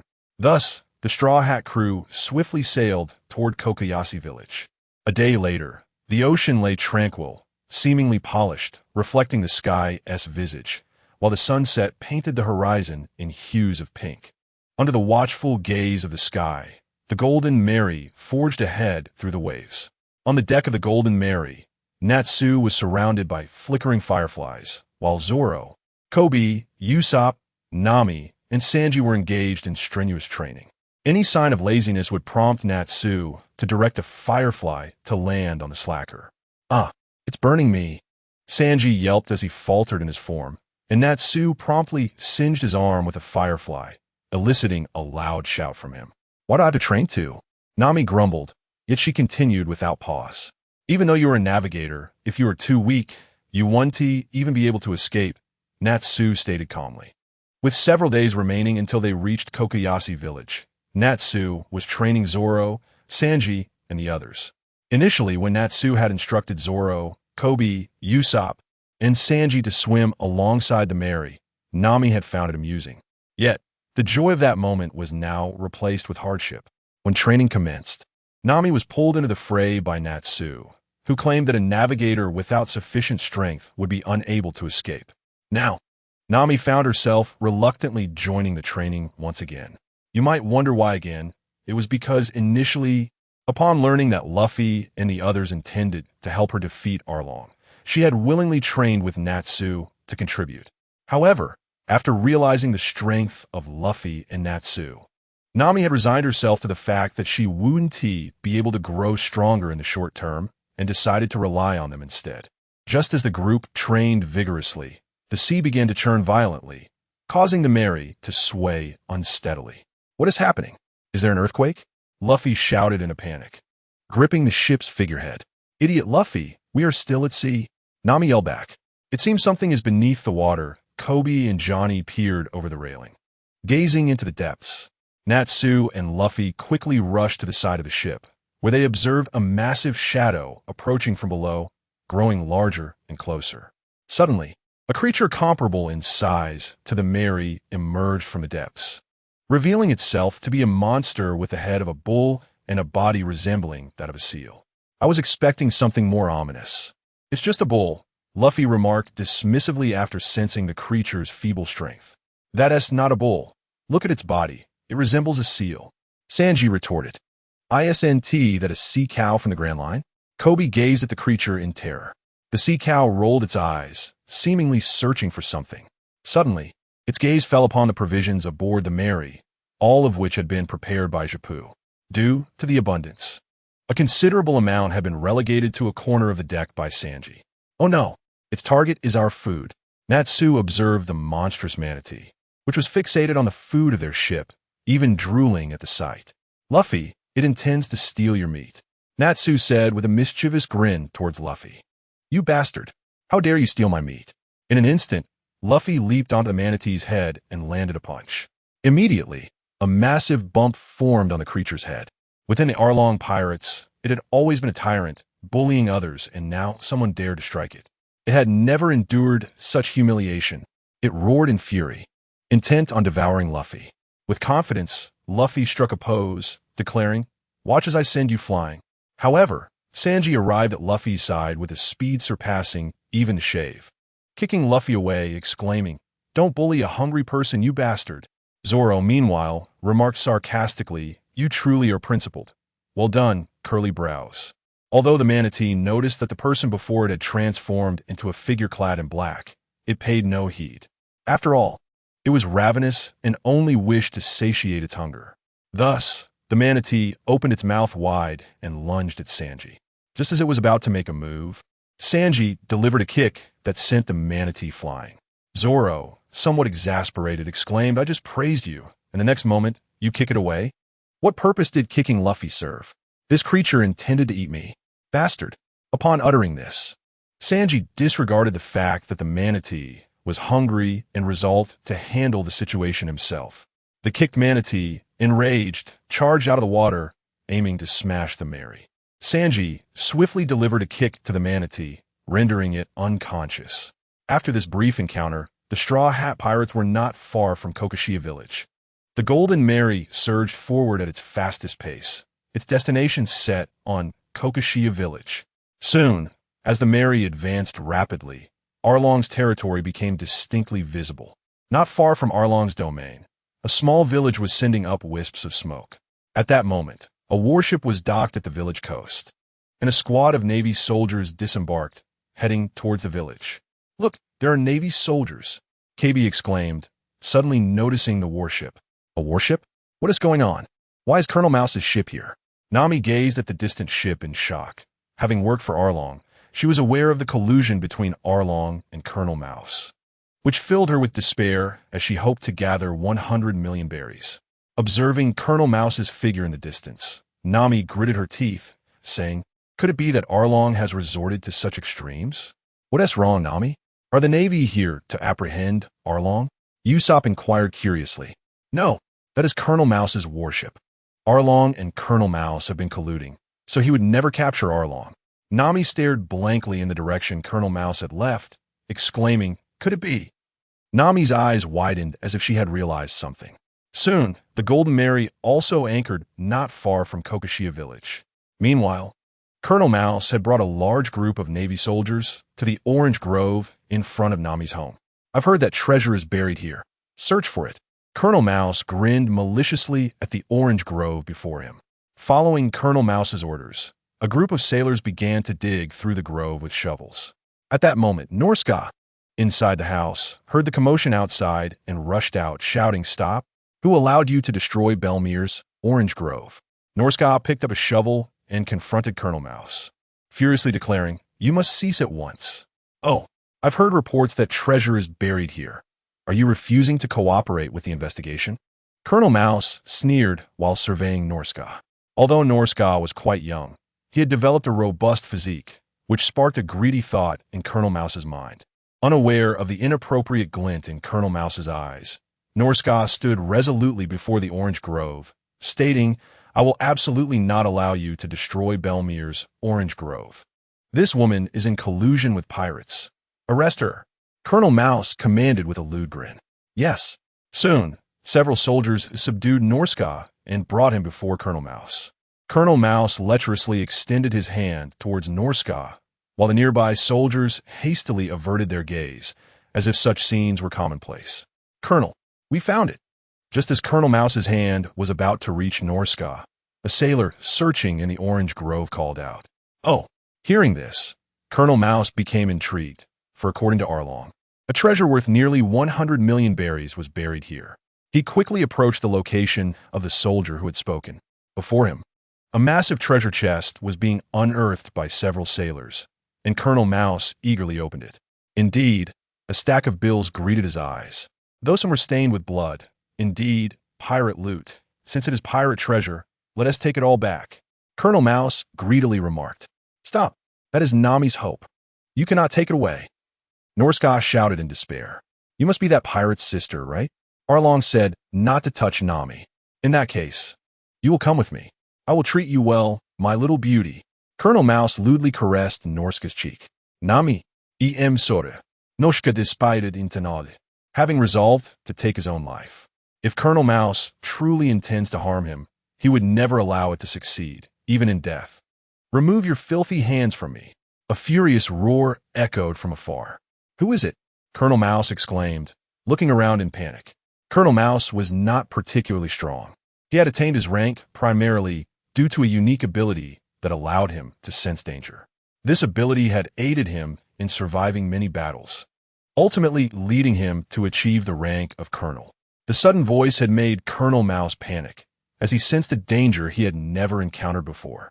With the sound of footsteps approaching, a group appeared before Colonel Mouse. Leading them was a boy wearing a straw hat, accompanied by several others, who bore various appearances. The most striking among them were a boy with pink hair and the only girl with orange hair. Upon seeing the newcomers, Colonel Mouse exhaled in relief. Thinking he had misjudged the situation, feeling foolish for being frightened by a few children's shouts, he soon regained his arrogance. What is the matter?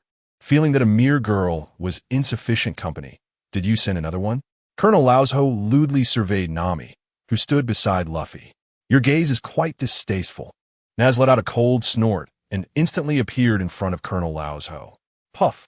Ah, my eyes, my eyes. In the astonished eyes of numerous Navy soldiers, Naz shockingly gouged out Colonel Laozho's eyes. Kill them. Quickly kill them. Colonel Laozho screamed, clutching his eyes in agony. The surrounding Navy soldiers were utterly bewildered. After all, the strength exhibited by the pink-haired boy was terrifying. Could they really kill him with guns? Let her go. You may live. Or shall I slice you in half? Naz pointed at the subdued Norska and coolly declared. Igriegajis. The soldiers holding Norska hastily released her. Leave the money and this Navy trash behind, and you may scram. Naz commanded. Igriegajis. As the saying goes, a cowardly lot are easily led astray. Under Colonel Laozho's influence, his subordinates were a bunch of spineless wretches. Upon hearing Naz's words, they wasted no time in abandoning the now blind Colonel Laozho. You scoundrels! Hurry and take me away, you worthless lot! Colonel Laozho, hearing Naz's command, was infuriated. Shut up! You're unbearable. Keep making noise, and I'll kill you. Naz coldly snorted. In an instant, Colonel Laozho fell silent. Meanwhile, Nami rushed to Norska, tears streaming down her face, and embraced him. Norska, I'm back. Nami wept in Norska's arms for a long time, releasing the pent-up pressure she had endured for so long. After a while, they finally calmed down. Nami and Nami elder sister. Naz spoke to the two sisters. What shall we do with this guy? Naz kicked the fallen Colonel Laozho, who lay on the ground like a dog. Let him go. Norska observed the pitiful state of Colonel Laozho and, after a moment's contemplation, decided to have Naz release him. It wasn't that Norska had an overflowing compassion. Rather, in this pirate world, a disabled person found it exceedingly difficult to survive. Now, that Colonel Laozho had lost his eyes to Naz, there was no need to kill him. Allowing him to experience the feeling of being bullied would be the best punishment. Naz nodded in agreement and immediately hurled Colonel Laozho toward the distant seaside. Amidst Colonel Laozho's screams, he accurately landed in the sea. Who are they? Norska inquired curiously.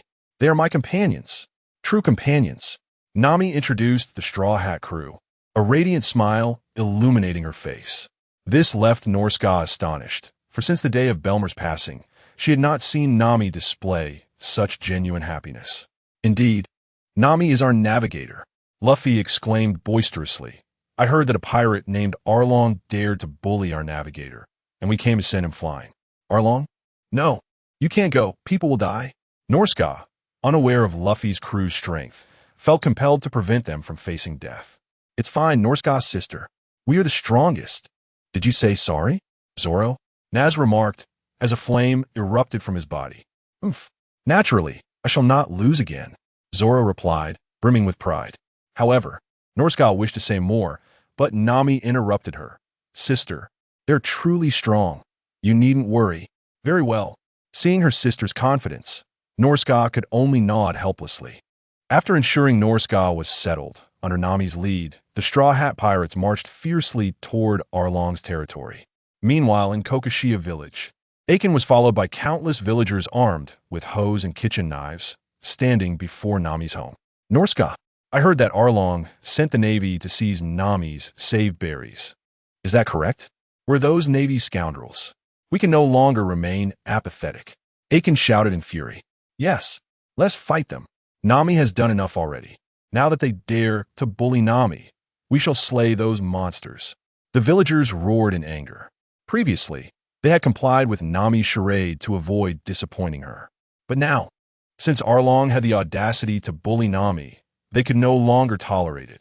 Even if it meant death, they would resist Arlong. They have already gone to Arlong's territory, claiming they would send him flying. Noshka pondered alud. What? Since Nami intends to resist Arlong, why didn't she inform us? Aiken anxiously looked at Norska. Let's hurry to Arlong's territory. We can't let Nami bear everything alone. Right.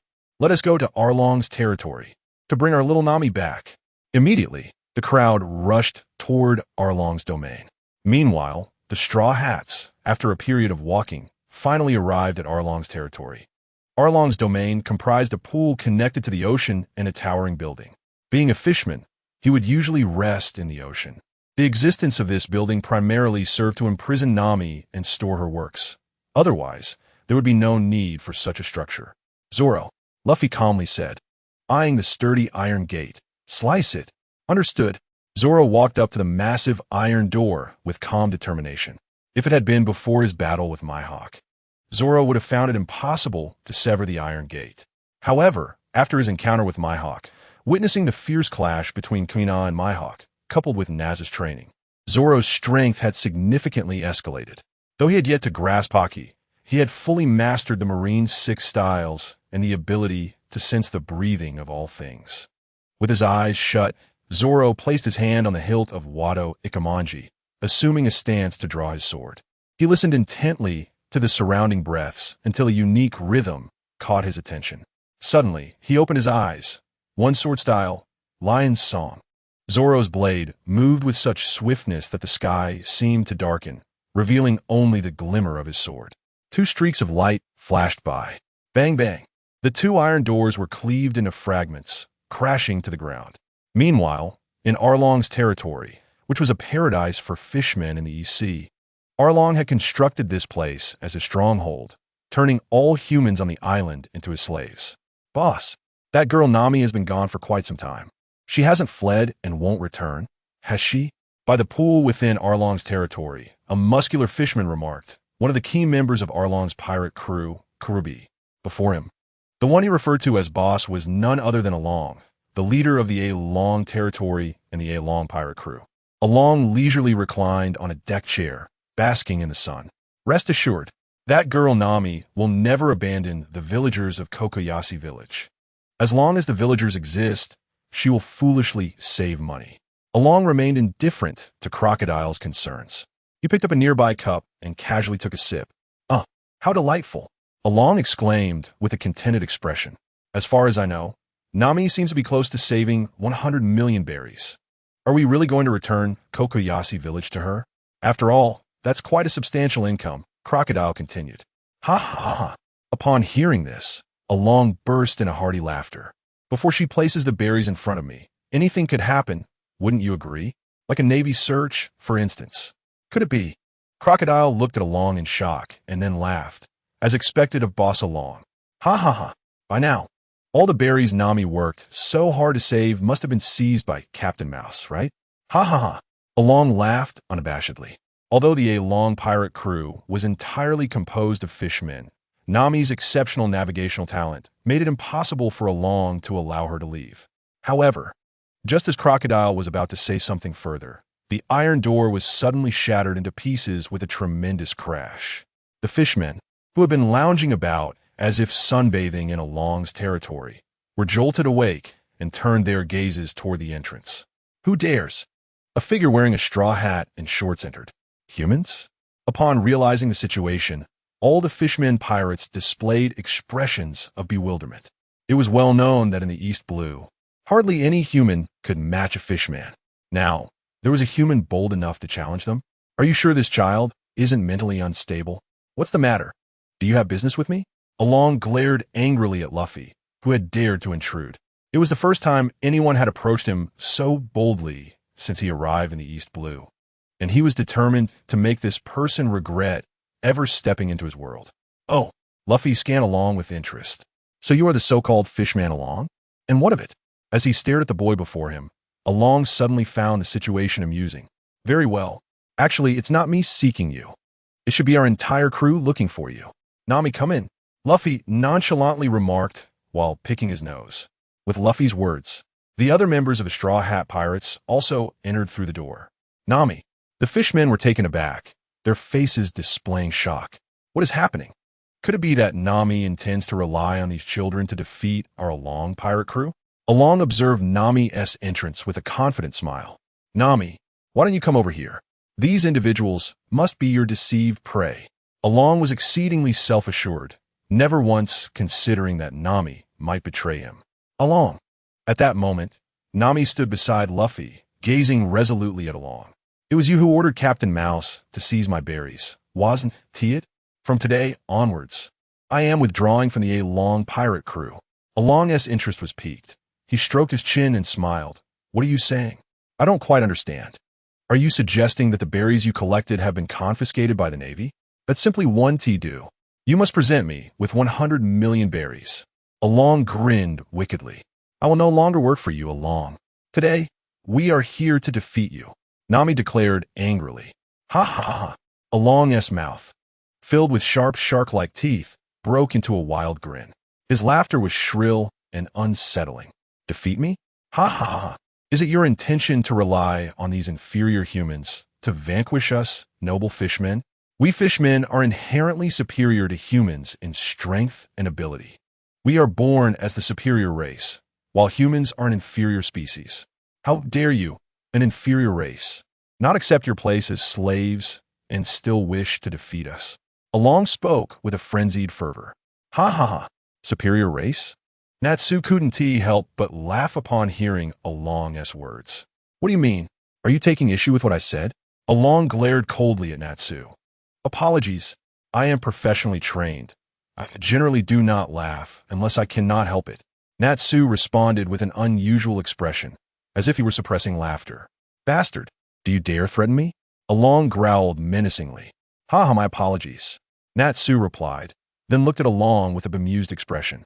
If I recall correctly, aren't fishmen often captured and sold as slaves in the Grand Line? Upon hearing Natsu's words, Along's eyes seemed to hollow out, as memories he had buried deep within resurfaced, memories he preferred not to confront. Fishman slaves? Nami looked at Natsu in shock. Indeed, slaves. Fishmen have always been highly sought-after commodities, especially by those from the sky. After all, their strong physiques make them ideal for pulling carts or serving as dogs. Natsu remarked with a sardonic smile. You're talking nonsense. How could fishmen be slaves? They're the noblest beings. Along argued weakly. Nonsense? Natsu pointed at Along's sun tattoo. Have you forgotten? The origin of your sun pirate's tattoo was to cover up the marks of slavery. Oh, you're lying. I will kill you. Along finally snapped. The reason he had come to the East Blue was to escape the fate of being sold into slavery. After all, no one had heard of Fishman's existence in the East Blue, and its relative weakness allowed him to hide. To mask his own insecurities, he had perpetuated the narrative that fishmen were a superior race and humans were inferior. In truth, all of this was merely a facade to cover his own feelings of inadequacy. Now, however, he had been exposed by Natsu, and everything he had built over the years was unveiled by this young punk. With a furious glare, Along charged at Natsu. Just as he was about to collide with Natsu, a fist suddenly extended, striking Along squarely in the face. A powerful force struck Along, causing him to spew blood, his head snapping backward as his entire form was hurled into the building within his territory. Those who dare to bully our navigator shall be sent flying by me, Luffy declared, placing his straw hat upon Nami's head. With a sudden exertion of his legs, he charged into the building. This unexpected scene plunged the fishmen within Aolong's territory into a momentary silence. How dare they ambush our captain? Brothers, let's eliminate them. The fishmen quickly rallied and surged toward the Straw Hat Pirates. With Luffy's assault, the battle officially commenced. Straw Hat Pirates versus Aolong Pirates. Kurubi, a master of fishman karate with a rank of 40, engaged in combat with Sanji. Meanwhile, the six-knife-wielding Shachi found himself targeted by Zoro. As for the cowardly Usopp, he managed to restrain the kissing fishman. Chu. Trembling before Chu, Usopp resolutely deployed his homemade ammunition to keep the fishmen at bay. Chili star, gunpowder star, oil star. Various types of ammunition were incessantly fired by Usopp. Each time the projectiles neared Chu, they were thwarted by jets of water expelled from Chu's mouth. Particularly, the gunpowder star and flame explosion star lost their effectiveness after being drenched. Futile. You must understand that my bullets are water. Chu taunted, eyeing the increasingly weary Usopp with a hint of arrogance. Oil star. Oil star. Ignoring Chu's provocation, Usopp continued to unleash his projectiles. Chu, undeterred, shot down every piece of ammunition Usopp sent forth. I told you it's pointless. How long will you persist? Chu snapped, irritation creeping into his voice. Is that so? Usopp finally lowered his slingshot, casting a significant glance at Chu. Look around you. What? Chu, puzzled, surveyed his surroundings, and suddenly his pupils constricted. When did this happen?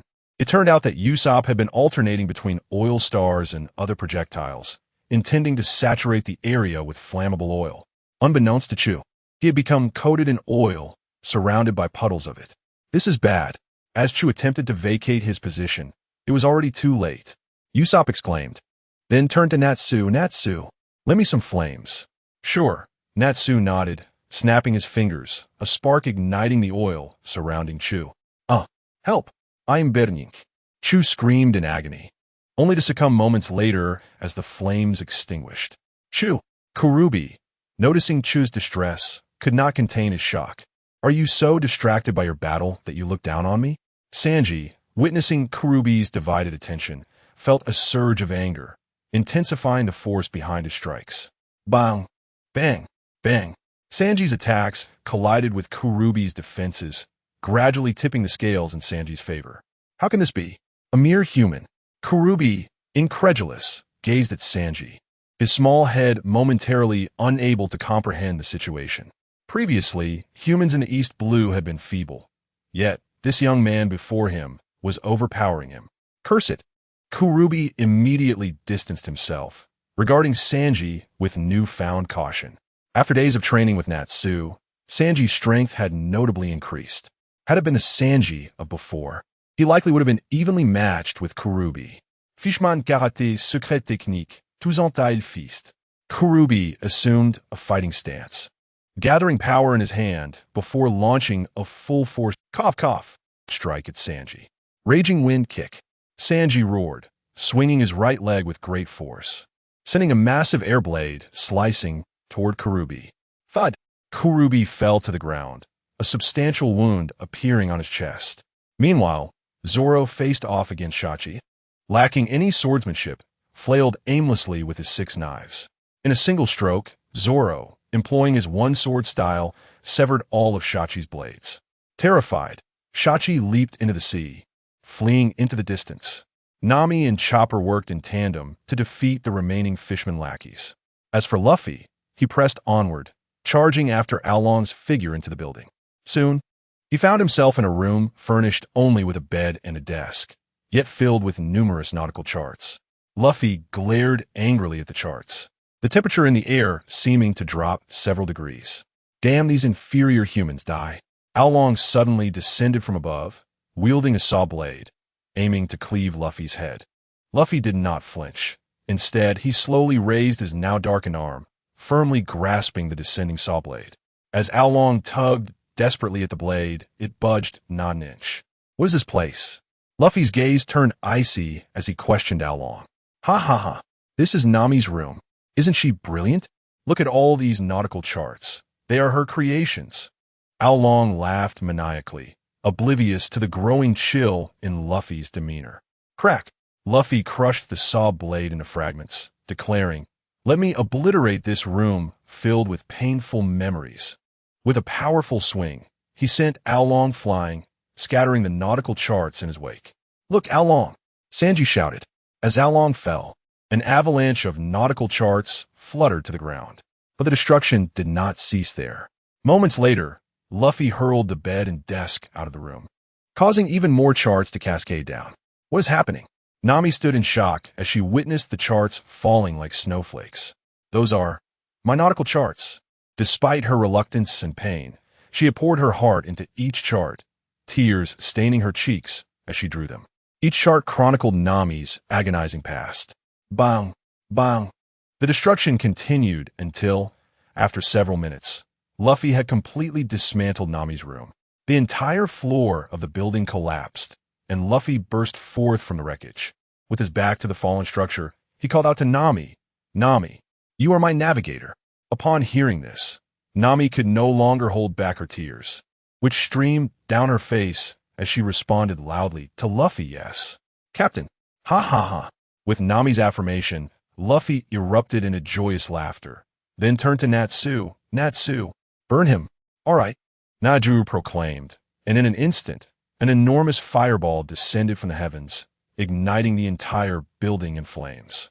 Following a powerful punch from Luffy, Long was rendered unconscious, losing all capacity to fight. Thus, the Long pirate crew faced complete annihilation. Outside the territory of Long, the villagers of Skypiea, led by Jien, armed with an array of weapons, hoes, kitchen knives, toilet plungers, and more, advanced with fierce determination. Each villager bore a countenance of wrath and a resolute spirit of sacrifice. After all, they had no choice. The physical prowess of the fishmen surpassed that of humans by leaps and bounds. Although they were acutely aware of their disadvantage, they resolutely decided to confront the fishmen in a battle to the death. Nami had tirelessly strived to reclaim Skypiea from Long's grasp. Yet, she was taken aback by Long's shamelessness in colluding with the Navy, allowing them to harvest the fruits of Nami's arduous labor. Now, with Nami ready to fight Long, what reason did they have to hold back? For so long, they had relied on Nami's protection. It was now their turn to safeguard her. Long's territory had arrived. "Comrades, we cannot allow Nami to face this alone. Charge!" a Jien shouted, wielding the only knife in Skypiea. "Kill him." The villagers disregarded their fears. However, at that moment, a colossal fireball appeared in the sky above Long's territory. The terrifying heat was palpable even to the villagers outside.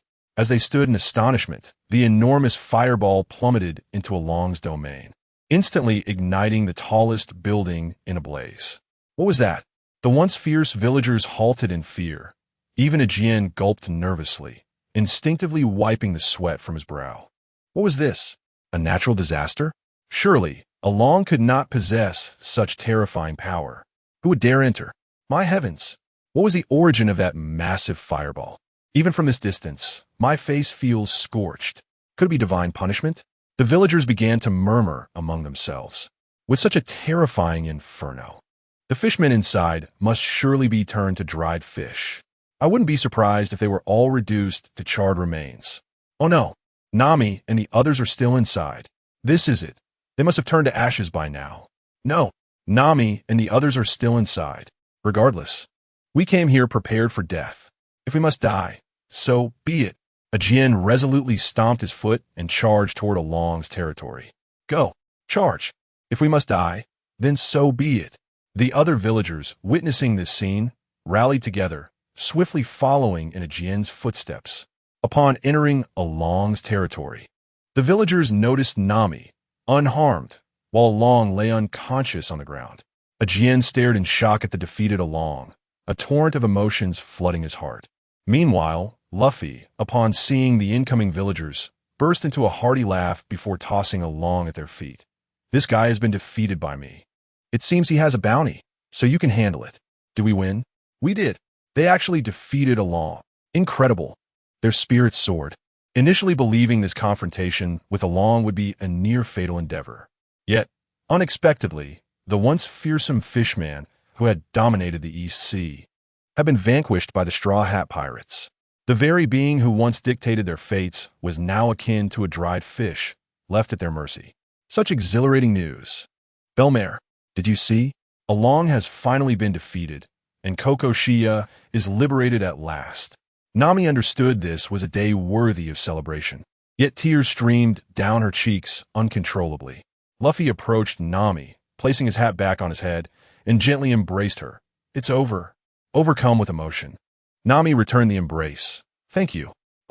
That rascal Luffy. He embraced the beautiful Nami. I must kill him. Sanji, witnessing Nami in Luffy's arms, became consumed by jealousy. Natsu watched Luffy and Nami, a slight smile gracing his lips. Zoro glanced at Sanji and remarked, "Eyebrow, take a good look." Nami also embraced Luffy. You green-haired fool. You infuriate me." Sanji tackled Zoro to the ground, and they began to wrestle. Ha ha ha, ha ha ha. Everyone watching erupted in laughter. That evening, the entire village of Skypiea celebrated Along's defeat, bringing forth nearly all their food and drink for a grand feast. Along was taken by a Jien to the nearest navy base to exchange for berries, along with the treasure discovered in Along's territory, which was evenly distributed among the villagers. Each person was genuinely immersed in joy. After all, 8 years had passed. Do you know how we endured those 8 years? Every day was filled with fear. Fortunately, Along's reign had ended, and they believed that life would improve from here on out. Every face radiated with happiness.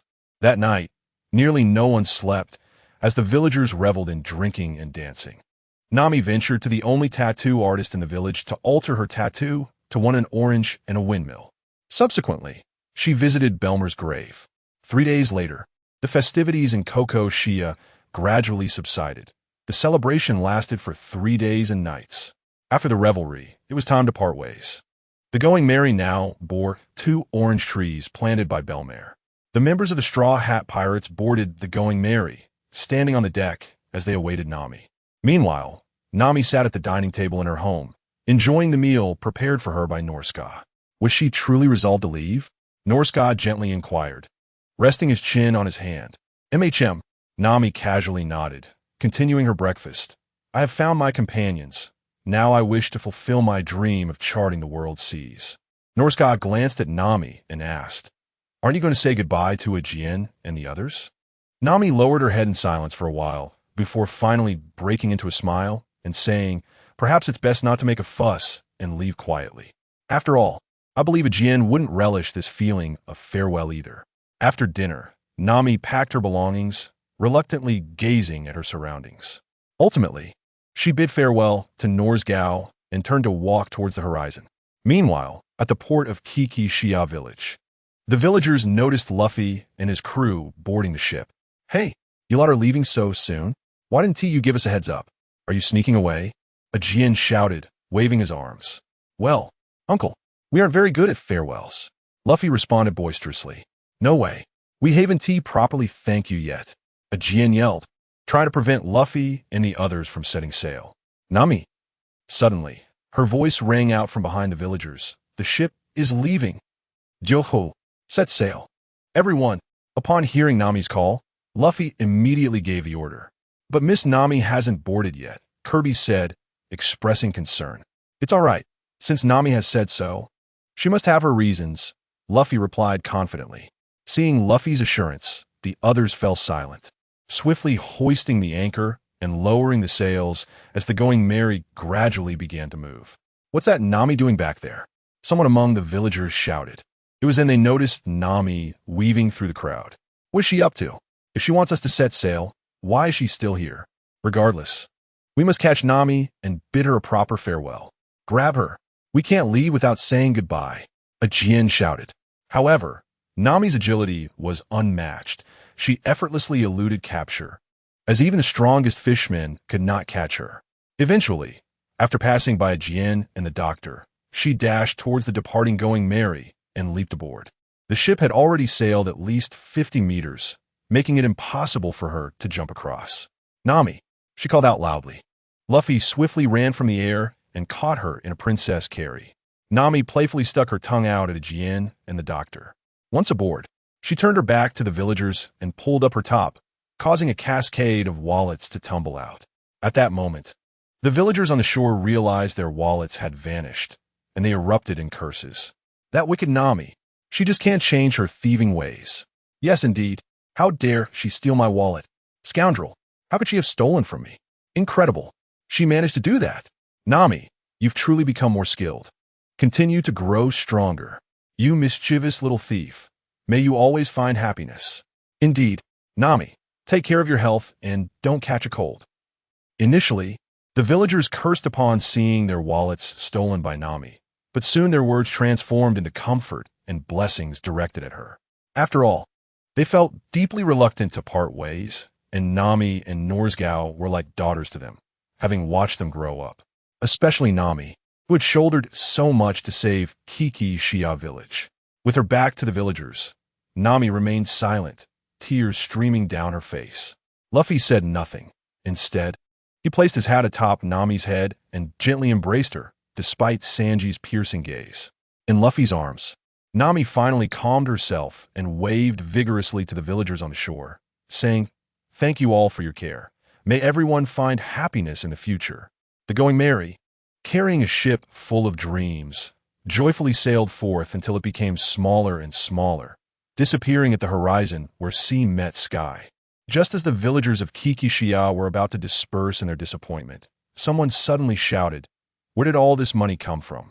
They discovered a large package quietly placed behind them, estimated to contain about 50 million berries. At that moment, Norsgau stepped forward and said, "This is the money Nami saved to buy the village. She left 50 million berries for its reconstruction. This girl, even now, she still thinks of us." A Jien said, his eyes glistening with tears. "We owe her another debt of gratitude." The doctor murmured as he gazed at the direction of the Going Merry. Norsgau smiled, but said nothing more, simply turning his gaze toward the distance, silently wishing, "It has been a long time since I've seen you so happy, Nami. May you always find joy." Meanwhile, aboard the Going Merry, Luffy sat atop the ship's figurehead, lost in thought. For some reason, ever since meeting Nami, whenever he saw her sad, he felt an uncontrollable urge to place his cherished straw hat upon her head. He consistently found himself embracing her, offering comfort. However, love was a concept that eluded Luffy's mind. He merely regarded it as the camaraderie shared among friends. Shaking his head, he dismissed such thoughts and quickly ran to where Sanji was located, exclaiming, "Sanji, I'm hungry." "What do you mean you just finished eating?" Sanji shouted in exasperation. The crew soon became embroiled in playful banter, and the smile on the ship's figurehead seemed to shine even brighter. Days later, the Going Merry was bustling with activity, particularly with Luffy and Usopp, who were the life of the party. Whenever Natsu trained Zoro and the others, Usopp would groan incessantly while Luffy would occasionally try to cause mischief, only to be swiftly reprimanded by Natsu. Observing Zoro and the others training earnestly, Natsu contemplated that they had been training for quite some time, and their physical abilities had improved significantly. Even the weakest, Nami and Usopp, likely surpassed the strength of a Navy captain at this point. It was time to formally teach them hockey, Natsu thought to himself. He promptly gathered Zoro and the others, who looked at Natsu with puzzled expressions, unsure of his sudden assembly. Without delay, Natsu declared, "Your physical abilities have reached a suitable level. It is time to officially teach you hockey." "Is it finally here?" Zoro felt a surge of excitement at the prospect. "Hockey? What is that?" Sanji asked, looking puzzled since he was completely unfamiliar with it. Natsu had no choice but to explain hockey to them once more. This is how it works. It turns out that the reason for Luffy and his companion's arms turning black is due to the power of Busashoka hockey. Sanji, upon hearing this, nodded in understanding. Initially, when he witnessed Luffy and the others in battle, he assumed their blackened arms were a result of their devil fruit abilities, only to realize now that it was indeed hockey.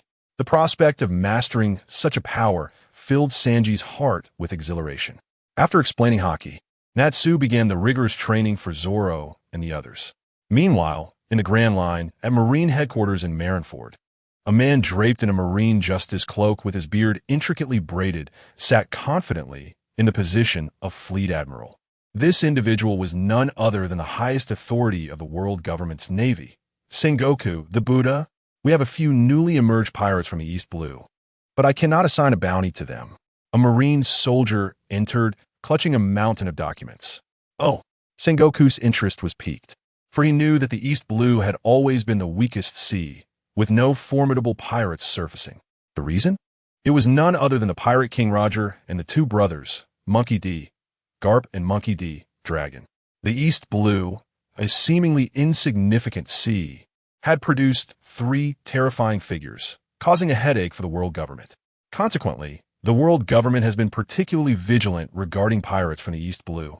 Whenever a promising talent emerged, the Navy would swiftly apprehend them. Now that a pirate had appeared, causing the department responsible for bounties to be indecisive, Sengoku became intrigued. However, as he perused the stack of documents, his brow furrowed, and he sternly instructed the Marine soldier, "Go fetch Vice Admiral Tsuru." A few minutes later, Vice Admiral Tsuru stood before Fleet Admiral Sengoku, observing his serious demeanor. "What is the matter? Why so grave? Take a look for yourself." Sengoku gestured towards the documents on the table. Tsuru immediately began to read. "Straw Hat Pirates. Monkey D. Luffy? Monkey D. Natsu?" She murmured the names in disbelief. Could it be? Tsuru quickly grasped the implications, staring at Sengoku with astonishment. "Keep reading." Sengoku urged her to continue. "What? How is that possible? One possesses peak vice admiral strength, while the other has the prowess of a novice admiral." Tsuru nearly dropped the documents. "Have you confirmed this with my hawk?" "I have." Sengoku nodded solemnly. Tsuru continued to examine the documents, but soon another shocking revelation emerged. "Monkey D. Kizaru. My hawk has lost an arm. The world's greatest swordsman has changed hands." Tsuru could not suppress a gulp as the dread brought forth by Monkey D. loomed over her once more. It must be noted that the Chinese government established by Monkey D. Carp was terrifying 20 years ago. The Navy was well aware of this, having dispatched one of their trump cards, the Knights of God, to attack the head of the Chinese government. However, the outcome of that operation remains a mystery, and since then, the Chinese government has indeed adopted a lower profile, operating only in Skypiea and the New World. Yet even so, no one dared to underestimate the Chinese government, especially since the world government would deliberately avoid any confrontation with it. Although the Chinese government could not directly contend with the world government 20 years ago, no one knows the extent of its power after 2 decades of silent development. It is worth noting that Carp took merely 30 years to transition from the Navy to establishing the Chinese government, acquiring strength that the world government now fears. It seems that after lying low for so many years, they're finally showing their fangs, Tsuru remarked, setting down the documents with a serious expression. "Indeed, it appears so." Sengoku replied with a nod, then turned to Karu, asking, "What do you think the bounty for these 3 individuals and the Straw Hat Pirates should be? Moreover, this Kizaru must be the one who severely injured Magellan 20 years ago." Sengoku stroked his chin thoughtfully. "Let us set the bounties based on their true strength." "Agreed." Tsuru nodded in affirmation. Following Sengoku's orders, the bounties were swiftly disseminated by the Navy. Soon after, the entire sea was stirred by the resurgence of that surname. After addressing the bounty amounts for the Straw Hat Pirates and Luffy, Natsu, and others, Sengoku stood by the window, gazing intently toward Skypiea, his eyes gleaming with an enigmatic light, lost in contemplation. No one knew what thoughts occupied his mind, but faintly, the sound of ticking could be heard, the gears of fate beginning to turn. "Zoro, can you swim faster? Haven't you eaten? What are you sneering about, KB?" Zoro and Sanji had both mastered Busashoka Haki, and even Usopp had learned Kinbunchika Haki. "What about you?" "Sanji, do not let flattery go to your head. Nami has made significant progress." The Going Merry continued to sail through the waves, and after a period of training, Nami had shown remarkable improvement. Now, when Zoro and the others swam alongside the ship, Nami joined in the training as well. Among the original 3 pillars of the Straw Hat Pirates, Zoro, Sanji, and Usopp, Zoro and Sanji had mastered Busashoku and Kinbunchika Haki, while Usopp had only grasped Kinbunchika Haki, still some distance away from Busashoka Haki. At that moment, a newsbird circled above the Going Merry, as if inquiring whether they needed newspaper. Natsu signaled it to descend, and after handing it 200 berries, it left behind a newspaper before flying away. Natsu casually flipped through the pages when suddenly several bounty notices slipped out from within the newspaper. Intrigued, Natsu picked them up, and upon reading the contents, a smirk crept onto his face. "Everyone come see." Natsu called the other Straw Hat Pirates over. Soon, they gathered on deck. "What is going on, Natsu? What happened?" Luffy inquired. "Take a look for yourselves." Natsu displayed the bounty notices before them, which read, Monkey D., Luffy, captain of the Straw Hat Pirates, attacked the Navy South 153rd Division, killed Colonel Mouse, defeated notorious pirates such as Kuro, Arlong, and Alvida, and escaped unscathed from Mihawk's grasp, possessing the strength of a novice admiral. Bounty 1, 55 billion berries. Monkey D.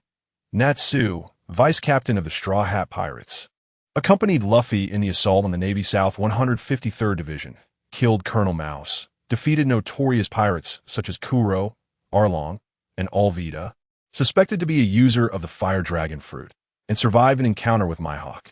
Before utilizing the abilities of the fruit, one possesses the strength of a peak vice admiral. After engaging these abilities, one can contend with admirals. Therefore, a bounty is hereby issued, regardless of life or death. Bounty 1, 45 billion berries. Roronoa Zoro, the combat captain of the Straw Hat Pirates, has followed Luffy to assault the Navy's 153rd branch, slaying Colonel Mouse and defeating notorious pirates such as Kuro and Arlong. Suspected to possess the abilities of the Huolong fruit, he survived an encounter with Mihawk, showcasing strength akin to that of a colonel, and was labeled a terrifyingly gifted youth by Mihawk. Hence, a bounty is hereby issued, regardless of life or death. Bounty 50 million berries.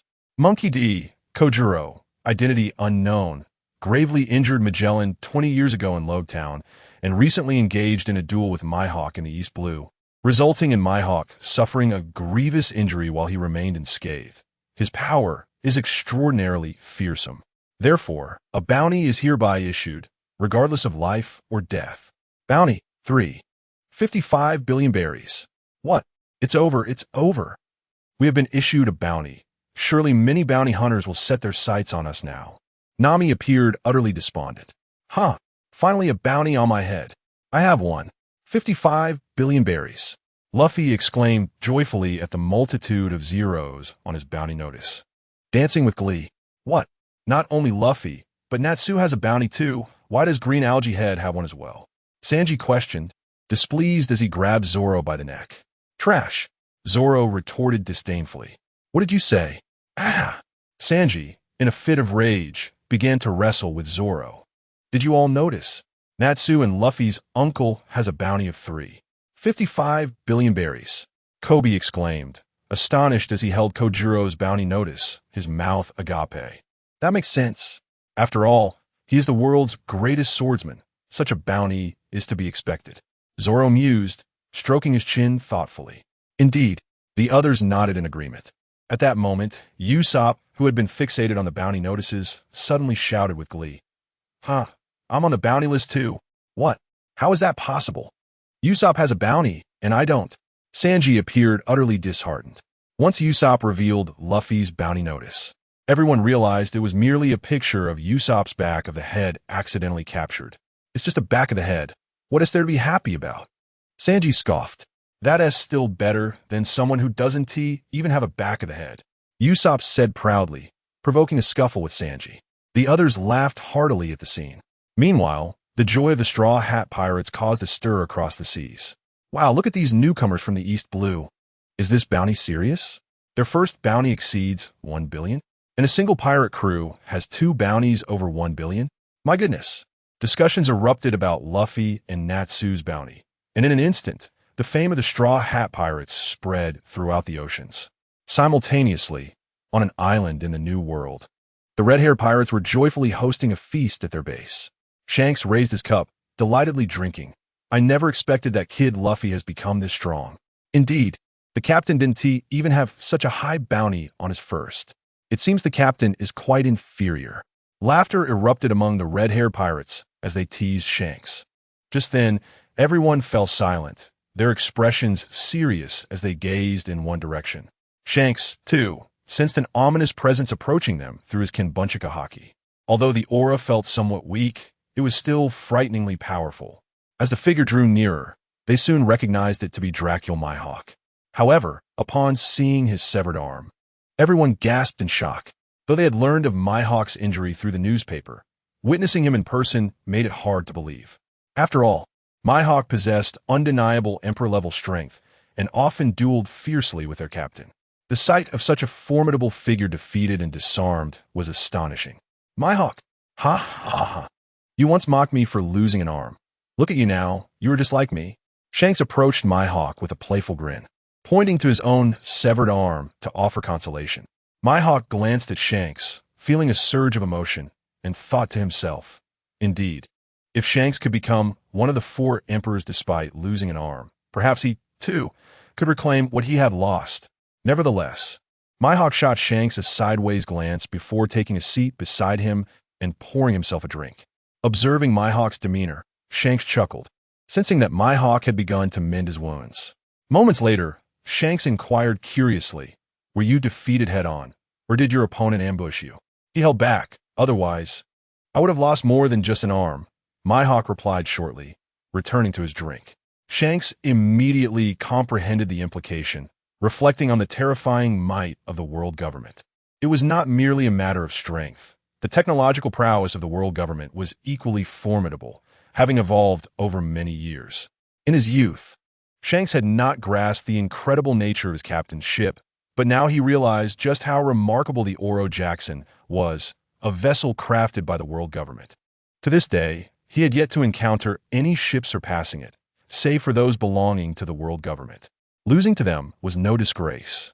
Shanks took a swig of his drink and continued, you must have heard of the Knights of God from the world government, right?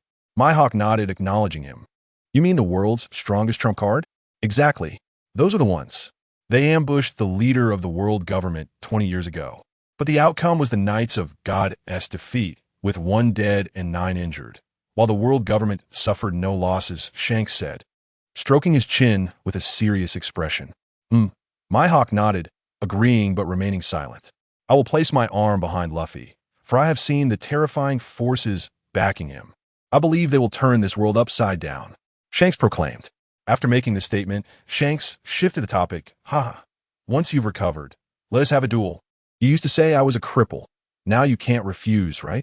TCH, you will never win against me in swordsmanship. Mihawk retorted. Captain, you truly lack dignity. Laughter rang out once more across the small island. In the office of the world government in Malahoya, the balding Elder Star slammed several bounty notices onto the table, his voice laced with anger.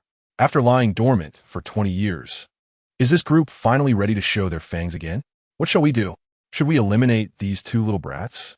The bull-horned Elder Star did not finish his sentence, instead making a gesture of killing. The goat-horned Elder Star shook his head and replied, you intend to kill them? If you truly did so, do you believe the current world government possesses the capacity to endure the wrath of that force? Upon hearing the goat-horned Elder Star's words, silence fell over the assembly. After all, the power of that force from 20 years ago was already terrifying. It was difficult to ascertain just how formidable they had become now. Not to mention the terrifying might possessed by the nations of the New World and the station navy there, with nearly 10 admirals in plain sight. The thought of their hidden cards sent a chill down the spines of the Elder Stars. Let them develop as they wish. They are merely a few pirates, and as of now, that force shows no intention of expansion, so there is no need to provoke a conflict, the curly-haired Elder Star suggested after some contemplation. Indeed, the others nodded in unison, recognizing this as the most prudent course of action. Meanwhile, those who had received assistance from Luffy were joyfully laughing upon seeing his bounty notice. Dayton, the mountain bandit from Windmill Village, was utterly astonished when he saw Luffy's bounty, his jaw dropping in disbelief.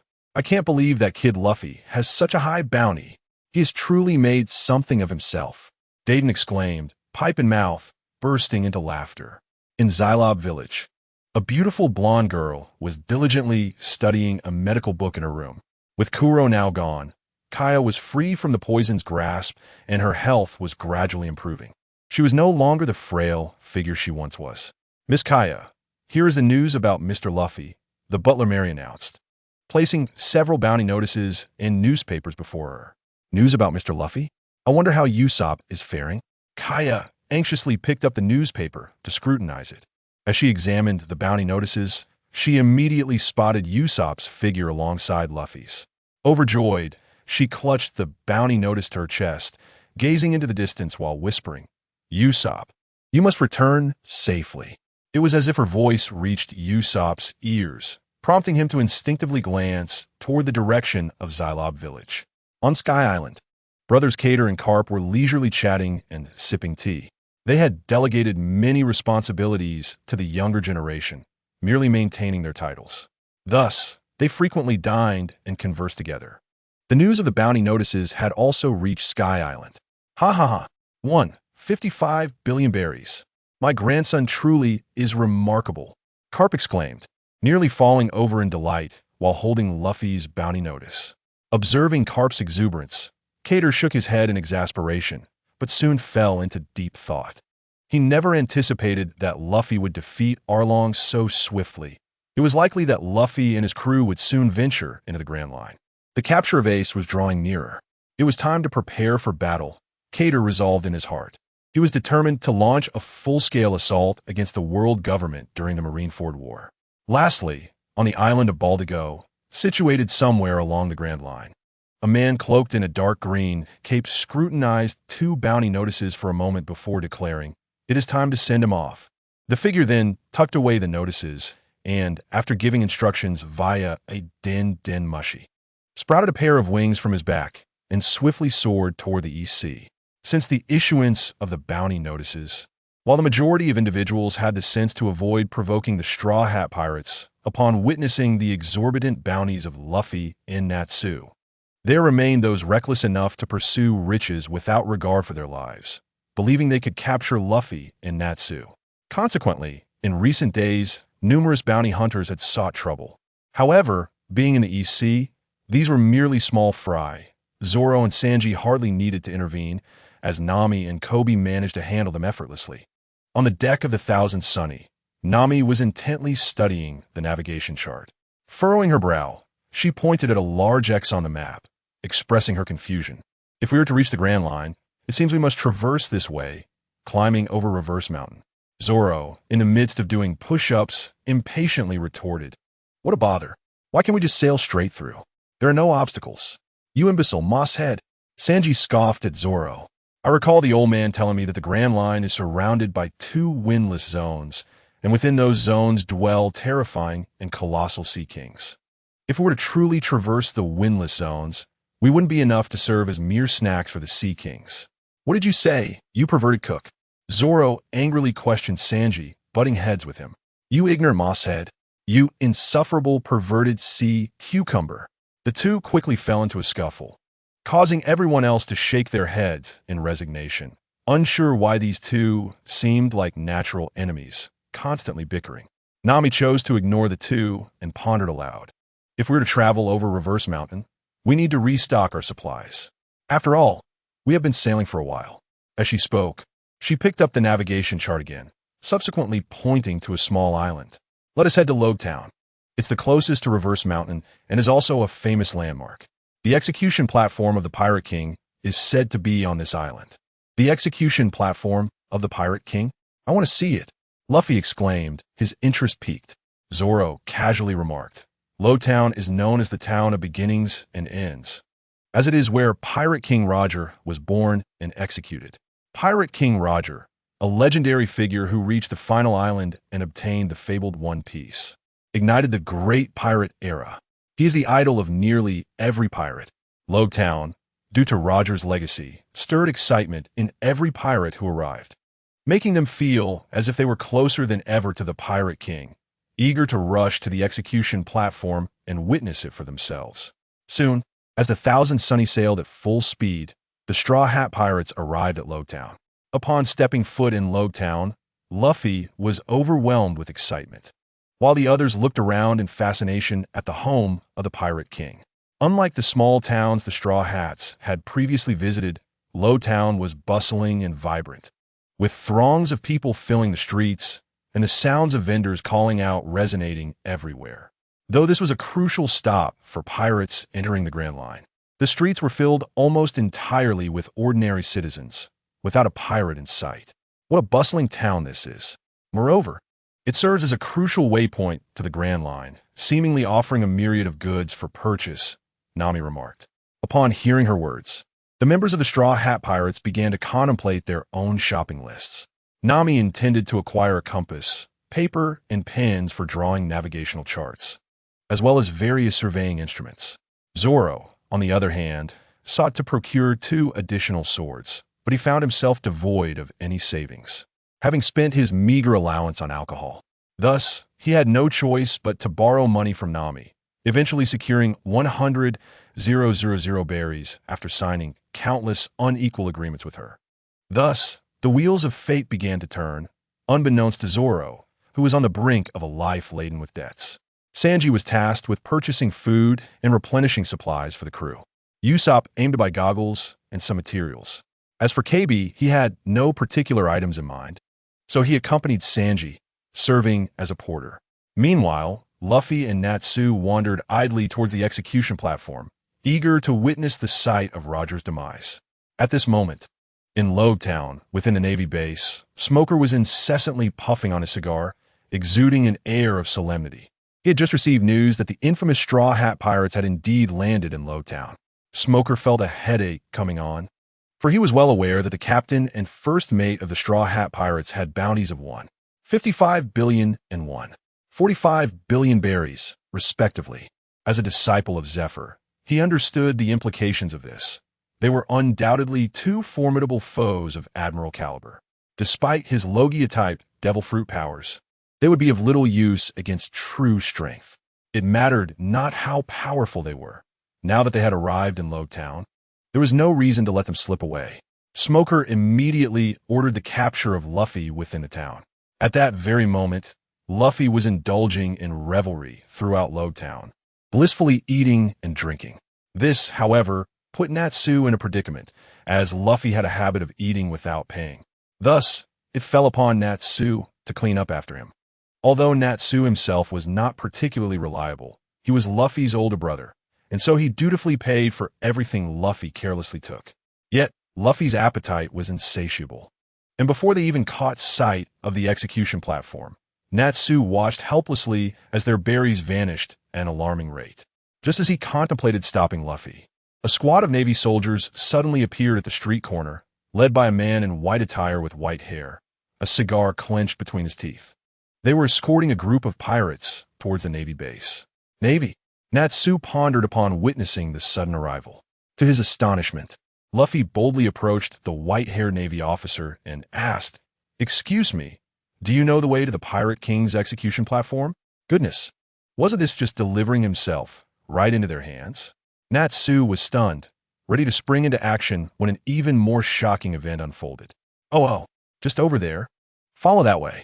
Smoker responded with an unexpectedly warm smile, pointing in a direction. "Thank you, sir," Luffy exclaimed joyfully, turning to Natsu and declaring, "Natsu, I've found the way to the execution platform. Let us go now." Natsu, flabbergasted, couldn't believe that Luffy had just walked right into their hands, and Smoker had failed to recognize him. Natsu felt his mind struggling to comprehend the absurdity of the situation. However, not long after Luffy and Natsu departed, Smoker seemed to recall something and instructed a subordinate, "Bring me the bounty posters of the Straw Hat Pirates." Shortly, 3 bounty posters were presented to Smoker. Upon examining them, he saw a boy wearing a straw hat alongside one with pink hair. Smoker's pupils dilated. These were the very 2 boys he had just encountered. How audacious of them! "You lot, take these pirates back and summon all available Navy support. I have located the Straw Hat Pirates," Smoker commanded. "Yes, sir." The sailors promptly obeyed, springing into action. Meanwhile, Smoker hastened towards the direction of the execution platform. Guided by Smoker's directions, Luffy and Natsu soon arrived at the execution platform. Ha ha ha! Finally found it! Luffy exclaimed with excitement as he leapt onto the platform, surveying the square below. What a splendid vantage point! Luffy marveled. Hey, you brat! How dare you stand there? Get down immediately! That's the execution platform of the Pirate King. Get down, boy! Shouted a voice from the crowd of pirates below, who had also noticed Luffy's presence and began to clamor angrily for him to vacate the platform. Ignoring their protests, Luffy closed his eyes atop the platform. As the cacophony of voices transported him back to the moment of GOLD, Roger's execution. Go and seek. I have left my treasures there. Suddenly, a voice seemed to transcend time, echoing in Luffy's ears. Upon hearing this, Luffy couldn't contain himself and shouted, I am Monkey D. Luffy, the man who will become the Pirate King. His voice resonated throughout Logtown, plunging the town into a momentary silence. However, it was but a brief pause before the noise erupted once more. You little brat, what do you think you are? Get down now, you scoundrel. Upon hearing Luffy's declaration, the entire Logtown was set ablaze with excitement. After 20 years, someone dared to utter such bold ambitions in Logtown once again. Coincidentally, Smoker witnessed this scene unfold. Gazing at the carefree straw hat boy laughing atop the execution platform, Smoker felt an inexplicable pull towards him. A sense of familiarity washing over him as his thoughts drifted back to that fateful day 20 years ago. Despite Roger's impending demise, he had maintained that same smile, seemingly unperturbed by death. Now, the boy standing on the platform bore the same expression. Smoker shook his head, refocusing his attention on Luffy. Kit, I never expected you to be the notorious Monkey D. Luffy of the East Blue with the highest bounty. How brazen of you to come and ask me for directions. Smoker shouted at Luffy. What? That guy's Monkey D. Luffy? The pirate with a bounty of 1.55 billion berries? Such a terrifying figure for a first bounty. Perhaps he truly will become the Pirate King. As the crowd in the square processed Smoker's words, realization dawned upon them. That face belonged to the infamous pirate. No wonder he claimed he would become the Pirate King. Such formidable power at such a young age. Even a formidable Pirate King. Roger likely did not possess such strength at his age, did he? Is that you? Thank you, sir, for guiding me. Otherwise, I would not have found this place. Luffy exclaimed exuberantly. Damn pirates! I am Colonel Smoker of Roguetown's Navy, and I shall arrest you here. Smoker declared loudly, a thick cloud of smoke billowing from his body. That won't do, Luffy retorted immediately. I must venture forth to the Grand Line. I cannot be captured by you before I become the Pirate King. Surrender now, pirate. I shall capture you here. Behold my white fist. As Smoker spoke, the smoke around him coalesced into a colossal fist, hurtling toward Luffy. Sir, you're a good person. You even helped me find my way. I do not wish to fight you. Luffy effortlessly dodged Smoker's attack. Enough chatter. Either you defeat me, or you shall remain here today. Smoker exclaimed, drawing out his Sea Prism stone weapon, preparing to advance. Colonel Smoker. Suddenly, a voice rang out, and countless Navy soldiers surged in from all directions, encircling everyone in the square. You've arrived. Evacuate the civilians. Then assist me in capturing these two pirates. Smoker commanded, swiftly charging at Luffy. If you continue like this, I shall send you flying. Luffy said, somewhat irritated as he gazed at Smoker. No more nonsense. Smoker shouted, charging rapidly toward Luffy. Observing Smoker's approach, Luffy shook his head in resignation, his gaze sharpening. Suddenly, a terrifying aura erupted from within him. Conqueror's Haki. The surrounding civilians and pirates alike fainted upon encountering this invisible energy. What? Conqueror's Haki? How can this be? Smoker stared, rigid, at the square, now littered with the unconscious. Could it be that he truly possesses the potential to become the Pirate King? In that fleeting moment of distraction, Luffy appeared directly behind Smoker. Sir, you're a good person. Just take a nice sleep. With that, Luffy struck Smoker, knocking him unconscious. We've caused a commotion. Let us leave, Natsu. After dealing with Smoker, Luffy tugged Natsu away from the execution platform. At that moment, unbeknownst to Luffy, A green-haired boy with sharp teeth was gazing at Luffy's departing figure, his eyes sparkling with admiration. Is that Luffy senpai? Truly, he is the greatest pirate of East Blue, to have taken down so many in an instant. The green-haired boy exclaimed in admiration. No, Road Town is too small. I must follow in Luffy senpai's footsteps to the Grand Line. After observing the execution platform, Luffy and Natsu lost interest and hurried towards the Going Merry. On their way, they stumbled upon a lost Zoro. Isn't that Zoro? Natsu pointed at Zoro, scratching his head at the intersection. It really is him.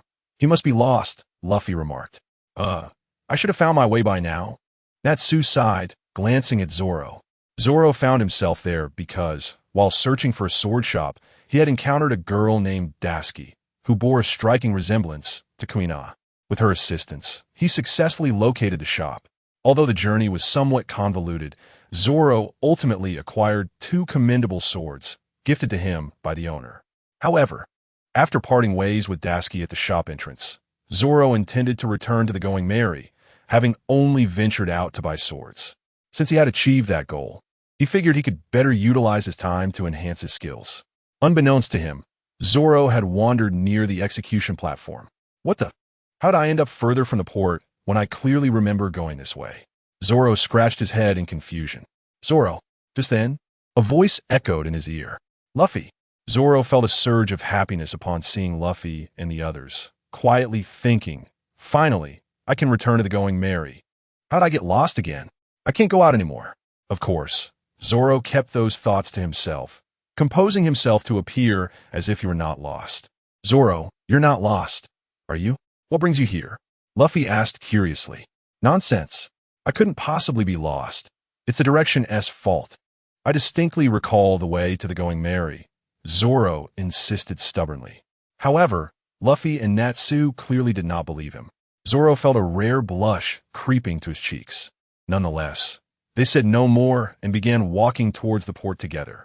However, true to his reputation as the first-class navigator among pirates, Zoro, despite the 3 of them walking together in a straight line, would occasionally veer off course without warning, nearly exhausting Luffy and Natsu several times. Fortunately, they were not far from the Going Merry, and soon they reached its location. Upon sighting the Going Merry, Zoro's spirits lifted, and he resolved that upon arriving at any island, he would remain behind to guard the ship, allowing him to swim and train in the sea. Surely, he wouldn't get lost that way. Thankfully, the cook was unaware of this. Otherwise, Zoro would never hear the end of it. As he contemplated this, Sanji and Kobe approached, carrying a peculiar fish and a plethora of supplies. Hey, how did you end up with them, Green Algae Head? Sanji asked, puzzled. I recall your paths being entirely different. Oh no. Upon hearing Sanji's words, Zoro was startled. Ha, this guy got lost. He ended up near the execution platform. Luffy exclaimed. Lost? Ha ha. The Green Algae Head is a navigator who can't find his way? Ha ha ha. Sanji burst into laughter. Shut it. I did not get lost. Zoro retorted defiantly, leaping onto the Merry first. Ha ha. The others could not help but laugh at Zoro's antics. Soon, Nami and Usopp returned as well, and the Going Merry set sail once more. As they sailed not far from Road Town, a terrifying aura suddenly enveloped the area surrounding the Going Merry. What is this? Natsu and Luffy's brows furrowed, cold sweat trickling down their foreheads. A sense of dread washed over them, as if they were being watched by an ancient beast, anticipating their demise at any moment. The owner of this aura possessed strength far beyond their own. What is happening? Why does it suddenly feel so difficult to breathe? Zoro, Sanji, Usopp, and others, although not the targets of this overwhelming aura, were nonetheless intimidated by its residual might. The disparity in strength was so vast that even a mere remnant of that pressure rendered them nearly devoid of combat capability. A formidable being has set its sights on us. Luffy's gaze sharpened. Although he typically exuded a carefree and optimistic demeanor under Katakuri's tutelage, he had evolved into a figure of considerable wisdom, unlike his portrayal in the original narrative.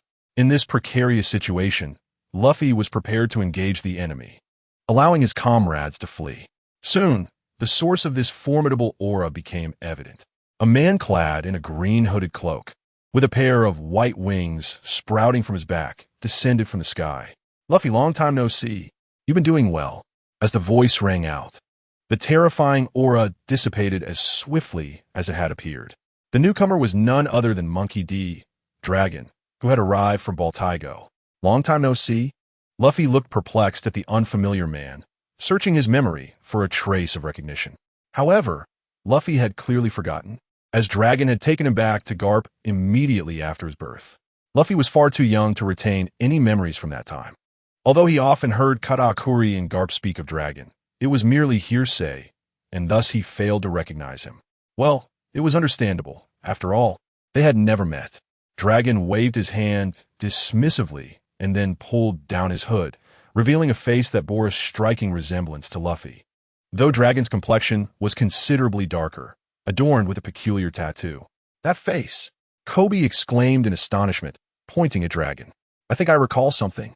Kobe pondered intensely, beads of cold sweat forming on his brow. What's wrong, Kobe? Nami inquired, puzzled by Kobe's reaction. The leader of the Revolutionary Army, Dragon. Kobe finally recalled, his shock evident. The Revolutionary Army is known to be a fearsome organization. Could it be that he has targeted Luffy? Zoro and Sanji swiftly positioned themselves in front of Luffy, adopting a stance of defiance. Luffy, you need to escape. We will hold him off. Zoro and Sanji's expressions were grave as they urged Luffy to flee. Huh? You're my father? Luffy stared at Dragon in disbelief, his confusion palpable. For a moment, the atmosphere aboard the Going Merry seemed to freeze, plunging into an eerie silence. Father! The resounding exclamation erupted from the crew, their incredulous gazes darting between Luffy and Dragon. What? The infamous leader of the Revolutionary Army, the world's most notorious criminal, is actually Luffy's father. Oh. The Straw Hat Pirates stared intently at the faces of Luffy and Dragon, scrutinizing them repeatedly. Upon closer examination, they indeed noted the resemblance, which somewhat calmed their turbulent hearts. I have heard my grandfather and uncle speak of him, but this is my first time meeting him, Luffy admitted, scratching his head in exasperation. Well, that's true, Dragon replied with a hint of resignation, as the weight of the Revolutionary Army's responsibilities was immense. With the prolonged conflict, he often found himself overwhelmed. Therefore, he had never found the time to visit Luffy.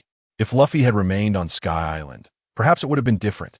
However, Luffy had been sent to Fusha Village by Garp, preventing Dragon from visiting. Dragon reclined comfortably in a nearby chair, remarking, It has been ages since I've had the chance to relax like this. By the way, father, what brings you to the East Blue? Luffy asked, curiosity evident in his tone. Well, you are my son after all. I never had the time to care for you before, but now that you've set sail, I felt it necessary to see you off, Dragon replied casually, basking in the sun. Luffy nodded in acknowledgement. Hey Luffy, Dragon suddenly turned serious, addressing Luffy with intensity.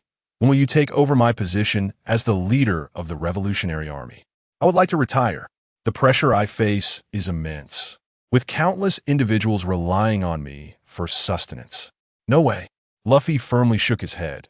I haven't become the Pirate King yet. Let us discuss that later. That will take quite some time. Dragon's expression fell. If Kuma and Sabo from the Revolutionary Army were to witness Dragon's current demeanor, they would undoubtedly be taken aback, as the feared leader of the Revolutionary Army appeared as a playful elder in Luffy's presence. Well, by the time that happens, I'll probably have overthrown the world government, and you can simply bring your crew to rule over the nations I've conquered. Ha ha ha, Dragon jested. Luffy, unfazed, continued to gaze curiously at Dragon's face. Though he felt a sense of unfamiliarity with this father figure, he was nonetheless delighted by his presence. As Dragon lounged beside Luffy, he enjoyed a rare and peaceful nap. When the sun began to set, Dragon awoke. That was a splendid nap. It has been ages since I felt this refreshed. Luffy, I must take my leave. There are numerous matters to attend to with the Revolutionary Army. I will await you in the Grand Line. Luffy nodded calmly in response. By the way, if you ever encounter insurmountable challenges, remember to invoke the name of the monkey family, Dragon warned with a fierce glint in his eye. I refuse to believe that any fool would dare overlook the monkey name. Luffy nodded, a bit helplessly, as he still yearned to rely on his own strength. However, he acknowledged his father's good intentions. Dragon then cast a meaningful glance at Nami, smiling subtly as he told Luffy to ensure he protects that lovely young lady. Nami felt her head spinning at his words, a blush creeping onto her cheeks. Ever since learning that Dragon was Luffy's father, she had felt an uncomfortable mix of shyness and trepidation, a whirlwind of complex emotions swirling within her. Although she and Luffy were not in a romantic relationship, her feelings for him had deepened over time. Likewise, Luffy regarded Nami as a unique presence in his life. Although their feelings remained unspoken, the entire crew had already begun to view them as a couple. Dragon, perceptive as ever, decided to tease Luffy. Of course, I will not allow anyone to harm Nami, Luffy declared resolutely, his eyes gleaming with intensity. Nami, upon hearing this, shyly called out Luffy's name. Ha ha ha. It seems I will soon be a grandfather, Dragon remarked, sprouting wings from his back before swiftly vanishing from sight. Huh? Luffy questioned, tilting his head in contemplation of his father's words. Grandchild, having children? Nami's mind went blank, her lips murmuring in disbelief. After this brief interlude, the ship Huangjin Meili Hao finally arrived at the entrance of Dindaoshan. This mountain is one of the few places in the pirate world that defies the laws of physics, with its unique geographical environment and peculiar magnetic fields. The weather here is notoriously capricious, rendering any rational judgment futile. Just moments ago, the sky was clear and bright. However, upon entering the vicinity of Daosan, dark clouds suddenly gathered, creating an ominous atmosphere reminiscent of the apocalypse, with not a single ray of sunlight able to penetrate the thick clouds above, casting a shadow over the sea and instilling a sense of dread. The members of the Talhavitan, Chow Mao Hazehechuan, were similarly affected, their usual playful banter replaced by a solemn focus on the direction of Dandaoshan, each assuming their respective roles. Nami, if we proceed any further, we will encounter a vast expanse of rain clouds. Usopp, perched atop the lookout tower, exclaimed anxiously. Continuing in this direction should lead us to the entrance of Dandaoshan. Nami, meticulously studying the nautical chart in her hands, revealed a glimmer of excitement in her bright, beautiful eyes. Her dream is to map the entire world. And beyond this point lies the Grand Line, a realm she has never ventured into before. Thanks to Nami's formidable navigation skills, Huangju Lihao deftly avoided colossal waves time and again. Gradually, a massive red continent emerged on the horizon, bisecting the vast ocean, its blood-red terrain reminiscent of the remnants of ancient deities. The crew of the Tomohitan gazed in awe at this crimson land. At the confluence of the Calm Belt and the Red Continent stood an imposing peak. At the foot of this mountain, an enormous river defied the laws of physics, causing seawater to surge upward toward the summit of Dindosan. As the ship approached the entrance, an astonished gasp escaped the crew's lips. Suddenly, Huangjin Lihao was thrown off course. Nami cried out as the ship veered dangerously toward a rocky outcrop due to the force of the current. Don't worry, leave it to me. Natsu swiftly positioned himself at the ship's edge, anchoring himself with one hand while directing the other toward the rocks. Fire Dragon Roar, a torrent of flames, as fierce as a jet engine, erupted from Natsu's hand, miraculously pulling the ship back on course. Rubber Cannon. Meanwhile, Luffy relentlessly swung his fists, sending splashes of water and stones flying away from the ship. Two-sword style, Rorinoa Gate. Zoro stood at the prow, cleaving the waves that surged toward Gajunli Hall in half, preventing any from crashing onto the vessel. Usopp and KB tirelessly bailed out the seawater that had breached the ship, while Nami continuously adjusted the course according to the weather and currents, directing Sanji to stabilize the ship's position. At last, through their collective efforts, Huangjin Lihao ascended the upward current, escaping the most treacherous region. The ship finally resumed its normal trajectory, steadily climbing. Bang!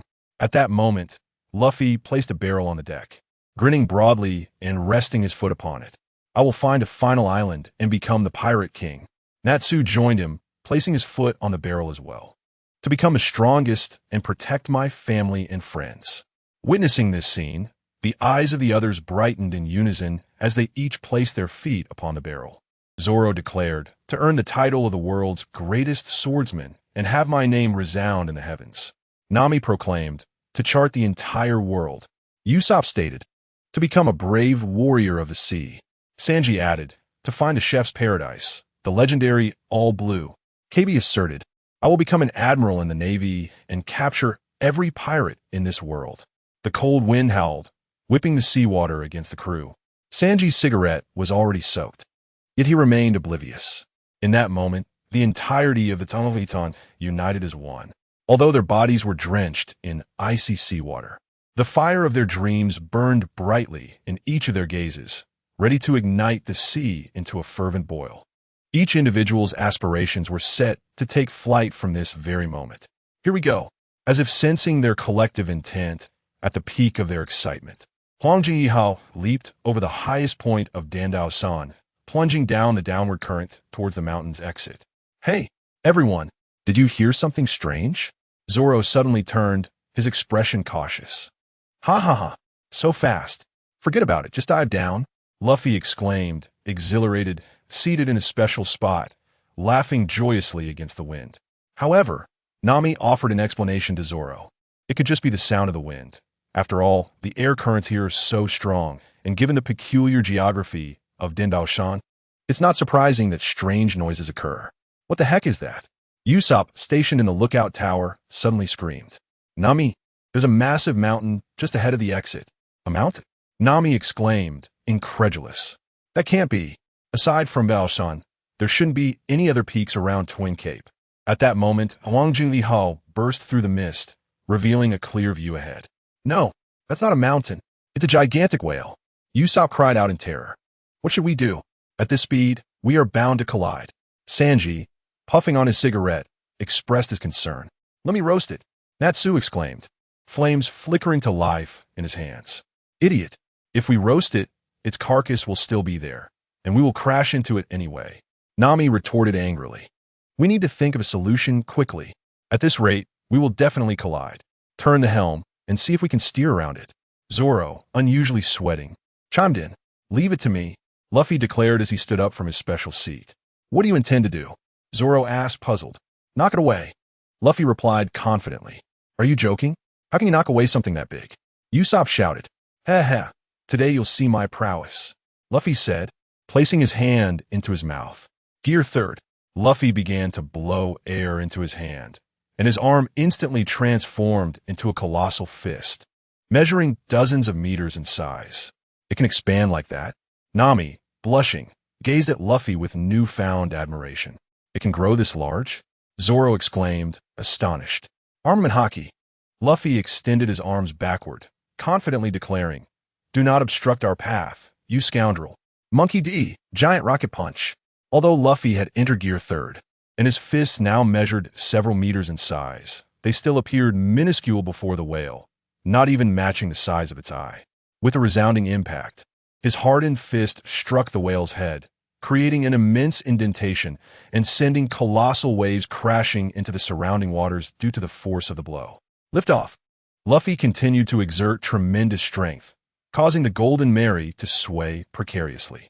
The whale let out a mournful wail, overwhelmed by the agony. Its massive body was propelled through the air, landing several dozen meters away before splashing into the sea. Gloop! Zoro and the others could not suppress their gulp of apprehension. A punch of that magnitude would surely leave them bruised if it struck them. Incredible! Kobe exclaimed, awestruck by Luffy's prowess. Is that whale dead? Nami inquired with a hint of concern. I doubt it. Its skin is too thick. Although my strength is considerable, I did not use my full power. It should merely be unconscious, Luffy replied nonchalantly. We must hurry. If that beast awakens, we may not fare well, Nami exclaimed in a state of panic. Despite the tumultuous journey, Luffy and his crew finally entered the Grand Line, while on the other side, Carter began preparations. At the headquarters of the Chinese government, on Sky Island, Apaya Du, a female angel, stood respectfully before Carter, reporting their entry into the Grand Line. Have we finally entered the Grand Line? Carter nodded in acknowledgement, stating, "It appears the time has come. It is time to take action." He stroked his chin and addressed the angel beside him. "Inform the senior officials of the Chinese government to hasten their arrival at Apayadu. I shall convene a second high-level meeting." Swiftly, as Carter's command was issued, the high-ranking officials of the Chinese government promptly made their way to Apayadu.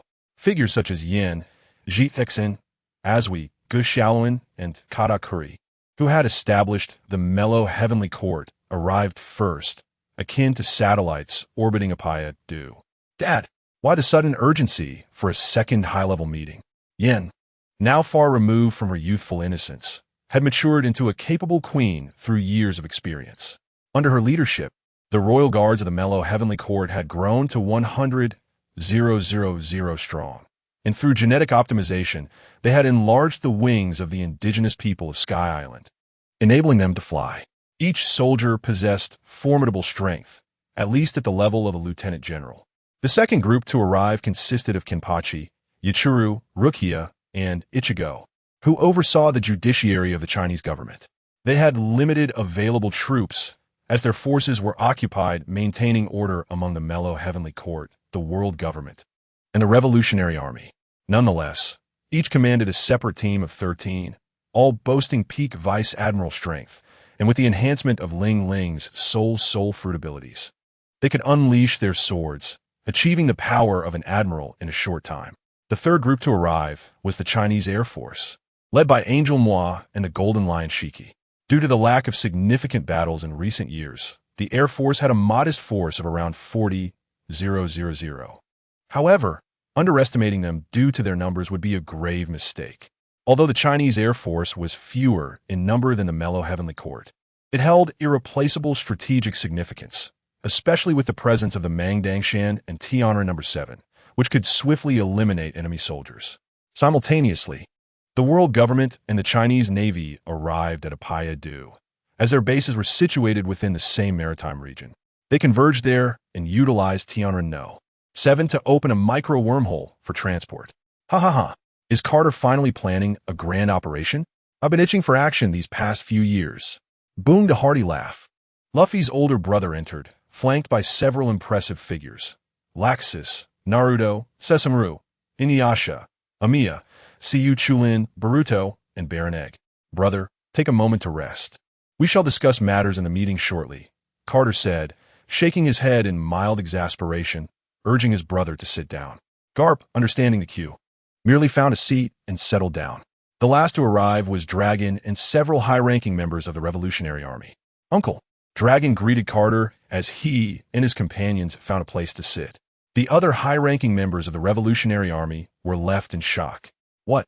Today our leader said he would take us to a meeting, yet we were transported to Sky Island?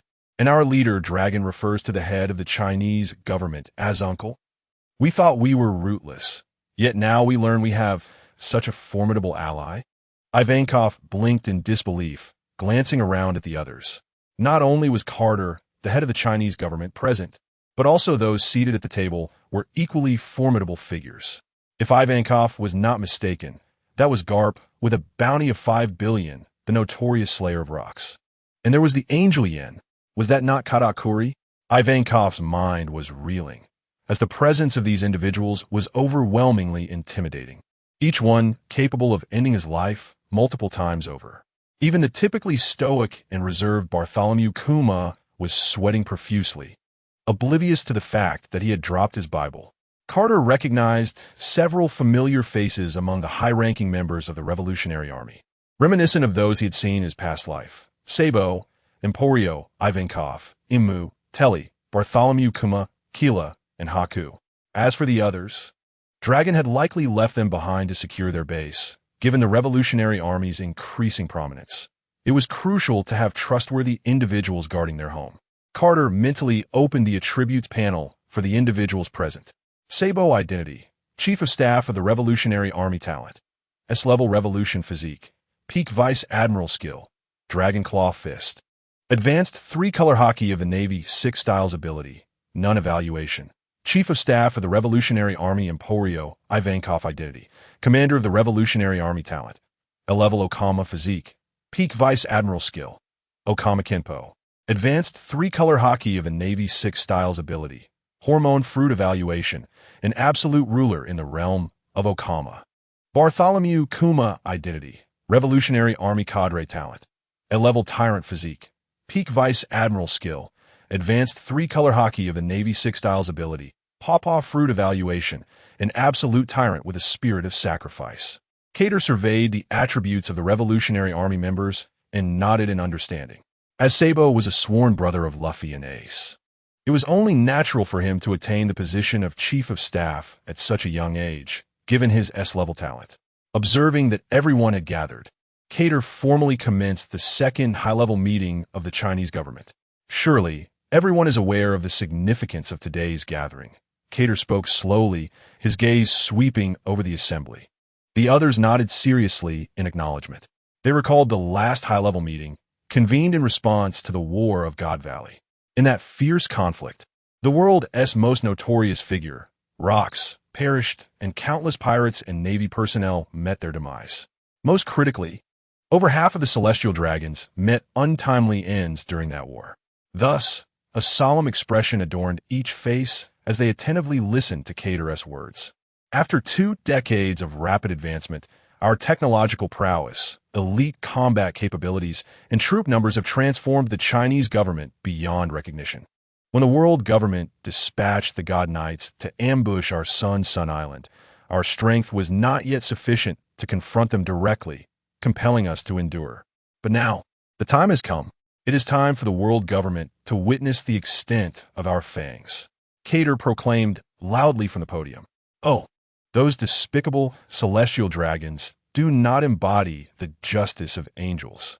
Yin couldn't help but display a look of disgust at the mere thought of the celestial dragons. Ha ha ha. Cater, you are finally going to take action against the world government. I have awaited this day for so long. The golden lion Shiki could no longer contain his laughter. After all, he had never forgotten his dream of world domination. In contrast to the excitement of others, Carp fell into a contemplative silence, his gaze fixed on Cater. Torn between words, Cater noticed the change in his elder brother and felt a certain understanding, especially since the current fleet admiral of the world government navy was his close comrade, Sengoku, and Tsuru had become Sengoku's right hand. They had weathered countless storms together, yet now they were poised to turn weapons against each other. Even Carp, with his typically carefree demeanor, found himself subdued. Perhaps I should discuss that plan with my brother later, Cater mused, observing Carp's despondency. He then resumed speaking. The war will soon be upon us. I estimate it will commence within 6 months. Therefore, I declare, the entire Chinese government is now in a state of preparation for war. All operations are to be suspended, and we shall devote ourselves entirely to readiness. Await my command for all actions. Cater asserted from the podium. Yes, everyone stood up solemnly, responding earnestly. Subsequently, the conference room erupted into fervent discussions. Entering a state of war preparation meant that each faction's strengths and weaknesses would vary. Consequently, adjustments to weaponry and supplies would be necessary. For instance, while the world had an abundance of food, the number of combat vessels was relatively scarce. Conversely, the Chinese Navy possessed numerous ships but lacked sufficient food supplies. Thus, a suitable allocation was essential. Furthermore, the Revolutionary Army boasted a staggering number of personnel with around 500,000 soldiers ready for combat. This included 4 armies from the east, west, south, and north, each consisting of 100,000 troops, plus an additional 100,000 under Ivankov's command, totaling 500,000. To transport these 500,000 to the battlefield would require a substantial fleet, and the daily consumption of provisions would be astronomical, necessitating careful management.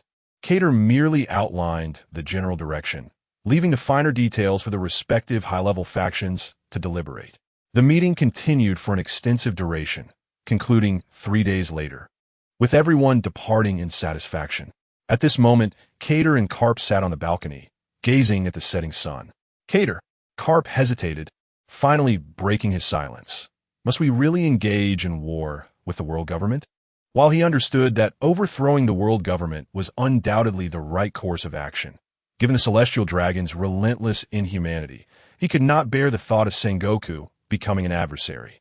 Brother, I'm aware of your concerns, but this is indeed a necessary course of action. If we do not act now, Luffy will take it upon himself to do so in 2 years.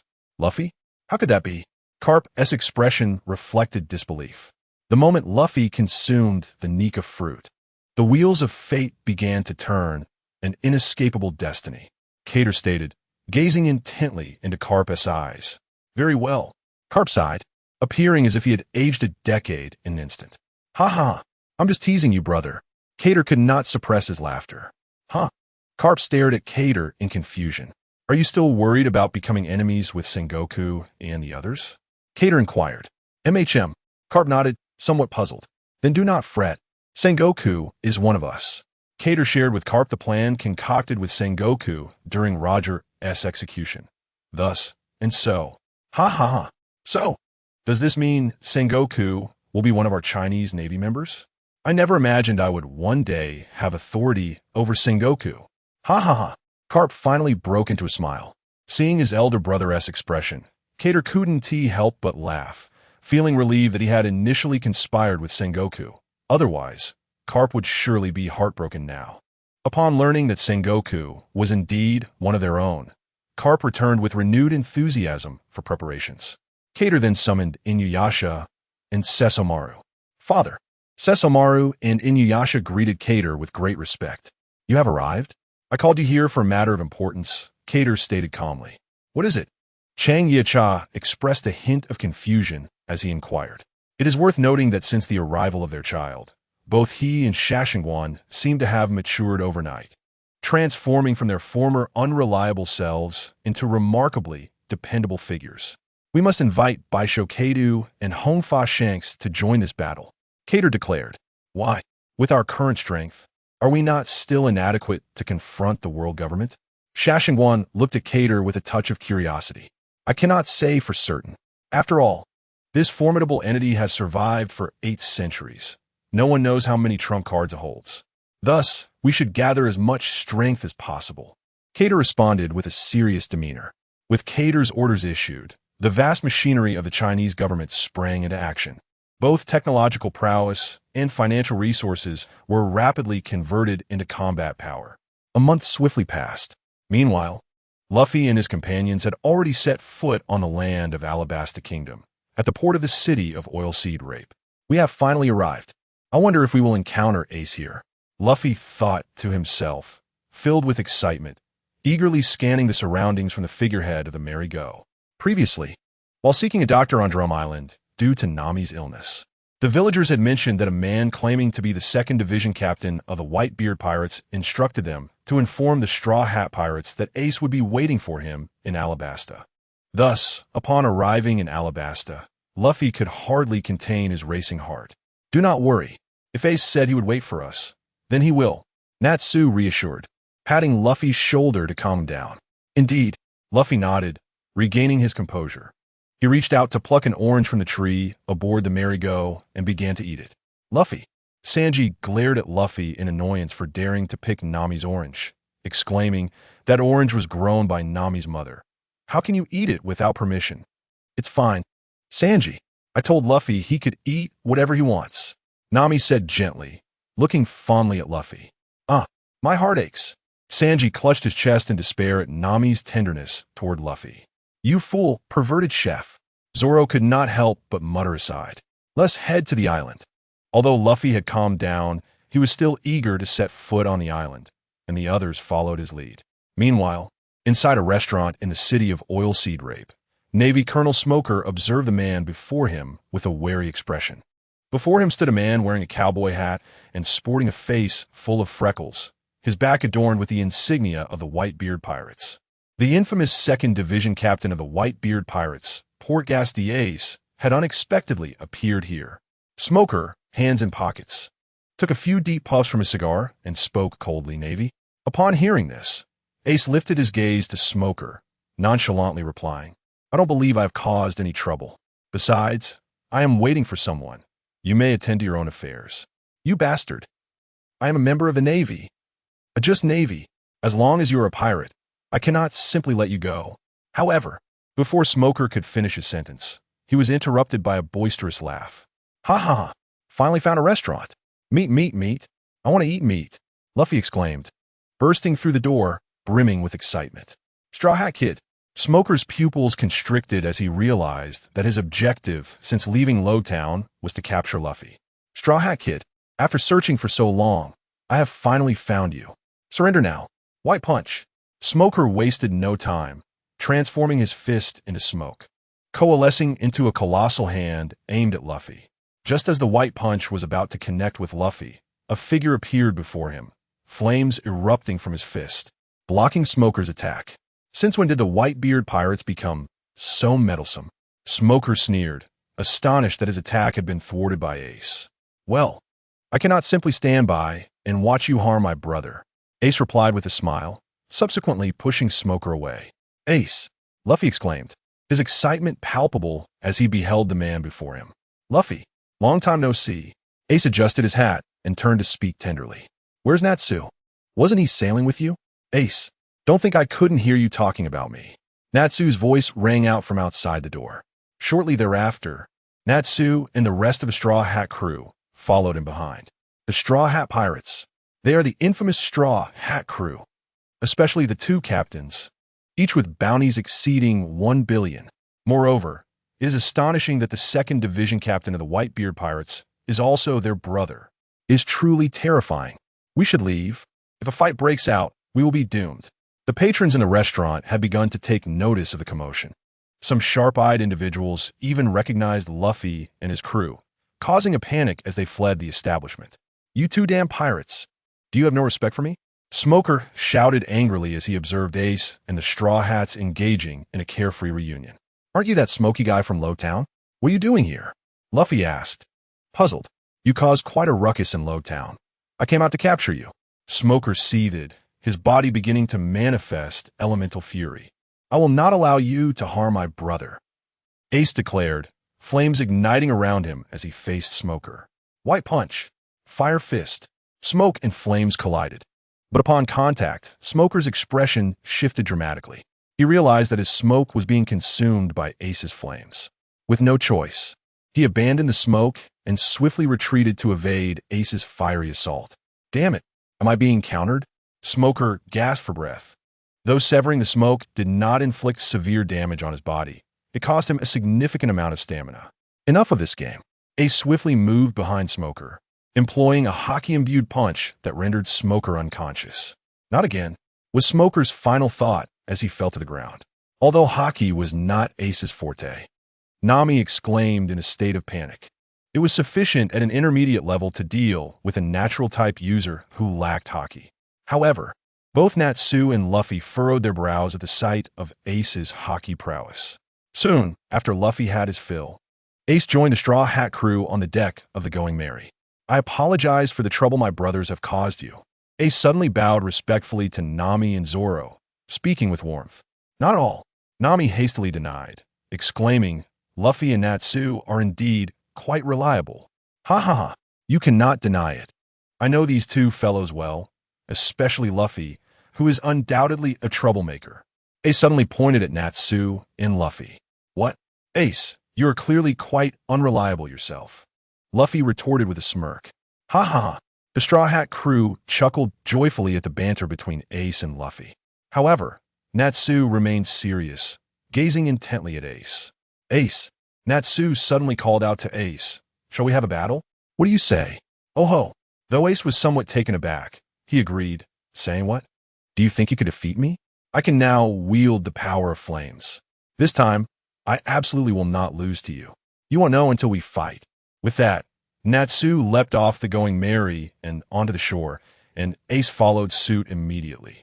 Luffy, who do you think will win? Zoro asked curiously. Natsu will definitely win, Luffy replied without hesitation. Why is that? Isn't Ace your brother? Shouldn't he be stronger? Sanji, who had approached Luffy at some point, questioned with confusion.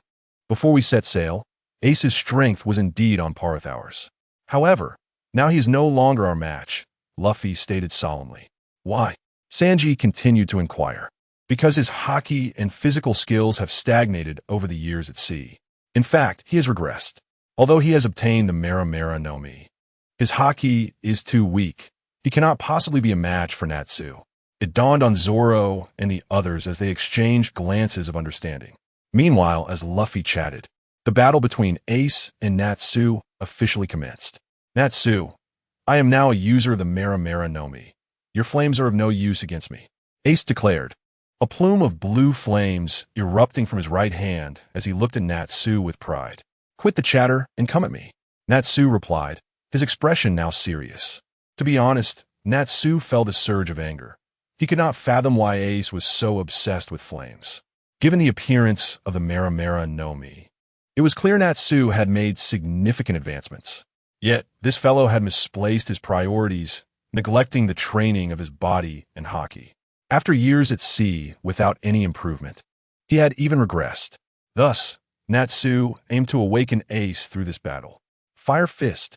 Ace unleashed a powerful punch toward Natsu, sending a massive column of blue flames hurtling towards him. Natsu did not flinch as the flames approached. His eyes reflected a hint of disdain. Although his flames could not reach such temperatures, he was a user of the Hinomi, and his natural defensive capabilities were formidable, complemented by his proficient haki. Ace's flames could not harm Natsu in the slightest. Boom! The Fire Fist struck Natsu squarely, causing the blue flames to erupt from the point of impact, threatening to dye the clouds above a vivid blue. Gulp! Sanji, feeling the heat radiating from the blue flames, swallowed hard, stiffly stating, Ace's flames are scorching. If that hit me, I would surely be burned. Just as everyone anticipated Natsu would be injured, he emerged unscathed from the flames. Look, Natsu is completely fine, Kobe exclaimed, pointing towards Natsu. It's haki. Zoro and Sanji, quick to notice, identified the haki enveloping Natsu. Although the flames were exceedingly hot, they could not harm Natsu thanks to his haki and the power of the Hinomi. Your flames are useless, Ace. They cannot hurt me, Natsu said dismissively. How is that possible? This is a temperature of 3,000 degrees Celsius. How can you be unscathed? Ace stared at Natsu in disbelief. Then how about this move? Crossfire, Fire Gun, Divine Fire, Shiranui, Fire Pillar. Ace unleashed a barrage of attacks upon Natsu, yet they bore no effect, merely stirring up some dust. What else can you do besides cover me in dust? Natsu scoffed. I refuse to believe it. I put in tremendous effort for this devil fruit. It cannot possibly have no effect. Ace's confidence began to wane, for he truly believed the MarineMajor suited him perfectly and held great power. Thus, he had neglected the training of his haki and focused solely on developing the fruit's abilities. Although Katakuri had attempted to teach him, he had merely pretended to heed the advice. The moment he left Skypiea, he had forgotten all about training his haki. Could it be that haki training was more crucial than the power of a devil fruit? For the first time, doubt crept into Ace's mind. No, I refuse to believe it. There is one last move. Ace lifted his head, reigniting hope. Natsu, next is my strongest move. If you can withstand it, I will concede. Fine. Natsu readily agreed. Great Flame Ring, Flame Emperor. Wow. The Straw Hat crew gasped in astonishment as Ace conjured an enormous blue fireball in his hand. Natsu, be careful. Ace smiled confidently, fully assured in his Flame Emperor. Come on, Ace. Today, I will awaken you. Focusing solely on developing a devil fruit while neglecting haki and physical training is an absolute mistake. As Ace launched the massive fireball directly at Natsu, the two collided with a resounding crash. Bang! Ah! The fireball made contact with Natsu, producing a solid collision sound. The fireball did not explode. As the crowd observed closely, they discovered that Natsu had also conjured 2 golden flames in his hands. It was these flames that allowed Natsu to withstand the full force of the Flame Emperor. However, it was indeed Ace's ultimate move, and Natsu found himself being pushed back several steps. Is Natsu going to lose? Nami said worriedly, watching Natsu retreating. Have faith in Natsu, Luffy replied, completely unconcerned. Seeing Luffy's unwavering confidence, Nami felt reassured. Indeed, as Luffy had anticipated, changes began to occur with Natsu.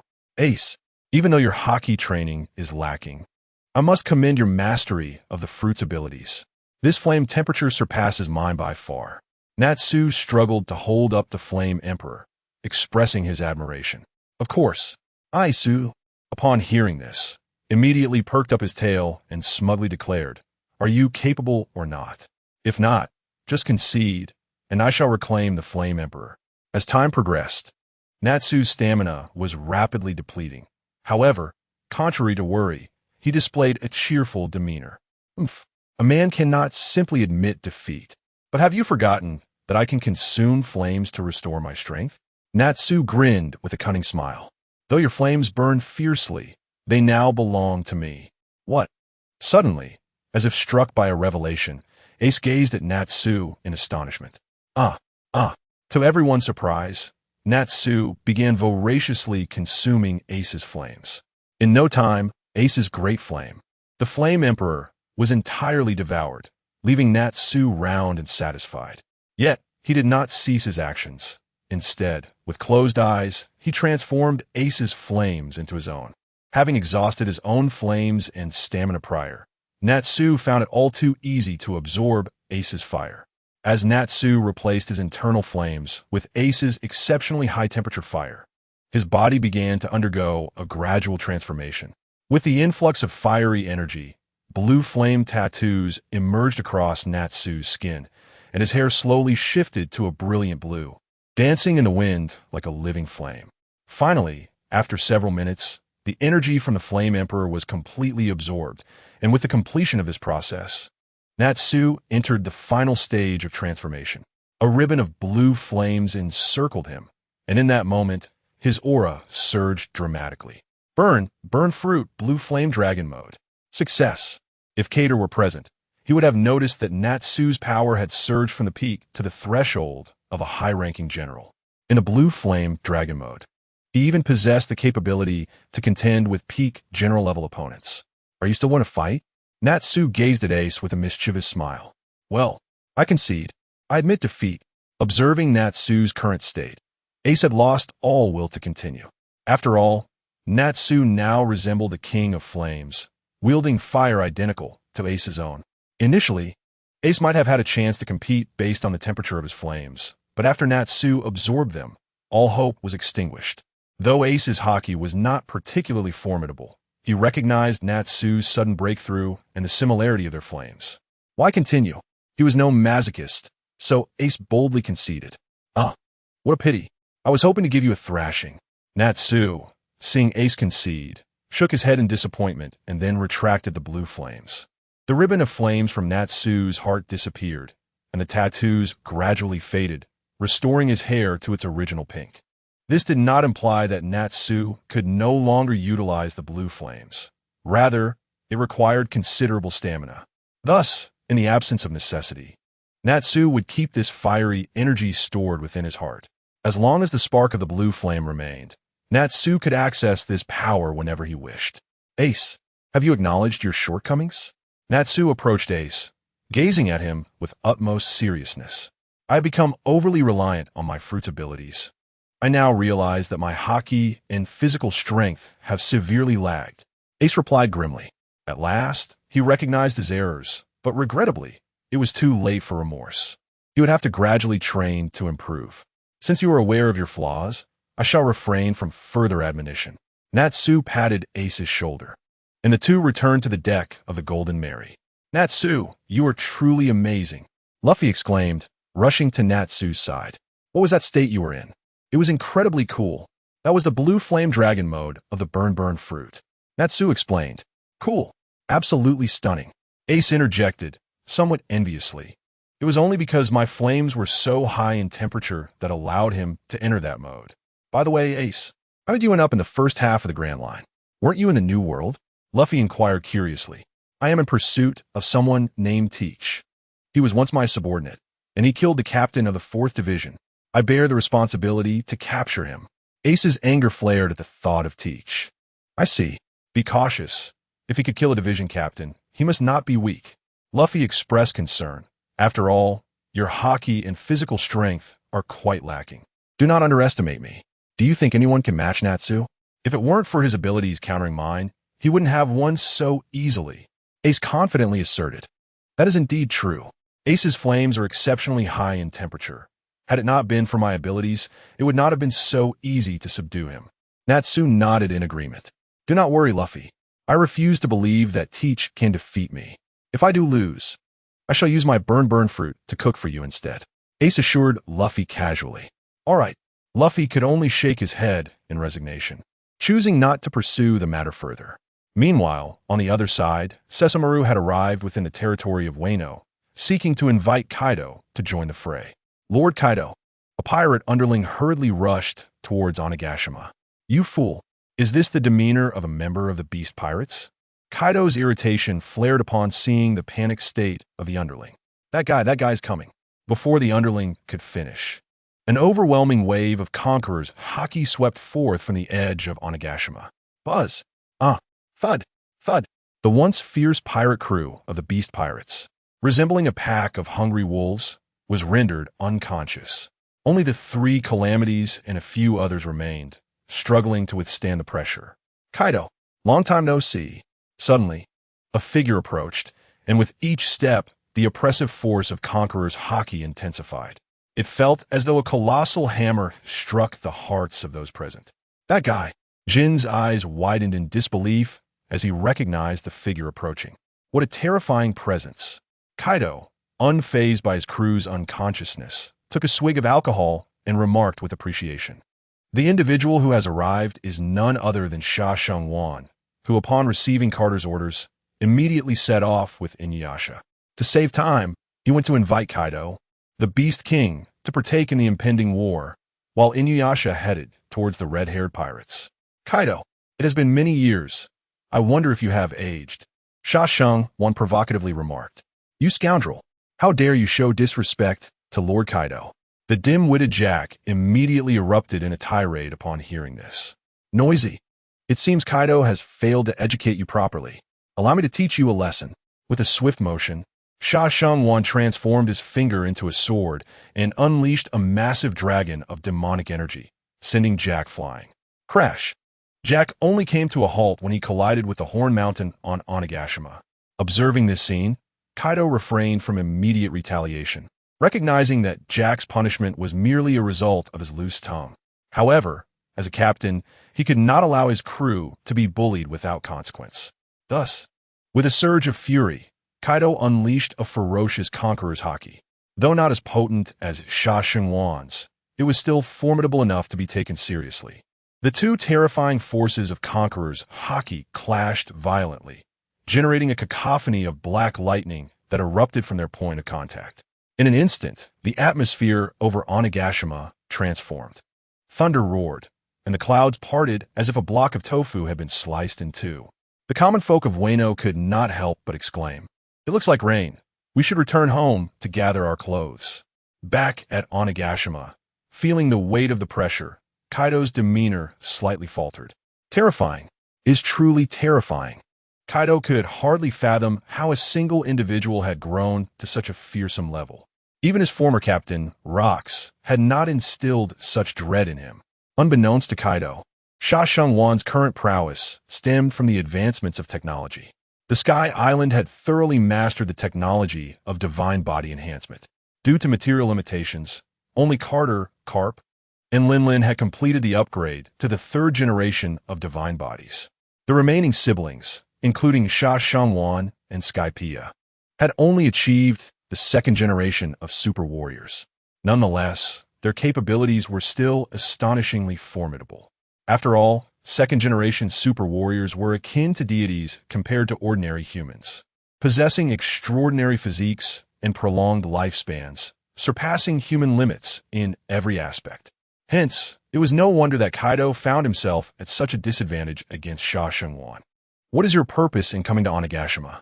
Kaido inquired gravely, braving the pressure of Sha Shangwan's conqueror's haki. Indeed. Upon hearing Kaido's words, Sha Shangwan recalled his purpose for coming. It would not do to kill Kaido. Consequently, he swiftly retracted his conqueror's haki, prompting a sigh of relief from Kaido, who likewise withdrew his own.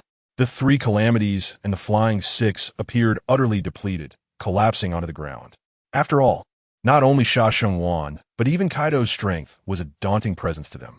They had only managed to withstand the pressure of their haki for a fleeting moment. Now that both had retracted their haki, their strength evaporated, causing them to slump onto the floor. I almost forgot. Sha Shengwan remarked, somewhat exasperated. If I accidentally killed you, father would surely scold me.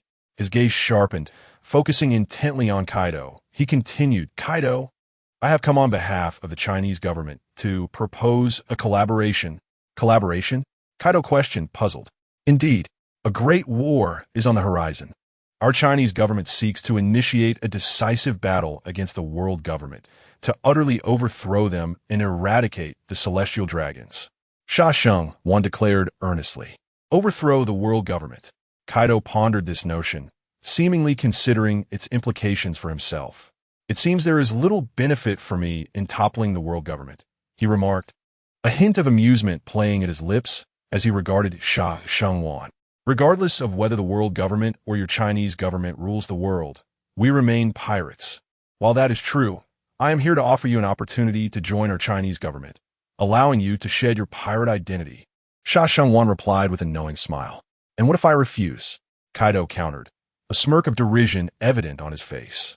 Suddenly, Sha Shengwan unleashed a conqueror's haki directed solely at Kaido. The terrifying force of this haki was magnitudes greater than before, compelling Kaido to kneel before it. How is this possible? Kaido exclaimed, eyes wide with disbelief as he struggled to rise, his body seemingly petrified. If you refuse, I shall eradicate you today. Sha Shengwan's voice turned cold. Kaido's earlier bravado vanished, replaced by a sheen of cold sweat upon his brow. Terrifying, utterly terrifying.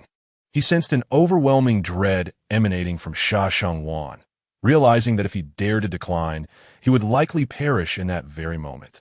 I accept, Kaido hastily declared. Instantly, the oppressive force that had weighed upon him dissipated as if it had never existed. I nearly met my end. Kaido released a deep breath, inwardly reflecting. Sha Shengwan then tossed Kaido a transponder snail, saying, take this. I will notify you when to commence our actions. With that, Sha Shengwan sprouted a pair of white wings from his back and soared away, disappearing from view. Captain, at that moment, Jin hastily approached Kaido, assisting him to his feet and solemnly asking, are we truly joining the Chinese government? But your dream. Jin's words trailed off as he gazed intently at Kaido. Jin, you have seen that we have no choice. Unbeknownst to us, the Chinese government has morphed into a terrifying behemoth, Kaido stated gravely, his gaze fixed towards the direction of Sky Island. Even Sha Shengwan, who just stood before me, would have annihilated us all in an instant had I refused. What? Jin's pupils constricted, for in his perception, Kaido was already an immensely fearsome entity. And now, Kaido claimed that Sha Shengwan could obliterate them all in a heartbeat. All right, since we have agreed to ally with the Chinese government, I shall prepare for war. Kaido resolved after a moment's consideration. Having joined, I must strive to excel in this conflict, hoping for a commendable position in the future. Yes, Jin responded promptly, nodding before springing into action. Meanwhile, on the other side, in the realm of Inuyasha, upon receiving an invitation to join the red-haired pirates in battle, he promptly made his way to the seas that belonged to the crew. At that moment, the red-haired pirates were hosting a grand feast. Come, my brothers, let us celebrate our friend Mihawk's recovery, Shanks proclaimed loudly, perched atop a barrel with a bottle of wine in hand. Congratulations, Master Mihawk. Cheers. The pirates rejoiced, their spirits high as they toasted in honor of Mihawk. It was revealed that after losing an arm to the swordsman Kotetsu, Mihawk had sought refuge with the red-haired pirates to recuperate, for returning to his castle alone was simply unthinkable. In the past, when he was whole, he could manage on his own, but now, with his right arm lost, even simple tasks like preparing sausages became a challenge. Thus, he remained with the crew until today, when his health had finally returned, albeit with a noticeable decline in his strength due to the loss of his limb. Nevertheless, he was in high spirits, lifting his cup and drinking heartily. Captain, at that moment, a pirate rushed in, exclaiming, there is a man claiming to be Inuyasha who wishes to see you. Inuyasha? The Red Demon General of the Chinese government? What brings him here? Shanks remarked, perplexed as he glanced at Mihawk, who also seemed to be unaware of Inuyasha's intentions. Shaking his head in response. With no other option, Shanks instructed, bring him in. Yes, sir. The pirate hurried off towards Inuyasha's direction. Soon, a man clad in red and wielding a long sword entered their view. What is the Navy doing here? Is he looking for trouble? This fellow has some nerve. The pirates of the red-haired crew glared at Inuyasha. Unfazed, Inuyasha called out, "Oh ho, is this a feast? Mind if I join?" He pointed at the food and drink on the table. Ha ha ha. Well, that's splendid. A Navy general joining our feast, brothers. Shanks laughed heartily, instantly welcoming Inuyasha to the celebration. Ha ha ha. Truly, our captain is remarkable. Even a Navy general graces our banquet. As Inuyasha joined, the festivities reached a new zenith. After several rounds of drinks, Shanks, no longer his usual carefree self, regarded Inuyasha with seriousness. I wonder what brings Admiral Inuyasha to our red-haired pirates. I can't believe it is merely for a revelry. Well, it's a long story, Inuyasha replied, taking a sip of his drink. Shanks, do you know that your captain actually has a son? Are you referring to Ace? Shanks inquired, puzzled. Indeed, Inuyasha nodded. I had my suspicions, considering Roger's partner bore the surname Portgas, but I never had confirmation. It appears to be true. Shanks revealed his excitement, declaring, "This is wonderful. The captain has a surviving heir. And if I were to tell you that he would soon be captured by the world government's navy, would you come to his aid?" Inuyasha looked intently at Shanks. What do you mean? Shanks asked, bewildered. You are aware that Ace has joined the Whitebeard pirates, right? Blackbeard Teach, one of his crew, killed the captain of the 4th Division, Sachi. Consequently, Ace feels obligated to bring him to justice, Inuyasha explained. Blackbeard Teach. Upon hearing the name, Shanks instinctively touched the scar above his eye, a lingering pain reminding him of the formidable foe. I understand now. Ace attempting to confront Teach is a guaranteed defeat. You imply that Teach would hand Ace over to the world government, correct? Precisely. Inuyasha confirmed. Why reveal this to me? What is your motive? Shanks questioned, intrigued. Because Roger entrusted Ace to Admiral Carp for his upbringing. Ace is, in fact, family to the Monkey D lineage. Should he be captured, we shall not stand idly by. My purpose today is to represent the Chinese government and invite you to join the mission to rescue Ace. Inuyasha declared. Shanks fell into contemplation, for he realized that leading his crew into such peril could result in the loss of many brothers. Captain, you must go. He is the son of the Pirate King. How could we allow the son of the Pirate King to perish at the hands of the Navy? The crew recognized Shanks' dilemma, aware that Roger held a fatherly significance in his heart. They understood his desire to save Ace was genuine, yet his hesitation stemmed from concern for their safety. Thus, they collectively voiced their agreement. Everyone, Shanks gazed at his comrades, touched by their support. Joe. Captain, you're not going to cry, are you? Ha ha ha. Shanks retorted, chuckling at the banter. He then turned to Inuyasha, stating earnestly, the red-haired pirates agree. Excellent. Here is a din mushi. We will be in touch. Inuyasha nodded, tossing a din mushi to Shanks before taking his leave. In an instant, the sea fell into an uncanny calm.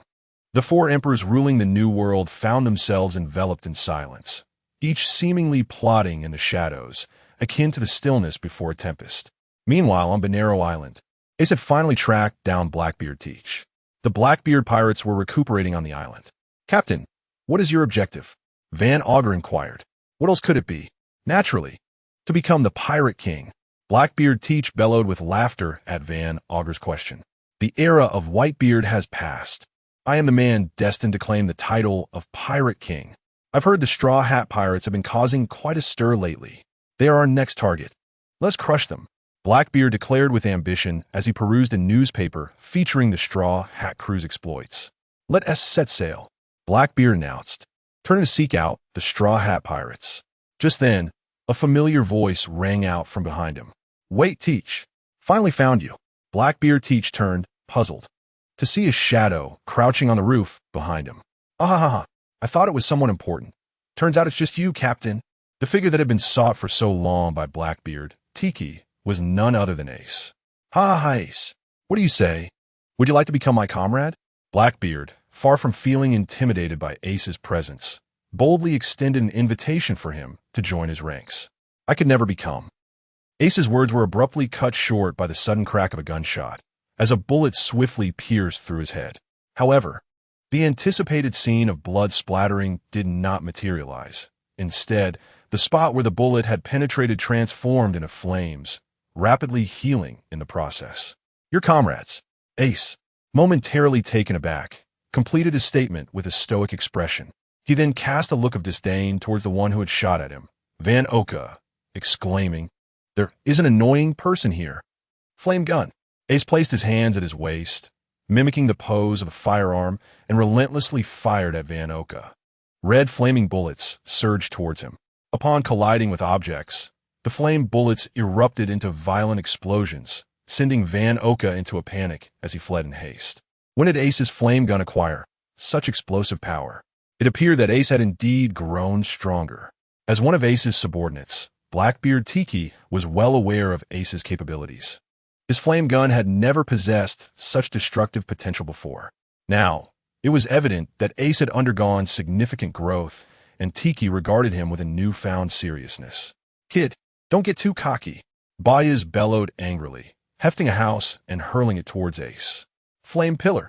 A terrifying pillar of fire shot skyward, obliterating the approaching house. "Stop. Who allowed you to act?" Blackbeard Tiki, witnessing his subordinates' independent actions without his command, felt a surge of irritation. Although these subordinates were newly acquired, their disobedience left him feeling embarrassed. "My apologies. Bayas scratched his head, offering an apology to Tiki, fully aware that his actions were indeed inappropriate. Fire fist. Just as Blackbeard Tiki asserted his authority before his crew, Ace launched another offensive. A formidable red fire pillar hurtled towards Tiki, who was so preoccupied with his crew that he failed to notice Ace's movement and was struck directly by Ace's fire fist. Ha! Ha! Ha! Tiki writhed in agony on the ground, taking a considerable amount of time to extinguish the flames. However, Ace's heart sank, for despite Tiki's rolling in pain from the fire fist's impact, he suffered little actual harm, with only slight charring on his body. "Ha ha ha! Captain Ace, don't be so impulsive. I did kill the 4th Division Captain, Sachi, but it wasn't entirely my fault." Blackbeard Tiki unabashedly confessed to murdering Sachi, his tone devoid of any remorse. "After all, I obtained the devil fruit I desired most. According to the Whitebeard Pirates rules, whoever finds a devil fruit gets to consume it first. If I hadn't acted, I would have lost my chance at that devil fruit." Tiki laughed maniacally. "You truly are." Ace, observing Blackbeard Tiki's audacity, felt an immediate surge of rage. Firefly, Fire Dharma. Sparkling starlight manifested around Blackbeard Tiki, gradually increasing in number and intensity. A multitude of star flames converged into a fiery sphere that enveloped Tiki entirely. Hot, hot. Blackbeard Tiki once again found himself rolling in discomfort. Yet, remarkably, he remained unscathed. "Ha ha ha. This devil fruit is indeed remarkable," Tiki remarked, glancing at his unblemished body and proudly extending his hand. "Even among Logia-type fruits, this one is exceptional. Allow me to demonstrate the power of this devil fruit." "Dark hole!" Tiki roared, unleashing a torrent of dark energy. He pressed his palm, enveloped in black mist, against the ground. Instantly, a terrifying black force erupted from his hands, consuming the entire town. Feeling the gravitational pull beneath his feet, Ace quickly evaded the dark hole's attack range. "Ha! This devil fruit is incredibly powerful. It devours everything and then destroys it." As the dark energy returned to Blackbeard Tiki, he let out another roar, released the dark hole. In an instant, all that had been absorbed was expelled, yet those objects were rendered utterly unrecognizable by some unknown force. "Isn't it impressive?" "Ha ha ha!" Tiki laughed triumphantly. "Captain, do you need assistance?" At that moment, Van Oka and Bayas, who had initially sought refuge from the fire fist, emerged to speak. "You all stand back. Today, let me show you my true strength." Blackbeard Tiki waved them away, his interest solely focused on Ace. "Dark water." Tiki extended his left hand towards Ace, and an overwhelming force of attraction emanated from it. What? Ace was caught off guard, never expecting the power of the dark fruit to possess such a pulling ability. Completely unprepared, Ace was ensnared by the gravitational force of dark water, his body losing control as he was drawn rapidly towards Tiki. Slap! Upon reaching Tiki, he was seized firmly by the arm. What is happening? Ace's internal alarm bells rang, leaving him bewildered, just as he attempted to use the power of the flame fruit to escape Tiki's grasp. He realized that he could not access his abilities. His devil fruit had become ineffective. Ha ha ha. You've realized it, haven't you? Tiki's fist was instantly enveloped in formidable haki, and he delivered a crushing blow to Ace's abdomen. The agonizing pain rendered Ace incapable of thought. His body, curling up like a boiled shrimp, propelled away until he crashed into a building, finally coming to a halt. Ha ha ha. It seems you haven't been struck for quite some time. Tiki gleefully observed Ace's predicament, laughing heartily. Ugh. Ace struggled to rise, spitting out blood, and disdainfully glared at Blackbeard Tiki, saying, "Your punches are nowhere near as strong as my uncle's." Uncle? Tiki inquired, puzzled. Regardless of your family ties, today you shall remain as my ticket to join the Shichibukai. I was originally planning to capture the Straw Hat Pirates, but now, I believe that being the second division captain of the Whitebeard Pirates could surely grant me entry into the Shichibukai, right? Titch gazed at Ace like a predator eyeing its prey. Capturing me will not be as effortless as you presume. As Ace spoke, he readied himself for another attack. Do not waste your efforts. With the temperature of the Marimara and Nami reaching 800 degrees, it is improbable that you could harm me even if I stood still for you to burn me. Titch was well aware of the Marimara Nomi's capabilities, perceiving it as a mere inferior fruit compared to the Magu Nomi. Not only was its temperature lower, but its quality was also lacking. In his eyes, in disbelief. It was nothing more than a worthless fruit, which led to a disdainful expression as he observed Ace attempting to continue his fiery onslaught. Titch, have you ever heard the saying? Ace smirked slightly, his lips curling into a smile as he countered. What saying? Titch inquired, puzzled. It is that there are no worthless devil fruits, only worthless users of those fruits. Allow me to demonstrate the true power of the Marimara Nomi. As Ace's voice fell, a terrifying heat emanated from his body, igniting the ruins surrounding him. What? This temperature? Van Oka, who was watching from the side, felt the scorching heat on his face and could hardly believe it. Even from this distance, he could feel the searing warmth. Just how terrifying would it be up close? Will the captain falter? Bagus looked toward Titch with worry. This temperature? Impossible. Titch, being closer than Van Oka and Bagus, could feel the horrifying heat radiating from Ace even more acutely. Wasn't the Marimara Nomi only supposed to reach 800 degrees? Yet, no one could explain this to Titch.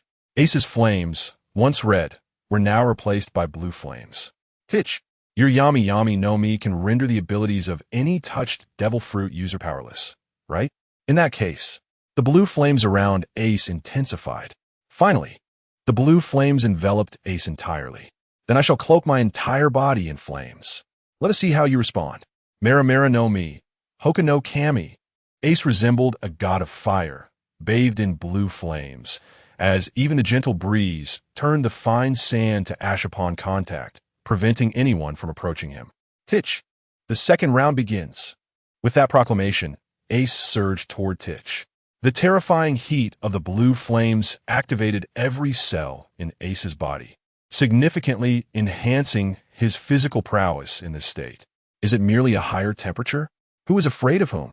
As Ace rushed forward, Titch roared, his fists becoming pitch black. Not only was he enveloped in haki, but the power of the Yami Nomi also engulfed his fists. That was the strength of the dark hole, merely a layer of flames on the body. Thus, it should be easy to devour him. Ace, Titch. The two voiced each other's names in a fierce clash. However, just a moment after their contact, Titch quickly distanced himself from Ace, clutching his right hand in pain. Upon closer inspection, Titch's right hand had suffered extensive burns, covered in blisters of various sizes. The captain has been injured. Bagus stared in shock at the severely burned Blackbeard Titch, yet felt a sense of admiration. Given Ace's terrifying temperature, had he faced that moment, his arm would undoubtedly have been lost. Remarkably, Titch had only suffered burns. However, Titch was not as untroubled as they imagined. He was in considerable distress. It is crucial to remember that the abilities of the Yami no Mi allow for the absorption of damage, albeit at the cost of heightened pain. In practical combat, this is not truly a disadvantage. However, the moment he touched Ace, it was not a genuine contact. He merely brushed against Ace's flames, though those flames were quickly absorbed by the dark hole. The power of the Yami no Mi could not fully absorb the damage inflicted by the MarineMajor no Mi, resulting in his right hand being burned. This cannot continue. Ace's flames are too terrifying. I cannot fathom how such a worthless fruit has been developed to this extent. If he continues to wield the MarineMajor no Mi's power, I will undoubtedly be the one to lose. Titch's gaze sharpened as he fixated on Ace, who resembled a descending fire deity. I will give it my all. Titch seemed to have made a decision, gazing at Ace, who was charging toward him, with an expression of wild fervor. Titch! Ace shouted Titch's name, rapidly advancing. Hoka Hoka! The blue flames swelled in the wind, wherever Ace passed. It was as if a black crayon were drawing on the island, the terrifying heat scorching the ground to a charred black, turning the soil to glass. As Blackbeard Titch observed Ace's approach, a glimmer of brilliance flashed in his eyes. The limitless darkness generated by the Yami no Mi, combined with a copious amount of Conqueror's haki, enveloped his right hand. Titch, do you think you can defend against my flames with just that? Ace scoffed. Who said what I wield is merely to defend against that terrifying heat? Blackbeard Titch retorted, and in the astonished gaze of Ace, he made a reckless move. Ignoring the terrifying blue flames surrounding him, Titch swiftly reached out his left hand toward Ace. You madman, are you throwing your life away? Ace asked incredulously. Ha! How else can I defeat you? Titch roared in madness, and with the aid of the dark energy from the Yami no Mi and his haki, he finally broke through the fiery barrier surrounding Ace, seizing him tightly. In an instant, the flames enveloping Ace vanished without a trace. Titch, desperate to make contact with Ace, aimed to use the power of the Yami no Mi to nullify the effects of the MarineMajor no Mi, and he succeeded.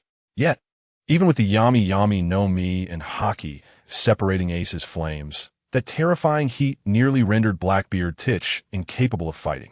His left hand had already been seared to the point of being raw, with skin completely obliterated. The muscles and bones beneath were starkly visible, and blood flowed continuously from his left hand. In the past, even minor injuries would have caused Titch immense pain. However, despite the horrific injury to his left hand, there was not a hint of change in Titch's expression. Titch gripped Ace tightly, his demeanor akin to that of a madman. Ace, now you can no longer utilize the MarineMajor no Mi, can you? Ha! What? As Titch captured Ace, he felt a sudden weakness overcome him, helplessly watching his flames extinguish. Prepare to meet your end. Chi let out a furious roar, raising and lowering his right fist incessantly, his massive fists raining down upon Ace like a torrential downpour. Ace screamed in response, as the relentless assault continued. To restrain Ace's MarineMajor no Mi abilities, Blackbeard Chi could not afford to loosen his grip. Even as his hand became battered and bloodied, he showed no intention of releasing Ace. The detrimental effects of Ace's over-reliance on his devil fruit powers were starkly revealed today. With his inherent physical skills and haki being inadequate, and taken by surprise by Blackbeard's onslaught, Ace found himself with no opportunity to fight back, enduring a barrage of blows passively. At last, during one final forceful strike, Chi's already injured left hand faltered, and he lost his grip on Ace. With a surge of power, Ace was sent flying. Struggling to regain his footing, Ace's resilience shone through, especially considering he had developed the MarineMajor no Mi to such an extent. In that moment, Chi felt a surge of admiration and sought to recruit Ace. Ace, I'll give you another chance. Join me as my partner. Stop joking, Chi. If submission to strength defines a man, then what does that make you? Ace's piercing gaze met Chi's, and suddenly a massive circle of blue flames materialized around him. Diankai Entei. Immediately, countless blue flames converged above him, forming a gigantic blue fireball. Despite his injuries, Ace was capable of unleashing such terrifying power, and the intense heat radiating from the fireball made Degas' left hand throb with pain. Yet, Blackbeard was not one to sit idly by, as dark energy surged forth from him. "And I hear, Ace." The clash between Ace's flames and the dark energy created a momentary stalemate, as if the island itself had been cleaved in two, one side enveloped in blue flames, the other shrouded in black mist. How terrifying, Bejas thought, relieved that Ace had not unleashed his blue flames against him earlier, for he knew he would have been unable to withstand it. Back on the battlefield, after a period of tension, a violent explosion erupted as the confrontation escalated. As the dust settled, Ace lay unconscious on the ground. What had transpired? Moments earlier, Ace had exerted all his strength, channeling flames towards the chi. Suddenly, a horrifying realization struck him. Through his Kinbunshika haki, he sensed two unfamiliar presences emanating from Dichi. "Are you even capable?" "Shut up, you fool." In a bewildering display, Dichi appeared to argue with himself. "Stop bickering. Ace's flames are too potent. I cannot endure." With a sudden roar, Dichi reverted to his normal demeanor. "Enkaku Ketsudo." X2. Two distinct male voices erupted from Dichi's mouth, voices that Ace was certain did not belong to him. However, there was no time for contemplation as, while still preoccupied with Ace's Entei, Dichi unleashed two dark techniques.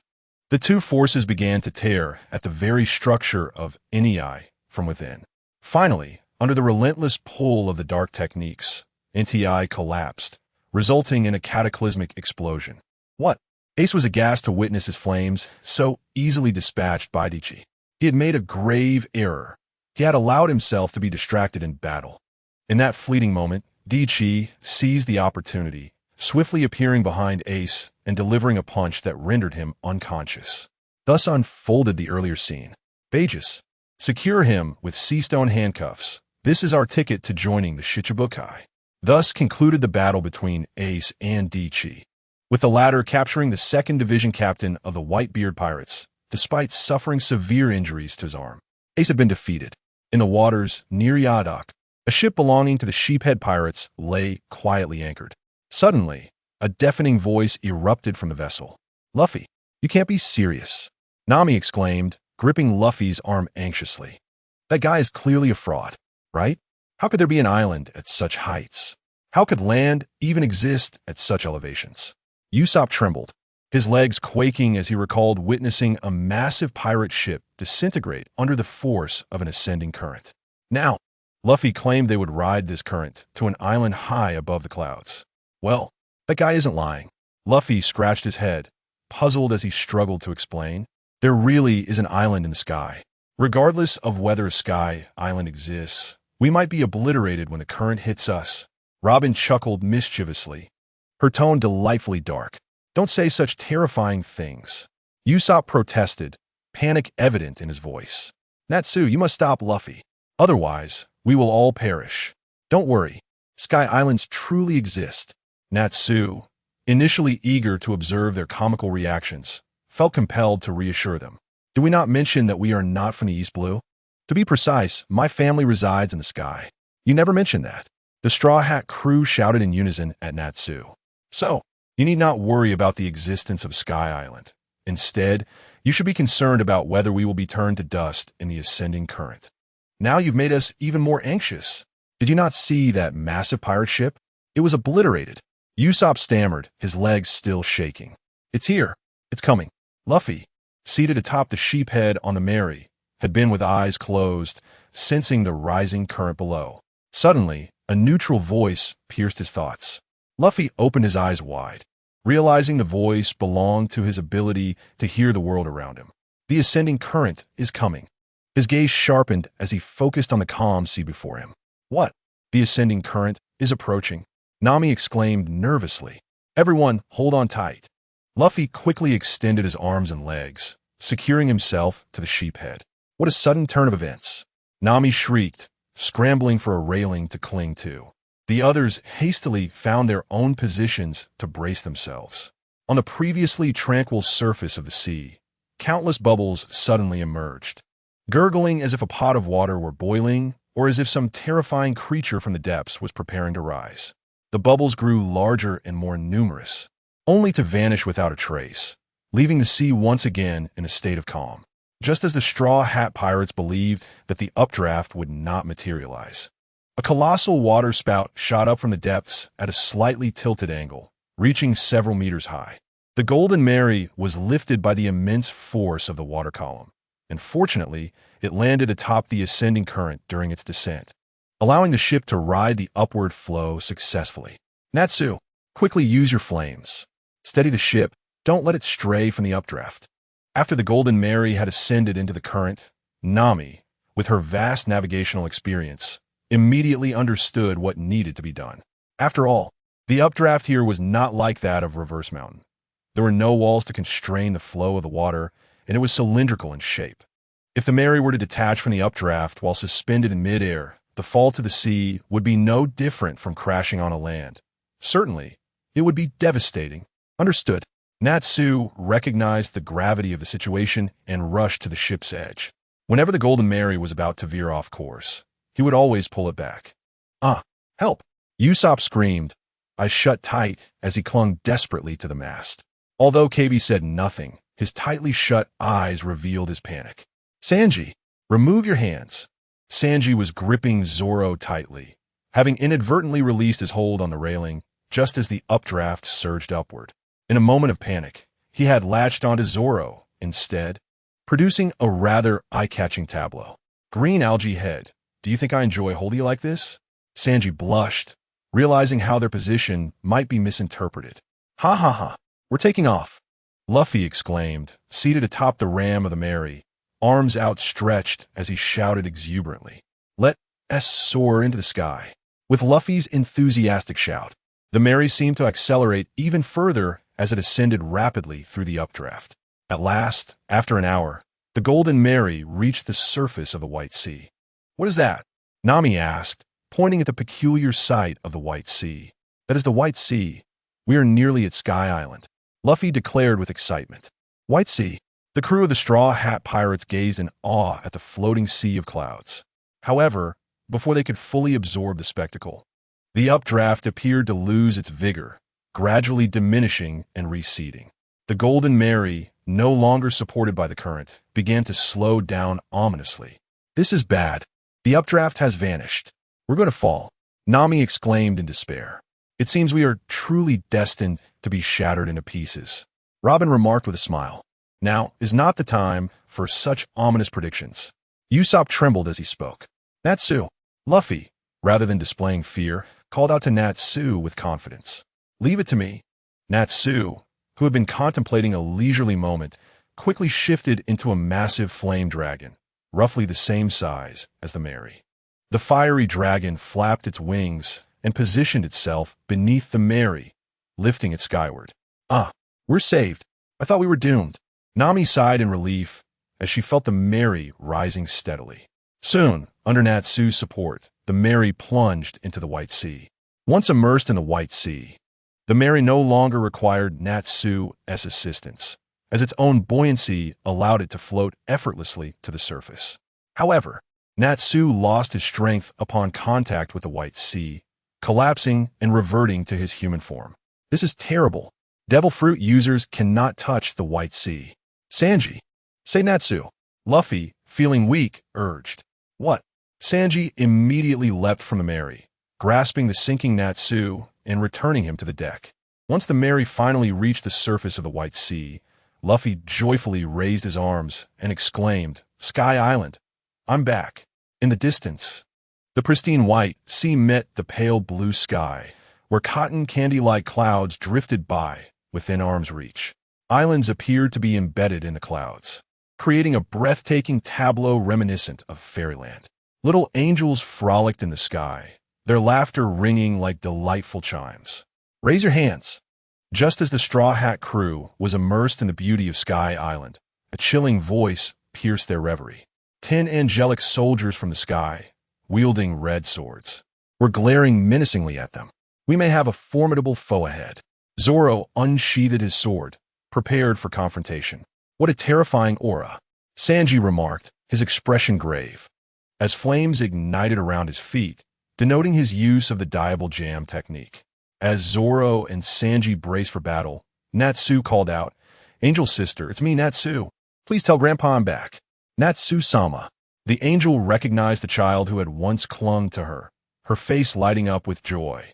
"Little Natsu, why have you been away for so long? I miss you so much." She embraced Natsu warmly.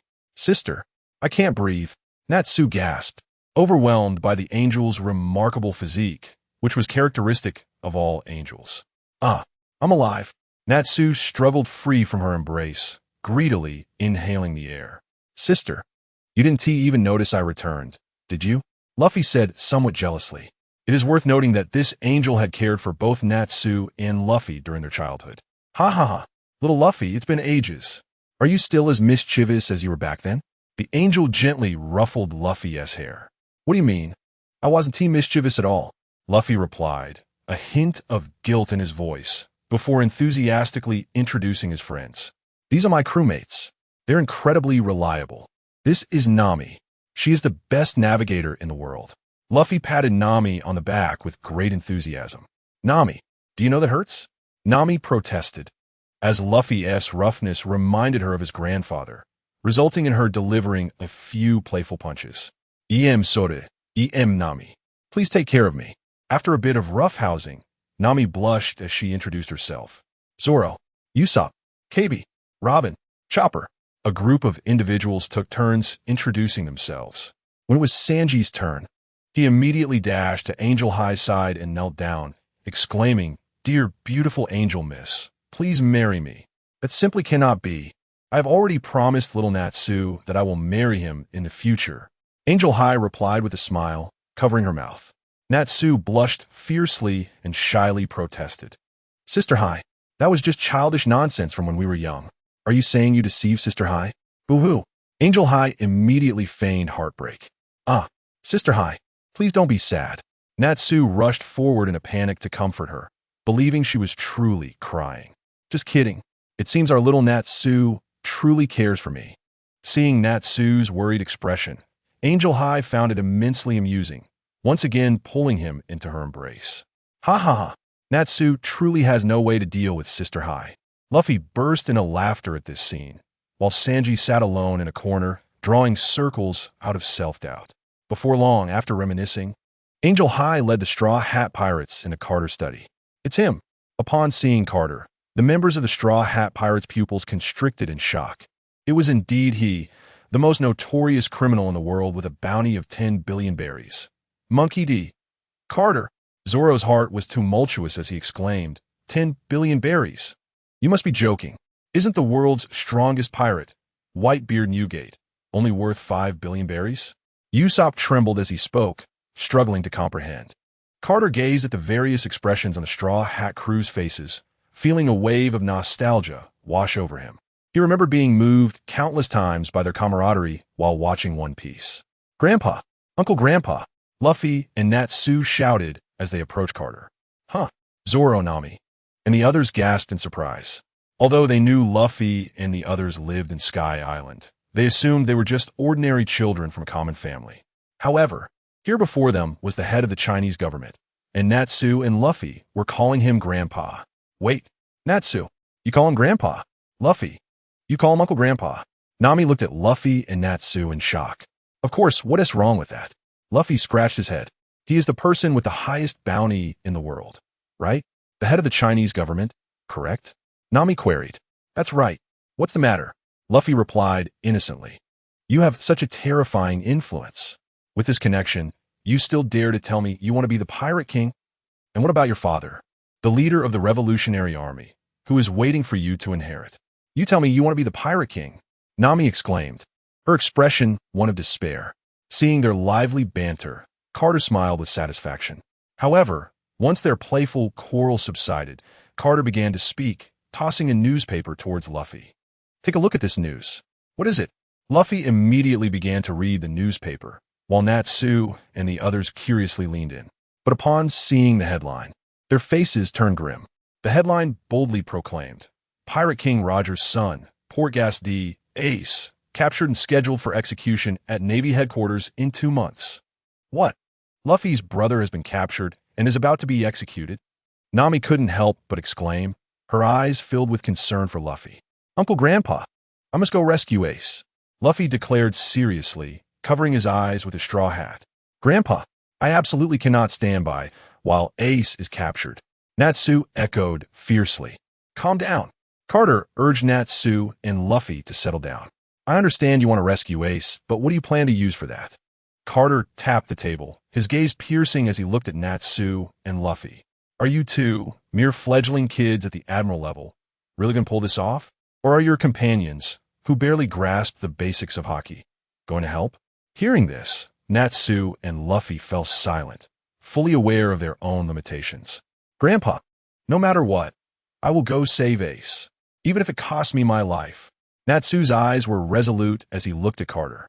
Luffy, undeterred, stood firmly behind Natsu, his determination evident. Though he did not speak, Luffy's stance was clear. The rest of the Straw Hat crew also stood resolutely behind Luffy and Natsu, their eyes filled with resolve. Ha ha ha. Excellent. Carter beamed, witnessing this scene. Even if you do not save Ace, my brother and I will surely go to his rescue. That's wonderful. With Uncle, Grandpa, and Grandpa on the case, it will undoubtedly be fine. Luffy's face lit up with a smile at these words. However, before Luffy could finish his thought, Carter interrupted him. But I would prefer for you all to rescue him yourselves. You have 2 months to grow stronger. Soon, the Straw Hat Pirates began their training under Carter's guidance, with their teacher being Sanji. At this moment, Carter finally had the opportunity to assess their talents. System. Display their attribute panels. Roronoa Zoro Identity. Combat Captain of the Straw Hat Pirates Talent. S Strength Enhancer Body. Lieutenant Colonel level skills. Intermediate 3-sword style, 3-color hockey. Sense of all things ability. None evaluation. A formidable individual with astonishing potential. Formidable? Carter raised an eyebrow upon seeing Zoro's talent, surprised that it was not related to swordsmanship. He pondered, system, what is wrong with Zoro's talent? His swordsmanship talent is quite strong. The system promptly replied, ding. Zoro does not possess a particularly strong swordsmanship talent. Rather, his talent is exceptional in that whatever he learns, he ultimately becomes a strong individual. He simply happens to have learned swordsmanship. Understanding dawned on Carter as he nodded thoughtfully. Vinsmoke Sanji Identity. Cook of the Straw Hat Pirates Talent. S. Cyborg Body. Lieutenant Colonel level skills. Intermediate Culinary Arts. Intermediate Armament Hockey. Intermediate Observation Hockey. Basic 6 Styles Ability. None evaluation. A passionate chef who retains his emotions as a cyborg. Usopp Identity. Sniper of the Straw Hat Pirates Talent. S. Eagle Eye Body. Newly entered Lieutenant Colonel level skills. Intermediate Marksmanship. Basic Observation Hockey. Basic Armament Hockey. Basic 6 Styles Ability. None evaluation. A timid individual with extraordinary shooting talent. Nami, a member of the Straw Hat Pirates, serves as the crew's navigator. She possesses the exceptional talent of S-level affinity for thunder and lightning and has reached the rank of a newly promoted major. Her skills include elementary Kenbunchika Hockey, basic Busashoka Hockey, and introductory Rokushiki techniques, though she has no distinct abilities. Her evaluation reads, a prodigy of navigation. Luabine, the crew's archaeologist, is endowed with the S-level talent of a devil fruit user. She too has attained the rank of a newly promoted major and possesses similar skills as Nami. Her unique ability, the Hana no Mi, allows her to sprout her body parts anywhere. Her evaluation states, a historian, Chaoba, the ship's doctor, is recognized for his S-level talent as a combat medic. He is at the newly promoted major level and shares the same skill set as his companions. His ability, derived from the Hito no Mi, grants him a form resembling that of a human. His evaluation reads, a reindeer skilled in medicine. Kurobi, a temporary crew member, exhibits an S-level talent for becoming an admiral. He is at the newly promoted colonel level and possesses the same basic skills. His evaluation describes him as an eccentric. His strength will exponentially increase from the moment he joins the Navy. Although the talents of the others seemed quite normal, Kataru was somewhat astonished upon Skypiea's potential. Reflecting on Koabe from his previous life, he recalled how he swiftly transformed from a weakling into a formidable force after joining the Navy, even unleashing terrifying power during a decisive strike on Honeycomb Island. However, Hata chose not to dwell on their talents any further. The Straw Hat crew officially commenced their training. Under Shung's tutelage and the unique energy supplements from Kondak, their progress was remarkable. Regarding the Golden Mary, with the consent of Vu Fei and Usopp, it had been brought to the Appiato shipyard for renovation and upgrades. The first enhancement addressed the strength of the ship's hull. Workers at the shipyard reinforced the keel of the Golden Mary with lightweight, high-strength materials. Following this modification, the ship's keel proved even more resilient than that of the Atom Tree. Additionally, other materials of the ship were replaced with high-strength alternatives, effectively resolving the hull strength issues. The next upgrade involved the power system. Previously reliant on sails for propulsion, the Golden Mary's mast had been broken and repaired with iron sheets, compromising its durability and lifespan, necessitating a complete reconstruction. Given the limited power the sails could provide, the propulsion system was transformed to include a cold fusion engine powering a 3-propeller system, thus thoroughly addressing the ship's power concerns and significantly enhancing its speed. Lastly, regarding spatial capacity, the Golden Mary, being a small sailing ship, had only 2 usable rooms, designated for males and females, aside from essential reserved areas. Consequently, space compression technology was employed, condensing 1,000 cubic meters into the ship's cabin, allowing each member to have their own room and leaving ample storage space for the Straw Hat Pirates. Suddenly, approached Vavujuru with a grave expression, holding a newspaper. "Father, this is bad. Isu has been imprisoned and impelled down and will face execution in 2 months," he declared. "What? That scoundrel Vavujuru defeated Isu and handed him over to the Navy?" Vavujuru exclaimed, stomping his foot on the deck with such force that it shattered the surface. "Father, is it true that Isu has been captured?"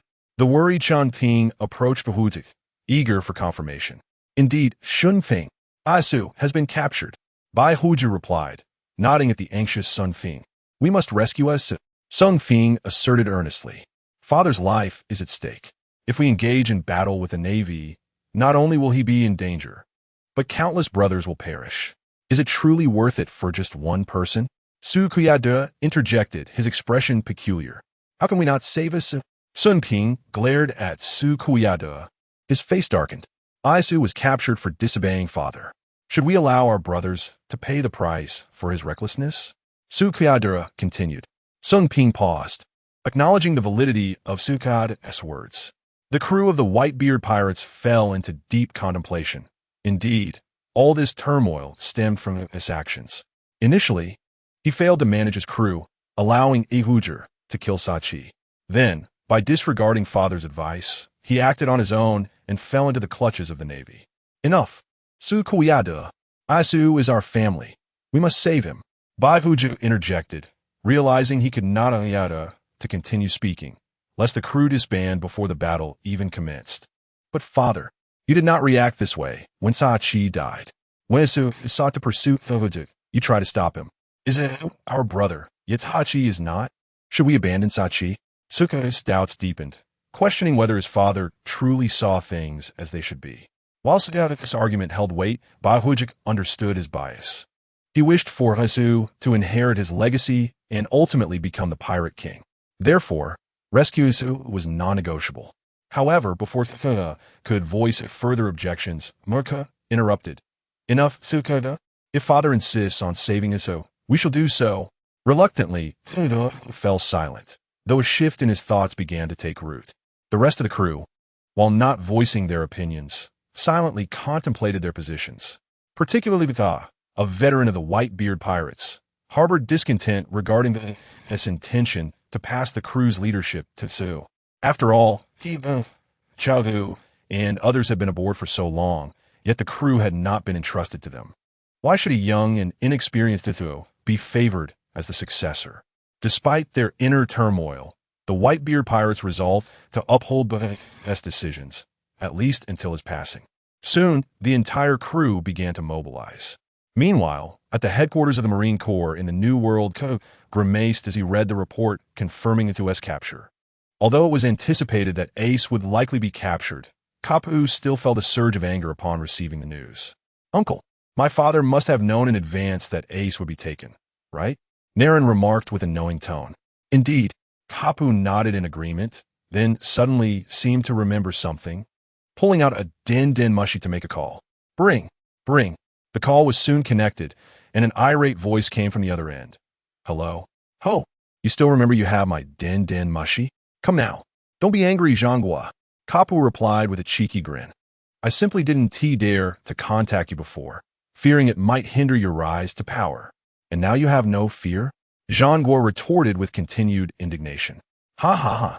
Kate has already informed me of the situation, and while I want to elaborate further, due to possible eavesdropping, could you please keep an eye on Ace for me? After all, he is my grandson and will surely call you Grandpa Zhanghua in the future. So please, do what you must if you truly care about your grandson's well-being.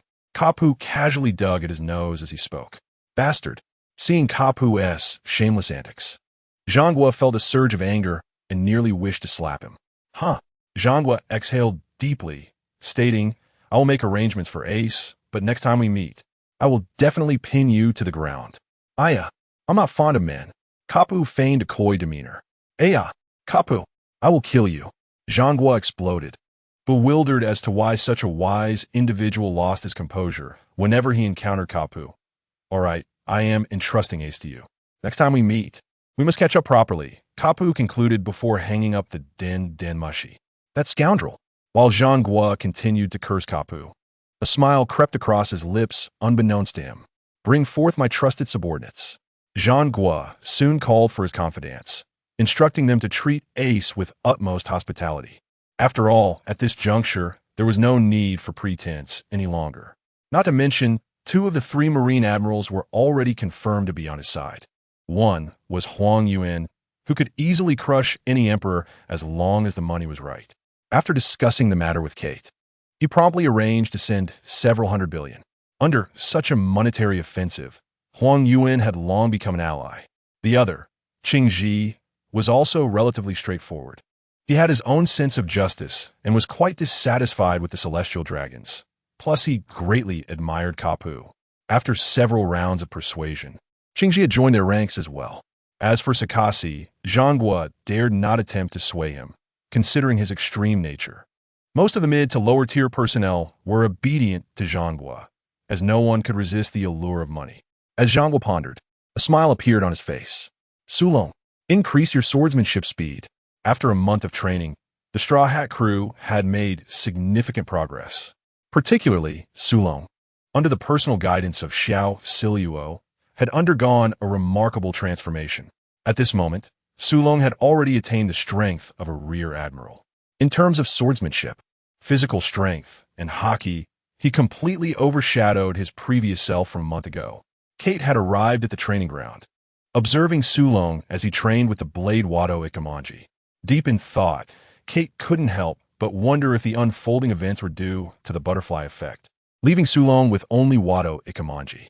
After some contemplation, Kate approached Sulong. "Father." Upon seeing Kate, Xiao Siluo immediately greeted him. As Kate's children typically referred to him as father in private, only calling him leader in formal settings. Kate nodded, then turned his gaze to Sulong, noting Rananoya's Sulong identity, combat captain of the Straw Hat Pirates talent, enhanced physical strength, rear admiral level skills, advanced 3-sword style, 3-colored hockey. Listening to the breadth of all things, 3,000 world sword techniques, and others' abilities, none evaluation, a formidable individual with astonishing potential. Yimbung? Upon seeing this skill, Kate raised his eyebrows in surprise and inquired of Xiao Siluo, "You've taught him, Yimbung?" "Indeed. However, he has yet to reach the realm of spatial breakthrough, so he can only use 3 swords simultaneously to achieve the effects of Yinbong," Xiao Siluo replied with a nod. Understanding the situation, Kate realized why Sulong's Yinbong bore the word pseudo. It must be said that Sulong's talent was indeed remarkable, but regrettably, it was only at the S level. Otherwise, his future achievements would be incalculable. Thanks to his S-enhanced talent, he would face no bottlenecks in learning anything that could strengthen him, mastering skills almost effortlessly.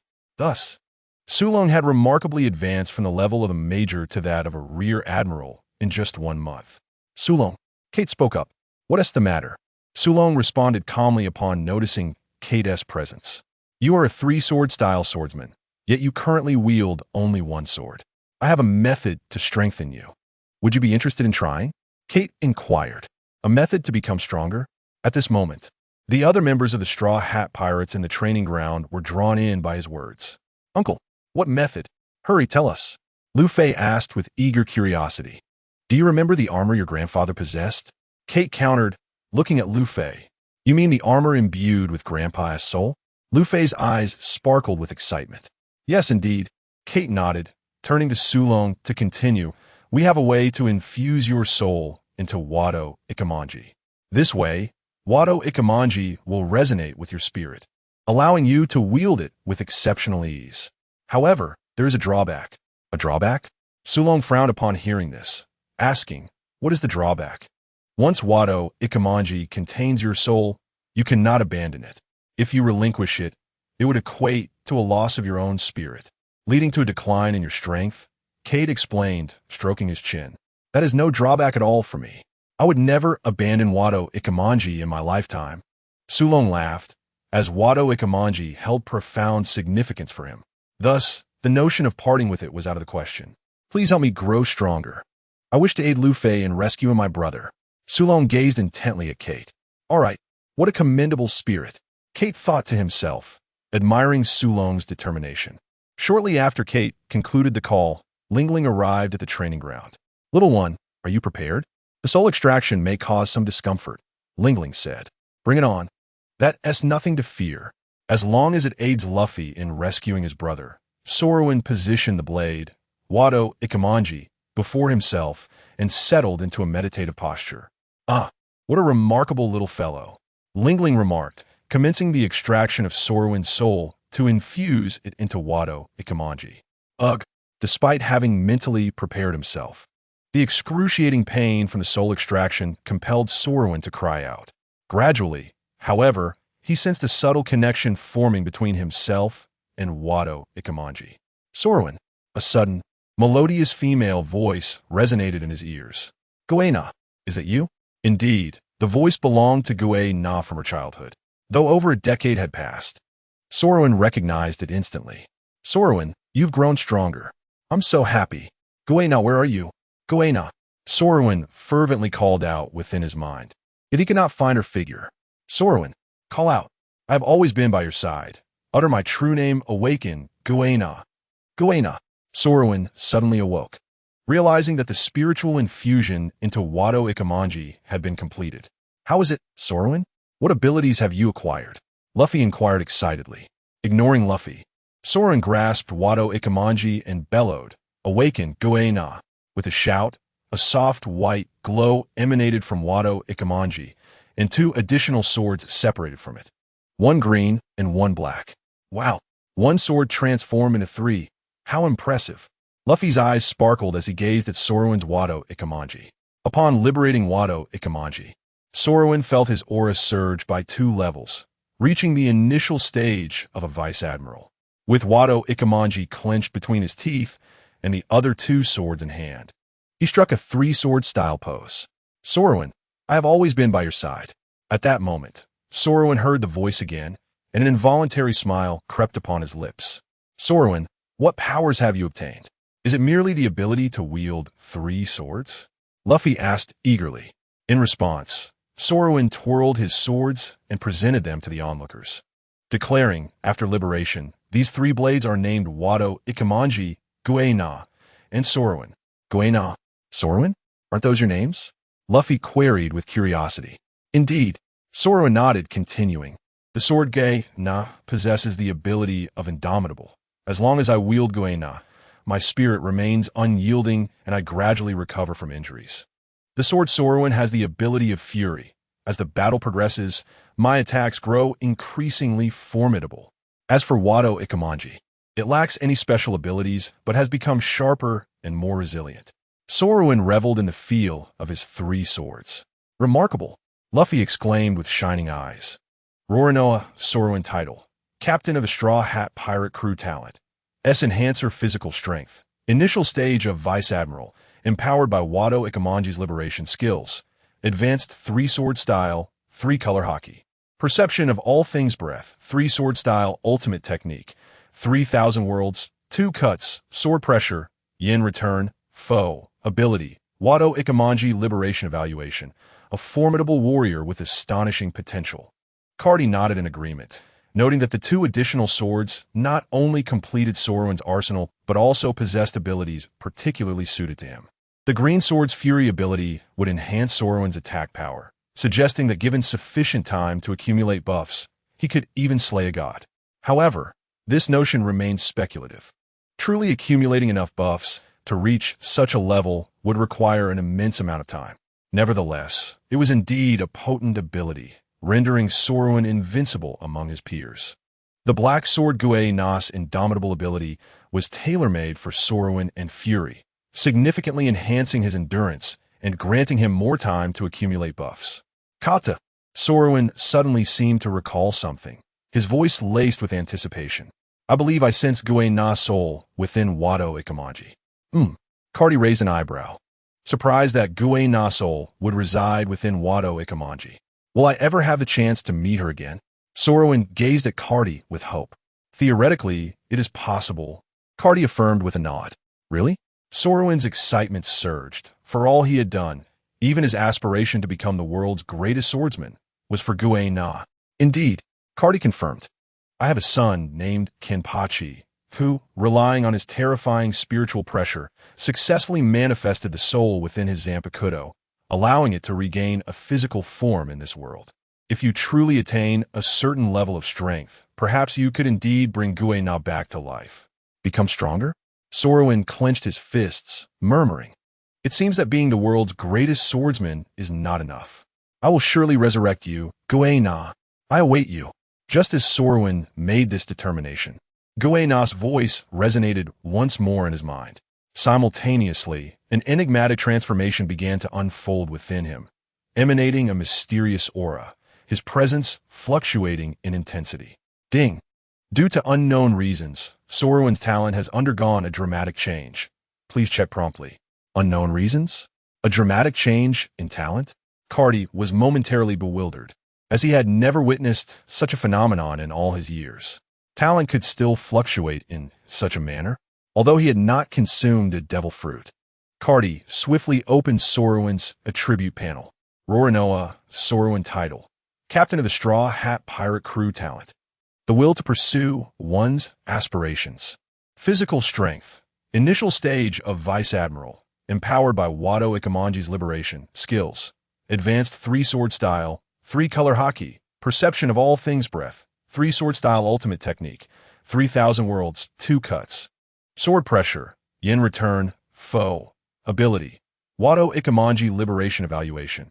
Due to the fusion of Zoro's will, Gue Na's will, and the will of young Zoro, his talent has undergone a transformation. As long as he possesses the will to grow stronger, he can continue to strengthen indefinitely. A talent denoted by 3 question marks? What on earth is this? System, please explain. Cardi had truly never encountered such a situation and silently called out in his mind. Ding! Due to Zoro's childhood aspiration to become the world's greatest swordsman, combined with Gue Na's will to surpass men, and finally, Zoro's determination to become infinitely stronger until Gue Na is resurrected, these 3 wills have fused together, creating an extraordinary power. The talent possessed by Zoro is not without its drawbacks. Should he lose the will and determination to continue growing stronger on that fateful day, he will find himself unable to progress. Upon reflecting on the system's explanation, Kate could not help but feel a sense of admiration for Zoro. If not for his own system, Kate might have believed that Zoro was the true protagonist. After all, Zoro embodies the essence of self-determination, wielding his formidable will to transcend his innate gifts. Despite certain flaws, it is evident that as long as Zoro has yet to revive Gue Na, he will relentlessly pursue strength. Once he learns that achieving power offers the possibility of resurrecting Gue Na, he immediately immerses himself in training. Meanwhile, Luffy and Nazi approach Kate with sparkling eyes, exclaiming, "Grandpa, we wish to acquire soul equipment." Kate, with a hint of exasperation, replied, "You two should focus on strengthening your bodies and developing your devil fruit abilities." Fine," they both said, heads bowed in disappointment. Kate then called Nami forward, saying, "However, Nami, you can indeed rely on spirit equipment to enhance your strength." Can I? Do I also need spirit weapons?" Nami exclaimed, her excitement palpable as she hurriedly retrieved the 3-section staff crafted by Usopp. "That is not your weapon," Kate responded, shaking his head. "Not?" Nami replied, puzzled. But her eyes widened in astonishment as she beheld a massive sphere of lightning materializing in Kate's hand. "This is your weapon," Kate declared, his face beaming with delight. "What? You mean this lightning ball is to be my weapon? How is that even possible?" Nami questioned incredulously. "If this lightning ball were to come to life, and you could touch it at will?" Kate replied, with a bemused expression. "Come to life? How could that be?" Nami remained skeptical. "Ha ha ha." Kate laughed at Nami's reaction. "Do not concern yourself with that. Just tell me if you think this lightning ball would serve you well as a weapon. If it truly can, that would be marvelous." Nami exclaimed with enthusiasm. "That's the answer I was hoping for." Kate smiled in response. Soon, Lingling arrived beside them. Kate's body had already ascended to the 3rd generation of divine form, allowing him to effortlessly wield powers such as lightning and fire. He maintained the lightning sphere in his hand while Lingling began to extract Nami's soul. It hurts. The pain of the soul extraction was unbearable even for Zoro, let alone Nami, who began to wail as Lingling continued the process. However, this momentary discomfort would yield significant rewards. In no time, Kate found that the lightning sphere no longer required his conscious control. It gradually began to merge into a singular entity. As time passed, facial features and limbs emerged on the lightning sphere, ultimately transforming into a creature resembling a Pokemon's electric sprite, albeit in blue. As the electric sprite opened its eyes, curiously surveying its surroundings, the process of imbuing it with spirit was complete. So adorable. Nami, having regained her composure despite feeling weak from the soul extraction, instantly cradled the electric sprite in her arms. Given that the sprite was formed from the essence of Nami's soul, a profound connection existed between them. Even though the sprite could not speak, Nami could still sense its intentions. So adorable. Both Luffy and Nazi were similarly captivated by the sprite's charming appearance. "Nami, quickly test its abilities," Luffy eagerly inquired. Kate, intrigued, turned his gaze to Nami. After a month of training, while her progress was not as staggering as Zoro's, Nami had indeed made considerable strides. Nami identity, navigator of the Straw Hat Pirate's talent, S-level lightning affinity physicality, peak rear admiral skills, beginner observation hockey, beginner armament hockey, beginner 6 powers ability, lightning sprite liberation evaluation, a rising star among the Lords of Thunder. Nami's strength had ascended to the level of a peak rear admiral.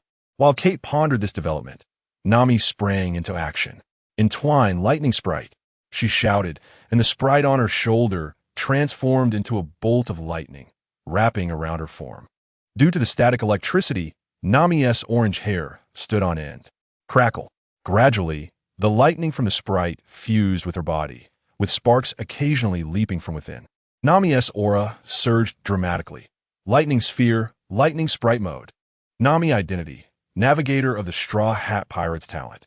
S-level lightning affinity physicality, Commodore level, enhanced by lightning sprite mode, skills, beginner observation hockey, beginner armament hockey, beginner 6 powers ability, lightning sprite liberation evaluation, a rising star among the Lords of Thunder. The liberation of the lightning sprite, akin to Zoro's and Dao Yixi's liberations, elevated the host's power by 2 tiers. In lightning sprite mode, Nami could contend with those of Commodore caliber through her lightning abilities. However, as her hockey was not yet at the Commodore level, her combat capability would likely only suffice for brief encounters. After completing the lightning sprite mode, Nami did not pause but closed her eyes, seemingly deep in thought. Moments later, a whip composed of lightning manifested in her hand. Crack, crack, crack. With the lightning invigorating her, Nami swiftly lashed out 5 times with the electric whip. The terrifying speed was such that even a typical admiral might not notice until it was too late. Furthermore, the whip, forged purely from lightning, not only delivered powerful strikes, but also electrocuted anyone who dared to touch it. Crack, crack, crack. Nami attempted to swing the whip again, striving for 6th strike, but it appeared that 5 was her limit. How swift? What do you call that move? Luffy asked, his excitement palpable. Let us name it the Lightning 5 Whips. Nami mused, resting her chin on her hand as she contemplated. Impressive. Lightning 5 Whips, Luffy exclaimed, as though delightedly practicing it himself. Meanwhile, Kate regarded Nami with a quizzical expression. Lightning 5 Whips? Is that not Master Ma's signature move? I never imagined it would resurface in this world. Kate mused to himself, aware that it was merely a coincidence. Clearing his mind of peculiar thoughts, he diverted his attention from Nami and turned to Usopp. After all, within the Straw Hat Pirates, the only ones suited for the enhancement of spirit were Zoro, Nami, and Usopp. For Usopp, whether using a gun or a slingshot, he could channel his spirit. However, Carter found himself grappling with a dilemma about whether to provide Usopp with a new weapon, given that his capabilities in the Sky Island had grown formidable, and there were numerous weapons that could be infused with Busashoku Haki. Replacing Usopp's weapon would undoubtedly elevate his strength in a short time. Yet, there was a significant drawback. Once a weapon was infused, it could not be replaced, potentially hindering Usopp's future growth. Carter, feeling a headache coming on, ultimately decided to let Usopp make the choice. Usopp, would you prefer to continue with your slingshot?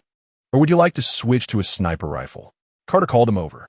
Usopp pondered the question, aware that firearms possessed greater firepower than his slingshot.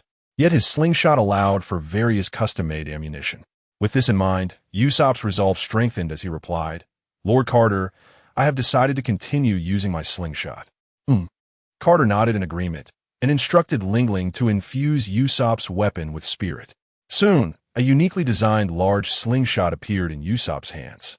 It was noted that his slingshot could not be liberated like Zoro's, and its enhancement would only provide a slight increase in Usopp's strength.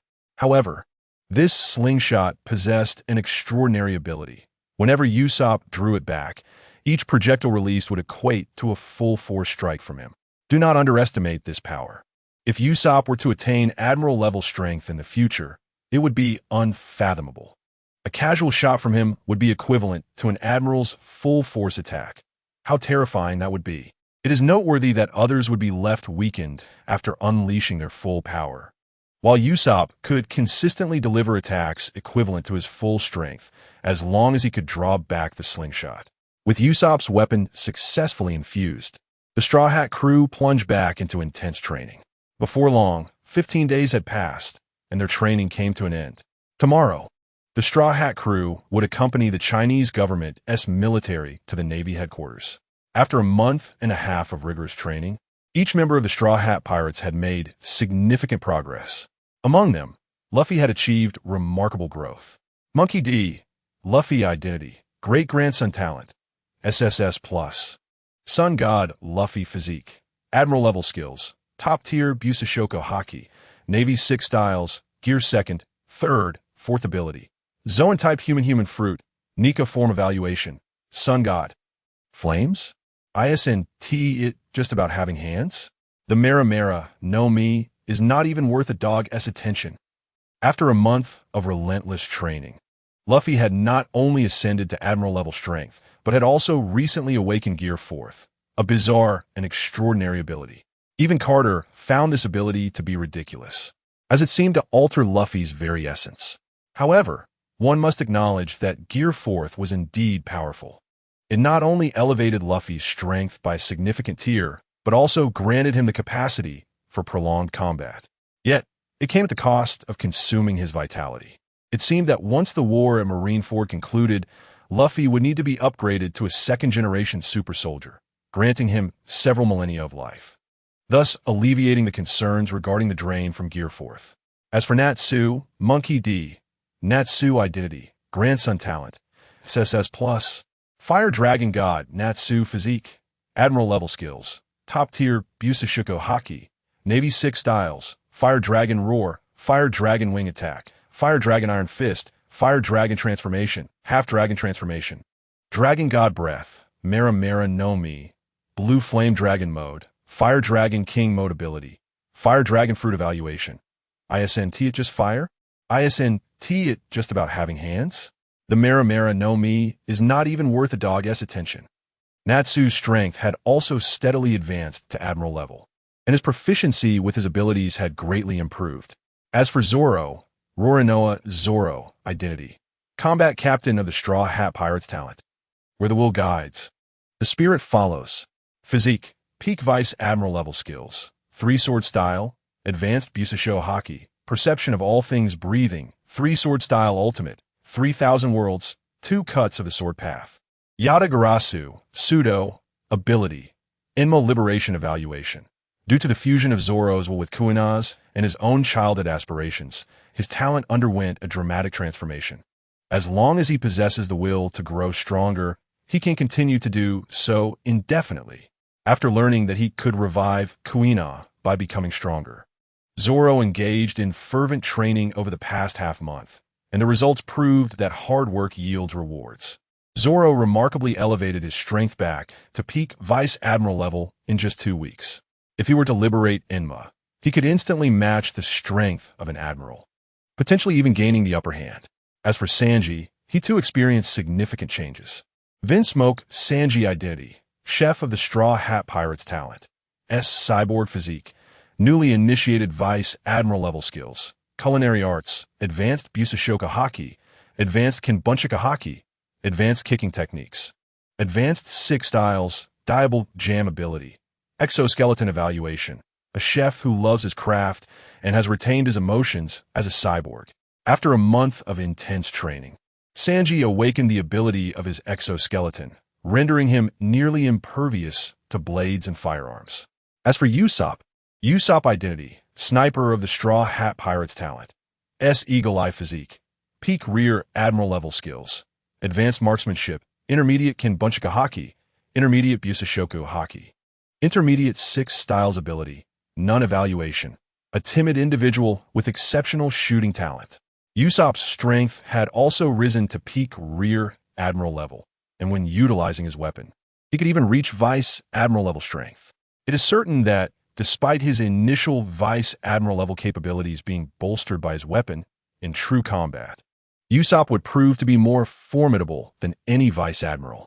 As for Nami, Robin, Chopper, and Kobe, Nami identity, navigator of the Straw Hat Pirates talent, Lightning affinity physique, Vice Admiral level skills, beginner Kinbunchika Haki, beginner Busashoku Haki, beginner 6 styles ability, Thunder Spirit evaluation, a nautical genius, Luobin identity, Straw Hat Pirates archaeologist talent, Devil Fruit physical, rear admiral level skills, beginner observation Haki, beginner armament Haki, beginner 6 powers ability, Hana Nomi evaluation, historian, Xiaoba identity, Straw Hat Pirates doctor talent, combat doctor physical, rear admiral level skills, beginner observation Haki, beginner armament Haki, beginner 6 powers ability, Zoan type human fruit, commoner form evaluation, medical reindeer, KB identity, temporary crew member of the Straw Hat Pirates talent, potential marine admiral physical, peak colonel level skills, beginner observation Haki, beginner armament Haki, beginner 6 powers ability, none evaluation, a quirky individual. Once he joins the Marines, his strength will skyrocket exponentially. Although their abilities have seen some enhancement, the improvements are not substantial, particularly for KB, who is yet to join the Marines, resulting in a notably sluggish growth in strength. As the training of the Straw Hat Pirates reaches completion, Cater has also finalized preparations for battle. All military equipment and logistical supplies are ready, awaiting Cater's command. At this moment, an enigmatic figure stealthily entered the conference hall of the 5 elders. "What brings you here?" The goat-bearded elder glared down from the elevated platform at the figure in the center of the hall. At that moment, the viewing tank at the back of the hall had inexplicably transformed into a small garden housing a Tyrannosaurus Rex. Although the dinosaur bore several scars upon its face, they only served to enhance its ferocity rather than detract from its appearance. I have come to discuss a collaboration. The figure in the center, draped in a cloak, spoke in a deep tone. Boom! Suddenly, the sky outside grew dark and ominous, with lightning sporadically striking from the clouds, as if rain might fall at any moment. Boom! The thunder roared, and illuminated by the flashes of lightning, the cloaked figure was revealed to be none other than red-haired Shanks. What is there to discuss? Although you are a celestial dragon, you were raised by Roger. At the end of the day, you are merely a pirate, the bald elder remarked disdainfully at Shanks. I was invited to the Marine headquarters to rescue Ace. Shanks replied solemnly. What? The bald elder asked, suddenly surprised. Is it Whitebeard? Not at all. Shanks shook his head and then smiled, saying, It is the Chinese government. Upon hearing these words, the elders fell silent instantly, despite appearing inactive in recent years. As if they had vanished from the world, they, as high-ranking officials of the world government, were acutely aware that this force had not truly disappeared and was growing stronger year by year. They had not anticipated that the Chinese government would intervene to rescue Ace. Thus, the plan was merely to have the Marines and the 7 warlords arrange for Ace's execution. However, upon hearing Shanks, they were immediately covered in cold sweat. Had Shanks not informed them, the world government could have faced a catastrophic loss. Huff! The bald elder exhaled heavily, his expression grave as he said, Isn't Ace Whitebeard's adopted son? How does he relate to the Chinese government? Because of Garp. Shanks continued, before Roger died, he entrusted Ace to Garp's care. Ace is not only Whitebeard's adopted son, but also Garp's grandson. Garp, that guy again. We should have eliminated him in the Marines. The horned elder exclaimed in anger. However, the elders soon regained their composure and, perplexed, inquired, Why are you sharing this with us? How do you propose we collaborate? I simply wish for Ace to survive. While also not wanting the world government to be overthrown, Shanks replied earnestly. Oh, why is that? The bald elder asked, intrigued. Because my brother is still a celestial dragon. Boom! A sudden clap of thunder resonated outside the window. After a moment of silence in the conference hall, the bald elder's voice rang out again, agreed. I promise you, when the battle commences at the Marine headquarters, heed our message and be ready to act at any moment. Having received the response he sought, Shanks quickly departed the conference hall of the elders. The hall once again descended into a brief silence. I never expected the Chinese government to involve themselves in this matter, the bald elder remarked gravely. It seems we must take this impending battle seriously. Perhaps it is even more perilous than the God Valley War 38 years ago. The goat-bearded elder declared solemnly, Deploy the CP series troops, the Divine Knights, and Vegapunk's Seraphim. The bald elder pondered, stroking his chin. This war may alter the world's balance. We should also head to the Marine headquarters to oversee the situation. The bearded elder added, equally serious. Agreed. Surprisingly, no one opposed him. Instead, they all nodded in agreement. An unsettling feeling lingered, as if something significant was about to occur. What is your opinion? You've been silent for quite some time. The bald elder suddenly addressed a corner of the conference hall. Well, he is somewhat of an underachieving younger brother. A voice emerged from the shadowy corner, revealing a figure concealed within the darkness. Boom! Suddenly, a thunderclap erupted, and by the light of the lightning, it became evident that the person in the corner bore an almost identical resemblance to red-haired Shanks, save for the absence of the 3 scars. Meanwhile, in the New World, aboard the Whitebeard pirate ship. Old man, the ship has been fully coated. When do we set sail? At this moment, the Moby Dick and other vessels belonging to the Whitebeard pirates lay peacefully anchored, fully equipped. Boys, we are truly setting out to retrieve our brother, Ace. Whitebeard declared boldly, slamming his weapon, the Uru, onto the ground. Oh! The pirate crew enthusiastically responded in unison. With the command given, all ships gradually descended into the sea. Whitebeard gazed towards the direction of the Marine headquarters, a foreboding premonition stirring within him. As the Whitebeard pirates commenced their movements, it was as if a play button had been pressed, prompting all manner of forces across the seas to spring into action. The Beast Pirates, the Red-Haired Pirates, the Thunder God Pirates, the Whitebeard Pirates, the 4 most formidable pirate crews in the New World were all heading towards the Marine headquarters. The Chinese government headquarters, the Meluo Heavenly Court, the Revolutionary Army, The Chinese government Air Force, the Chinese government Navy, forces affiliated with the Chinese government were also mobilizing. The origin of all this turmoil lies within the naval headquarters, and for a time, newspapers incessantly reported on the matter. The sea was rife with hidden currents and shifting winds, as if brewing a fierce storm. 3 days later, above the naval headquarters in Marinfanduo, 2 spacecraft of the Mangdangshan class and one of the Tianra No. 7 had docked at an altitude of several thousand meters. These were none other than the vessels of the Chinese government, the Chinese Air Force, and the Meiluo Tianting. Meanwhile, in the conference room of the Mangdangshan, Carter was observing the Straw Hat crew, stroking his chin and pondering. "Luffy, I need you to undertake a task." "What is it, uncle?" Luffy scratched his head, a hint of urgency in his voice. After all, Luffy's goal was to rescue Ace, and now they were hovering above the naval headquarters. If it weren't for Carter stopping him, he would have charged into the headquarters already. "Go to Impel Down and release all the prisoners." Carter stroked his chin and then, with a sharp gaze, declared, "Go to Impel Down." Luffy exclaimed, a sense of urgency creeping into his tone. "But shouldn't we rescue Ace first?" "Rest assured, Ace will be fine. However, to ensure we can rescue him, you must go to Impel Down and free all the prisoners to attract the attention of the world government. This will significantly aid our efforts to save Ace," Carter said earnestly, locking eyes with Luffy. "Really?" Luffy replied, his excitement palpable as he gazed at Carter. "Indeed." Carter nodded in affirmation. "Then let's do it. We will complete the mission." Luffy, brimming with anticipation after receiving Carter's approval, was eager to cause a commotion at Impel Down. After all, as long as it meant saving Ace, Luffy would not hesitate. Impel Down was a grim and terrifying place where the Navy imprisoned pirates and criminals. Heavily fortified with numerous surveillance den mushy capable of reporting everything that transpired within.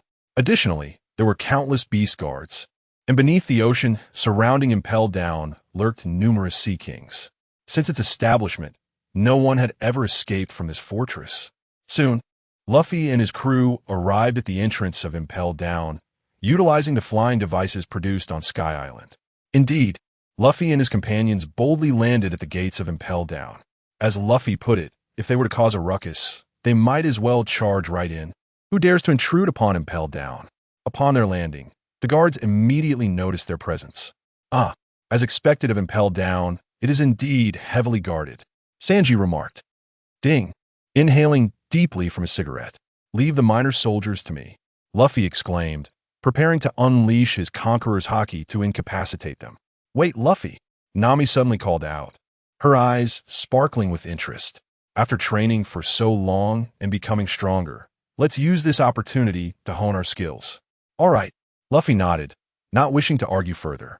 Meanwhile, Usopp, Robin, Nami, and Chopper swiftly dealt with the surrounding soldiers. Usopp casually shot his slingshot, each shot delivering terrifying destructive power, as his strength had reached the threshold of the Rear Admiral level. The slingshot's capability allowed each shot to harness Usopp's full might, making it impossible for the nearby Navy soldiers to withstand his blows. Nami, on the other hand, summoned lightning from the weather spirits, each strike taking down multiple foes. Robin continually employed her devil fruit abilities, ensnaring the Navy soldiers before they could react. Chopper and Kobe darted through the crowd, knocking down every Marine in their vicinity. "Quick, report to Director Magellan." The Marines, witnessing their comrades falling one after another, could no longer contain their panic. At that moment, the 2 giant soldiers guarding the gates of justice took notice of the commotion and rushed towards the entrance of Impel Down, weapons drawn.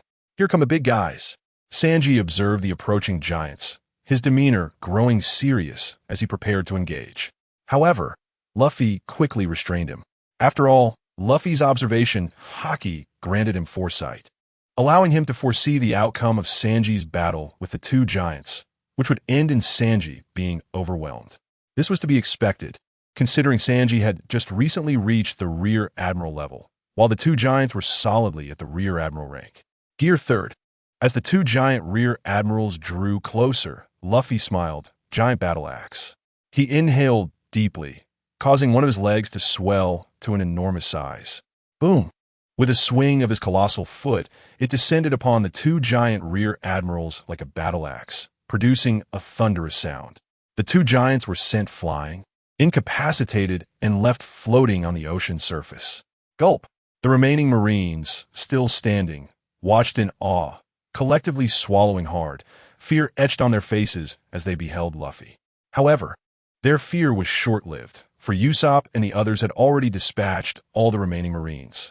Let us go. Luffy adjusted his attire and approached the entrance of Impel Down, where a massive iron gate had sealed shut due to their arrival. Zoro, cut it down, Luffy commanded in a low tone, staring at the iron gate. Understood. Zoro wasted no time, stepping forward to face the gate. Clang! Clang! The sound of metal clashing echoed. Crash! In an instant, Zoro cleaved the enormous iron gate in two, causing it to crash to the ground. Once Zoro completed this task, Luffy calmly proceeded inside, descending to the lower level. Meanwhile, having received the news, Magellan finally emerged from the elevator, albeit belatedly. However, he was evidently too late. The Straw Hat crew had already vanished from sight, having entered Impel Down. Where are the Straw Hats? Where are they? Magellan urgently questioned as he seized a still-breathing Marine soldier. Cough! Cough! They've already gone in. The Marine soldier coughed up some blood, pointing towards the severed iron gate. With no other option, Magellan hurriedly made his way back toward the elevator, determined to intercept Luffy and his crew from below, release all the beast guards, and seal off all exits. As the director of Impel Down, Magellan remained composed despite knowing the Straw Hat pirates had infiltrated the fortress. He promptly took up the Den Den Mushi, stabilizing the situation. The soldiers, receiving their orders, calmed down and promptly set about completing their tasks as per Magellan's directives. Returning to Luffy and his crew, they had now reached the first underground level of Impel Down. This place is known as Honglei and Diji, where low-bounty and low-risk criminals are confined. Outside their cells lies a forest, composed of jianshu, trees with leaves as sharp as blades, and zhenqiao, grass that is incredibly sharp like steel needles. The prisoners held here are relentlessly pursued by guards and enormous spiders, causing them to bleed profusely from the wounds inflicted by jianshu and zhenqiao. However, these mere plants pose no threat to the Straw Hat pirate crew. Even the weakest member, KB, has already mastered Haki. To preserve the combat capabilities of the prisoners for their eventual release, Natsu incinerates the zhenqiao and jianshu, turning them to ashes. Ah, now it's much easier to navigate, KB exclaimed, stamping his foot nervously while feeling the smooth ground beneath him. How did you manage to escape? A pirate in a corner of the cell suddenly inquired with curiosity. With such a vast area, how do we reach the next level? Luffy, seemingly troubled, ignored the pirate and stated, we should head that way. Zoro confidently pointed in a direction. The rest followed his gaze, only to be rendered speechless. For Zoro had indicated the very path they had just traversed. After all, that was a staircase, and they were merely 3 meters away from it. Sanji, exasperated, pulled Zoro's finger back and led him aside. Zoro, sensing the awkwardness of the situation, realized that despite his belief in the correctness of his direction, his companion's reactions indicated otherwise. His face flushed with embarrassment. Let us first release all the prisoners. If necessary, we can capture a few more pirates to ask for directions, Natsu suggested. The group quickly sprang into action, and within minutes, all the pirates in the vicinity had been liberated by the Straw Hat crew. Just as they were pondering how to reach the next level, a familiar voice echoed in their ears. Monkey D. Luffy. The clown Buggy exclaimed joyfully upon spotting Luffy. What are you doing here? Were you captured too? Ah, it's you, the red-nosed one who treated us to a meal. Luffy shouted excitedly upon recognizing Buggy, immediately reverting to his habit of nicknaming, much to Buggy's chagrin. Stop giving me ridiculous nicknames. Buggy yelled angrily at Luffy. Ha ha. Do you know how to get to the next level? Luffy asked cheerfully, disregarding Buggy's outburst. I don't know, but what do you intend to do? Buggy responded, puzzled. Luffy quickly explained the situation regarding Ace's capture and their purpose for being there. So the captain has a son, Buggy exclaimed, tears streaming down his face. Wait, the pirate King Roger was your captain? Nami and the others looked at Buggy in astonishment. unable to comprehend that such a clown had once been a crew member of the Pirate King. However, they soon regained their composure, realizing that being a crew member of the Pirate King did not hold as much significance as being closely related to the current captain and first mate. They had become accustomed to such revelations, as they often remarked, "I've encountered far more shocking things. What significance do you hold? Can I join you?" Buggy promptly asked Luffy.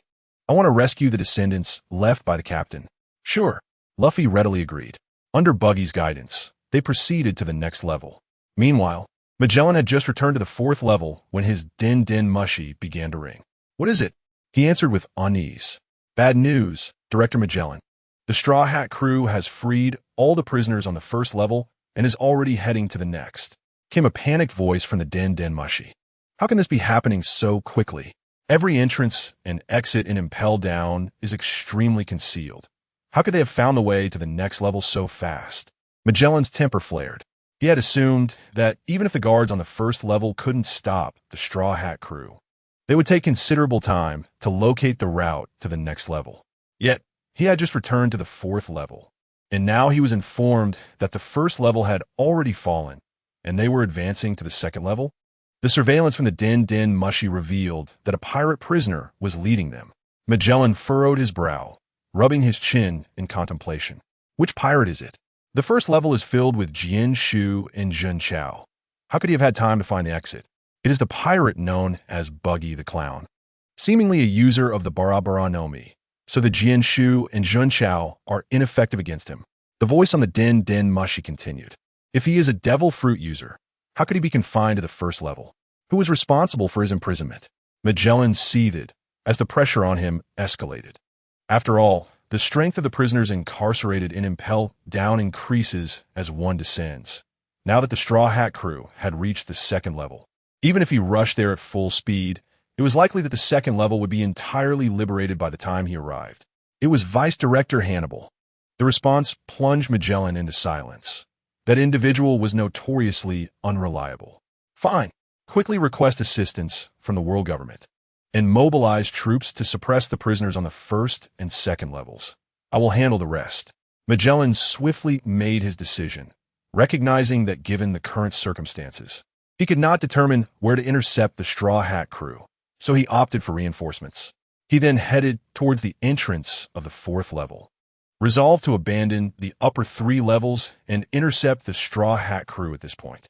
After all, the prisoners on the upper 3 levels were merely minor characters. As long as he could manage the situation below the 4th level, he would be able to resolve the issue. Meanwhile, Luffy and his crew, having dealt with the guards in the 2nd level, resumed their mission to release the prisoners. Soon, all the inmates were freed, and they continued their journey towards the next level. The 3rd level of Impel Down is known as the Hunger Hell, where prisoners not only endure terrifying temperatures but also suffer from dehydration and starvation, leaving them in a state of near death. However, for the healthy Straw Hat crew, this posed no threat, particularly to Natsu, who found the temperature comfortable and invigorating. Consequently, the crew swiftly liberated all the prisoners in this level and reached the staircase leading to the 4th level. Without hesitation, they ascended the staircase towards the 4th level. Upon reaching the 4th level, they sensed something was amiss, as the area was already surrounded by the Navy, led by Magellan. "Straw Hat brats, are you the ones causing chaos in Impel Down?" As Magellan opened his mouth, a noxious gas wafted from his body, prompting the surrounding naval soldiers to instinctively don their gas masks. A slower naval soldier merely caught a whiff, collapsing immediately to the ground. "We have matters to attend to. Could you kindly step aside?" Luffy remarked, his expression serene as he gazed at Magellan. "Do not jest. I, the chief warden, will apprehend you here today," Magellan retorted angrily. Subsequently, toxic liquid began to surge forth from his body, dripping onto the floor. In an instant, the rocky floor was corroded, creating a significant hole. "Is the toxin truly that fearsome?" Sanji observed, his pupils contracting, for as a chef, he often handled poisonous ingredients. He had encountered some dangerously toxic items before, but witnessing Magellan's venom made him realize that what he had seen previously was mere child's play. "It appears I must intervene," Natsu declared, stepping forward to confront Magellan. "Luffy, Leave this to me. You all continue to release the prisoners. Understood, Luffy replied calmly. Do not be absurd. There is no way I will allow you to release the prisoners. Magellan commanded the naval soldiers to intercept when he saw Luffy and his companions truly attempting to free the inmates. I said, this is my responsibility. Are you attempting to undermine me? Natsu shouted at Magellan and the naval soldiers. Stop right there. In an instant, a formidable wave of Conqueror's haki emanated from Natsu, causing the surrounding wooden walls to crack. The substantial damage of the haki astonished Magellan, who recognized that, while many possessed this ability in the world, few wielded it with such tangible power. He knew of only a handful like Natsu, with Shanks being one of them. However, who was Shanks? He was one of the 4 emperors of the New World, and yet here stood this brash youth, exuding such terrifying haki. This is bad. Magellan suddenly recalled something, turning to the naval soldiers nearby, and indeed, they had all collapsed, unconscious. Meanwhile, Luffy and his companions continued their mission to liberate the prisoners. Magellan attempted to rush forward to obstruct them, but Natsu swiftly blocked his path. Your opponent is me. Natsu grinned. Get out of my way. Venom Dragon. Magellan roared, unleashing a massive venomous dragon towards Natsu. Iron Fist of the Fire Dragon.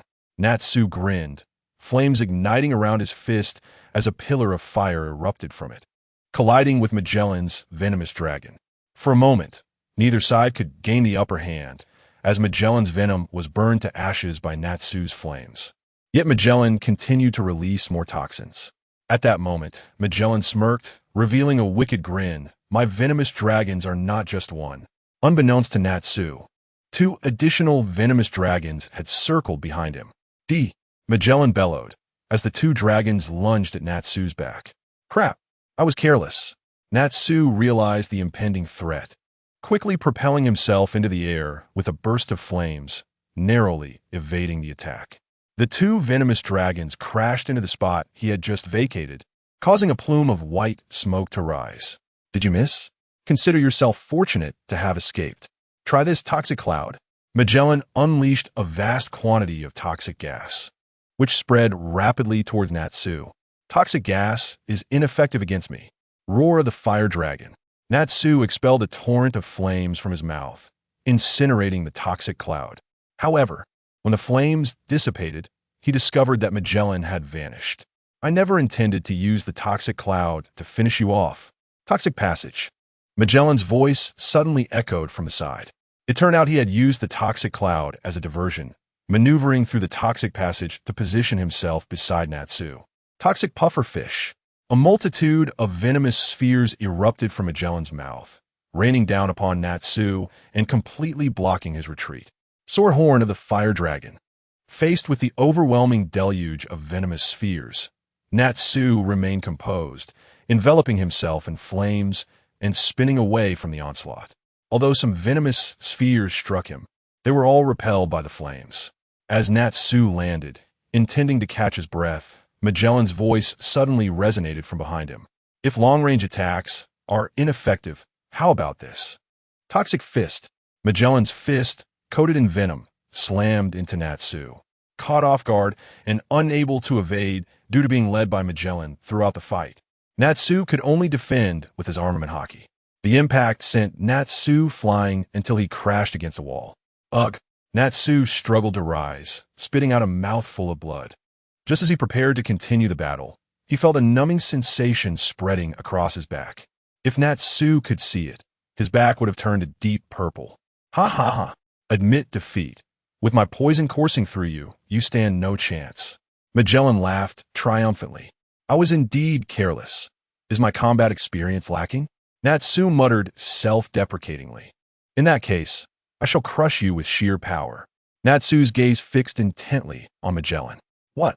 Magellan felt an unsettling premonition as he observed Natsu's demeanor shift. Suddenly, a terrifying heat erupted from within Natsu's body. A blue flame, like a ribbon, wrapped around him, transforming his hair to blue and covering his body with intricate blue flame patterns. Burn, burn fruit, blue flame dragon mode. With a fierce roar, Natsu's aura surged, reaching the pinnacle of the Vice Admiral level. As his aura stabilized, the toxins from Magellan's assault were incinerated to ash by the terrifying blue flame dragon mode. Nazi remained motionless, merely relying on the intense heat emanating from his blue flames, which soared to an astonishing 3,000 degrees Celsius, causing Magellan's venom to ignite and slowly burn in this terrifying temperature. How could this be possible? Magellan, gripped by fear, gazed at Nazi, knowing that even the Navy's admiral, Akainu, whose magma fruit abilities reached a maximum temperature of only 1,400 degrees, was significantly inferior to the flames before him. Fire Dragon's wing attack. Nazi smirked, unleashing a torrent of flames from his hands that resembled the powerful wings of a fire dragon, hurtling towards Magellan with immense force. Magellan, unable to evade, could only conjure a massive wall of venom in front of him, retreating as he did so. Boom! The blue flames collided violently with the wall of venom, resulting in a tremendous explosion. As the smoke cleared, Magellan's figure emerged. Although he had defended himself with the wall, he was still severely burned, his body bearing extensive scorch marks. "Oh, damn it, this is unbearable." Magellan grimaced in pain. However, despite the extensive burns on his skin, his muscles and bones remained unharmed. Judgment of the hellish giant. With a furious roar, Magellan's body began to ooze a crimson poison, distinct from his usual purple venom. This red toxin could be lethal upon contact. As the venom surged forth, a colossal skeletal figure formed behind him. With a bellow, Magellan commanded the venomous skeleton to strike with its massive claws toward Nazi. Rather than retreating, Nazi advanced, condensing a giant blade of blue flames in his right hand. Dragon Slayer's secret art. Blue Flame Explosion Blade. Nazi shouted, swinging his arm forward, and the enormous flame blade cleaved through the venomous skeleton, severing it in two. Flames erupted from the severed edges, continuing to consume the skeletal remains.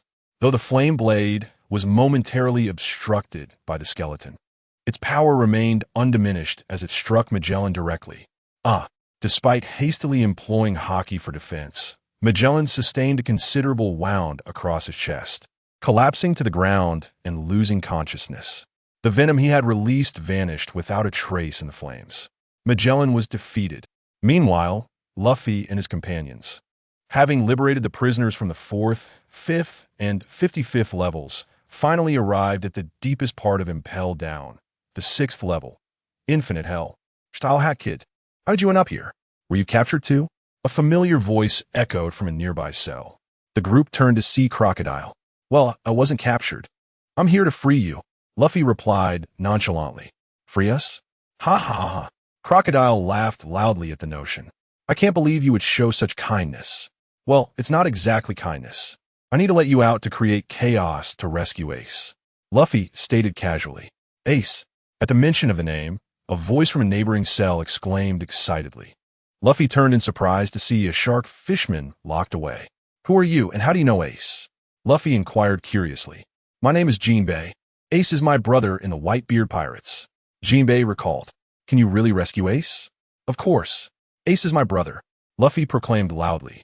"That's wonderful," Jinbei responded joyfully. "Wait here. I'll free you now," Luffy said as he approached the locked Jinbei's cell. "Wait. The materials of these cells are very sturdy, and we need a key," Jinbei began to explain, but before he could finish, Luffy exerted a bit of force and effortlessly demolished the cell. Even the sea prism stone shackles on Jinbei's body were easily crushed by Luffy. Jinbei fell silent, staring at Luffy with a somewhat dazed expression. "Kid, help us. Once I'm out, I'll reward you handsomely." The surrounding pirates, witnessing Luffy's strength, eagerly pleaded for his assistance. "How pathetic," Zoro remarked, observing the desperate pleas of those in the cells. Luffy said little more and casually moved to the next cell, repeating the process of freeing the prisoners. As the next individual emerged, it was none other than Shiryu of the Rain. He approached a fallen Navy soldier, picked up his sword, and fixed a piercing gaze on Zoro. "I didn't appreciate your earlier remark. You seem to be a swordsman as well, so let us duel." Zoro remained silent, looking to Luffy, who nodded and urged, "Finish the fight quickly." "All right," Zoro replied, drawing his sword, ready for battle. My captain has spoken. Let's resolve this swiftly. One decisive blow. Shiryu mused, nodding in agreement. Prison break slash. Shiryu declared, launching a powerful downward strike at Zoro. Swordsmanship clashed. Zoro channeled all his strength into his own strike. Swish. As they passed each other, Zoro stood firm with his sword sheathed, while Shiryu sustained a massive wound across his chest, blood gushing from the injury, and his sword shattered in two. It was not that Shiryu was weak. After all, he was a peak vice admiral. However, his prolonged imprisonment and lack of sustenance, combined with a subpar weapon, had led to his swift defeat by Zoro's blade. The surrounding prisoners, witnessing this spectacle, suppressed their ambitions, realizing that Shiryu was no weakling, yet he had been swiftly dispatched by the swordsman. Moreover, it was evident that the Straw Hat Kid was the captain. Following this, Luffy's group effortlessly released all the prisoners. Simultaneously, several figures entered Impel Down, rapidly making their way to the lowest level. Having learned from Shiryu's fate, no one dared to provoke them further. Luffy's group successfully liberated all the prisoners and began their ascent. Soon, they reached the 5th level, where they encountered Nazi, who had already dealt with Magellan. After reuniting with Nazi, they did not linger and quickly continued to the upper levels. Finally, upon reaching the 3rd level, several figures came into view. Aha! Straw Hat Kid. To my astonishment, I never anticipated encountering you here. Blackbeard Teach expressed his surprise upon seeing the Straw Hat Pirates, exclaiming, I see you have breached Impel Down. Luffy, gritting his teeth as he gazed at the newcomers, retorted, Blackbeard Teach. Logically, Luffy should not have recognized him, as he is notorious for his inability to remember faces. Nevertheless, Blackbeard Teach was the one responsible for capturing Ace, and thus Luffy had firmly etched Teach's visage into his memory. Ha! Straw Hat, I didn't expect you to possess such formidable strength. How about joining my crew? Blackbeard Teach casually proposed, seemingly oblivious to Luffy's wrath. You scoundrel! You are unforgivable for having caused Ace's capture. I will undoubtedly send you flying. Luffy glared furiously at Teach. Ace. Ha ha ha. That was his own doing. I offered him a chance, but he foolishly declined to become my companion. Teach scoffed dismissively. Shut your mouth. Ace would never ally with the likes of you. I will make you pay. Luffy shouted in anger. Are you asking for death? Teach's eyes sparkled with malice as he declared, Dark water. Instantly, a vortex formed in the palm of his hand, producing a powerful suction that pulled Luffy toward him.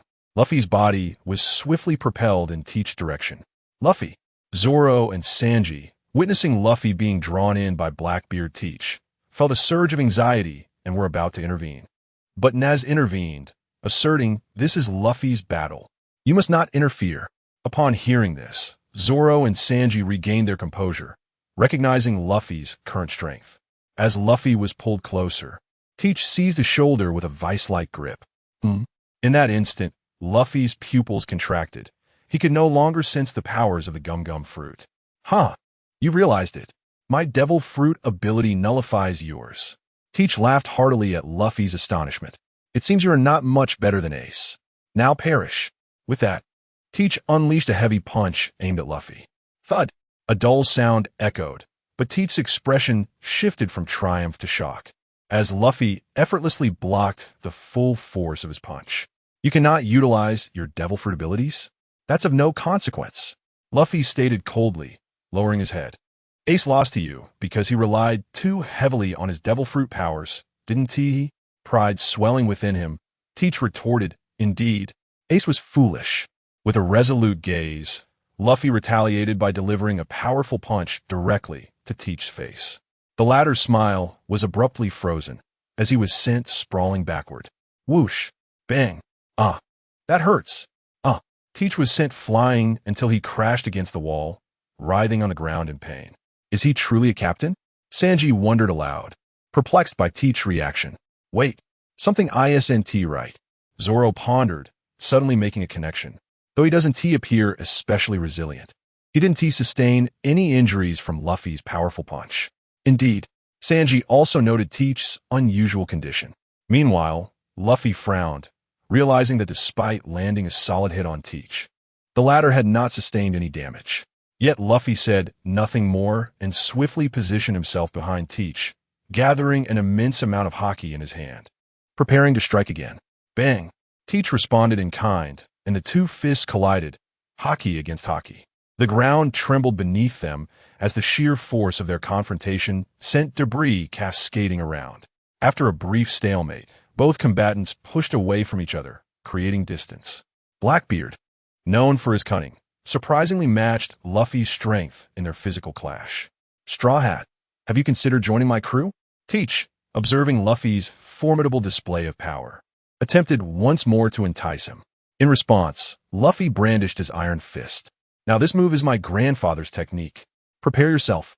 As he spoke, a terrifying aura erupted from him, enveloping his fist in a whirlwind of haki and conqueror's haki. Crackle! Countless black and red lightning bolts exploded from his fist, leaving marks on the surrounding walls and ground. What is that? Teach's pupils dilated in shock as he beheld Luffy, resembling a deity of battle. An overwhelming sense of dread surged from deep within his soul. That is Conqueror's haki. A petty man like you cannot possibly wield it. Luffy, filled with rage, shouted, "Brace yourself." Galaxy Clash. Like a celestial savior streaking across the sky, he charged at Teach, trailing a long streak of lightning. This is impossible. I should be invulnerable. Why am I feeling fear? Teach began to panic, recalling that ever since acquiring the Yami Yami no Mi, he had been impervious to harm, with all damage converting into mere pain. The last time he was injured was due to Ace's Mera Mera no Mi's flames exceeding the Yami Yami no Mi's threshold. Yet here stood the Straw Hat, whose strength was ostensibly on par with his own. Yet for some inexplicable reason, Teach felt an overwhelming sense of terror in the face of this punch. I refuse to believe it. Darkhole, absorb this. Blackbeard Teach roared, conjuring a massive wall of black smoke to shield himself from Luffy's onslaught. Seeing Teach's actions, a smirk crept onto Luffy's lips as he collided violently with Teach. Blood spewed from Teach's mouth as he gazed at Luffy in disbelief. However, Luffy's fist had not made contact with Teach. It had halted upon colliding with the smoke. What is happening? Luffy didn't touch him. Why is Teach injured? Zoro questioned, bewildered, as he turned to Nas. That is the effect of Conqueror's haki. It can inflict damage from a distance. Nas elucidated. Conqueror's haki. Zoro contemplated, gazing at his own hands, grappling with the implications. How can this be? I didn't even touch him. Why am I still hurt? Blackbeard Teach, with a face full of astonishment, inquired, "Is this the power of Haoshiku?" "Unfortunately, you will never master it," Luffy replied with a cold expression. He then exerted force, sending Teach flying. Injured and struggling, Teach found it impossible to rise. Just as Luffy was about to strike again, the Den Den Mushi rang. "Hello, Uncle. What's going on?" This Den Den Mushi was given to Luffy by Carter before his departure, and only Carter could reach him. "Luffy, you should be wrapping up by now, right? 7 or 8 warships are heading towards Impel Down. Hurry and retreat." Carter's voice was laced with urgency. After all, the world government was utterly ruthless, and he could not be certain whether they would issue a demon extermination order for Impel Down. If such an order were indeed initiated, the destruction of Impel Down would lead to seawater flooding in, making survival difficult even for Luffy and Natsu, who possessed Vice Admiral level strength. Understood. Luffy acknowledged the message and conveyed the information to Natsu and the others. He then disregarded Blackbeard Teach and swiftly made his way towards the exit. They needed to leave the island before the warships arrived. Countless pirates, upon hearing of the approaching warships, eagerly surged towards the exit of Impel Down. On another front, days earlier at Onigashima in Wano country, Kaido stood atop a platform, raising his arm in excitement. "Are you ready, my comrades?" "Oh." The pirate crew below responded enthusiastically. "Ha ha ha. Let's cause a great uproar." Kaido was rallying his troops for battle.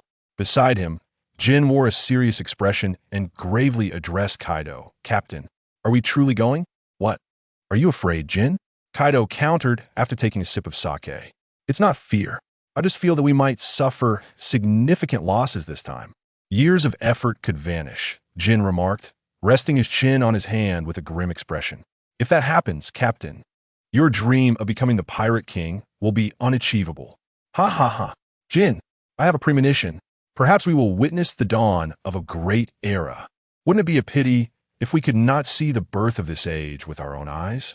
Kaido laughed heartily after taking another sip of sake. Jin, Kaido suddenly said with a serious demeanor, do you think I am someone who brings joy like Joy Boy? I firmly believe you are the one, Captain. You must be Joy Boy, Jin replied with unwavering conviction. Do you think I have brought joy to Wano? Kaido asked solemnly. Jin fell into deep thought. Indeed, Kaido had not brought happiness to Wano, but rather caused much suffering. Ha ha, Jin, even if I am not Joy Boy, what does it matter? As long as I have you brothers by my side. Noticing Jin's contemplation, Kaido remained unperturbed and continued. Moreover, I have a vague feeling that we might encounter the real Joy Boy this time.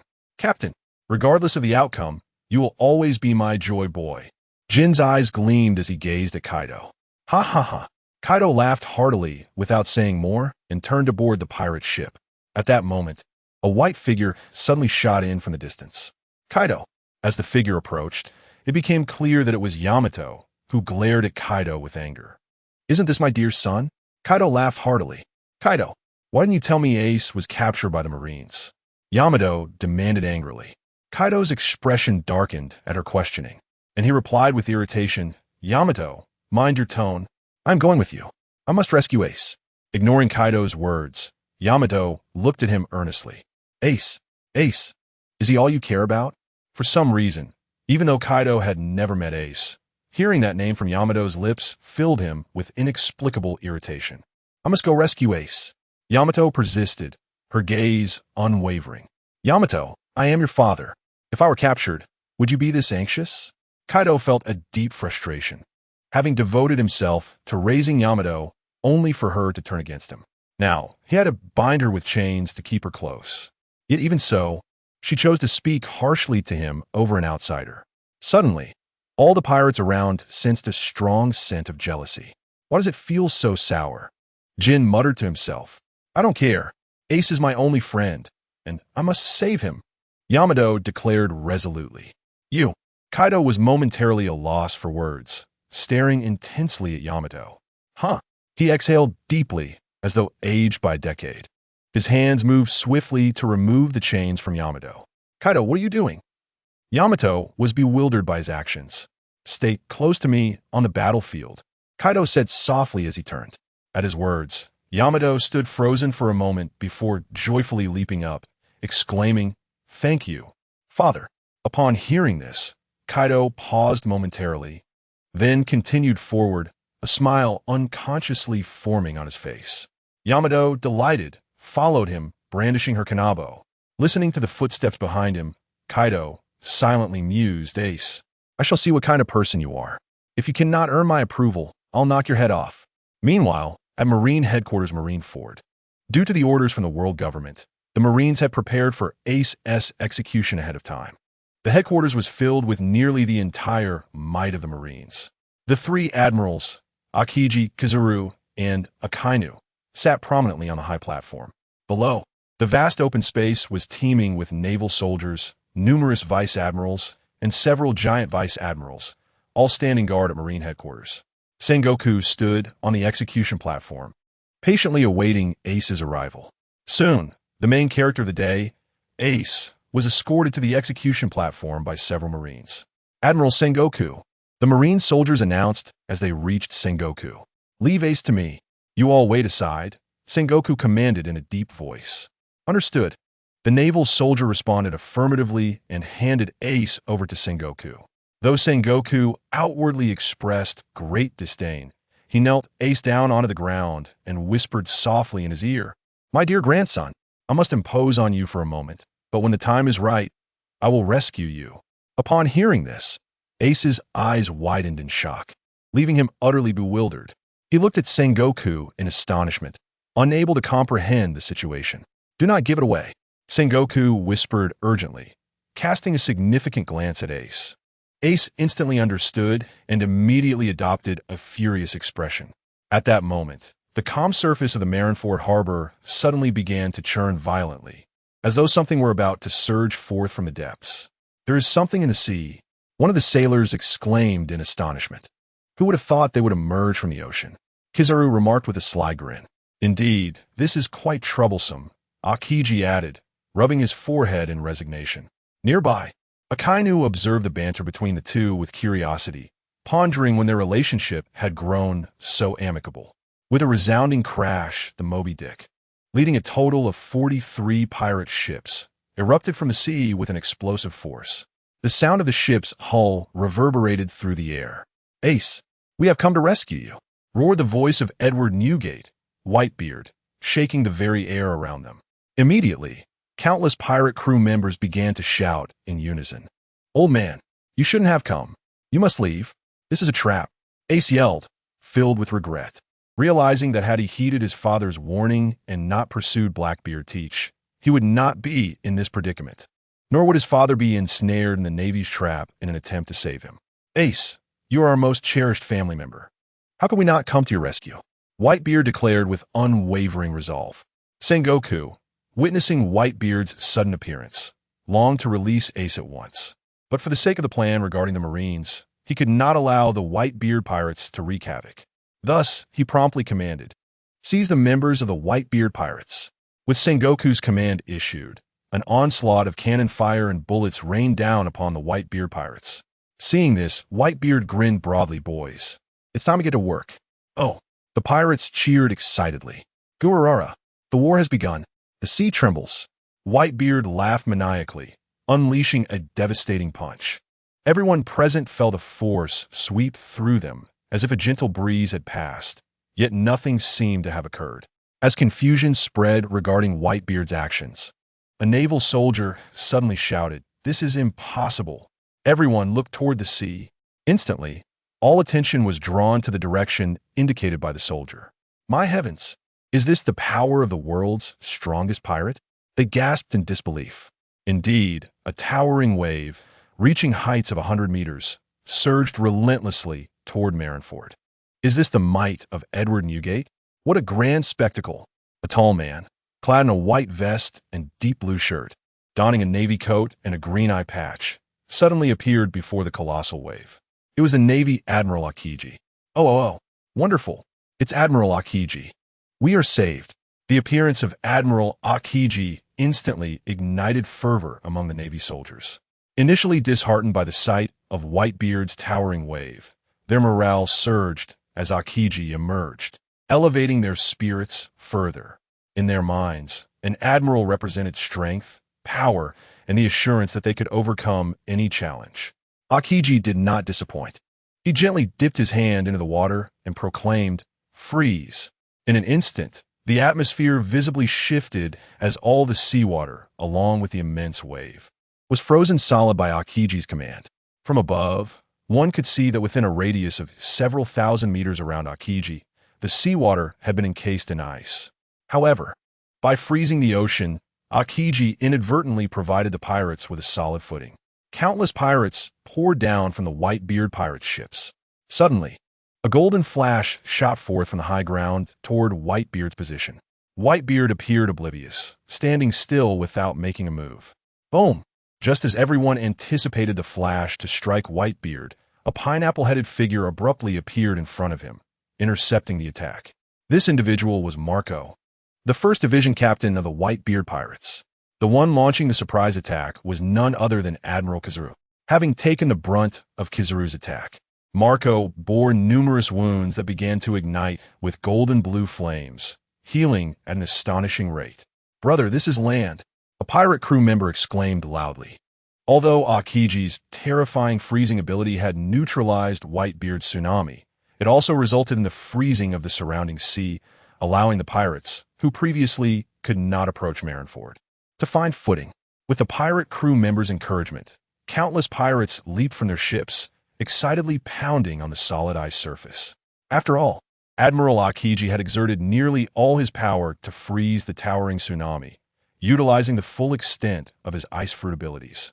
Not only had he immobilized the wave, but he had also encased the surrounding seawater within a vast radius in ice, with a thickness of several dozen meters. This formidable ice layer posed a significant challenge not only to ordinary pirates, but even to those wielding cannons, who would struggle to make a dent in such an ice structure in the short term. It served as an ample battlefield and a pathway for the pirates. Brothers, charge forward. Rescue Ace. Upon witnessing the path open before them, the pirates of the Whitebeard Pirates erupted in excitement, brandishing their weapons and roaring forward. However, in stark contrast, the Navy fell into disarray. Although Admiral Aokiji had resolved the tsunami crisis, he had simultaneously created an avenue for the pirates to advance toward Marineford. Initially, the Navy only needed to sink the ships of the Whitebeard Pirates, resulting in countless pirates meeting their demise in the ocean. However, now, the pirates have descended upon the icy surface, scattering and engaging in fierce combat with the Navy. At this juncture, the deployment of large-scale destructive weapons is no longer feasible. Remain calm, steady your formation, ensure they are held outside of Marinfondo. Since they have willingly walked into our trap, it is the Navy's duty to capture them all. Sengoku commanded, unperturbed. Upon hearing his orders, the Navy maintained their positions, slowly repelling the pirates' advances. However, as the battle erupted in full force, scenes of clashing between the Navy and pirates unfolded everywhere. Rarely seen devil fruit users appeared as if they were commonplace, showcasing an array of bizarre abilities. On the Navy's side, a one-armed man with a black sword strapped to his back was slowly drawing his weapon. This man was none other than Dracula Mihawk, the Hawkeye. Having recuperated from his injuries under the care of red-haired Shanks, he accepted the Navy's summons without hesitation and promptly arrived at the naval headquarters. Fufufu, do you really wish to engage in battle under such circumstances, Mihawk? Doflamingo remarked with a wicked grin, sensing the battle intent radiating from the man beside him. Your strength has certainly diminished. Shall we test that? Mihawk retorted, his gaze locking onto Doflamingo. Fufufu. Doflamingo chuckled nervously inwardly, feeling the deadly aura emanating from Mihawk.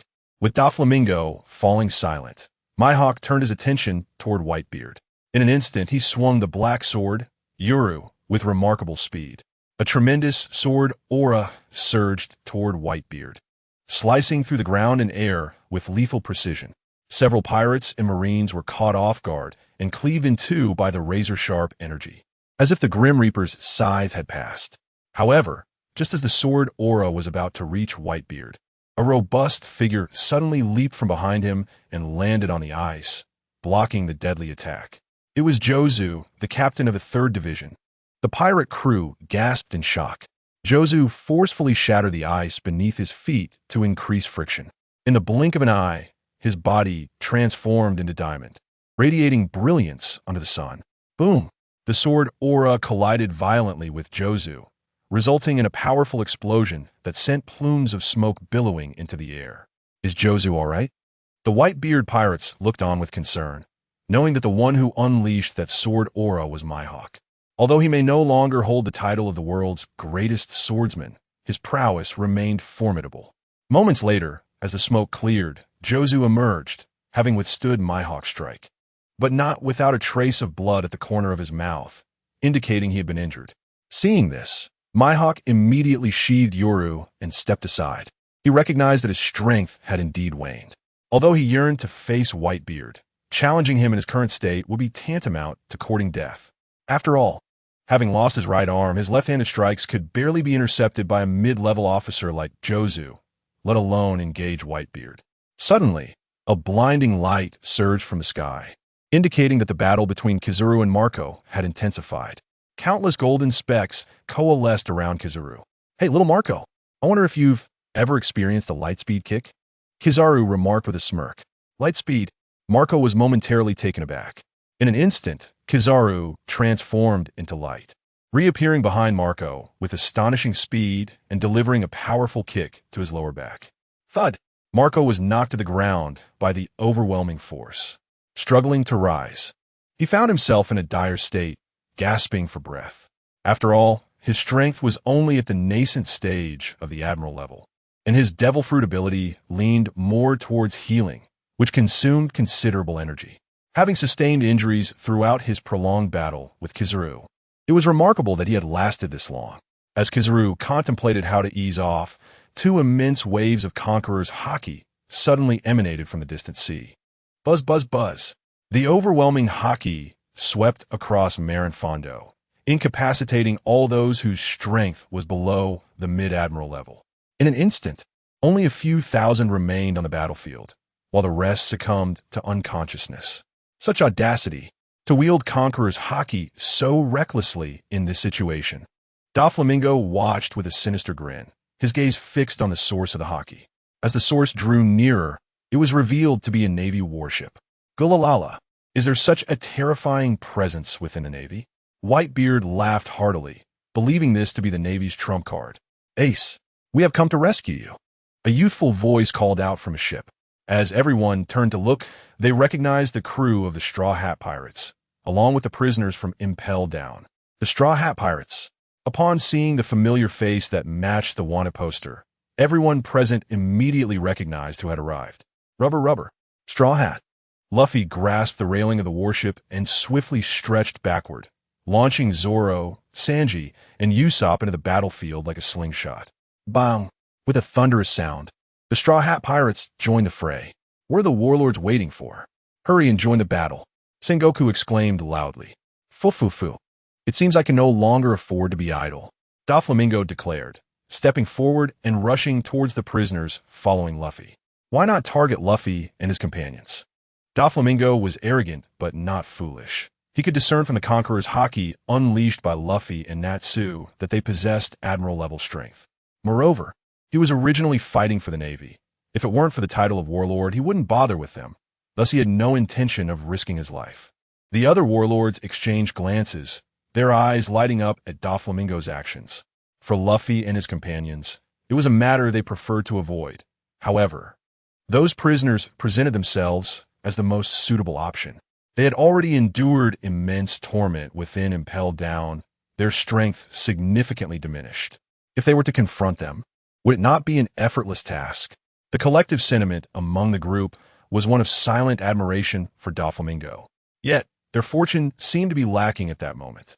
A lean man concealed within the throng of prisoners observed the rapidly approaching warlords, his tongue flicking across his lips as if he beheld a delectable feast before him. Had Carter been present, he would have recognized this man as the formidable Blood-Red Count, Raidfield. Meanwhile, upon Luffy's descent, Zoro caught sight of the one-armed Mihawk and swiftly positioned himself before him. Hawkeye Mihawk, at long last we meet again. Let's engage in battle once more. This time, I shall not be defeated, Zoro declared, his gaze fixed intently on his adversary. You must sense the disparity between us. Although I have lost an arm, it is not a mountain you can surmount, Mihawk retorted dismissively, acknowledging Zoro's burgeoning aura. Enough talk. Awaken Kuina. With Zoro's furious shout, two swords, one black and one green, emerged from Wado Ikamanji, revealing Kuina and Zoro's blades. As these swords manifested, Zoro's presence surged, stabilizing at the threshold of the admiral level. He assumed the stance of the three-sword style, addressing Mihawk. Am I now worthy of challenging you? Upon sensing the shift in Zoro's aura, Mihawk's pupils constricted. It had only been a few months since their last encounter, and now Zoro had ascended from insignificance to the admiral level. Though he had just crossed into this realm, it was still a remarkable achievement. Countless individuals remained trapped at the peak of the vice admiral level throughout their lives, unable to transcend to admiral status. Yet this man before him had not only broken through, but had done so in a remarkably short span. After a moment of astonishment, Mihawk regained his composure, unsheathing his black blade, Yoru, and formally accepting Zoro's challenge. Your strength is commendable. You are indeed worthy of this challenge. Zoro unleashed his three-sword style, Santoryu, Chinjo Sofu. The clash between Zoro and Mihawk commenced in earnest. Despite having lost an arm and his strength diminished to that of a newly initiated admiral, Mihawk's mastery of haki remained untarnished. Zoro, on the other hand, had barely scraped together enough strength to reach the admiral level, while his haki remained at the vice admiral's intensity. Thus, as the battle unfolded, Zoro found himself consistently pressured by Mihawk.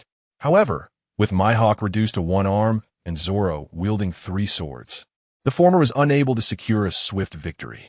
Santoryu, Siryuin Ryujui. Zoro struck a stance, transforming his body into a swift azure dragon as he charged towards Mihawk. Eagle Wave. Mihawk responded, rapidly swinging his blade, unleashing countless slashes directed at Zoro. Zoro, undeterred, countered each of Mihawk's eagle waves with precision. As they closed the distance, they abandoned elaborate techniques, engaging in direct clashes with their swords. As the two blades collided, Mihawk furrowed his brow. Although the changes were subtle, he sensed that Zoro's strength had been incrementally increasing with each clash, evolving to a point where he could stand toe-to-toe with Mihawk. He could clearly feel Zoro's power continuing to rise. If this trend persisted, defeat would be his only fate.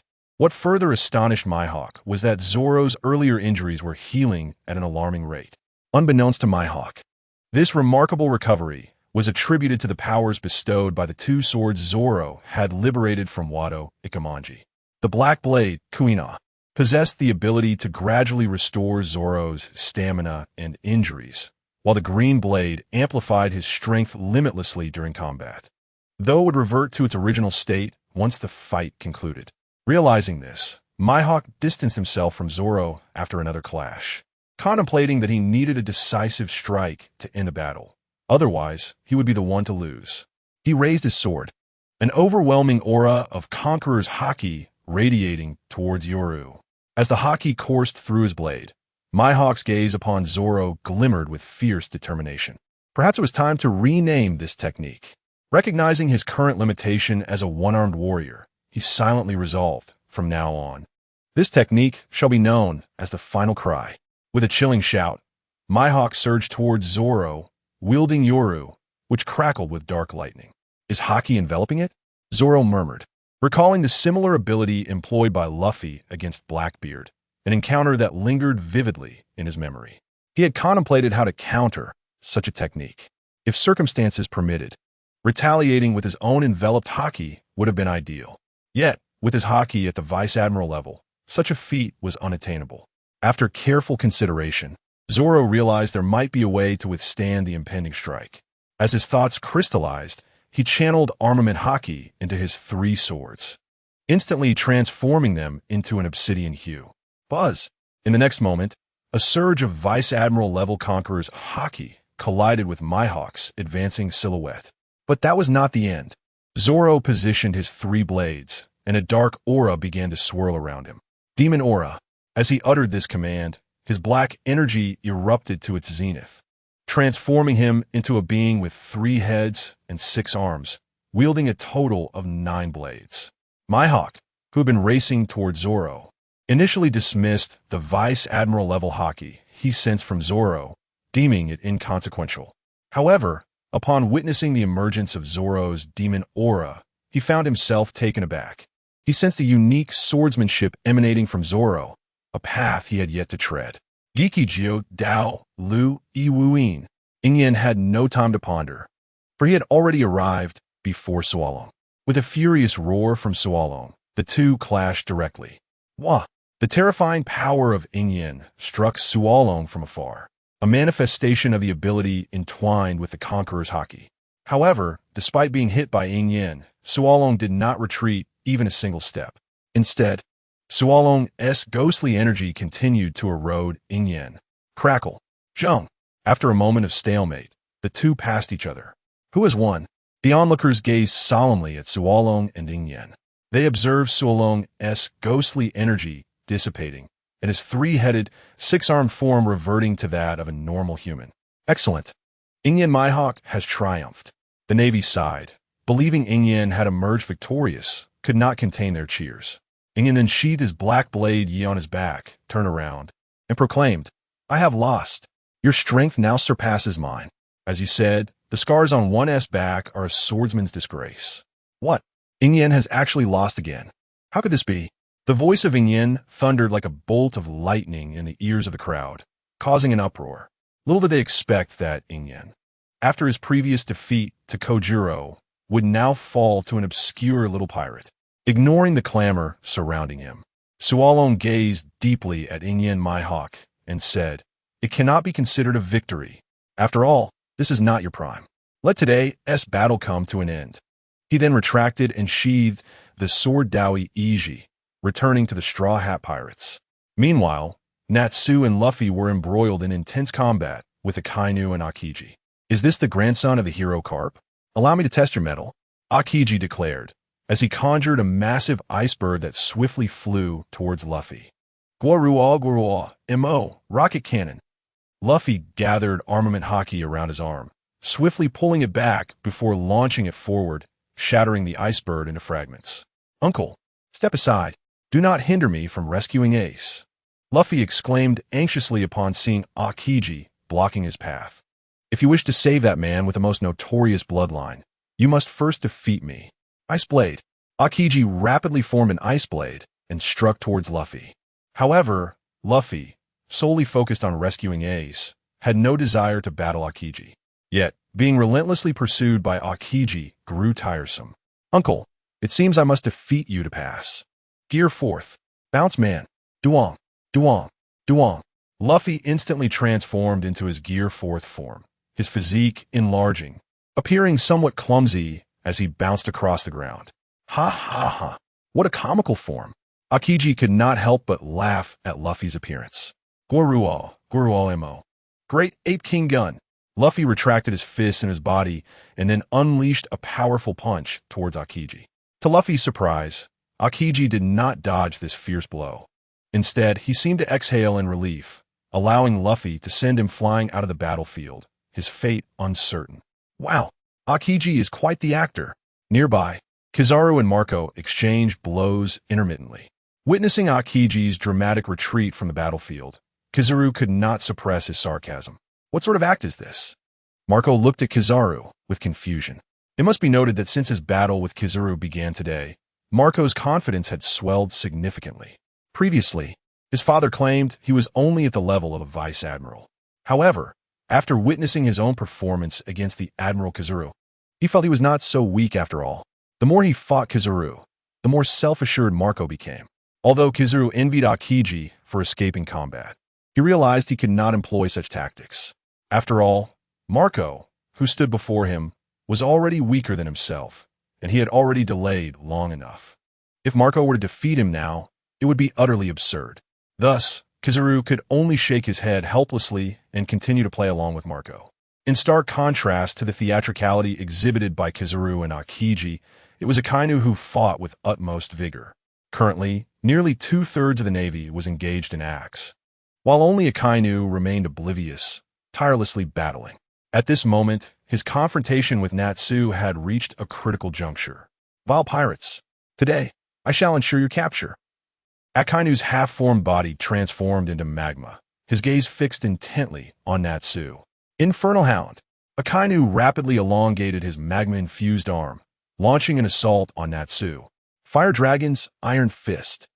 Undeterred, Natsu enveloped his fist in a surge of orange flames, colliding fiercely with Akainu's magma fist. Zung. However, Natsu's ordinary flames could not contend with Akainu's magma, extinguishing upon contact. Bang! Natsu's fist collided with Akainu's magma, producing a deafening sound. Although Natsu, due to consuming the fire dragon fruit, was not harmed by Akainu's magma temperature, he still found himself at a disadvantage in this encounter. How could mere 800 degrees Celsius flames hope to rival my magma fruit? Akainu scoffed at Natsu, advancing swiftly as if relishing the opportunity to strike a fallen foe. Great Eruption. Akainu transformed his arm into a massive magma fist, unleashing it towards Natsu with the force of a volcanic eruption. Fire Dragon's Roar. Natsu exhaled a torrent of flames to counter Akainu's magma fist. Yet, the magma, being a fusion of various minerals, far surpassed the quality of Natsu's flames. Consequently, Akainu's magma fist struck true, burying Natsu beneath the onslaught. Natsu. Nami and the others gasped in alarm, unable to contain their shock. Natsu, he cannot be finished. Usopp expressed his deep concern. Did you hear anything? Nami inquired of Sualong and the others. MHM. Sualong and the others nodded in agreement, turning their attention to the source of the sound, Natsu's location. What? Akainu suddenly sensed something amiss as he observed the mound of magma concealing Natsu. At that moment, it began to glow ever brighter, as if something beneath was generating heat. Zungla! Suddenly, A blue flame erupted, incinerating the magma into ash, and soon, an increasing number of blue flames began to appear. At this moment, the molten lava that had been pressing down on Natsu was completely consumed by the azure flames. Akainu looked over in disbelief, discovering that Natsu, who should have been defeated by him, was standing before him unscathed, adorned with intricate patterns of blue flames. His hair transformed into a brilliant blue, and a ribbon of blue flames encircling him. This was the blue flame dragon mode of the Hasho fruit. Natsu had finally unleashed his most formidable state. In an instant, as Akainu was momentarily stunned, Natsu's entire being was enveloped in blue flames. Resembling a fire-breathing dragon executing a rocket headbutt, he spun forward, propelled by the azure fire, and charged directly at Akainu. With a resounding impact, Akainu immediately transformed his body into lava, colliding head-on with Natsu. The temperature? Impossible. How could flames be so intense? In that fleeting moment of contact, Akainu sensed something was amiss.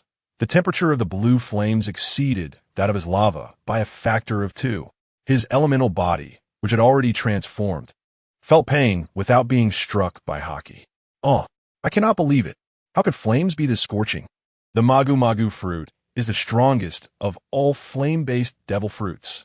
Akainu roared as he unleashed the full might of the magu-magu fruit. A torrent of molten lava erupted from him like a volcanic explosion, with a thunderous roar. As the vast amounts of lava and Natsu's blue flames collided and scorched each other incessantly, they reached a critical point, resulting in a violent explosion. A massive cloud of dust was swiftly swept into the sky. Who emerged victorious? Was it Admiral Akainu? The surrounding spectators gazed intently at the scene. As the dust settled, both Akainu and Natsu stood facing each other. However, Akainu, as the user of the magu-magu fruit, bore extensive burns across his body, while Natsu appeared unscathed, albeit not without consequence. This was the second time today he had activated the blue flame dragon mode, and he was now gasping for breath. Although Natsu's flames reached a staggering temperature of 3,000 degrees Celsius, easily incinerating Akainu's lava into ash. The sheer weight of the lava that Akainu had unleashed meant that Natsu had nearly exhausted all his strength to turn it to ash. Damnable pirate!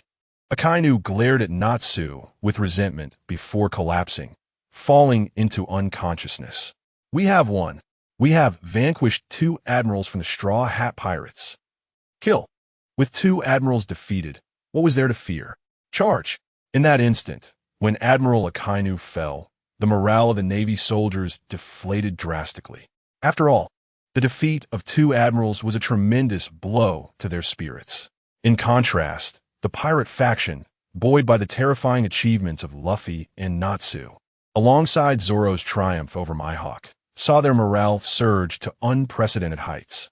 The balance of victory, which had seemed evenly matched, began to tilt in favor of the Straw Hat Pirates. The pirate faction began to firmly suppress the Navy. This cannot continue. The Navy will lose. Call for CP0 to intervene. The bald celestial dragon, observing the battlefield below, sensed that something was amiss and immediately issued the order. Is this truly wise? We must remain vigilant against the Chinese government. Is it prudent to act so soon? The goat-bearded celestial dragon inquired. If we do not act now, the Navy will be defeated. The bearded celestial dragon, troubled, rubbed his forehead. Wait. Suddenly, the bald celestial dragon spoke up. What is it? The others looked at him in confusion. The Chinese government has already made its move. The bald celestial dragon pointed towards the Straw Hat Pirates. So that is the case.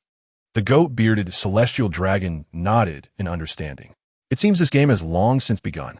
We have underestimated it. Otherwise, we wouldn't have allowed the Navy to suffer the loss of 2 admirals so early. Let us act. Otherwise, it will be too late. Following the order from the celestial dragons, 9 figures radiating a terrifying aura suddenly appeared on the battlefield. Whitebeard, who had been quietly observing the combat, suddenly opened his eyes wide. 9 admirals? CP0, the Knights of God. 9 admiral-level figures. Is this the hidden trump card of the world government? Whitebeard's heart sank upon seeing these individuals. He had initially believed that the world government would not intervene, but now they not only acted but dispatched CP0 directly. It is known that only those of Admiral-level strength can become part of CP0, and they are second only to the Knights of God within the world government, even if they do not possess the same level of strength as the Knights. The sudden addition of 9 Admiral-level figures on the Navy side would undoubtedly tip the scales of victory in their favor. Just as Whitebeard was in shock, Akainu, unbeknownst to him, had already been rescued back to Sengoku's side and had regained consciousness. With a cigarette clenched between his teeth, he looked towards Whitebeard's crew and proclaimed loudly, "Do you know who Ace's father is? Ace is the son of Roger, and today, your Whitebeard pirates are not here to save Ace. Rather, Whitebeard has made a deal with the Navy, trading your lives for Ace's." "What? Ace is actually Roger's son? Father never told us. He has kept this secret all along. Is what he said true? I always thought Father said we were here to rescue Ace. Yet all day we have done nothing but create a tsunami. So that is the reason." In an instant, chaos erupted within the Whitebeard pirates as they exchanged glances filled with suspicion towards Whitebeard. "Ace is my son. He is our family." Whitebeard slammed his sword, young Kiri, forcefully onto the ground. "Father, why did you not tell me Ace is Roger's son?" Skypiea was consumed by rage, glaring furiously at Whitebeard. "Do you not realize that Roger is my enemy? I have been treating his son as a brother." Skypiea stepped closer to Whitebeard. "Why?" Suddenly, Skypiea erupted in fury, driving his sword through Whitebeard's chest. "Stop it, Skypiea!" With a thud, Marco appeared out of nowhere and pinned Skypiea to the deck. "You forced my hand," Skypiea retorted. "Cough. Let him go, Marco." Whitebeard coughed up a mouthful of blood. However, as Mark was about to express his thoughts, he was abruptly interrupted by Baihuzi. "He is our family, not our enemy. Let him go, Mark." "Fine." With no other choice, Mark obediently released him. Baihuzi, in turn, lifted Skypiea into his arms and exclaimed loudly, "What a foolish son. Regardless of the circumstances, you are still my son, are you not?" "Father." At that moment, Skypiea was in tears, realizing he had hurt his father, yet his father bore no resentment towards him. "Father." The members of the Baihu pirate crew suddenly remembered how their father had treated them well, accepting them in their most difficult times and providing them with a home. Unbeknownst to them, they had changed over time, and feelings of guilt surged within them. At that moment, the Baihu pirate crew became more united than ever. "Ace is our family. We must rescue him." Baihuzi released Skypiea, and an overwhelming aura erupted from him. "Save Ace! Save Ace!" The spirits of the Baihu pirate crew soared. "Ace, you are my son," Baihuzi shouted towards Ace. "Yes, father." Ace responded loudly. The battle was about to commence, and Baihuzi officially joined the fray. The 2 generals of CP0 immediately engaged with Baihuzi. Although Baihuzi's strength in his prime was indeed terrifying, he was now old, plagued by illness, and weakened by Skypiea's earlier attack. Consequently, Baihuzi could only exhibit the power of a peak general. The 2 CP0 generals, being ordinary generals, found themselves entangled with him, unable to gain the upper hand.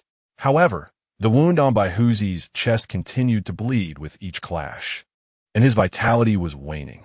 With the passage of time, defeat for Baihuzi seemed inevitable.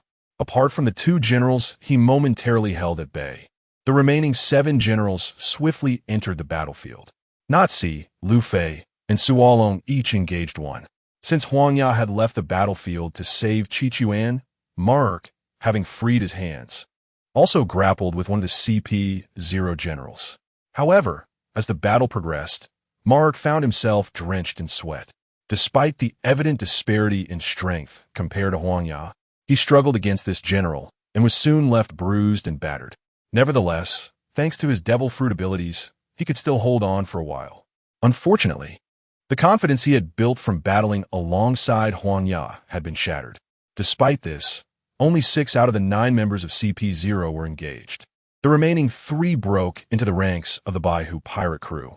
The might of the generals was undeniable, as they moved through the crew as if they were in an unguarded realm, effortlessly dispatching several pirates with a mere flick of their hands. "Help! Someone save me!" Cries of despair echoed from the Baihu pirate crew, who found themselves in dire straits. If the 3 remaining members could not be stopped, the Baihu pirate crew would be doomed. Just as Baihuzi was overwhelmed, a terrifying aura suddenly surged from the sea. Ha ha! You truly are in a predicament. Baihuzi. Following this, a remarkably robust man, adorned with dragon horns, descended from the sky. The terrifying black lightning erupting from his club struck fiercely at the 3 unrestrained CP0 members in the center. Falling to the abyss, the impact sent the 3 flying, and the onlookers finally glimpsed the newcomer's visage. He was an exceptionally tall and muscular figure with long black hair, dragon-like horns, and a lengthy beard reminiscent of dragon whiskers. His left arm bore a dragon scale tattoo, and he was bare-chested, with an X-shaped scar on his right abdomen. A purple garment hung from his waist, adorned with 2 golden chains, while he wore loose dark green trousers secured with a rope. Draped in a purple fur cloak, he resembled a demon manifested in reality. Clenching a club and brandishing a gourd marked with the character Heaven, he stood menacingly at the center of the field. This was none other than the captain of the Beast Pirates, Baisho Kaido. Gulp! Kaido took a swig from his flask and hoisted his club onto his shoulder, exclaiming grandly, Baihuzi, you truly have aged, to be wounded to such a degree. Gulalala! Kaido, you speak true. I have indeed grown old. By the way, what brings you here? Baihuzi felt a surge of gratitude upon witnessing Kaido drive away the 3 CP0 members. After all, in Baihuzi's heart, regardless of strength, family will always remain family. Witnessing his family being slaughtered brought him profound sorrow and helplessness. Fortunately, Kaido had intervened, and his heart swelled with appreciation. I was invited by someone to come and rescue Ace. It seems we must join forces. Kaido shook his head helplessly. By the way, can your body still fight? Gulalala. Do not underestimate me. I am Baihuzi. With that, Baihuzi surged forward towards the 2 CP0 members. With Kaido's arrival, Baihuzi was free from worry, and he unleashed an even greater power than before, subtly suppressing the 2 CP0 members. The 3 CP0 members, caught off guard by Kaido's entrance, charged at him with ferocity. However, despite Kaido's formidable strength, confronting 3 generals simultaneously was a daunting task. He first swung his club to crush the front CP0 member, then turned and delivered a punch that pinned another to the ground. Yet, a 3rd CP0 member was still behind him, and he had no time to react. Just as the CP0 member's attack was set to land on Kaido, a voice called out, Captain, we are here to assist you. In an instant, Jean transformed into a winged dragon and blocked the CP0 member strike. With Jean's appearance, the ship of the Beast Pirates came into view. Ace, I have come to save you. Suddenly, a white figure darted from the direction of the Beast Pirates. The crowd focused their gaze, revealing a figure with long hair that transitioned from white at the roots to green at the tips, and then to blue. Styled in the middle part, the hair gracefully cascaded down to the chest, with red devil horns adorning the head. The hair at the back was tied into a ponytail, secured with 2 orange hairpins. A tall woman adorned with golden earrings was swiftly rushing towards the execution platform. It was none other than Dea. Notably, the shackles that had previously bound her were now removed. Dea! Ace exclaimed joyfully upon spotting her. However, realizing the perilous situation, he urgently called out, Dea, you must flee. This place is far too dangerous. I refuse to abandon you. I have come to rescue you. Dea disregarded Ace's pleas and quickened her pace. No, you cannot proceed. The yellow ape, who had initially intended to remain passive, noticed Dea closing in and promptly raised his right foot, gathering light. Yet, the accumulation was unusually slow, and he hesitated to unleash his attack. It wasn't until he caught sight of an approaching figure that he smirked and sluggishly prepared strike. Black flames erupted. Boom! Quinn unleashed a laser beam from his mouth, colliding with the yellow ape's lightspeed kick, resulting in a violent explosion. Well, it seems another troublesome foe has arrived. With that, the yellow ape abandoned his pursuit of Dea and engaged Quinn in battle. We cannot allow you to obstruct our young lord, Quinn declared, charging toward the yellow ape. Meanwhile, Akainu, observing Dea's rapid approach to the execution platform, cursed under his breath and positioned himself in her path, intent on halting her progress. Suddenly, a massive mammoth charged from the side, colliding with Akainu and sending him flying. "Young lord, do not look back. Keep moving," Jack shouted as he barreled toward Akainu, adding, "Akainu, do you think you can stop me? Just wait. I'm coming for you." With the yellow ape and Akainu no longer obstructing her, they finally reached Ace. "Ace, I will rescue you now," they exclaimed, using her Conqueror's haki to dismantle the explosive shackles from a distance, liberating Ace. At that moment, Sengoku, witnessing Ace's rescue, seized the opportunity to strike. Buddha's impact. Sengoku transformed in an instant and unleashed a shockwave that propelled Ace and Dei towards Kaido. The overwhelming force caused them to roll on the ground several times before finally coming to a halt. Unfortunately, Kaido witnessed this scene and was instantly enraged, launching an attack against the advancing CP0 with a move known as Thunderbagwa. His eyes burned with fury, and his Conqueror's haki surged to an astonishing level. The CP0 agent had no chance to react and was brutally sent flying, his fate unknown. The remaining 2 CP0 agents, upon witnessing this, panicked and quickly retreated with their unconscious comrade, escaping Kaido's wrath. "Ace, I have not forgotten our promise. I have been carrying your life card." They suddenly reached into her chest, retrieving a piece of white paper and joyfully presenting it to Ace. "You are too foolish," Ace remarked affectionately, unable to resist, ruffling her hair. Bang! 2 additional venomous dragons. Kaido, observing this interaction, remained silent, yet a massive crater suddenly appeared beneath him. The surrounding members of the Beast Pirates recoiled from the ominous aura emanating from Kaido. A sudden gust of wind swept through, sending Dei's life card flying. "Ace's life card!" Dei exclaimed, urgently chasing after it. After some effort, she managed to pin Ace's life card to the ground. However, at that moment, Akainu had seemingly disposed of Jack and loomed over Dei. "Damn it, may all pirates perish," Akainu declared, summoning a colossal molten fist aimed directly at Dei. "Young lord," the members of the Beast Pirates cried out in alarm. "Dei!" Ace's eyes widened in horror as he transformed into a blazing flame, positioning himself in front of Dei. "Ace!" Dei stared in disbelief at Ace's selfless act. Meanwhile, Kaido, closing in, smirked at Ace's willingness to protect Dei, silently acknowledging his presence. "Not bad at all. This kid, Akainu, get out of my way." Thunderbagwa. In the blink of an eye, Kaido stood before Akainu, his fearsome spiked club crackling with electrical energy as it descended toward Akainu's fist. Bang! The clash between Akainu's molten fist and Kaido's spiked club sent shockwaves through the ground, shattering it. Lava and lightning erupted from the fierce collision. "Kid, get my foolish son to safety," Kaido commanded Ace. With a surge of strength, he forcefully repelled Akainu. At this moment, Ace and Dei had risen, yet they remained rooted to the spot.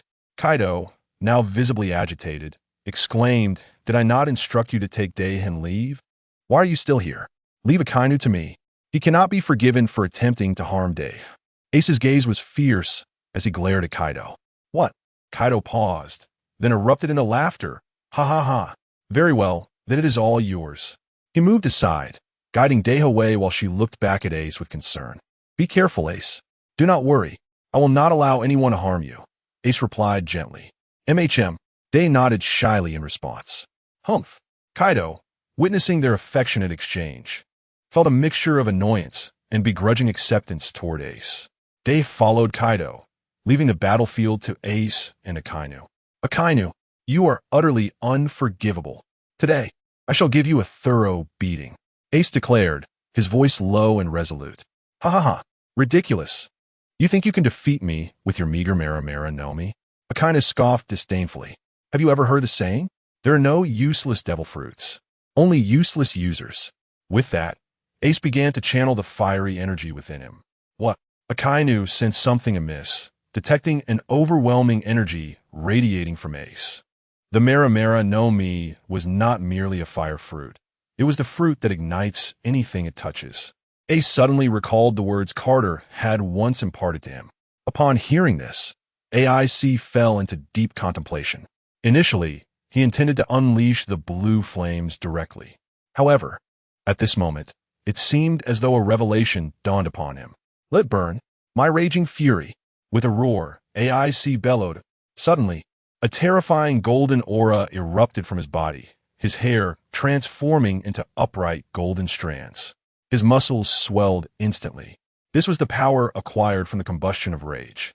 Although the temperature of the flames remained relatively unchanged, hovering around 1,400 degrees, AIC's physical prowess had, in this instant, ascended to the level of a general. Boom! Was that a Super Saiyan? Carter, who had been leisurely sipping tea above Marineford, could not help but spew his drink upon witnessing AIC's explosive transformation. Indeed, AIC's current state bore an uncanny resemblance to that of a Super Saiyan, enveloped in golden flames with hair standing on end. However, his pupils did not turn green, for AIC was not a true Saiyan. This state was merely a manifestation of his fury. Yet, it was still remarkably terrifying, as it had elevated AIC's physical capabilities to that of a general. The Flame Fruit's fury form. At last, AIC had completed his transformation, gazing coldly at Akainu. Golden flames? What is this? Is the Flame Fruit not orange-red? Akainu stared at AIC, incredulous. Are you prepared to be thoroughly beaten by me? AIC said coldly. In an instant, he flashed to Akainu's front, delivering a seemingly ordinary punch directly to Akainu's abdomen. Wow! The immense force nearly caused Akainu to regurgitate his own intestines. How could this be? Your power has surged so dramatically in an instant. I refuse to believe it. Inu Guki Kirin. Akainu's arm morphed into a red hellhound, charging toward AIC. Such a glaring flaw. Observing Akainu's sluggish magma hound and his glaringly flawed attack, AIC scoffed internally.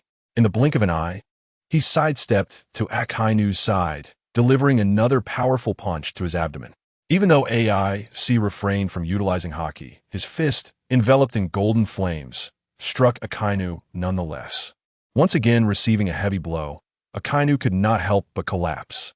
After all, he had sustained severe injuries today, initially wounded by Natsu, then entangled in a battle with Jack, and ultimately, after AIC's explosive transformation, he had endured 2 of AIC's general-level attacks. He finally succumbed and fainted. Upon witnessing this scene, AIC dissipated his golden flames, and his legs grew weak, nearly causing him to fall. Icy. Yamato Rashid Over, embracing Icy. Although AIC's strength in his fury state could reach the level of a general, the energy expended was exponentially greater. At this moment, AIC was utterly drained of strength. With AIC rescued and several Marine generals defeated, the momentum of the pirate faction surged. Seeing this unfold, the CP-0 generals hastily retreated to the Marine headquarters walls. Both sides once again confronted each other. Ha ha ha, am I late? Suddenly, a hearty laugh resonated from the sea. Following this, 6 colossal steel warships gradually appeared before everyone's eyes. It was the Yonko Raijin pirates and the Chinese Navy. Someone gasped, and soon all eyes were fixed in astonishment upon the 6 fearsome steel battleships. Virum, as the 6 steel battleships approached, 5 terrifying waves of Conqueror's haki swept across the battlefield. In that moment, Marineford was so silent that one could hear a pin drop. Gulp! Someone could not help but swallow hard. Fortunately, this oppressive aura subsided almost immediately. Huff huff! Everyone greedily inhaled the air. Terrifying. It was utterly terrifying. This was the collective sentiment of all present. At the instant the haki manifested, everyone felt as though they were on the brink of death. One impressive entrance, Carp. Sengoku, atop the execution platform, silently mused toward Carp's direction. Unlike others, upon hearing that voice, AIC was filled with joy, bouncing and waving his hands, exclaiming happily, "Grandpa, you've come. I'm saved." Ha ha! Carp laughed heartily once more. AIC, believing Carp had come to rescue him, shouted, "Grandpa, I'm over here." Ha ha! Sengoku, I'm here to take you away, Carp declared grandly. Upon hearing this, the entire area fell into a brief silence. All eyes turned in a daze toward Sengoku. Icy, however, wore a puzzled expression. Wind Titans pull. Sensing Carp's arrival, Sengoku's face broke into a smile as he shouted the signal. The surrounding Navy personnel, already swayed, began to shout in unison, Wind Titans pull. Then, to everyone's astonishment, they gathered all the valuable weapons and possessions around them and ran toward Carp's warship.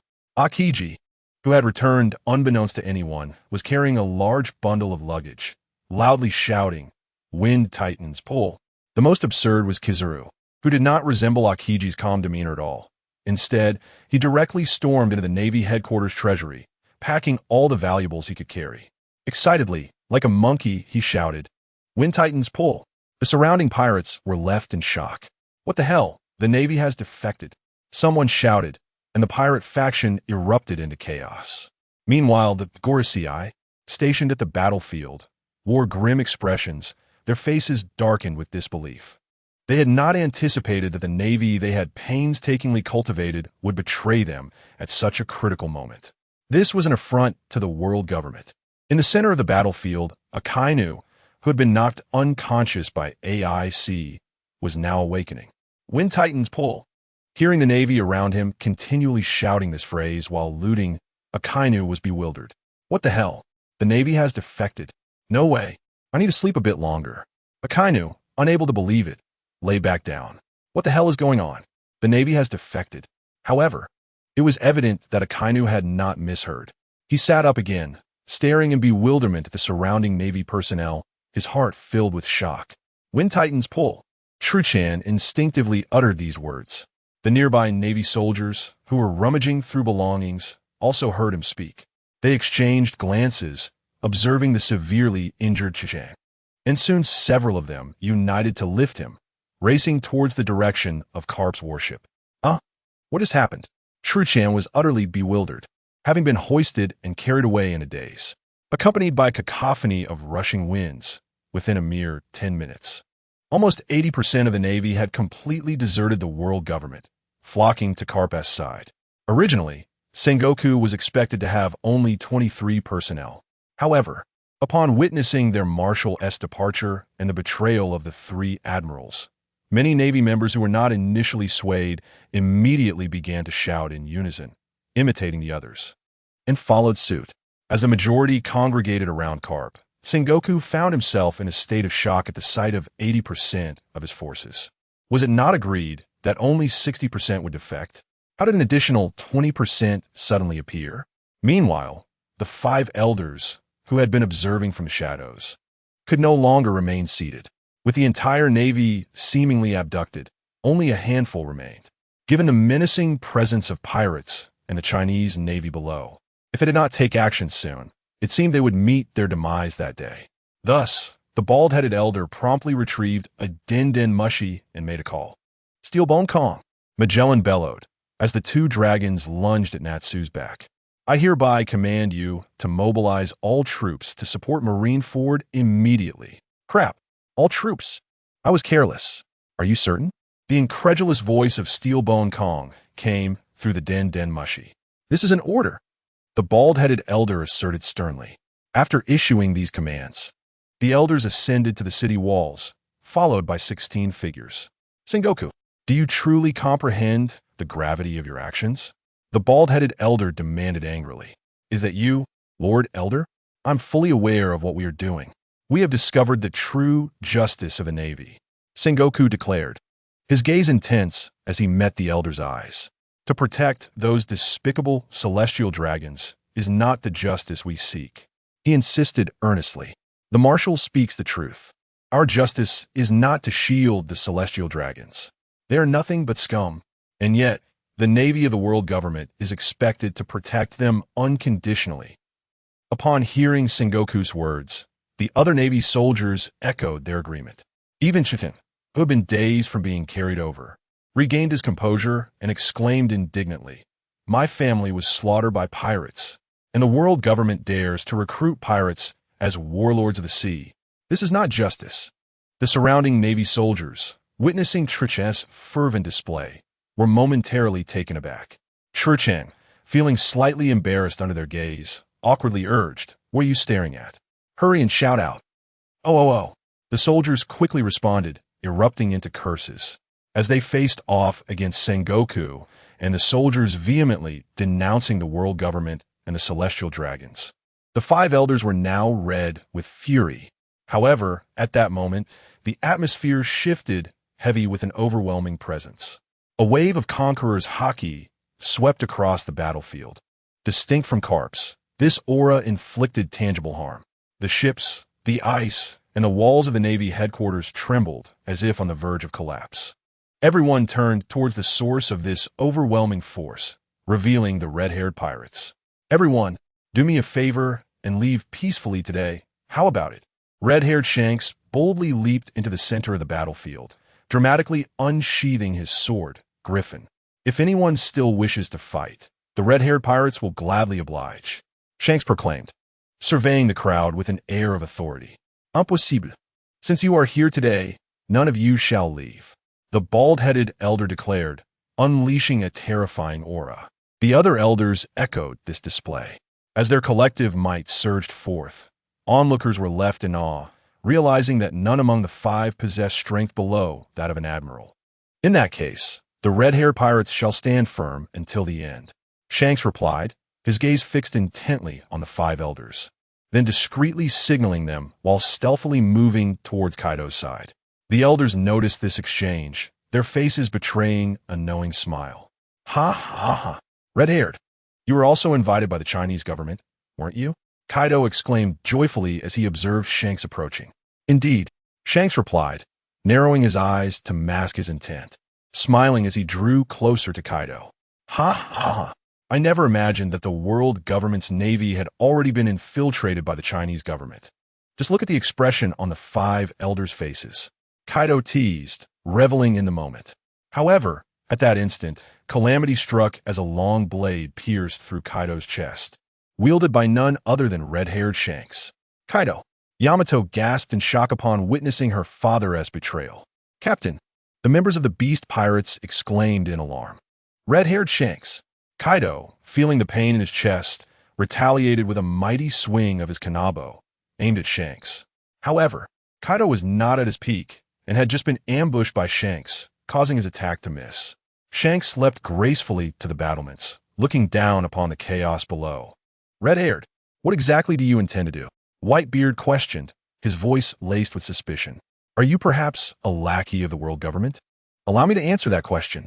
At that moment, 9 figures emerged from behind the 5 elders, cloaked in garments emblazoned with divine symbols. The Knights of God. Natsu realized the impending threat. Whitebeard frowned upon seeing the 9 figures, having heard of their notorious reputation as the world government's trump card, second only to the elders in power. While Whitebeard contemplated this revelation, the leader of the group removed his cloak, revealing his visage to the crowd. The entire Marinefando was eerily silent, as the atmosphere felt overwhelmingly strange. How could there be 2 red-haired Shankuses? Someone suddenly shouted, and the crowd snapped back to reality. They looked remarkably alike. The leader of the Knights of God bore an uncanny resemblance to red-haired Shanks, except that the former lacked a scar over his left eye and had a healthy arm. "It seems there is no need for me to elaborate further," the leader of the Knights stated. "I understand now. You are Shanks' son." At this moment, Luffy suddenly appeared to comprehend. "Ah!" The crowd was equally astonished by Luffy's revelation. "They are twins. Twins indeed. If you wish to leave today, it will not be so easy. What if your numbers are vast? To us, the ranks below the admirals are mere ants. We currently have a total of 30 individuals with admiral-level strength on the field, including ourselves." The bald 5 elders laughed arrogantly. Indeed, as he claimed, there were 9 admiral-level CP0 agents, 9 Knights of God, along with the 5 elders, red-haired Shanks, Ben Beckman, and the 7 winged figures behind the 5 elders. Excluding the 2 severely injured CP0 agents, they indeed had 30 individuals with admiral-level strength. Conversely, within the ranks of the Chinese government's pirate faction, there were only Kaido, Whitebeard, Luffy, Natsu, Ace, Yamato, Garp, Laxus, Naruto, Inuyasha, Sesshomaru, Sengoku, Jin, Kizaru, and Akiji, totaling merely 15 individuals with admiral-level strength, of which Whitebeard and Kaido were already gravely injured. Thus, the combatants with strength could only amount to 13. although they had a larger number. The scarcity of Admiral-level fighters was too significant. Those without such might would only face slaughter against an admiral. Curse that red-haired Shanks. Kaido clenched his chest, expressing his frustration. Had it not been for Shanks's ambush, Kaido believed he could have easily held off the two. But now, whether he could even exert admiral-level strength was uncertain. Observing the scene from above, Carter felt a resolution within him. The time has come. It is our turn to make an entrance. With Carter's command, the clouds above MarineMajor began to churn violently. It was as if they were boiling, or as if something was about to erupt from within. Look, something seems to be in the clouds. Suddenly, a pirate underling shouted loudly, "Moments latte." 3 colossal flying warships burst from the clouds, capturing the attention of all present. They hovered steadily at a certain height above MarineMajor. Suddenly, several figures leaped from the warships, landing at Garp's ship's position. "Carter, you must have arrived long ago, having sensed something in the clouds, right?" Garp joyfully remarked upon seeing Carter descend. Carter nodded in agreement, saying little, for there were more pressing matters at hand. Gazing at the lineup of the 5 elders, he noted that it consisted of the 5 elders alongside 9 Knights of God and red-haired Shanks, all possessing martial-level combat strength. However, he had brought along Yin, Jishin, Azui, Gushalin, Kakuri, Kenpachi, Ichigo, Rukia, Hinata, Sakura, Zishuan, Julaimwa, Shiki, Lingling, and Kuchulain. Yet, for some reason, an unsettling feeling lingered in his heart.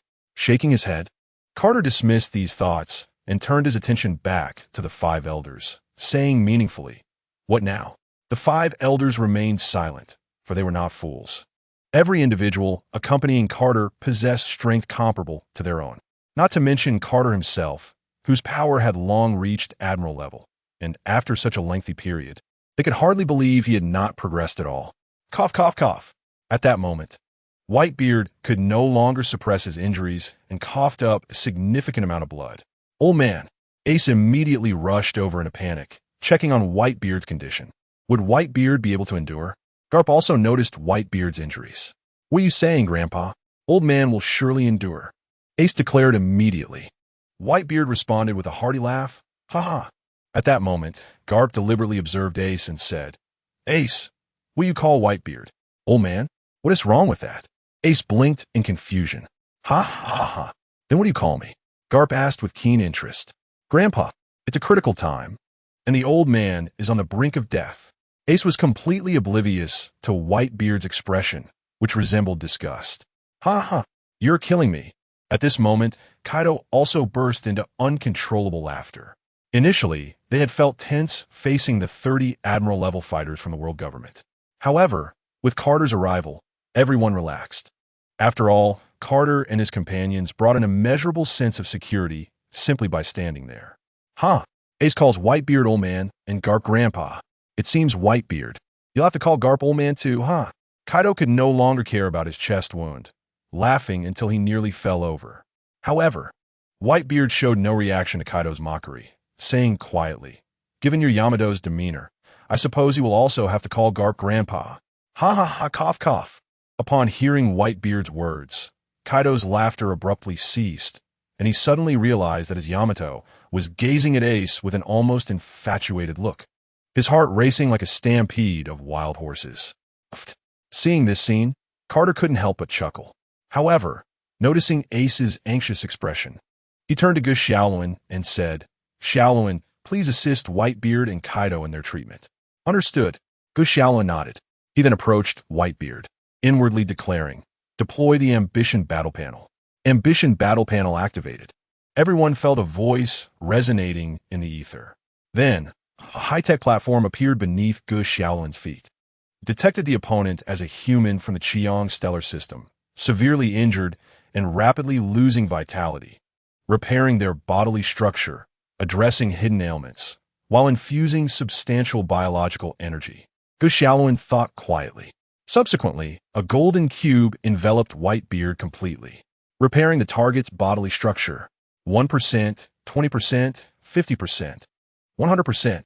As the ethereal voice echoed once more, the white-haired figure experienced a remarkable transformation, his hair visibly shifting from white to golden. while his skin gradually regained its youthful vitality. Old man, Marco gazed at his father in utter astonishment. Gulalala, I feel so invigorated. The elder, reveling in the newfound strength of his rejuvenated body, leapt in excitement. Uncle Xiaoluan, thank you, Ace exclaimed, witnessing not only the healing of Whitebeard's wounds, but also the restoration of his youth, and he joyfully expressed his gratitude to Xiaoluan. It was merely a trifling effort. Xiaoluan responded modestly, then proceeded to heal Kaido's injuries and rejuvenate his life force, rendering Kaido youthful as well. This spectacle ignited a spark of hope among the Marines and pirates alike, igniting fervent admiration in their gazes towards Xiaoluan. After all, who could resist the allure of youth? Amidst the discussions regarding Xiaoluan's extraordinary abilities, Luffy remained contemplative, his head bowed in deep thought. Suddenly, he lifted his gaze sharply towards the figure of Shanks. Shanks! His voice, cold and resolute, reverberated through the skies above Marineford, akin to a massive stone plunging into water, sending ripples throughout the crowd. Instantly, all attention was drawn to him. Ha ha ha! Luffy, it's been a while, Shanks responded, a complex expression crossing his face as he observed Luffy's increasingly mature countenance, accompanied by a smile. Shanks harbored conflicting emotions. Having been raised by Roger, he yearned for freedom. However, he had recently discovered his lineage as a celestial dragon and the existence of a brother still alive in the world. Thus, he wished for Luffy to inherit Roger's will and become the Pirate King. Yet he simultaneously dreaded the thought of Luffy discovering the truth behind the Ultimate Island. For others, it might not matter, but Luffy was different. He had the Revolutionary Army, the Chinese government, and one of the four emperors, the Thunder God pirates, backing him. If they uncovered the world's secrets, it could spell the end for the world government. Shanks, do you remember our promise? I will become a pirate, and when we meet again, I will return the straw hat to you. It is time to fulfill our agreement. Luffy's gaze burned with intensity as he fixed his eyes on Shanks. Well, that hat looks quite fitting on your head. From now on, it belongs to you. Shanks replied after a moment's thought. No way. Luffy shook his head vehemently. Wearing this hat makes me feel like I'm living in someone else's shadow. I'm Monkey D. Luffy, I will never be anyone's substitute. He removed the straw hat from his head, as if bidding it farewell, scrutinizing it with seriousness. With a swift motion, he flung the hat towards Shanks. Smack! Shanks instinctively reached out to catch the hat, but as the thought crossed his mind, he mused. I suppose I am not worthy of this hat anymore. He casually draped it over his back. Ha ha ha! Well said, Luffy. Truly my son. Just then, a black steel warship adorned with a dragon's head gradually approached Marineford. A jubilant voice emanated from the vessel. Luffy's future is not merely that of a pirate. It is the foundation built by the Revolutionary Army. It is the leader of the Revolutionary Army, Monkey D. Dragon. Someone in the crowd recognized the ominous black dragon ship and exclaimed loudly, Monkey D. Dragon. He is a terrifying figure who commands over a dozen nations. Who would have thought that such a fearsome individual is the father of Straw Hat Luffy? This family is indeed formidable. As Monkey D. Dragon and the Revolutionary Army arrived, Marineford was once again engulfed in chaos. However, given the multitude of shocks they had already endured that day, Dragon's appearance did not elicit overwhelming surprise. Old man, let me settle this with Shanks, Luffy called out, turning his back to Dragon. Go ahead. Dragon nodded in agreement. Luffy then fixed a piercing gaze on Shanks. Shanks, everything has a cause and effect. Since I became a pirate because of you, let us conclude this here. Be prepared to enter gear second. Whoosh! With a sharp command, Luffy swung his arm, akin to a pump, instantly accelerating the flow of blood within him. His body flushed crimson, enveloped in a mist of steam. Come on, show me how much you've grown. Shanks unsheathed his griffin. Gururomo jet pistol. Luffy propelled himself forward, his fist cloaked in haki, striking at Shanks with astonishing speed. Clash! Shanks met Luffy's attack with his griffin, retorting, This is not your strongest state. Bring forth your utmost power. Shanks roared, sending Luffy hurtling away. Pew! Luffy soared through the air, utilizing Moonwalk to regain his balance. Entering gear third, he bit his finger and blew air into it, his hands swelling to giant proportions. Gururumo, giant rocket pistol.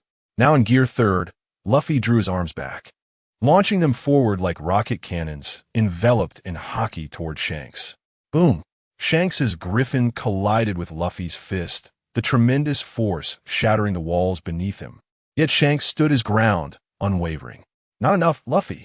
Shanks sent Luffy flying once more.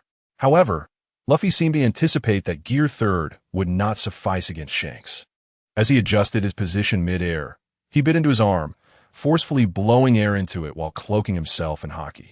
Entering gear fourth, Bowman. Thud! Luffy landed on the ground, propelled back into the air by his own incredible elasticity. Gururumo King Kong Gun. He compressed his fist into his body and launched himself towards Shanks like a jet plane. Unlike the Yuan Wang Chong, the De Yuan Wang Chong builds upon its predecessor by continuing to pump air into the arm, thereby attaining a more terrifying power. However, even so, Xiang Kasi effortlessly intercepted it. Is this all you can do, Luffy? Xiang Kasi remarked with a hint of mockery. If this is all you've got, then you might as well perish here today. Shinbai.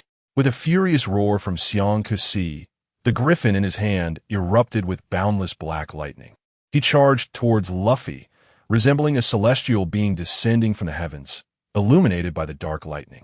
Shinbai, Xiang Kasi shouted, propelling himself rapidly toward Luffy, leaving a trail of sparks and devastation in his wake. Guruo, Mo, Xiang Jiaoba Yuan Wang Chong.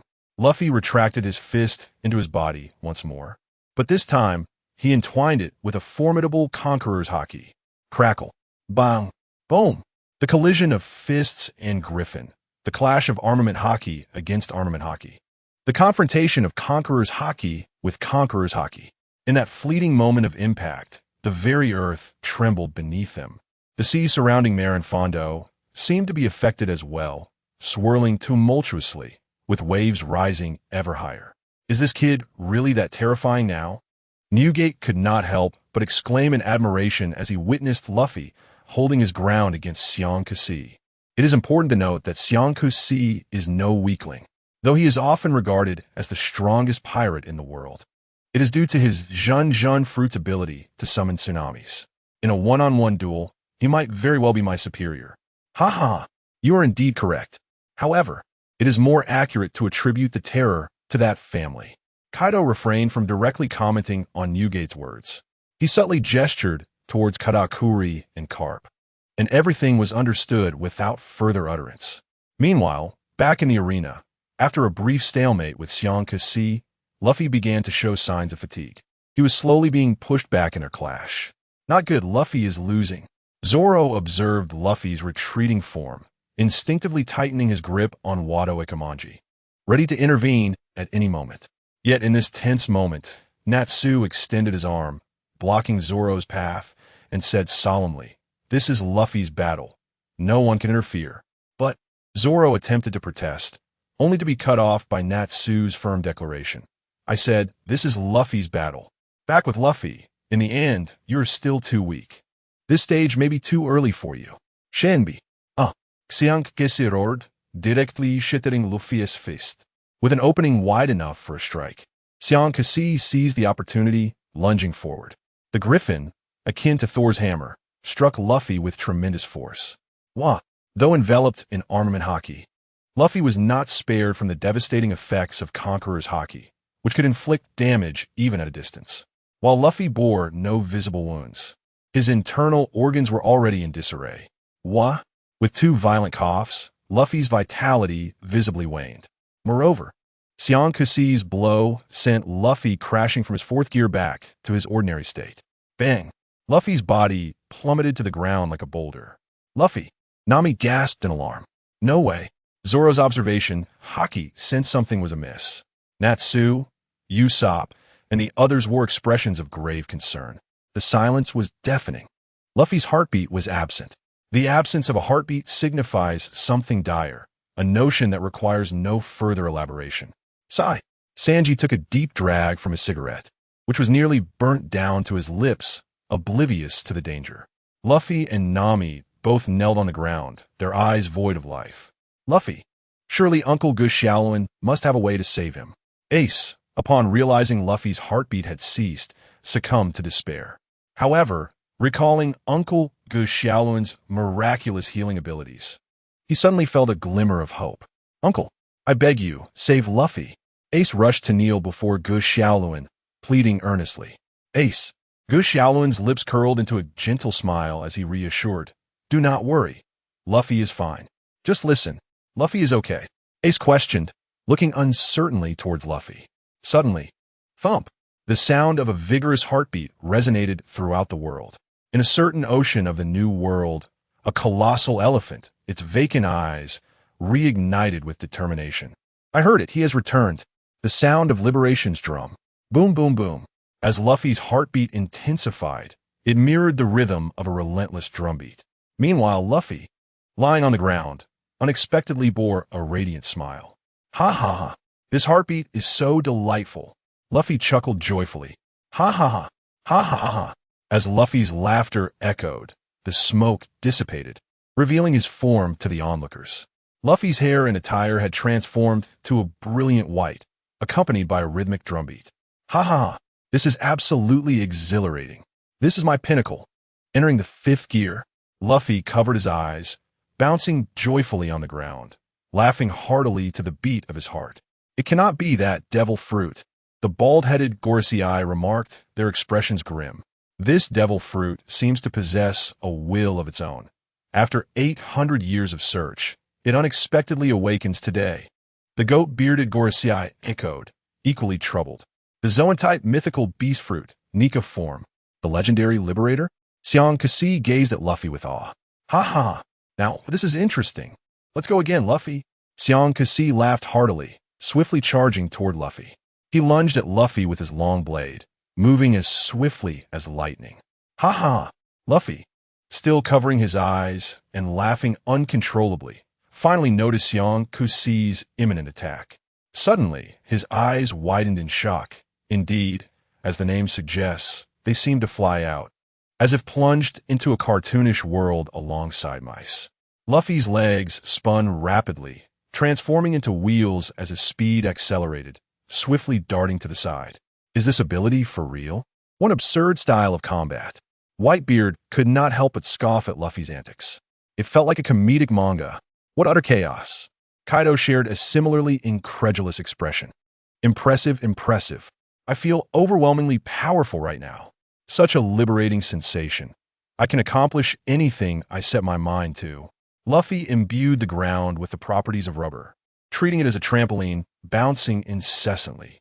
"Ha ha ha! Gorilla! Gorilla!" Luffy exclaimed, his entire physique seemingly morphing into that of a mighty gorilla.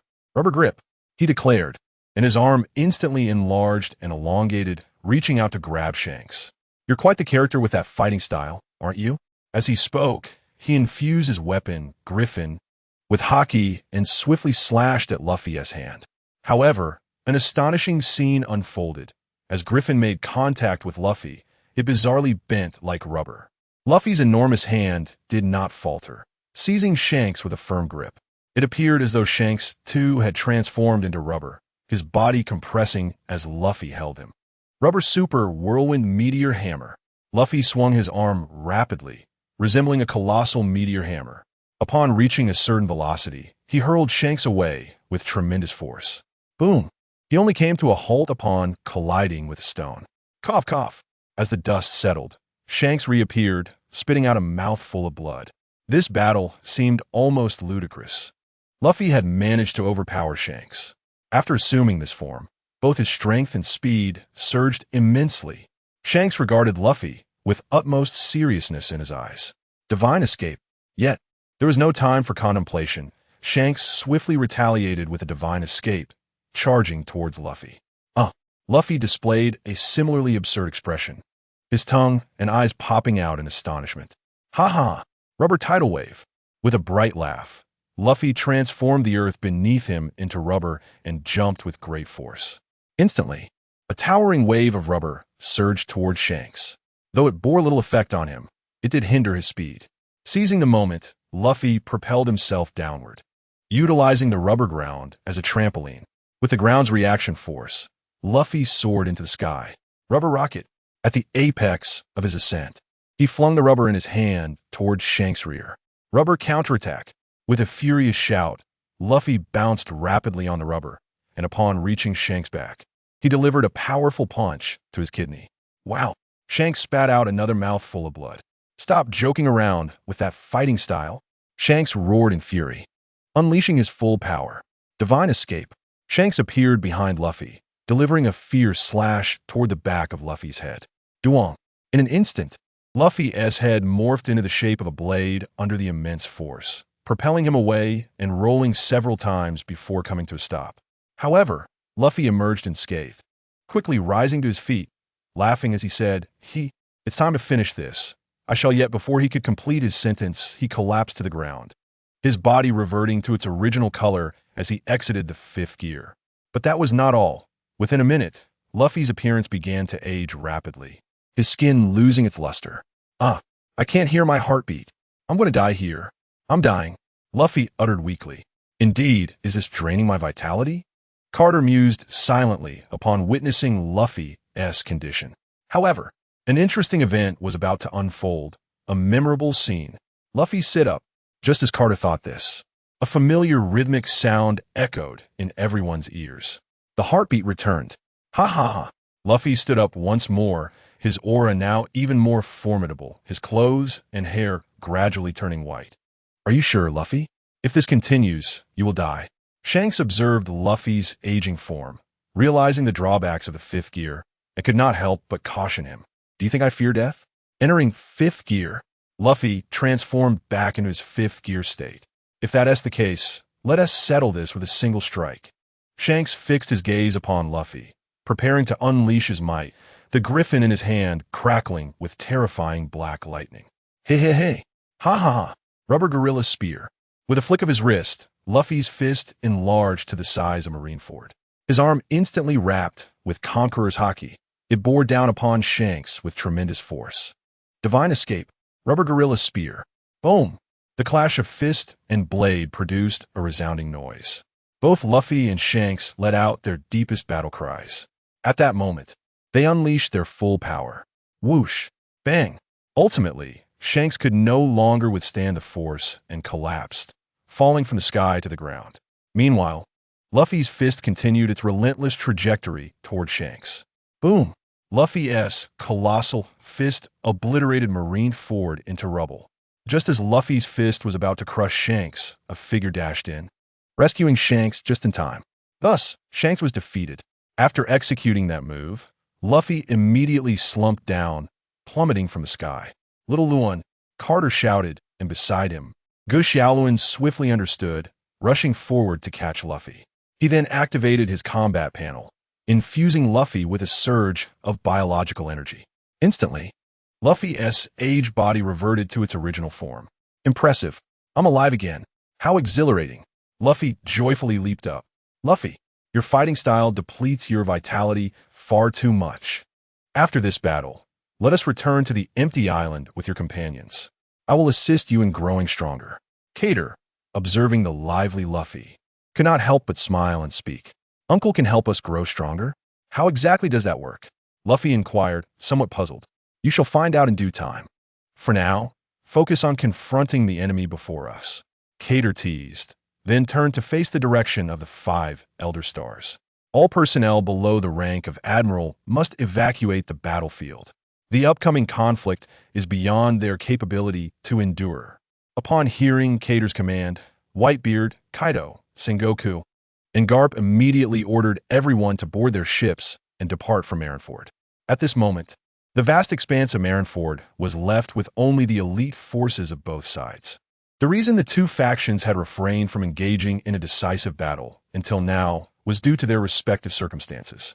The 5 Elder Stars were waiting for the support of M and Steelbone Kong, which had kept them stationary since the onset of the clash between Luffy and Shanks. On the other hand, Cater had underestimated the 5 Elder Stars entirely and was also waiting for his own personnel to exit the battlefield. Thus, there was no urgency to initiate combat. Now that his side's forces had largely withdrawn, the time for the final confrontation had finally arrived.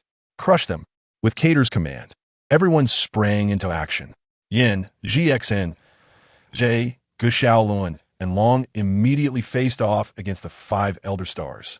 Katakuri confronted the leader of the Knights of God, Shank's brother. The others also selected their targets and began their battles. However, the battle commenced entirely in favor of Cater's side. Over the years, Cater's children had fully realized their potential. When Cater successfully elevated them to second-generation super warriors, their bodies had transcended human limits. Not only had their lifespans elongated, but their innate abilities had also seen substantial enhancements. Among Cater's children, the weakest possessed at least the strength of a marshal. Thus, from the outset, the conflict was overwhelmingly one-sided. First, Yin engaged the bald Elder Star, the finance warrior Isan Baranajuro. The bald Elder Star cast a dismissive glance at Yin. Although Yin had exhibited formidable combat prowess years ago, countless individuals in this world remained trapped at the Admiral level, unable to progress further. Thus, the bald Elder Star remained unfazed, leisurely drawing his cursed blade Muramasa. Just as he was about to speak, Yin extended a hand towards him and softly declared, "Micro wormhole calculation. Silver blade strike." Suddenly, to the bald Elder Star's incredulous gaze, several silver blades erupted from within his body. In an instant, he ceased to exist, and even at the moment of his demise, he could not comprehend how he had met his end. In truth, as soon as Yin had laid eyes on the bald Elder Star, he had begun analyzing him. Upon fully deciphering the bald Elder Star, Yin calculated a micro wormhole within his body, subsequently utilizing a silver weapon to assault his internal organs. Similarly, GXIN faced the curly-haired Elder Star, the science and defense warrior Jaeger Lucia Satan. The curly-haired Elder Star was an unequivocal master of physical combat with a notoriously volatile temper. Upon seeing GXIN, he immediately enveloped himself in armament haki and charged at her. Yet, GXN remained unfazed, watching the attacking curly-haired Elder Star's flames erupted from her sword, exuding a terrifying heat. Indeed, GXN was known as the Flame War God. Her fiery sword could unleash the heat of 6,000 suns. In but an instant, the curly-haired Elder Star was reduced to ashes, leaving only a scream in his wake. Ajue confronted the golden-haired Elder Star, the agriculture warrior Shepherd Tibert. Ajue's battle was equally effortless. While she did not possess the extraordinary powers of Yin and GXN, she was the most gifted in martial arts among her sisters. Coupled with the unparalleled sharpness of her weapon, a mere sidestep saw the golden-haired Elder Star reduced to fragments. As for Guxiaoluan, he faced the horned Elder Star, the legal warrior topman Wal Chuli.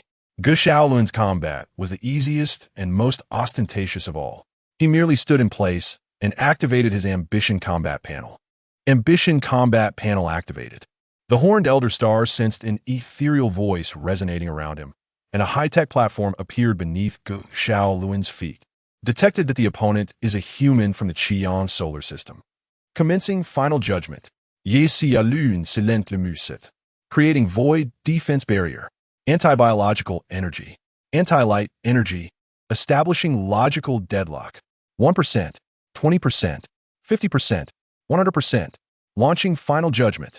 A colossal black sword then descended from the sky, obliterating the horned Elder Star into oblivion. Long's battle was also straightforward. He faced the Environmental Warrior. However, despite attaining the title of Environmental Warrior, he proved powerless against the calamities of nature. In the midst of Long's terrifying storm assault, he managed to hold out for a time with his formidable strength, yet ultimately succumbed to the forces of nature, perishing within the tempest. Others experienced similar fates. In merely half an hour, the pinnacle of the world government's forces had been nearly annihilated. This could hardly be deemed a decisive battle, for the Chinese government had effectively overpowered their adversaries. Yet, just as everyone prepared to celebrate, a sudden and terrifying aura descended from the heavens.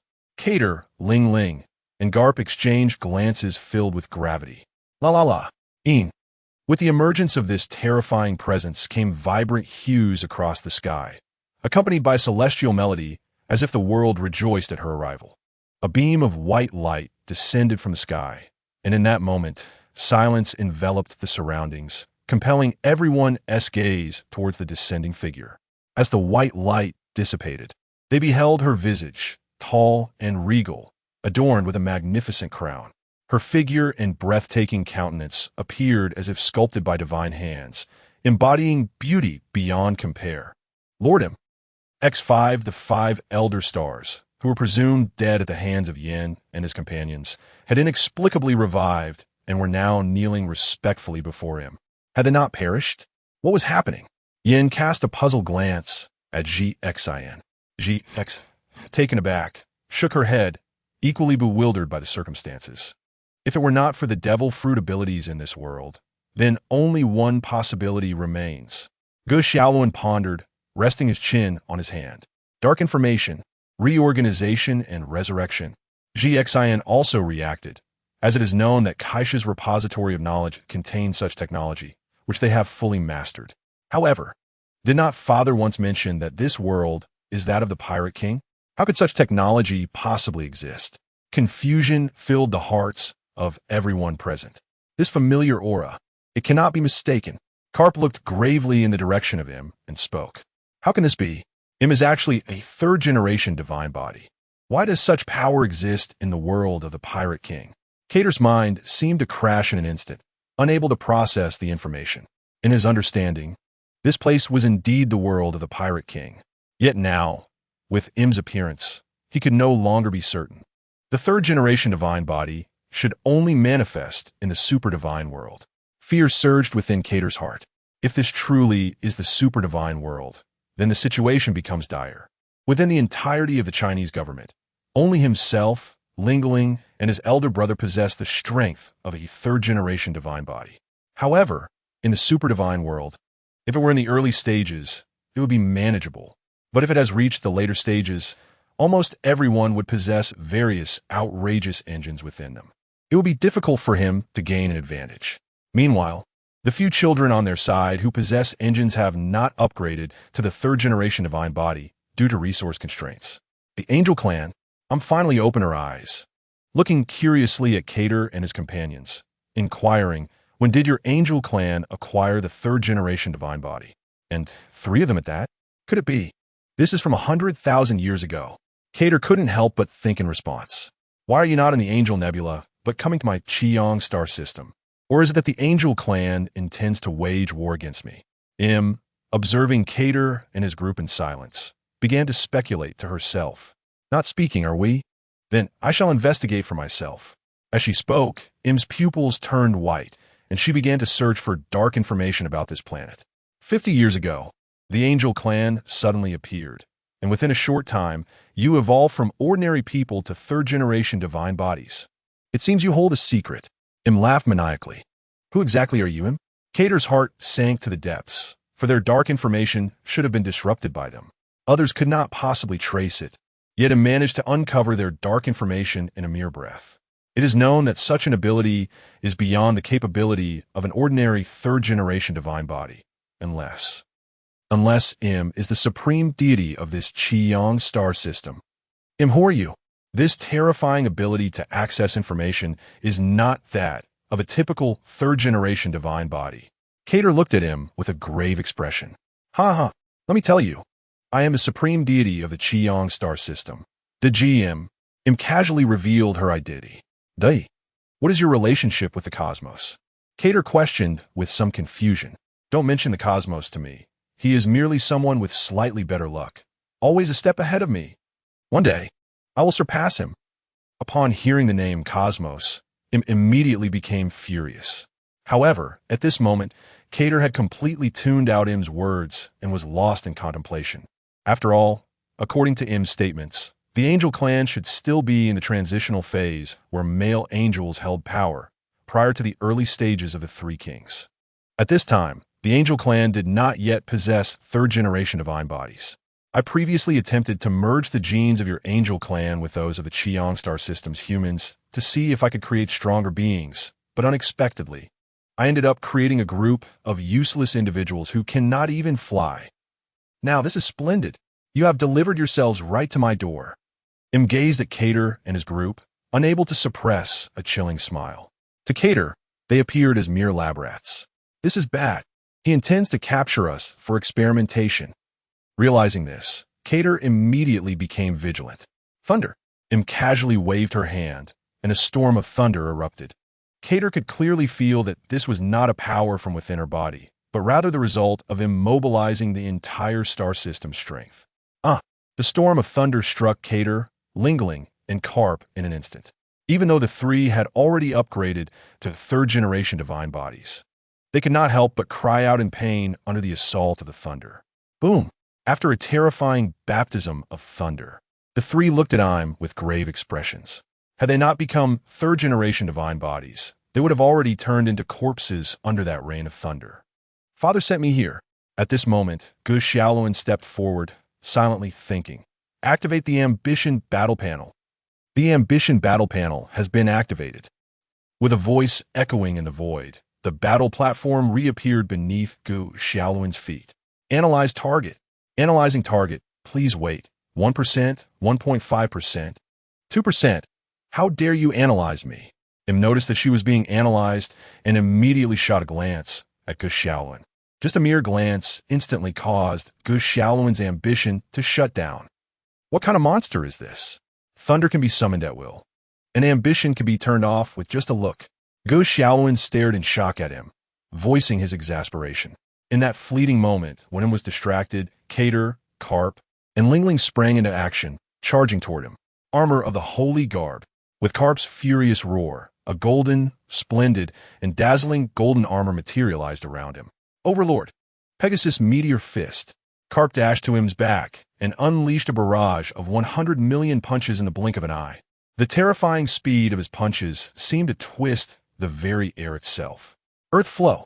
Im reacted instantly, lifting her hand gently, causing the soil of MarineMajor to come alive, transforming into a torrent of mud that surged upward, directly blocking Carp's devastating assault from behind.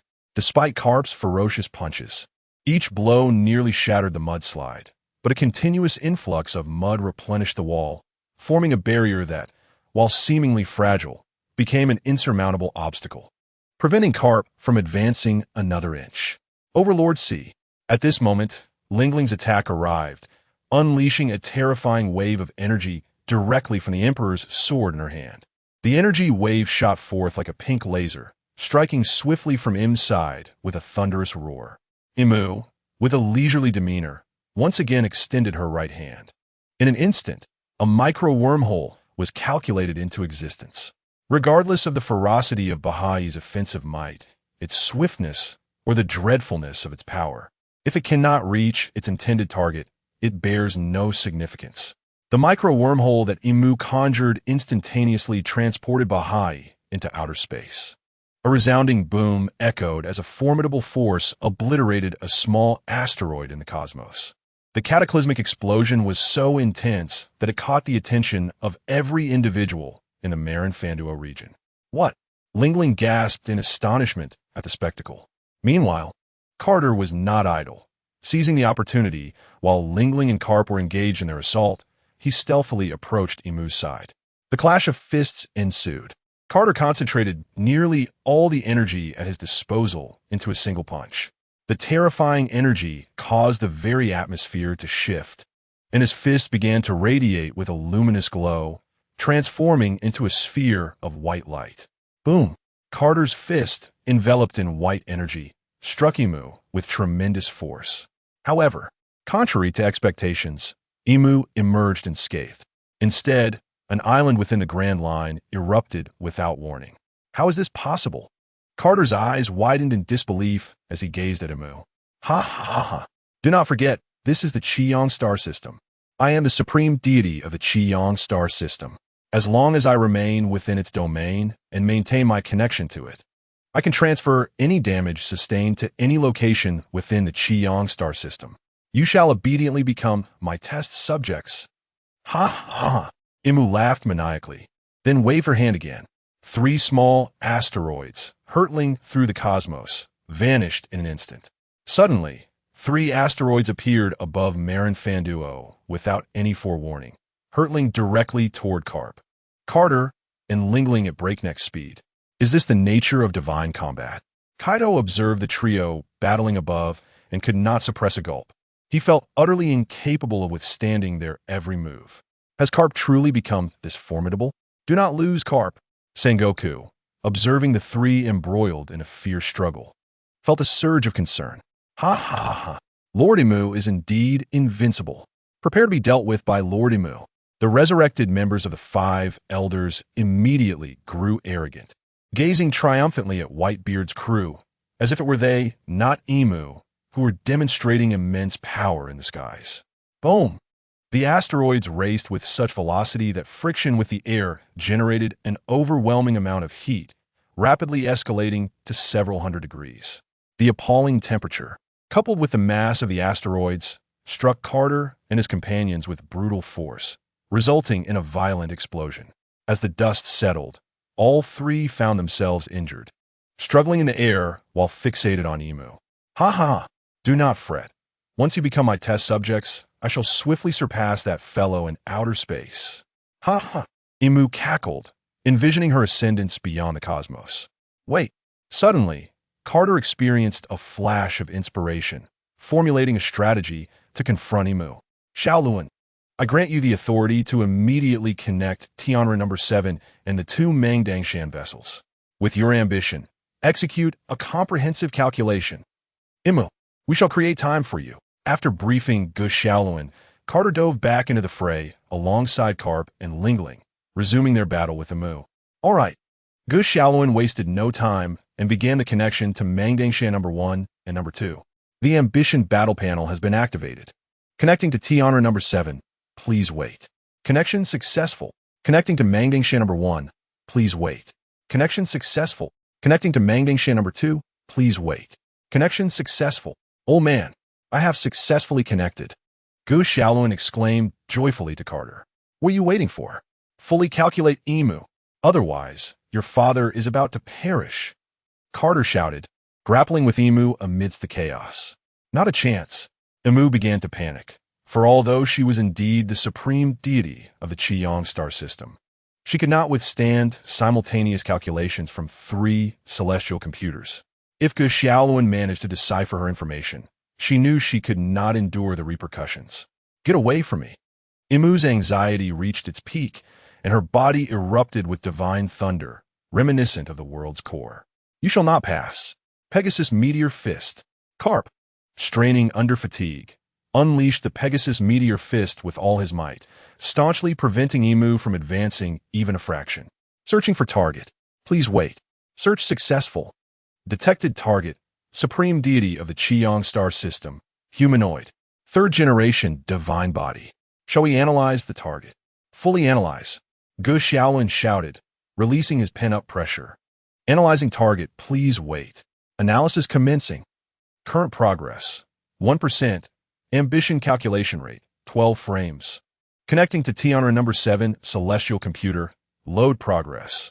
1%, 10%, 50%, 100%. Connecting to Mangdangshan No. 1 celestial computer. Load progress. 1%, 10%, 50%, 100%. Connecting to Mangdangshan No. 2 celestial computer. Load progress. 1%, 10%, 50%, 100%. Current analysis progress. 1%, 10%, 20%, 50%. Stop it. With Gu Shaolun utilizing the support of Tianra No. 7 and Mangdangshan No. 1 and No. 2, he initiated a comprehensive analysis of Imu. At this moment, Imu was thoroughly unnerved, sensing that all her secrets were slowly being laid bare before others. Her self-erected firewall proved utterly inadequate against the formidable assistance of three celestial computers. Stop it. Get away from me. Thundermark. Imu, witnessing the relentless trio before her, was overtaken by a surge of madness. She inscribed a blue, special mark upon Carter, Lingling, and Carp. Do not move. The sky above Marin Fanduo darkened ominously, as if it could drip ink. Boom. Endless thunder began to coalesce within the inky clouds. Boom.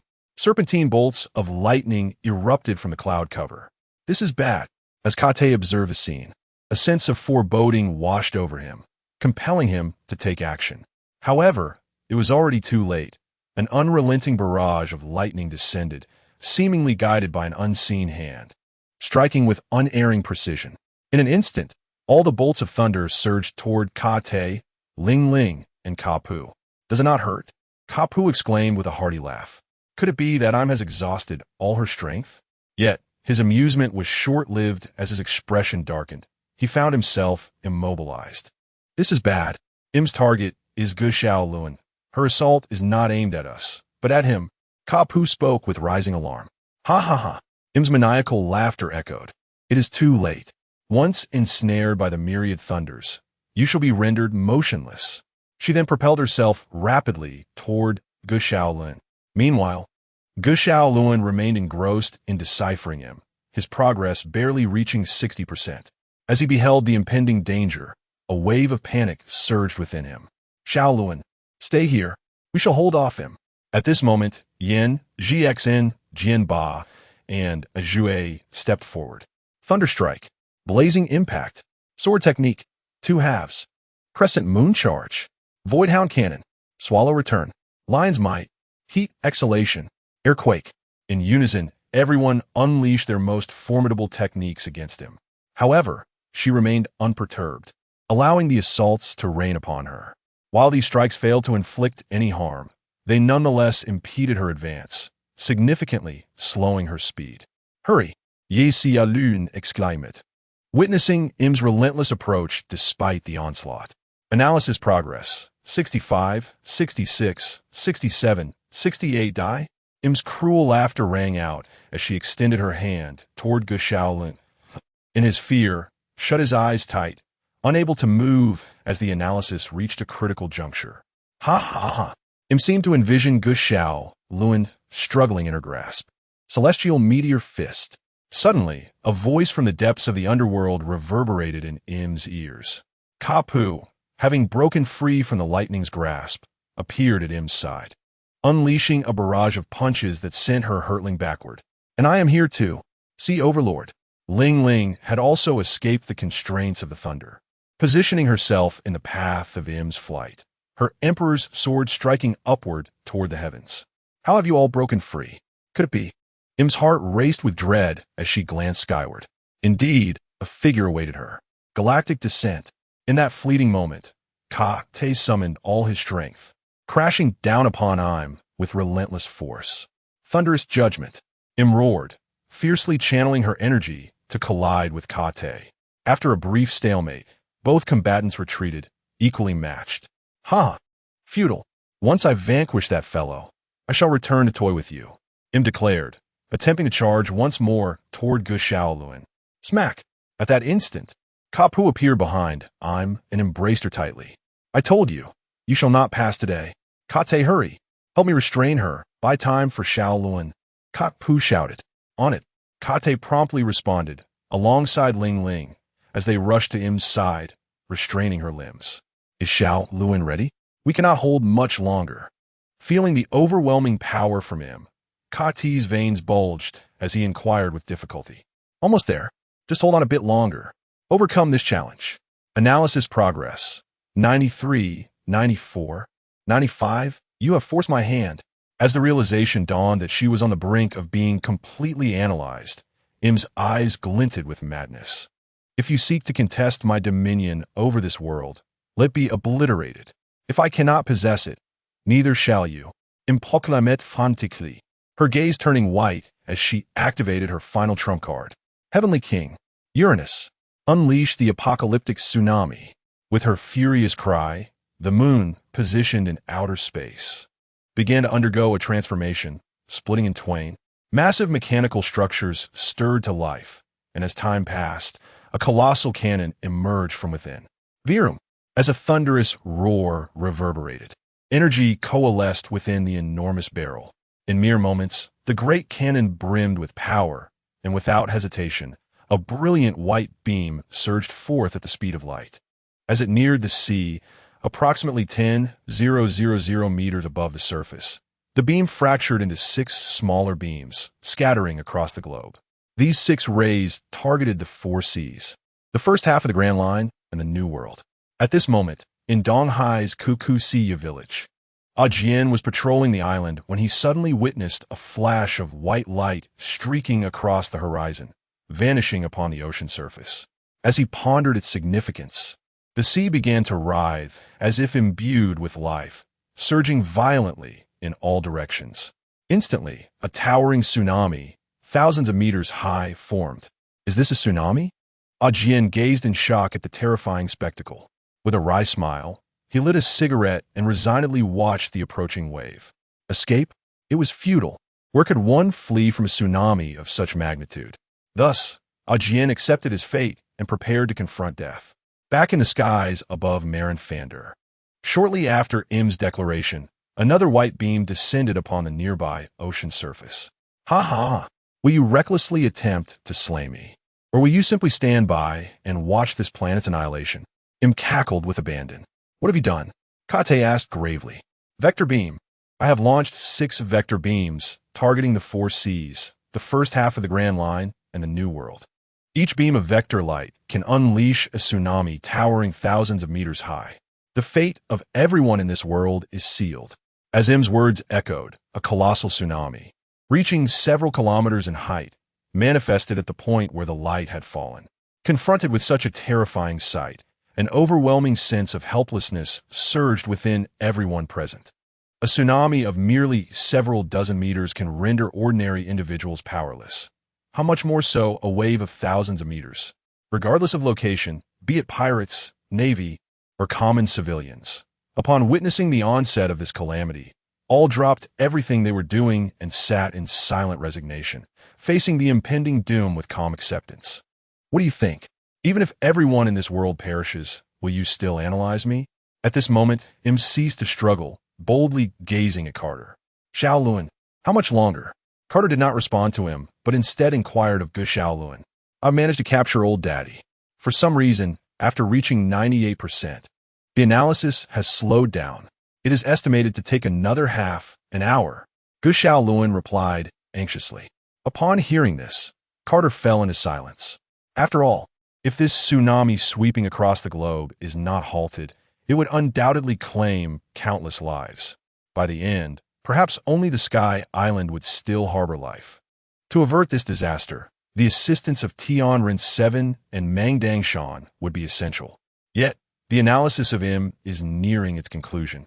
If they were to cancel it now, regardless of whether they could contend with him, if she were to escape and re-emerge after they resolved the disaster, they would be utterly exhausted, essentially crafting a wedding gown for him. Cancel the analysis of him. Prepare all offensive weapons on Mangdang Shan 1 and 2, as well as Tianrin 7.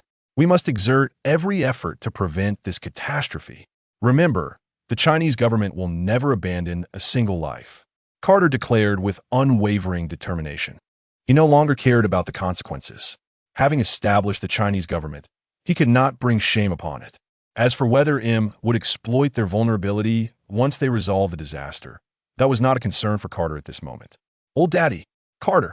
At this juncture, all eyes turned toward Carter, acutely aware of the significance of his decision. Yet, the mantra resounded. The Chinese government will never forsake any life.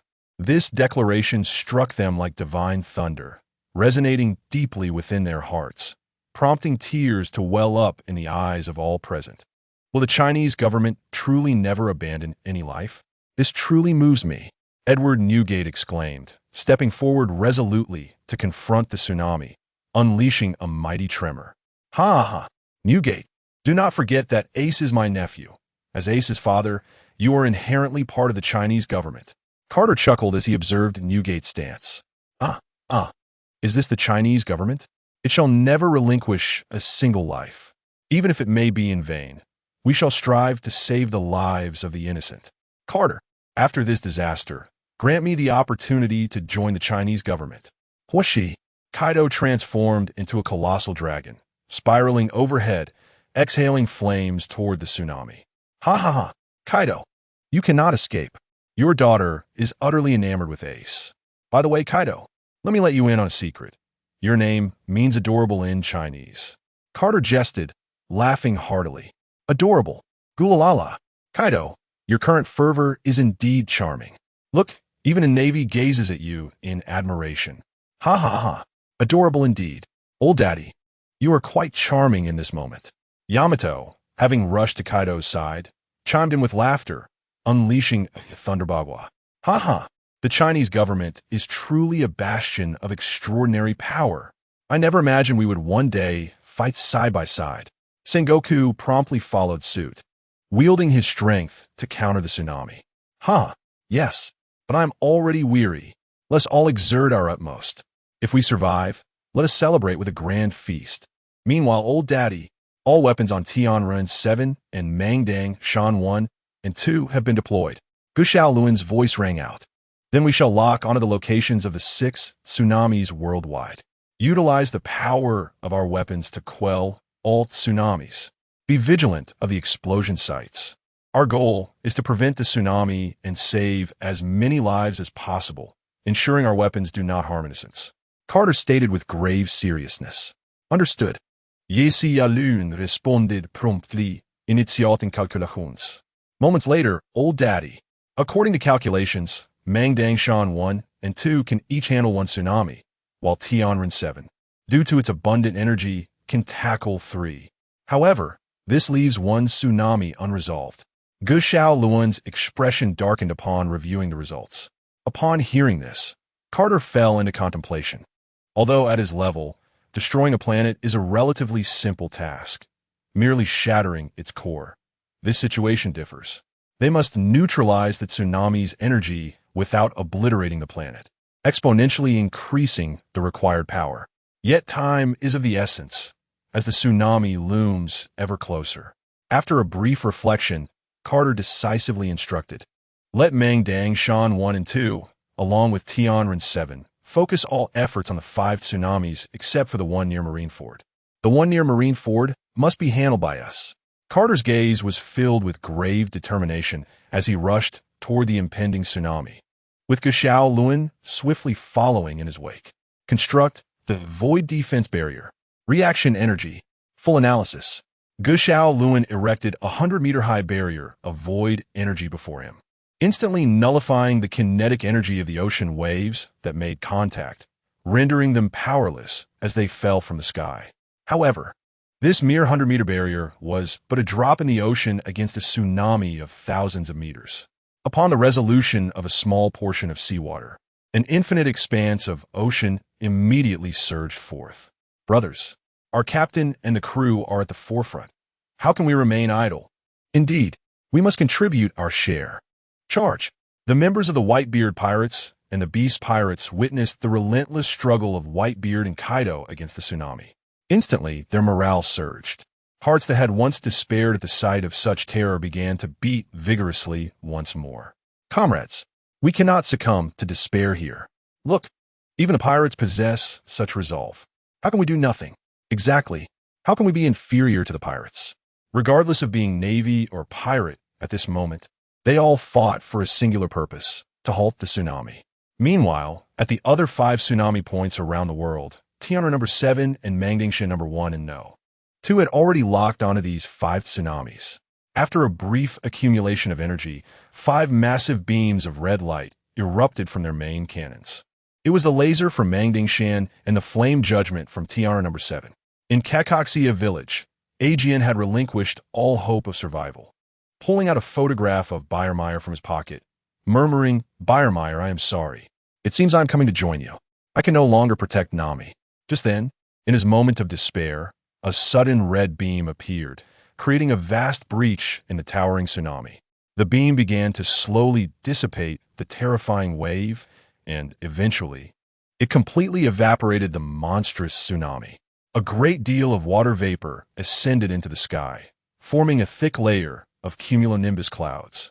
Suddenly, torrential rain began to pour down, the raindrops relentlessly pelting Aegean's face, which now bore a smile of survival. Well, Bayermeyer, it seems I will be delayed in joining you. Meanwhile, at the other 4 locations worldwide, a similar scene unfolded. Everyone rejoiced in their survival, celebrating with grand feasts. Back at Marineford, everyone exerted their utmost effort to thwart the tsunami. Great Flame Ring, Flame Emperor, Fire Vortex, Storm Purgatory, Ice Age, Meteor Volcano, Yada no Kagami, First Dance, Moonwhite, Phantom Dog Cannon, Wamba Fan Now Foam. At that moment, everyone had exhausted their strength, but but they had merely succeeded in slowing the tsunami's advance. We cannot continue like this. There is no way to stop the tsunami. Gu Xiaoluan struck with fervor, simultaneously voicing his concerns. Upon hearing this, Carter fell into deep thought. Gu Xiaoluan was indeed correct. Relying solely on human strength to battle this tsunami seemed increasingly unrealistic. I've got it. Suddenly, a flash of inspiration struck Carter's mind, and a bold plan took shape. Gu Xiaoluan, calculate our stockpile of intercontinental missiles. Is it sufficient to halt this tsunami? Intercontinental missiles? Are you suggesting? Gu Xiaoluan's eyes lit up at Carter's sudden inquiry. After calculations, we currently have a stockpile of 824 intercontinental missiles. The tsunami is still in its formative stage, only 10 kilometers long. This is more than adequate, Gu Xiaoluan exclaimed with excitement upon reviewing the calculations. Excellent. Launch all intercontinental missiles immediately. Carter echoed with enthusiasm. Understood. Gu Xiaoluan promptly sprang into action. At this moment, whether in Sky Island or the Tadoland Sea, along with the warships near Marineford, all launch units, under Gu Xiaoluan's command, opened their hatches and entered launch readiness. Moments later, all missiles soared forth, targeting the tsunami near Marineford. Launch successful. Estimated arrival in 1 minute. Good. Carter nodded and turned to the others, who were tirelessly trying to impede the tsunami. Listen, relying solely on our strength to stop this tsunami is too challenging. Are we to give up? Kaido queried, somewhat perplexed. No, hear me out. To prevent the tsunami, we have just launched all intercontinental missiles, totaling 824. They will arrive in 40 seconds. Carter gazed at the determined individuals still battling the tsunami, expressing gratitude. You have all worked hard. You can now withdraw from the battlefield. Our missile supply is more than enough to stop this tsunami. Upon hearing this, the crowd fell into a momentary silence, which soon erupted into jubilant celebrations. Wonderful. We are saved. I thought I was going to die. Everyone hastily retreated from the battlefield. Newgate, let us go have a drink soon. Kaido unexpectedly threw an arm around Newgate's shoulders, exclaiming, Gulalala, we want tea return until we're drunk. Whitebeard heartily agreed, even teasing Kaido. Get lost. Why do you call me cute duo too? It's infuriating. The two walked side by side, leaving the battlefield.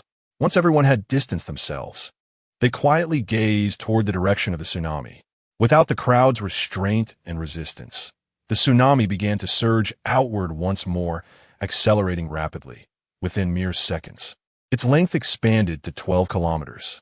All eyes were fixed on the tsunami, experiencing a sense of time stretching unbearably. Watching the waves' relentless expansion, an inexplicable panic gripped their hearts. What if Carter's plan failed? Yet, there was no time for contemplation as the intercontinental missiles had arrived. What did 824 intercontinental missiles signify? In an instant, a dense array of missiles screamed toward the tsunami, crashing down with tremendous force. The sound of explosions reverberated continuously. The flames from the detonations even tinted the sky crimson. What a terrifying display of power, Whitebeard observed as the missiles relentlessly bombarded the tsunami, igniting violent explosions. He couldn't help but feel a twinge of reflection.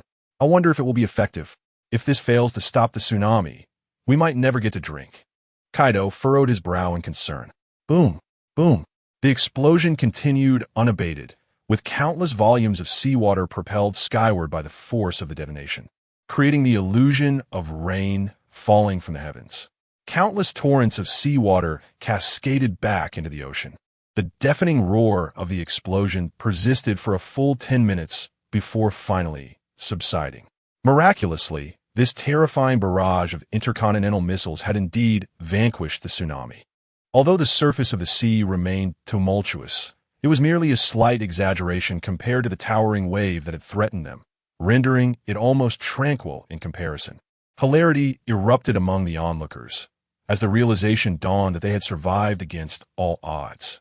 They had genuinely believed their lives were forfeit, yet here they stood, alive. In that moment, all present were engulfed in the euphoric relief of having escaped death. Across the globe, those who had witnessed the monstrous tsunami shared in this sentiment. summoning their closest friends and brothers to partake in grand celebrations, rejoicing in their survival. The revelry at Ma Lin Fan Duo's locale was no exception, with some even bringing out drinks to toast their fortunate escape. However, Carter, observing the jubilant scene, wore a grave expression as he gazed intently at a point in the distant sky. "Carter, what is it?" Carter's unusual demeanor did not go unnoticed, prompting immediate inquiries from those nearby. The ominous presence of him still lingered. Following Carter's prompt, Carp 2 became aware of the terrifying aura in the sky and felt a weight of apprehension settle upon him. After the tsunami incident, the energy reserves of the spacecrafts Mangdingsha No. 1, No. 2, and TR No. 7 had dwindled to critical levels. Even if these celestial computers were remarkably advanced, they were mere heaps of scrap metal without energy. The collective exhaustion of those present was palpable, and had they not been celebrating their survival, they would have long succumbed to slumber. Should him choose to strike now, their fate would surely be sealed. After all, in their prime, Carter and Lingling had been utterly overwhelmed by him. It was inconceivable how they could withstand him in their current state of fatigue. Just as Carter and Carp were engulfed in somber thoughts, the long silent system suddenly emitted a notification sound. Ding! Congratulations, host, on successfully thwarting the tsunami and saving countless civilians. Achievement Savior activated. Ding! Congratulations, host, on completing the Achievement Savior. Do you wish to claim your reward now? Carter was swept into a wave of ecstatic joy upon hearing the news. For the greater the challenge of completing an achievement, the more substantial the reward. Having expended nearly all his strength, bordering on depletion, he had narrowly accomplished this feat. Perhaps this was his final opportunity to vanquish him and turn the tide in his favor. "I wish to claim the achievement reward," he declared with fervor. Ding! Achievement reward successfully claimed. Congratulations, host, on acquiring the 4th generation divine body, the holy physique, and a complete black hole engine. Carter was immediately engulfed in exhilaration. The holy physique was the 4th generation divine body of the sacred Skypiea. One could say that attaining the holy physique granted Carter a semblance of immortality. Each divine atom within the holy physique not only stored immense energy, but also encapsulated the complete data of its possessor. As long as a single divine atom remained, resurrection could be achieved through energy conversion. The other atoms would erase the data, allowing the owner to resurrect anywhere. However, the unfortunate truth was that the sheer magnitude of energy possessed by the 4th generation divine body rendered resurrection from planetary-level energy impossible. At least stellar-level energy was required for revival. Moreover, the divine atoms comprising the holy physique could locate one another, coalesce into predetermined forms, and redefine death. Even if the owner's body were to be obliterated, it would merely decompose into divine atoms, reconstructing consciousness and spatially reorienting to enter a higher dimensional divine form. When conditions were favorable, the divine atoms would reassemble into the predetermined shape, restoring the body to its original state. Divine atoms belonged to conceptual technology, redefining the very notion of death, impervious to all forces known within the universe. Such particles were conceptual atoms. Each divine atom of the holy physique was equipped with a dark matter computer, enabling mutual positioning and automatic reassembly. The concept of the void could not be destroyed by brute force. It could only be altered by other concepts. Known divine atoms were immune to judgment from Tianrin. Solar flares, supernova explosions, cosmic black holes, and the gravitational pull of black holes. However, divine atoms could not escape the destructive force of the void engine. The black hole engine could indeed damage divine atoms. Furthermore, in the 3rd installment of Xiangbing Lian, the angels with the holy physique could traverse the vast cosmos and dark dimensions at will. Thus, possessing the holy physique rendered Carter only vulnerable to the black hole engine. And now, Carter had not only acquired the holy physique, but had also obtained the black hole engine in its entirety. In the original narrative, the angel Wang Huaya had merely possessed an incomplete version of the black hole engine, yet managed to resolve matters with He Shi and Liang Bing. Although there were reasons for He Shi and Liang Bing's voluntary demise, the power of the black hole engine could not be denied. Nonetheless, the incomplete black hole engine bore a significant flaw: uncontrollability. Upon successfully creating a black hole, Huaya lost all control over it.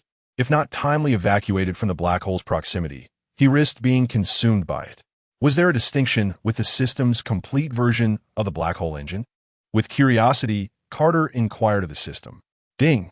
The complete black hole engine has an enhanced processing rate of 32 frames, and the black holes it generates can be controlled at will and extinguished at the host's discretion. Invincible! Carter could not suppress a sense of wonder. With the holy physique combined with the black hole engine, he had nearly reached an indomitable state. However, he was acutely aware that they had only just survived the calamity of the tsunami, while loomed ominously, ever ready to strike. Therefore, without hesitation, Carter silently resolved, System, assist me in utilizing the holy physique and black hole engine. Ding! Engaging the holy physique and black hole engine. Please hold on. As the system's notification faded, Carter felt a profound shift in his consciousness, entering an extraordinarily esoteric state.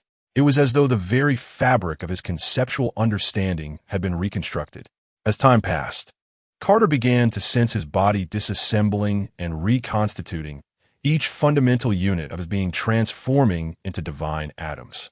This sensation was nothing short of extraordinary. As the transformation completed, Carter found his entire form replaced by divine atoms. Subsequently, he felt his consciousness undergo yet another reorganization. It seems as if every sacred atom possesses its own consciousness. This sensation is truly remarkable, akin to having countless doppelgangers. Yet, these doppelgangers are interconnected, communicating with one another. Suddenly, another surge of mysterious energy emerged, and Kate appeared to revert back to his former self.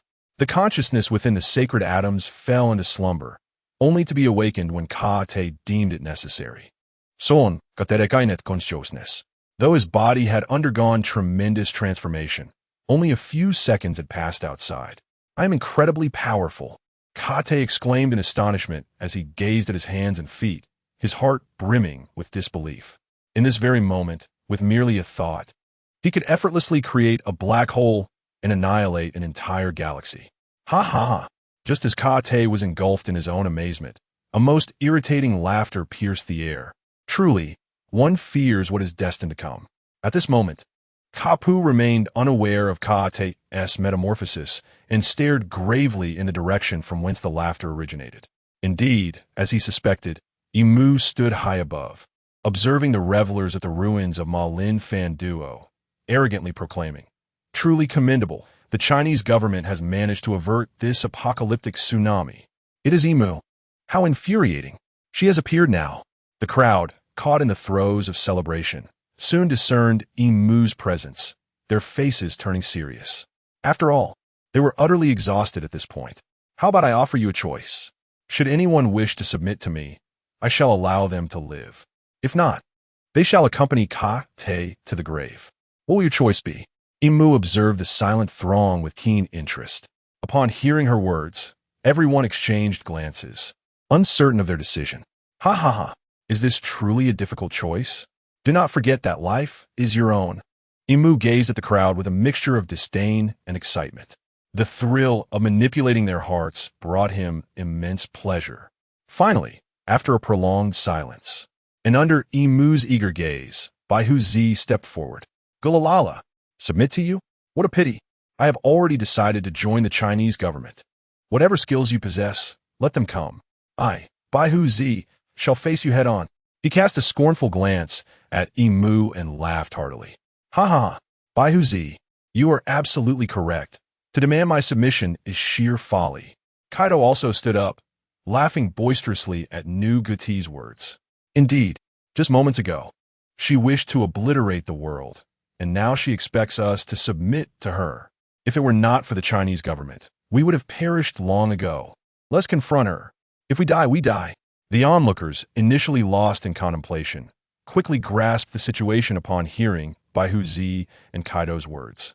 After all, Imu had just contemplated their demise. If it were not for the Chinese government, they would have long been dead. A surge of righteous indignation ignited within them, driving them to confront Imu. How despicable! Since he refused to heed the invitation of goodwill, You shall all perish alongside the Chinese government. Enraged to see no one willing to yield, Imu seethed with fury. Sacred armor, unleash. Kapu resolutely stepped before Imu and instantly activated his sacred armor. A dazzling set of Pegasus armor adorned his form. Baihu Zi, Kaido Long, Luffy, Kate, and Zhanghua. Kapu, his expression grave, fixed his gaze upon Imu and solemnly declared, "You all must flee. Allow me to confront her. Thinking of escaping? Not a chance. Today, you shall all perish here." Imu, now seething with rage, even contorted her features. "Gulalala, the world is but so vast. Where could you possibly run? Better to confront her than to live in hiding. Indeed, old man Baihuzi, I find myself increasingly fond of you. After we deal with Imu, let's share a drink." As Kaido spoke to Baihuzi, they unleashed the remnants of their strength, resolute in their determination to face Imu. Hearing this, Kapu refrained from further words, for he understood the truth in their statements. After all, Imu was the supreme deity of the entire Qi-Yang star system. No matter where one hid, she would find them. This must be the end, Kapu muttered to himself. Then, a radiant white light emanated from him. Kate, who had been preparing to act, paused, intrigued by Kapu's transformation. Nearly 40 years had passed since Kapu first donned the Pegasus armor. It had undergone numerous upgrades, ultimately achieving the status of golden armor. Now, the transformation occurring on his elder brother was clearly indicative of yet another impending evolution of the Pegasus armor. As time progressed, cracks began to appear in the golden armor adorning Kapu. Strands of white light burst forth from the fissures. Bang! The sound of shattering echoed, and with it, Kapu's golden armor disintegrated, replaced by a resplendent diamond battlesuit. Instantly, Kapu's aura surged back to its zenith. Yet, this was merely the beginning. His power did not cease its ascent, but continued to rise to an extraordinary height before gradually stabilizing. Ha ha ha! Such incredible power. I feel immensely strong. Kapu reveled in the terrifying strength coursing through him, his gaze directed at Imu with a predatory intensity. At this moment, Imu was on the verge of losing her composure. She had initially believed it easy to suppress the three of them. However, she now sensed a formidable threat emanating from Kapu. It was as if engaging him in battle would surely lead to her demise. Simultaneously, her mind raced with thoughts of escape. For as long as one retains their life, there remains hope for survival. Kapu, brimming with confidence, prepared to strike, but was halted by Kate. "Brother, allow me to handle this," Kate declared with unwavering assurance. "Kate, what are you?" Kapu began, but sensing the distinct energy radiating from Kate, he fell silent. It was evident that his younger brother had undergone a significant transformation. "Ha ha! You all may enjoy your time here. I shall take my leave." In that instant, as Kapu and Kate collaborated, Imu uttered a final phrase before transforming into a streak of light, racing away into the distance. "Huh, you think you can escape? It is too late." As he gazed at Imu's figure, a subtle smile crept onto Carter's lips. Black hole. With a mere flick of his hand, a small black hole materialized behind Imu, its terrifying gravitational pull ensnaring her instantly. The dreadful force relentlessly drew Imu towards the black hole. Had it been an incomplete black hole engine, the chaos would have spiraled out of control, threatening to engulf the entire pirate world. However, Carter's black hole engine was the complete version, granting him the ability to manipulate the black hole at will, even directing its gravitational force solely upon Imu. What? How could this be possible? You can actually create a black hole. Feeling the overwhelming gravity, Imu desperately sought to escape its grasp. Yet, it was evidently too late. The full force of the black hole bore down upon her. Unless a miracle occurred, she had no hope of breaking free. Damn it, I refuse to accept this. I have yet to transcend space. With all her might, Imu struggled against the gravitational force, but she was slowly being pulled back, inch by inch. Carter, I am willing to submit to you. Please spare me." Carter merely chuckled, his expression devoid of sympathy, as he regarded Imu with mocking eyes. "Damn it. If that's the case, we shall perish together. As she spoke, Imu transmitted the coordinates of the Qiyang star system in the form of dark information. Instantly, countless streams of dark information surged through the universe at speeds surpassing light. Carter attempted to halt her, but it was already too late. From that moment, the entire Qiyang star system lay exposed to the gaze of the cosmos, attracting countless greedy eyes. Wonderful! Imu has been defeated. Long live the Chinese government. Long live the Chinese government. As they witnessed Imu being consumed by the black hole, a chorus of cheers erupted. Finally, we have triumphed. Whitebeard smashed the ground with his fist, collapsing onto the earth in joyous laughter. Indeed, it was astonishing how powerful Carter had become. Kaido could not help but marvel at Carter's presence. Suddenly, a boisterous laugh echoed through the air. Whitebeard and Kaido exchanged puzzled glances. Whitebeard, Kaido, I never expected we would meet in such a manner.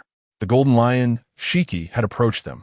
Shiki, Whitebeard, and Kaido were all former members of the Rocks Pirates. Since the disbandment of their crew, they had ventured their separate ways, forming the Whitebeard Pirates, Beast Pirates, and Flying Sky Pirates respectively, though they still existed in this world. Differing allegiances made gathering together a rarity. They exchanged reflective glances, reminiscing about their shared past. You clever lad. You joined the Chinese government so early. Whitebeard patted Shiki on the back. By the way, have you become a god like Carter and the others? Kaido inquired, intrigued by what he had gleaned from Carter and Imu's conversation, which suggested they were divine beings with near-immortal lives. Who could resist the allure of eternal life? Not at all. Shiki shook his head vigorously.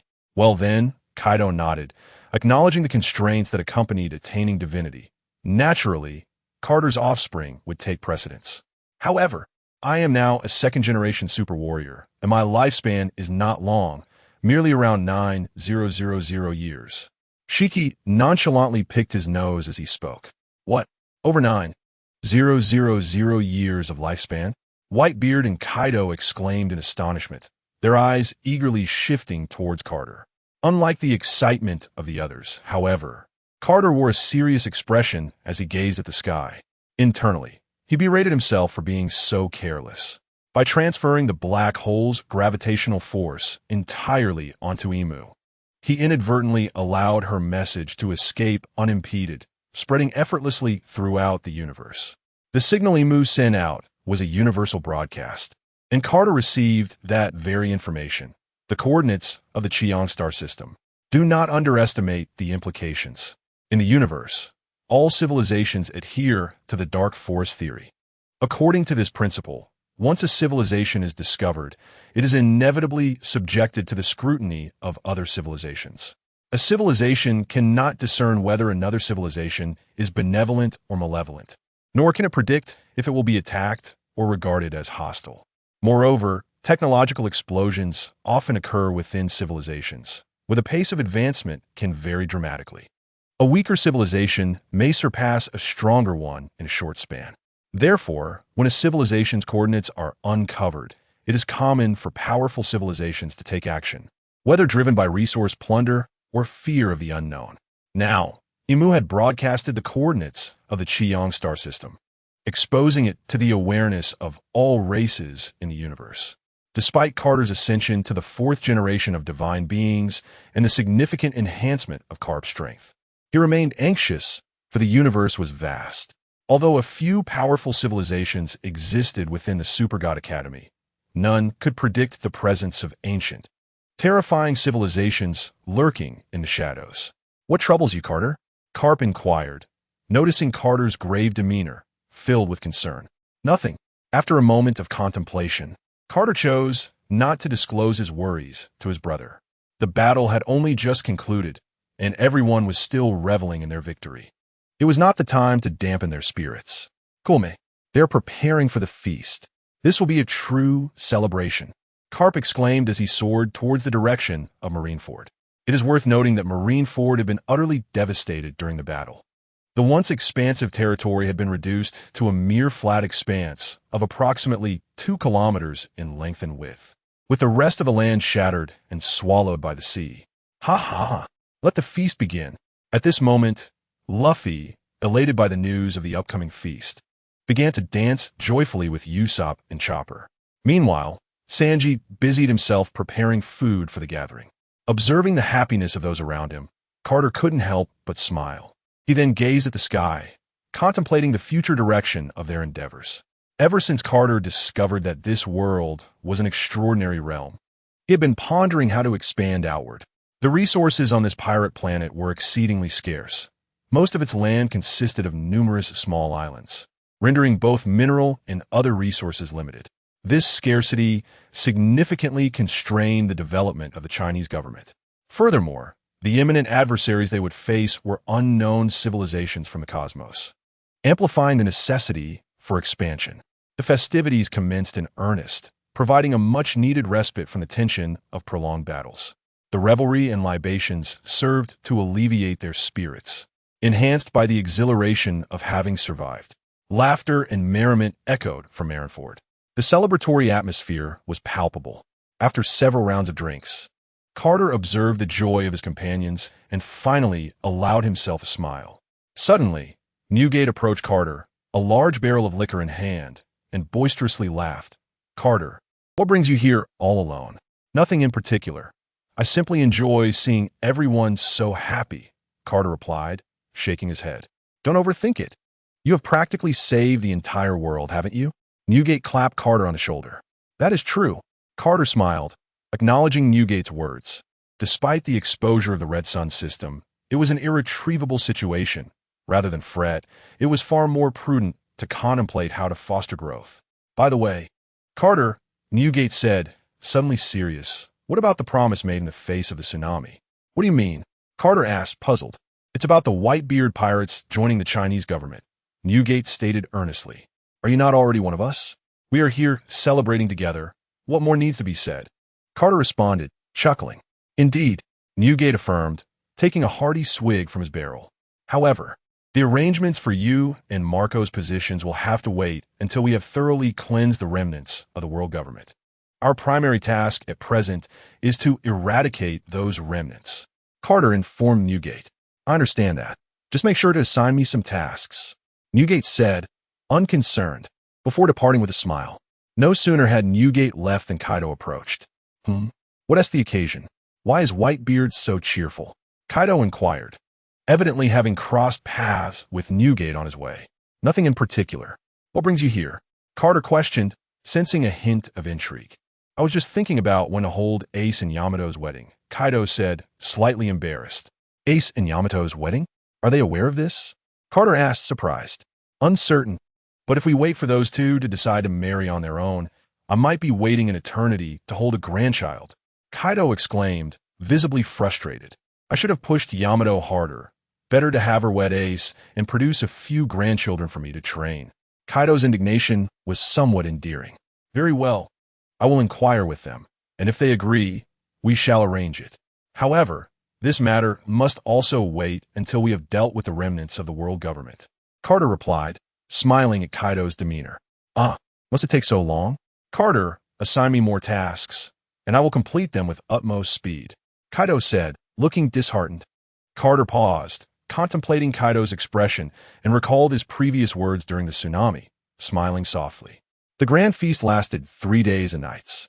Had the beverages not been entirely consumed, it might have continued even longer. Nonetheless, the conclusion of the celebration was a blessing, for numerous remnants of the world government still roamed the earth.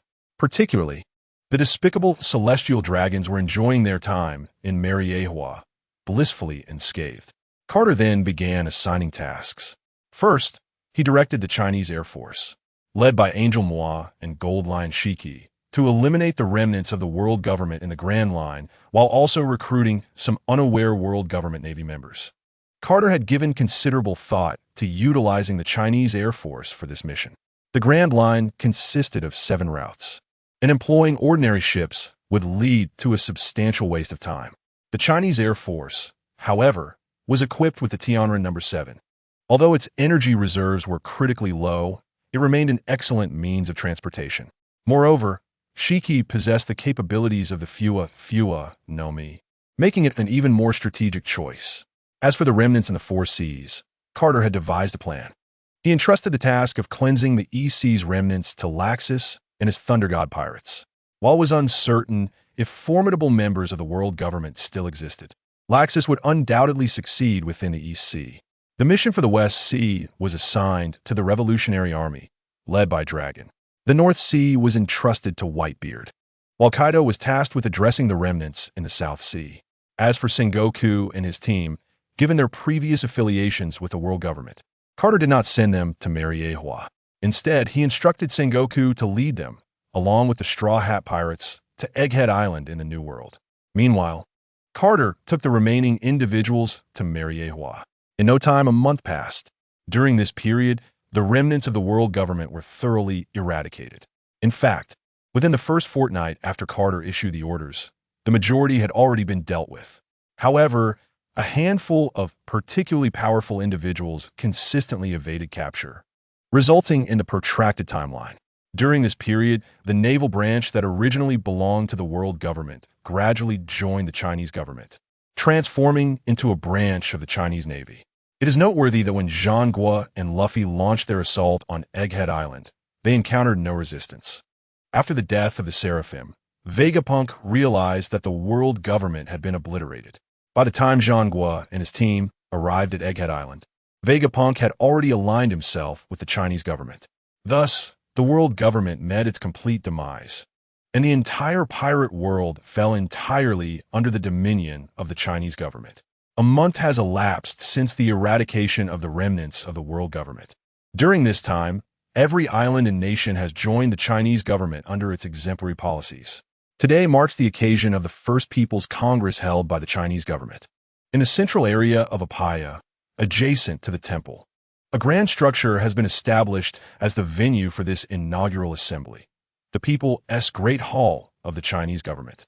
Over 1,000 individuals have gathered, patiently awaiting the proceedings, hailing from more than 500 islands or nations. The Chinese government distinguishes itself from the former world government. While the world government deployed forces to protect its member nations, these nations were burdened with exorbitant annual fees, known as sky gold. The immense cost rendered it unaffordable for many islands or nations, resulting in a mere 170 member states, even during the zenith of the world government. Conversely, the Chinese government has embraced all islands and nations within its jurisdiction, requiring only a modest tax of 13% of the annual income from nations and islands under its governance. This policy applies primarily to economically stable countries. For those in dire poverty, the Chinese government extends financial assistance and policy support until they achieve self-sufficiency and can contribute taxes. Under such benevolent policies, all nations have willingly joined the Chinese government, including the reclusive Wano, Kuni, and Zou.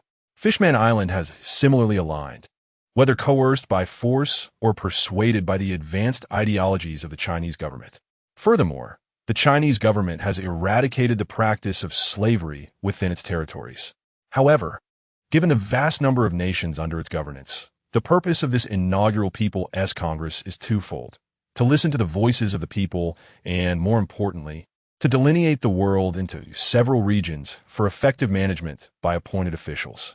It is impractical for Carter and the central government to manage such a multitude of nations directly.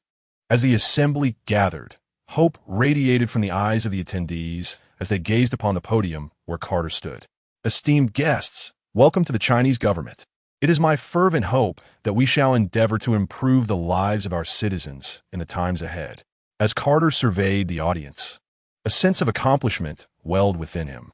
After all, it has been nearly 70 years since he arrived in this world, transforming from an ordinary individual into the sovereign of the realm, with assistance from the system, yet attributable to his own relentless efforts. Long live the Chinese government! The crowd erupted in joyous acclaim upon hearing Carter's words. Given that the entire world has now joined the Chinese government, I have resolved to divide the world into 6 large regions, each entrusted to different individuals for governance, Carter proclaimed solemnly. At this pronouncement, the officials below cast eager and intense glances at Carter. Whether it be Whitebeard or Kaido, each possessed the ambition befitting their status as conquerors. The prospect of being assigned to manage approximately 90 islands was a dream once unthinkable during their piratical days. Let us discuss the delineation of these regions, Carter stated, capturing the attention of all present. I intend to partition the world into 6 major regions: the East Sea, West Sea, South Sea, North Sea, the Grand Line, and the New World. Carter initially contemplated a more nuanced division. However, the existence of the Red Line and the Calm Belt provided natural boundaries, prompting him to adopt this simpler structure. Newgate, Carter called out suddenly. Here, despite his typically boisterous demeanor, Whitebeard responded with immediate respect in this formal setting. Noticing Whitebeard's demeanor, Carter nodded and declared, "You shall oversee the New World. You are appointed as its regional governor. Feel free to assign positions as you see fit, though I prefer that capable individuals occupy vital roles. Rest assured, leader, under my command, I will not allow incompetence to prevail." Newgate replied with fervent assurance. "Very well." Carter nodded, then turned to Dragon, stating, "Dragon, you will be in charge of the Grand Line, as your Revolutionary Army headquarters is already situated there." "Yes," Dragon responded and stepped back. With that, Carter shifted his focus to Kaido, aware of his mixed feelings regarding his subordinates, particularly Jin and Queen, who was more suited for scientific pursuits. Nevertheless, he resolved to delegate Ace and Yamato to assist. "Kaido, you will oversee the East Sea," Carter announced with a serious demeanor. Inwardly jesting, "Henceforth, you shall be my East Sea Dragon King." "Ha ha ha." "Rest assured regarding the East Sea," Kaido replied enthusiastically. Carter was momentarily speechless, glancing at Jin, who nodded in acknowledgement, bringing him a modicum of reassurance. The remaining 3 seas were assigned as follows: the West Sea to Laxus, who brought along the entire management team from the United Nations for ease of governance; the South Sea to Shiki, and for the North Sea, Carter fell into contemplation. With all others, including his own children, already assigned to fixed positions, he found it challenging to determine a suitable candidate. Suddenly, an idea struck him, and he turned to the side. "Luffy." Carty gazed seriously at Luffy. "Uncle, what's wrong?" Luffy, taken aback by Carty's sudden exclamation, was momentarily confused. "I want you to take charge of the entire North Sea along with your companions," Carty stated earnestly, fixing his gaze on Luffy. Upon hearing this, Luffy and Zoro were astonished, unable to believe that Carty would entrust them with the management of the North Sea. Luffy, Zoro, and the others watched as Luffy fell into deep contemplation, their concern growing. After all, Luffy's dream had always been to find the ultimate island and become the Pirate King. Although the world was now dominated by the Chinese government, and piracy had seemingly come to an end, Luffy could still pursue the ultimate island. However, if he were to take command of the North Sea, it would mean abandoning his dream. Carty was well aware of this, yet the current circumstances made it prudent for Luffy and his friends to oversee the North Sea. With the coordinates of the Chiang star system now exposed, the threat of alien civilizations attacking loomed ominously. Thus, Carty, along with Carp, Lingling, and those gifted children with SSS talents, had the primary task of strengthening themselves to confront these unknown dangers. Although Luffy and Natsu also possessed SSS-level talents, they were still quite young, and Carty did not wish for them to face such peril too soon. By assigning the management of the North Sea to them, he hoped they could enjoy life, perhaps even starting families of their own. Luffy continued to ponder, his thoughts shrouded in mystery until, as if a light had dawned upon him, he declared, "I accept it, Uncle." He looked at Carty with utmost seriousness. Carty nodded appreciatively. Indeed, Luffy had matured considerably over this period. Coupled with his battle against Shanks, Luffy had returned the straw hat to Shanks, which had diminished his obsessive fixation on becoming the Pirate King. Aside from the pivotal appointment segment, the People's Congress had entered its second phase, which involved listening to questions posed by representatives from various nations or islands. However, Carty could afford to relax during this process, as the world had been divided into several major regions, allowing local representatives to handle the inquiries.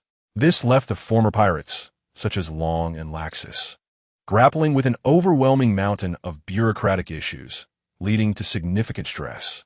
As time passed, a month slipped by. The city of Appiato was aglow with festive decorations, radiating a lively atmosphere. Following Carty's division of the world and subsequent appointments, Each region had settled into a state of normalcy. Although initially, these former pirates struggled to adapt. The situation stabilized swiftly once Cardi dispatched assistance. By now, they had acclimated to their roles, and the Chinese government had achieved a state of stability. Thus, Cardi began to organize the wedding of Ace and Yamato. When he inquired whether they were willing to marry, both were surprised and shy, but ultimately consented. Inside the temple, Ace and Yamato, adorned in traditional Chinese attire, gracefully approached the altar. Notably, once the Chinese government fully established its dominion over the world, Cardi abolished all forms of non-standard attire, retaining only traditional and modern Chinese clothing. Seated upon the altar were Carp, Kaido, and Edward Newgate. Under the guidance of the officiant, Ace and Yamato completed the wedding ceremony, reaching the tea-serving phase. Each presented a cup of tea to Carp, calling out, "Grandpa, please drink." "Ha ha ha, good. My dear grandson and granddaughter-in-law." Carp couldn't contain his laughter, his gaze flitting toward Edward Newgate and Kaido, who exchanged knowing glances. After all, Ace and Yamato addressed Carp as Grandpa, while they refer to Kaido and Newgate as Old Dad. By this reckoning, Kaido and Newgate found themselves a generation younger than Carp. However, they were powerless to alter the situation. "Old Dad, please drink." Soon, it was Edward Newgate's turn. Hearing Ace and Yamato's address, he felt a pang of regret, realizing he had recognized Ace as his great-grandson. Alas, there is no remedy for regret in this world. "All right," Edward Newgate grimaced as he accepted the tea. Witnessing Whitebeard's discomfort, Kaido couldn't help but stifle a laugh. Yet soon, he too was faced with a predicament as Ace and Yamato approached him with tea. "Old Dad, please drink." Kaido fell silent, caught between the humorous gaze of Carp and the awkwardness of the moment. "Little Kaido, what are you thinking? Don't keep my dear grandchildren waiting." Carp teased with a mischievous grin. Unable to escape, Kaido reluctantly accepted the tea as well. "Ha ha ha, what are you going to call me now? Ace and Yamato?" Carp asked, grinning broadly. "Grandpa, what is it?" Ace responded, puzzled. "And what about Kaido and Newgate?" "Old Dad," Ace replied innocently, still processing the situation. At this, Carp erupted in joyous laughter. Kaido and Newgate exchanged incredulous looks. In the midst of their merriment, the two could no longer contain themselves, disregarding the sanctity of Ace and Yamato's wedding as they playfully pummeled Carp. Those around them erupted in laughter at the scene. Meanwhile, as Cardi and the others reveled in their joy, several massive warships were steadily approaching the Chiyong star system in the cosmos. On the Sky Island, the Kingdom of God, Appiato, 2 months had passed since Ace and Yamato's wedding. During this time, the entire pirate world was rapidly advancing, whether in technology or other realms. The construction of a new spacecraft, modeled after the TR No. 7, was underway without pause. After their wedding, Ace and Yamato did not embark on a honeymoon. Instead, Cardi immediately dispatched them to the East Sea to assist Kaido. Given Kaido's notorious reputation for incompetence, all matters of the vast East Sea were left to Jean, who lamented daily to Cardi about his burdens. As for delegating to others, Queen was preoccupied with his human modification experiments and had no time for administrative duties. Jack remarked, "Do you truly expect that great fool to handle administrative affairs?" As for Fei Lu Bao, each one of them seems to possess a rather peculiar disposition. Although Ace and he also exhibit a certain lack of normalcy, they are undoubtedly better than the others, having meticulously arranged all matters. Carter found himself with ample leisure time once more. At that moment, he was peacefully napping within the temple. Suddenly, a loud series of knocks echoed through the air, and a female doctor promptly entered. "Lord Carter, Lady Lingling is pregnant," the doctor exclaimed, a hint of urgency in her tone. "Is that true?" Carter gazed at the doctor before him, his excitement palpable. "Is Lingling truly expecting?" "Yes, Lord Carter," the doctor replied respectfully. "We have conducted several examinations and can confirm that the lady is indeed pregnant. Moreover, she has been with child for a month, and it is twins." "A month already?" Carter mused, stroking his chin thoughtfully. At that moment, his heart brimmed with elation. After all, it had been quite some time since he and Lingling had hoped for a child. It was not that they did not desire one. They had earnestly tried. Yet, Lingling's belly had shown no signs of change. Carter harbored some suspicions regarding the situation. Ever since he attained the CNT and his physical prowess began to strengthen, he noticed that the probability of having children diminished significantly, especially after evolving into the third generation of the divine body.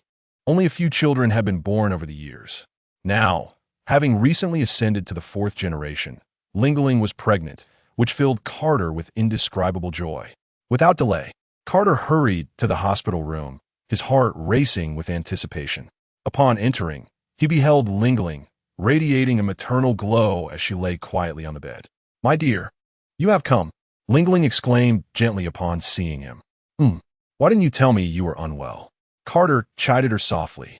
"It was merely a trivial matter," Lingling replied, her heart warmed by his concern. "System, how many children are within Lingling, and what are their talents?"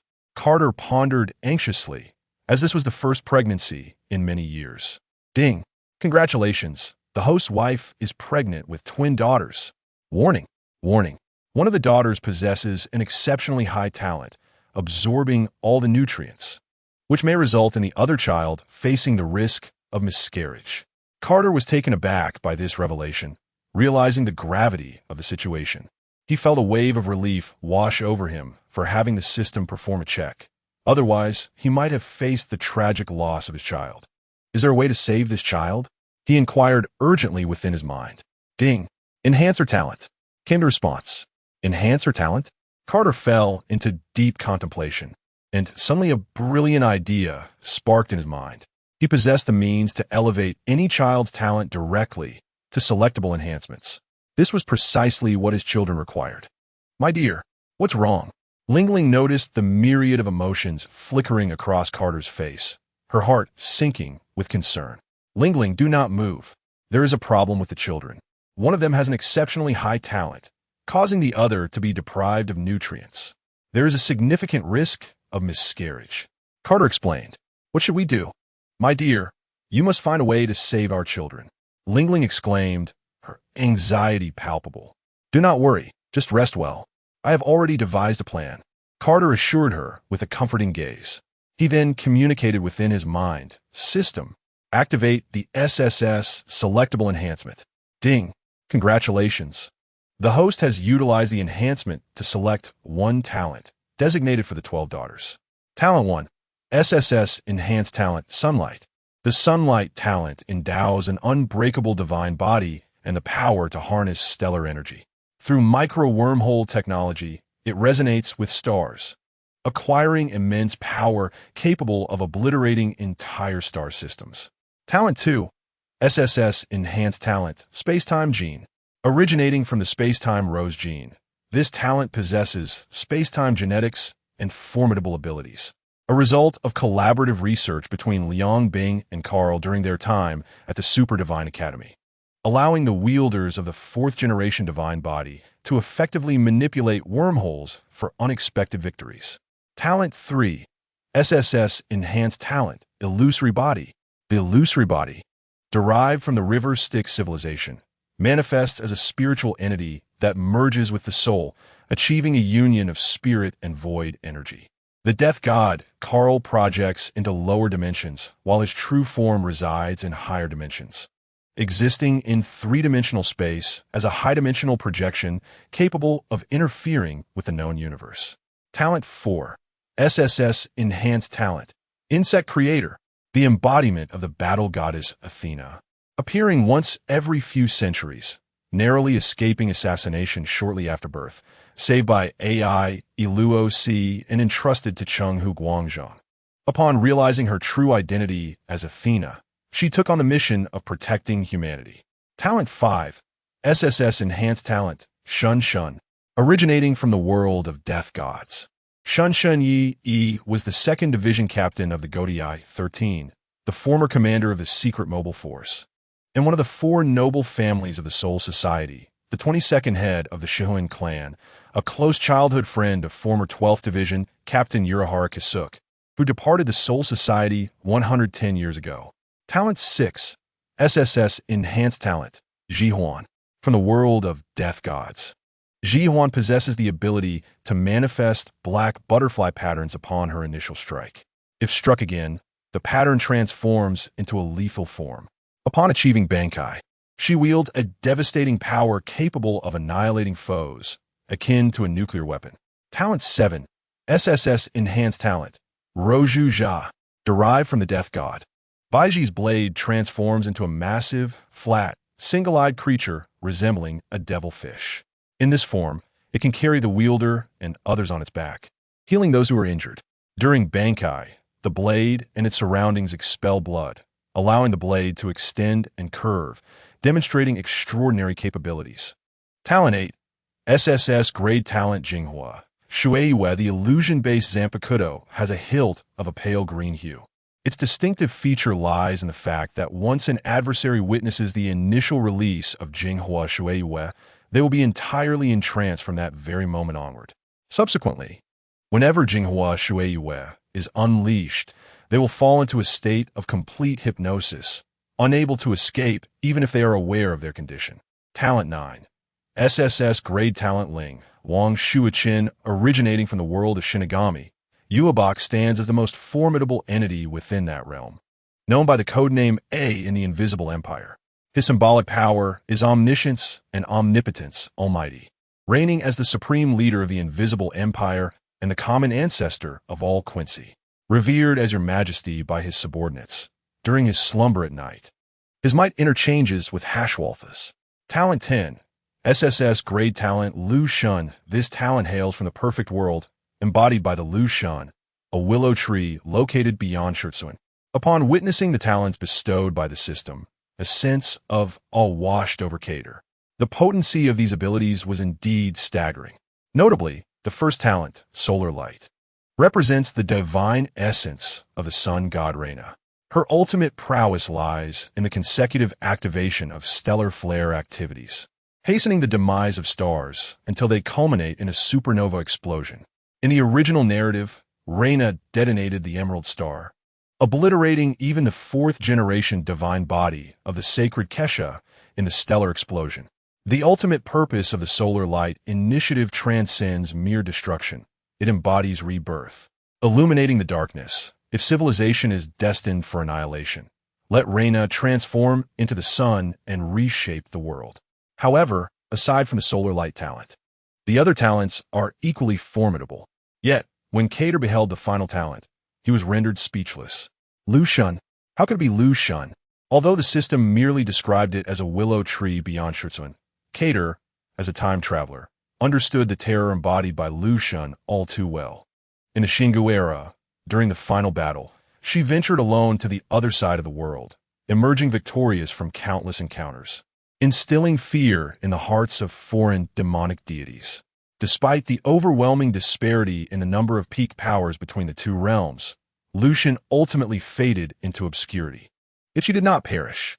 In the twilight of the chaotic era, she was besieged by two celestial kings during her nirvana, suffering severe injuries as she fell to the lower realms.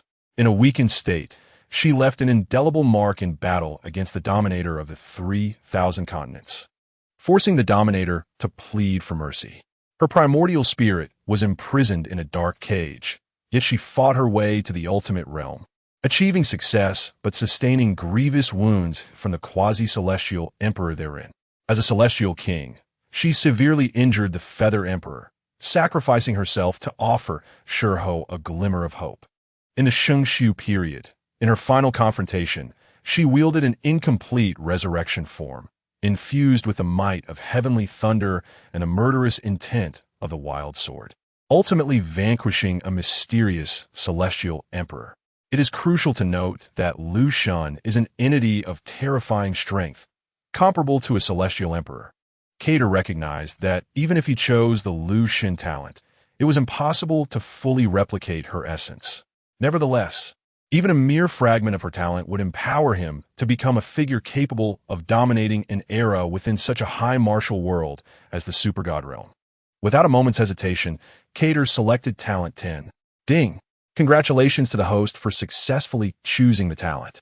The host's 12 maidens have acquired the SSS grade talent, Lu Shun. At the instant Cater made his selection, The system appeared to momentarily stall before emitting the notification sound. Cater paid it no mind and proceeded to draw the talent for the 13 maidens. Let us continue to draw the talents for the 13 maidens. Ding! We shall now commence the selection of the 13 maidens' talents. Please choose one from the following 3 talents as the 13 maidens' gift. Talent A, Sacred Body. Talent B, 4th Generation Divine Body, Time-Space Gene. Talent C, Illusory Body, Divine Body. 4th Generation Divine Body, Time-Space Gene. Illusory Body. Upon reviewing the talents designated for his 13 maidens, Cater finally comprehended the reason behind the malnourishment of his 12 maidens, which could even lead to their premature demise. Blame it on the fact that the talent of the 13 maidens is simply too terrifying. The 3 talents offered by the system are either the 4th Generation Divine Body or the Illusory Body that is still based on it. This is not akin to Yin and Ge Xiaoluan, who require gradual growth, but rather, they are born as either the 4th Generation Divine Body or the Illusory Body. Competing for energy with such formidable beings, it is no wonder that the other could potentially face demise. Cater resolved to select Talent A. After careful consideration, he opted for the Sacred Body as the talent for his 13 maidens. After all, the concept of upgrading the Sacred Body had already been pondered in Kesh's repository of knowledge, facilitating future enhancements. While the Illusory Body may currently surpass the Sacred Body in strength, Cater harbored a sense of aversion towards its inhuman form. Ding! Congratulations to the host for successfully choosing the talent. The host's 13 maidens have acquired the SSS grade talent, Sacred Body, having successfully resolved the crisis concerning his daughters. Cater promptly relayed this good news to Lingling. Simultaneously, several colossal warships entered the gravitational capture range of the Qiyang star system. Alert! Alert! An unidentified warship has been detected entering the Qiyang star system. Alert! Alert! An unidentified warship has been detected entering the Qiyang star system. Alert! Alert! An unidentified warship has been detected entering the Qiyang star system. Within the control room of the Chinese Air Force, alarms erupted and everyone immediately busied themselves. What is the intention of the opposing force? At this moment, Angel Moy had already arrived in the control room, her expression grave as she inquired. Although Cater had previously alerted Moy about the potential arrival of extraterrestrial civilizations, the reality of the situation caused her some concern. After all, the intentions of extraterrestrial civilizations remained a mystery, their purposes and technological prowess unknown. It was uncertain whether they bore goodwill or malice. However, once the opposing force entered the Qiyang star system, they ceased their advance, halting near the star as if replenishing energy. The angel operating the control panel reported, "Prepare all the weapons of Tian'er number 7 and Mangdingshan number 1 and number 2 for charging. Ensure the protective shields are fully operational." Moy immediately issued the command. As the nature of the opposing force remained ambiguous, necessitating readiness for battle. Yes, the angel responded promptly, taking immediate action. The lunar battleship's cannons were all deployed. Moy continued to issue orders. It is worth mentioning that after M's demise, the lunar battleship came under the control of the Chinese government. Following research on the lunar battleship, it was discovered that it could not only fire vector rays, but also unleash antimatter cannons from its main gun. Although it was still one tier below Tian'er number 7, it was nonetheless an impressive battleship. After modifications, the lunar battleship became the command center of the Chinese Air Force. As Moy's orders were executed, the lunar form began to transform incessantly. The entire moon split down the middle, extending outward.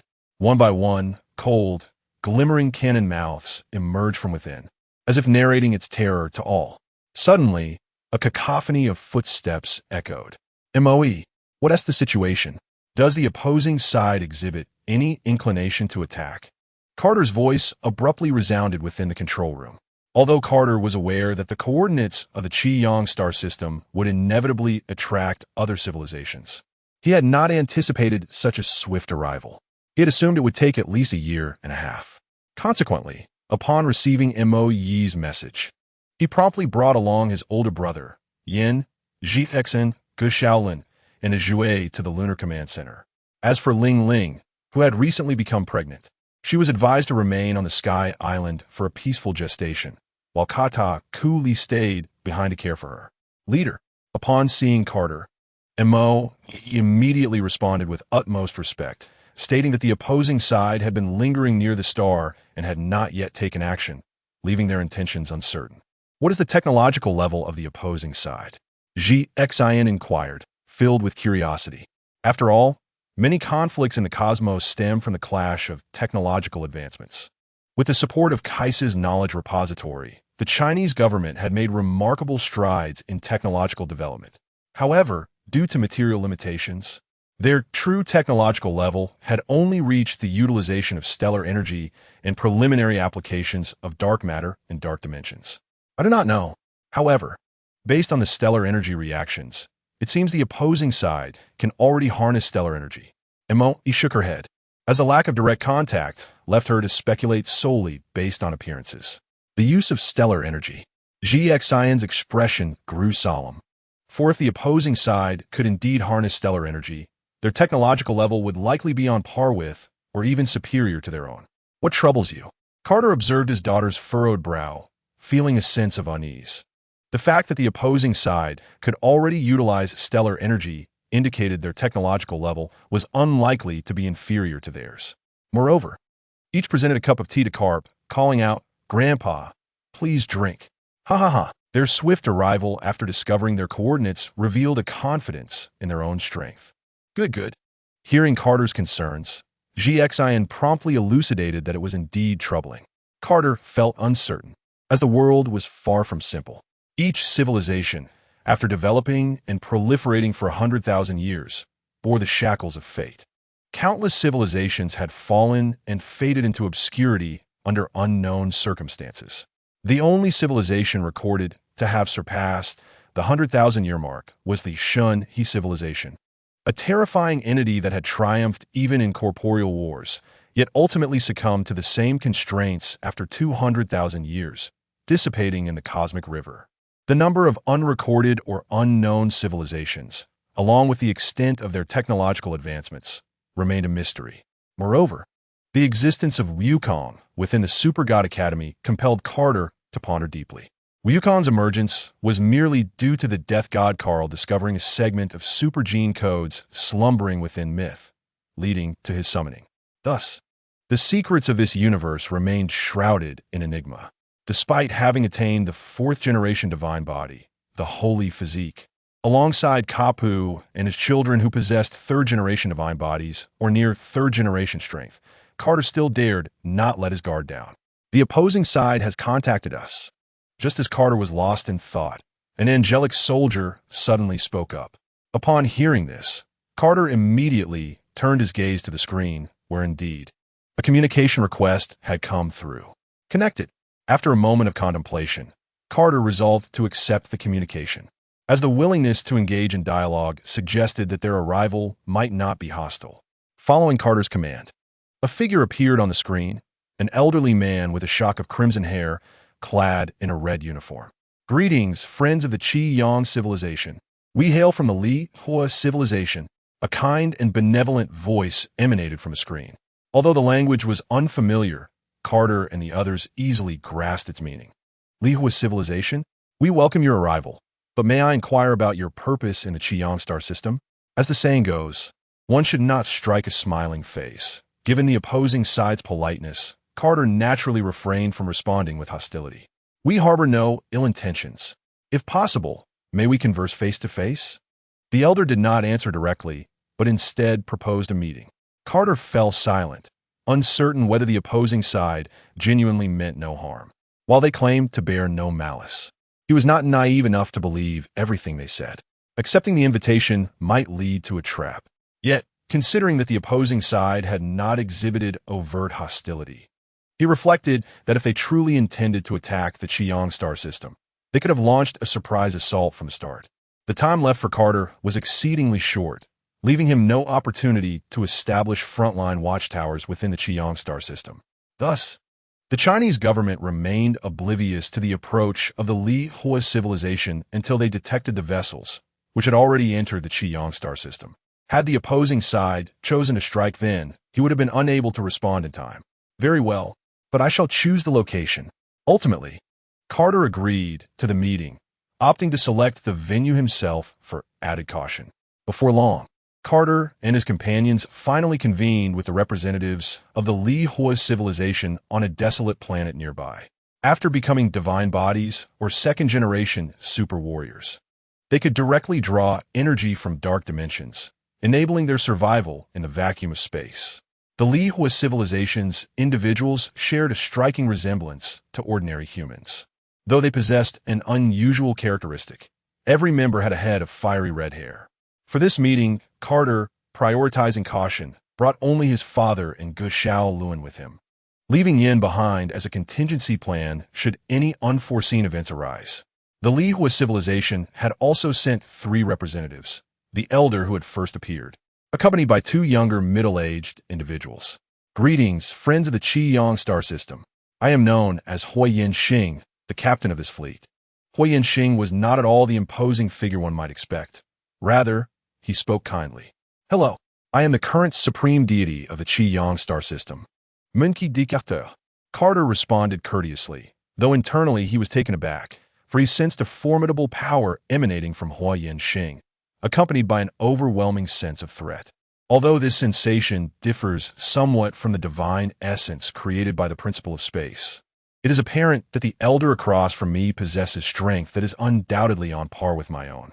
What could possibly be the purpose behind the arrival of the Lihua civilization? Carter inquired with a sense of curiosity. We actually have 2 objectives for coming here. Huiyangsing replied in a measured tone. The first is to advise you to refrain from exposing your coordinates in the cosmos. The universe can be exceedingly ruthless. If one lacks sufficient strength, revealing one's coordinates may lead to being easily targeted for attack. Carter nodded in acknowledgement. I understand that. The reason for our coordinates being exposed this time was primarily due to our enemies disclosing them just before their demise. Ah, I see, Huiyangsing said, somewhat relieved. That puts my mind at ease. The second point is that we, the Lihua civilization, wish to establish a cooperative relationship with the Chiwu star system. A cooperative relationship? Carter was taken aback.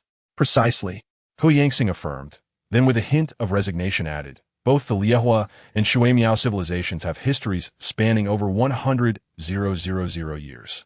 However, in this vast universe, few civilizations have histories that surpass this duration. The leaders of our civilizations have sensed an unseen guidance. If we wish for our civilizations to continue, we must conquer one another. Thus, an enduring war between our civilizations has commenced. Yet, our strengths are quite comparable, resulting in a conflict that has persisted for a decade. Both the Lihua and Shuemiao civilizations have been significantly drained during this prolonged battle. Our leaders have foreseen the potential demise of the Lihua civilization. Hence, we hope, should the need arise, that you might preserve the essence of our civilization. Huiyangsing said, bowing respectfully to Carter. Why choose us? Carter was filled with perplexity. Because you are sufficiently youthful, Huiyangsing quickly elucidated.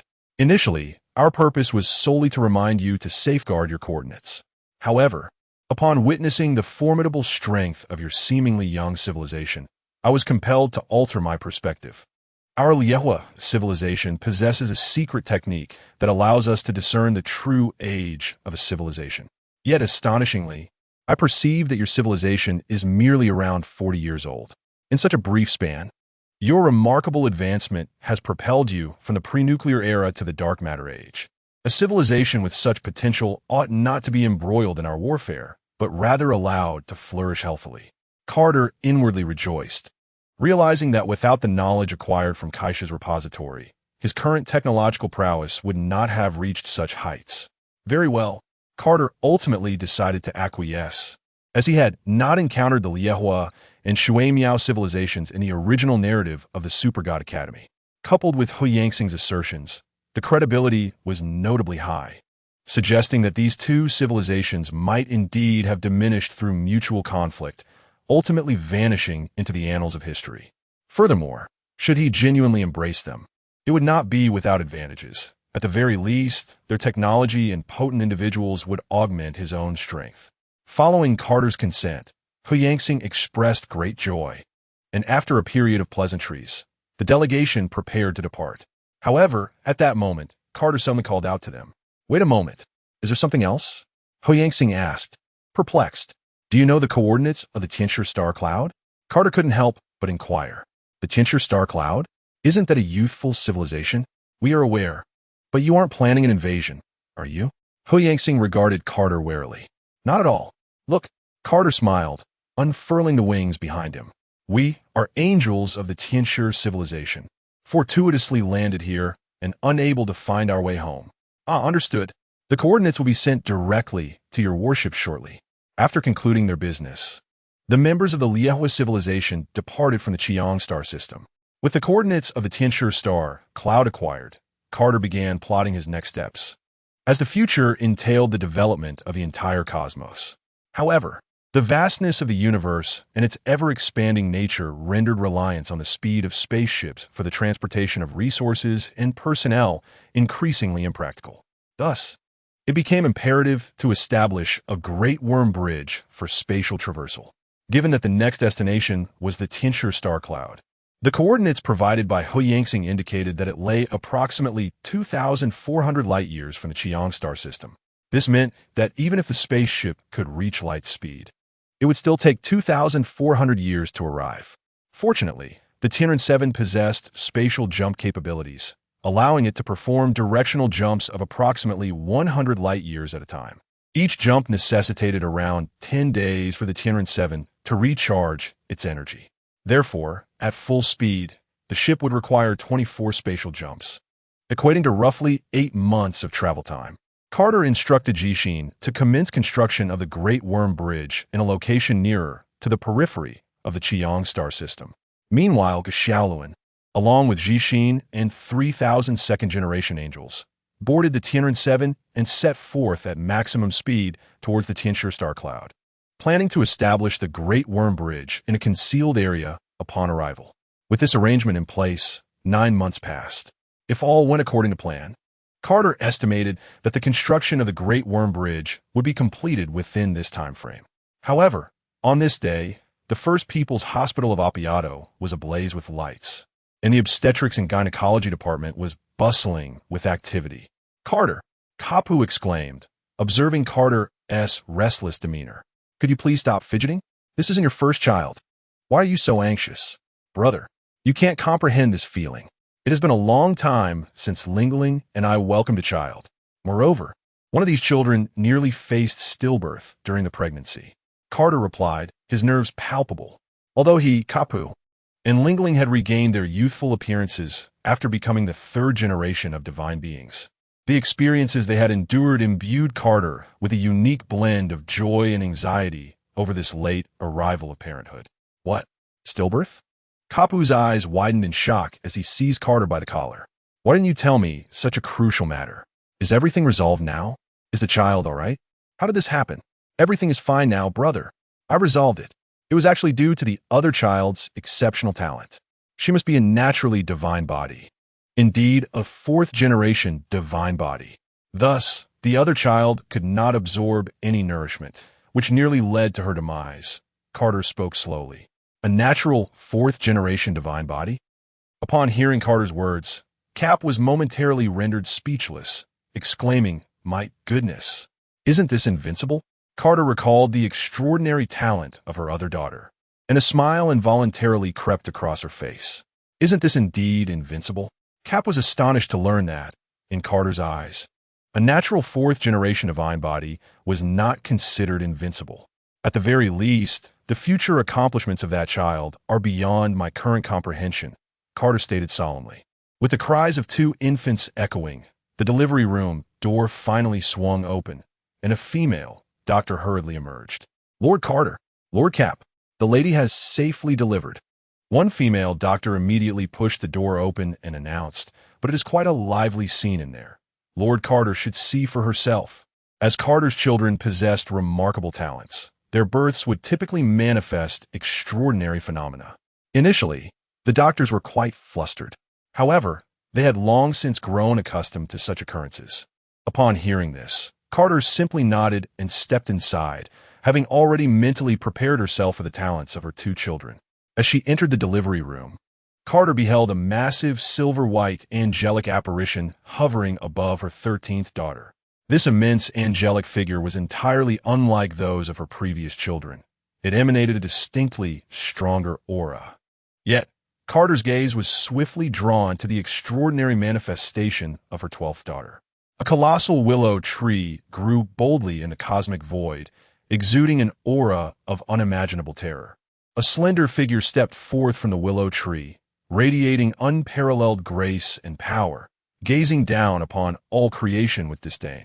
The celestial form was astonishing, possessing a flawless physique that transcended mere plant life.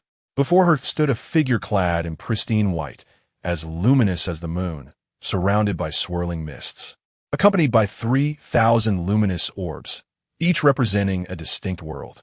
Each orb contained a realm filled with ancient nations, where countless deities and demons worshipped her, their chants resonating in the air. Across the myriad realms, countless divine beings offered prayers in reverence.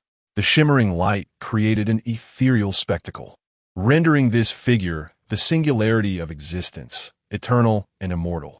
Terrifying, so terrifying, merely an apparition, yet it left Carter feeling a profound urge to bow in reverence. Fortunately, at that moment, the apparition began to dissipate, with the willow tree and the angelic figure merging into the bodies of her 12th and 13th daughters. "My dear, let us name our children," Lingling said gently, gazing at Carter. Upon hearing this, Carter fell into contemplation. Her 12th daughter, possessing the talent of the willow deity, raised the question of what name in this world could be worthy of her. The same could be said for her 13th daughter. Her talent was immensely powerful. She was a natural 4th-generation divine body, a holy vessel. Never before in a universe had such a formidable being been encountered. This left Carter with a slight headache. After pondering for a moment, Carter spoke. "Monkey D, Lu Shun, Monkey D Kong Bai. Let's name them thus." Carter could not conceive of a name that could rival that of the willow deity, so she decided to bestow that name upon her. As for her 13th daughter, her uniqueness warranted the name Kong Bai, as her existence was unprecedented throughout history. After the births of Lu Shun and Kong Bai, news finally arrived from Guxiaolin's side. The Great Insect Bridge near the Angel Nebula had been completed. In the Qiang star system, Carter, Cap, Yin, and Asui stood before the Great Insect Bridge. The Great Insect Bridge, constructed by Carter, continued the architectural style of angelic civilization. Visually, the Great Insect Bridge resembled two colossal swords thrust into the ground, massive beyond comparison. The space between them was ample enough for 3 enormous Tian Ren's 7 ships to traverse side by side. Moreover, these swords were not merely ornamental. Their interiors housed wormhole activation devices and protective shield systems. In addition to the 2 swords, a security booth stood prominently along the path to the wormhole, where angels typically stood guard. "Let's commence," Carter instructed the already prepared Ji Xian. "Yes." Ji Xian nodded and began connecting to the Great Insect Bridge to open the wormhole. The patterns on the massive swords began to emit a white luminescence, and beams of laser light shot towards the space between the 2 swords. Suddenly, a pale blue vortex manifested before them. "All right, Dad, we can proceed." "Good, Ji Xian. You are responsible for maintaining the Great Insect Bridge at home. Brother, let us go." Upon hearing this, Carter instructed Ji Xian, then plunged into the massive vortex. Cap and the others, witnessing this scene, wasted no time and followed suit through the wormhole. The moment Carter stepped into the wormhole, he felt as if he was enveloped in a kaleidoscopic tunnel.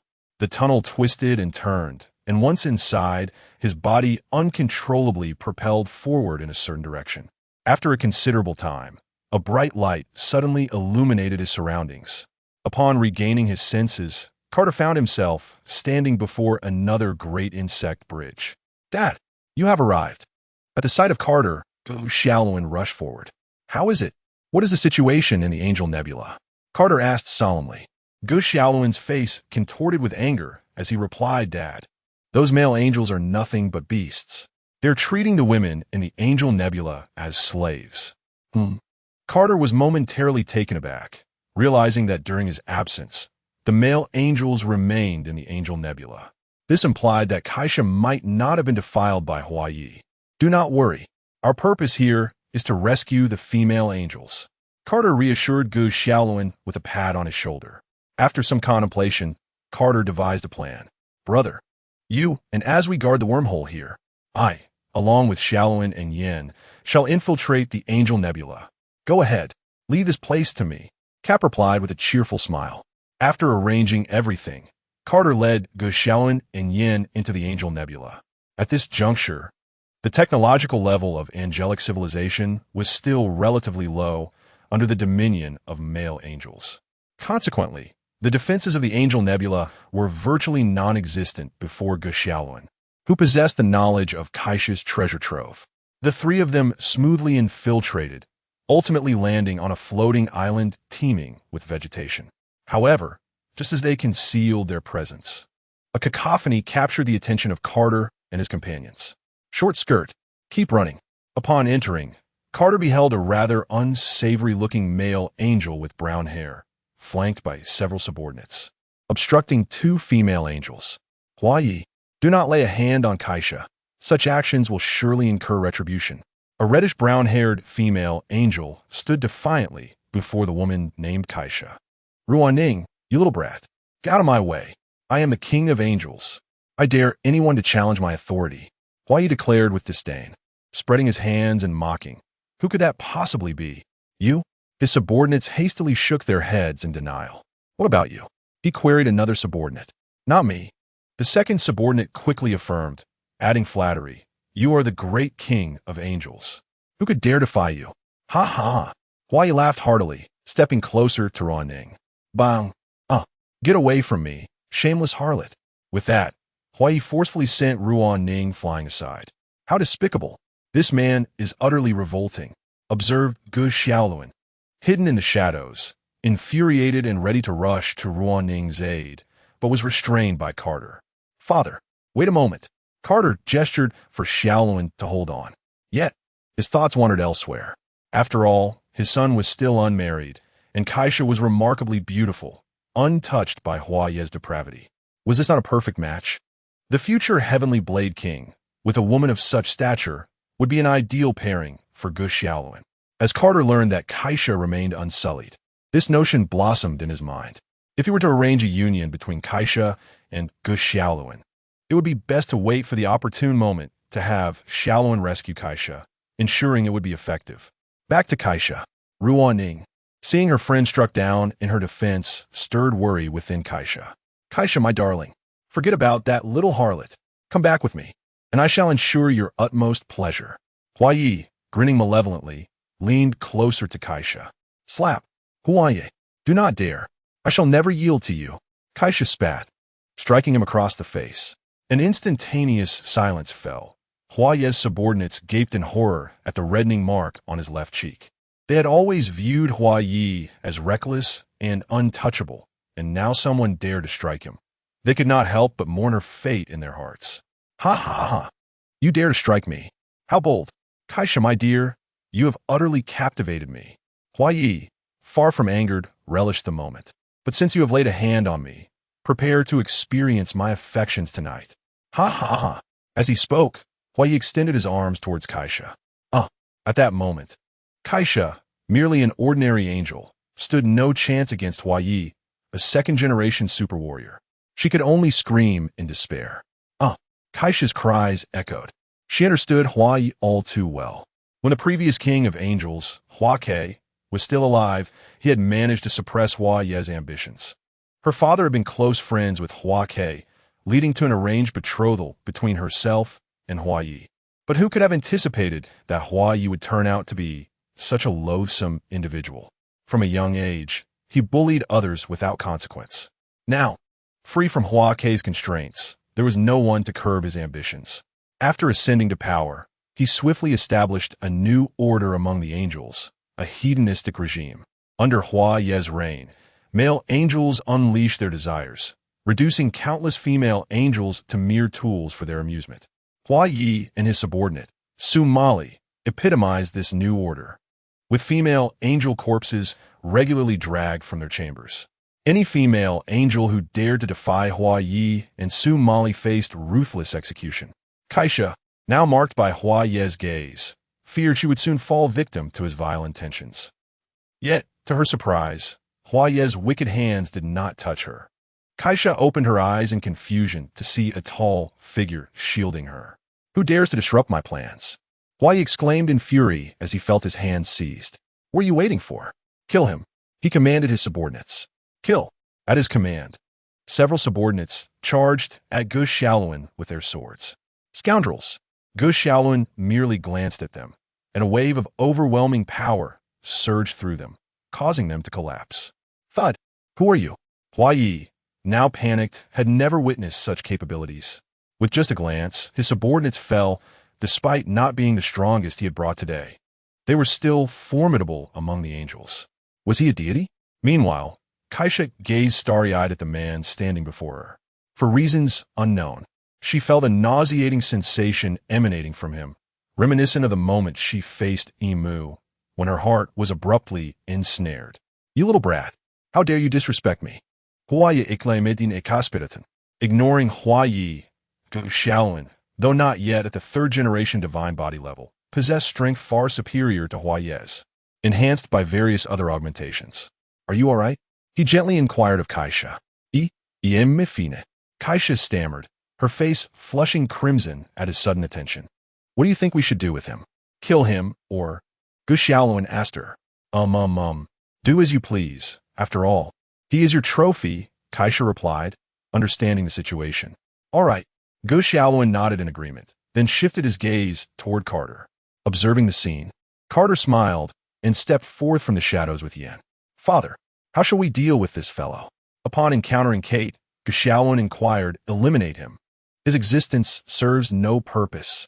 Kate exhibited no hesitation, for the flourishing of the angelic civilization had no connection to Hua Ye. The true architects of the angelic civilization's might were the three formidable figures, Tianren Wang Kaisha, Tianji Wang Heshi, and Tianpi Wang Liangbing.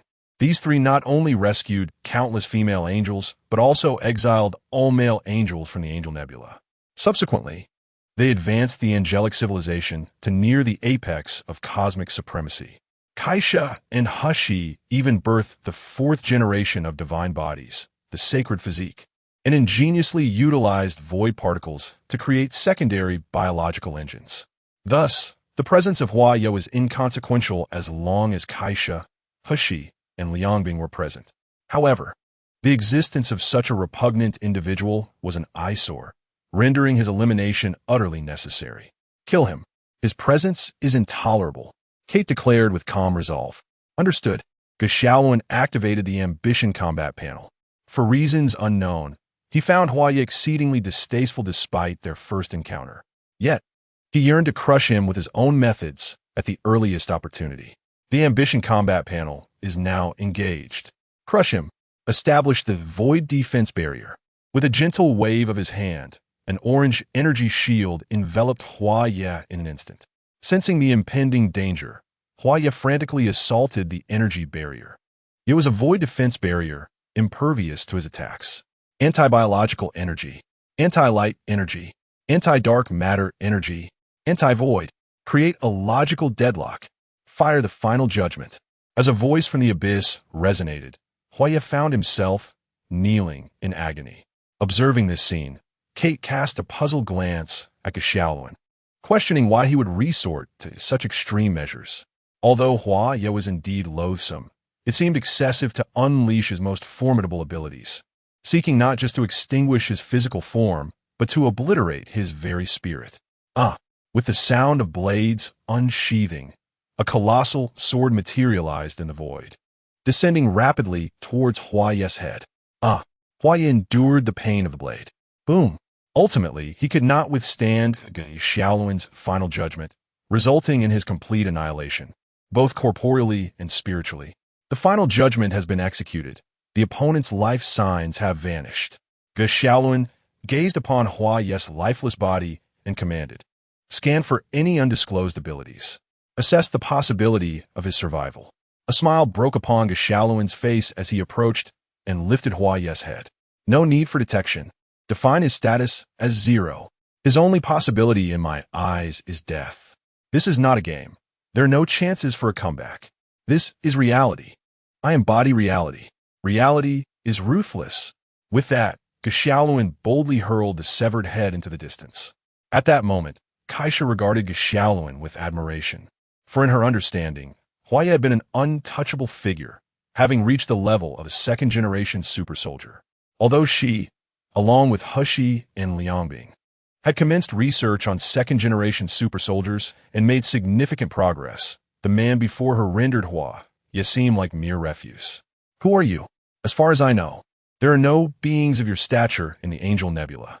Unbeknownst to them, Ruo Ning had risen from the ground, positioning herself protectively in front of Kaisha, vigilantly observing Kate and Yen. Xiaolin stood at a height of around 2 meters, which, while uncommon, was not unprecedented among the Angel Nebula. However, Yen and Kate towered at 3 meters, raising immediate suspicions. Ruoning, Kaisha attempted to intervene, but Ruoning interrupted. Kaisha, if they are from a hostile civilization, we are in grave danger. Kaisha regarded Xiaoluan with a serious expression. Despite her high regard for him, Ruoning raised valid concerns.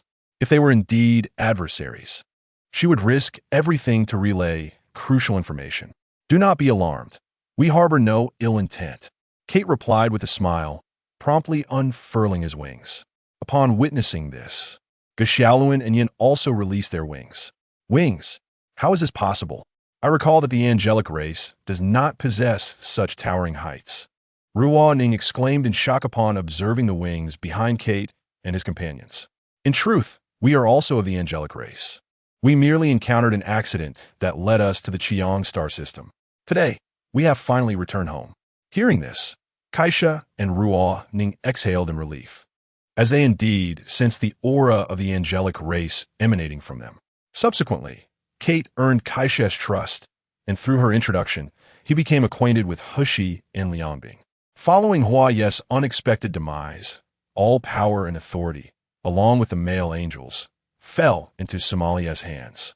However, thanks to Kate, along with Xiaoluan, Yin, Kapu, Azui, and the 3,000 second-generation angels they brought along, as well as the female angel forces assembled by Kaisha, within merely 2 days, they eradicated all male angels, completely overturning the heavenly order. A new order was swiftly established through the collective efforts of all, as Kate possessed immense strength and had saved Kaisha at a crucial moment. It was no surprise that Kaisha, Liangbing, and Hushi developed affections for Xiaoluan. With their support, Kate ascended as the new angelic emperor. He generously appointed Kaisha as Qianren Wang, Hushi as Qianji Wang, Liangbing as Qianpi Wang, and Xiaoluan as Qianzhuang Wang, among others bestowed with noble titles. Under Kate's leadership, the angelic civilization embarked upon rapid development, continuously expanding and plundering vast resources. His subordinates and kin successfully evolved into 4th-generation divine bodies, with even some squad leaders attaining the status of 3rd-generation divine bodies. The angelic civilization nearly dominated the entirety of the known universe, forging alliances even with formidable civilizations, such as the Liang civilization. Despite their 10,000-year histories, the 2 super civilizations, Liehua and Shuemiao, ultimately succumbed during the cataclysmic battle in the Endless Star Domain, leading to their mutual demise. Before the grand battle of the Liehua civilization, a warship was dispatched, carrying the embers of the Liehua civilization to join the Tiangshi civilization. Ultimately, Kate transformed them all into angels. Due to the inherent characteristics of their race, these newly transformed angels retained their mastery over flames, and their wings blazed with a brilliant crimson hue. Thus, they became a new branch of the angelic lineage, known as the Chidianshi. Fast forward 23,000 years. By this time, the Tiangshi civilization had completed its conquest of the known universe, rendering it invincible in the eyes of all. In the present day, the Earth of the Chiwu star system had progressed according to the annals of history to its current societal state. Just a few days prior, the nation of Japan, a certain island country within the Chiwu star system, shamelessly discharged vast quantities of nuclear-contaminated water into the Pacific Ocean. It is crucial to note that nuclear-contaminated water and nuclear wastewater are entirely different. The former is water that has directly come into contact with radioactive materials, containing a plethora of radioactive substances that pose significant hazards to human health. Upon receiving this news, Kate was reminded of the dismal past of his previous life. The world had fallen into a grave crisis due to the selfishness and shamelessness of a single nation. Countless flora and fauna underwent mutations, giving rise to colossal steel tigers, flying fish, and even basketball-playing chickens. Humans, too, experienced mutations, beginning to withstand and harness nuclear radiation to enhance their strength. However, this transformation came at a tremendous cost, resulting in the untimely demise of countless individuals. "Let us extinguish that repugnant nation," Kate expressed with a sense of disdain. In an instant, an orange beam of light shot forth from the Tianxi Nebula, traversing a distance of 400 light-years to strike Japan. Merely 2 minutes later, all traces of the nuclear-contaminated water in the island nation of Japan were obliterated without a trace. The people of China on Earth witnessed a beam of light descend upon the sea's surface, only to vanish moments later.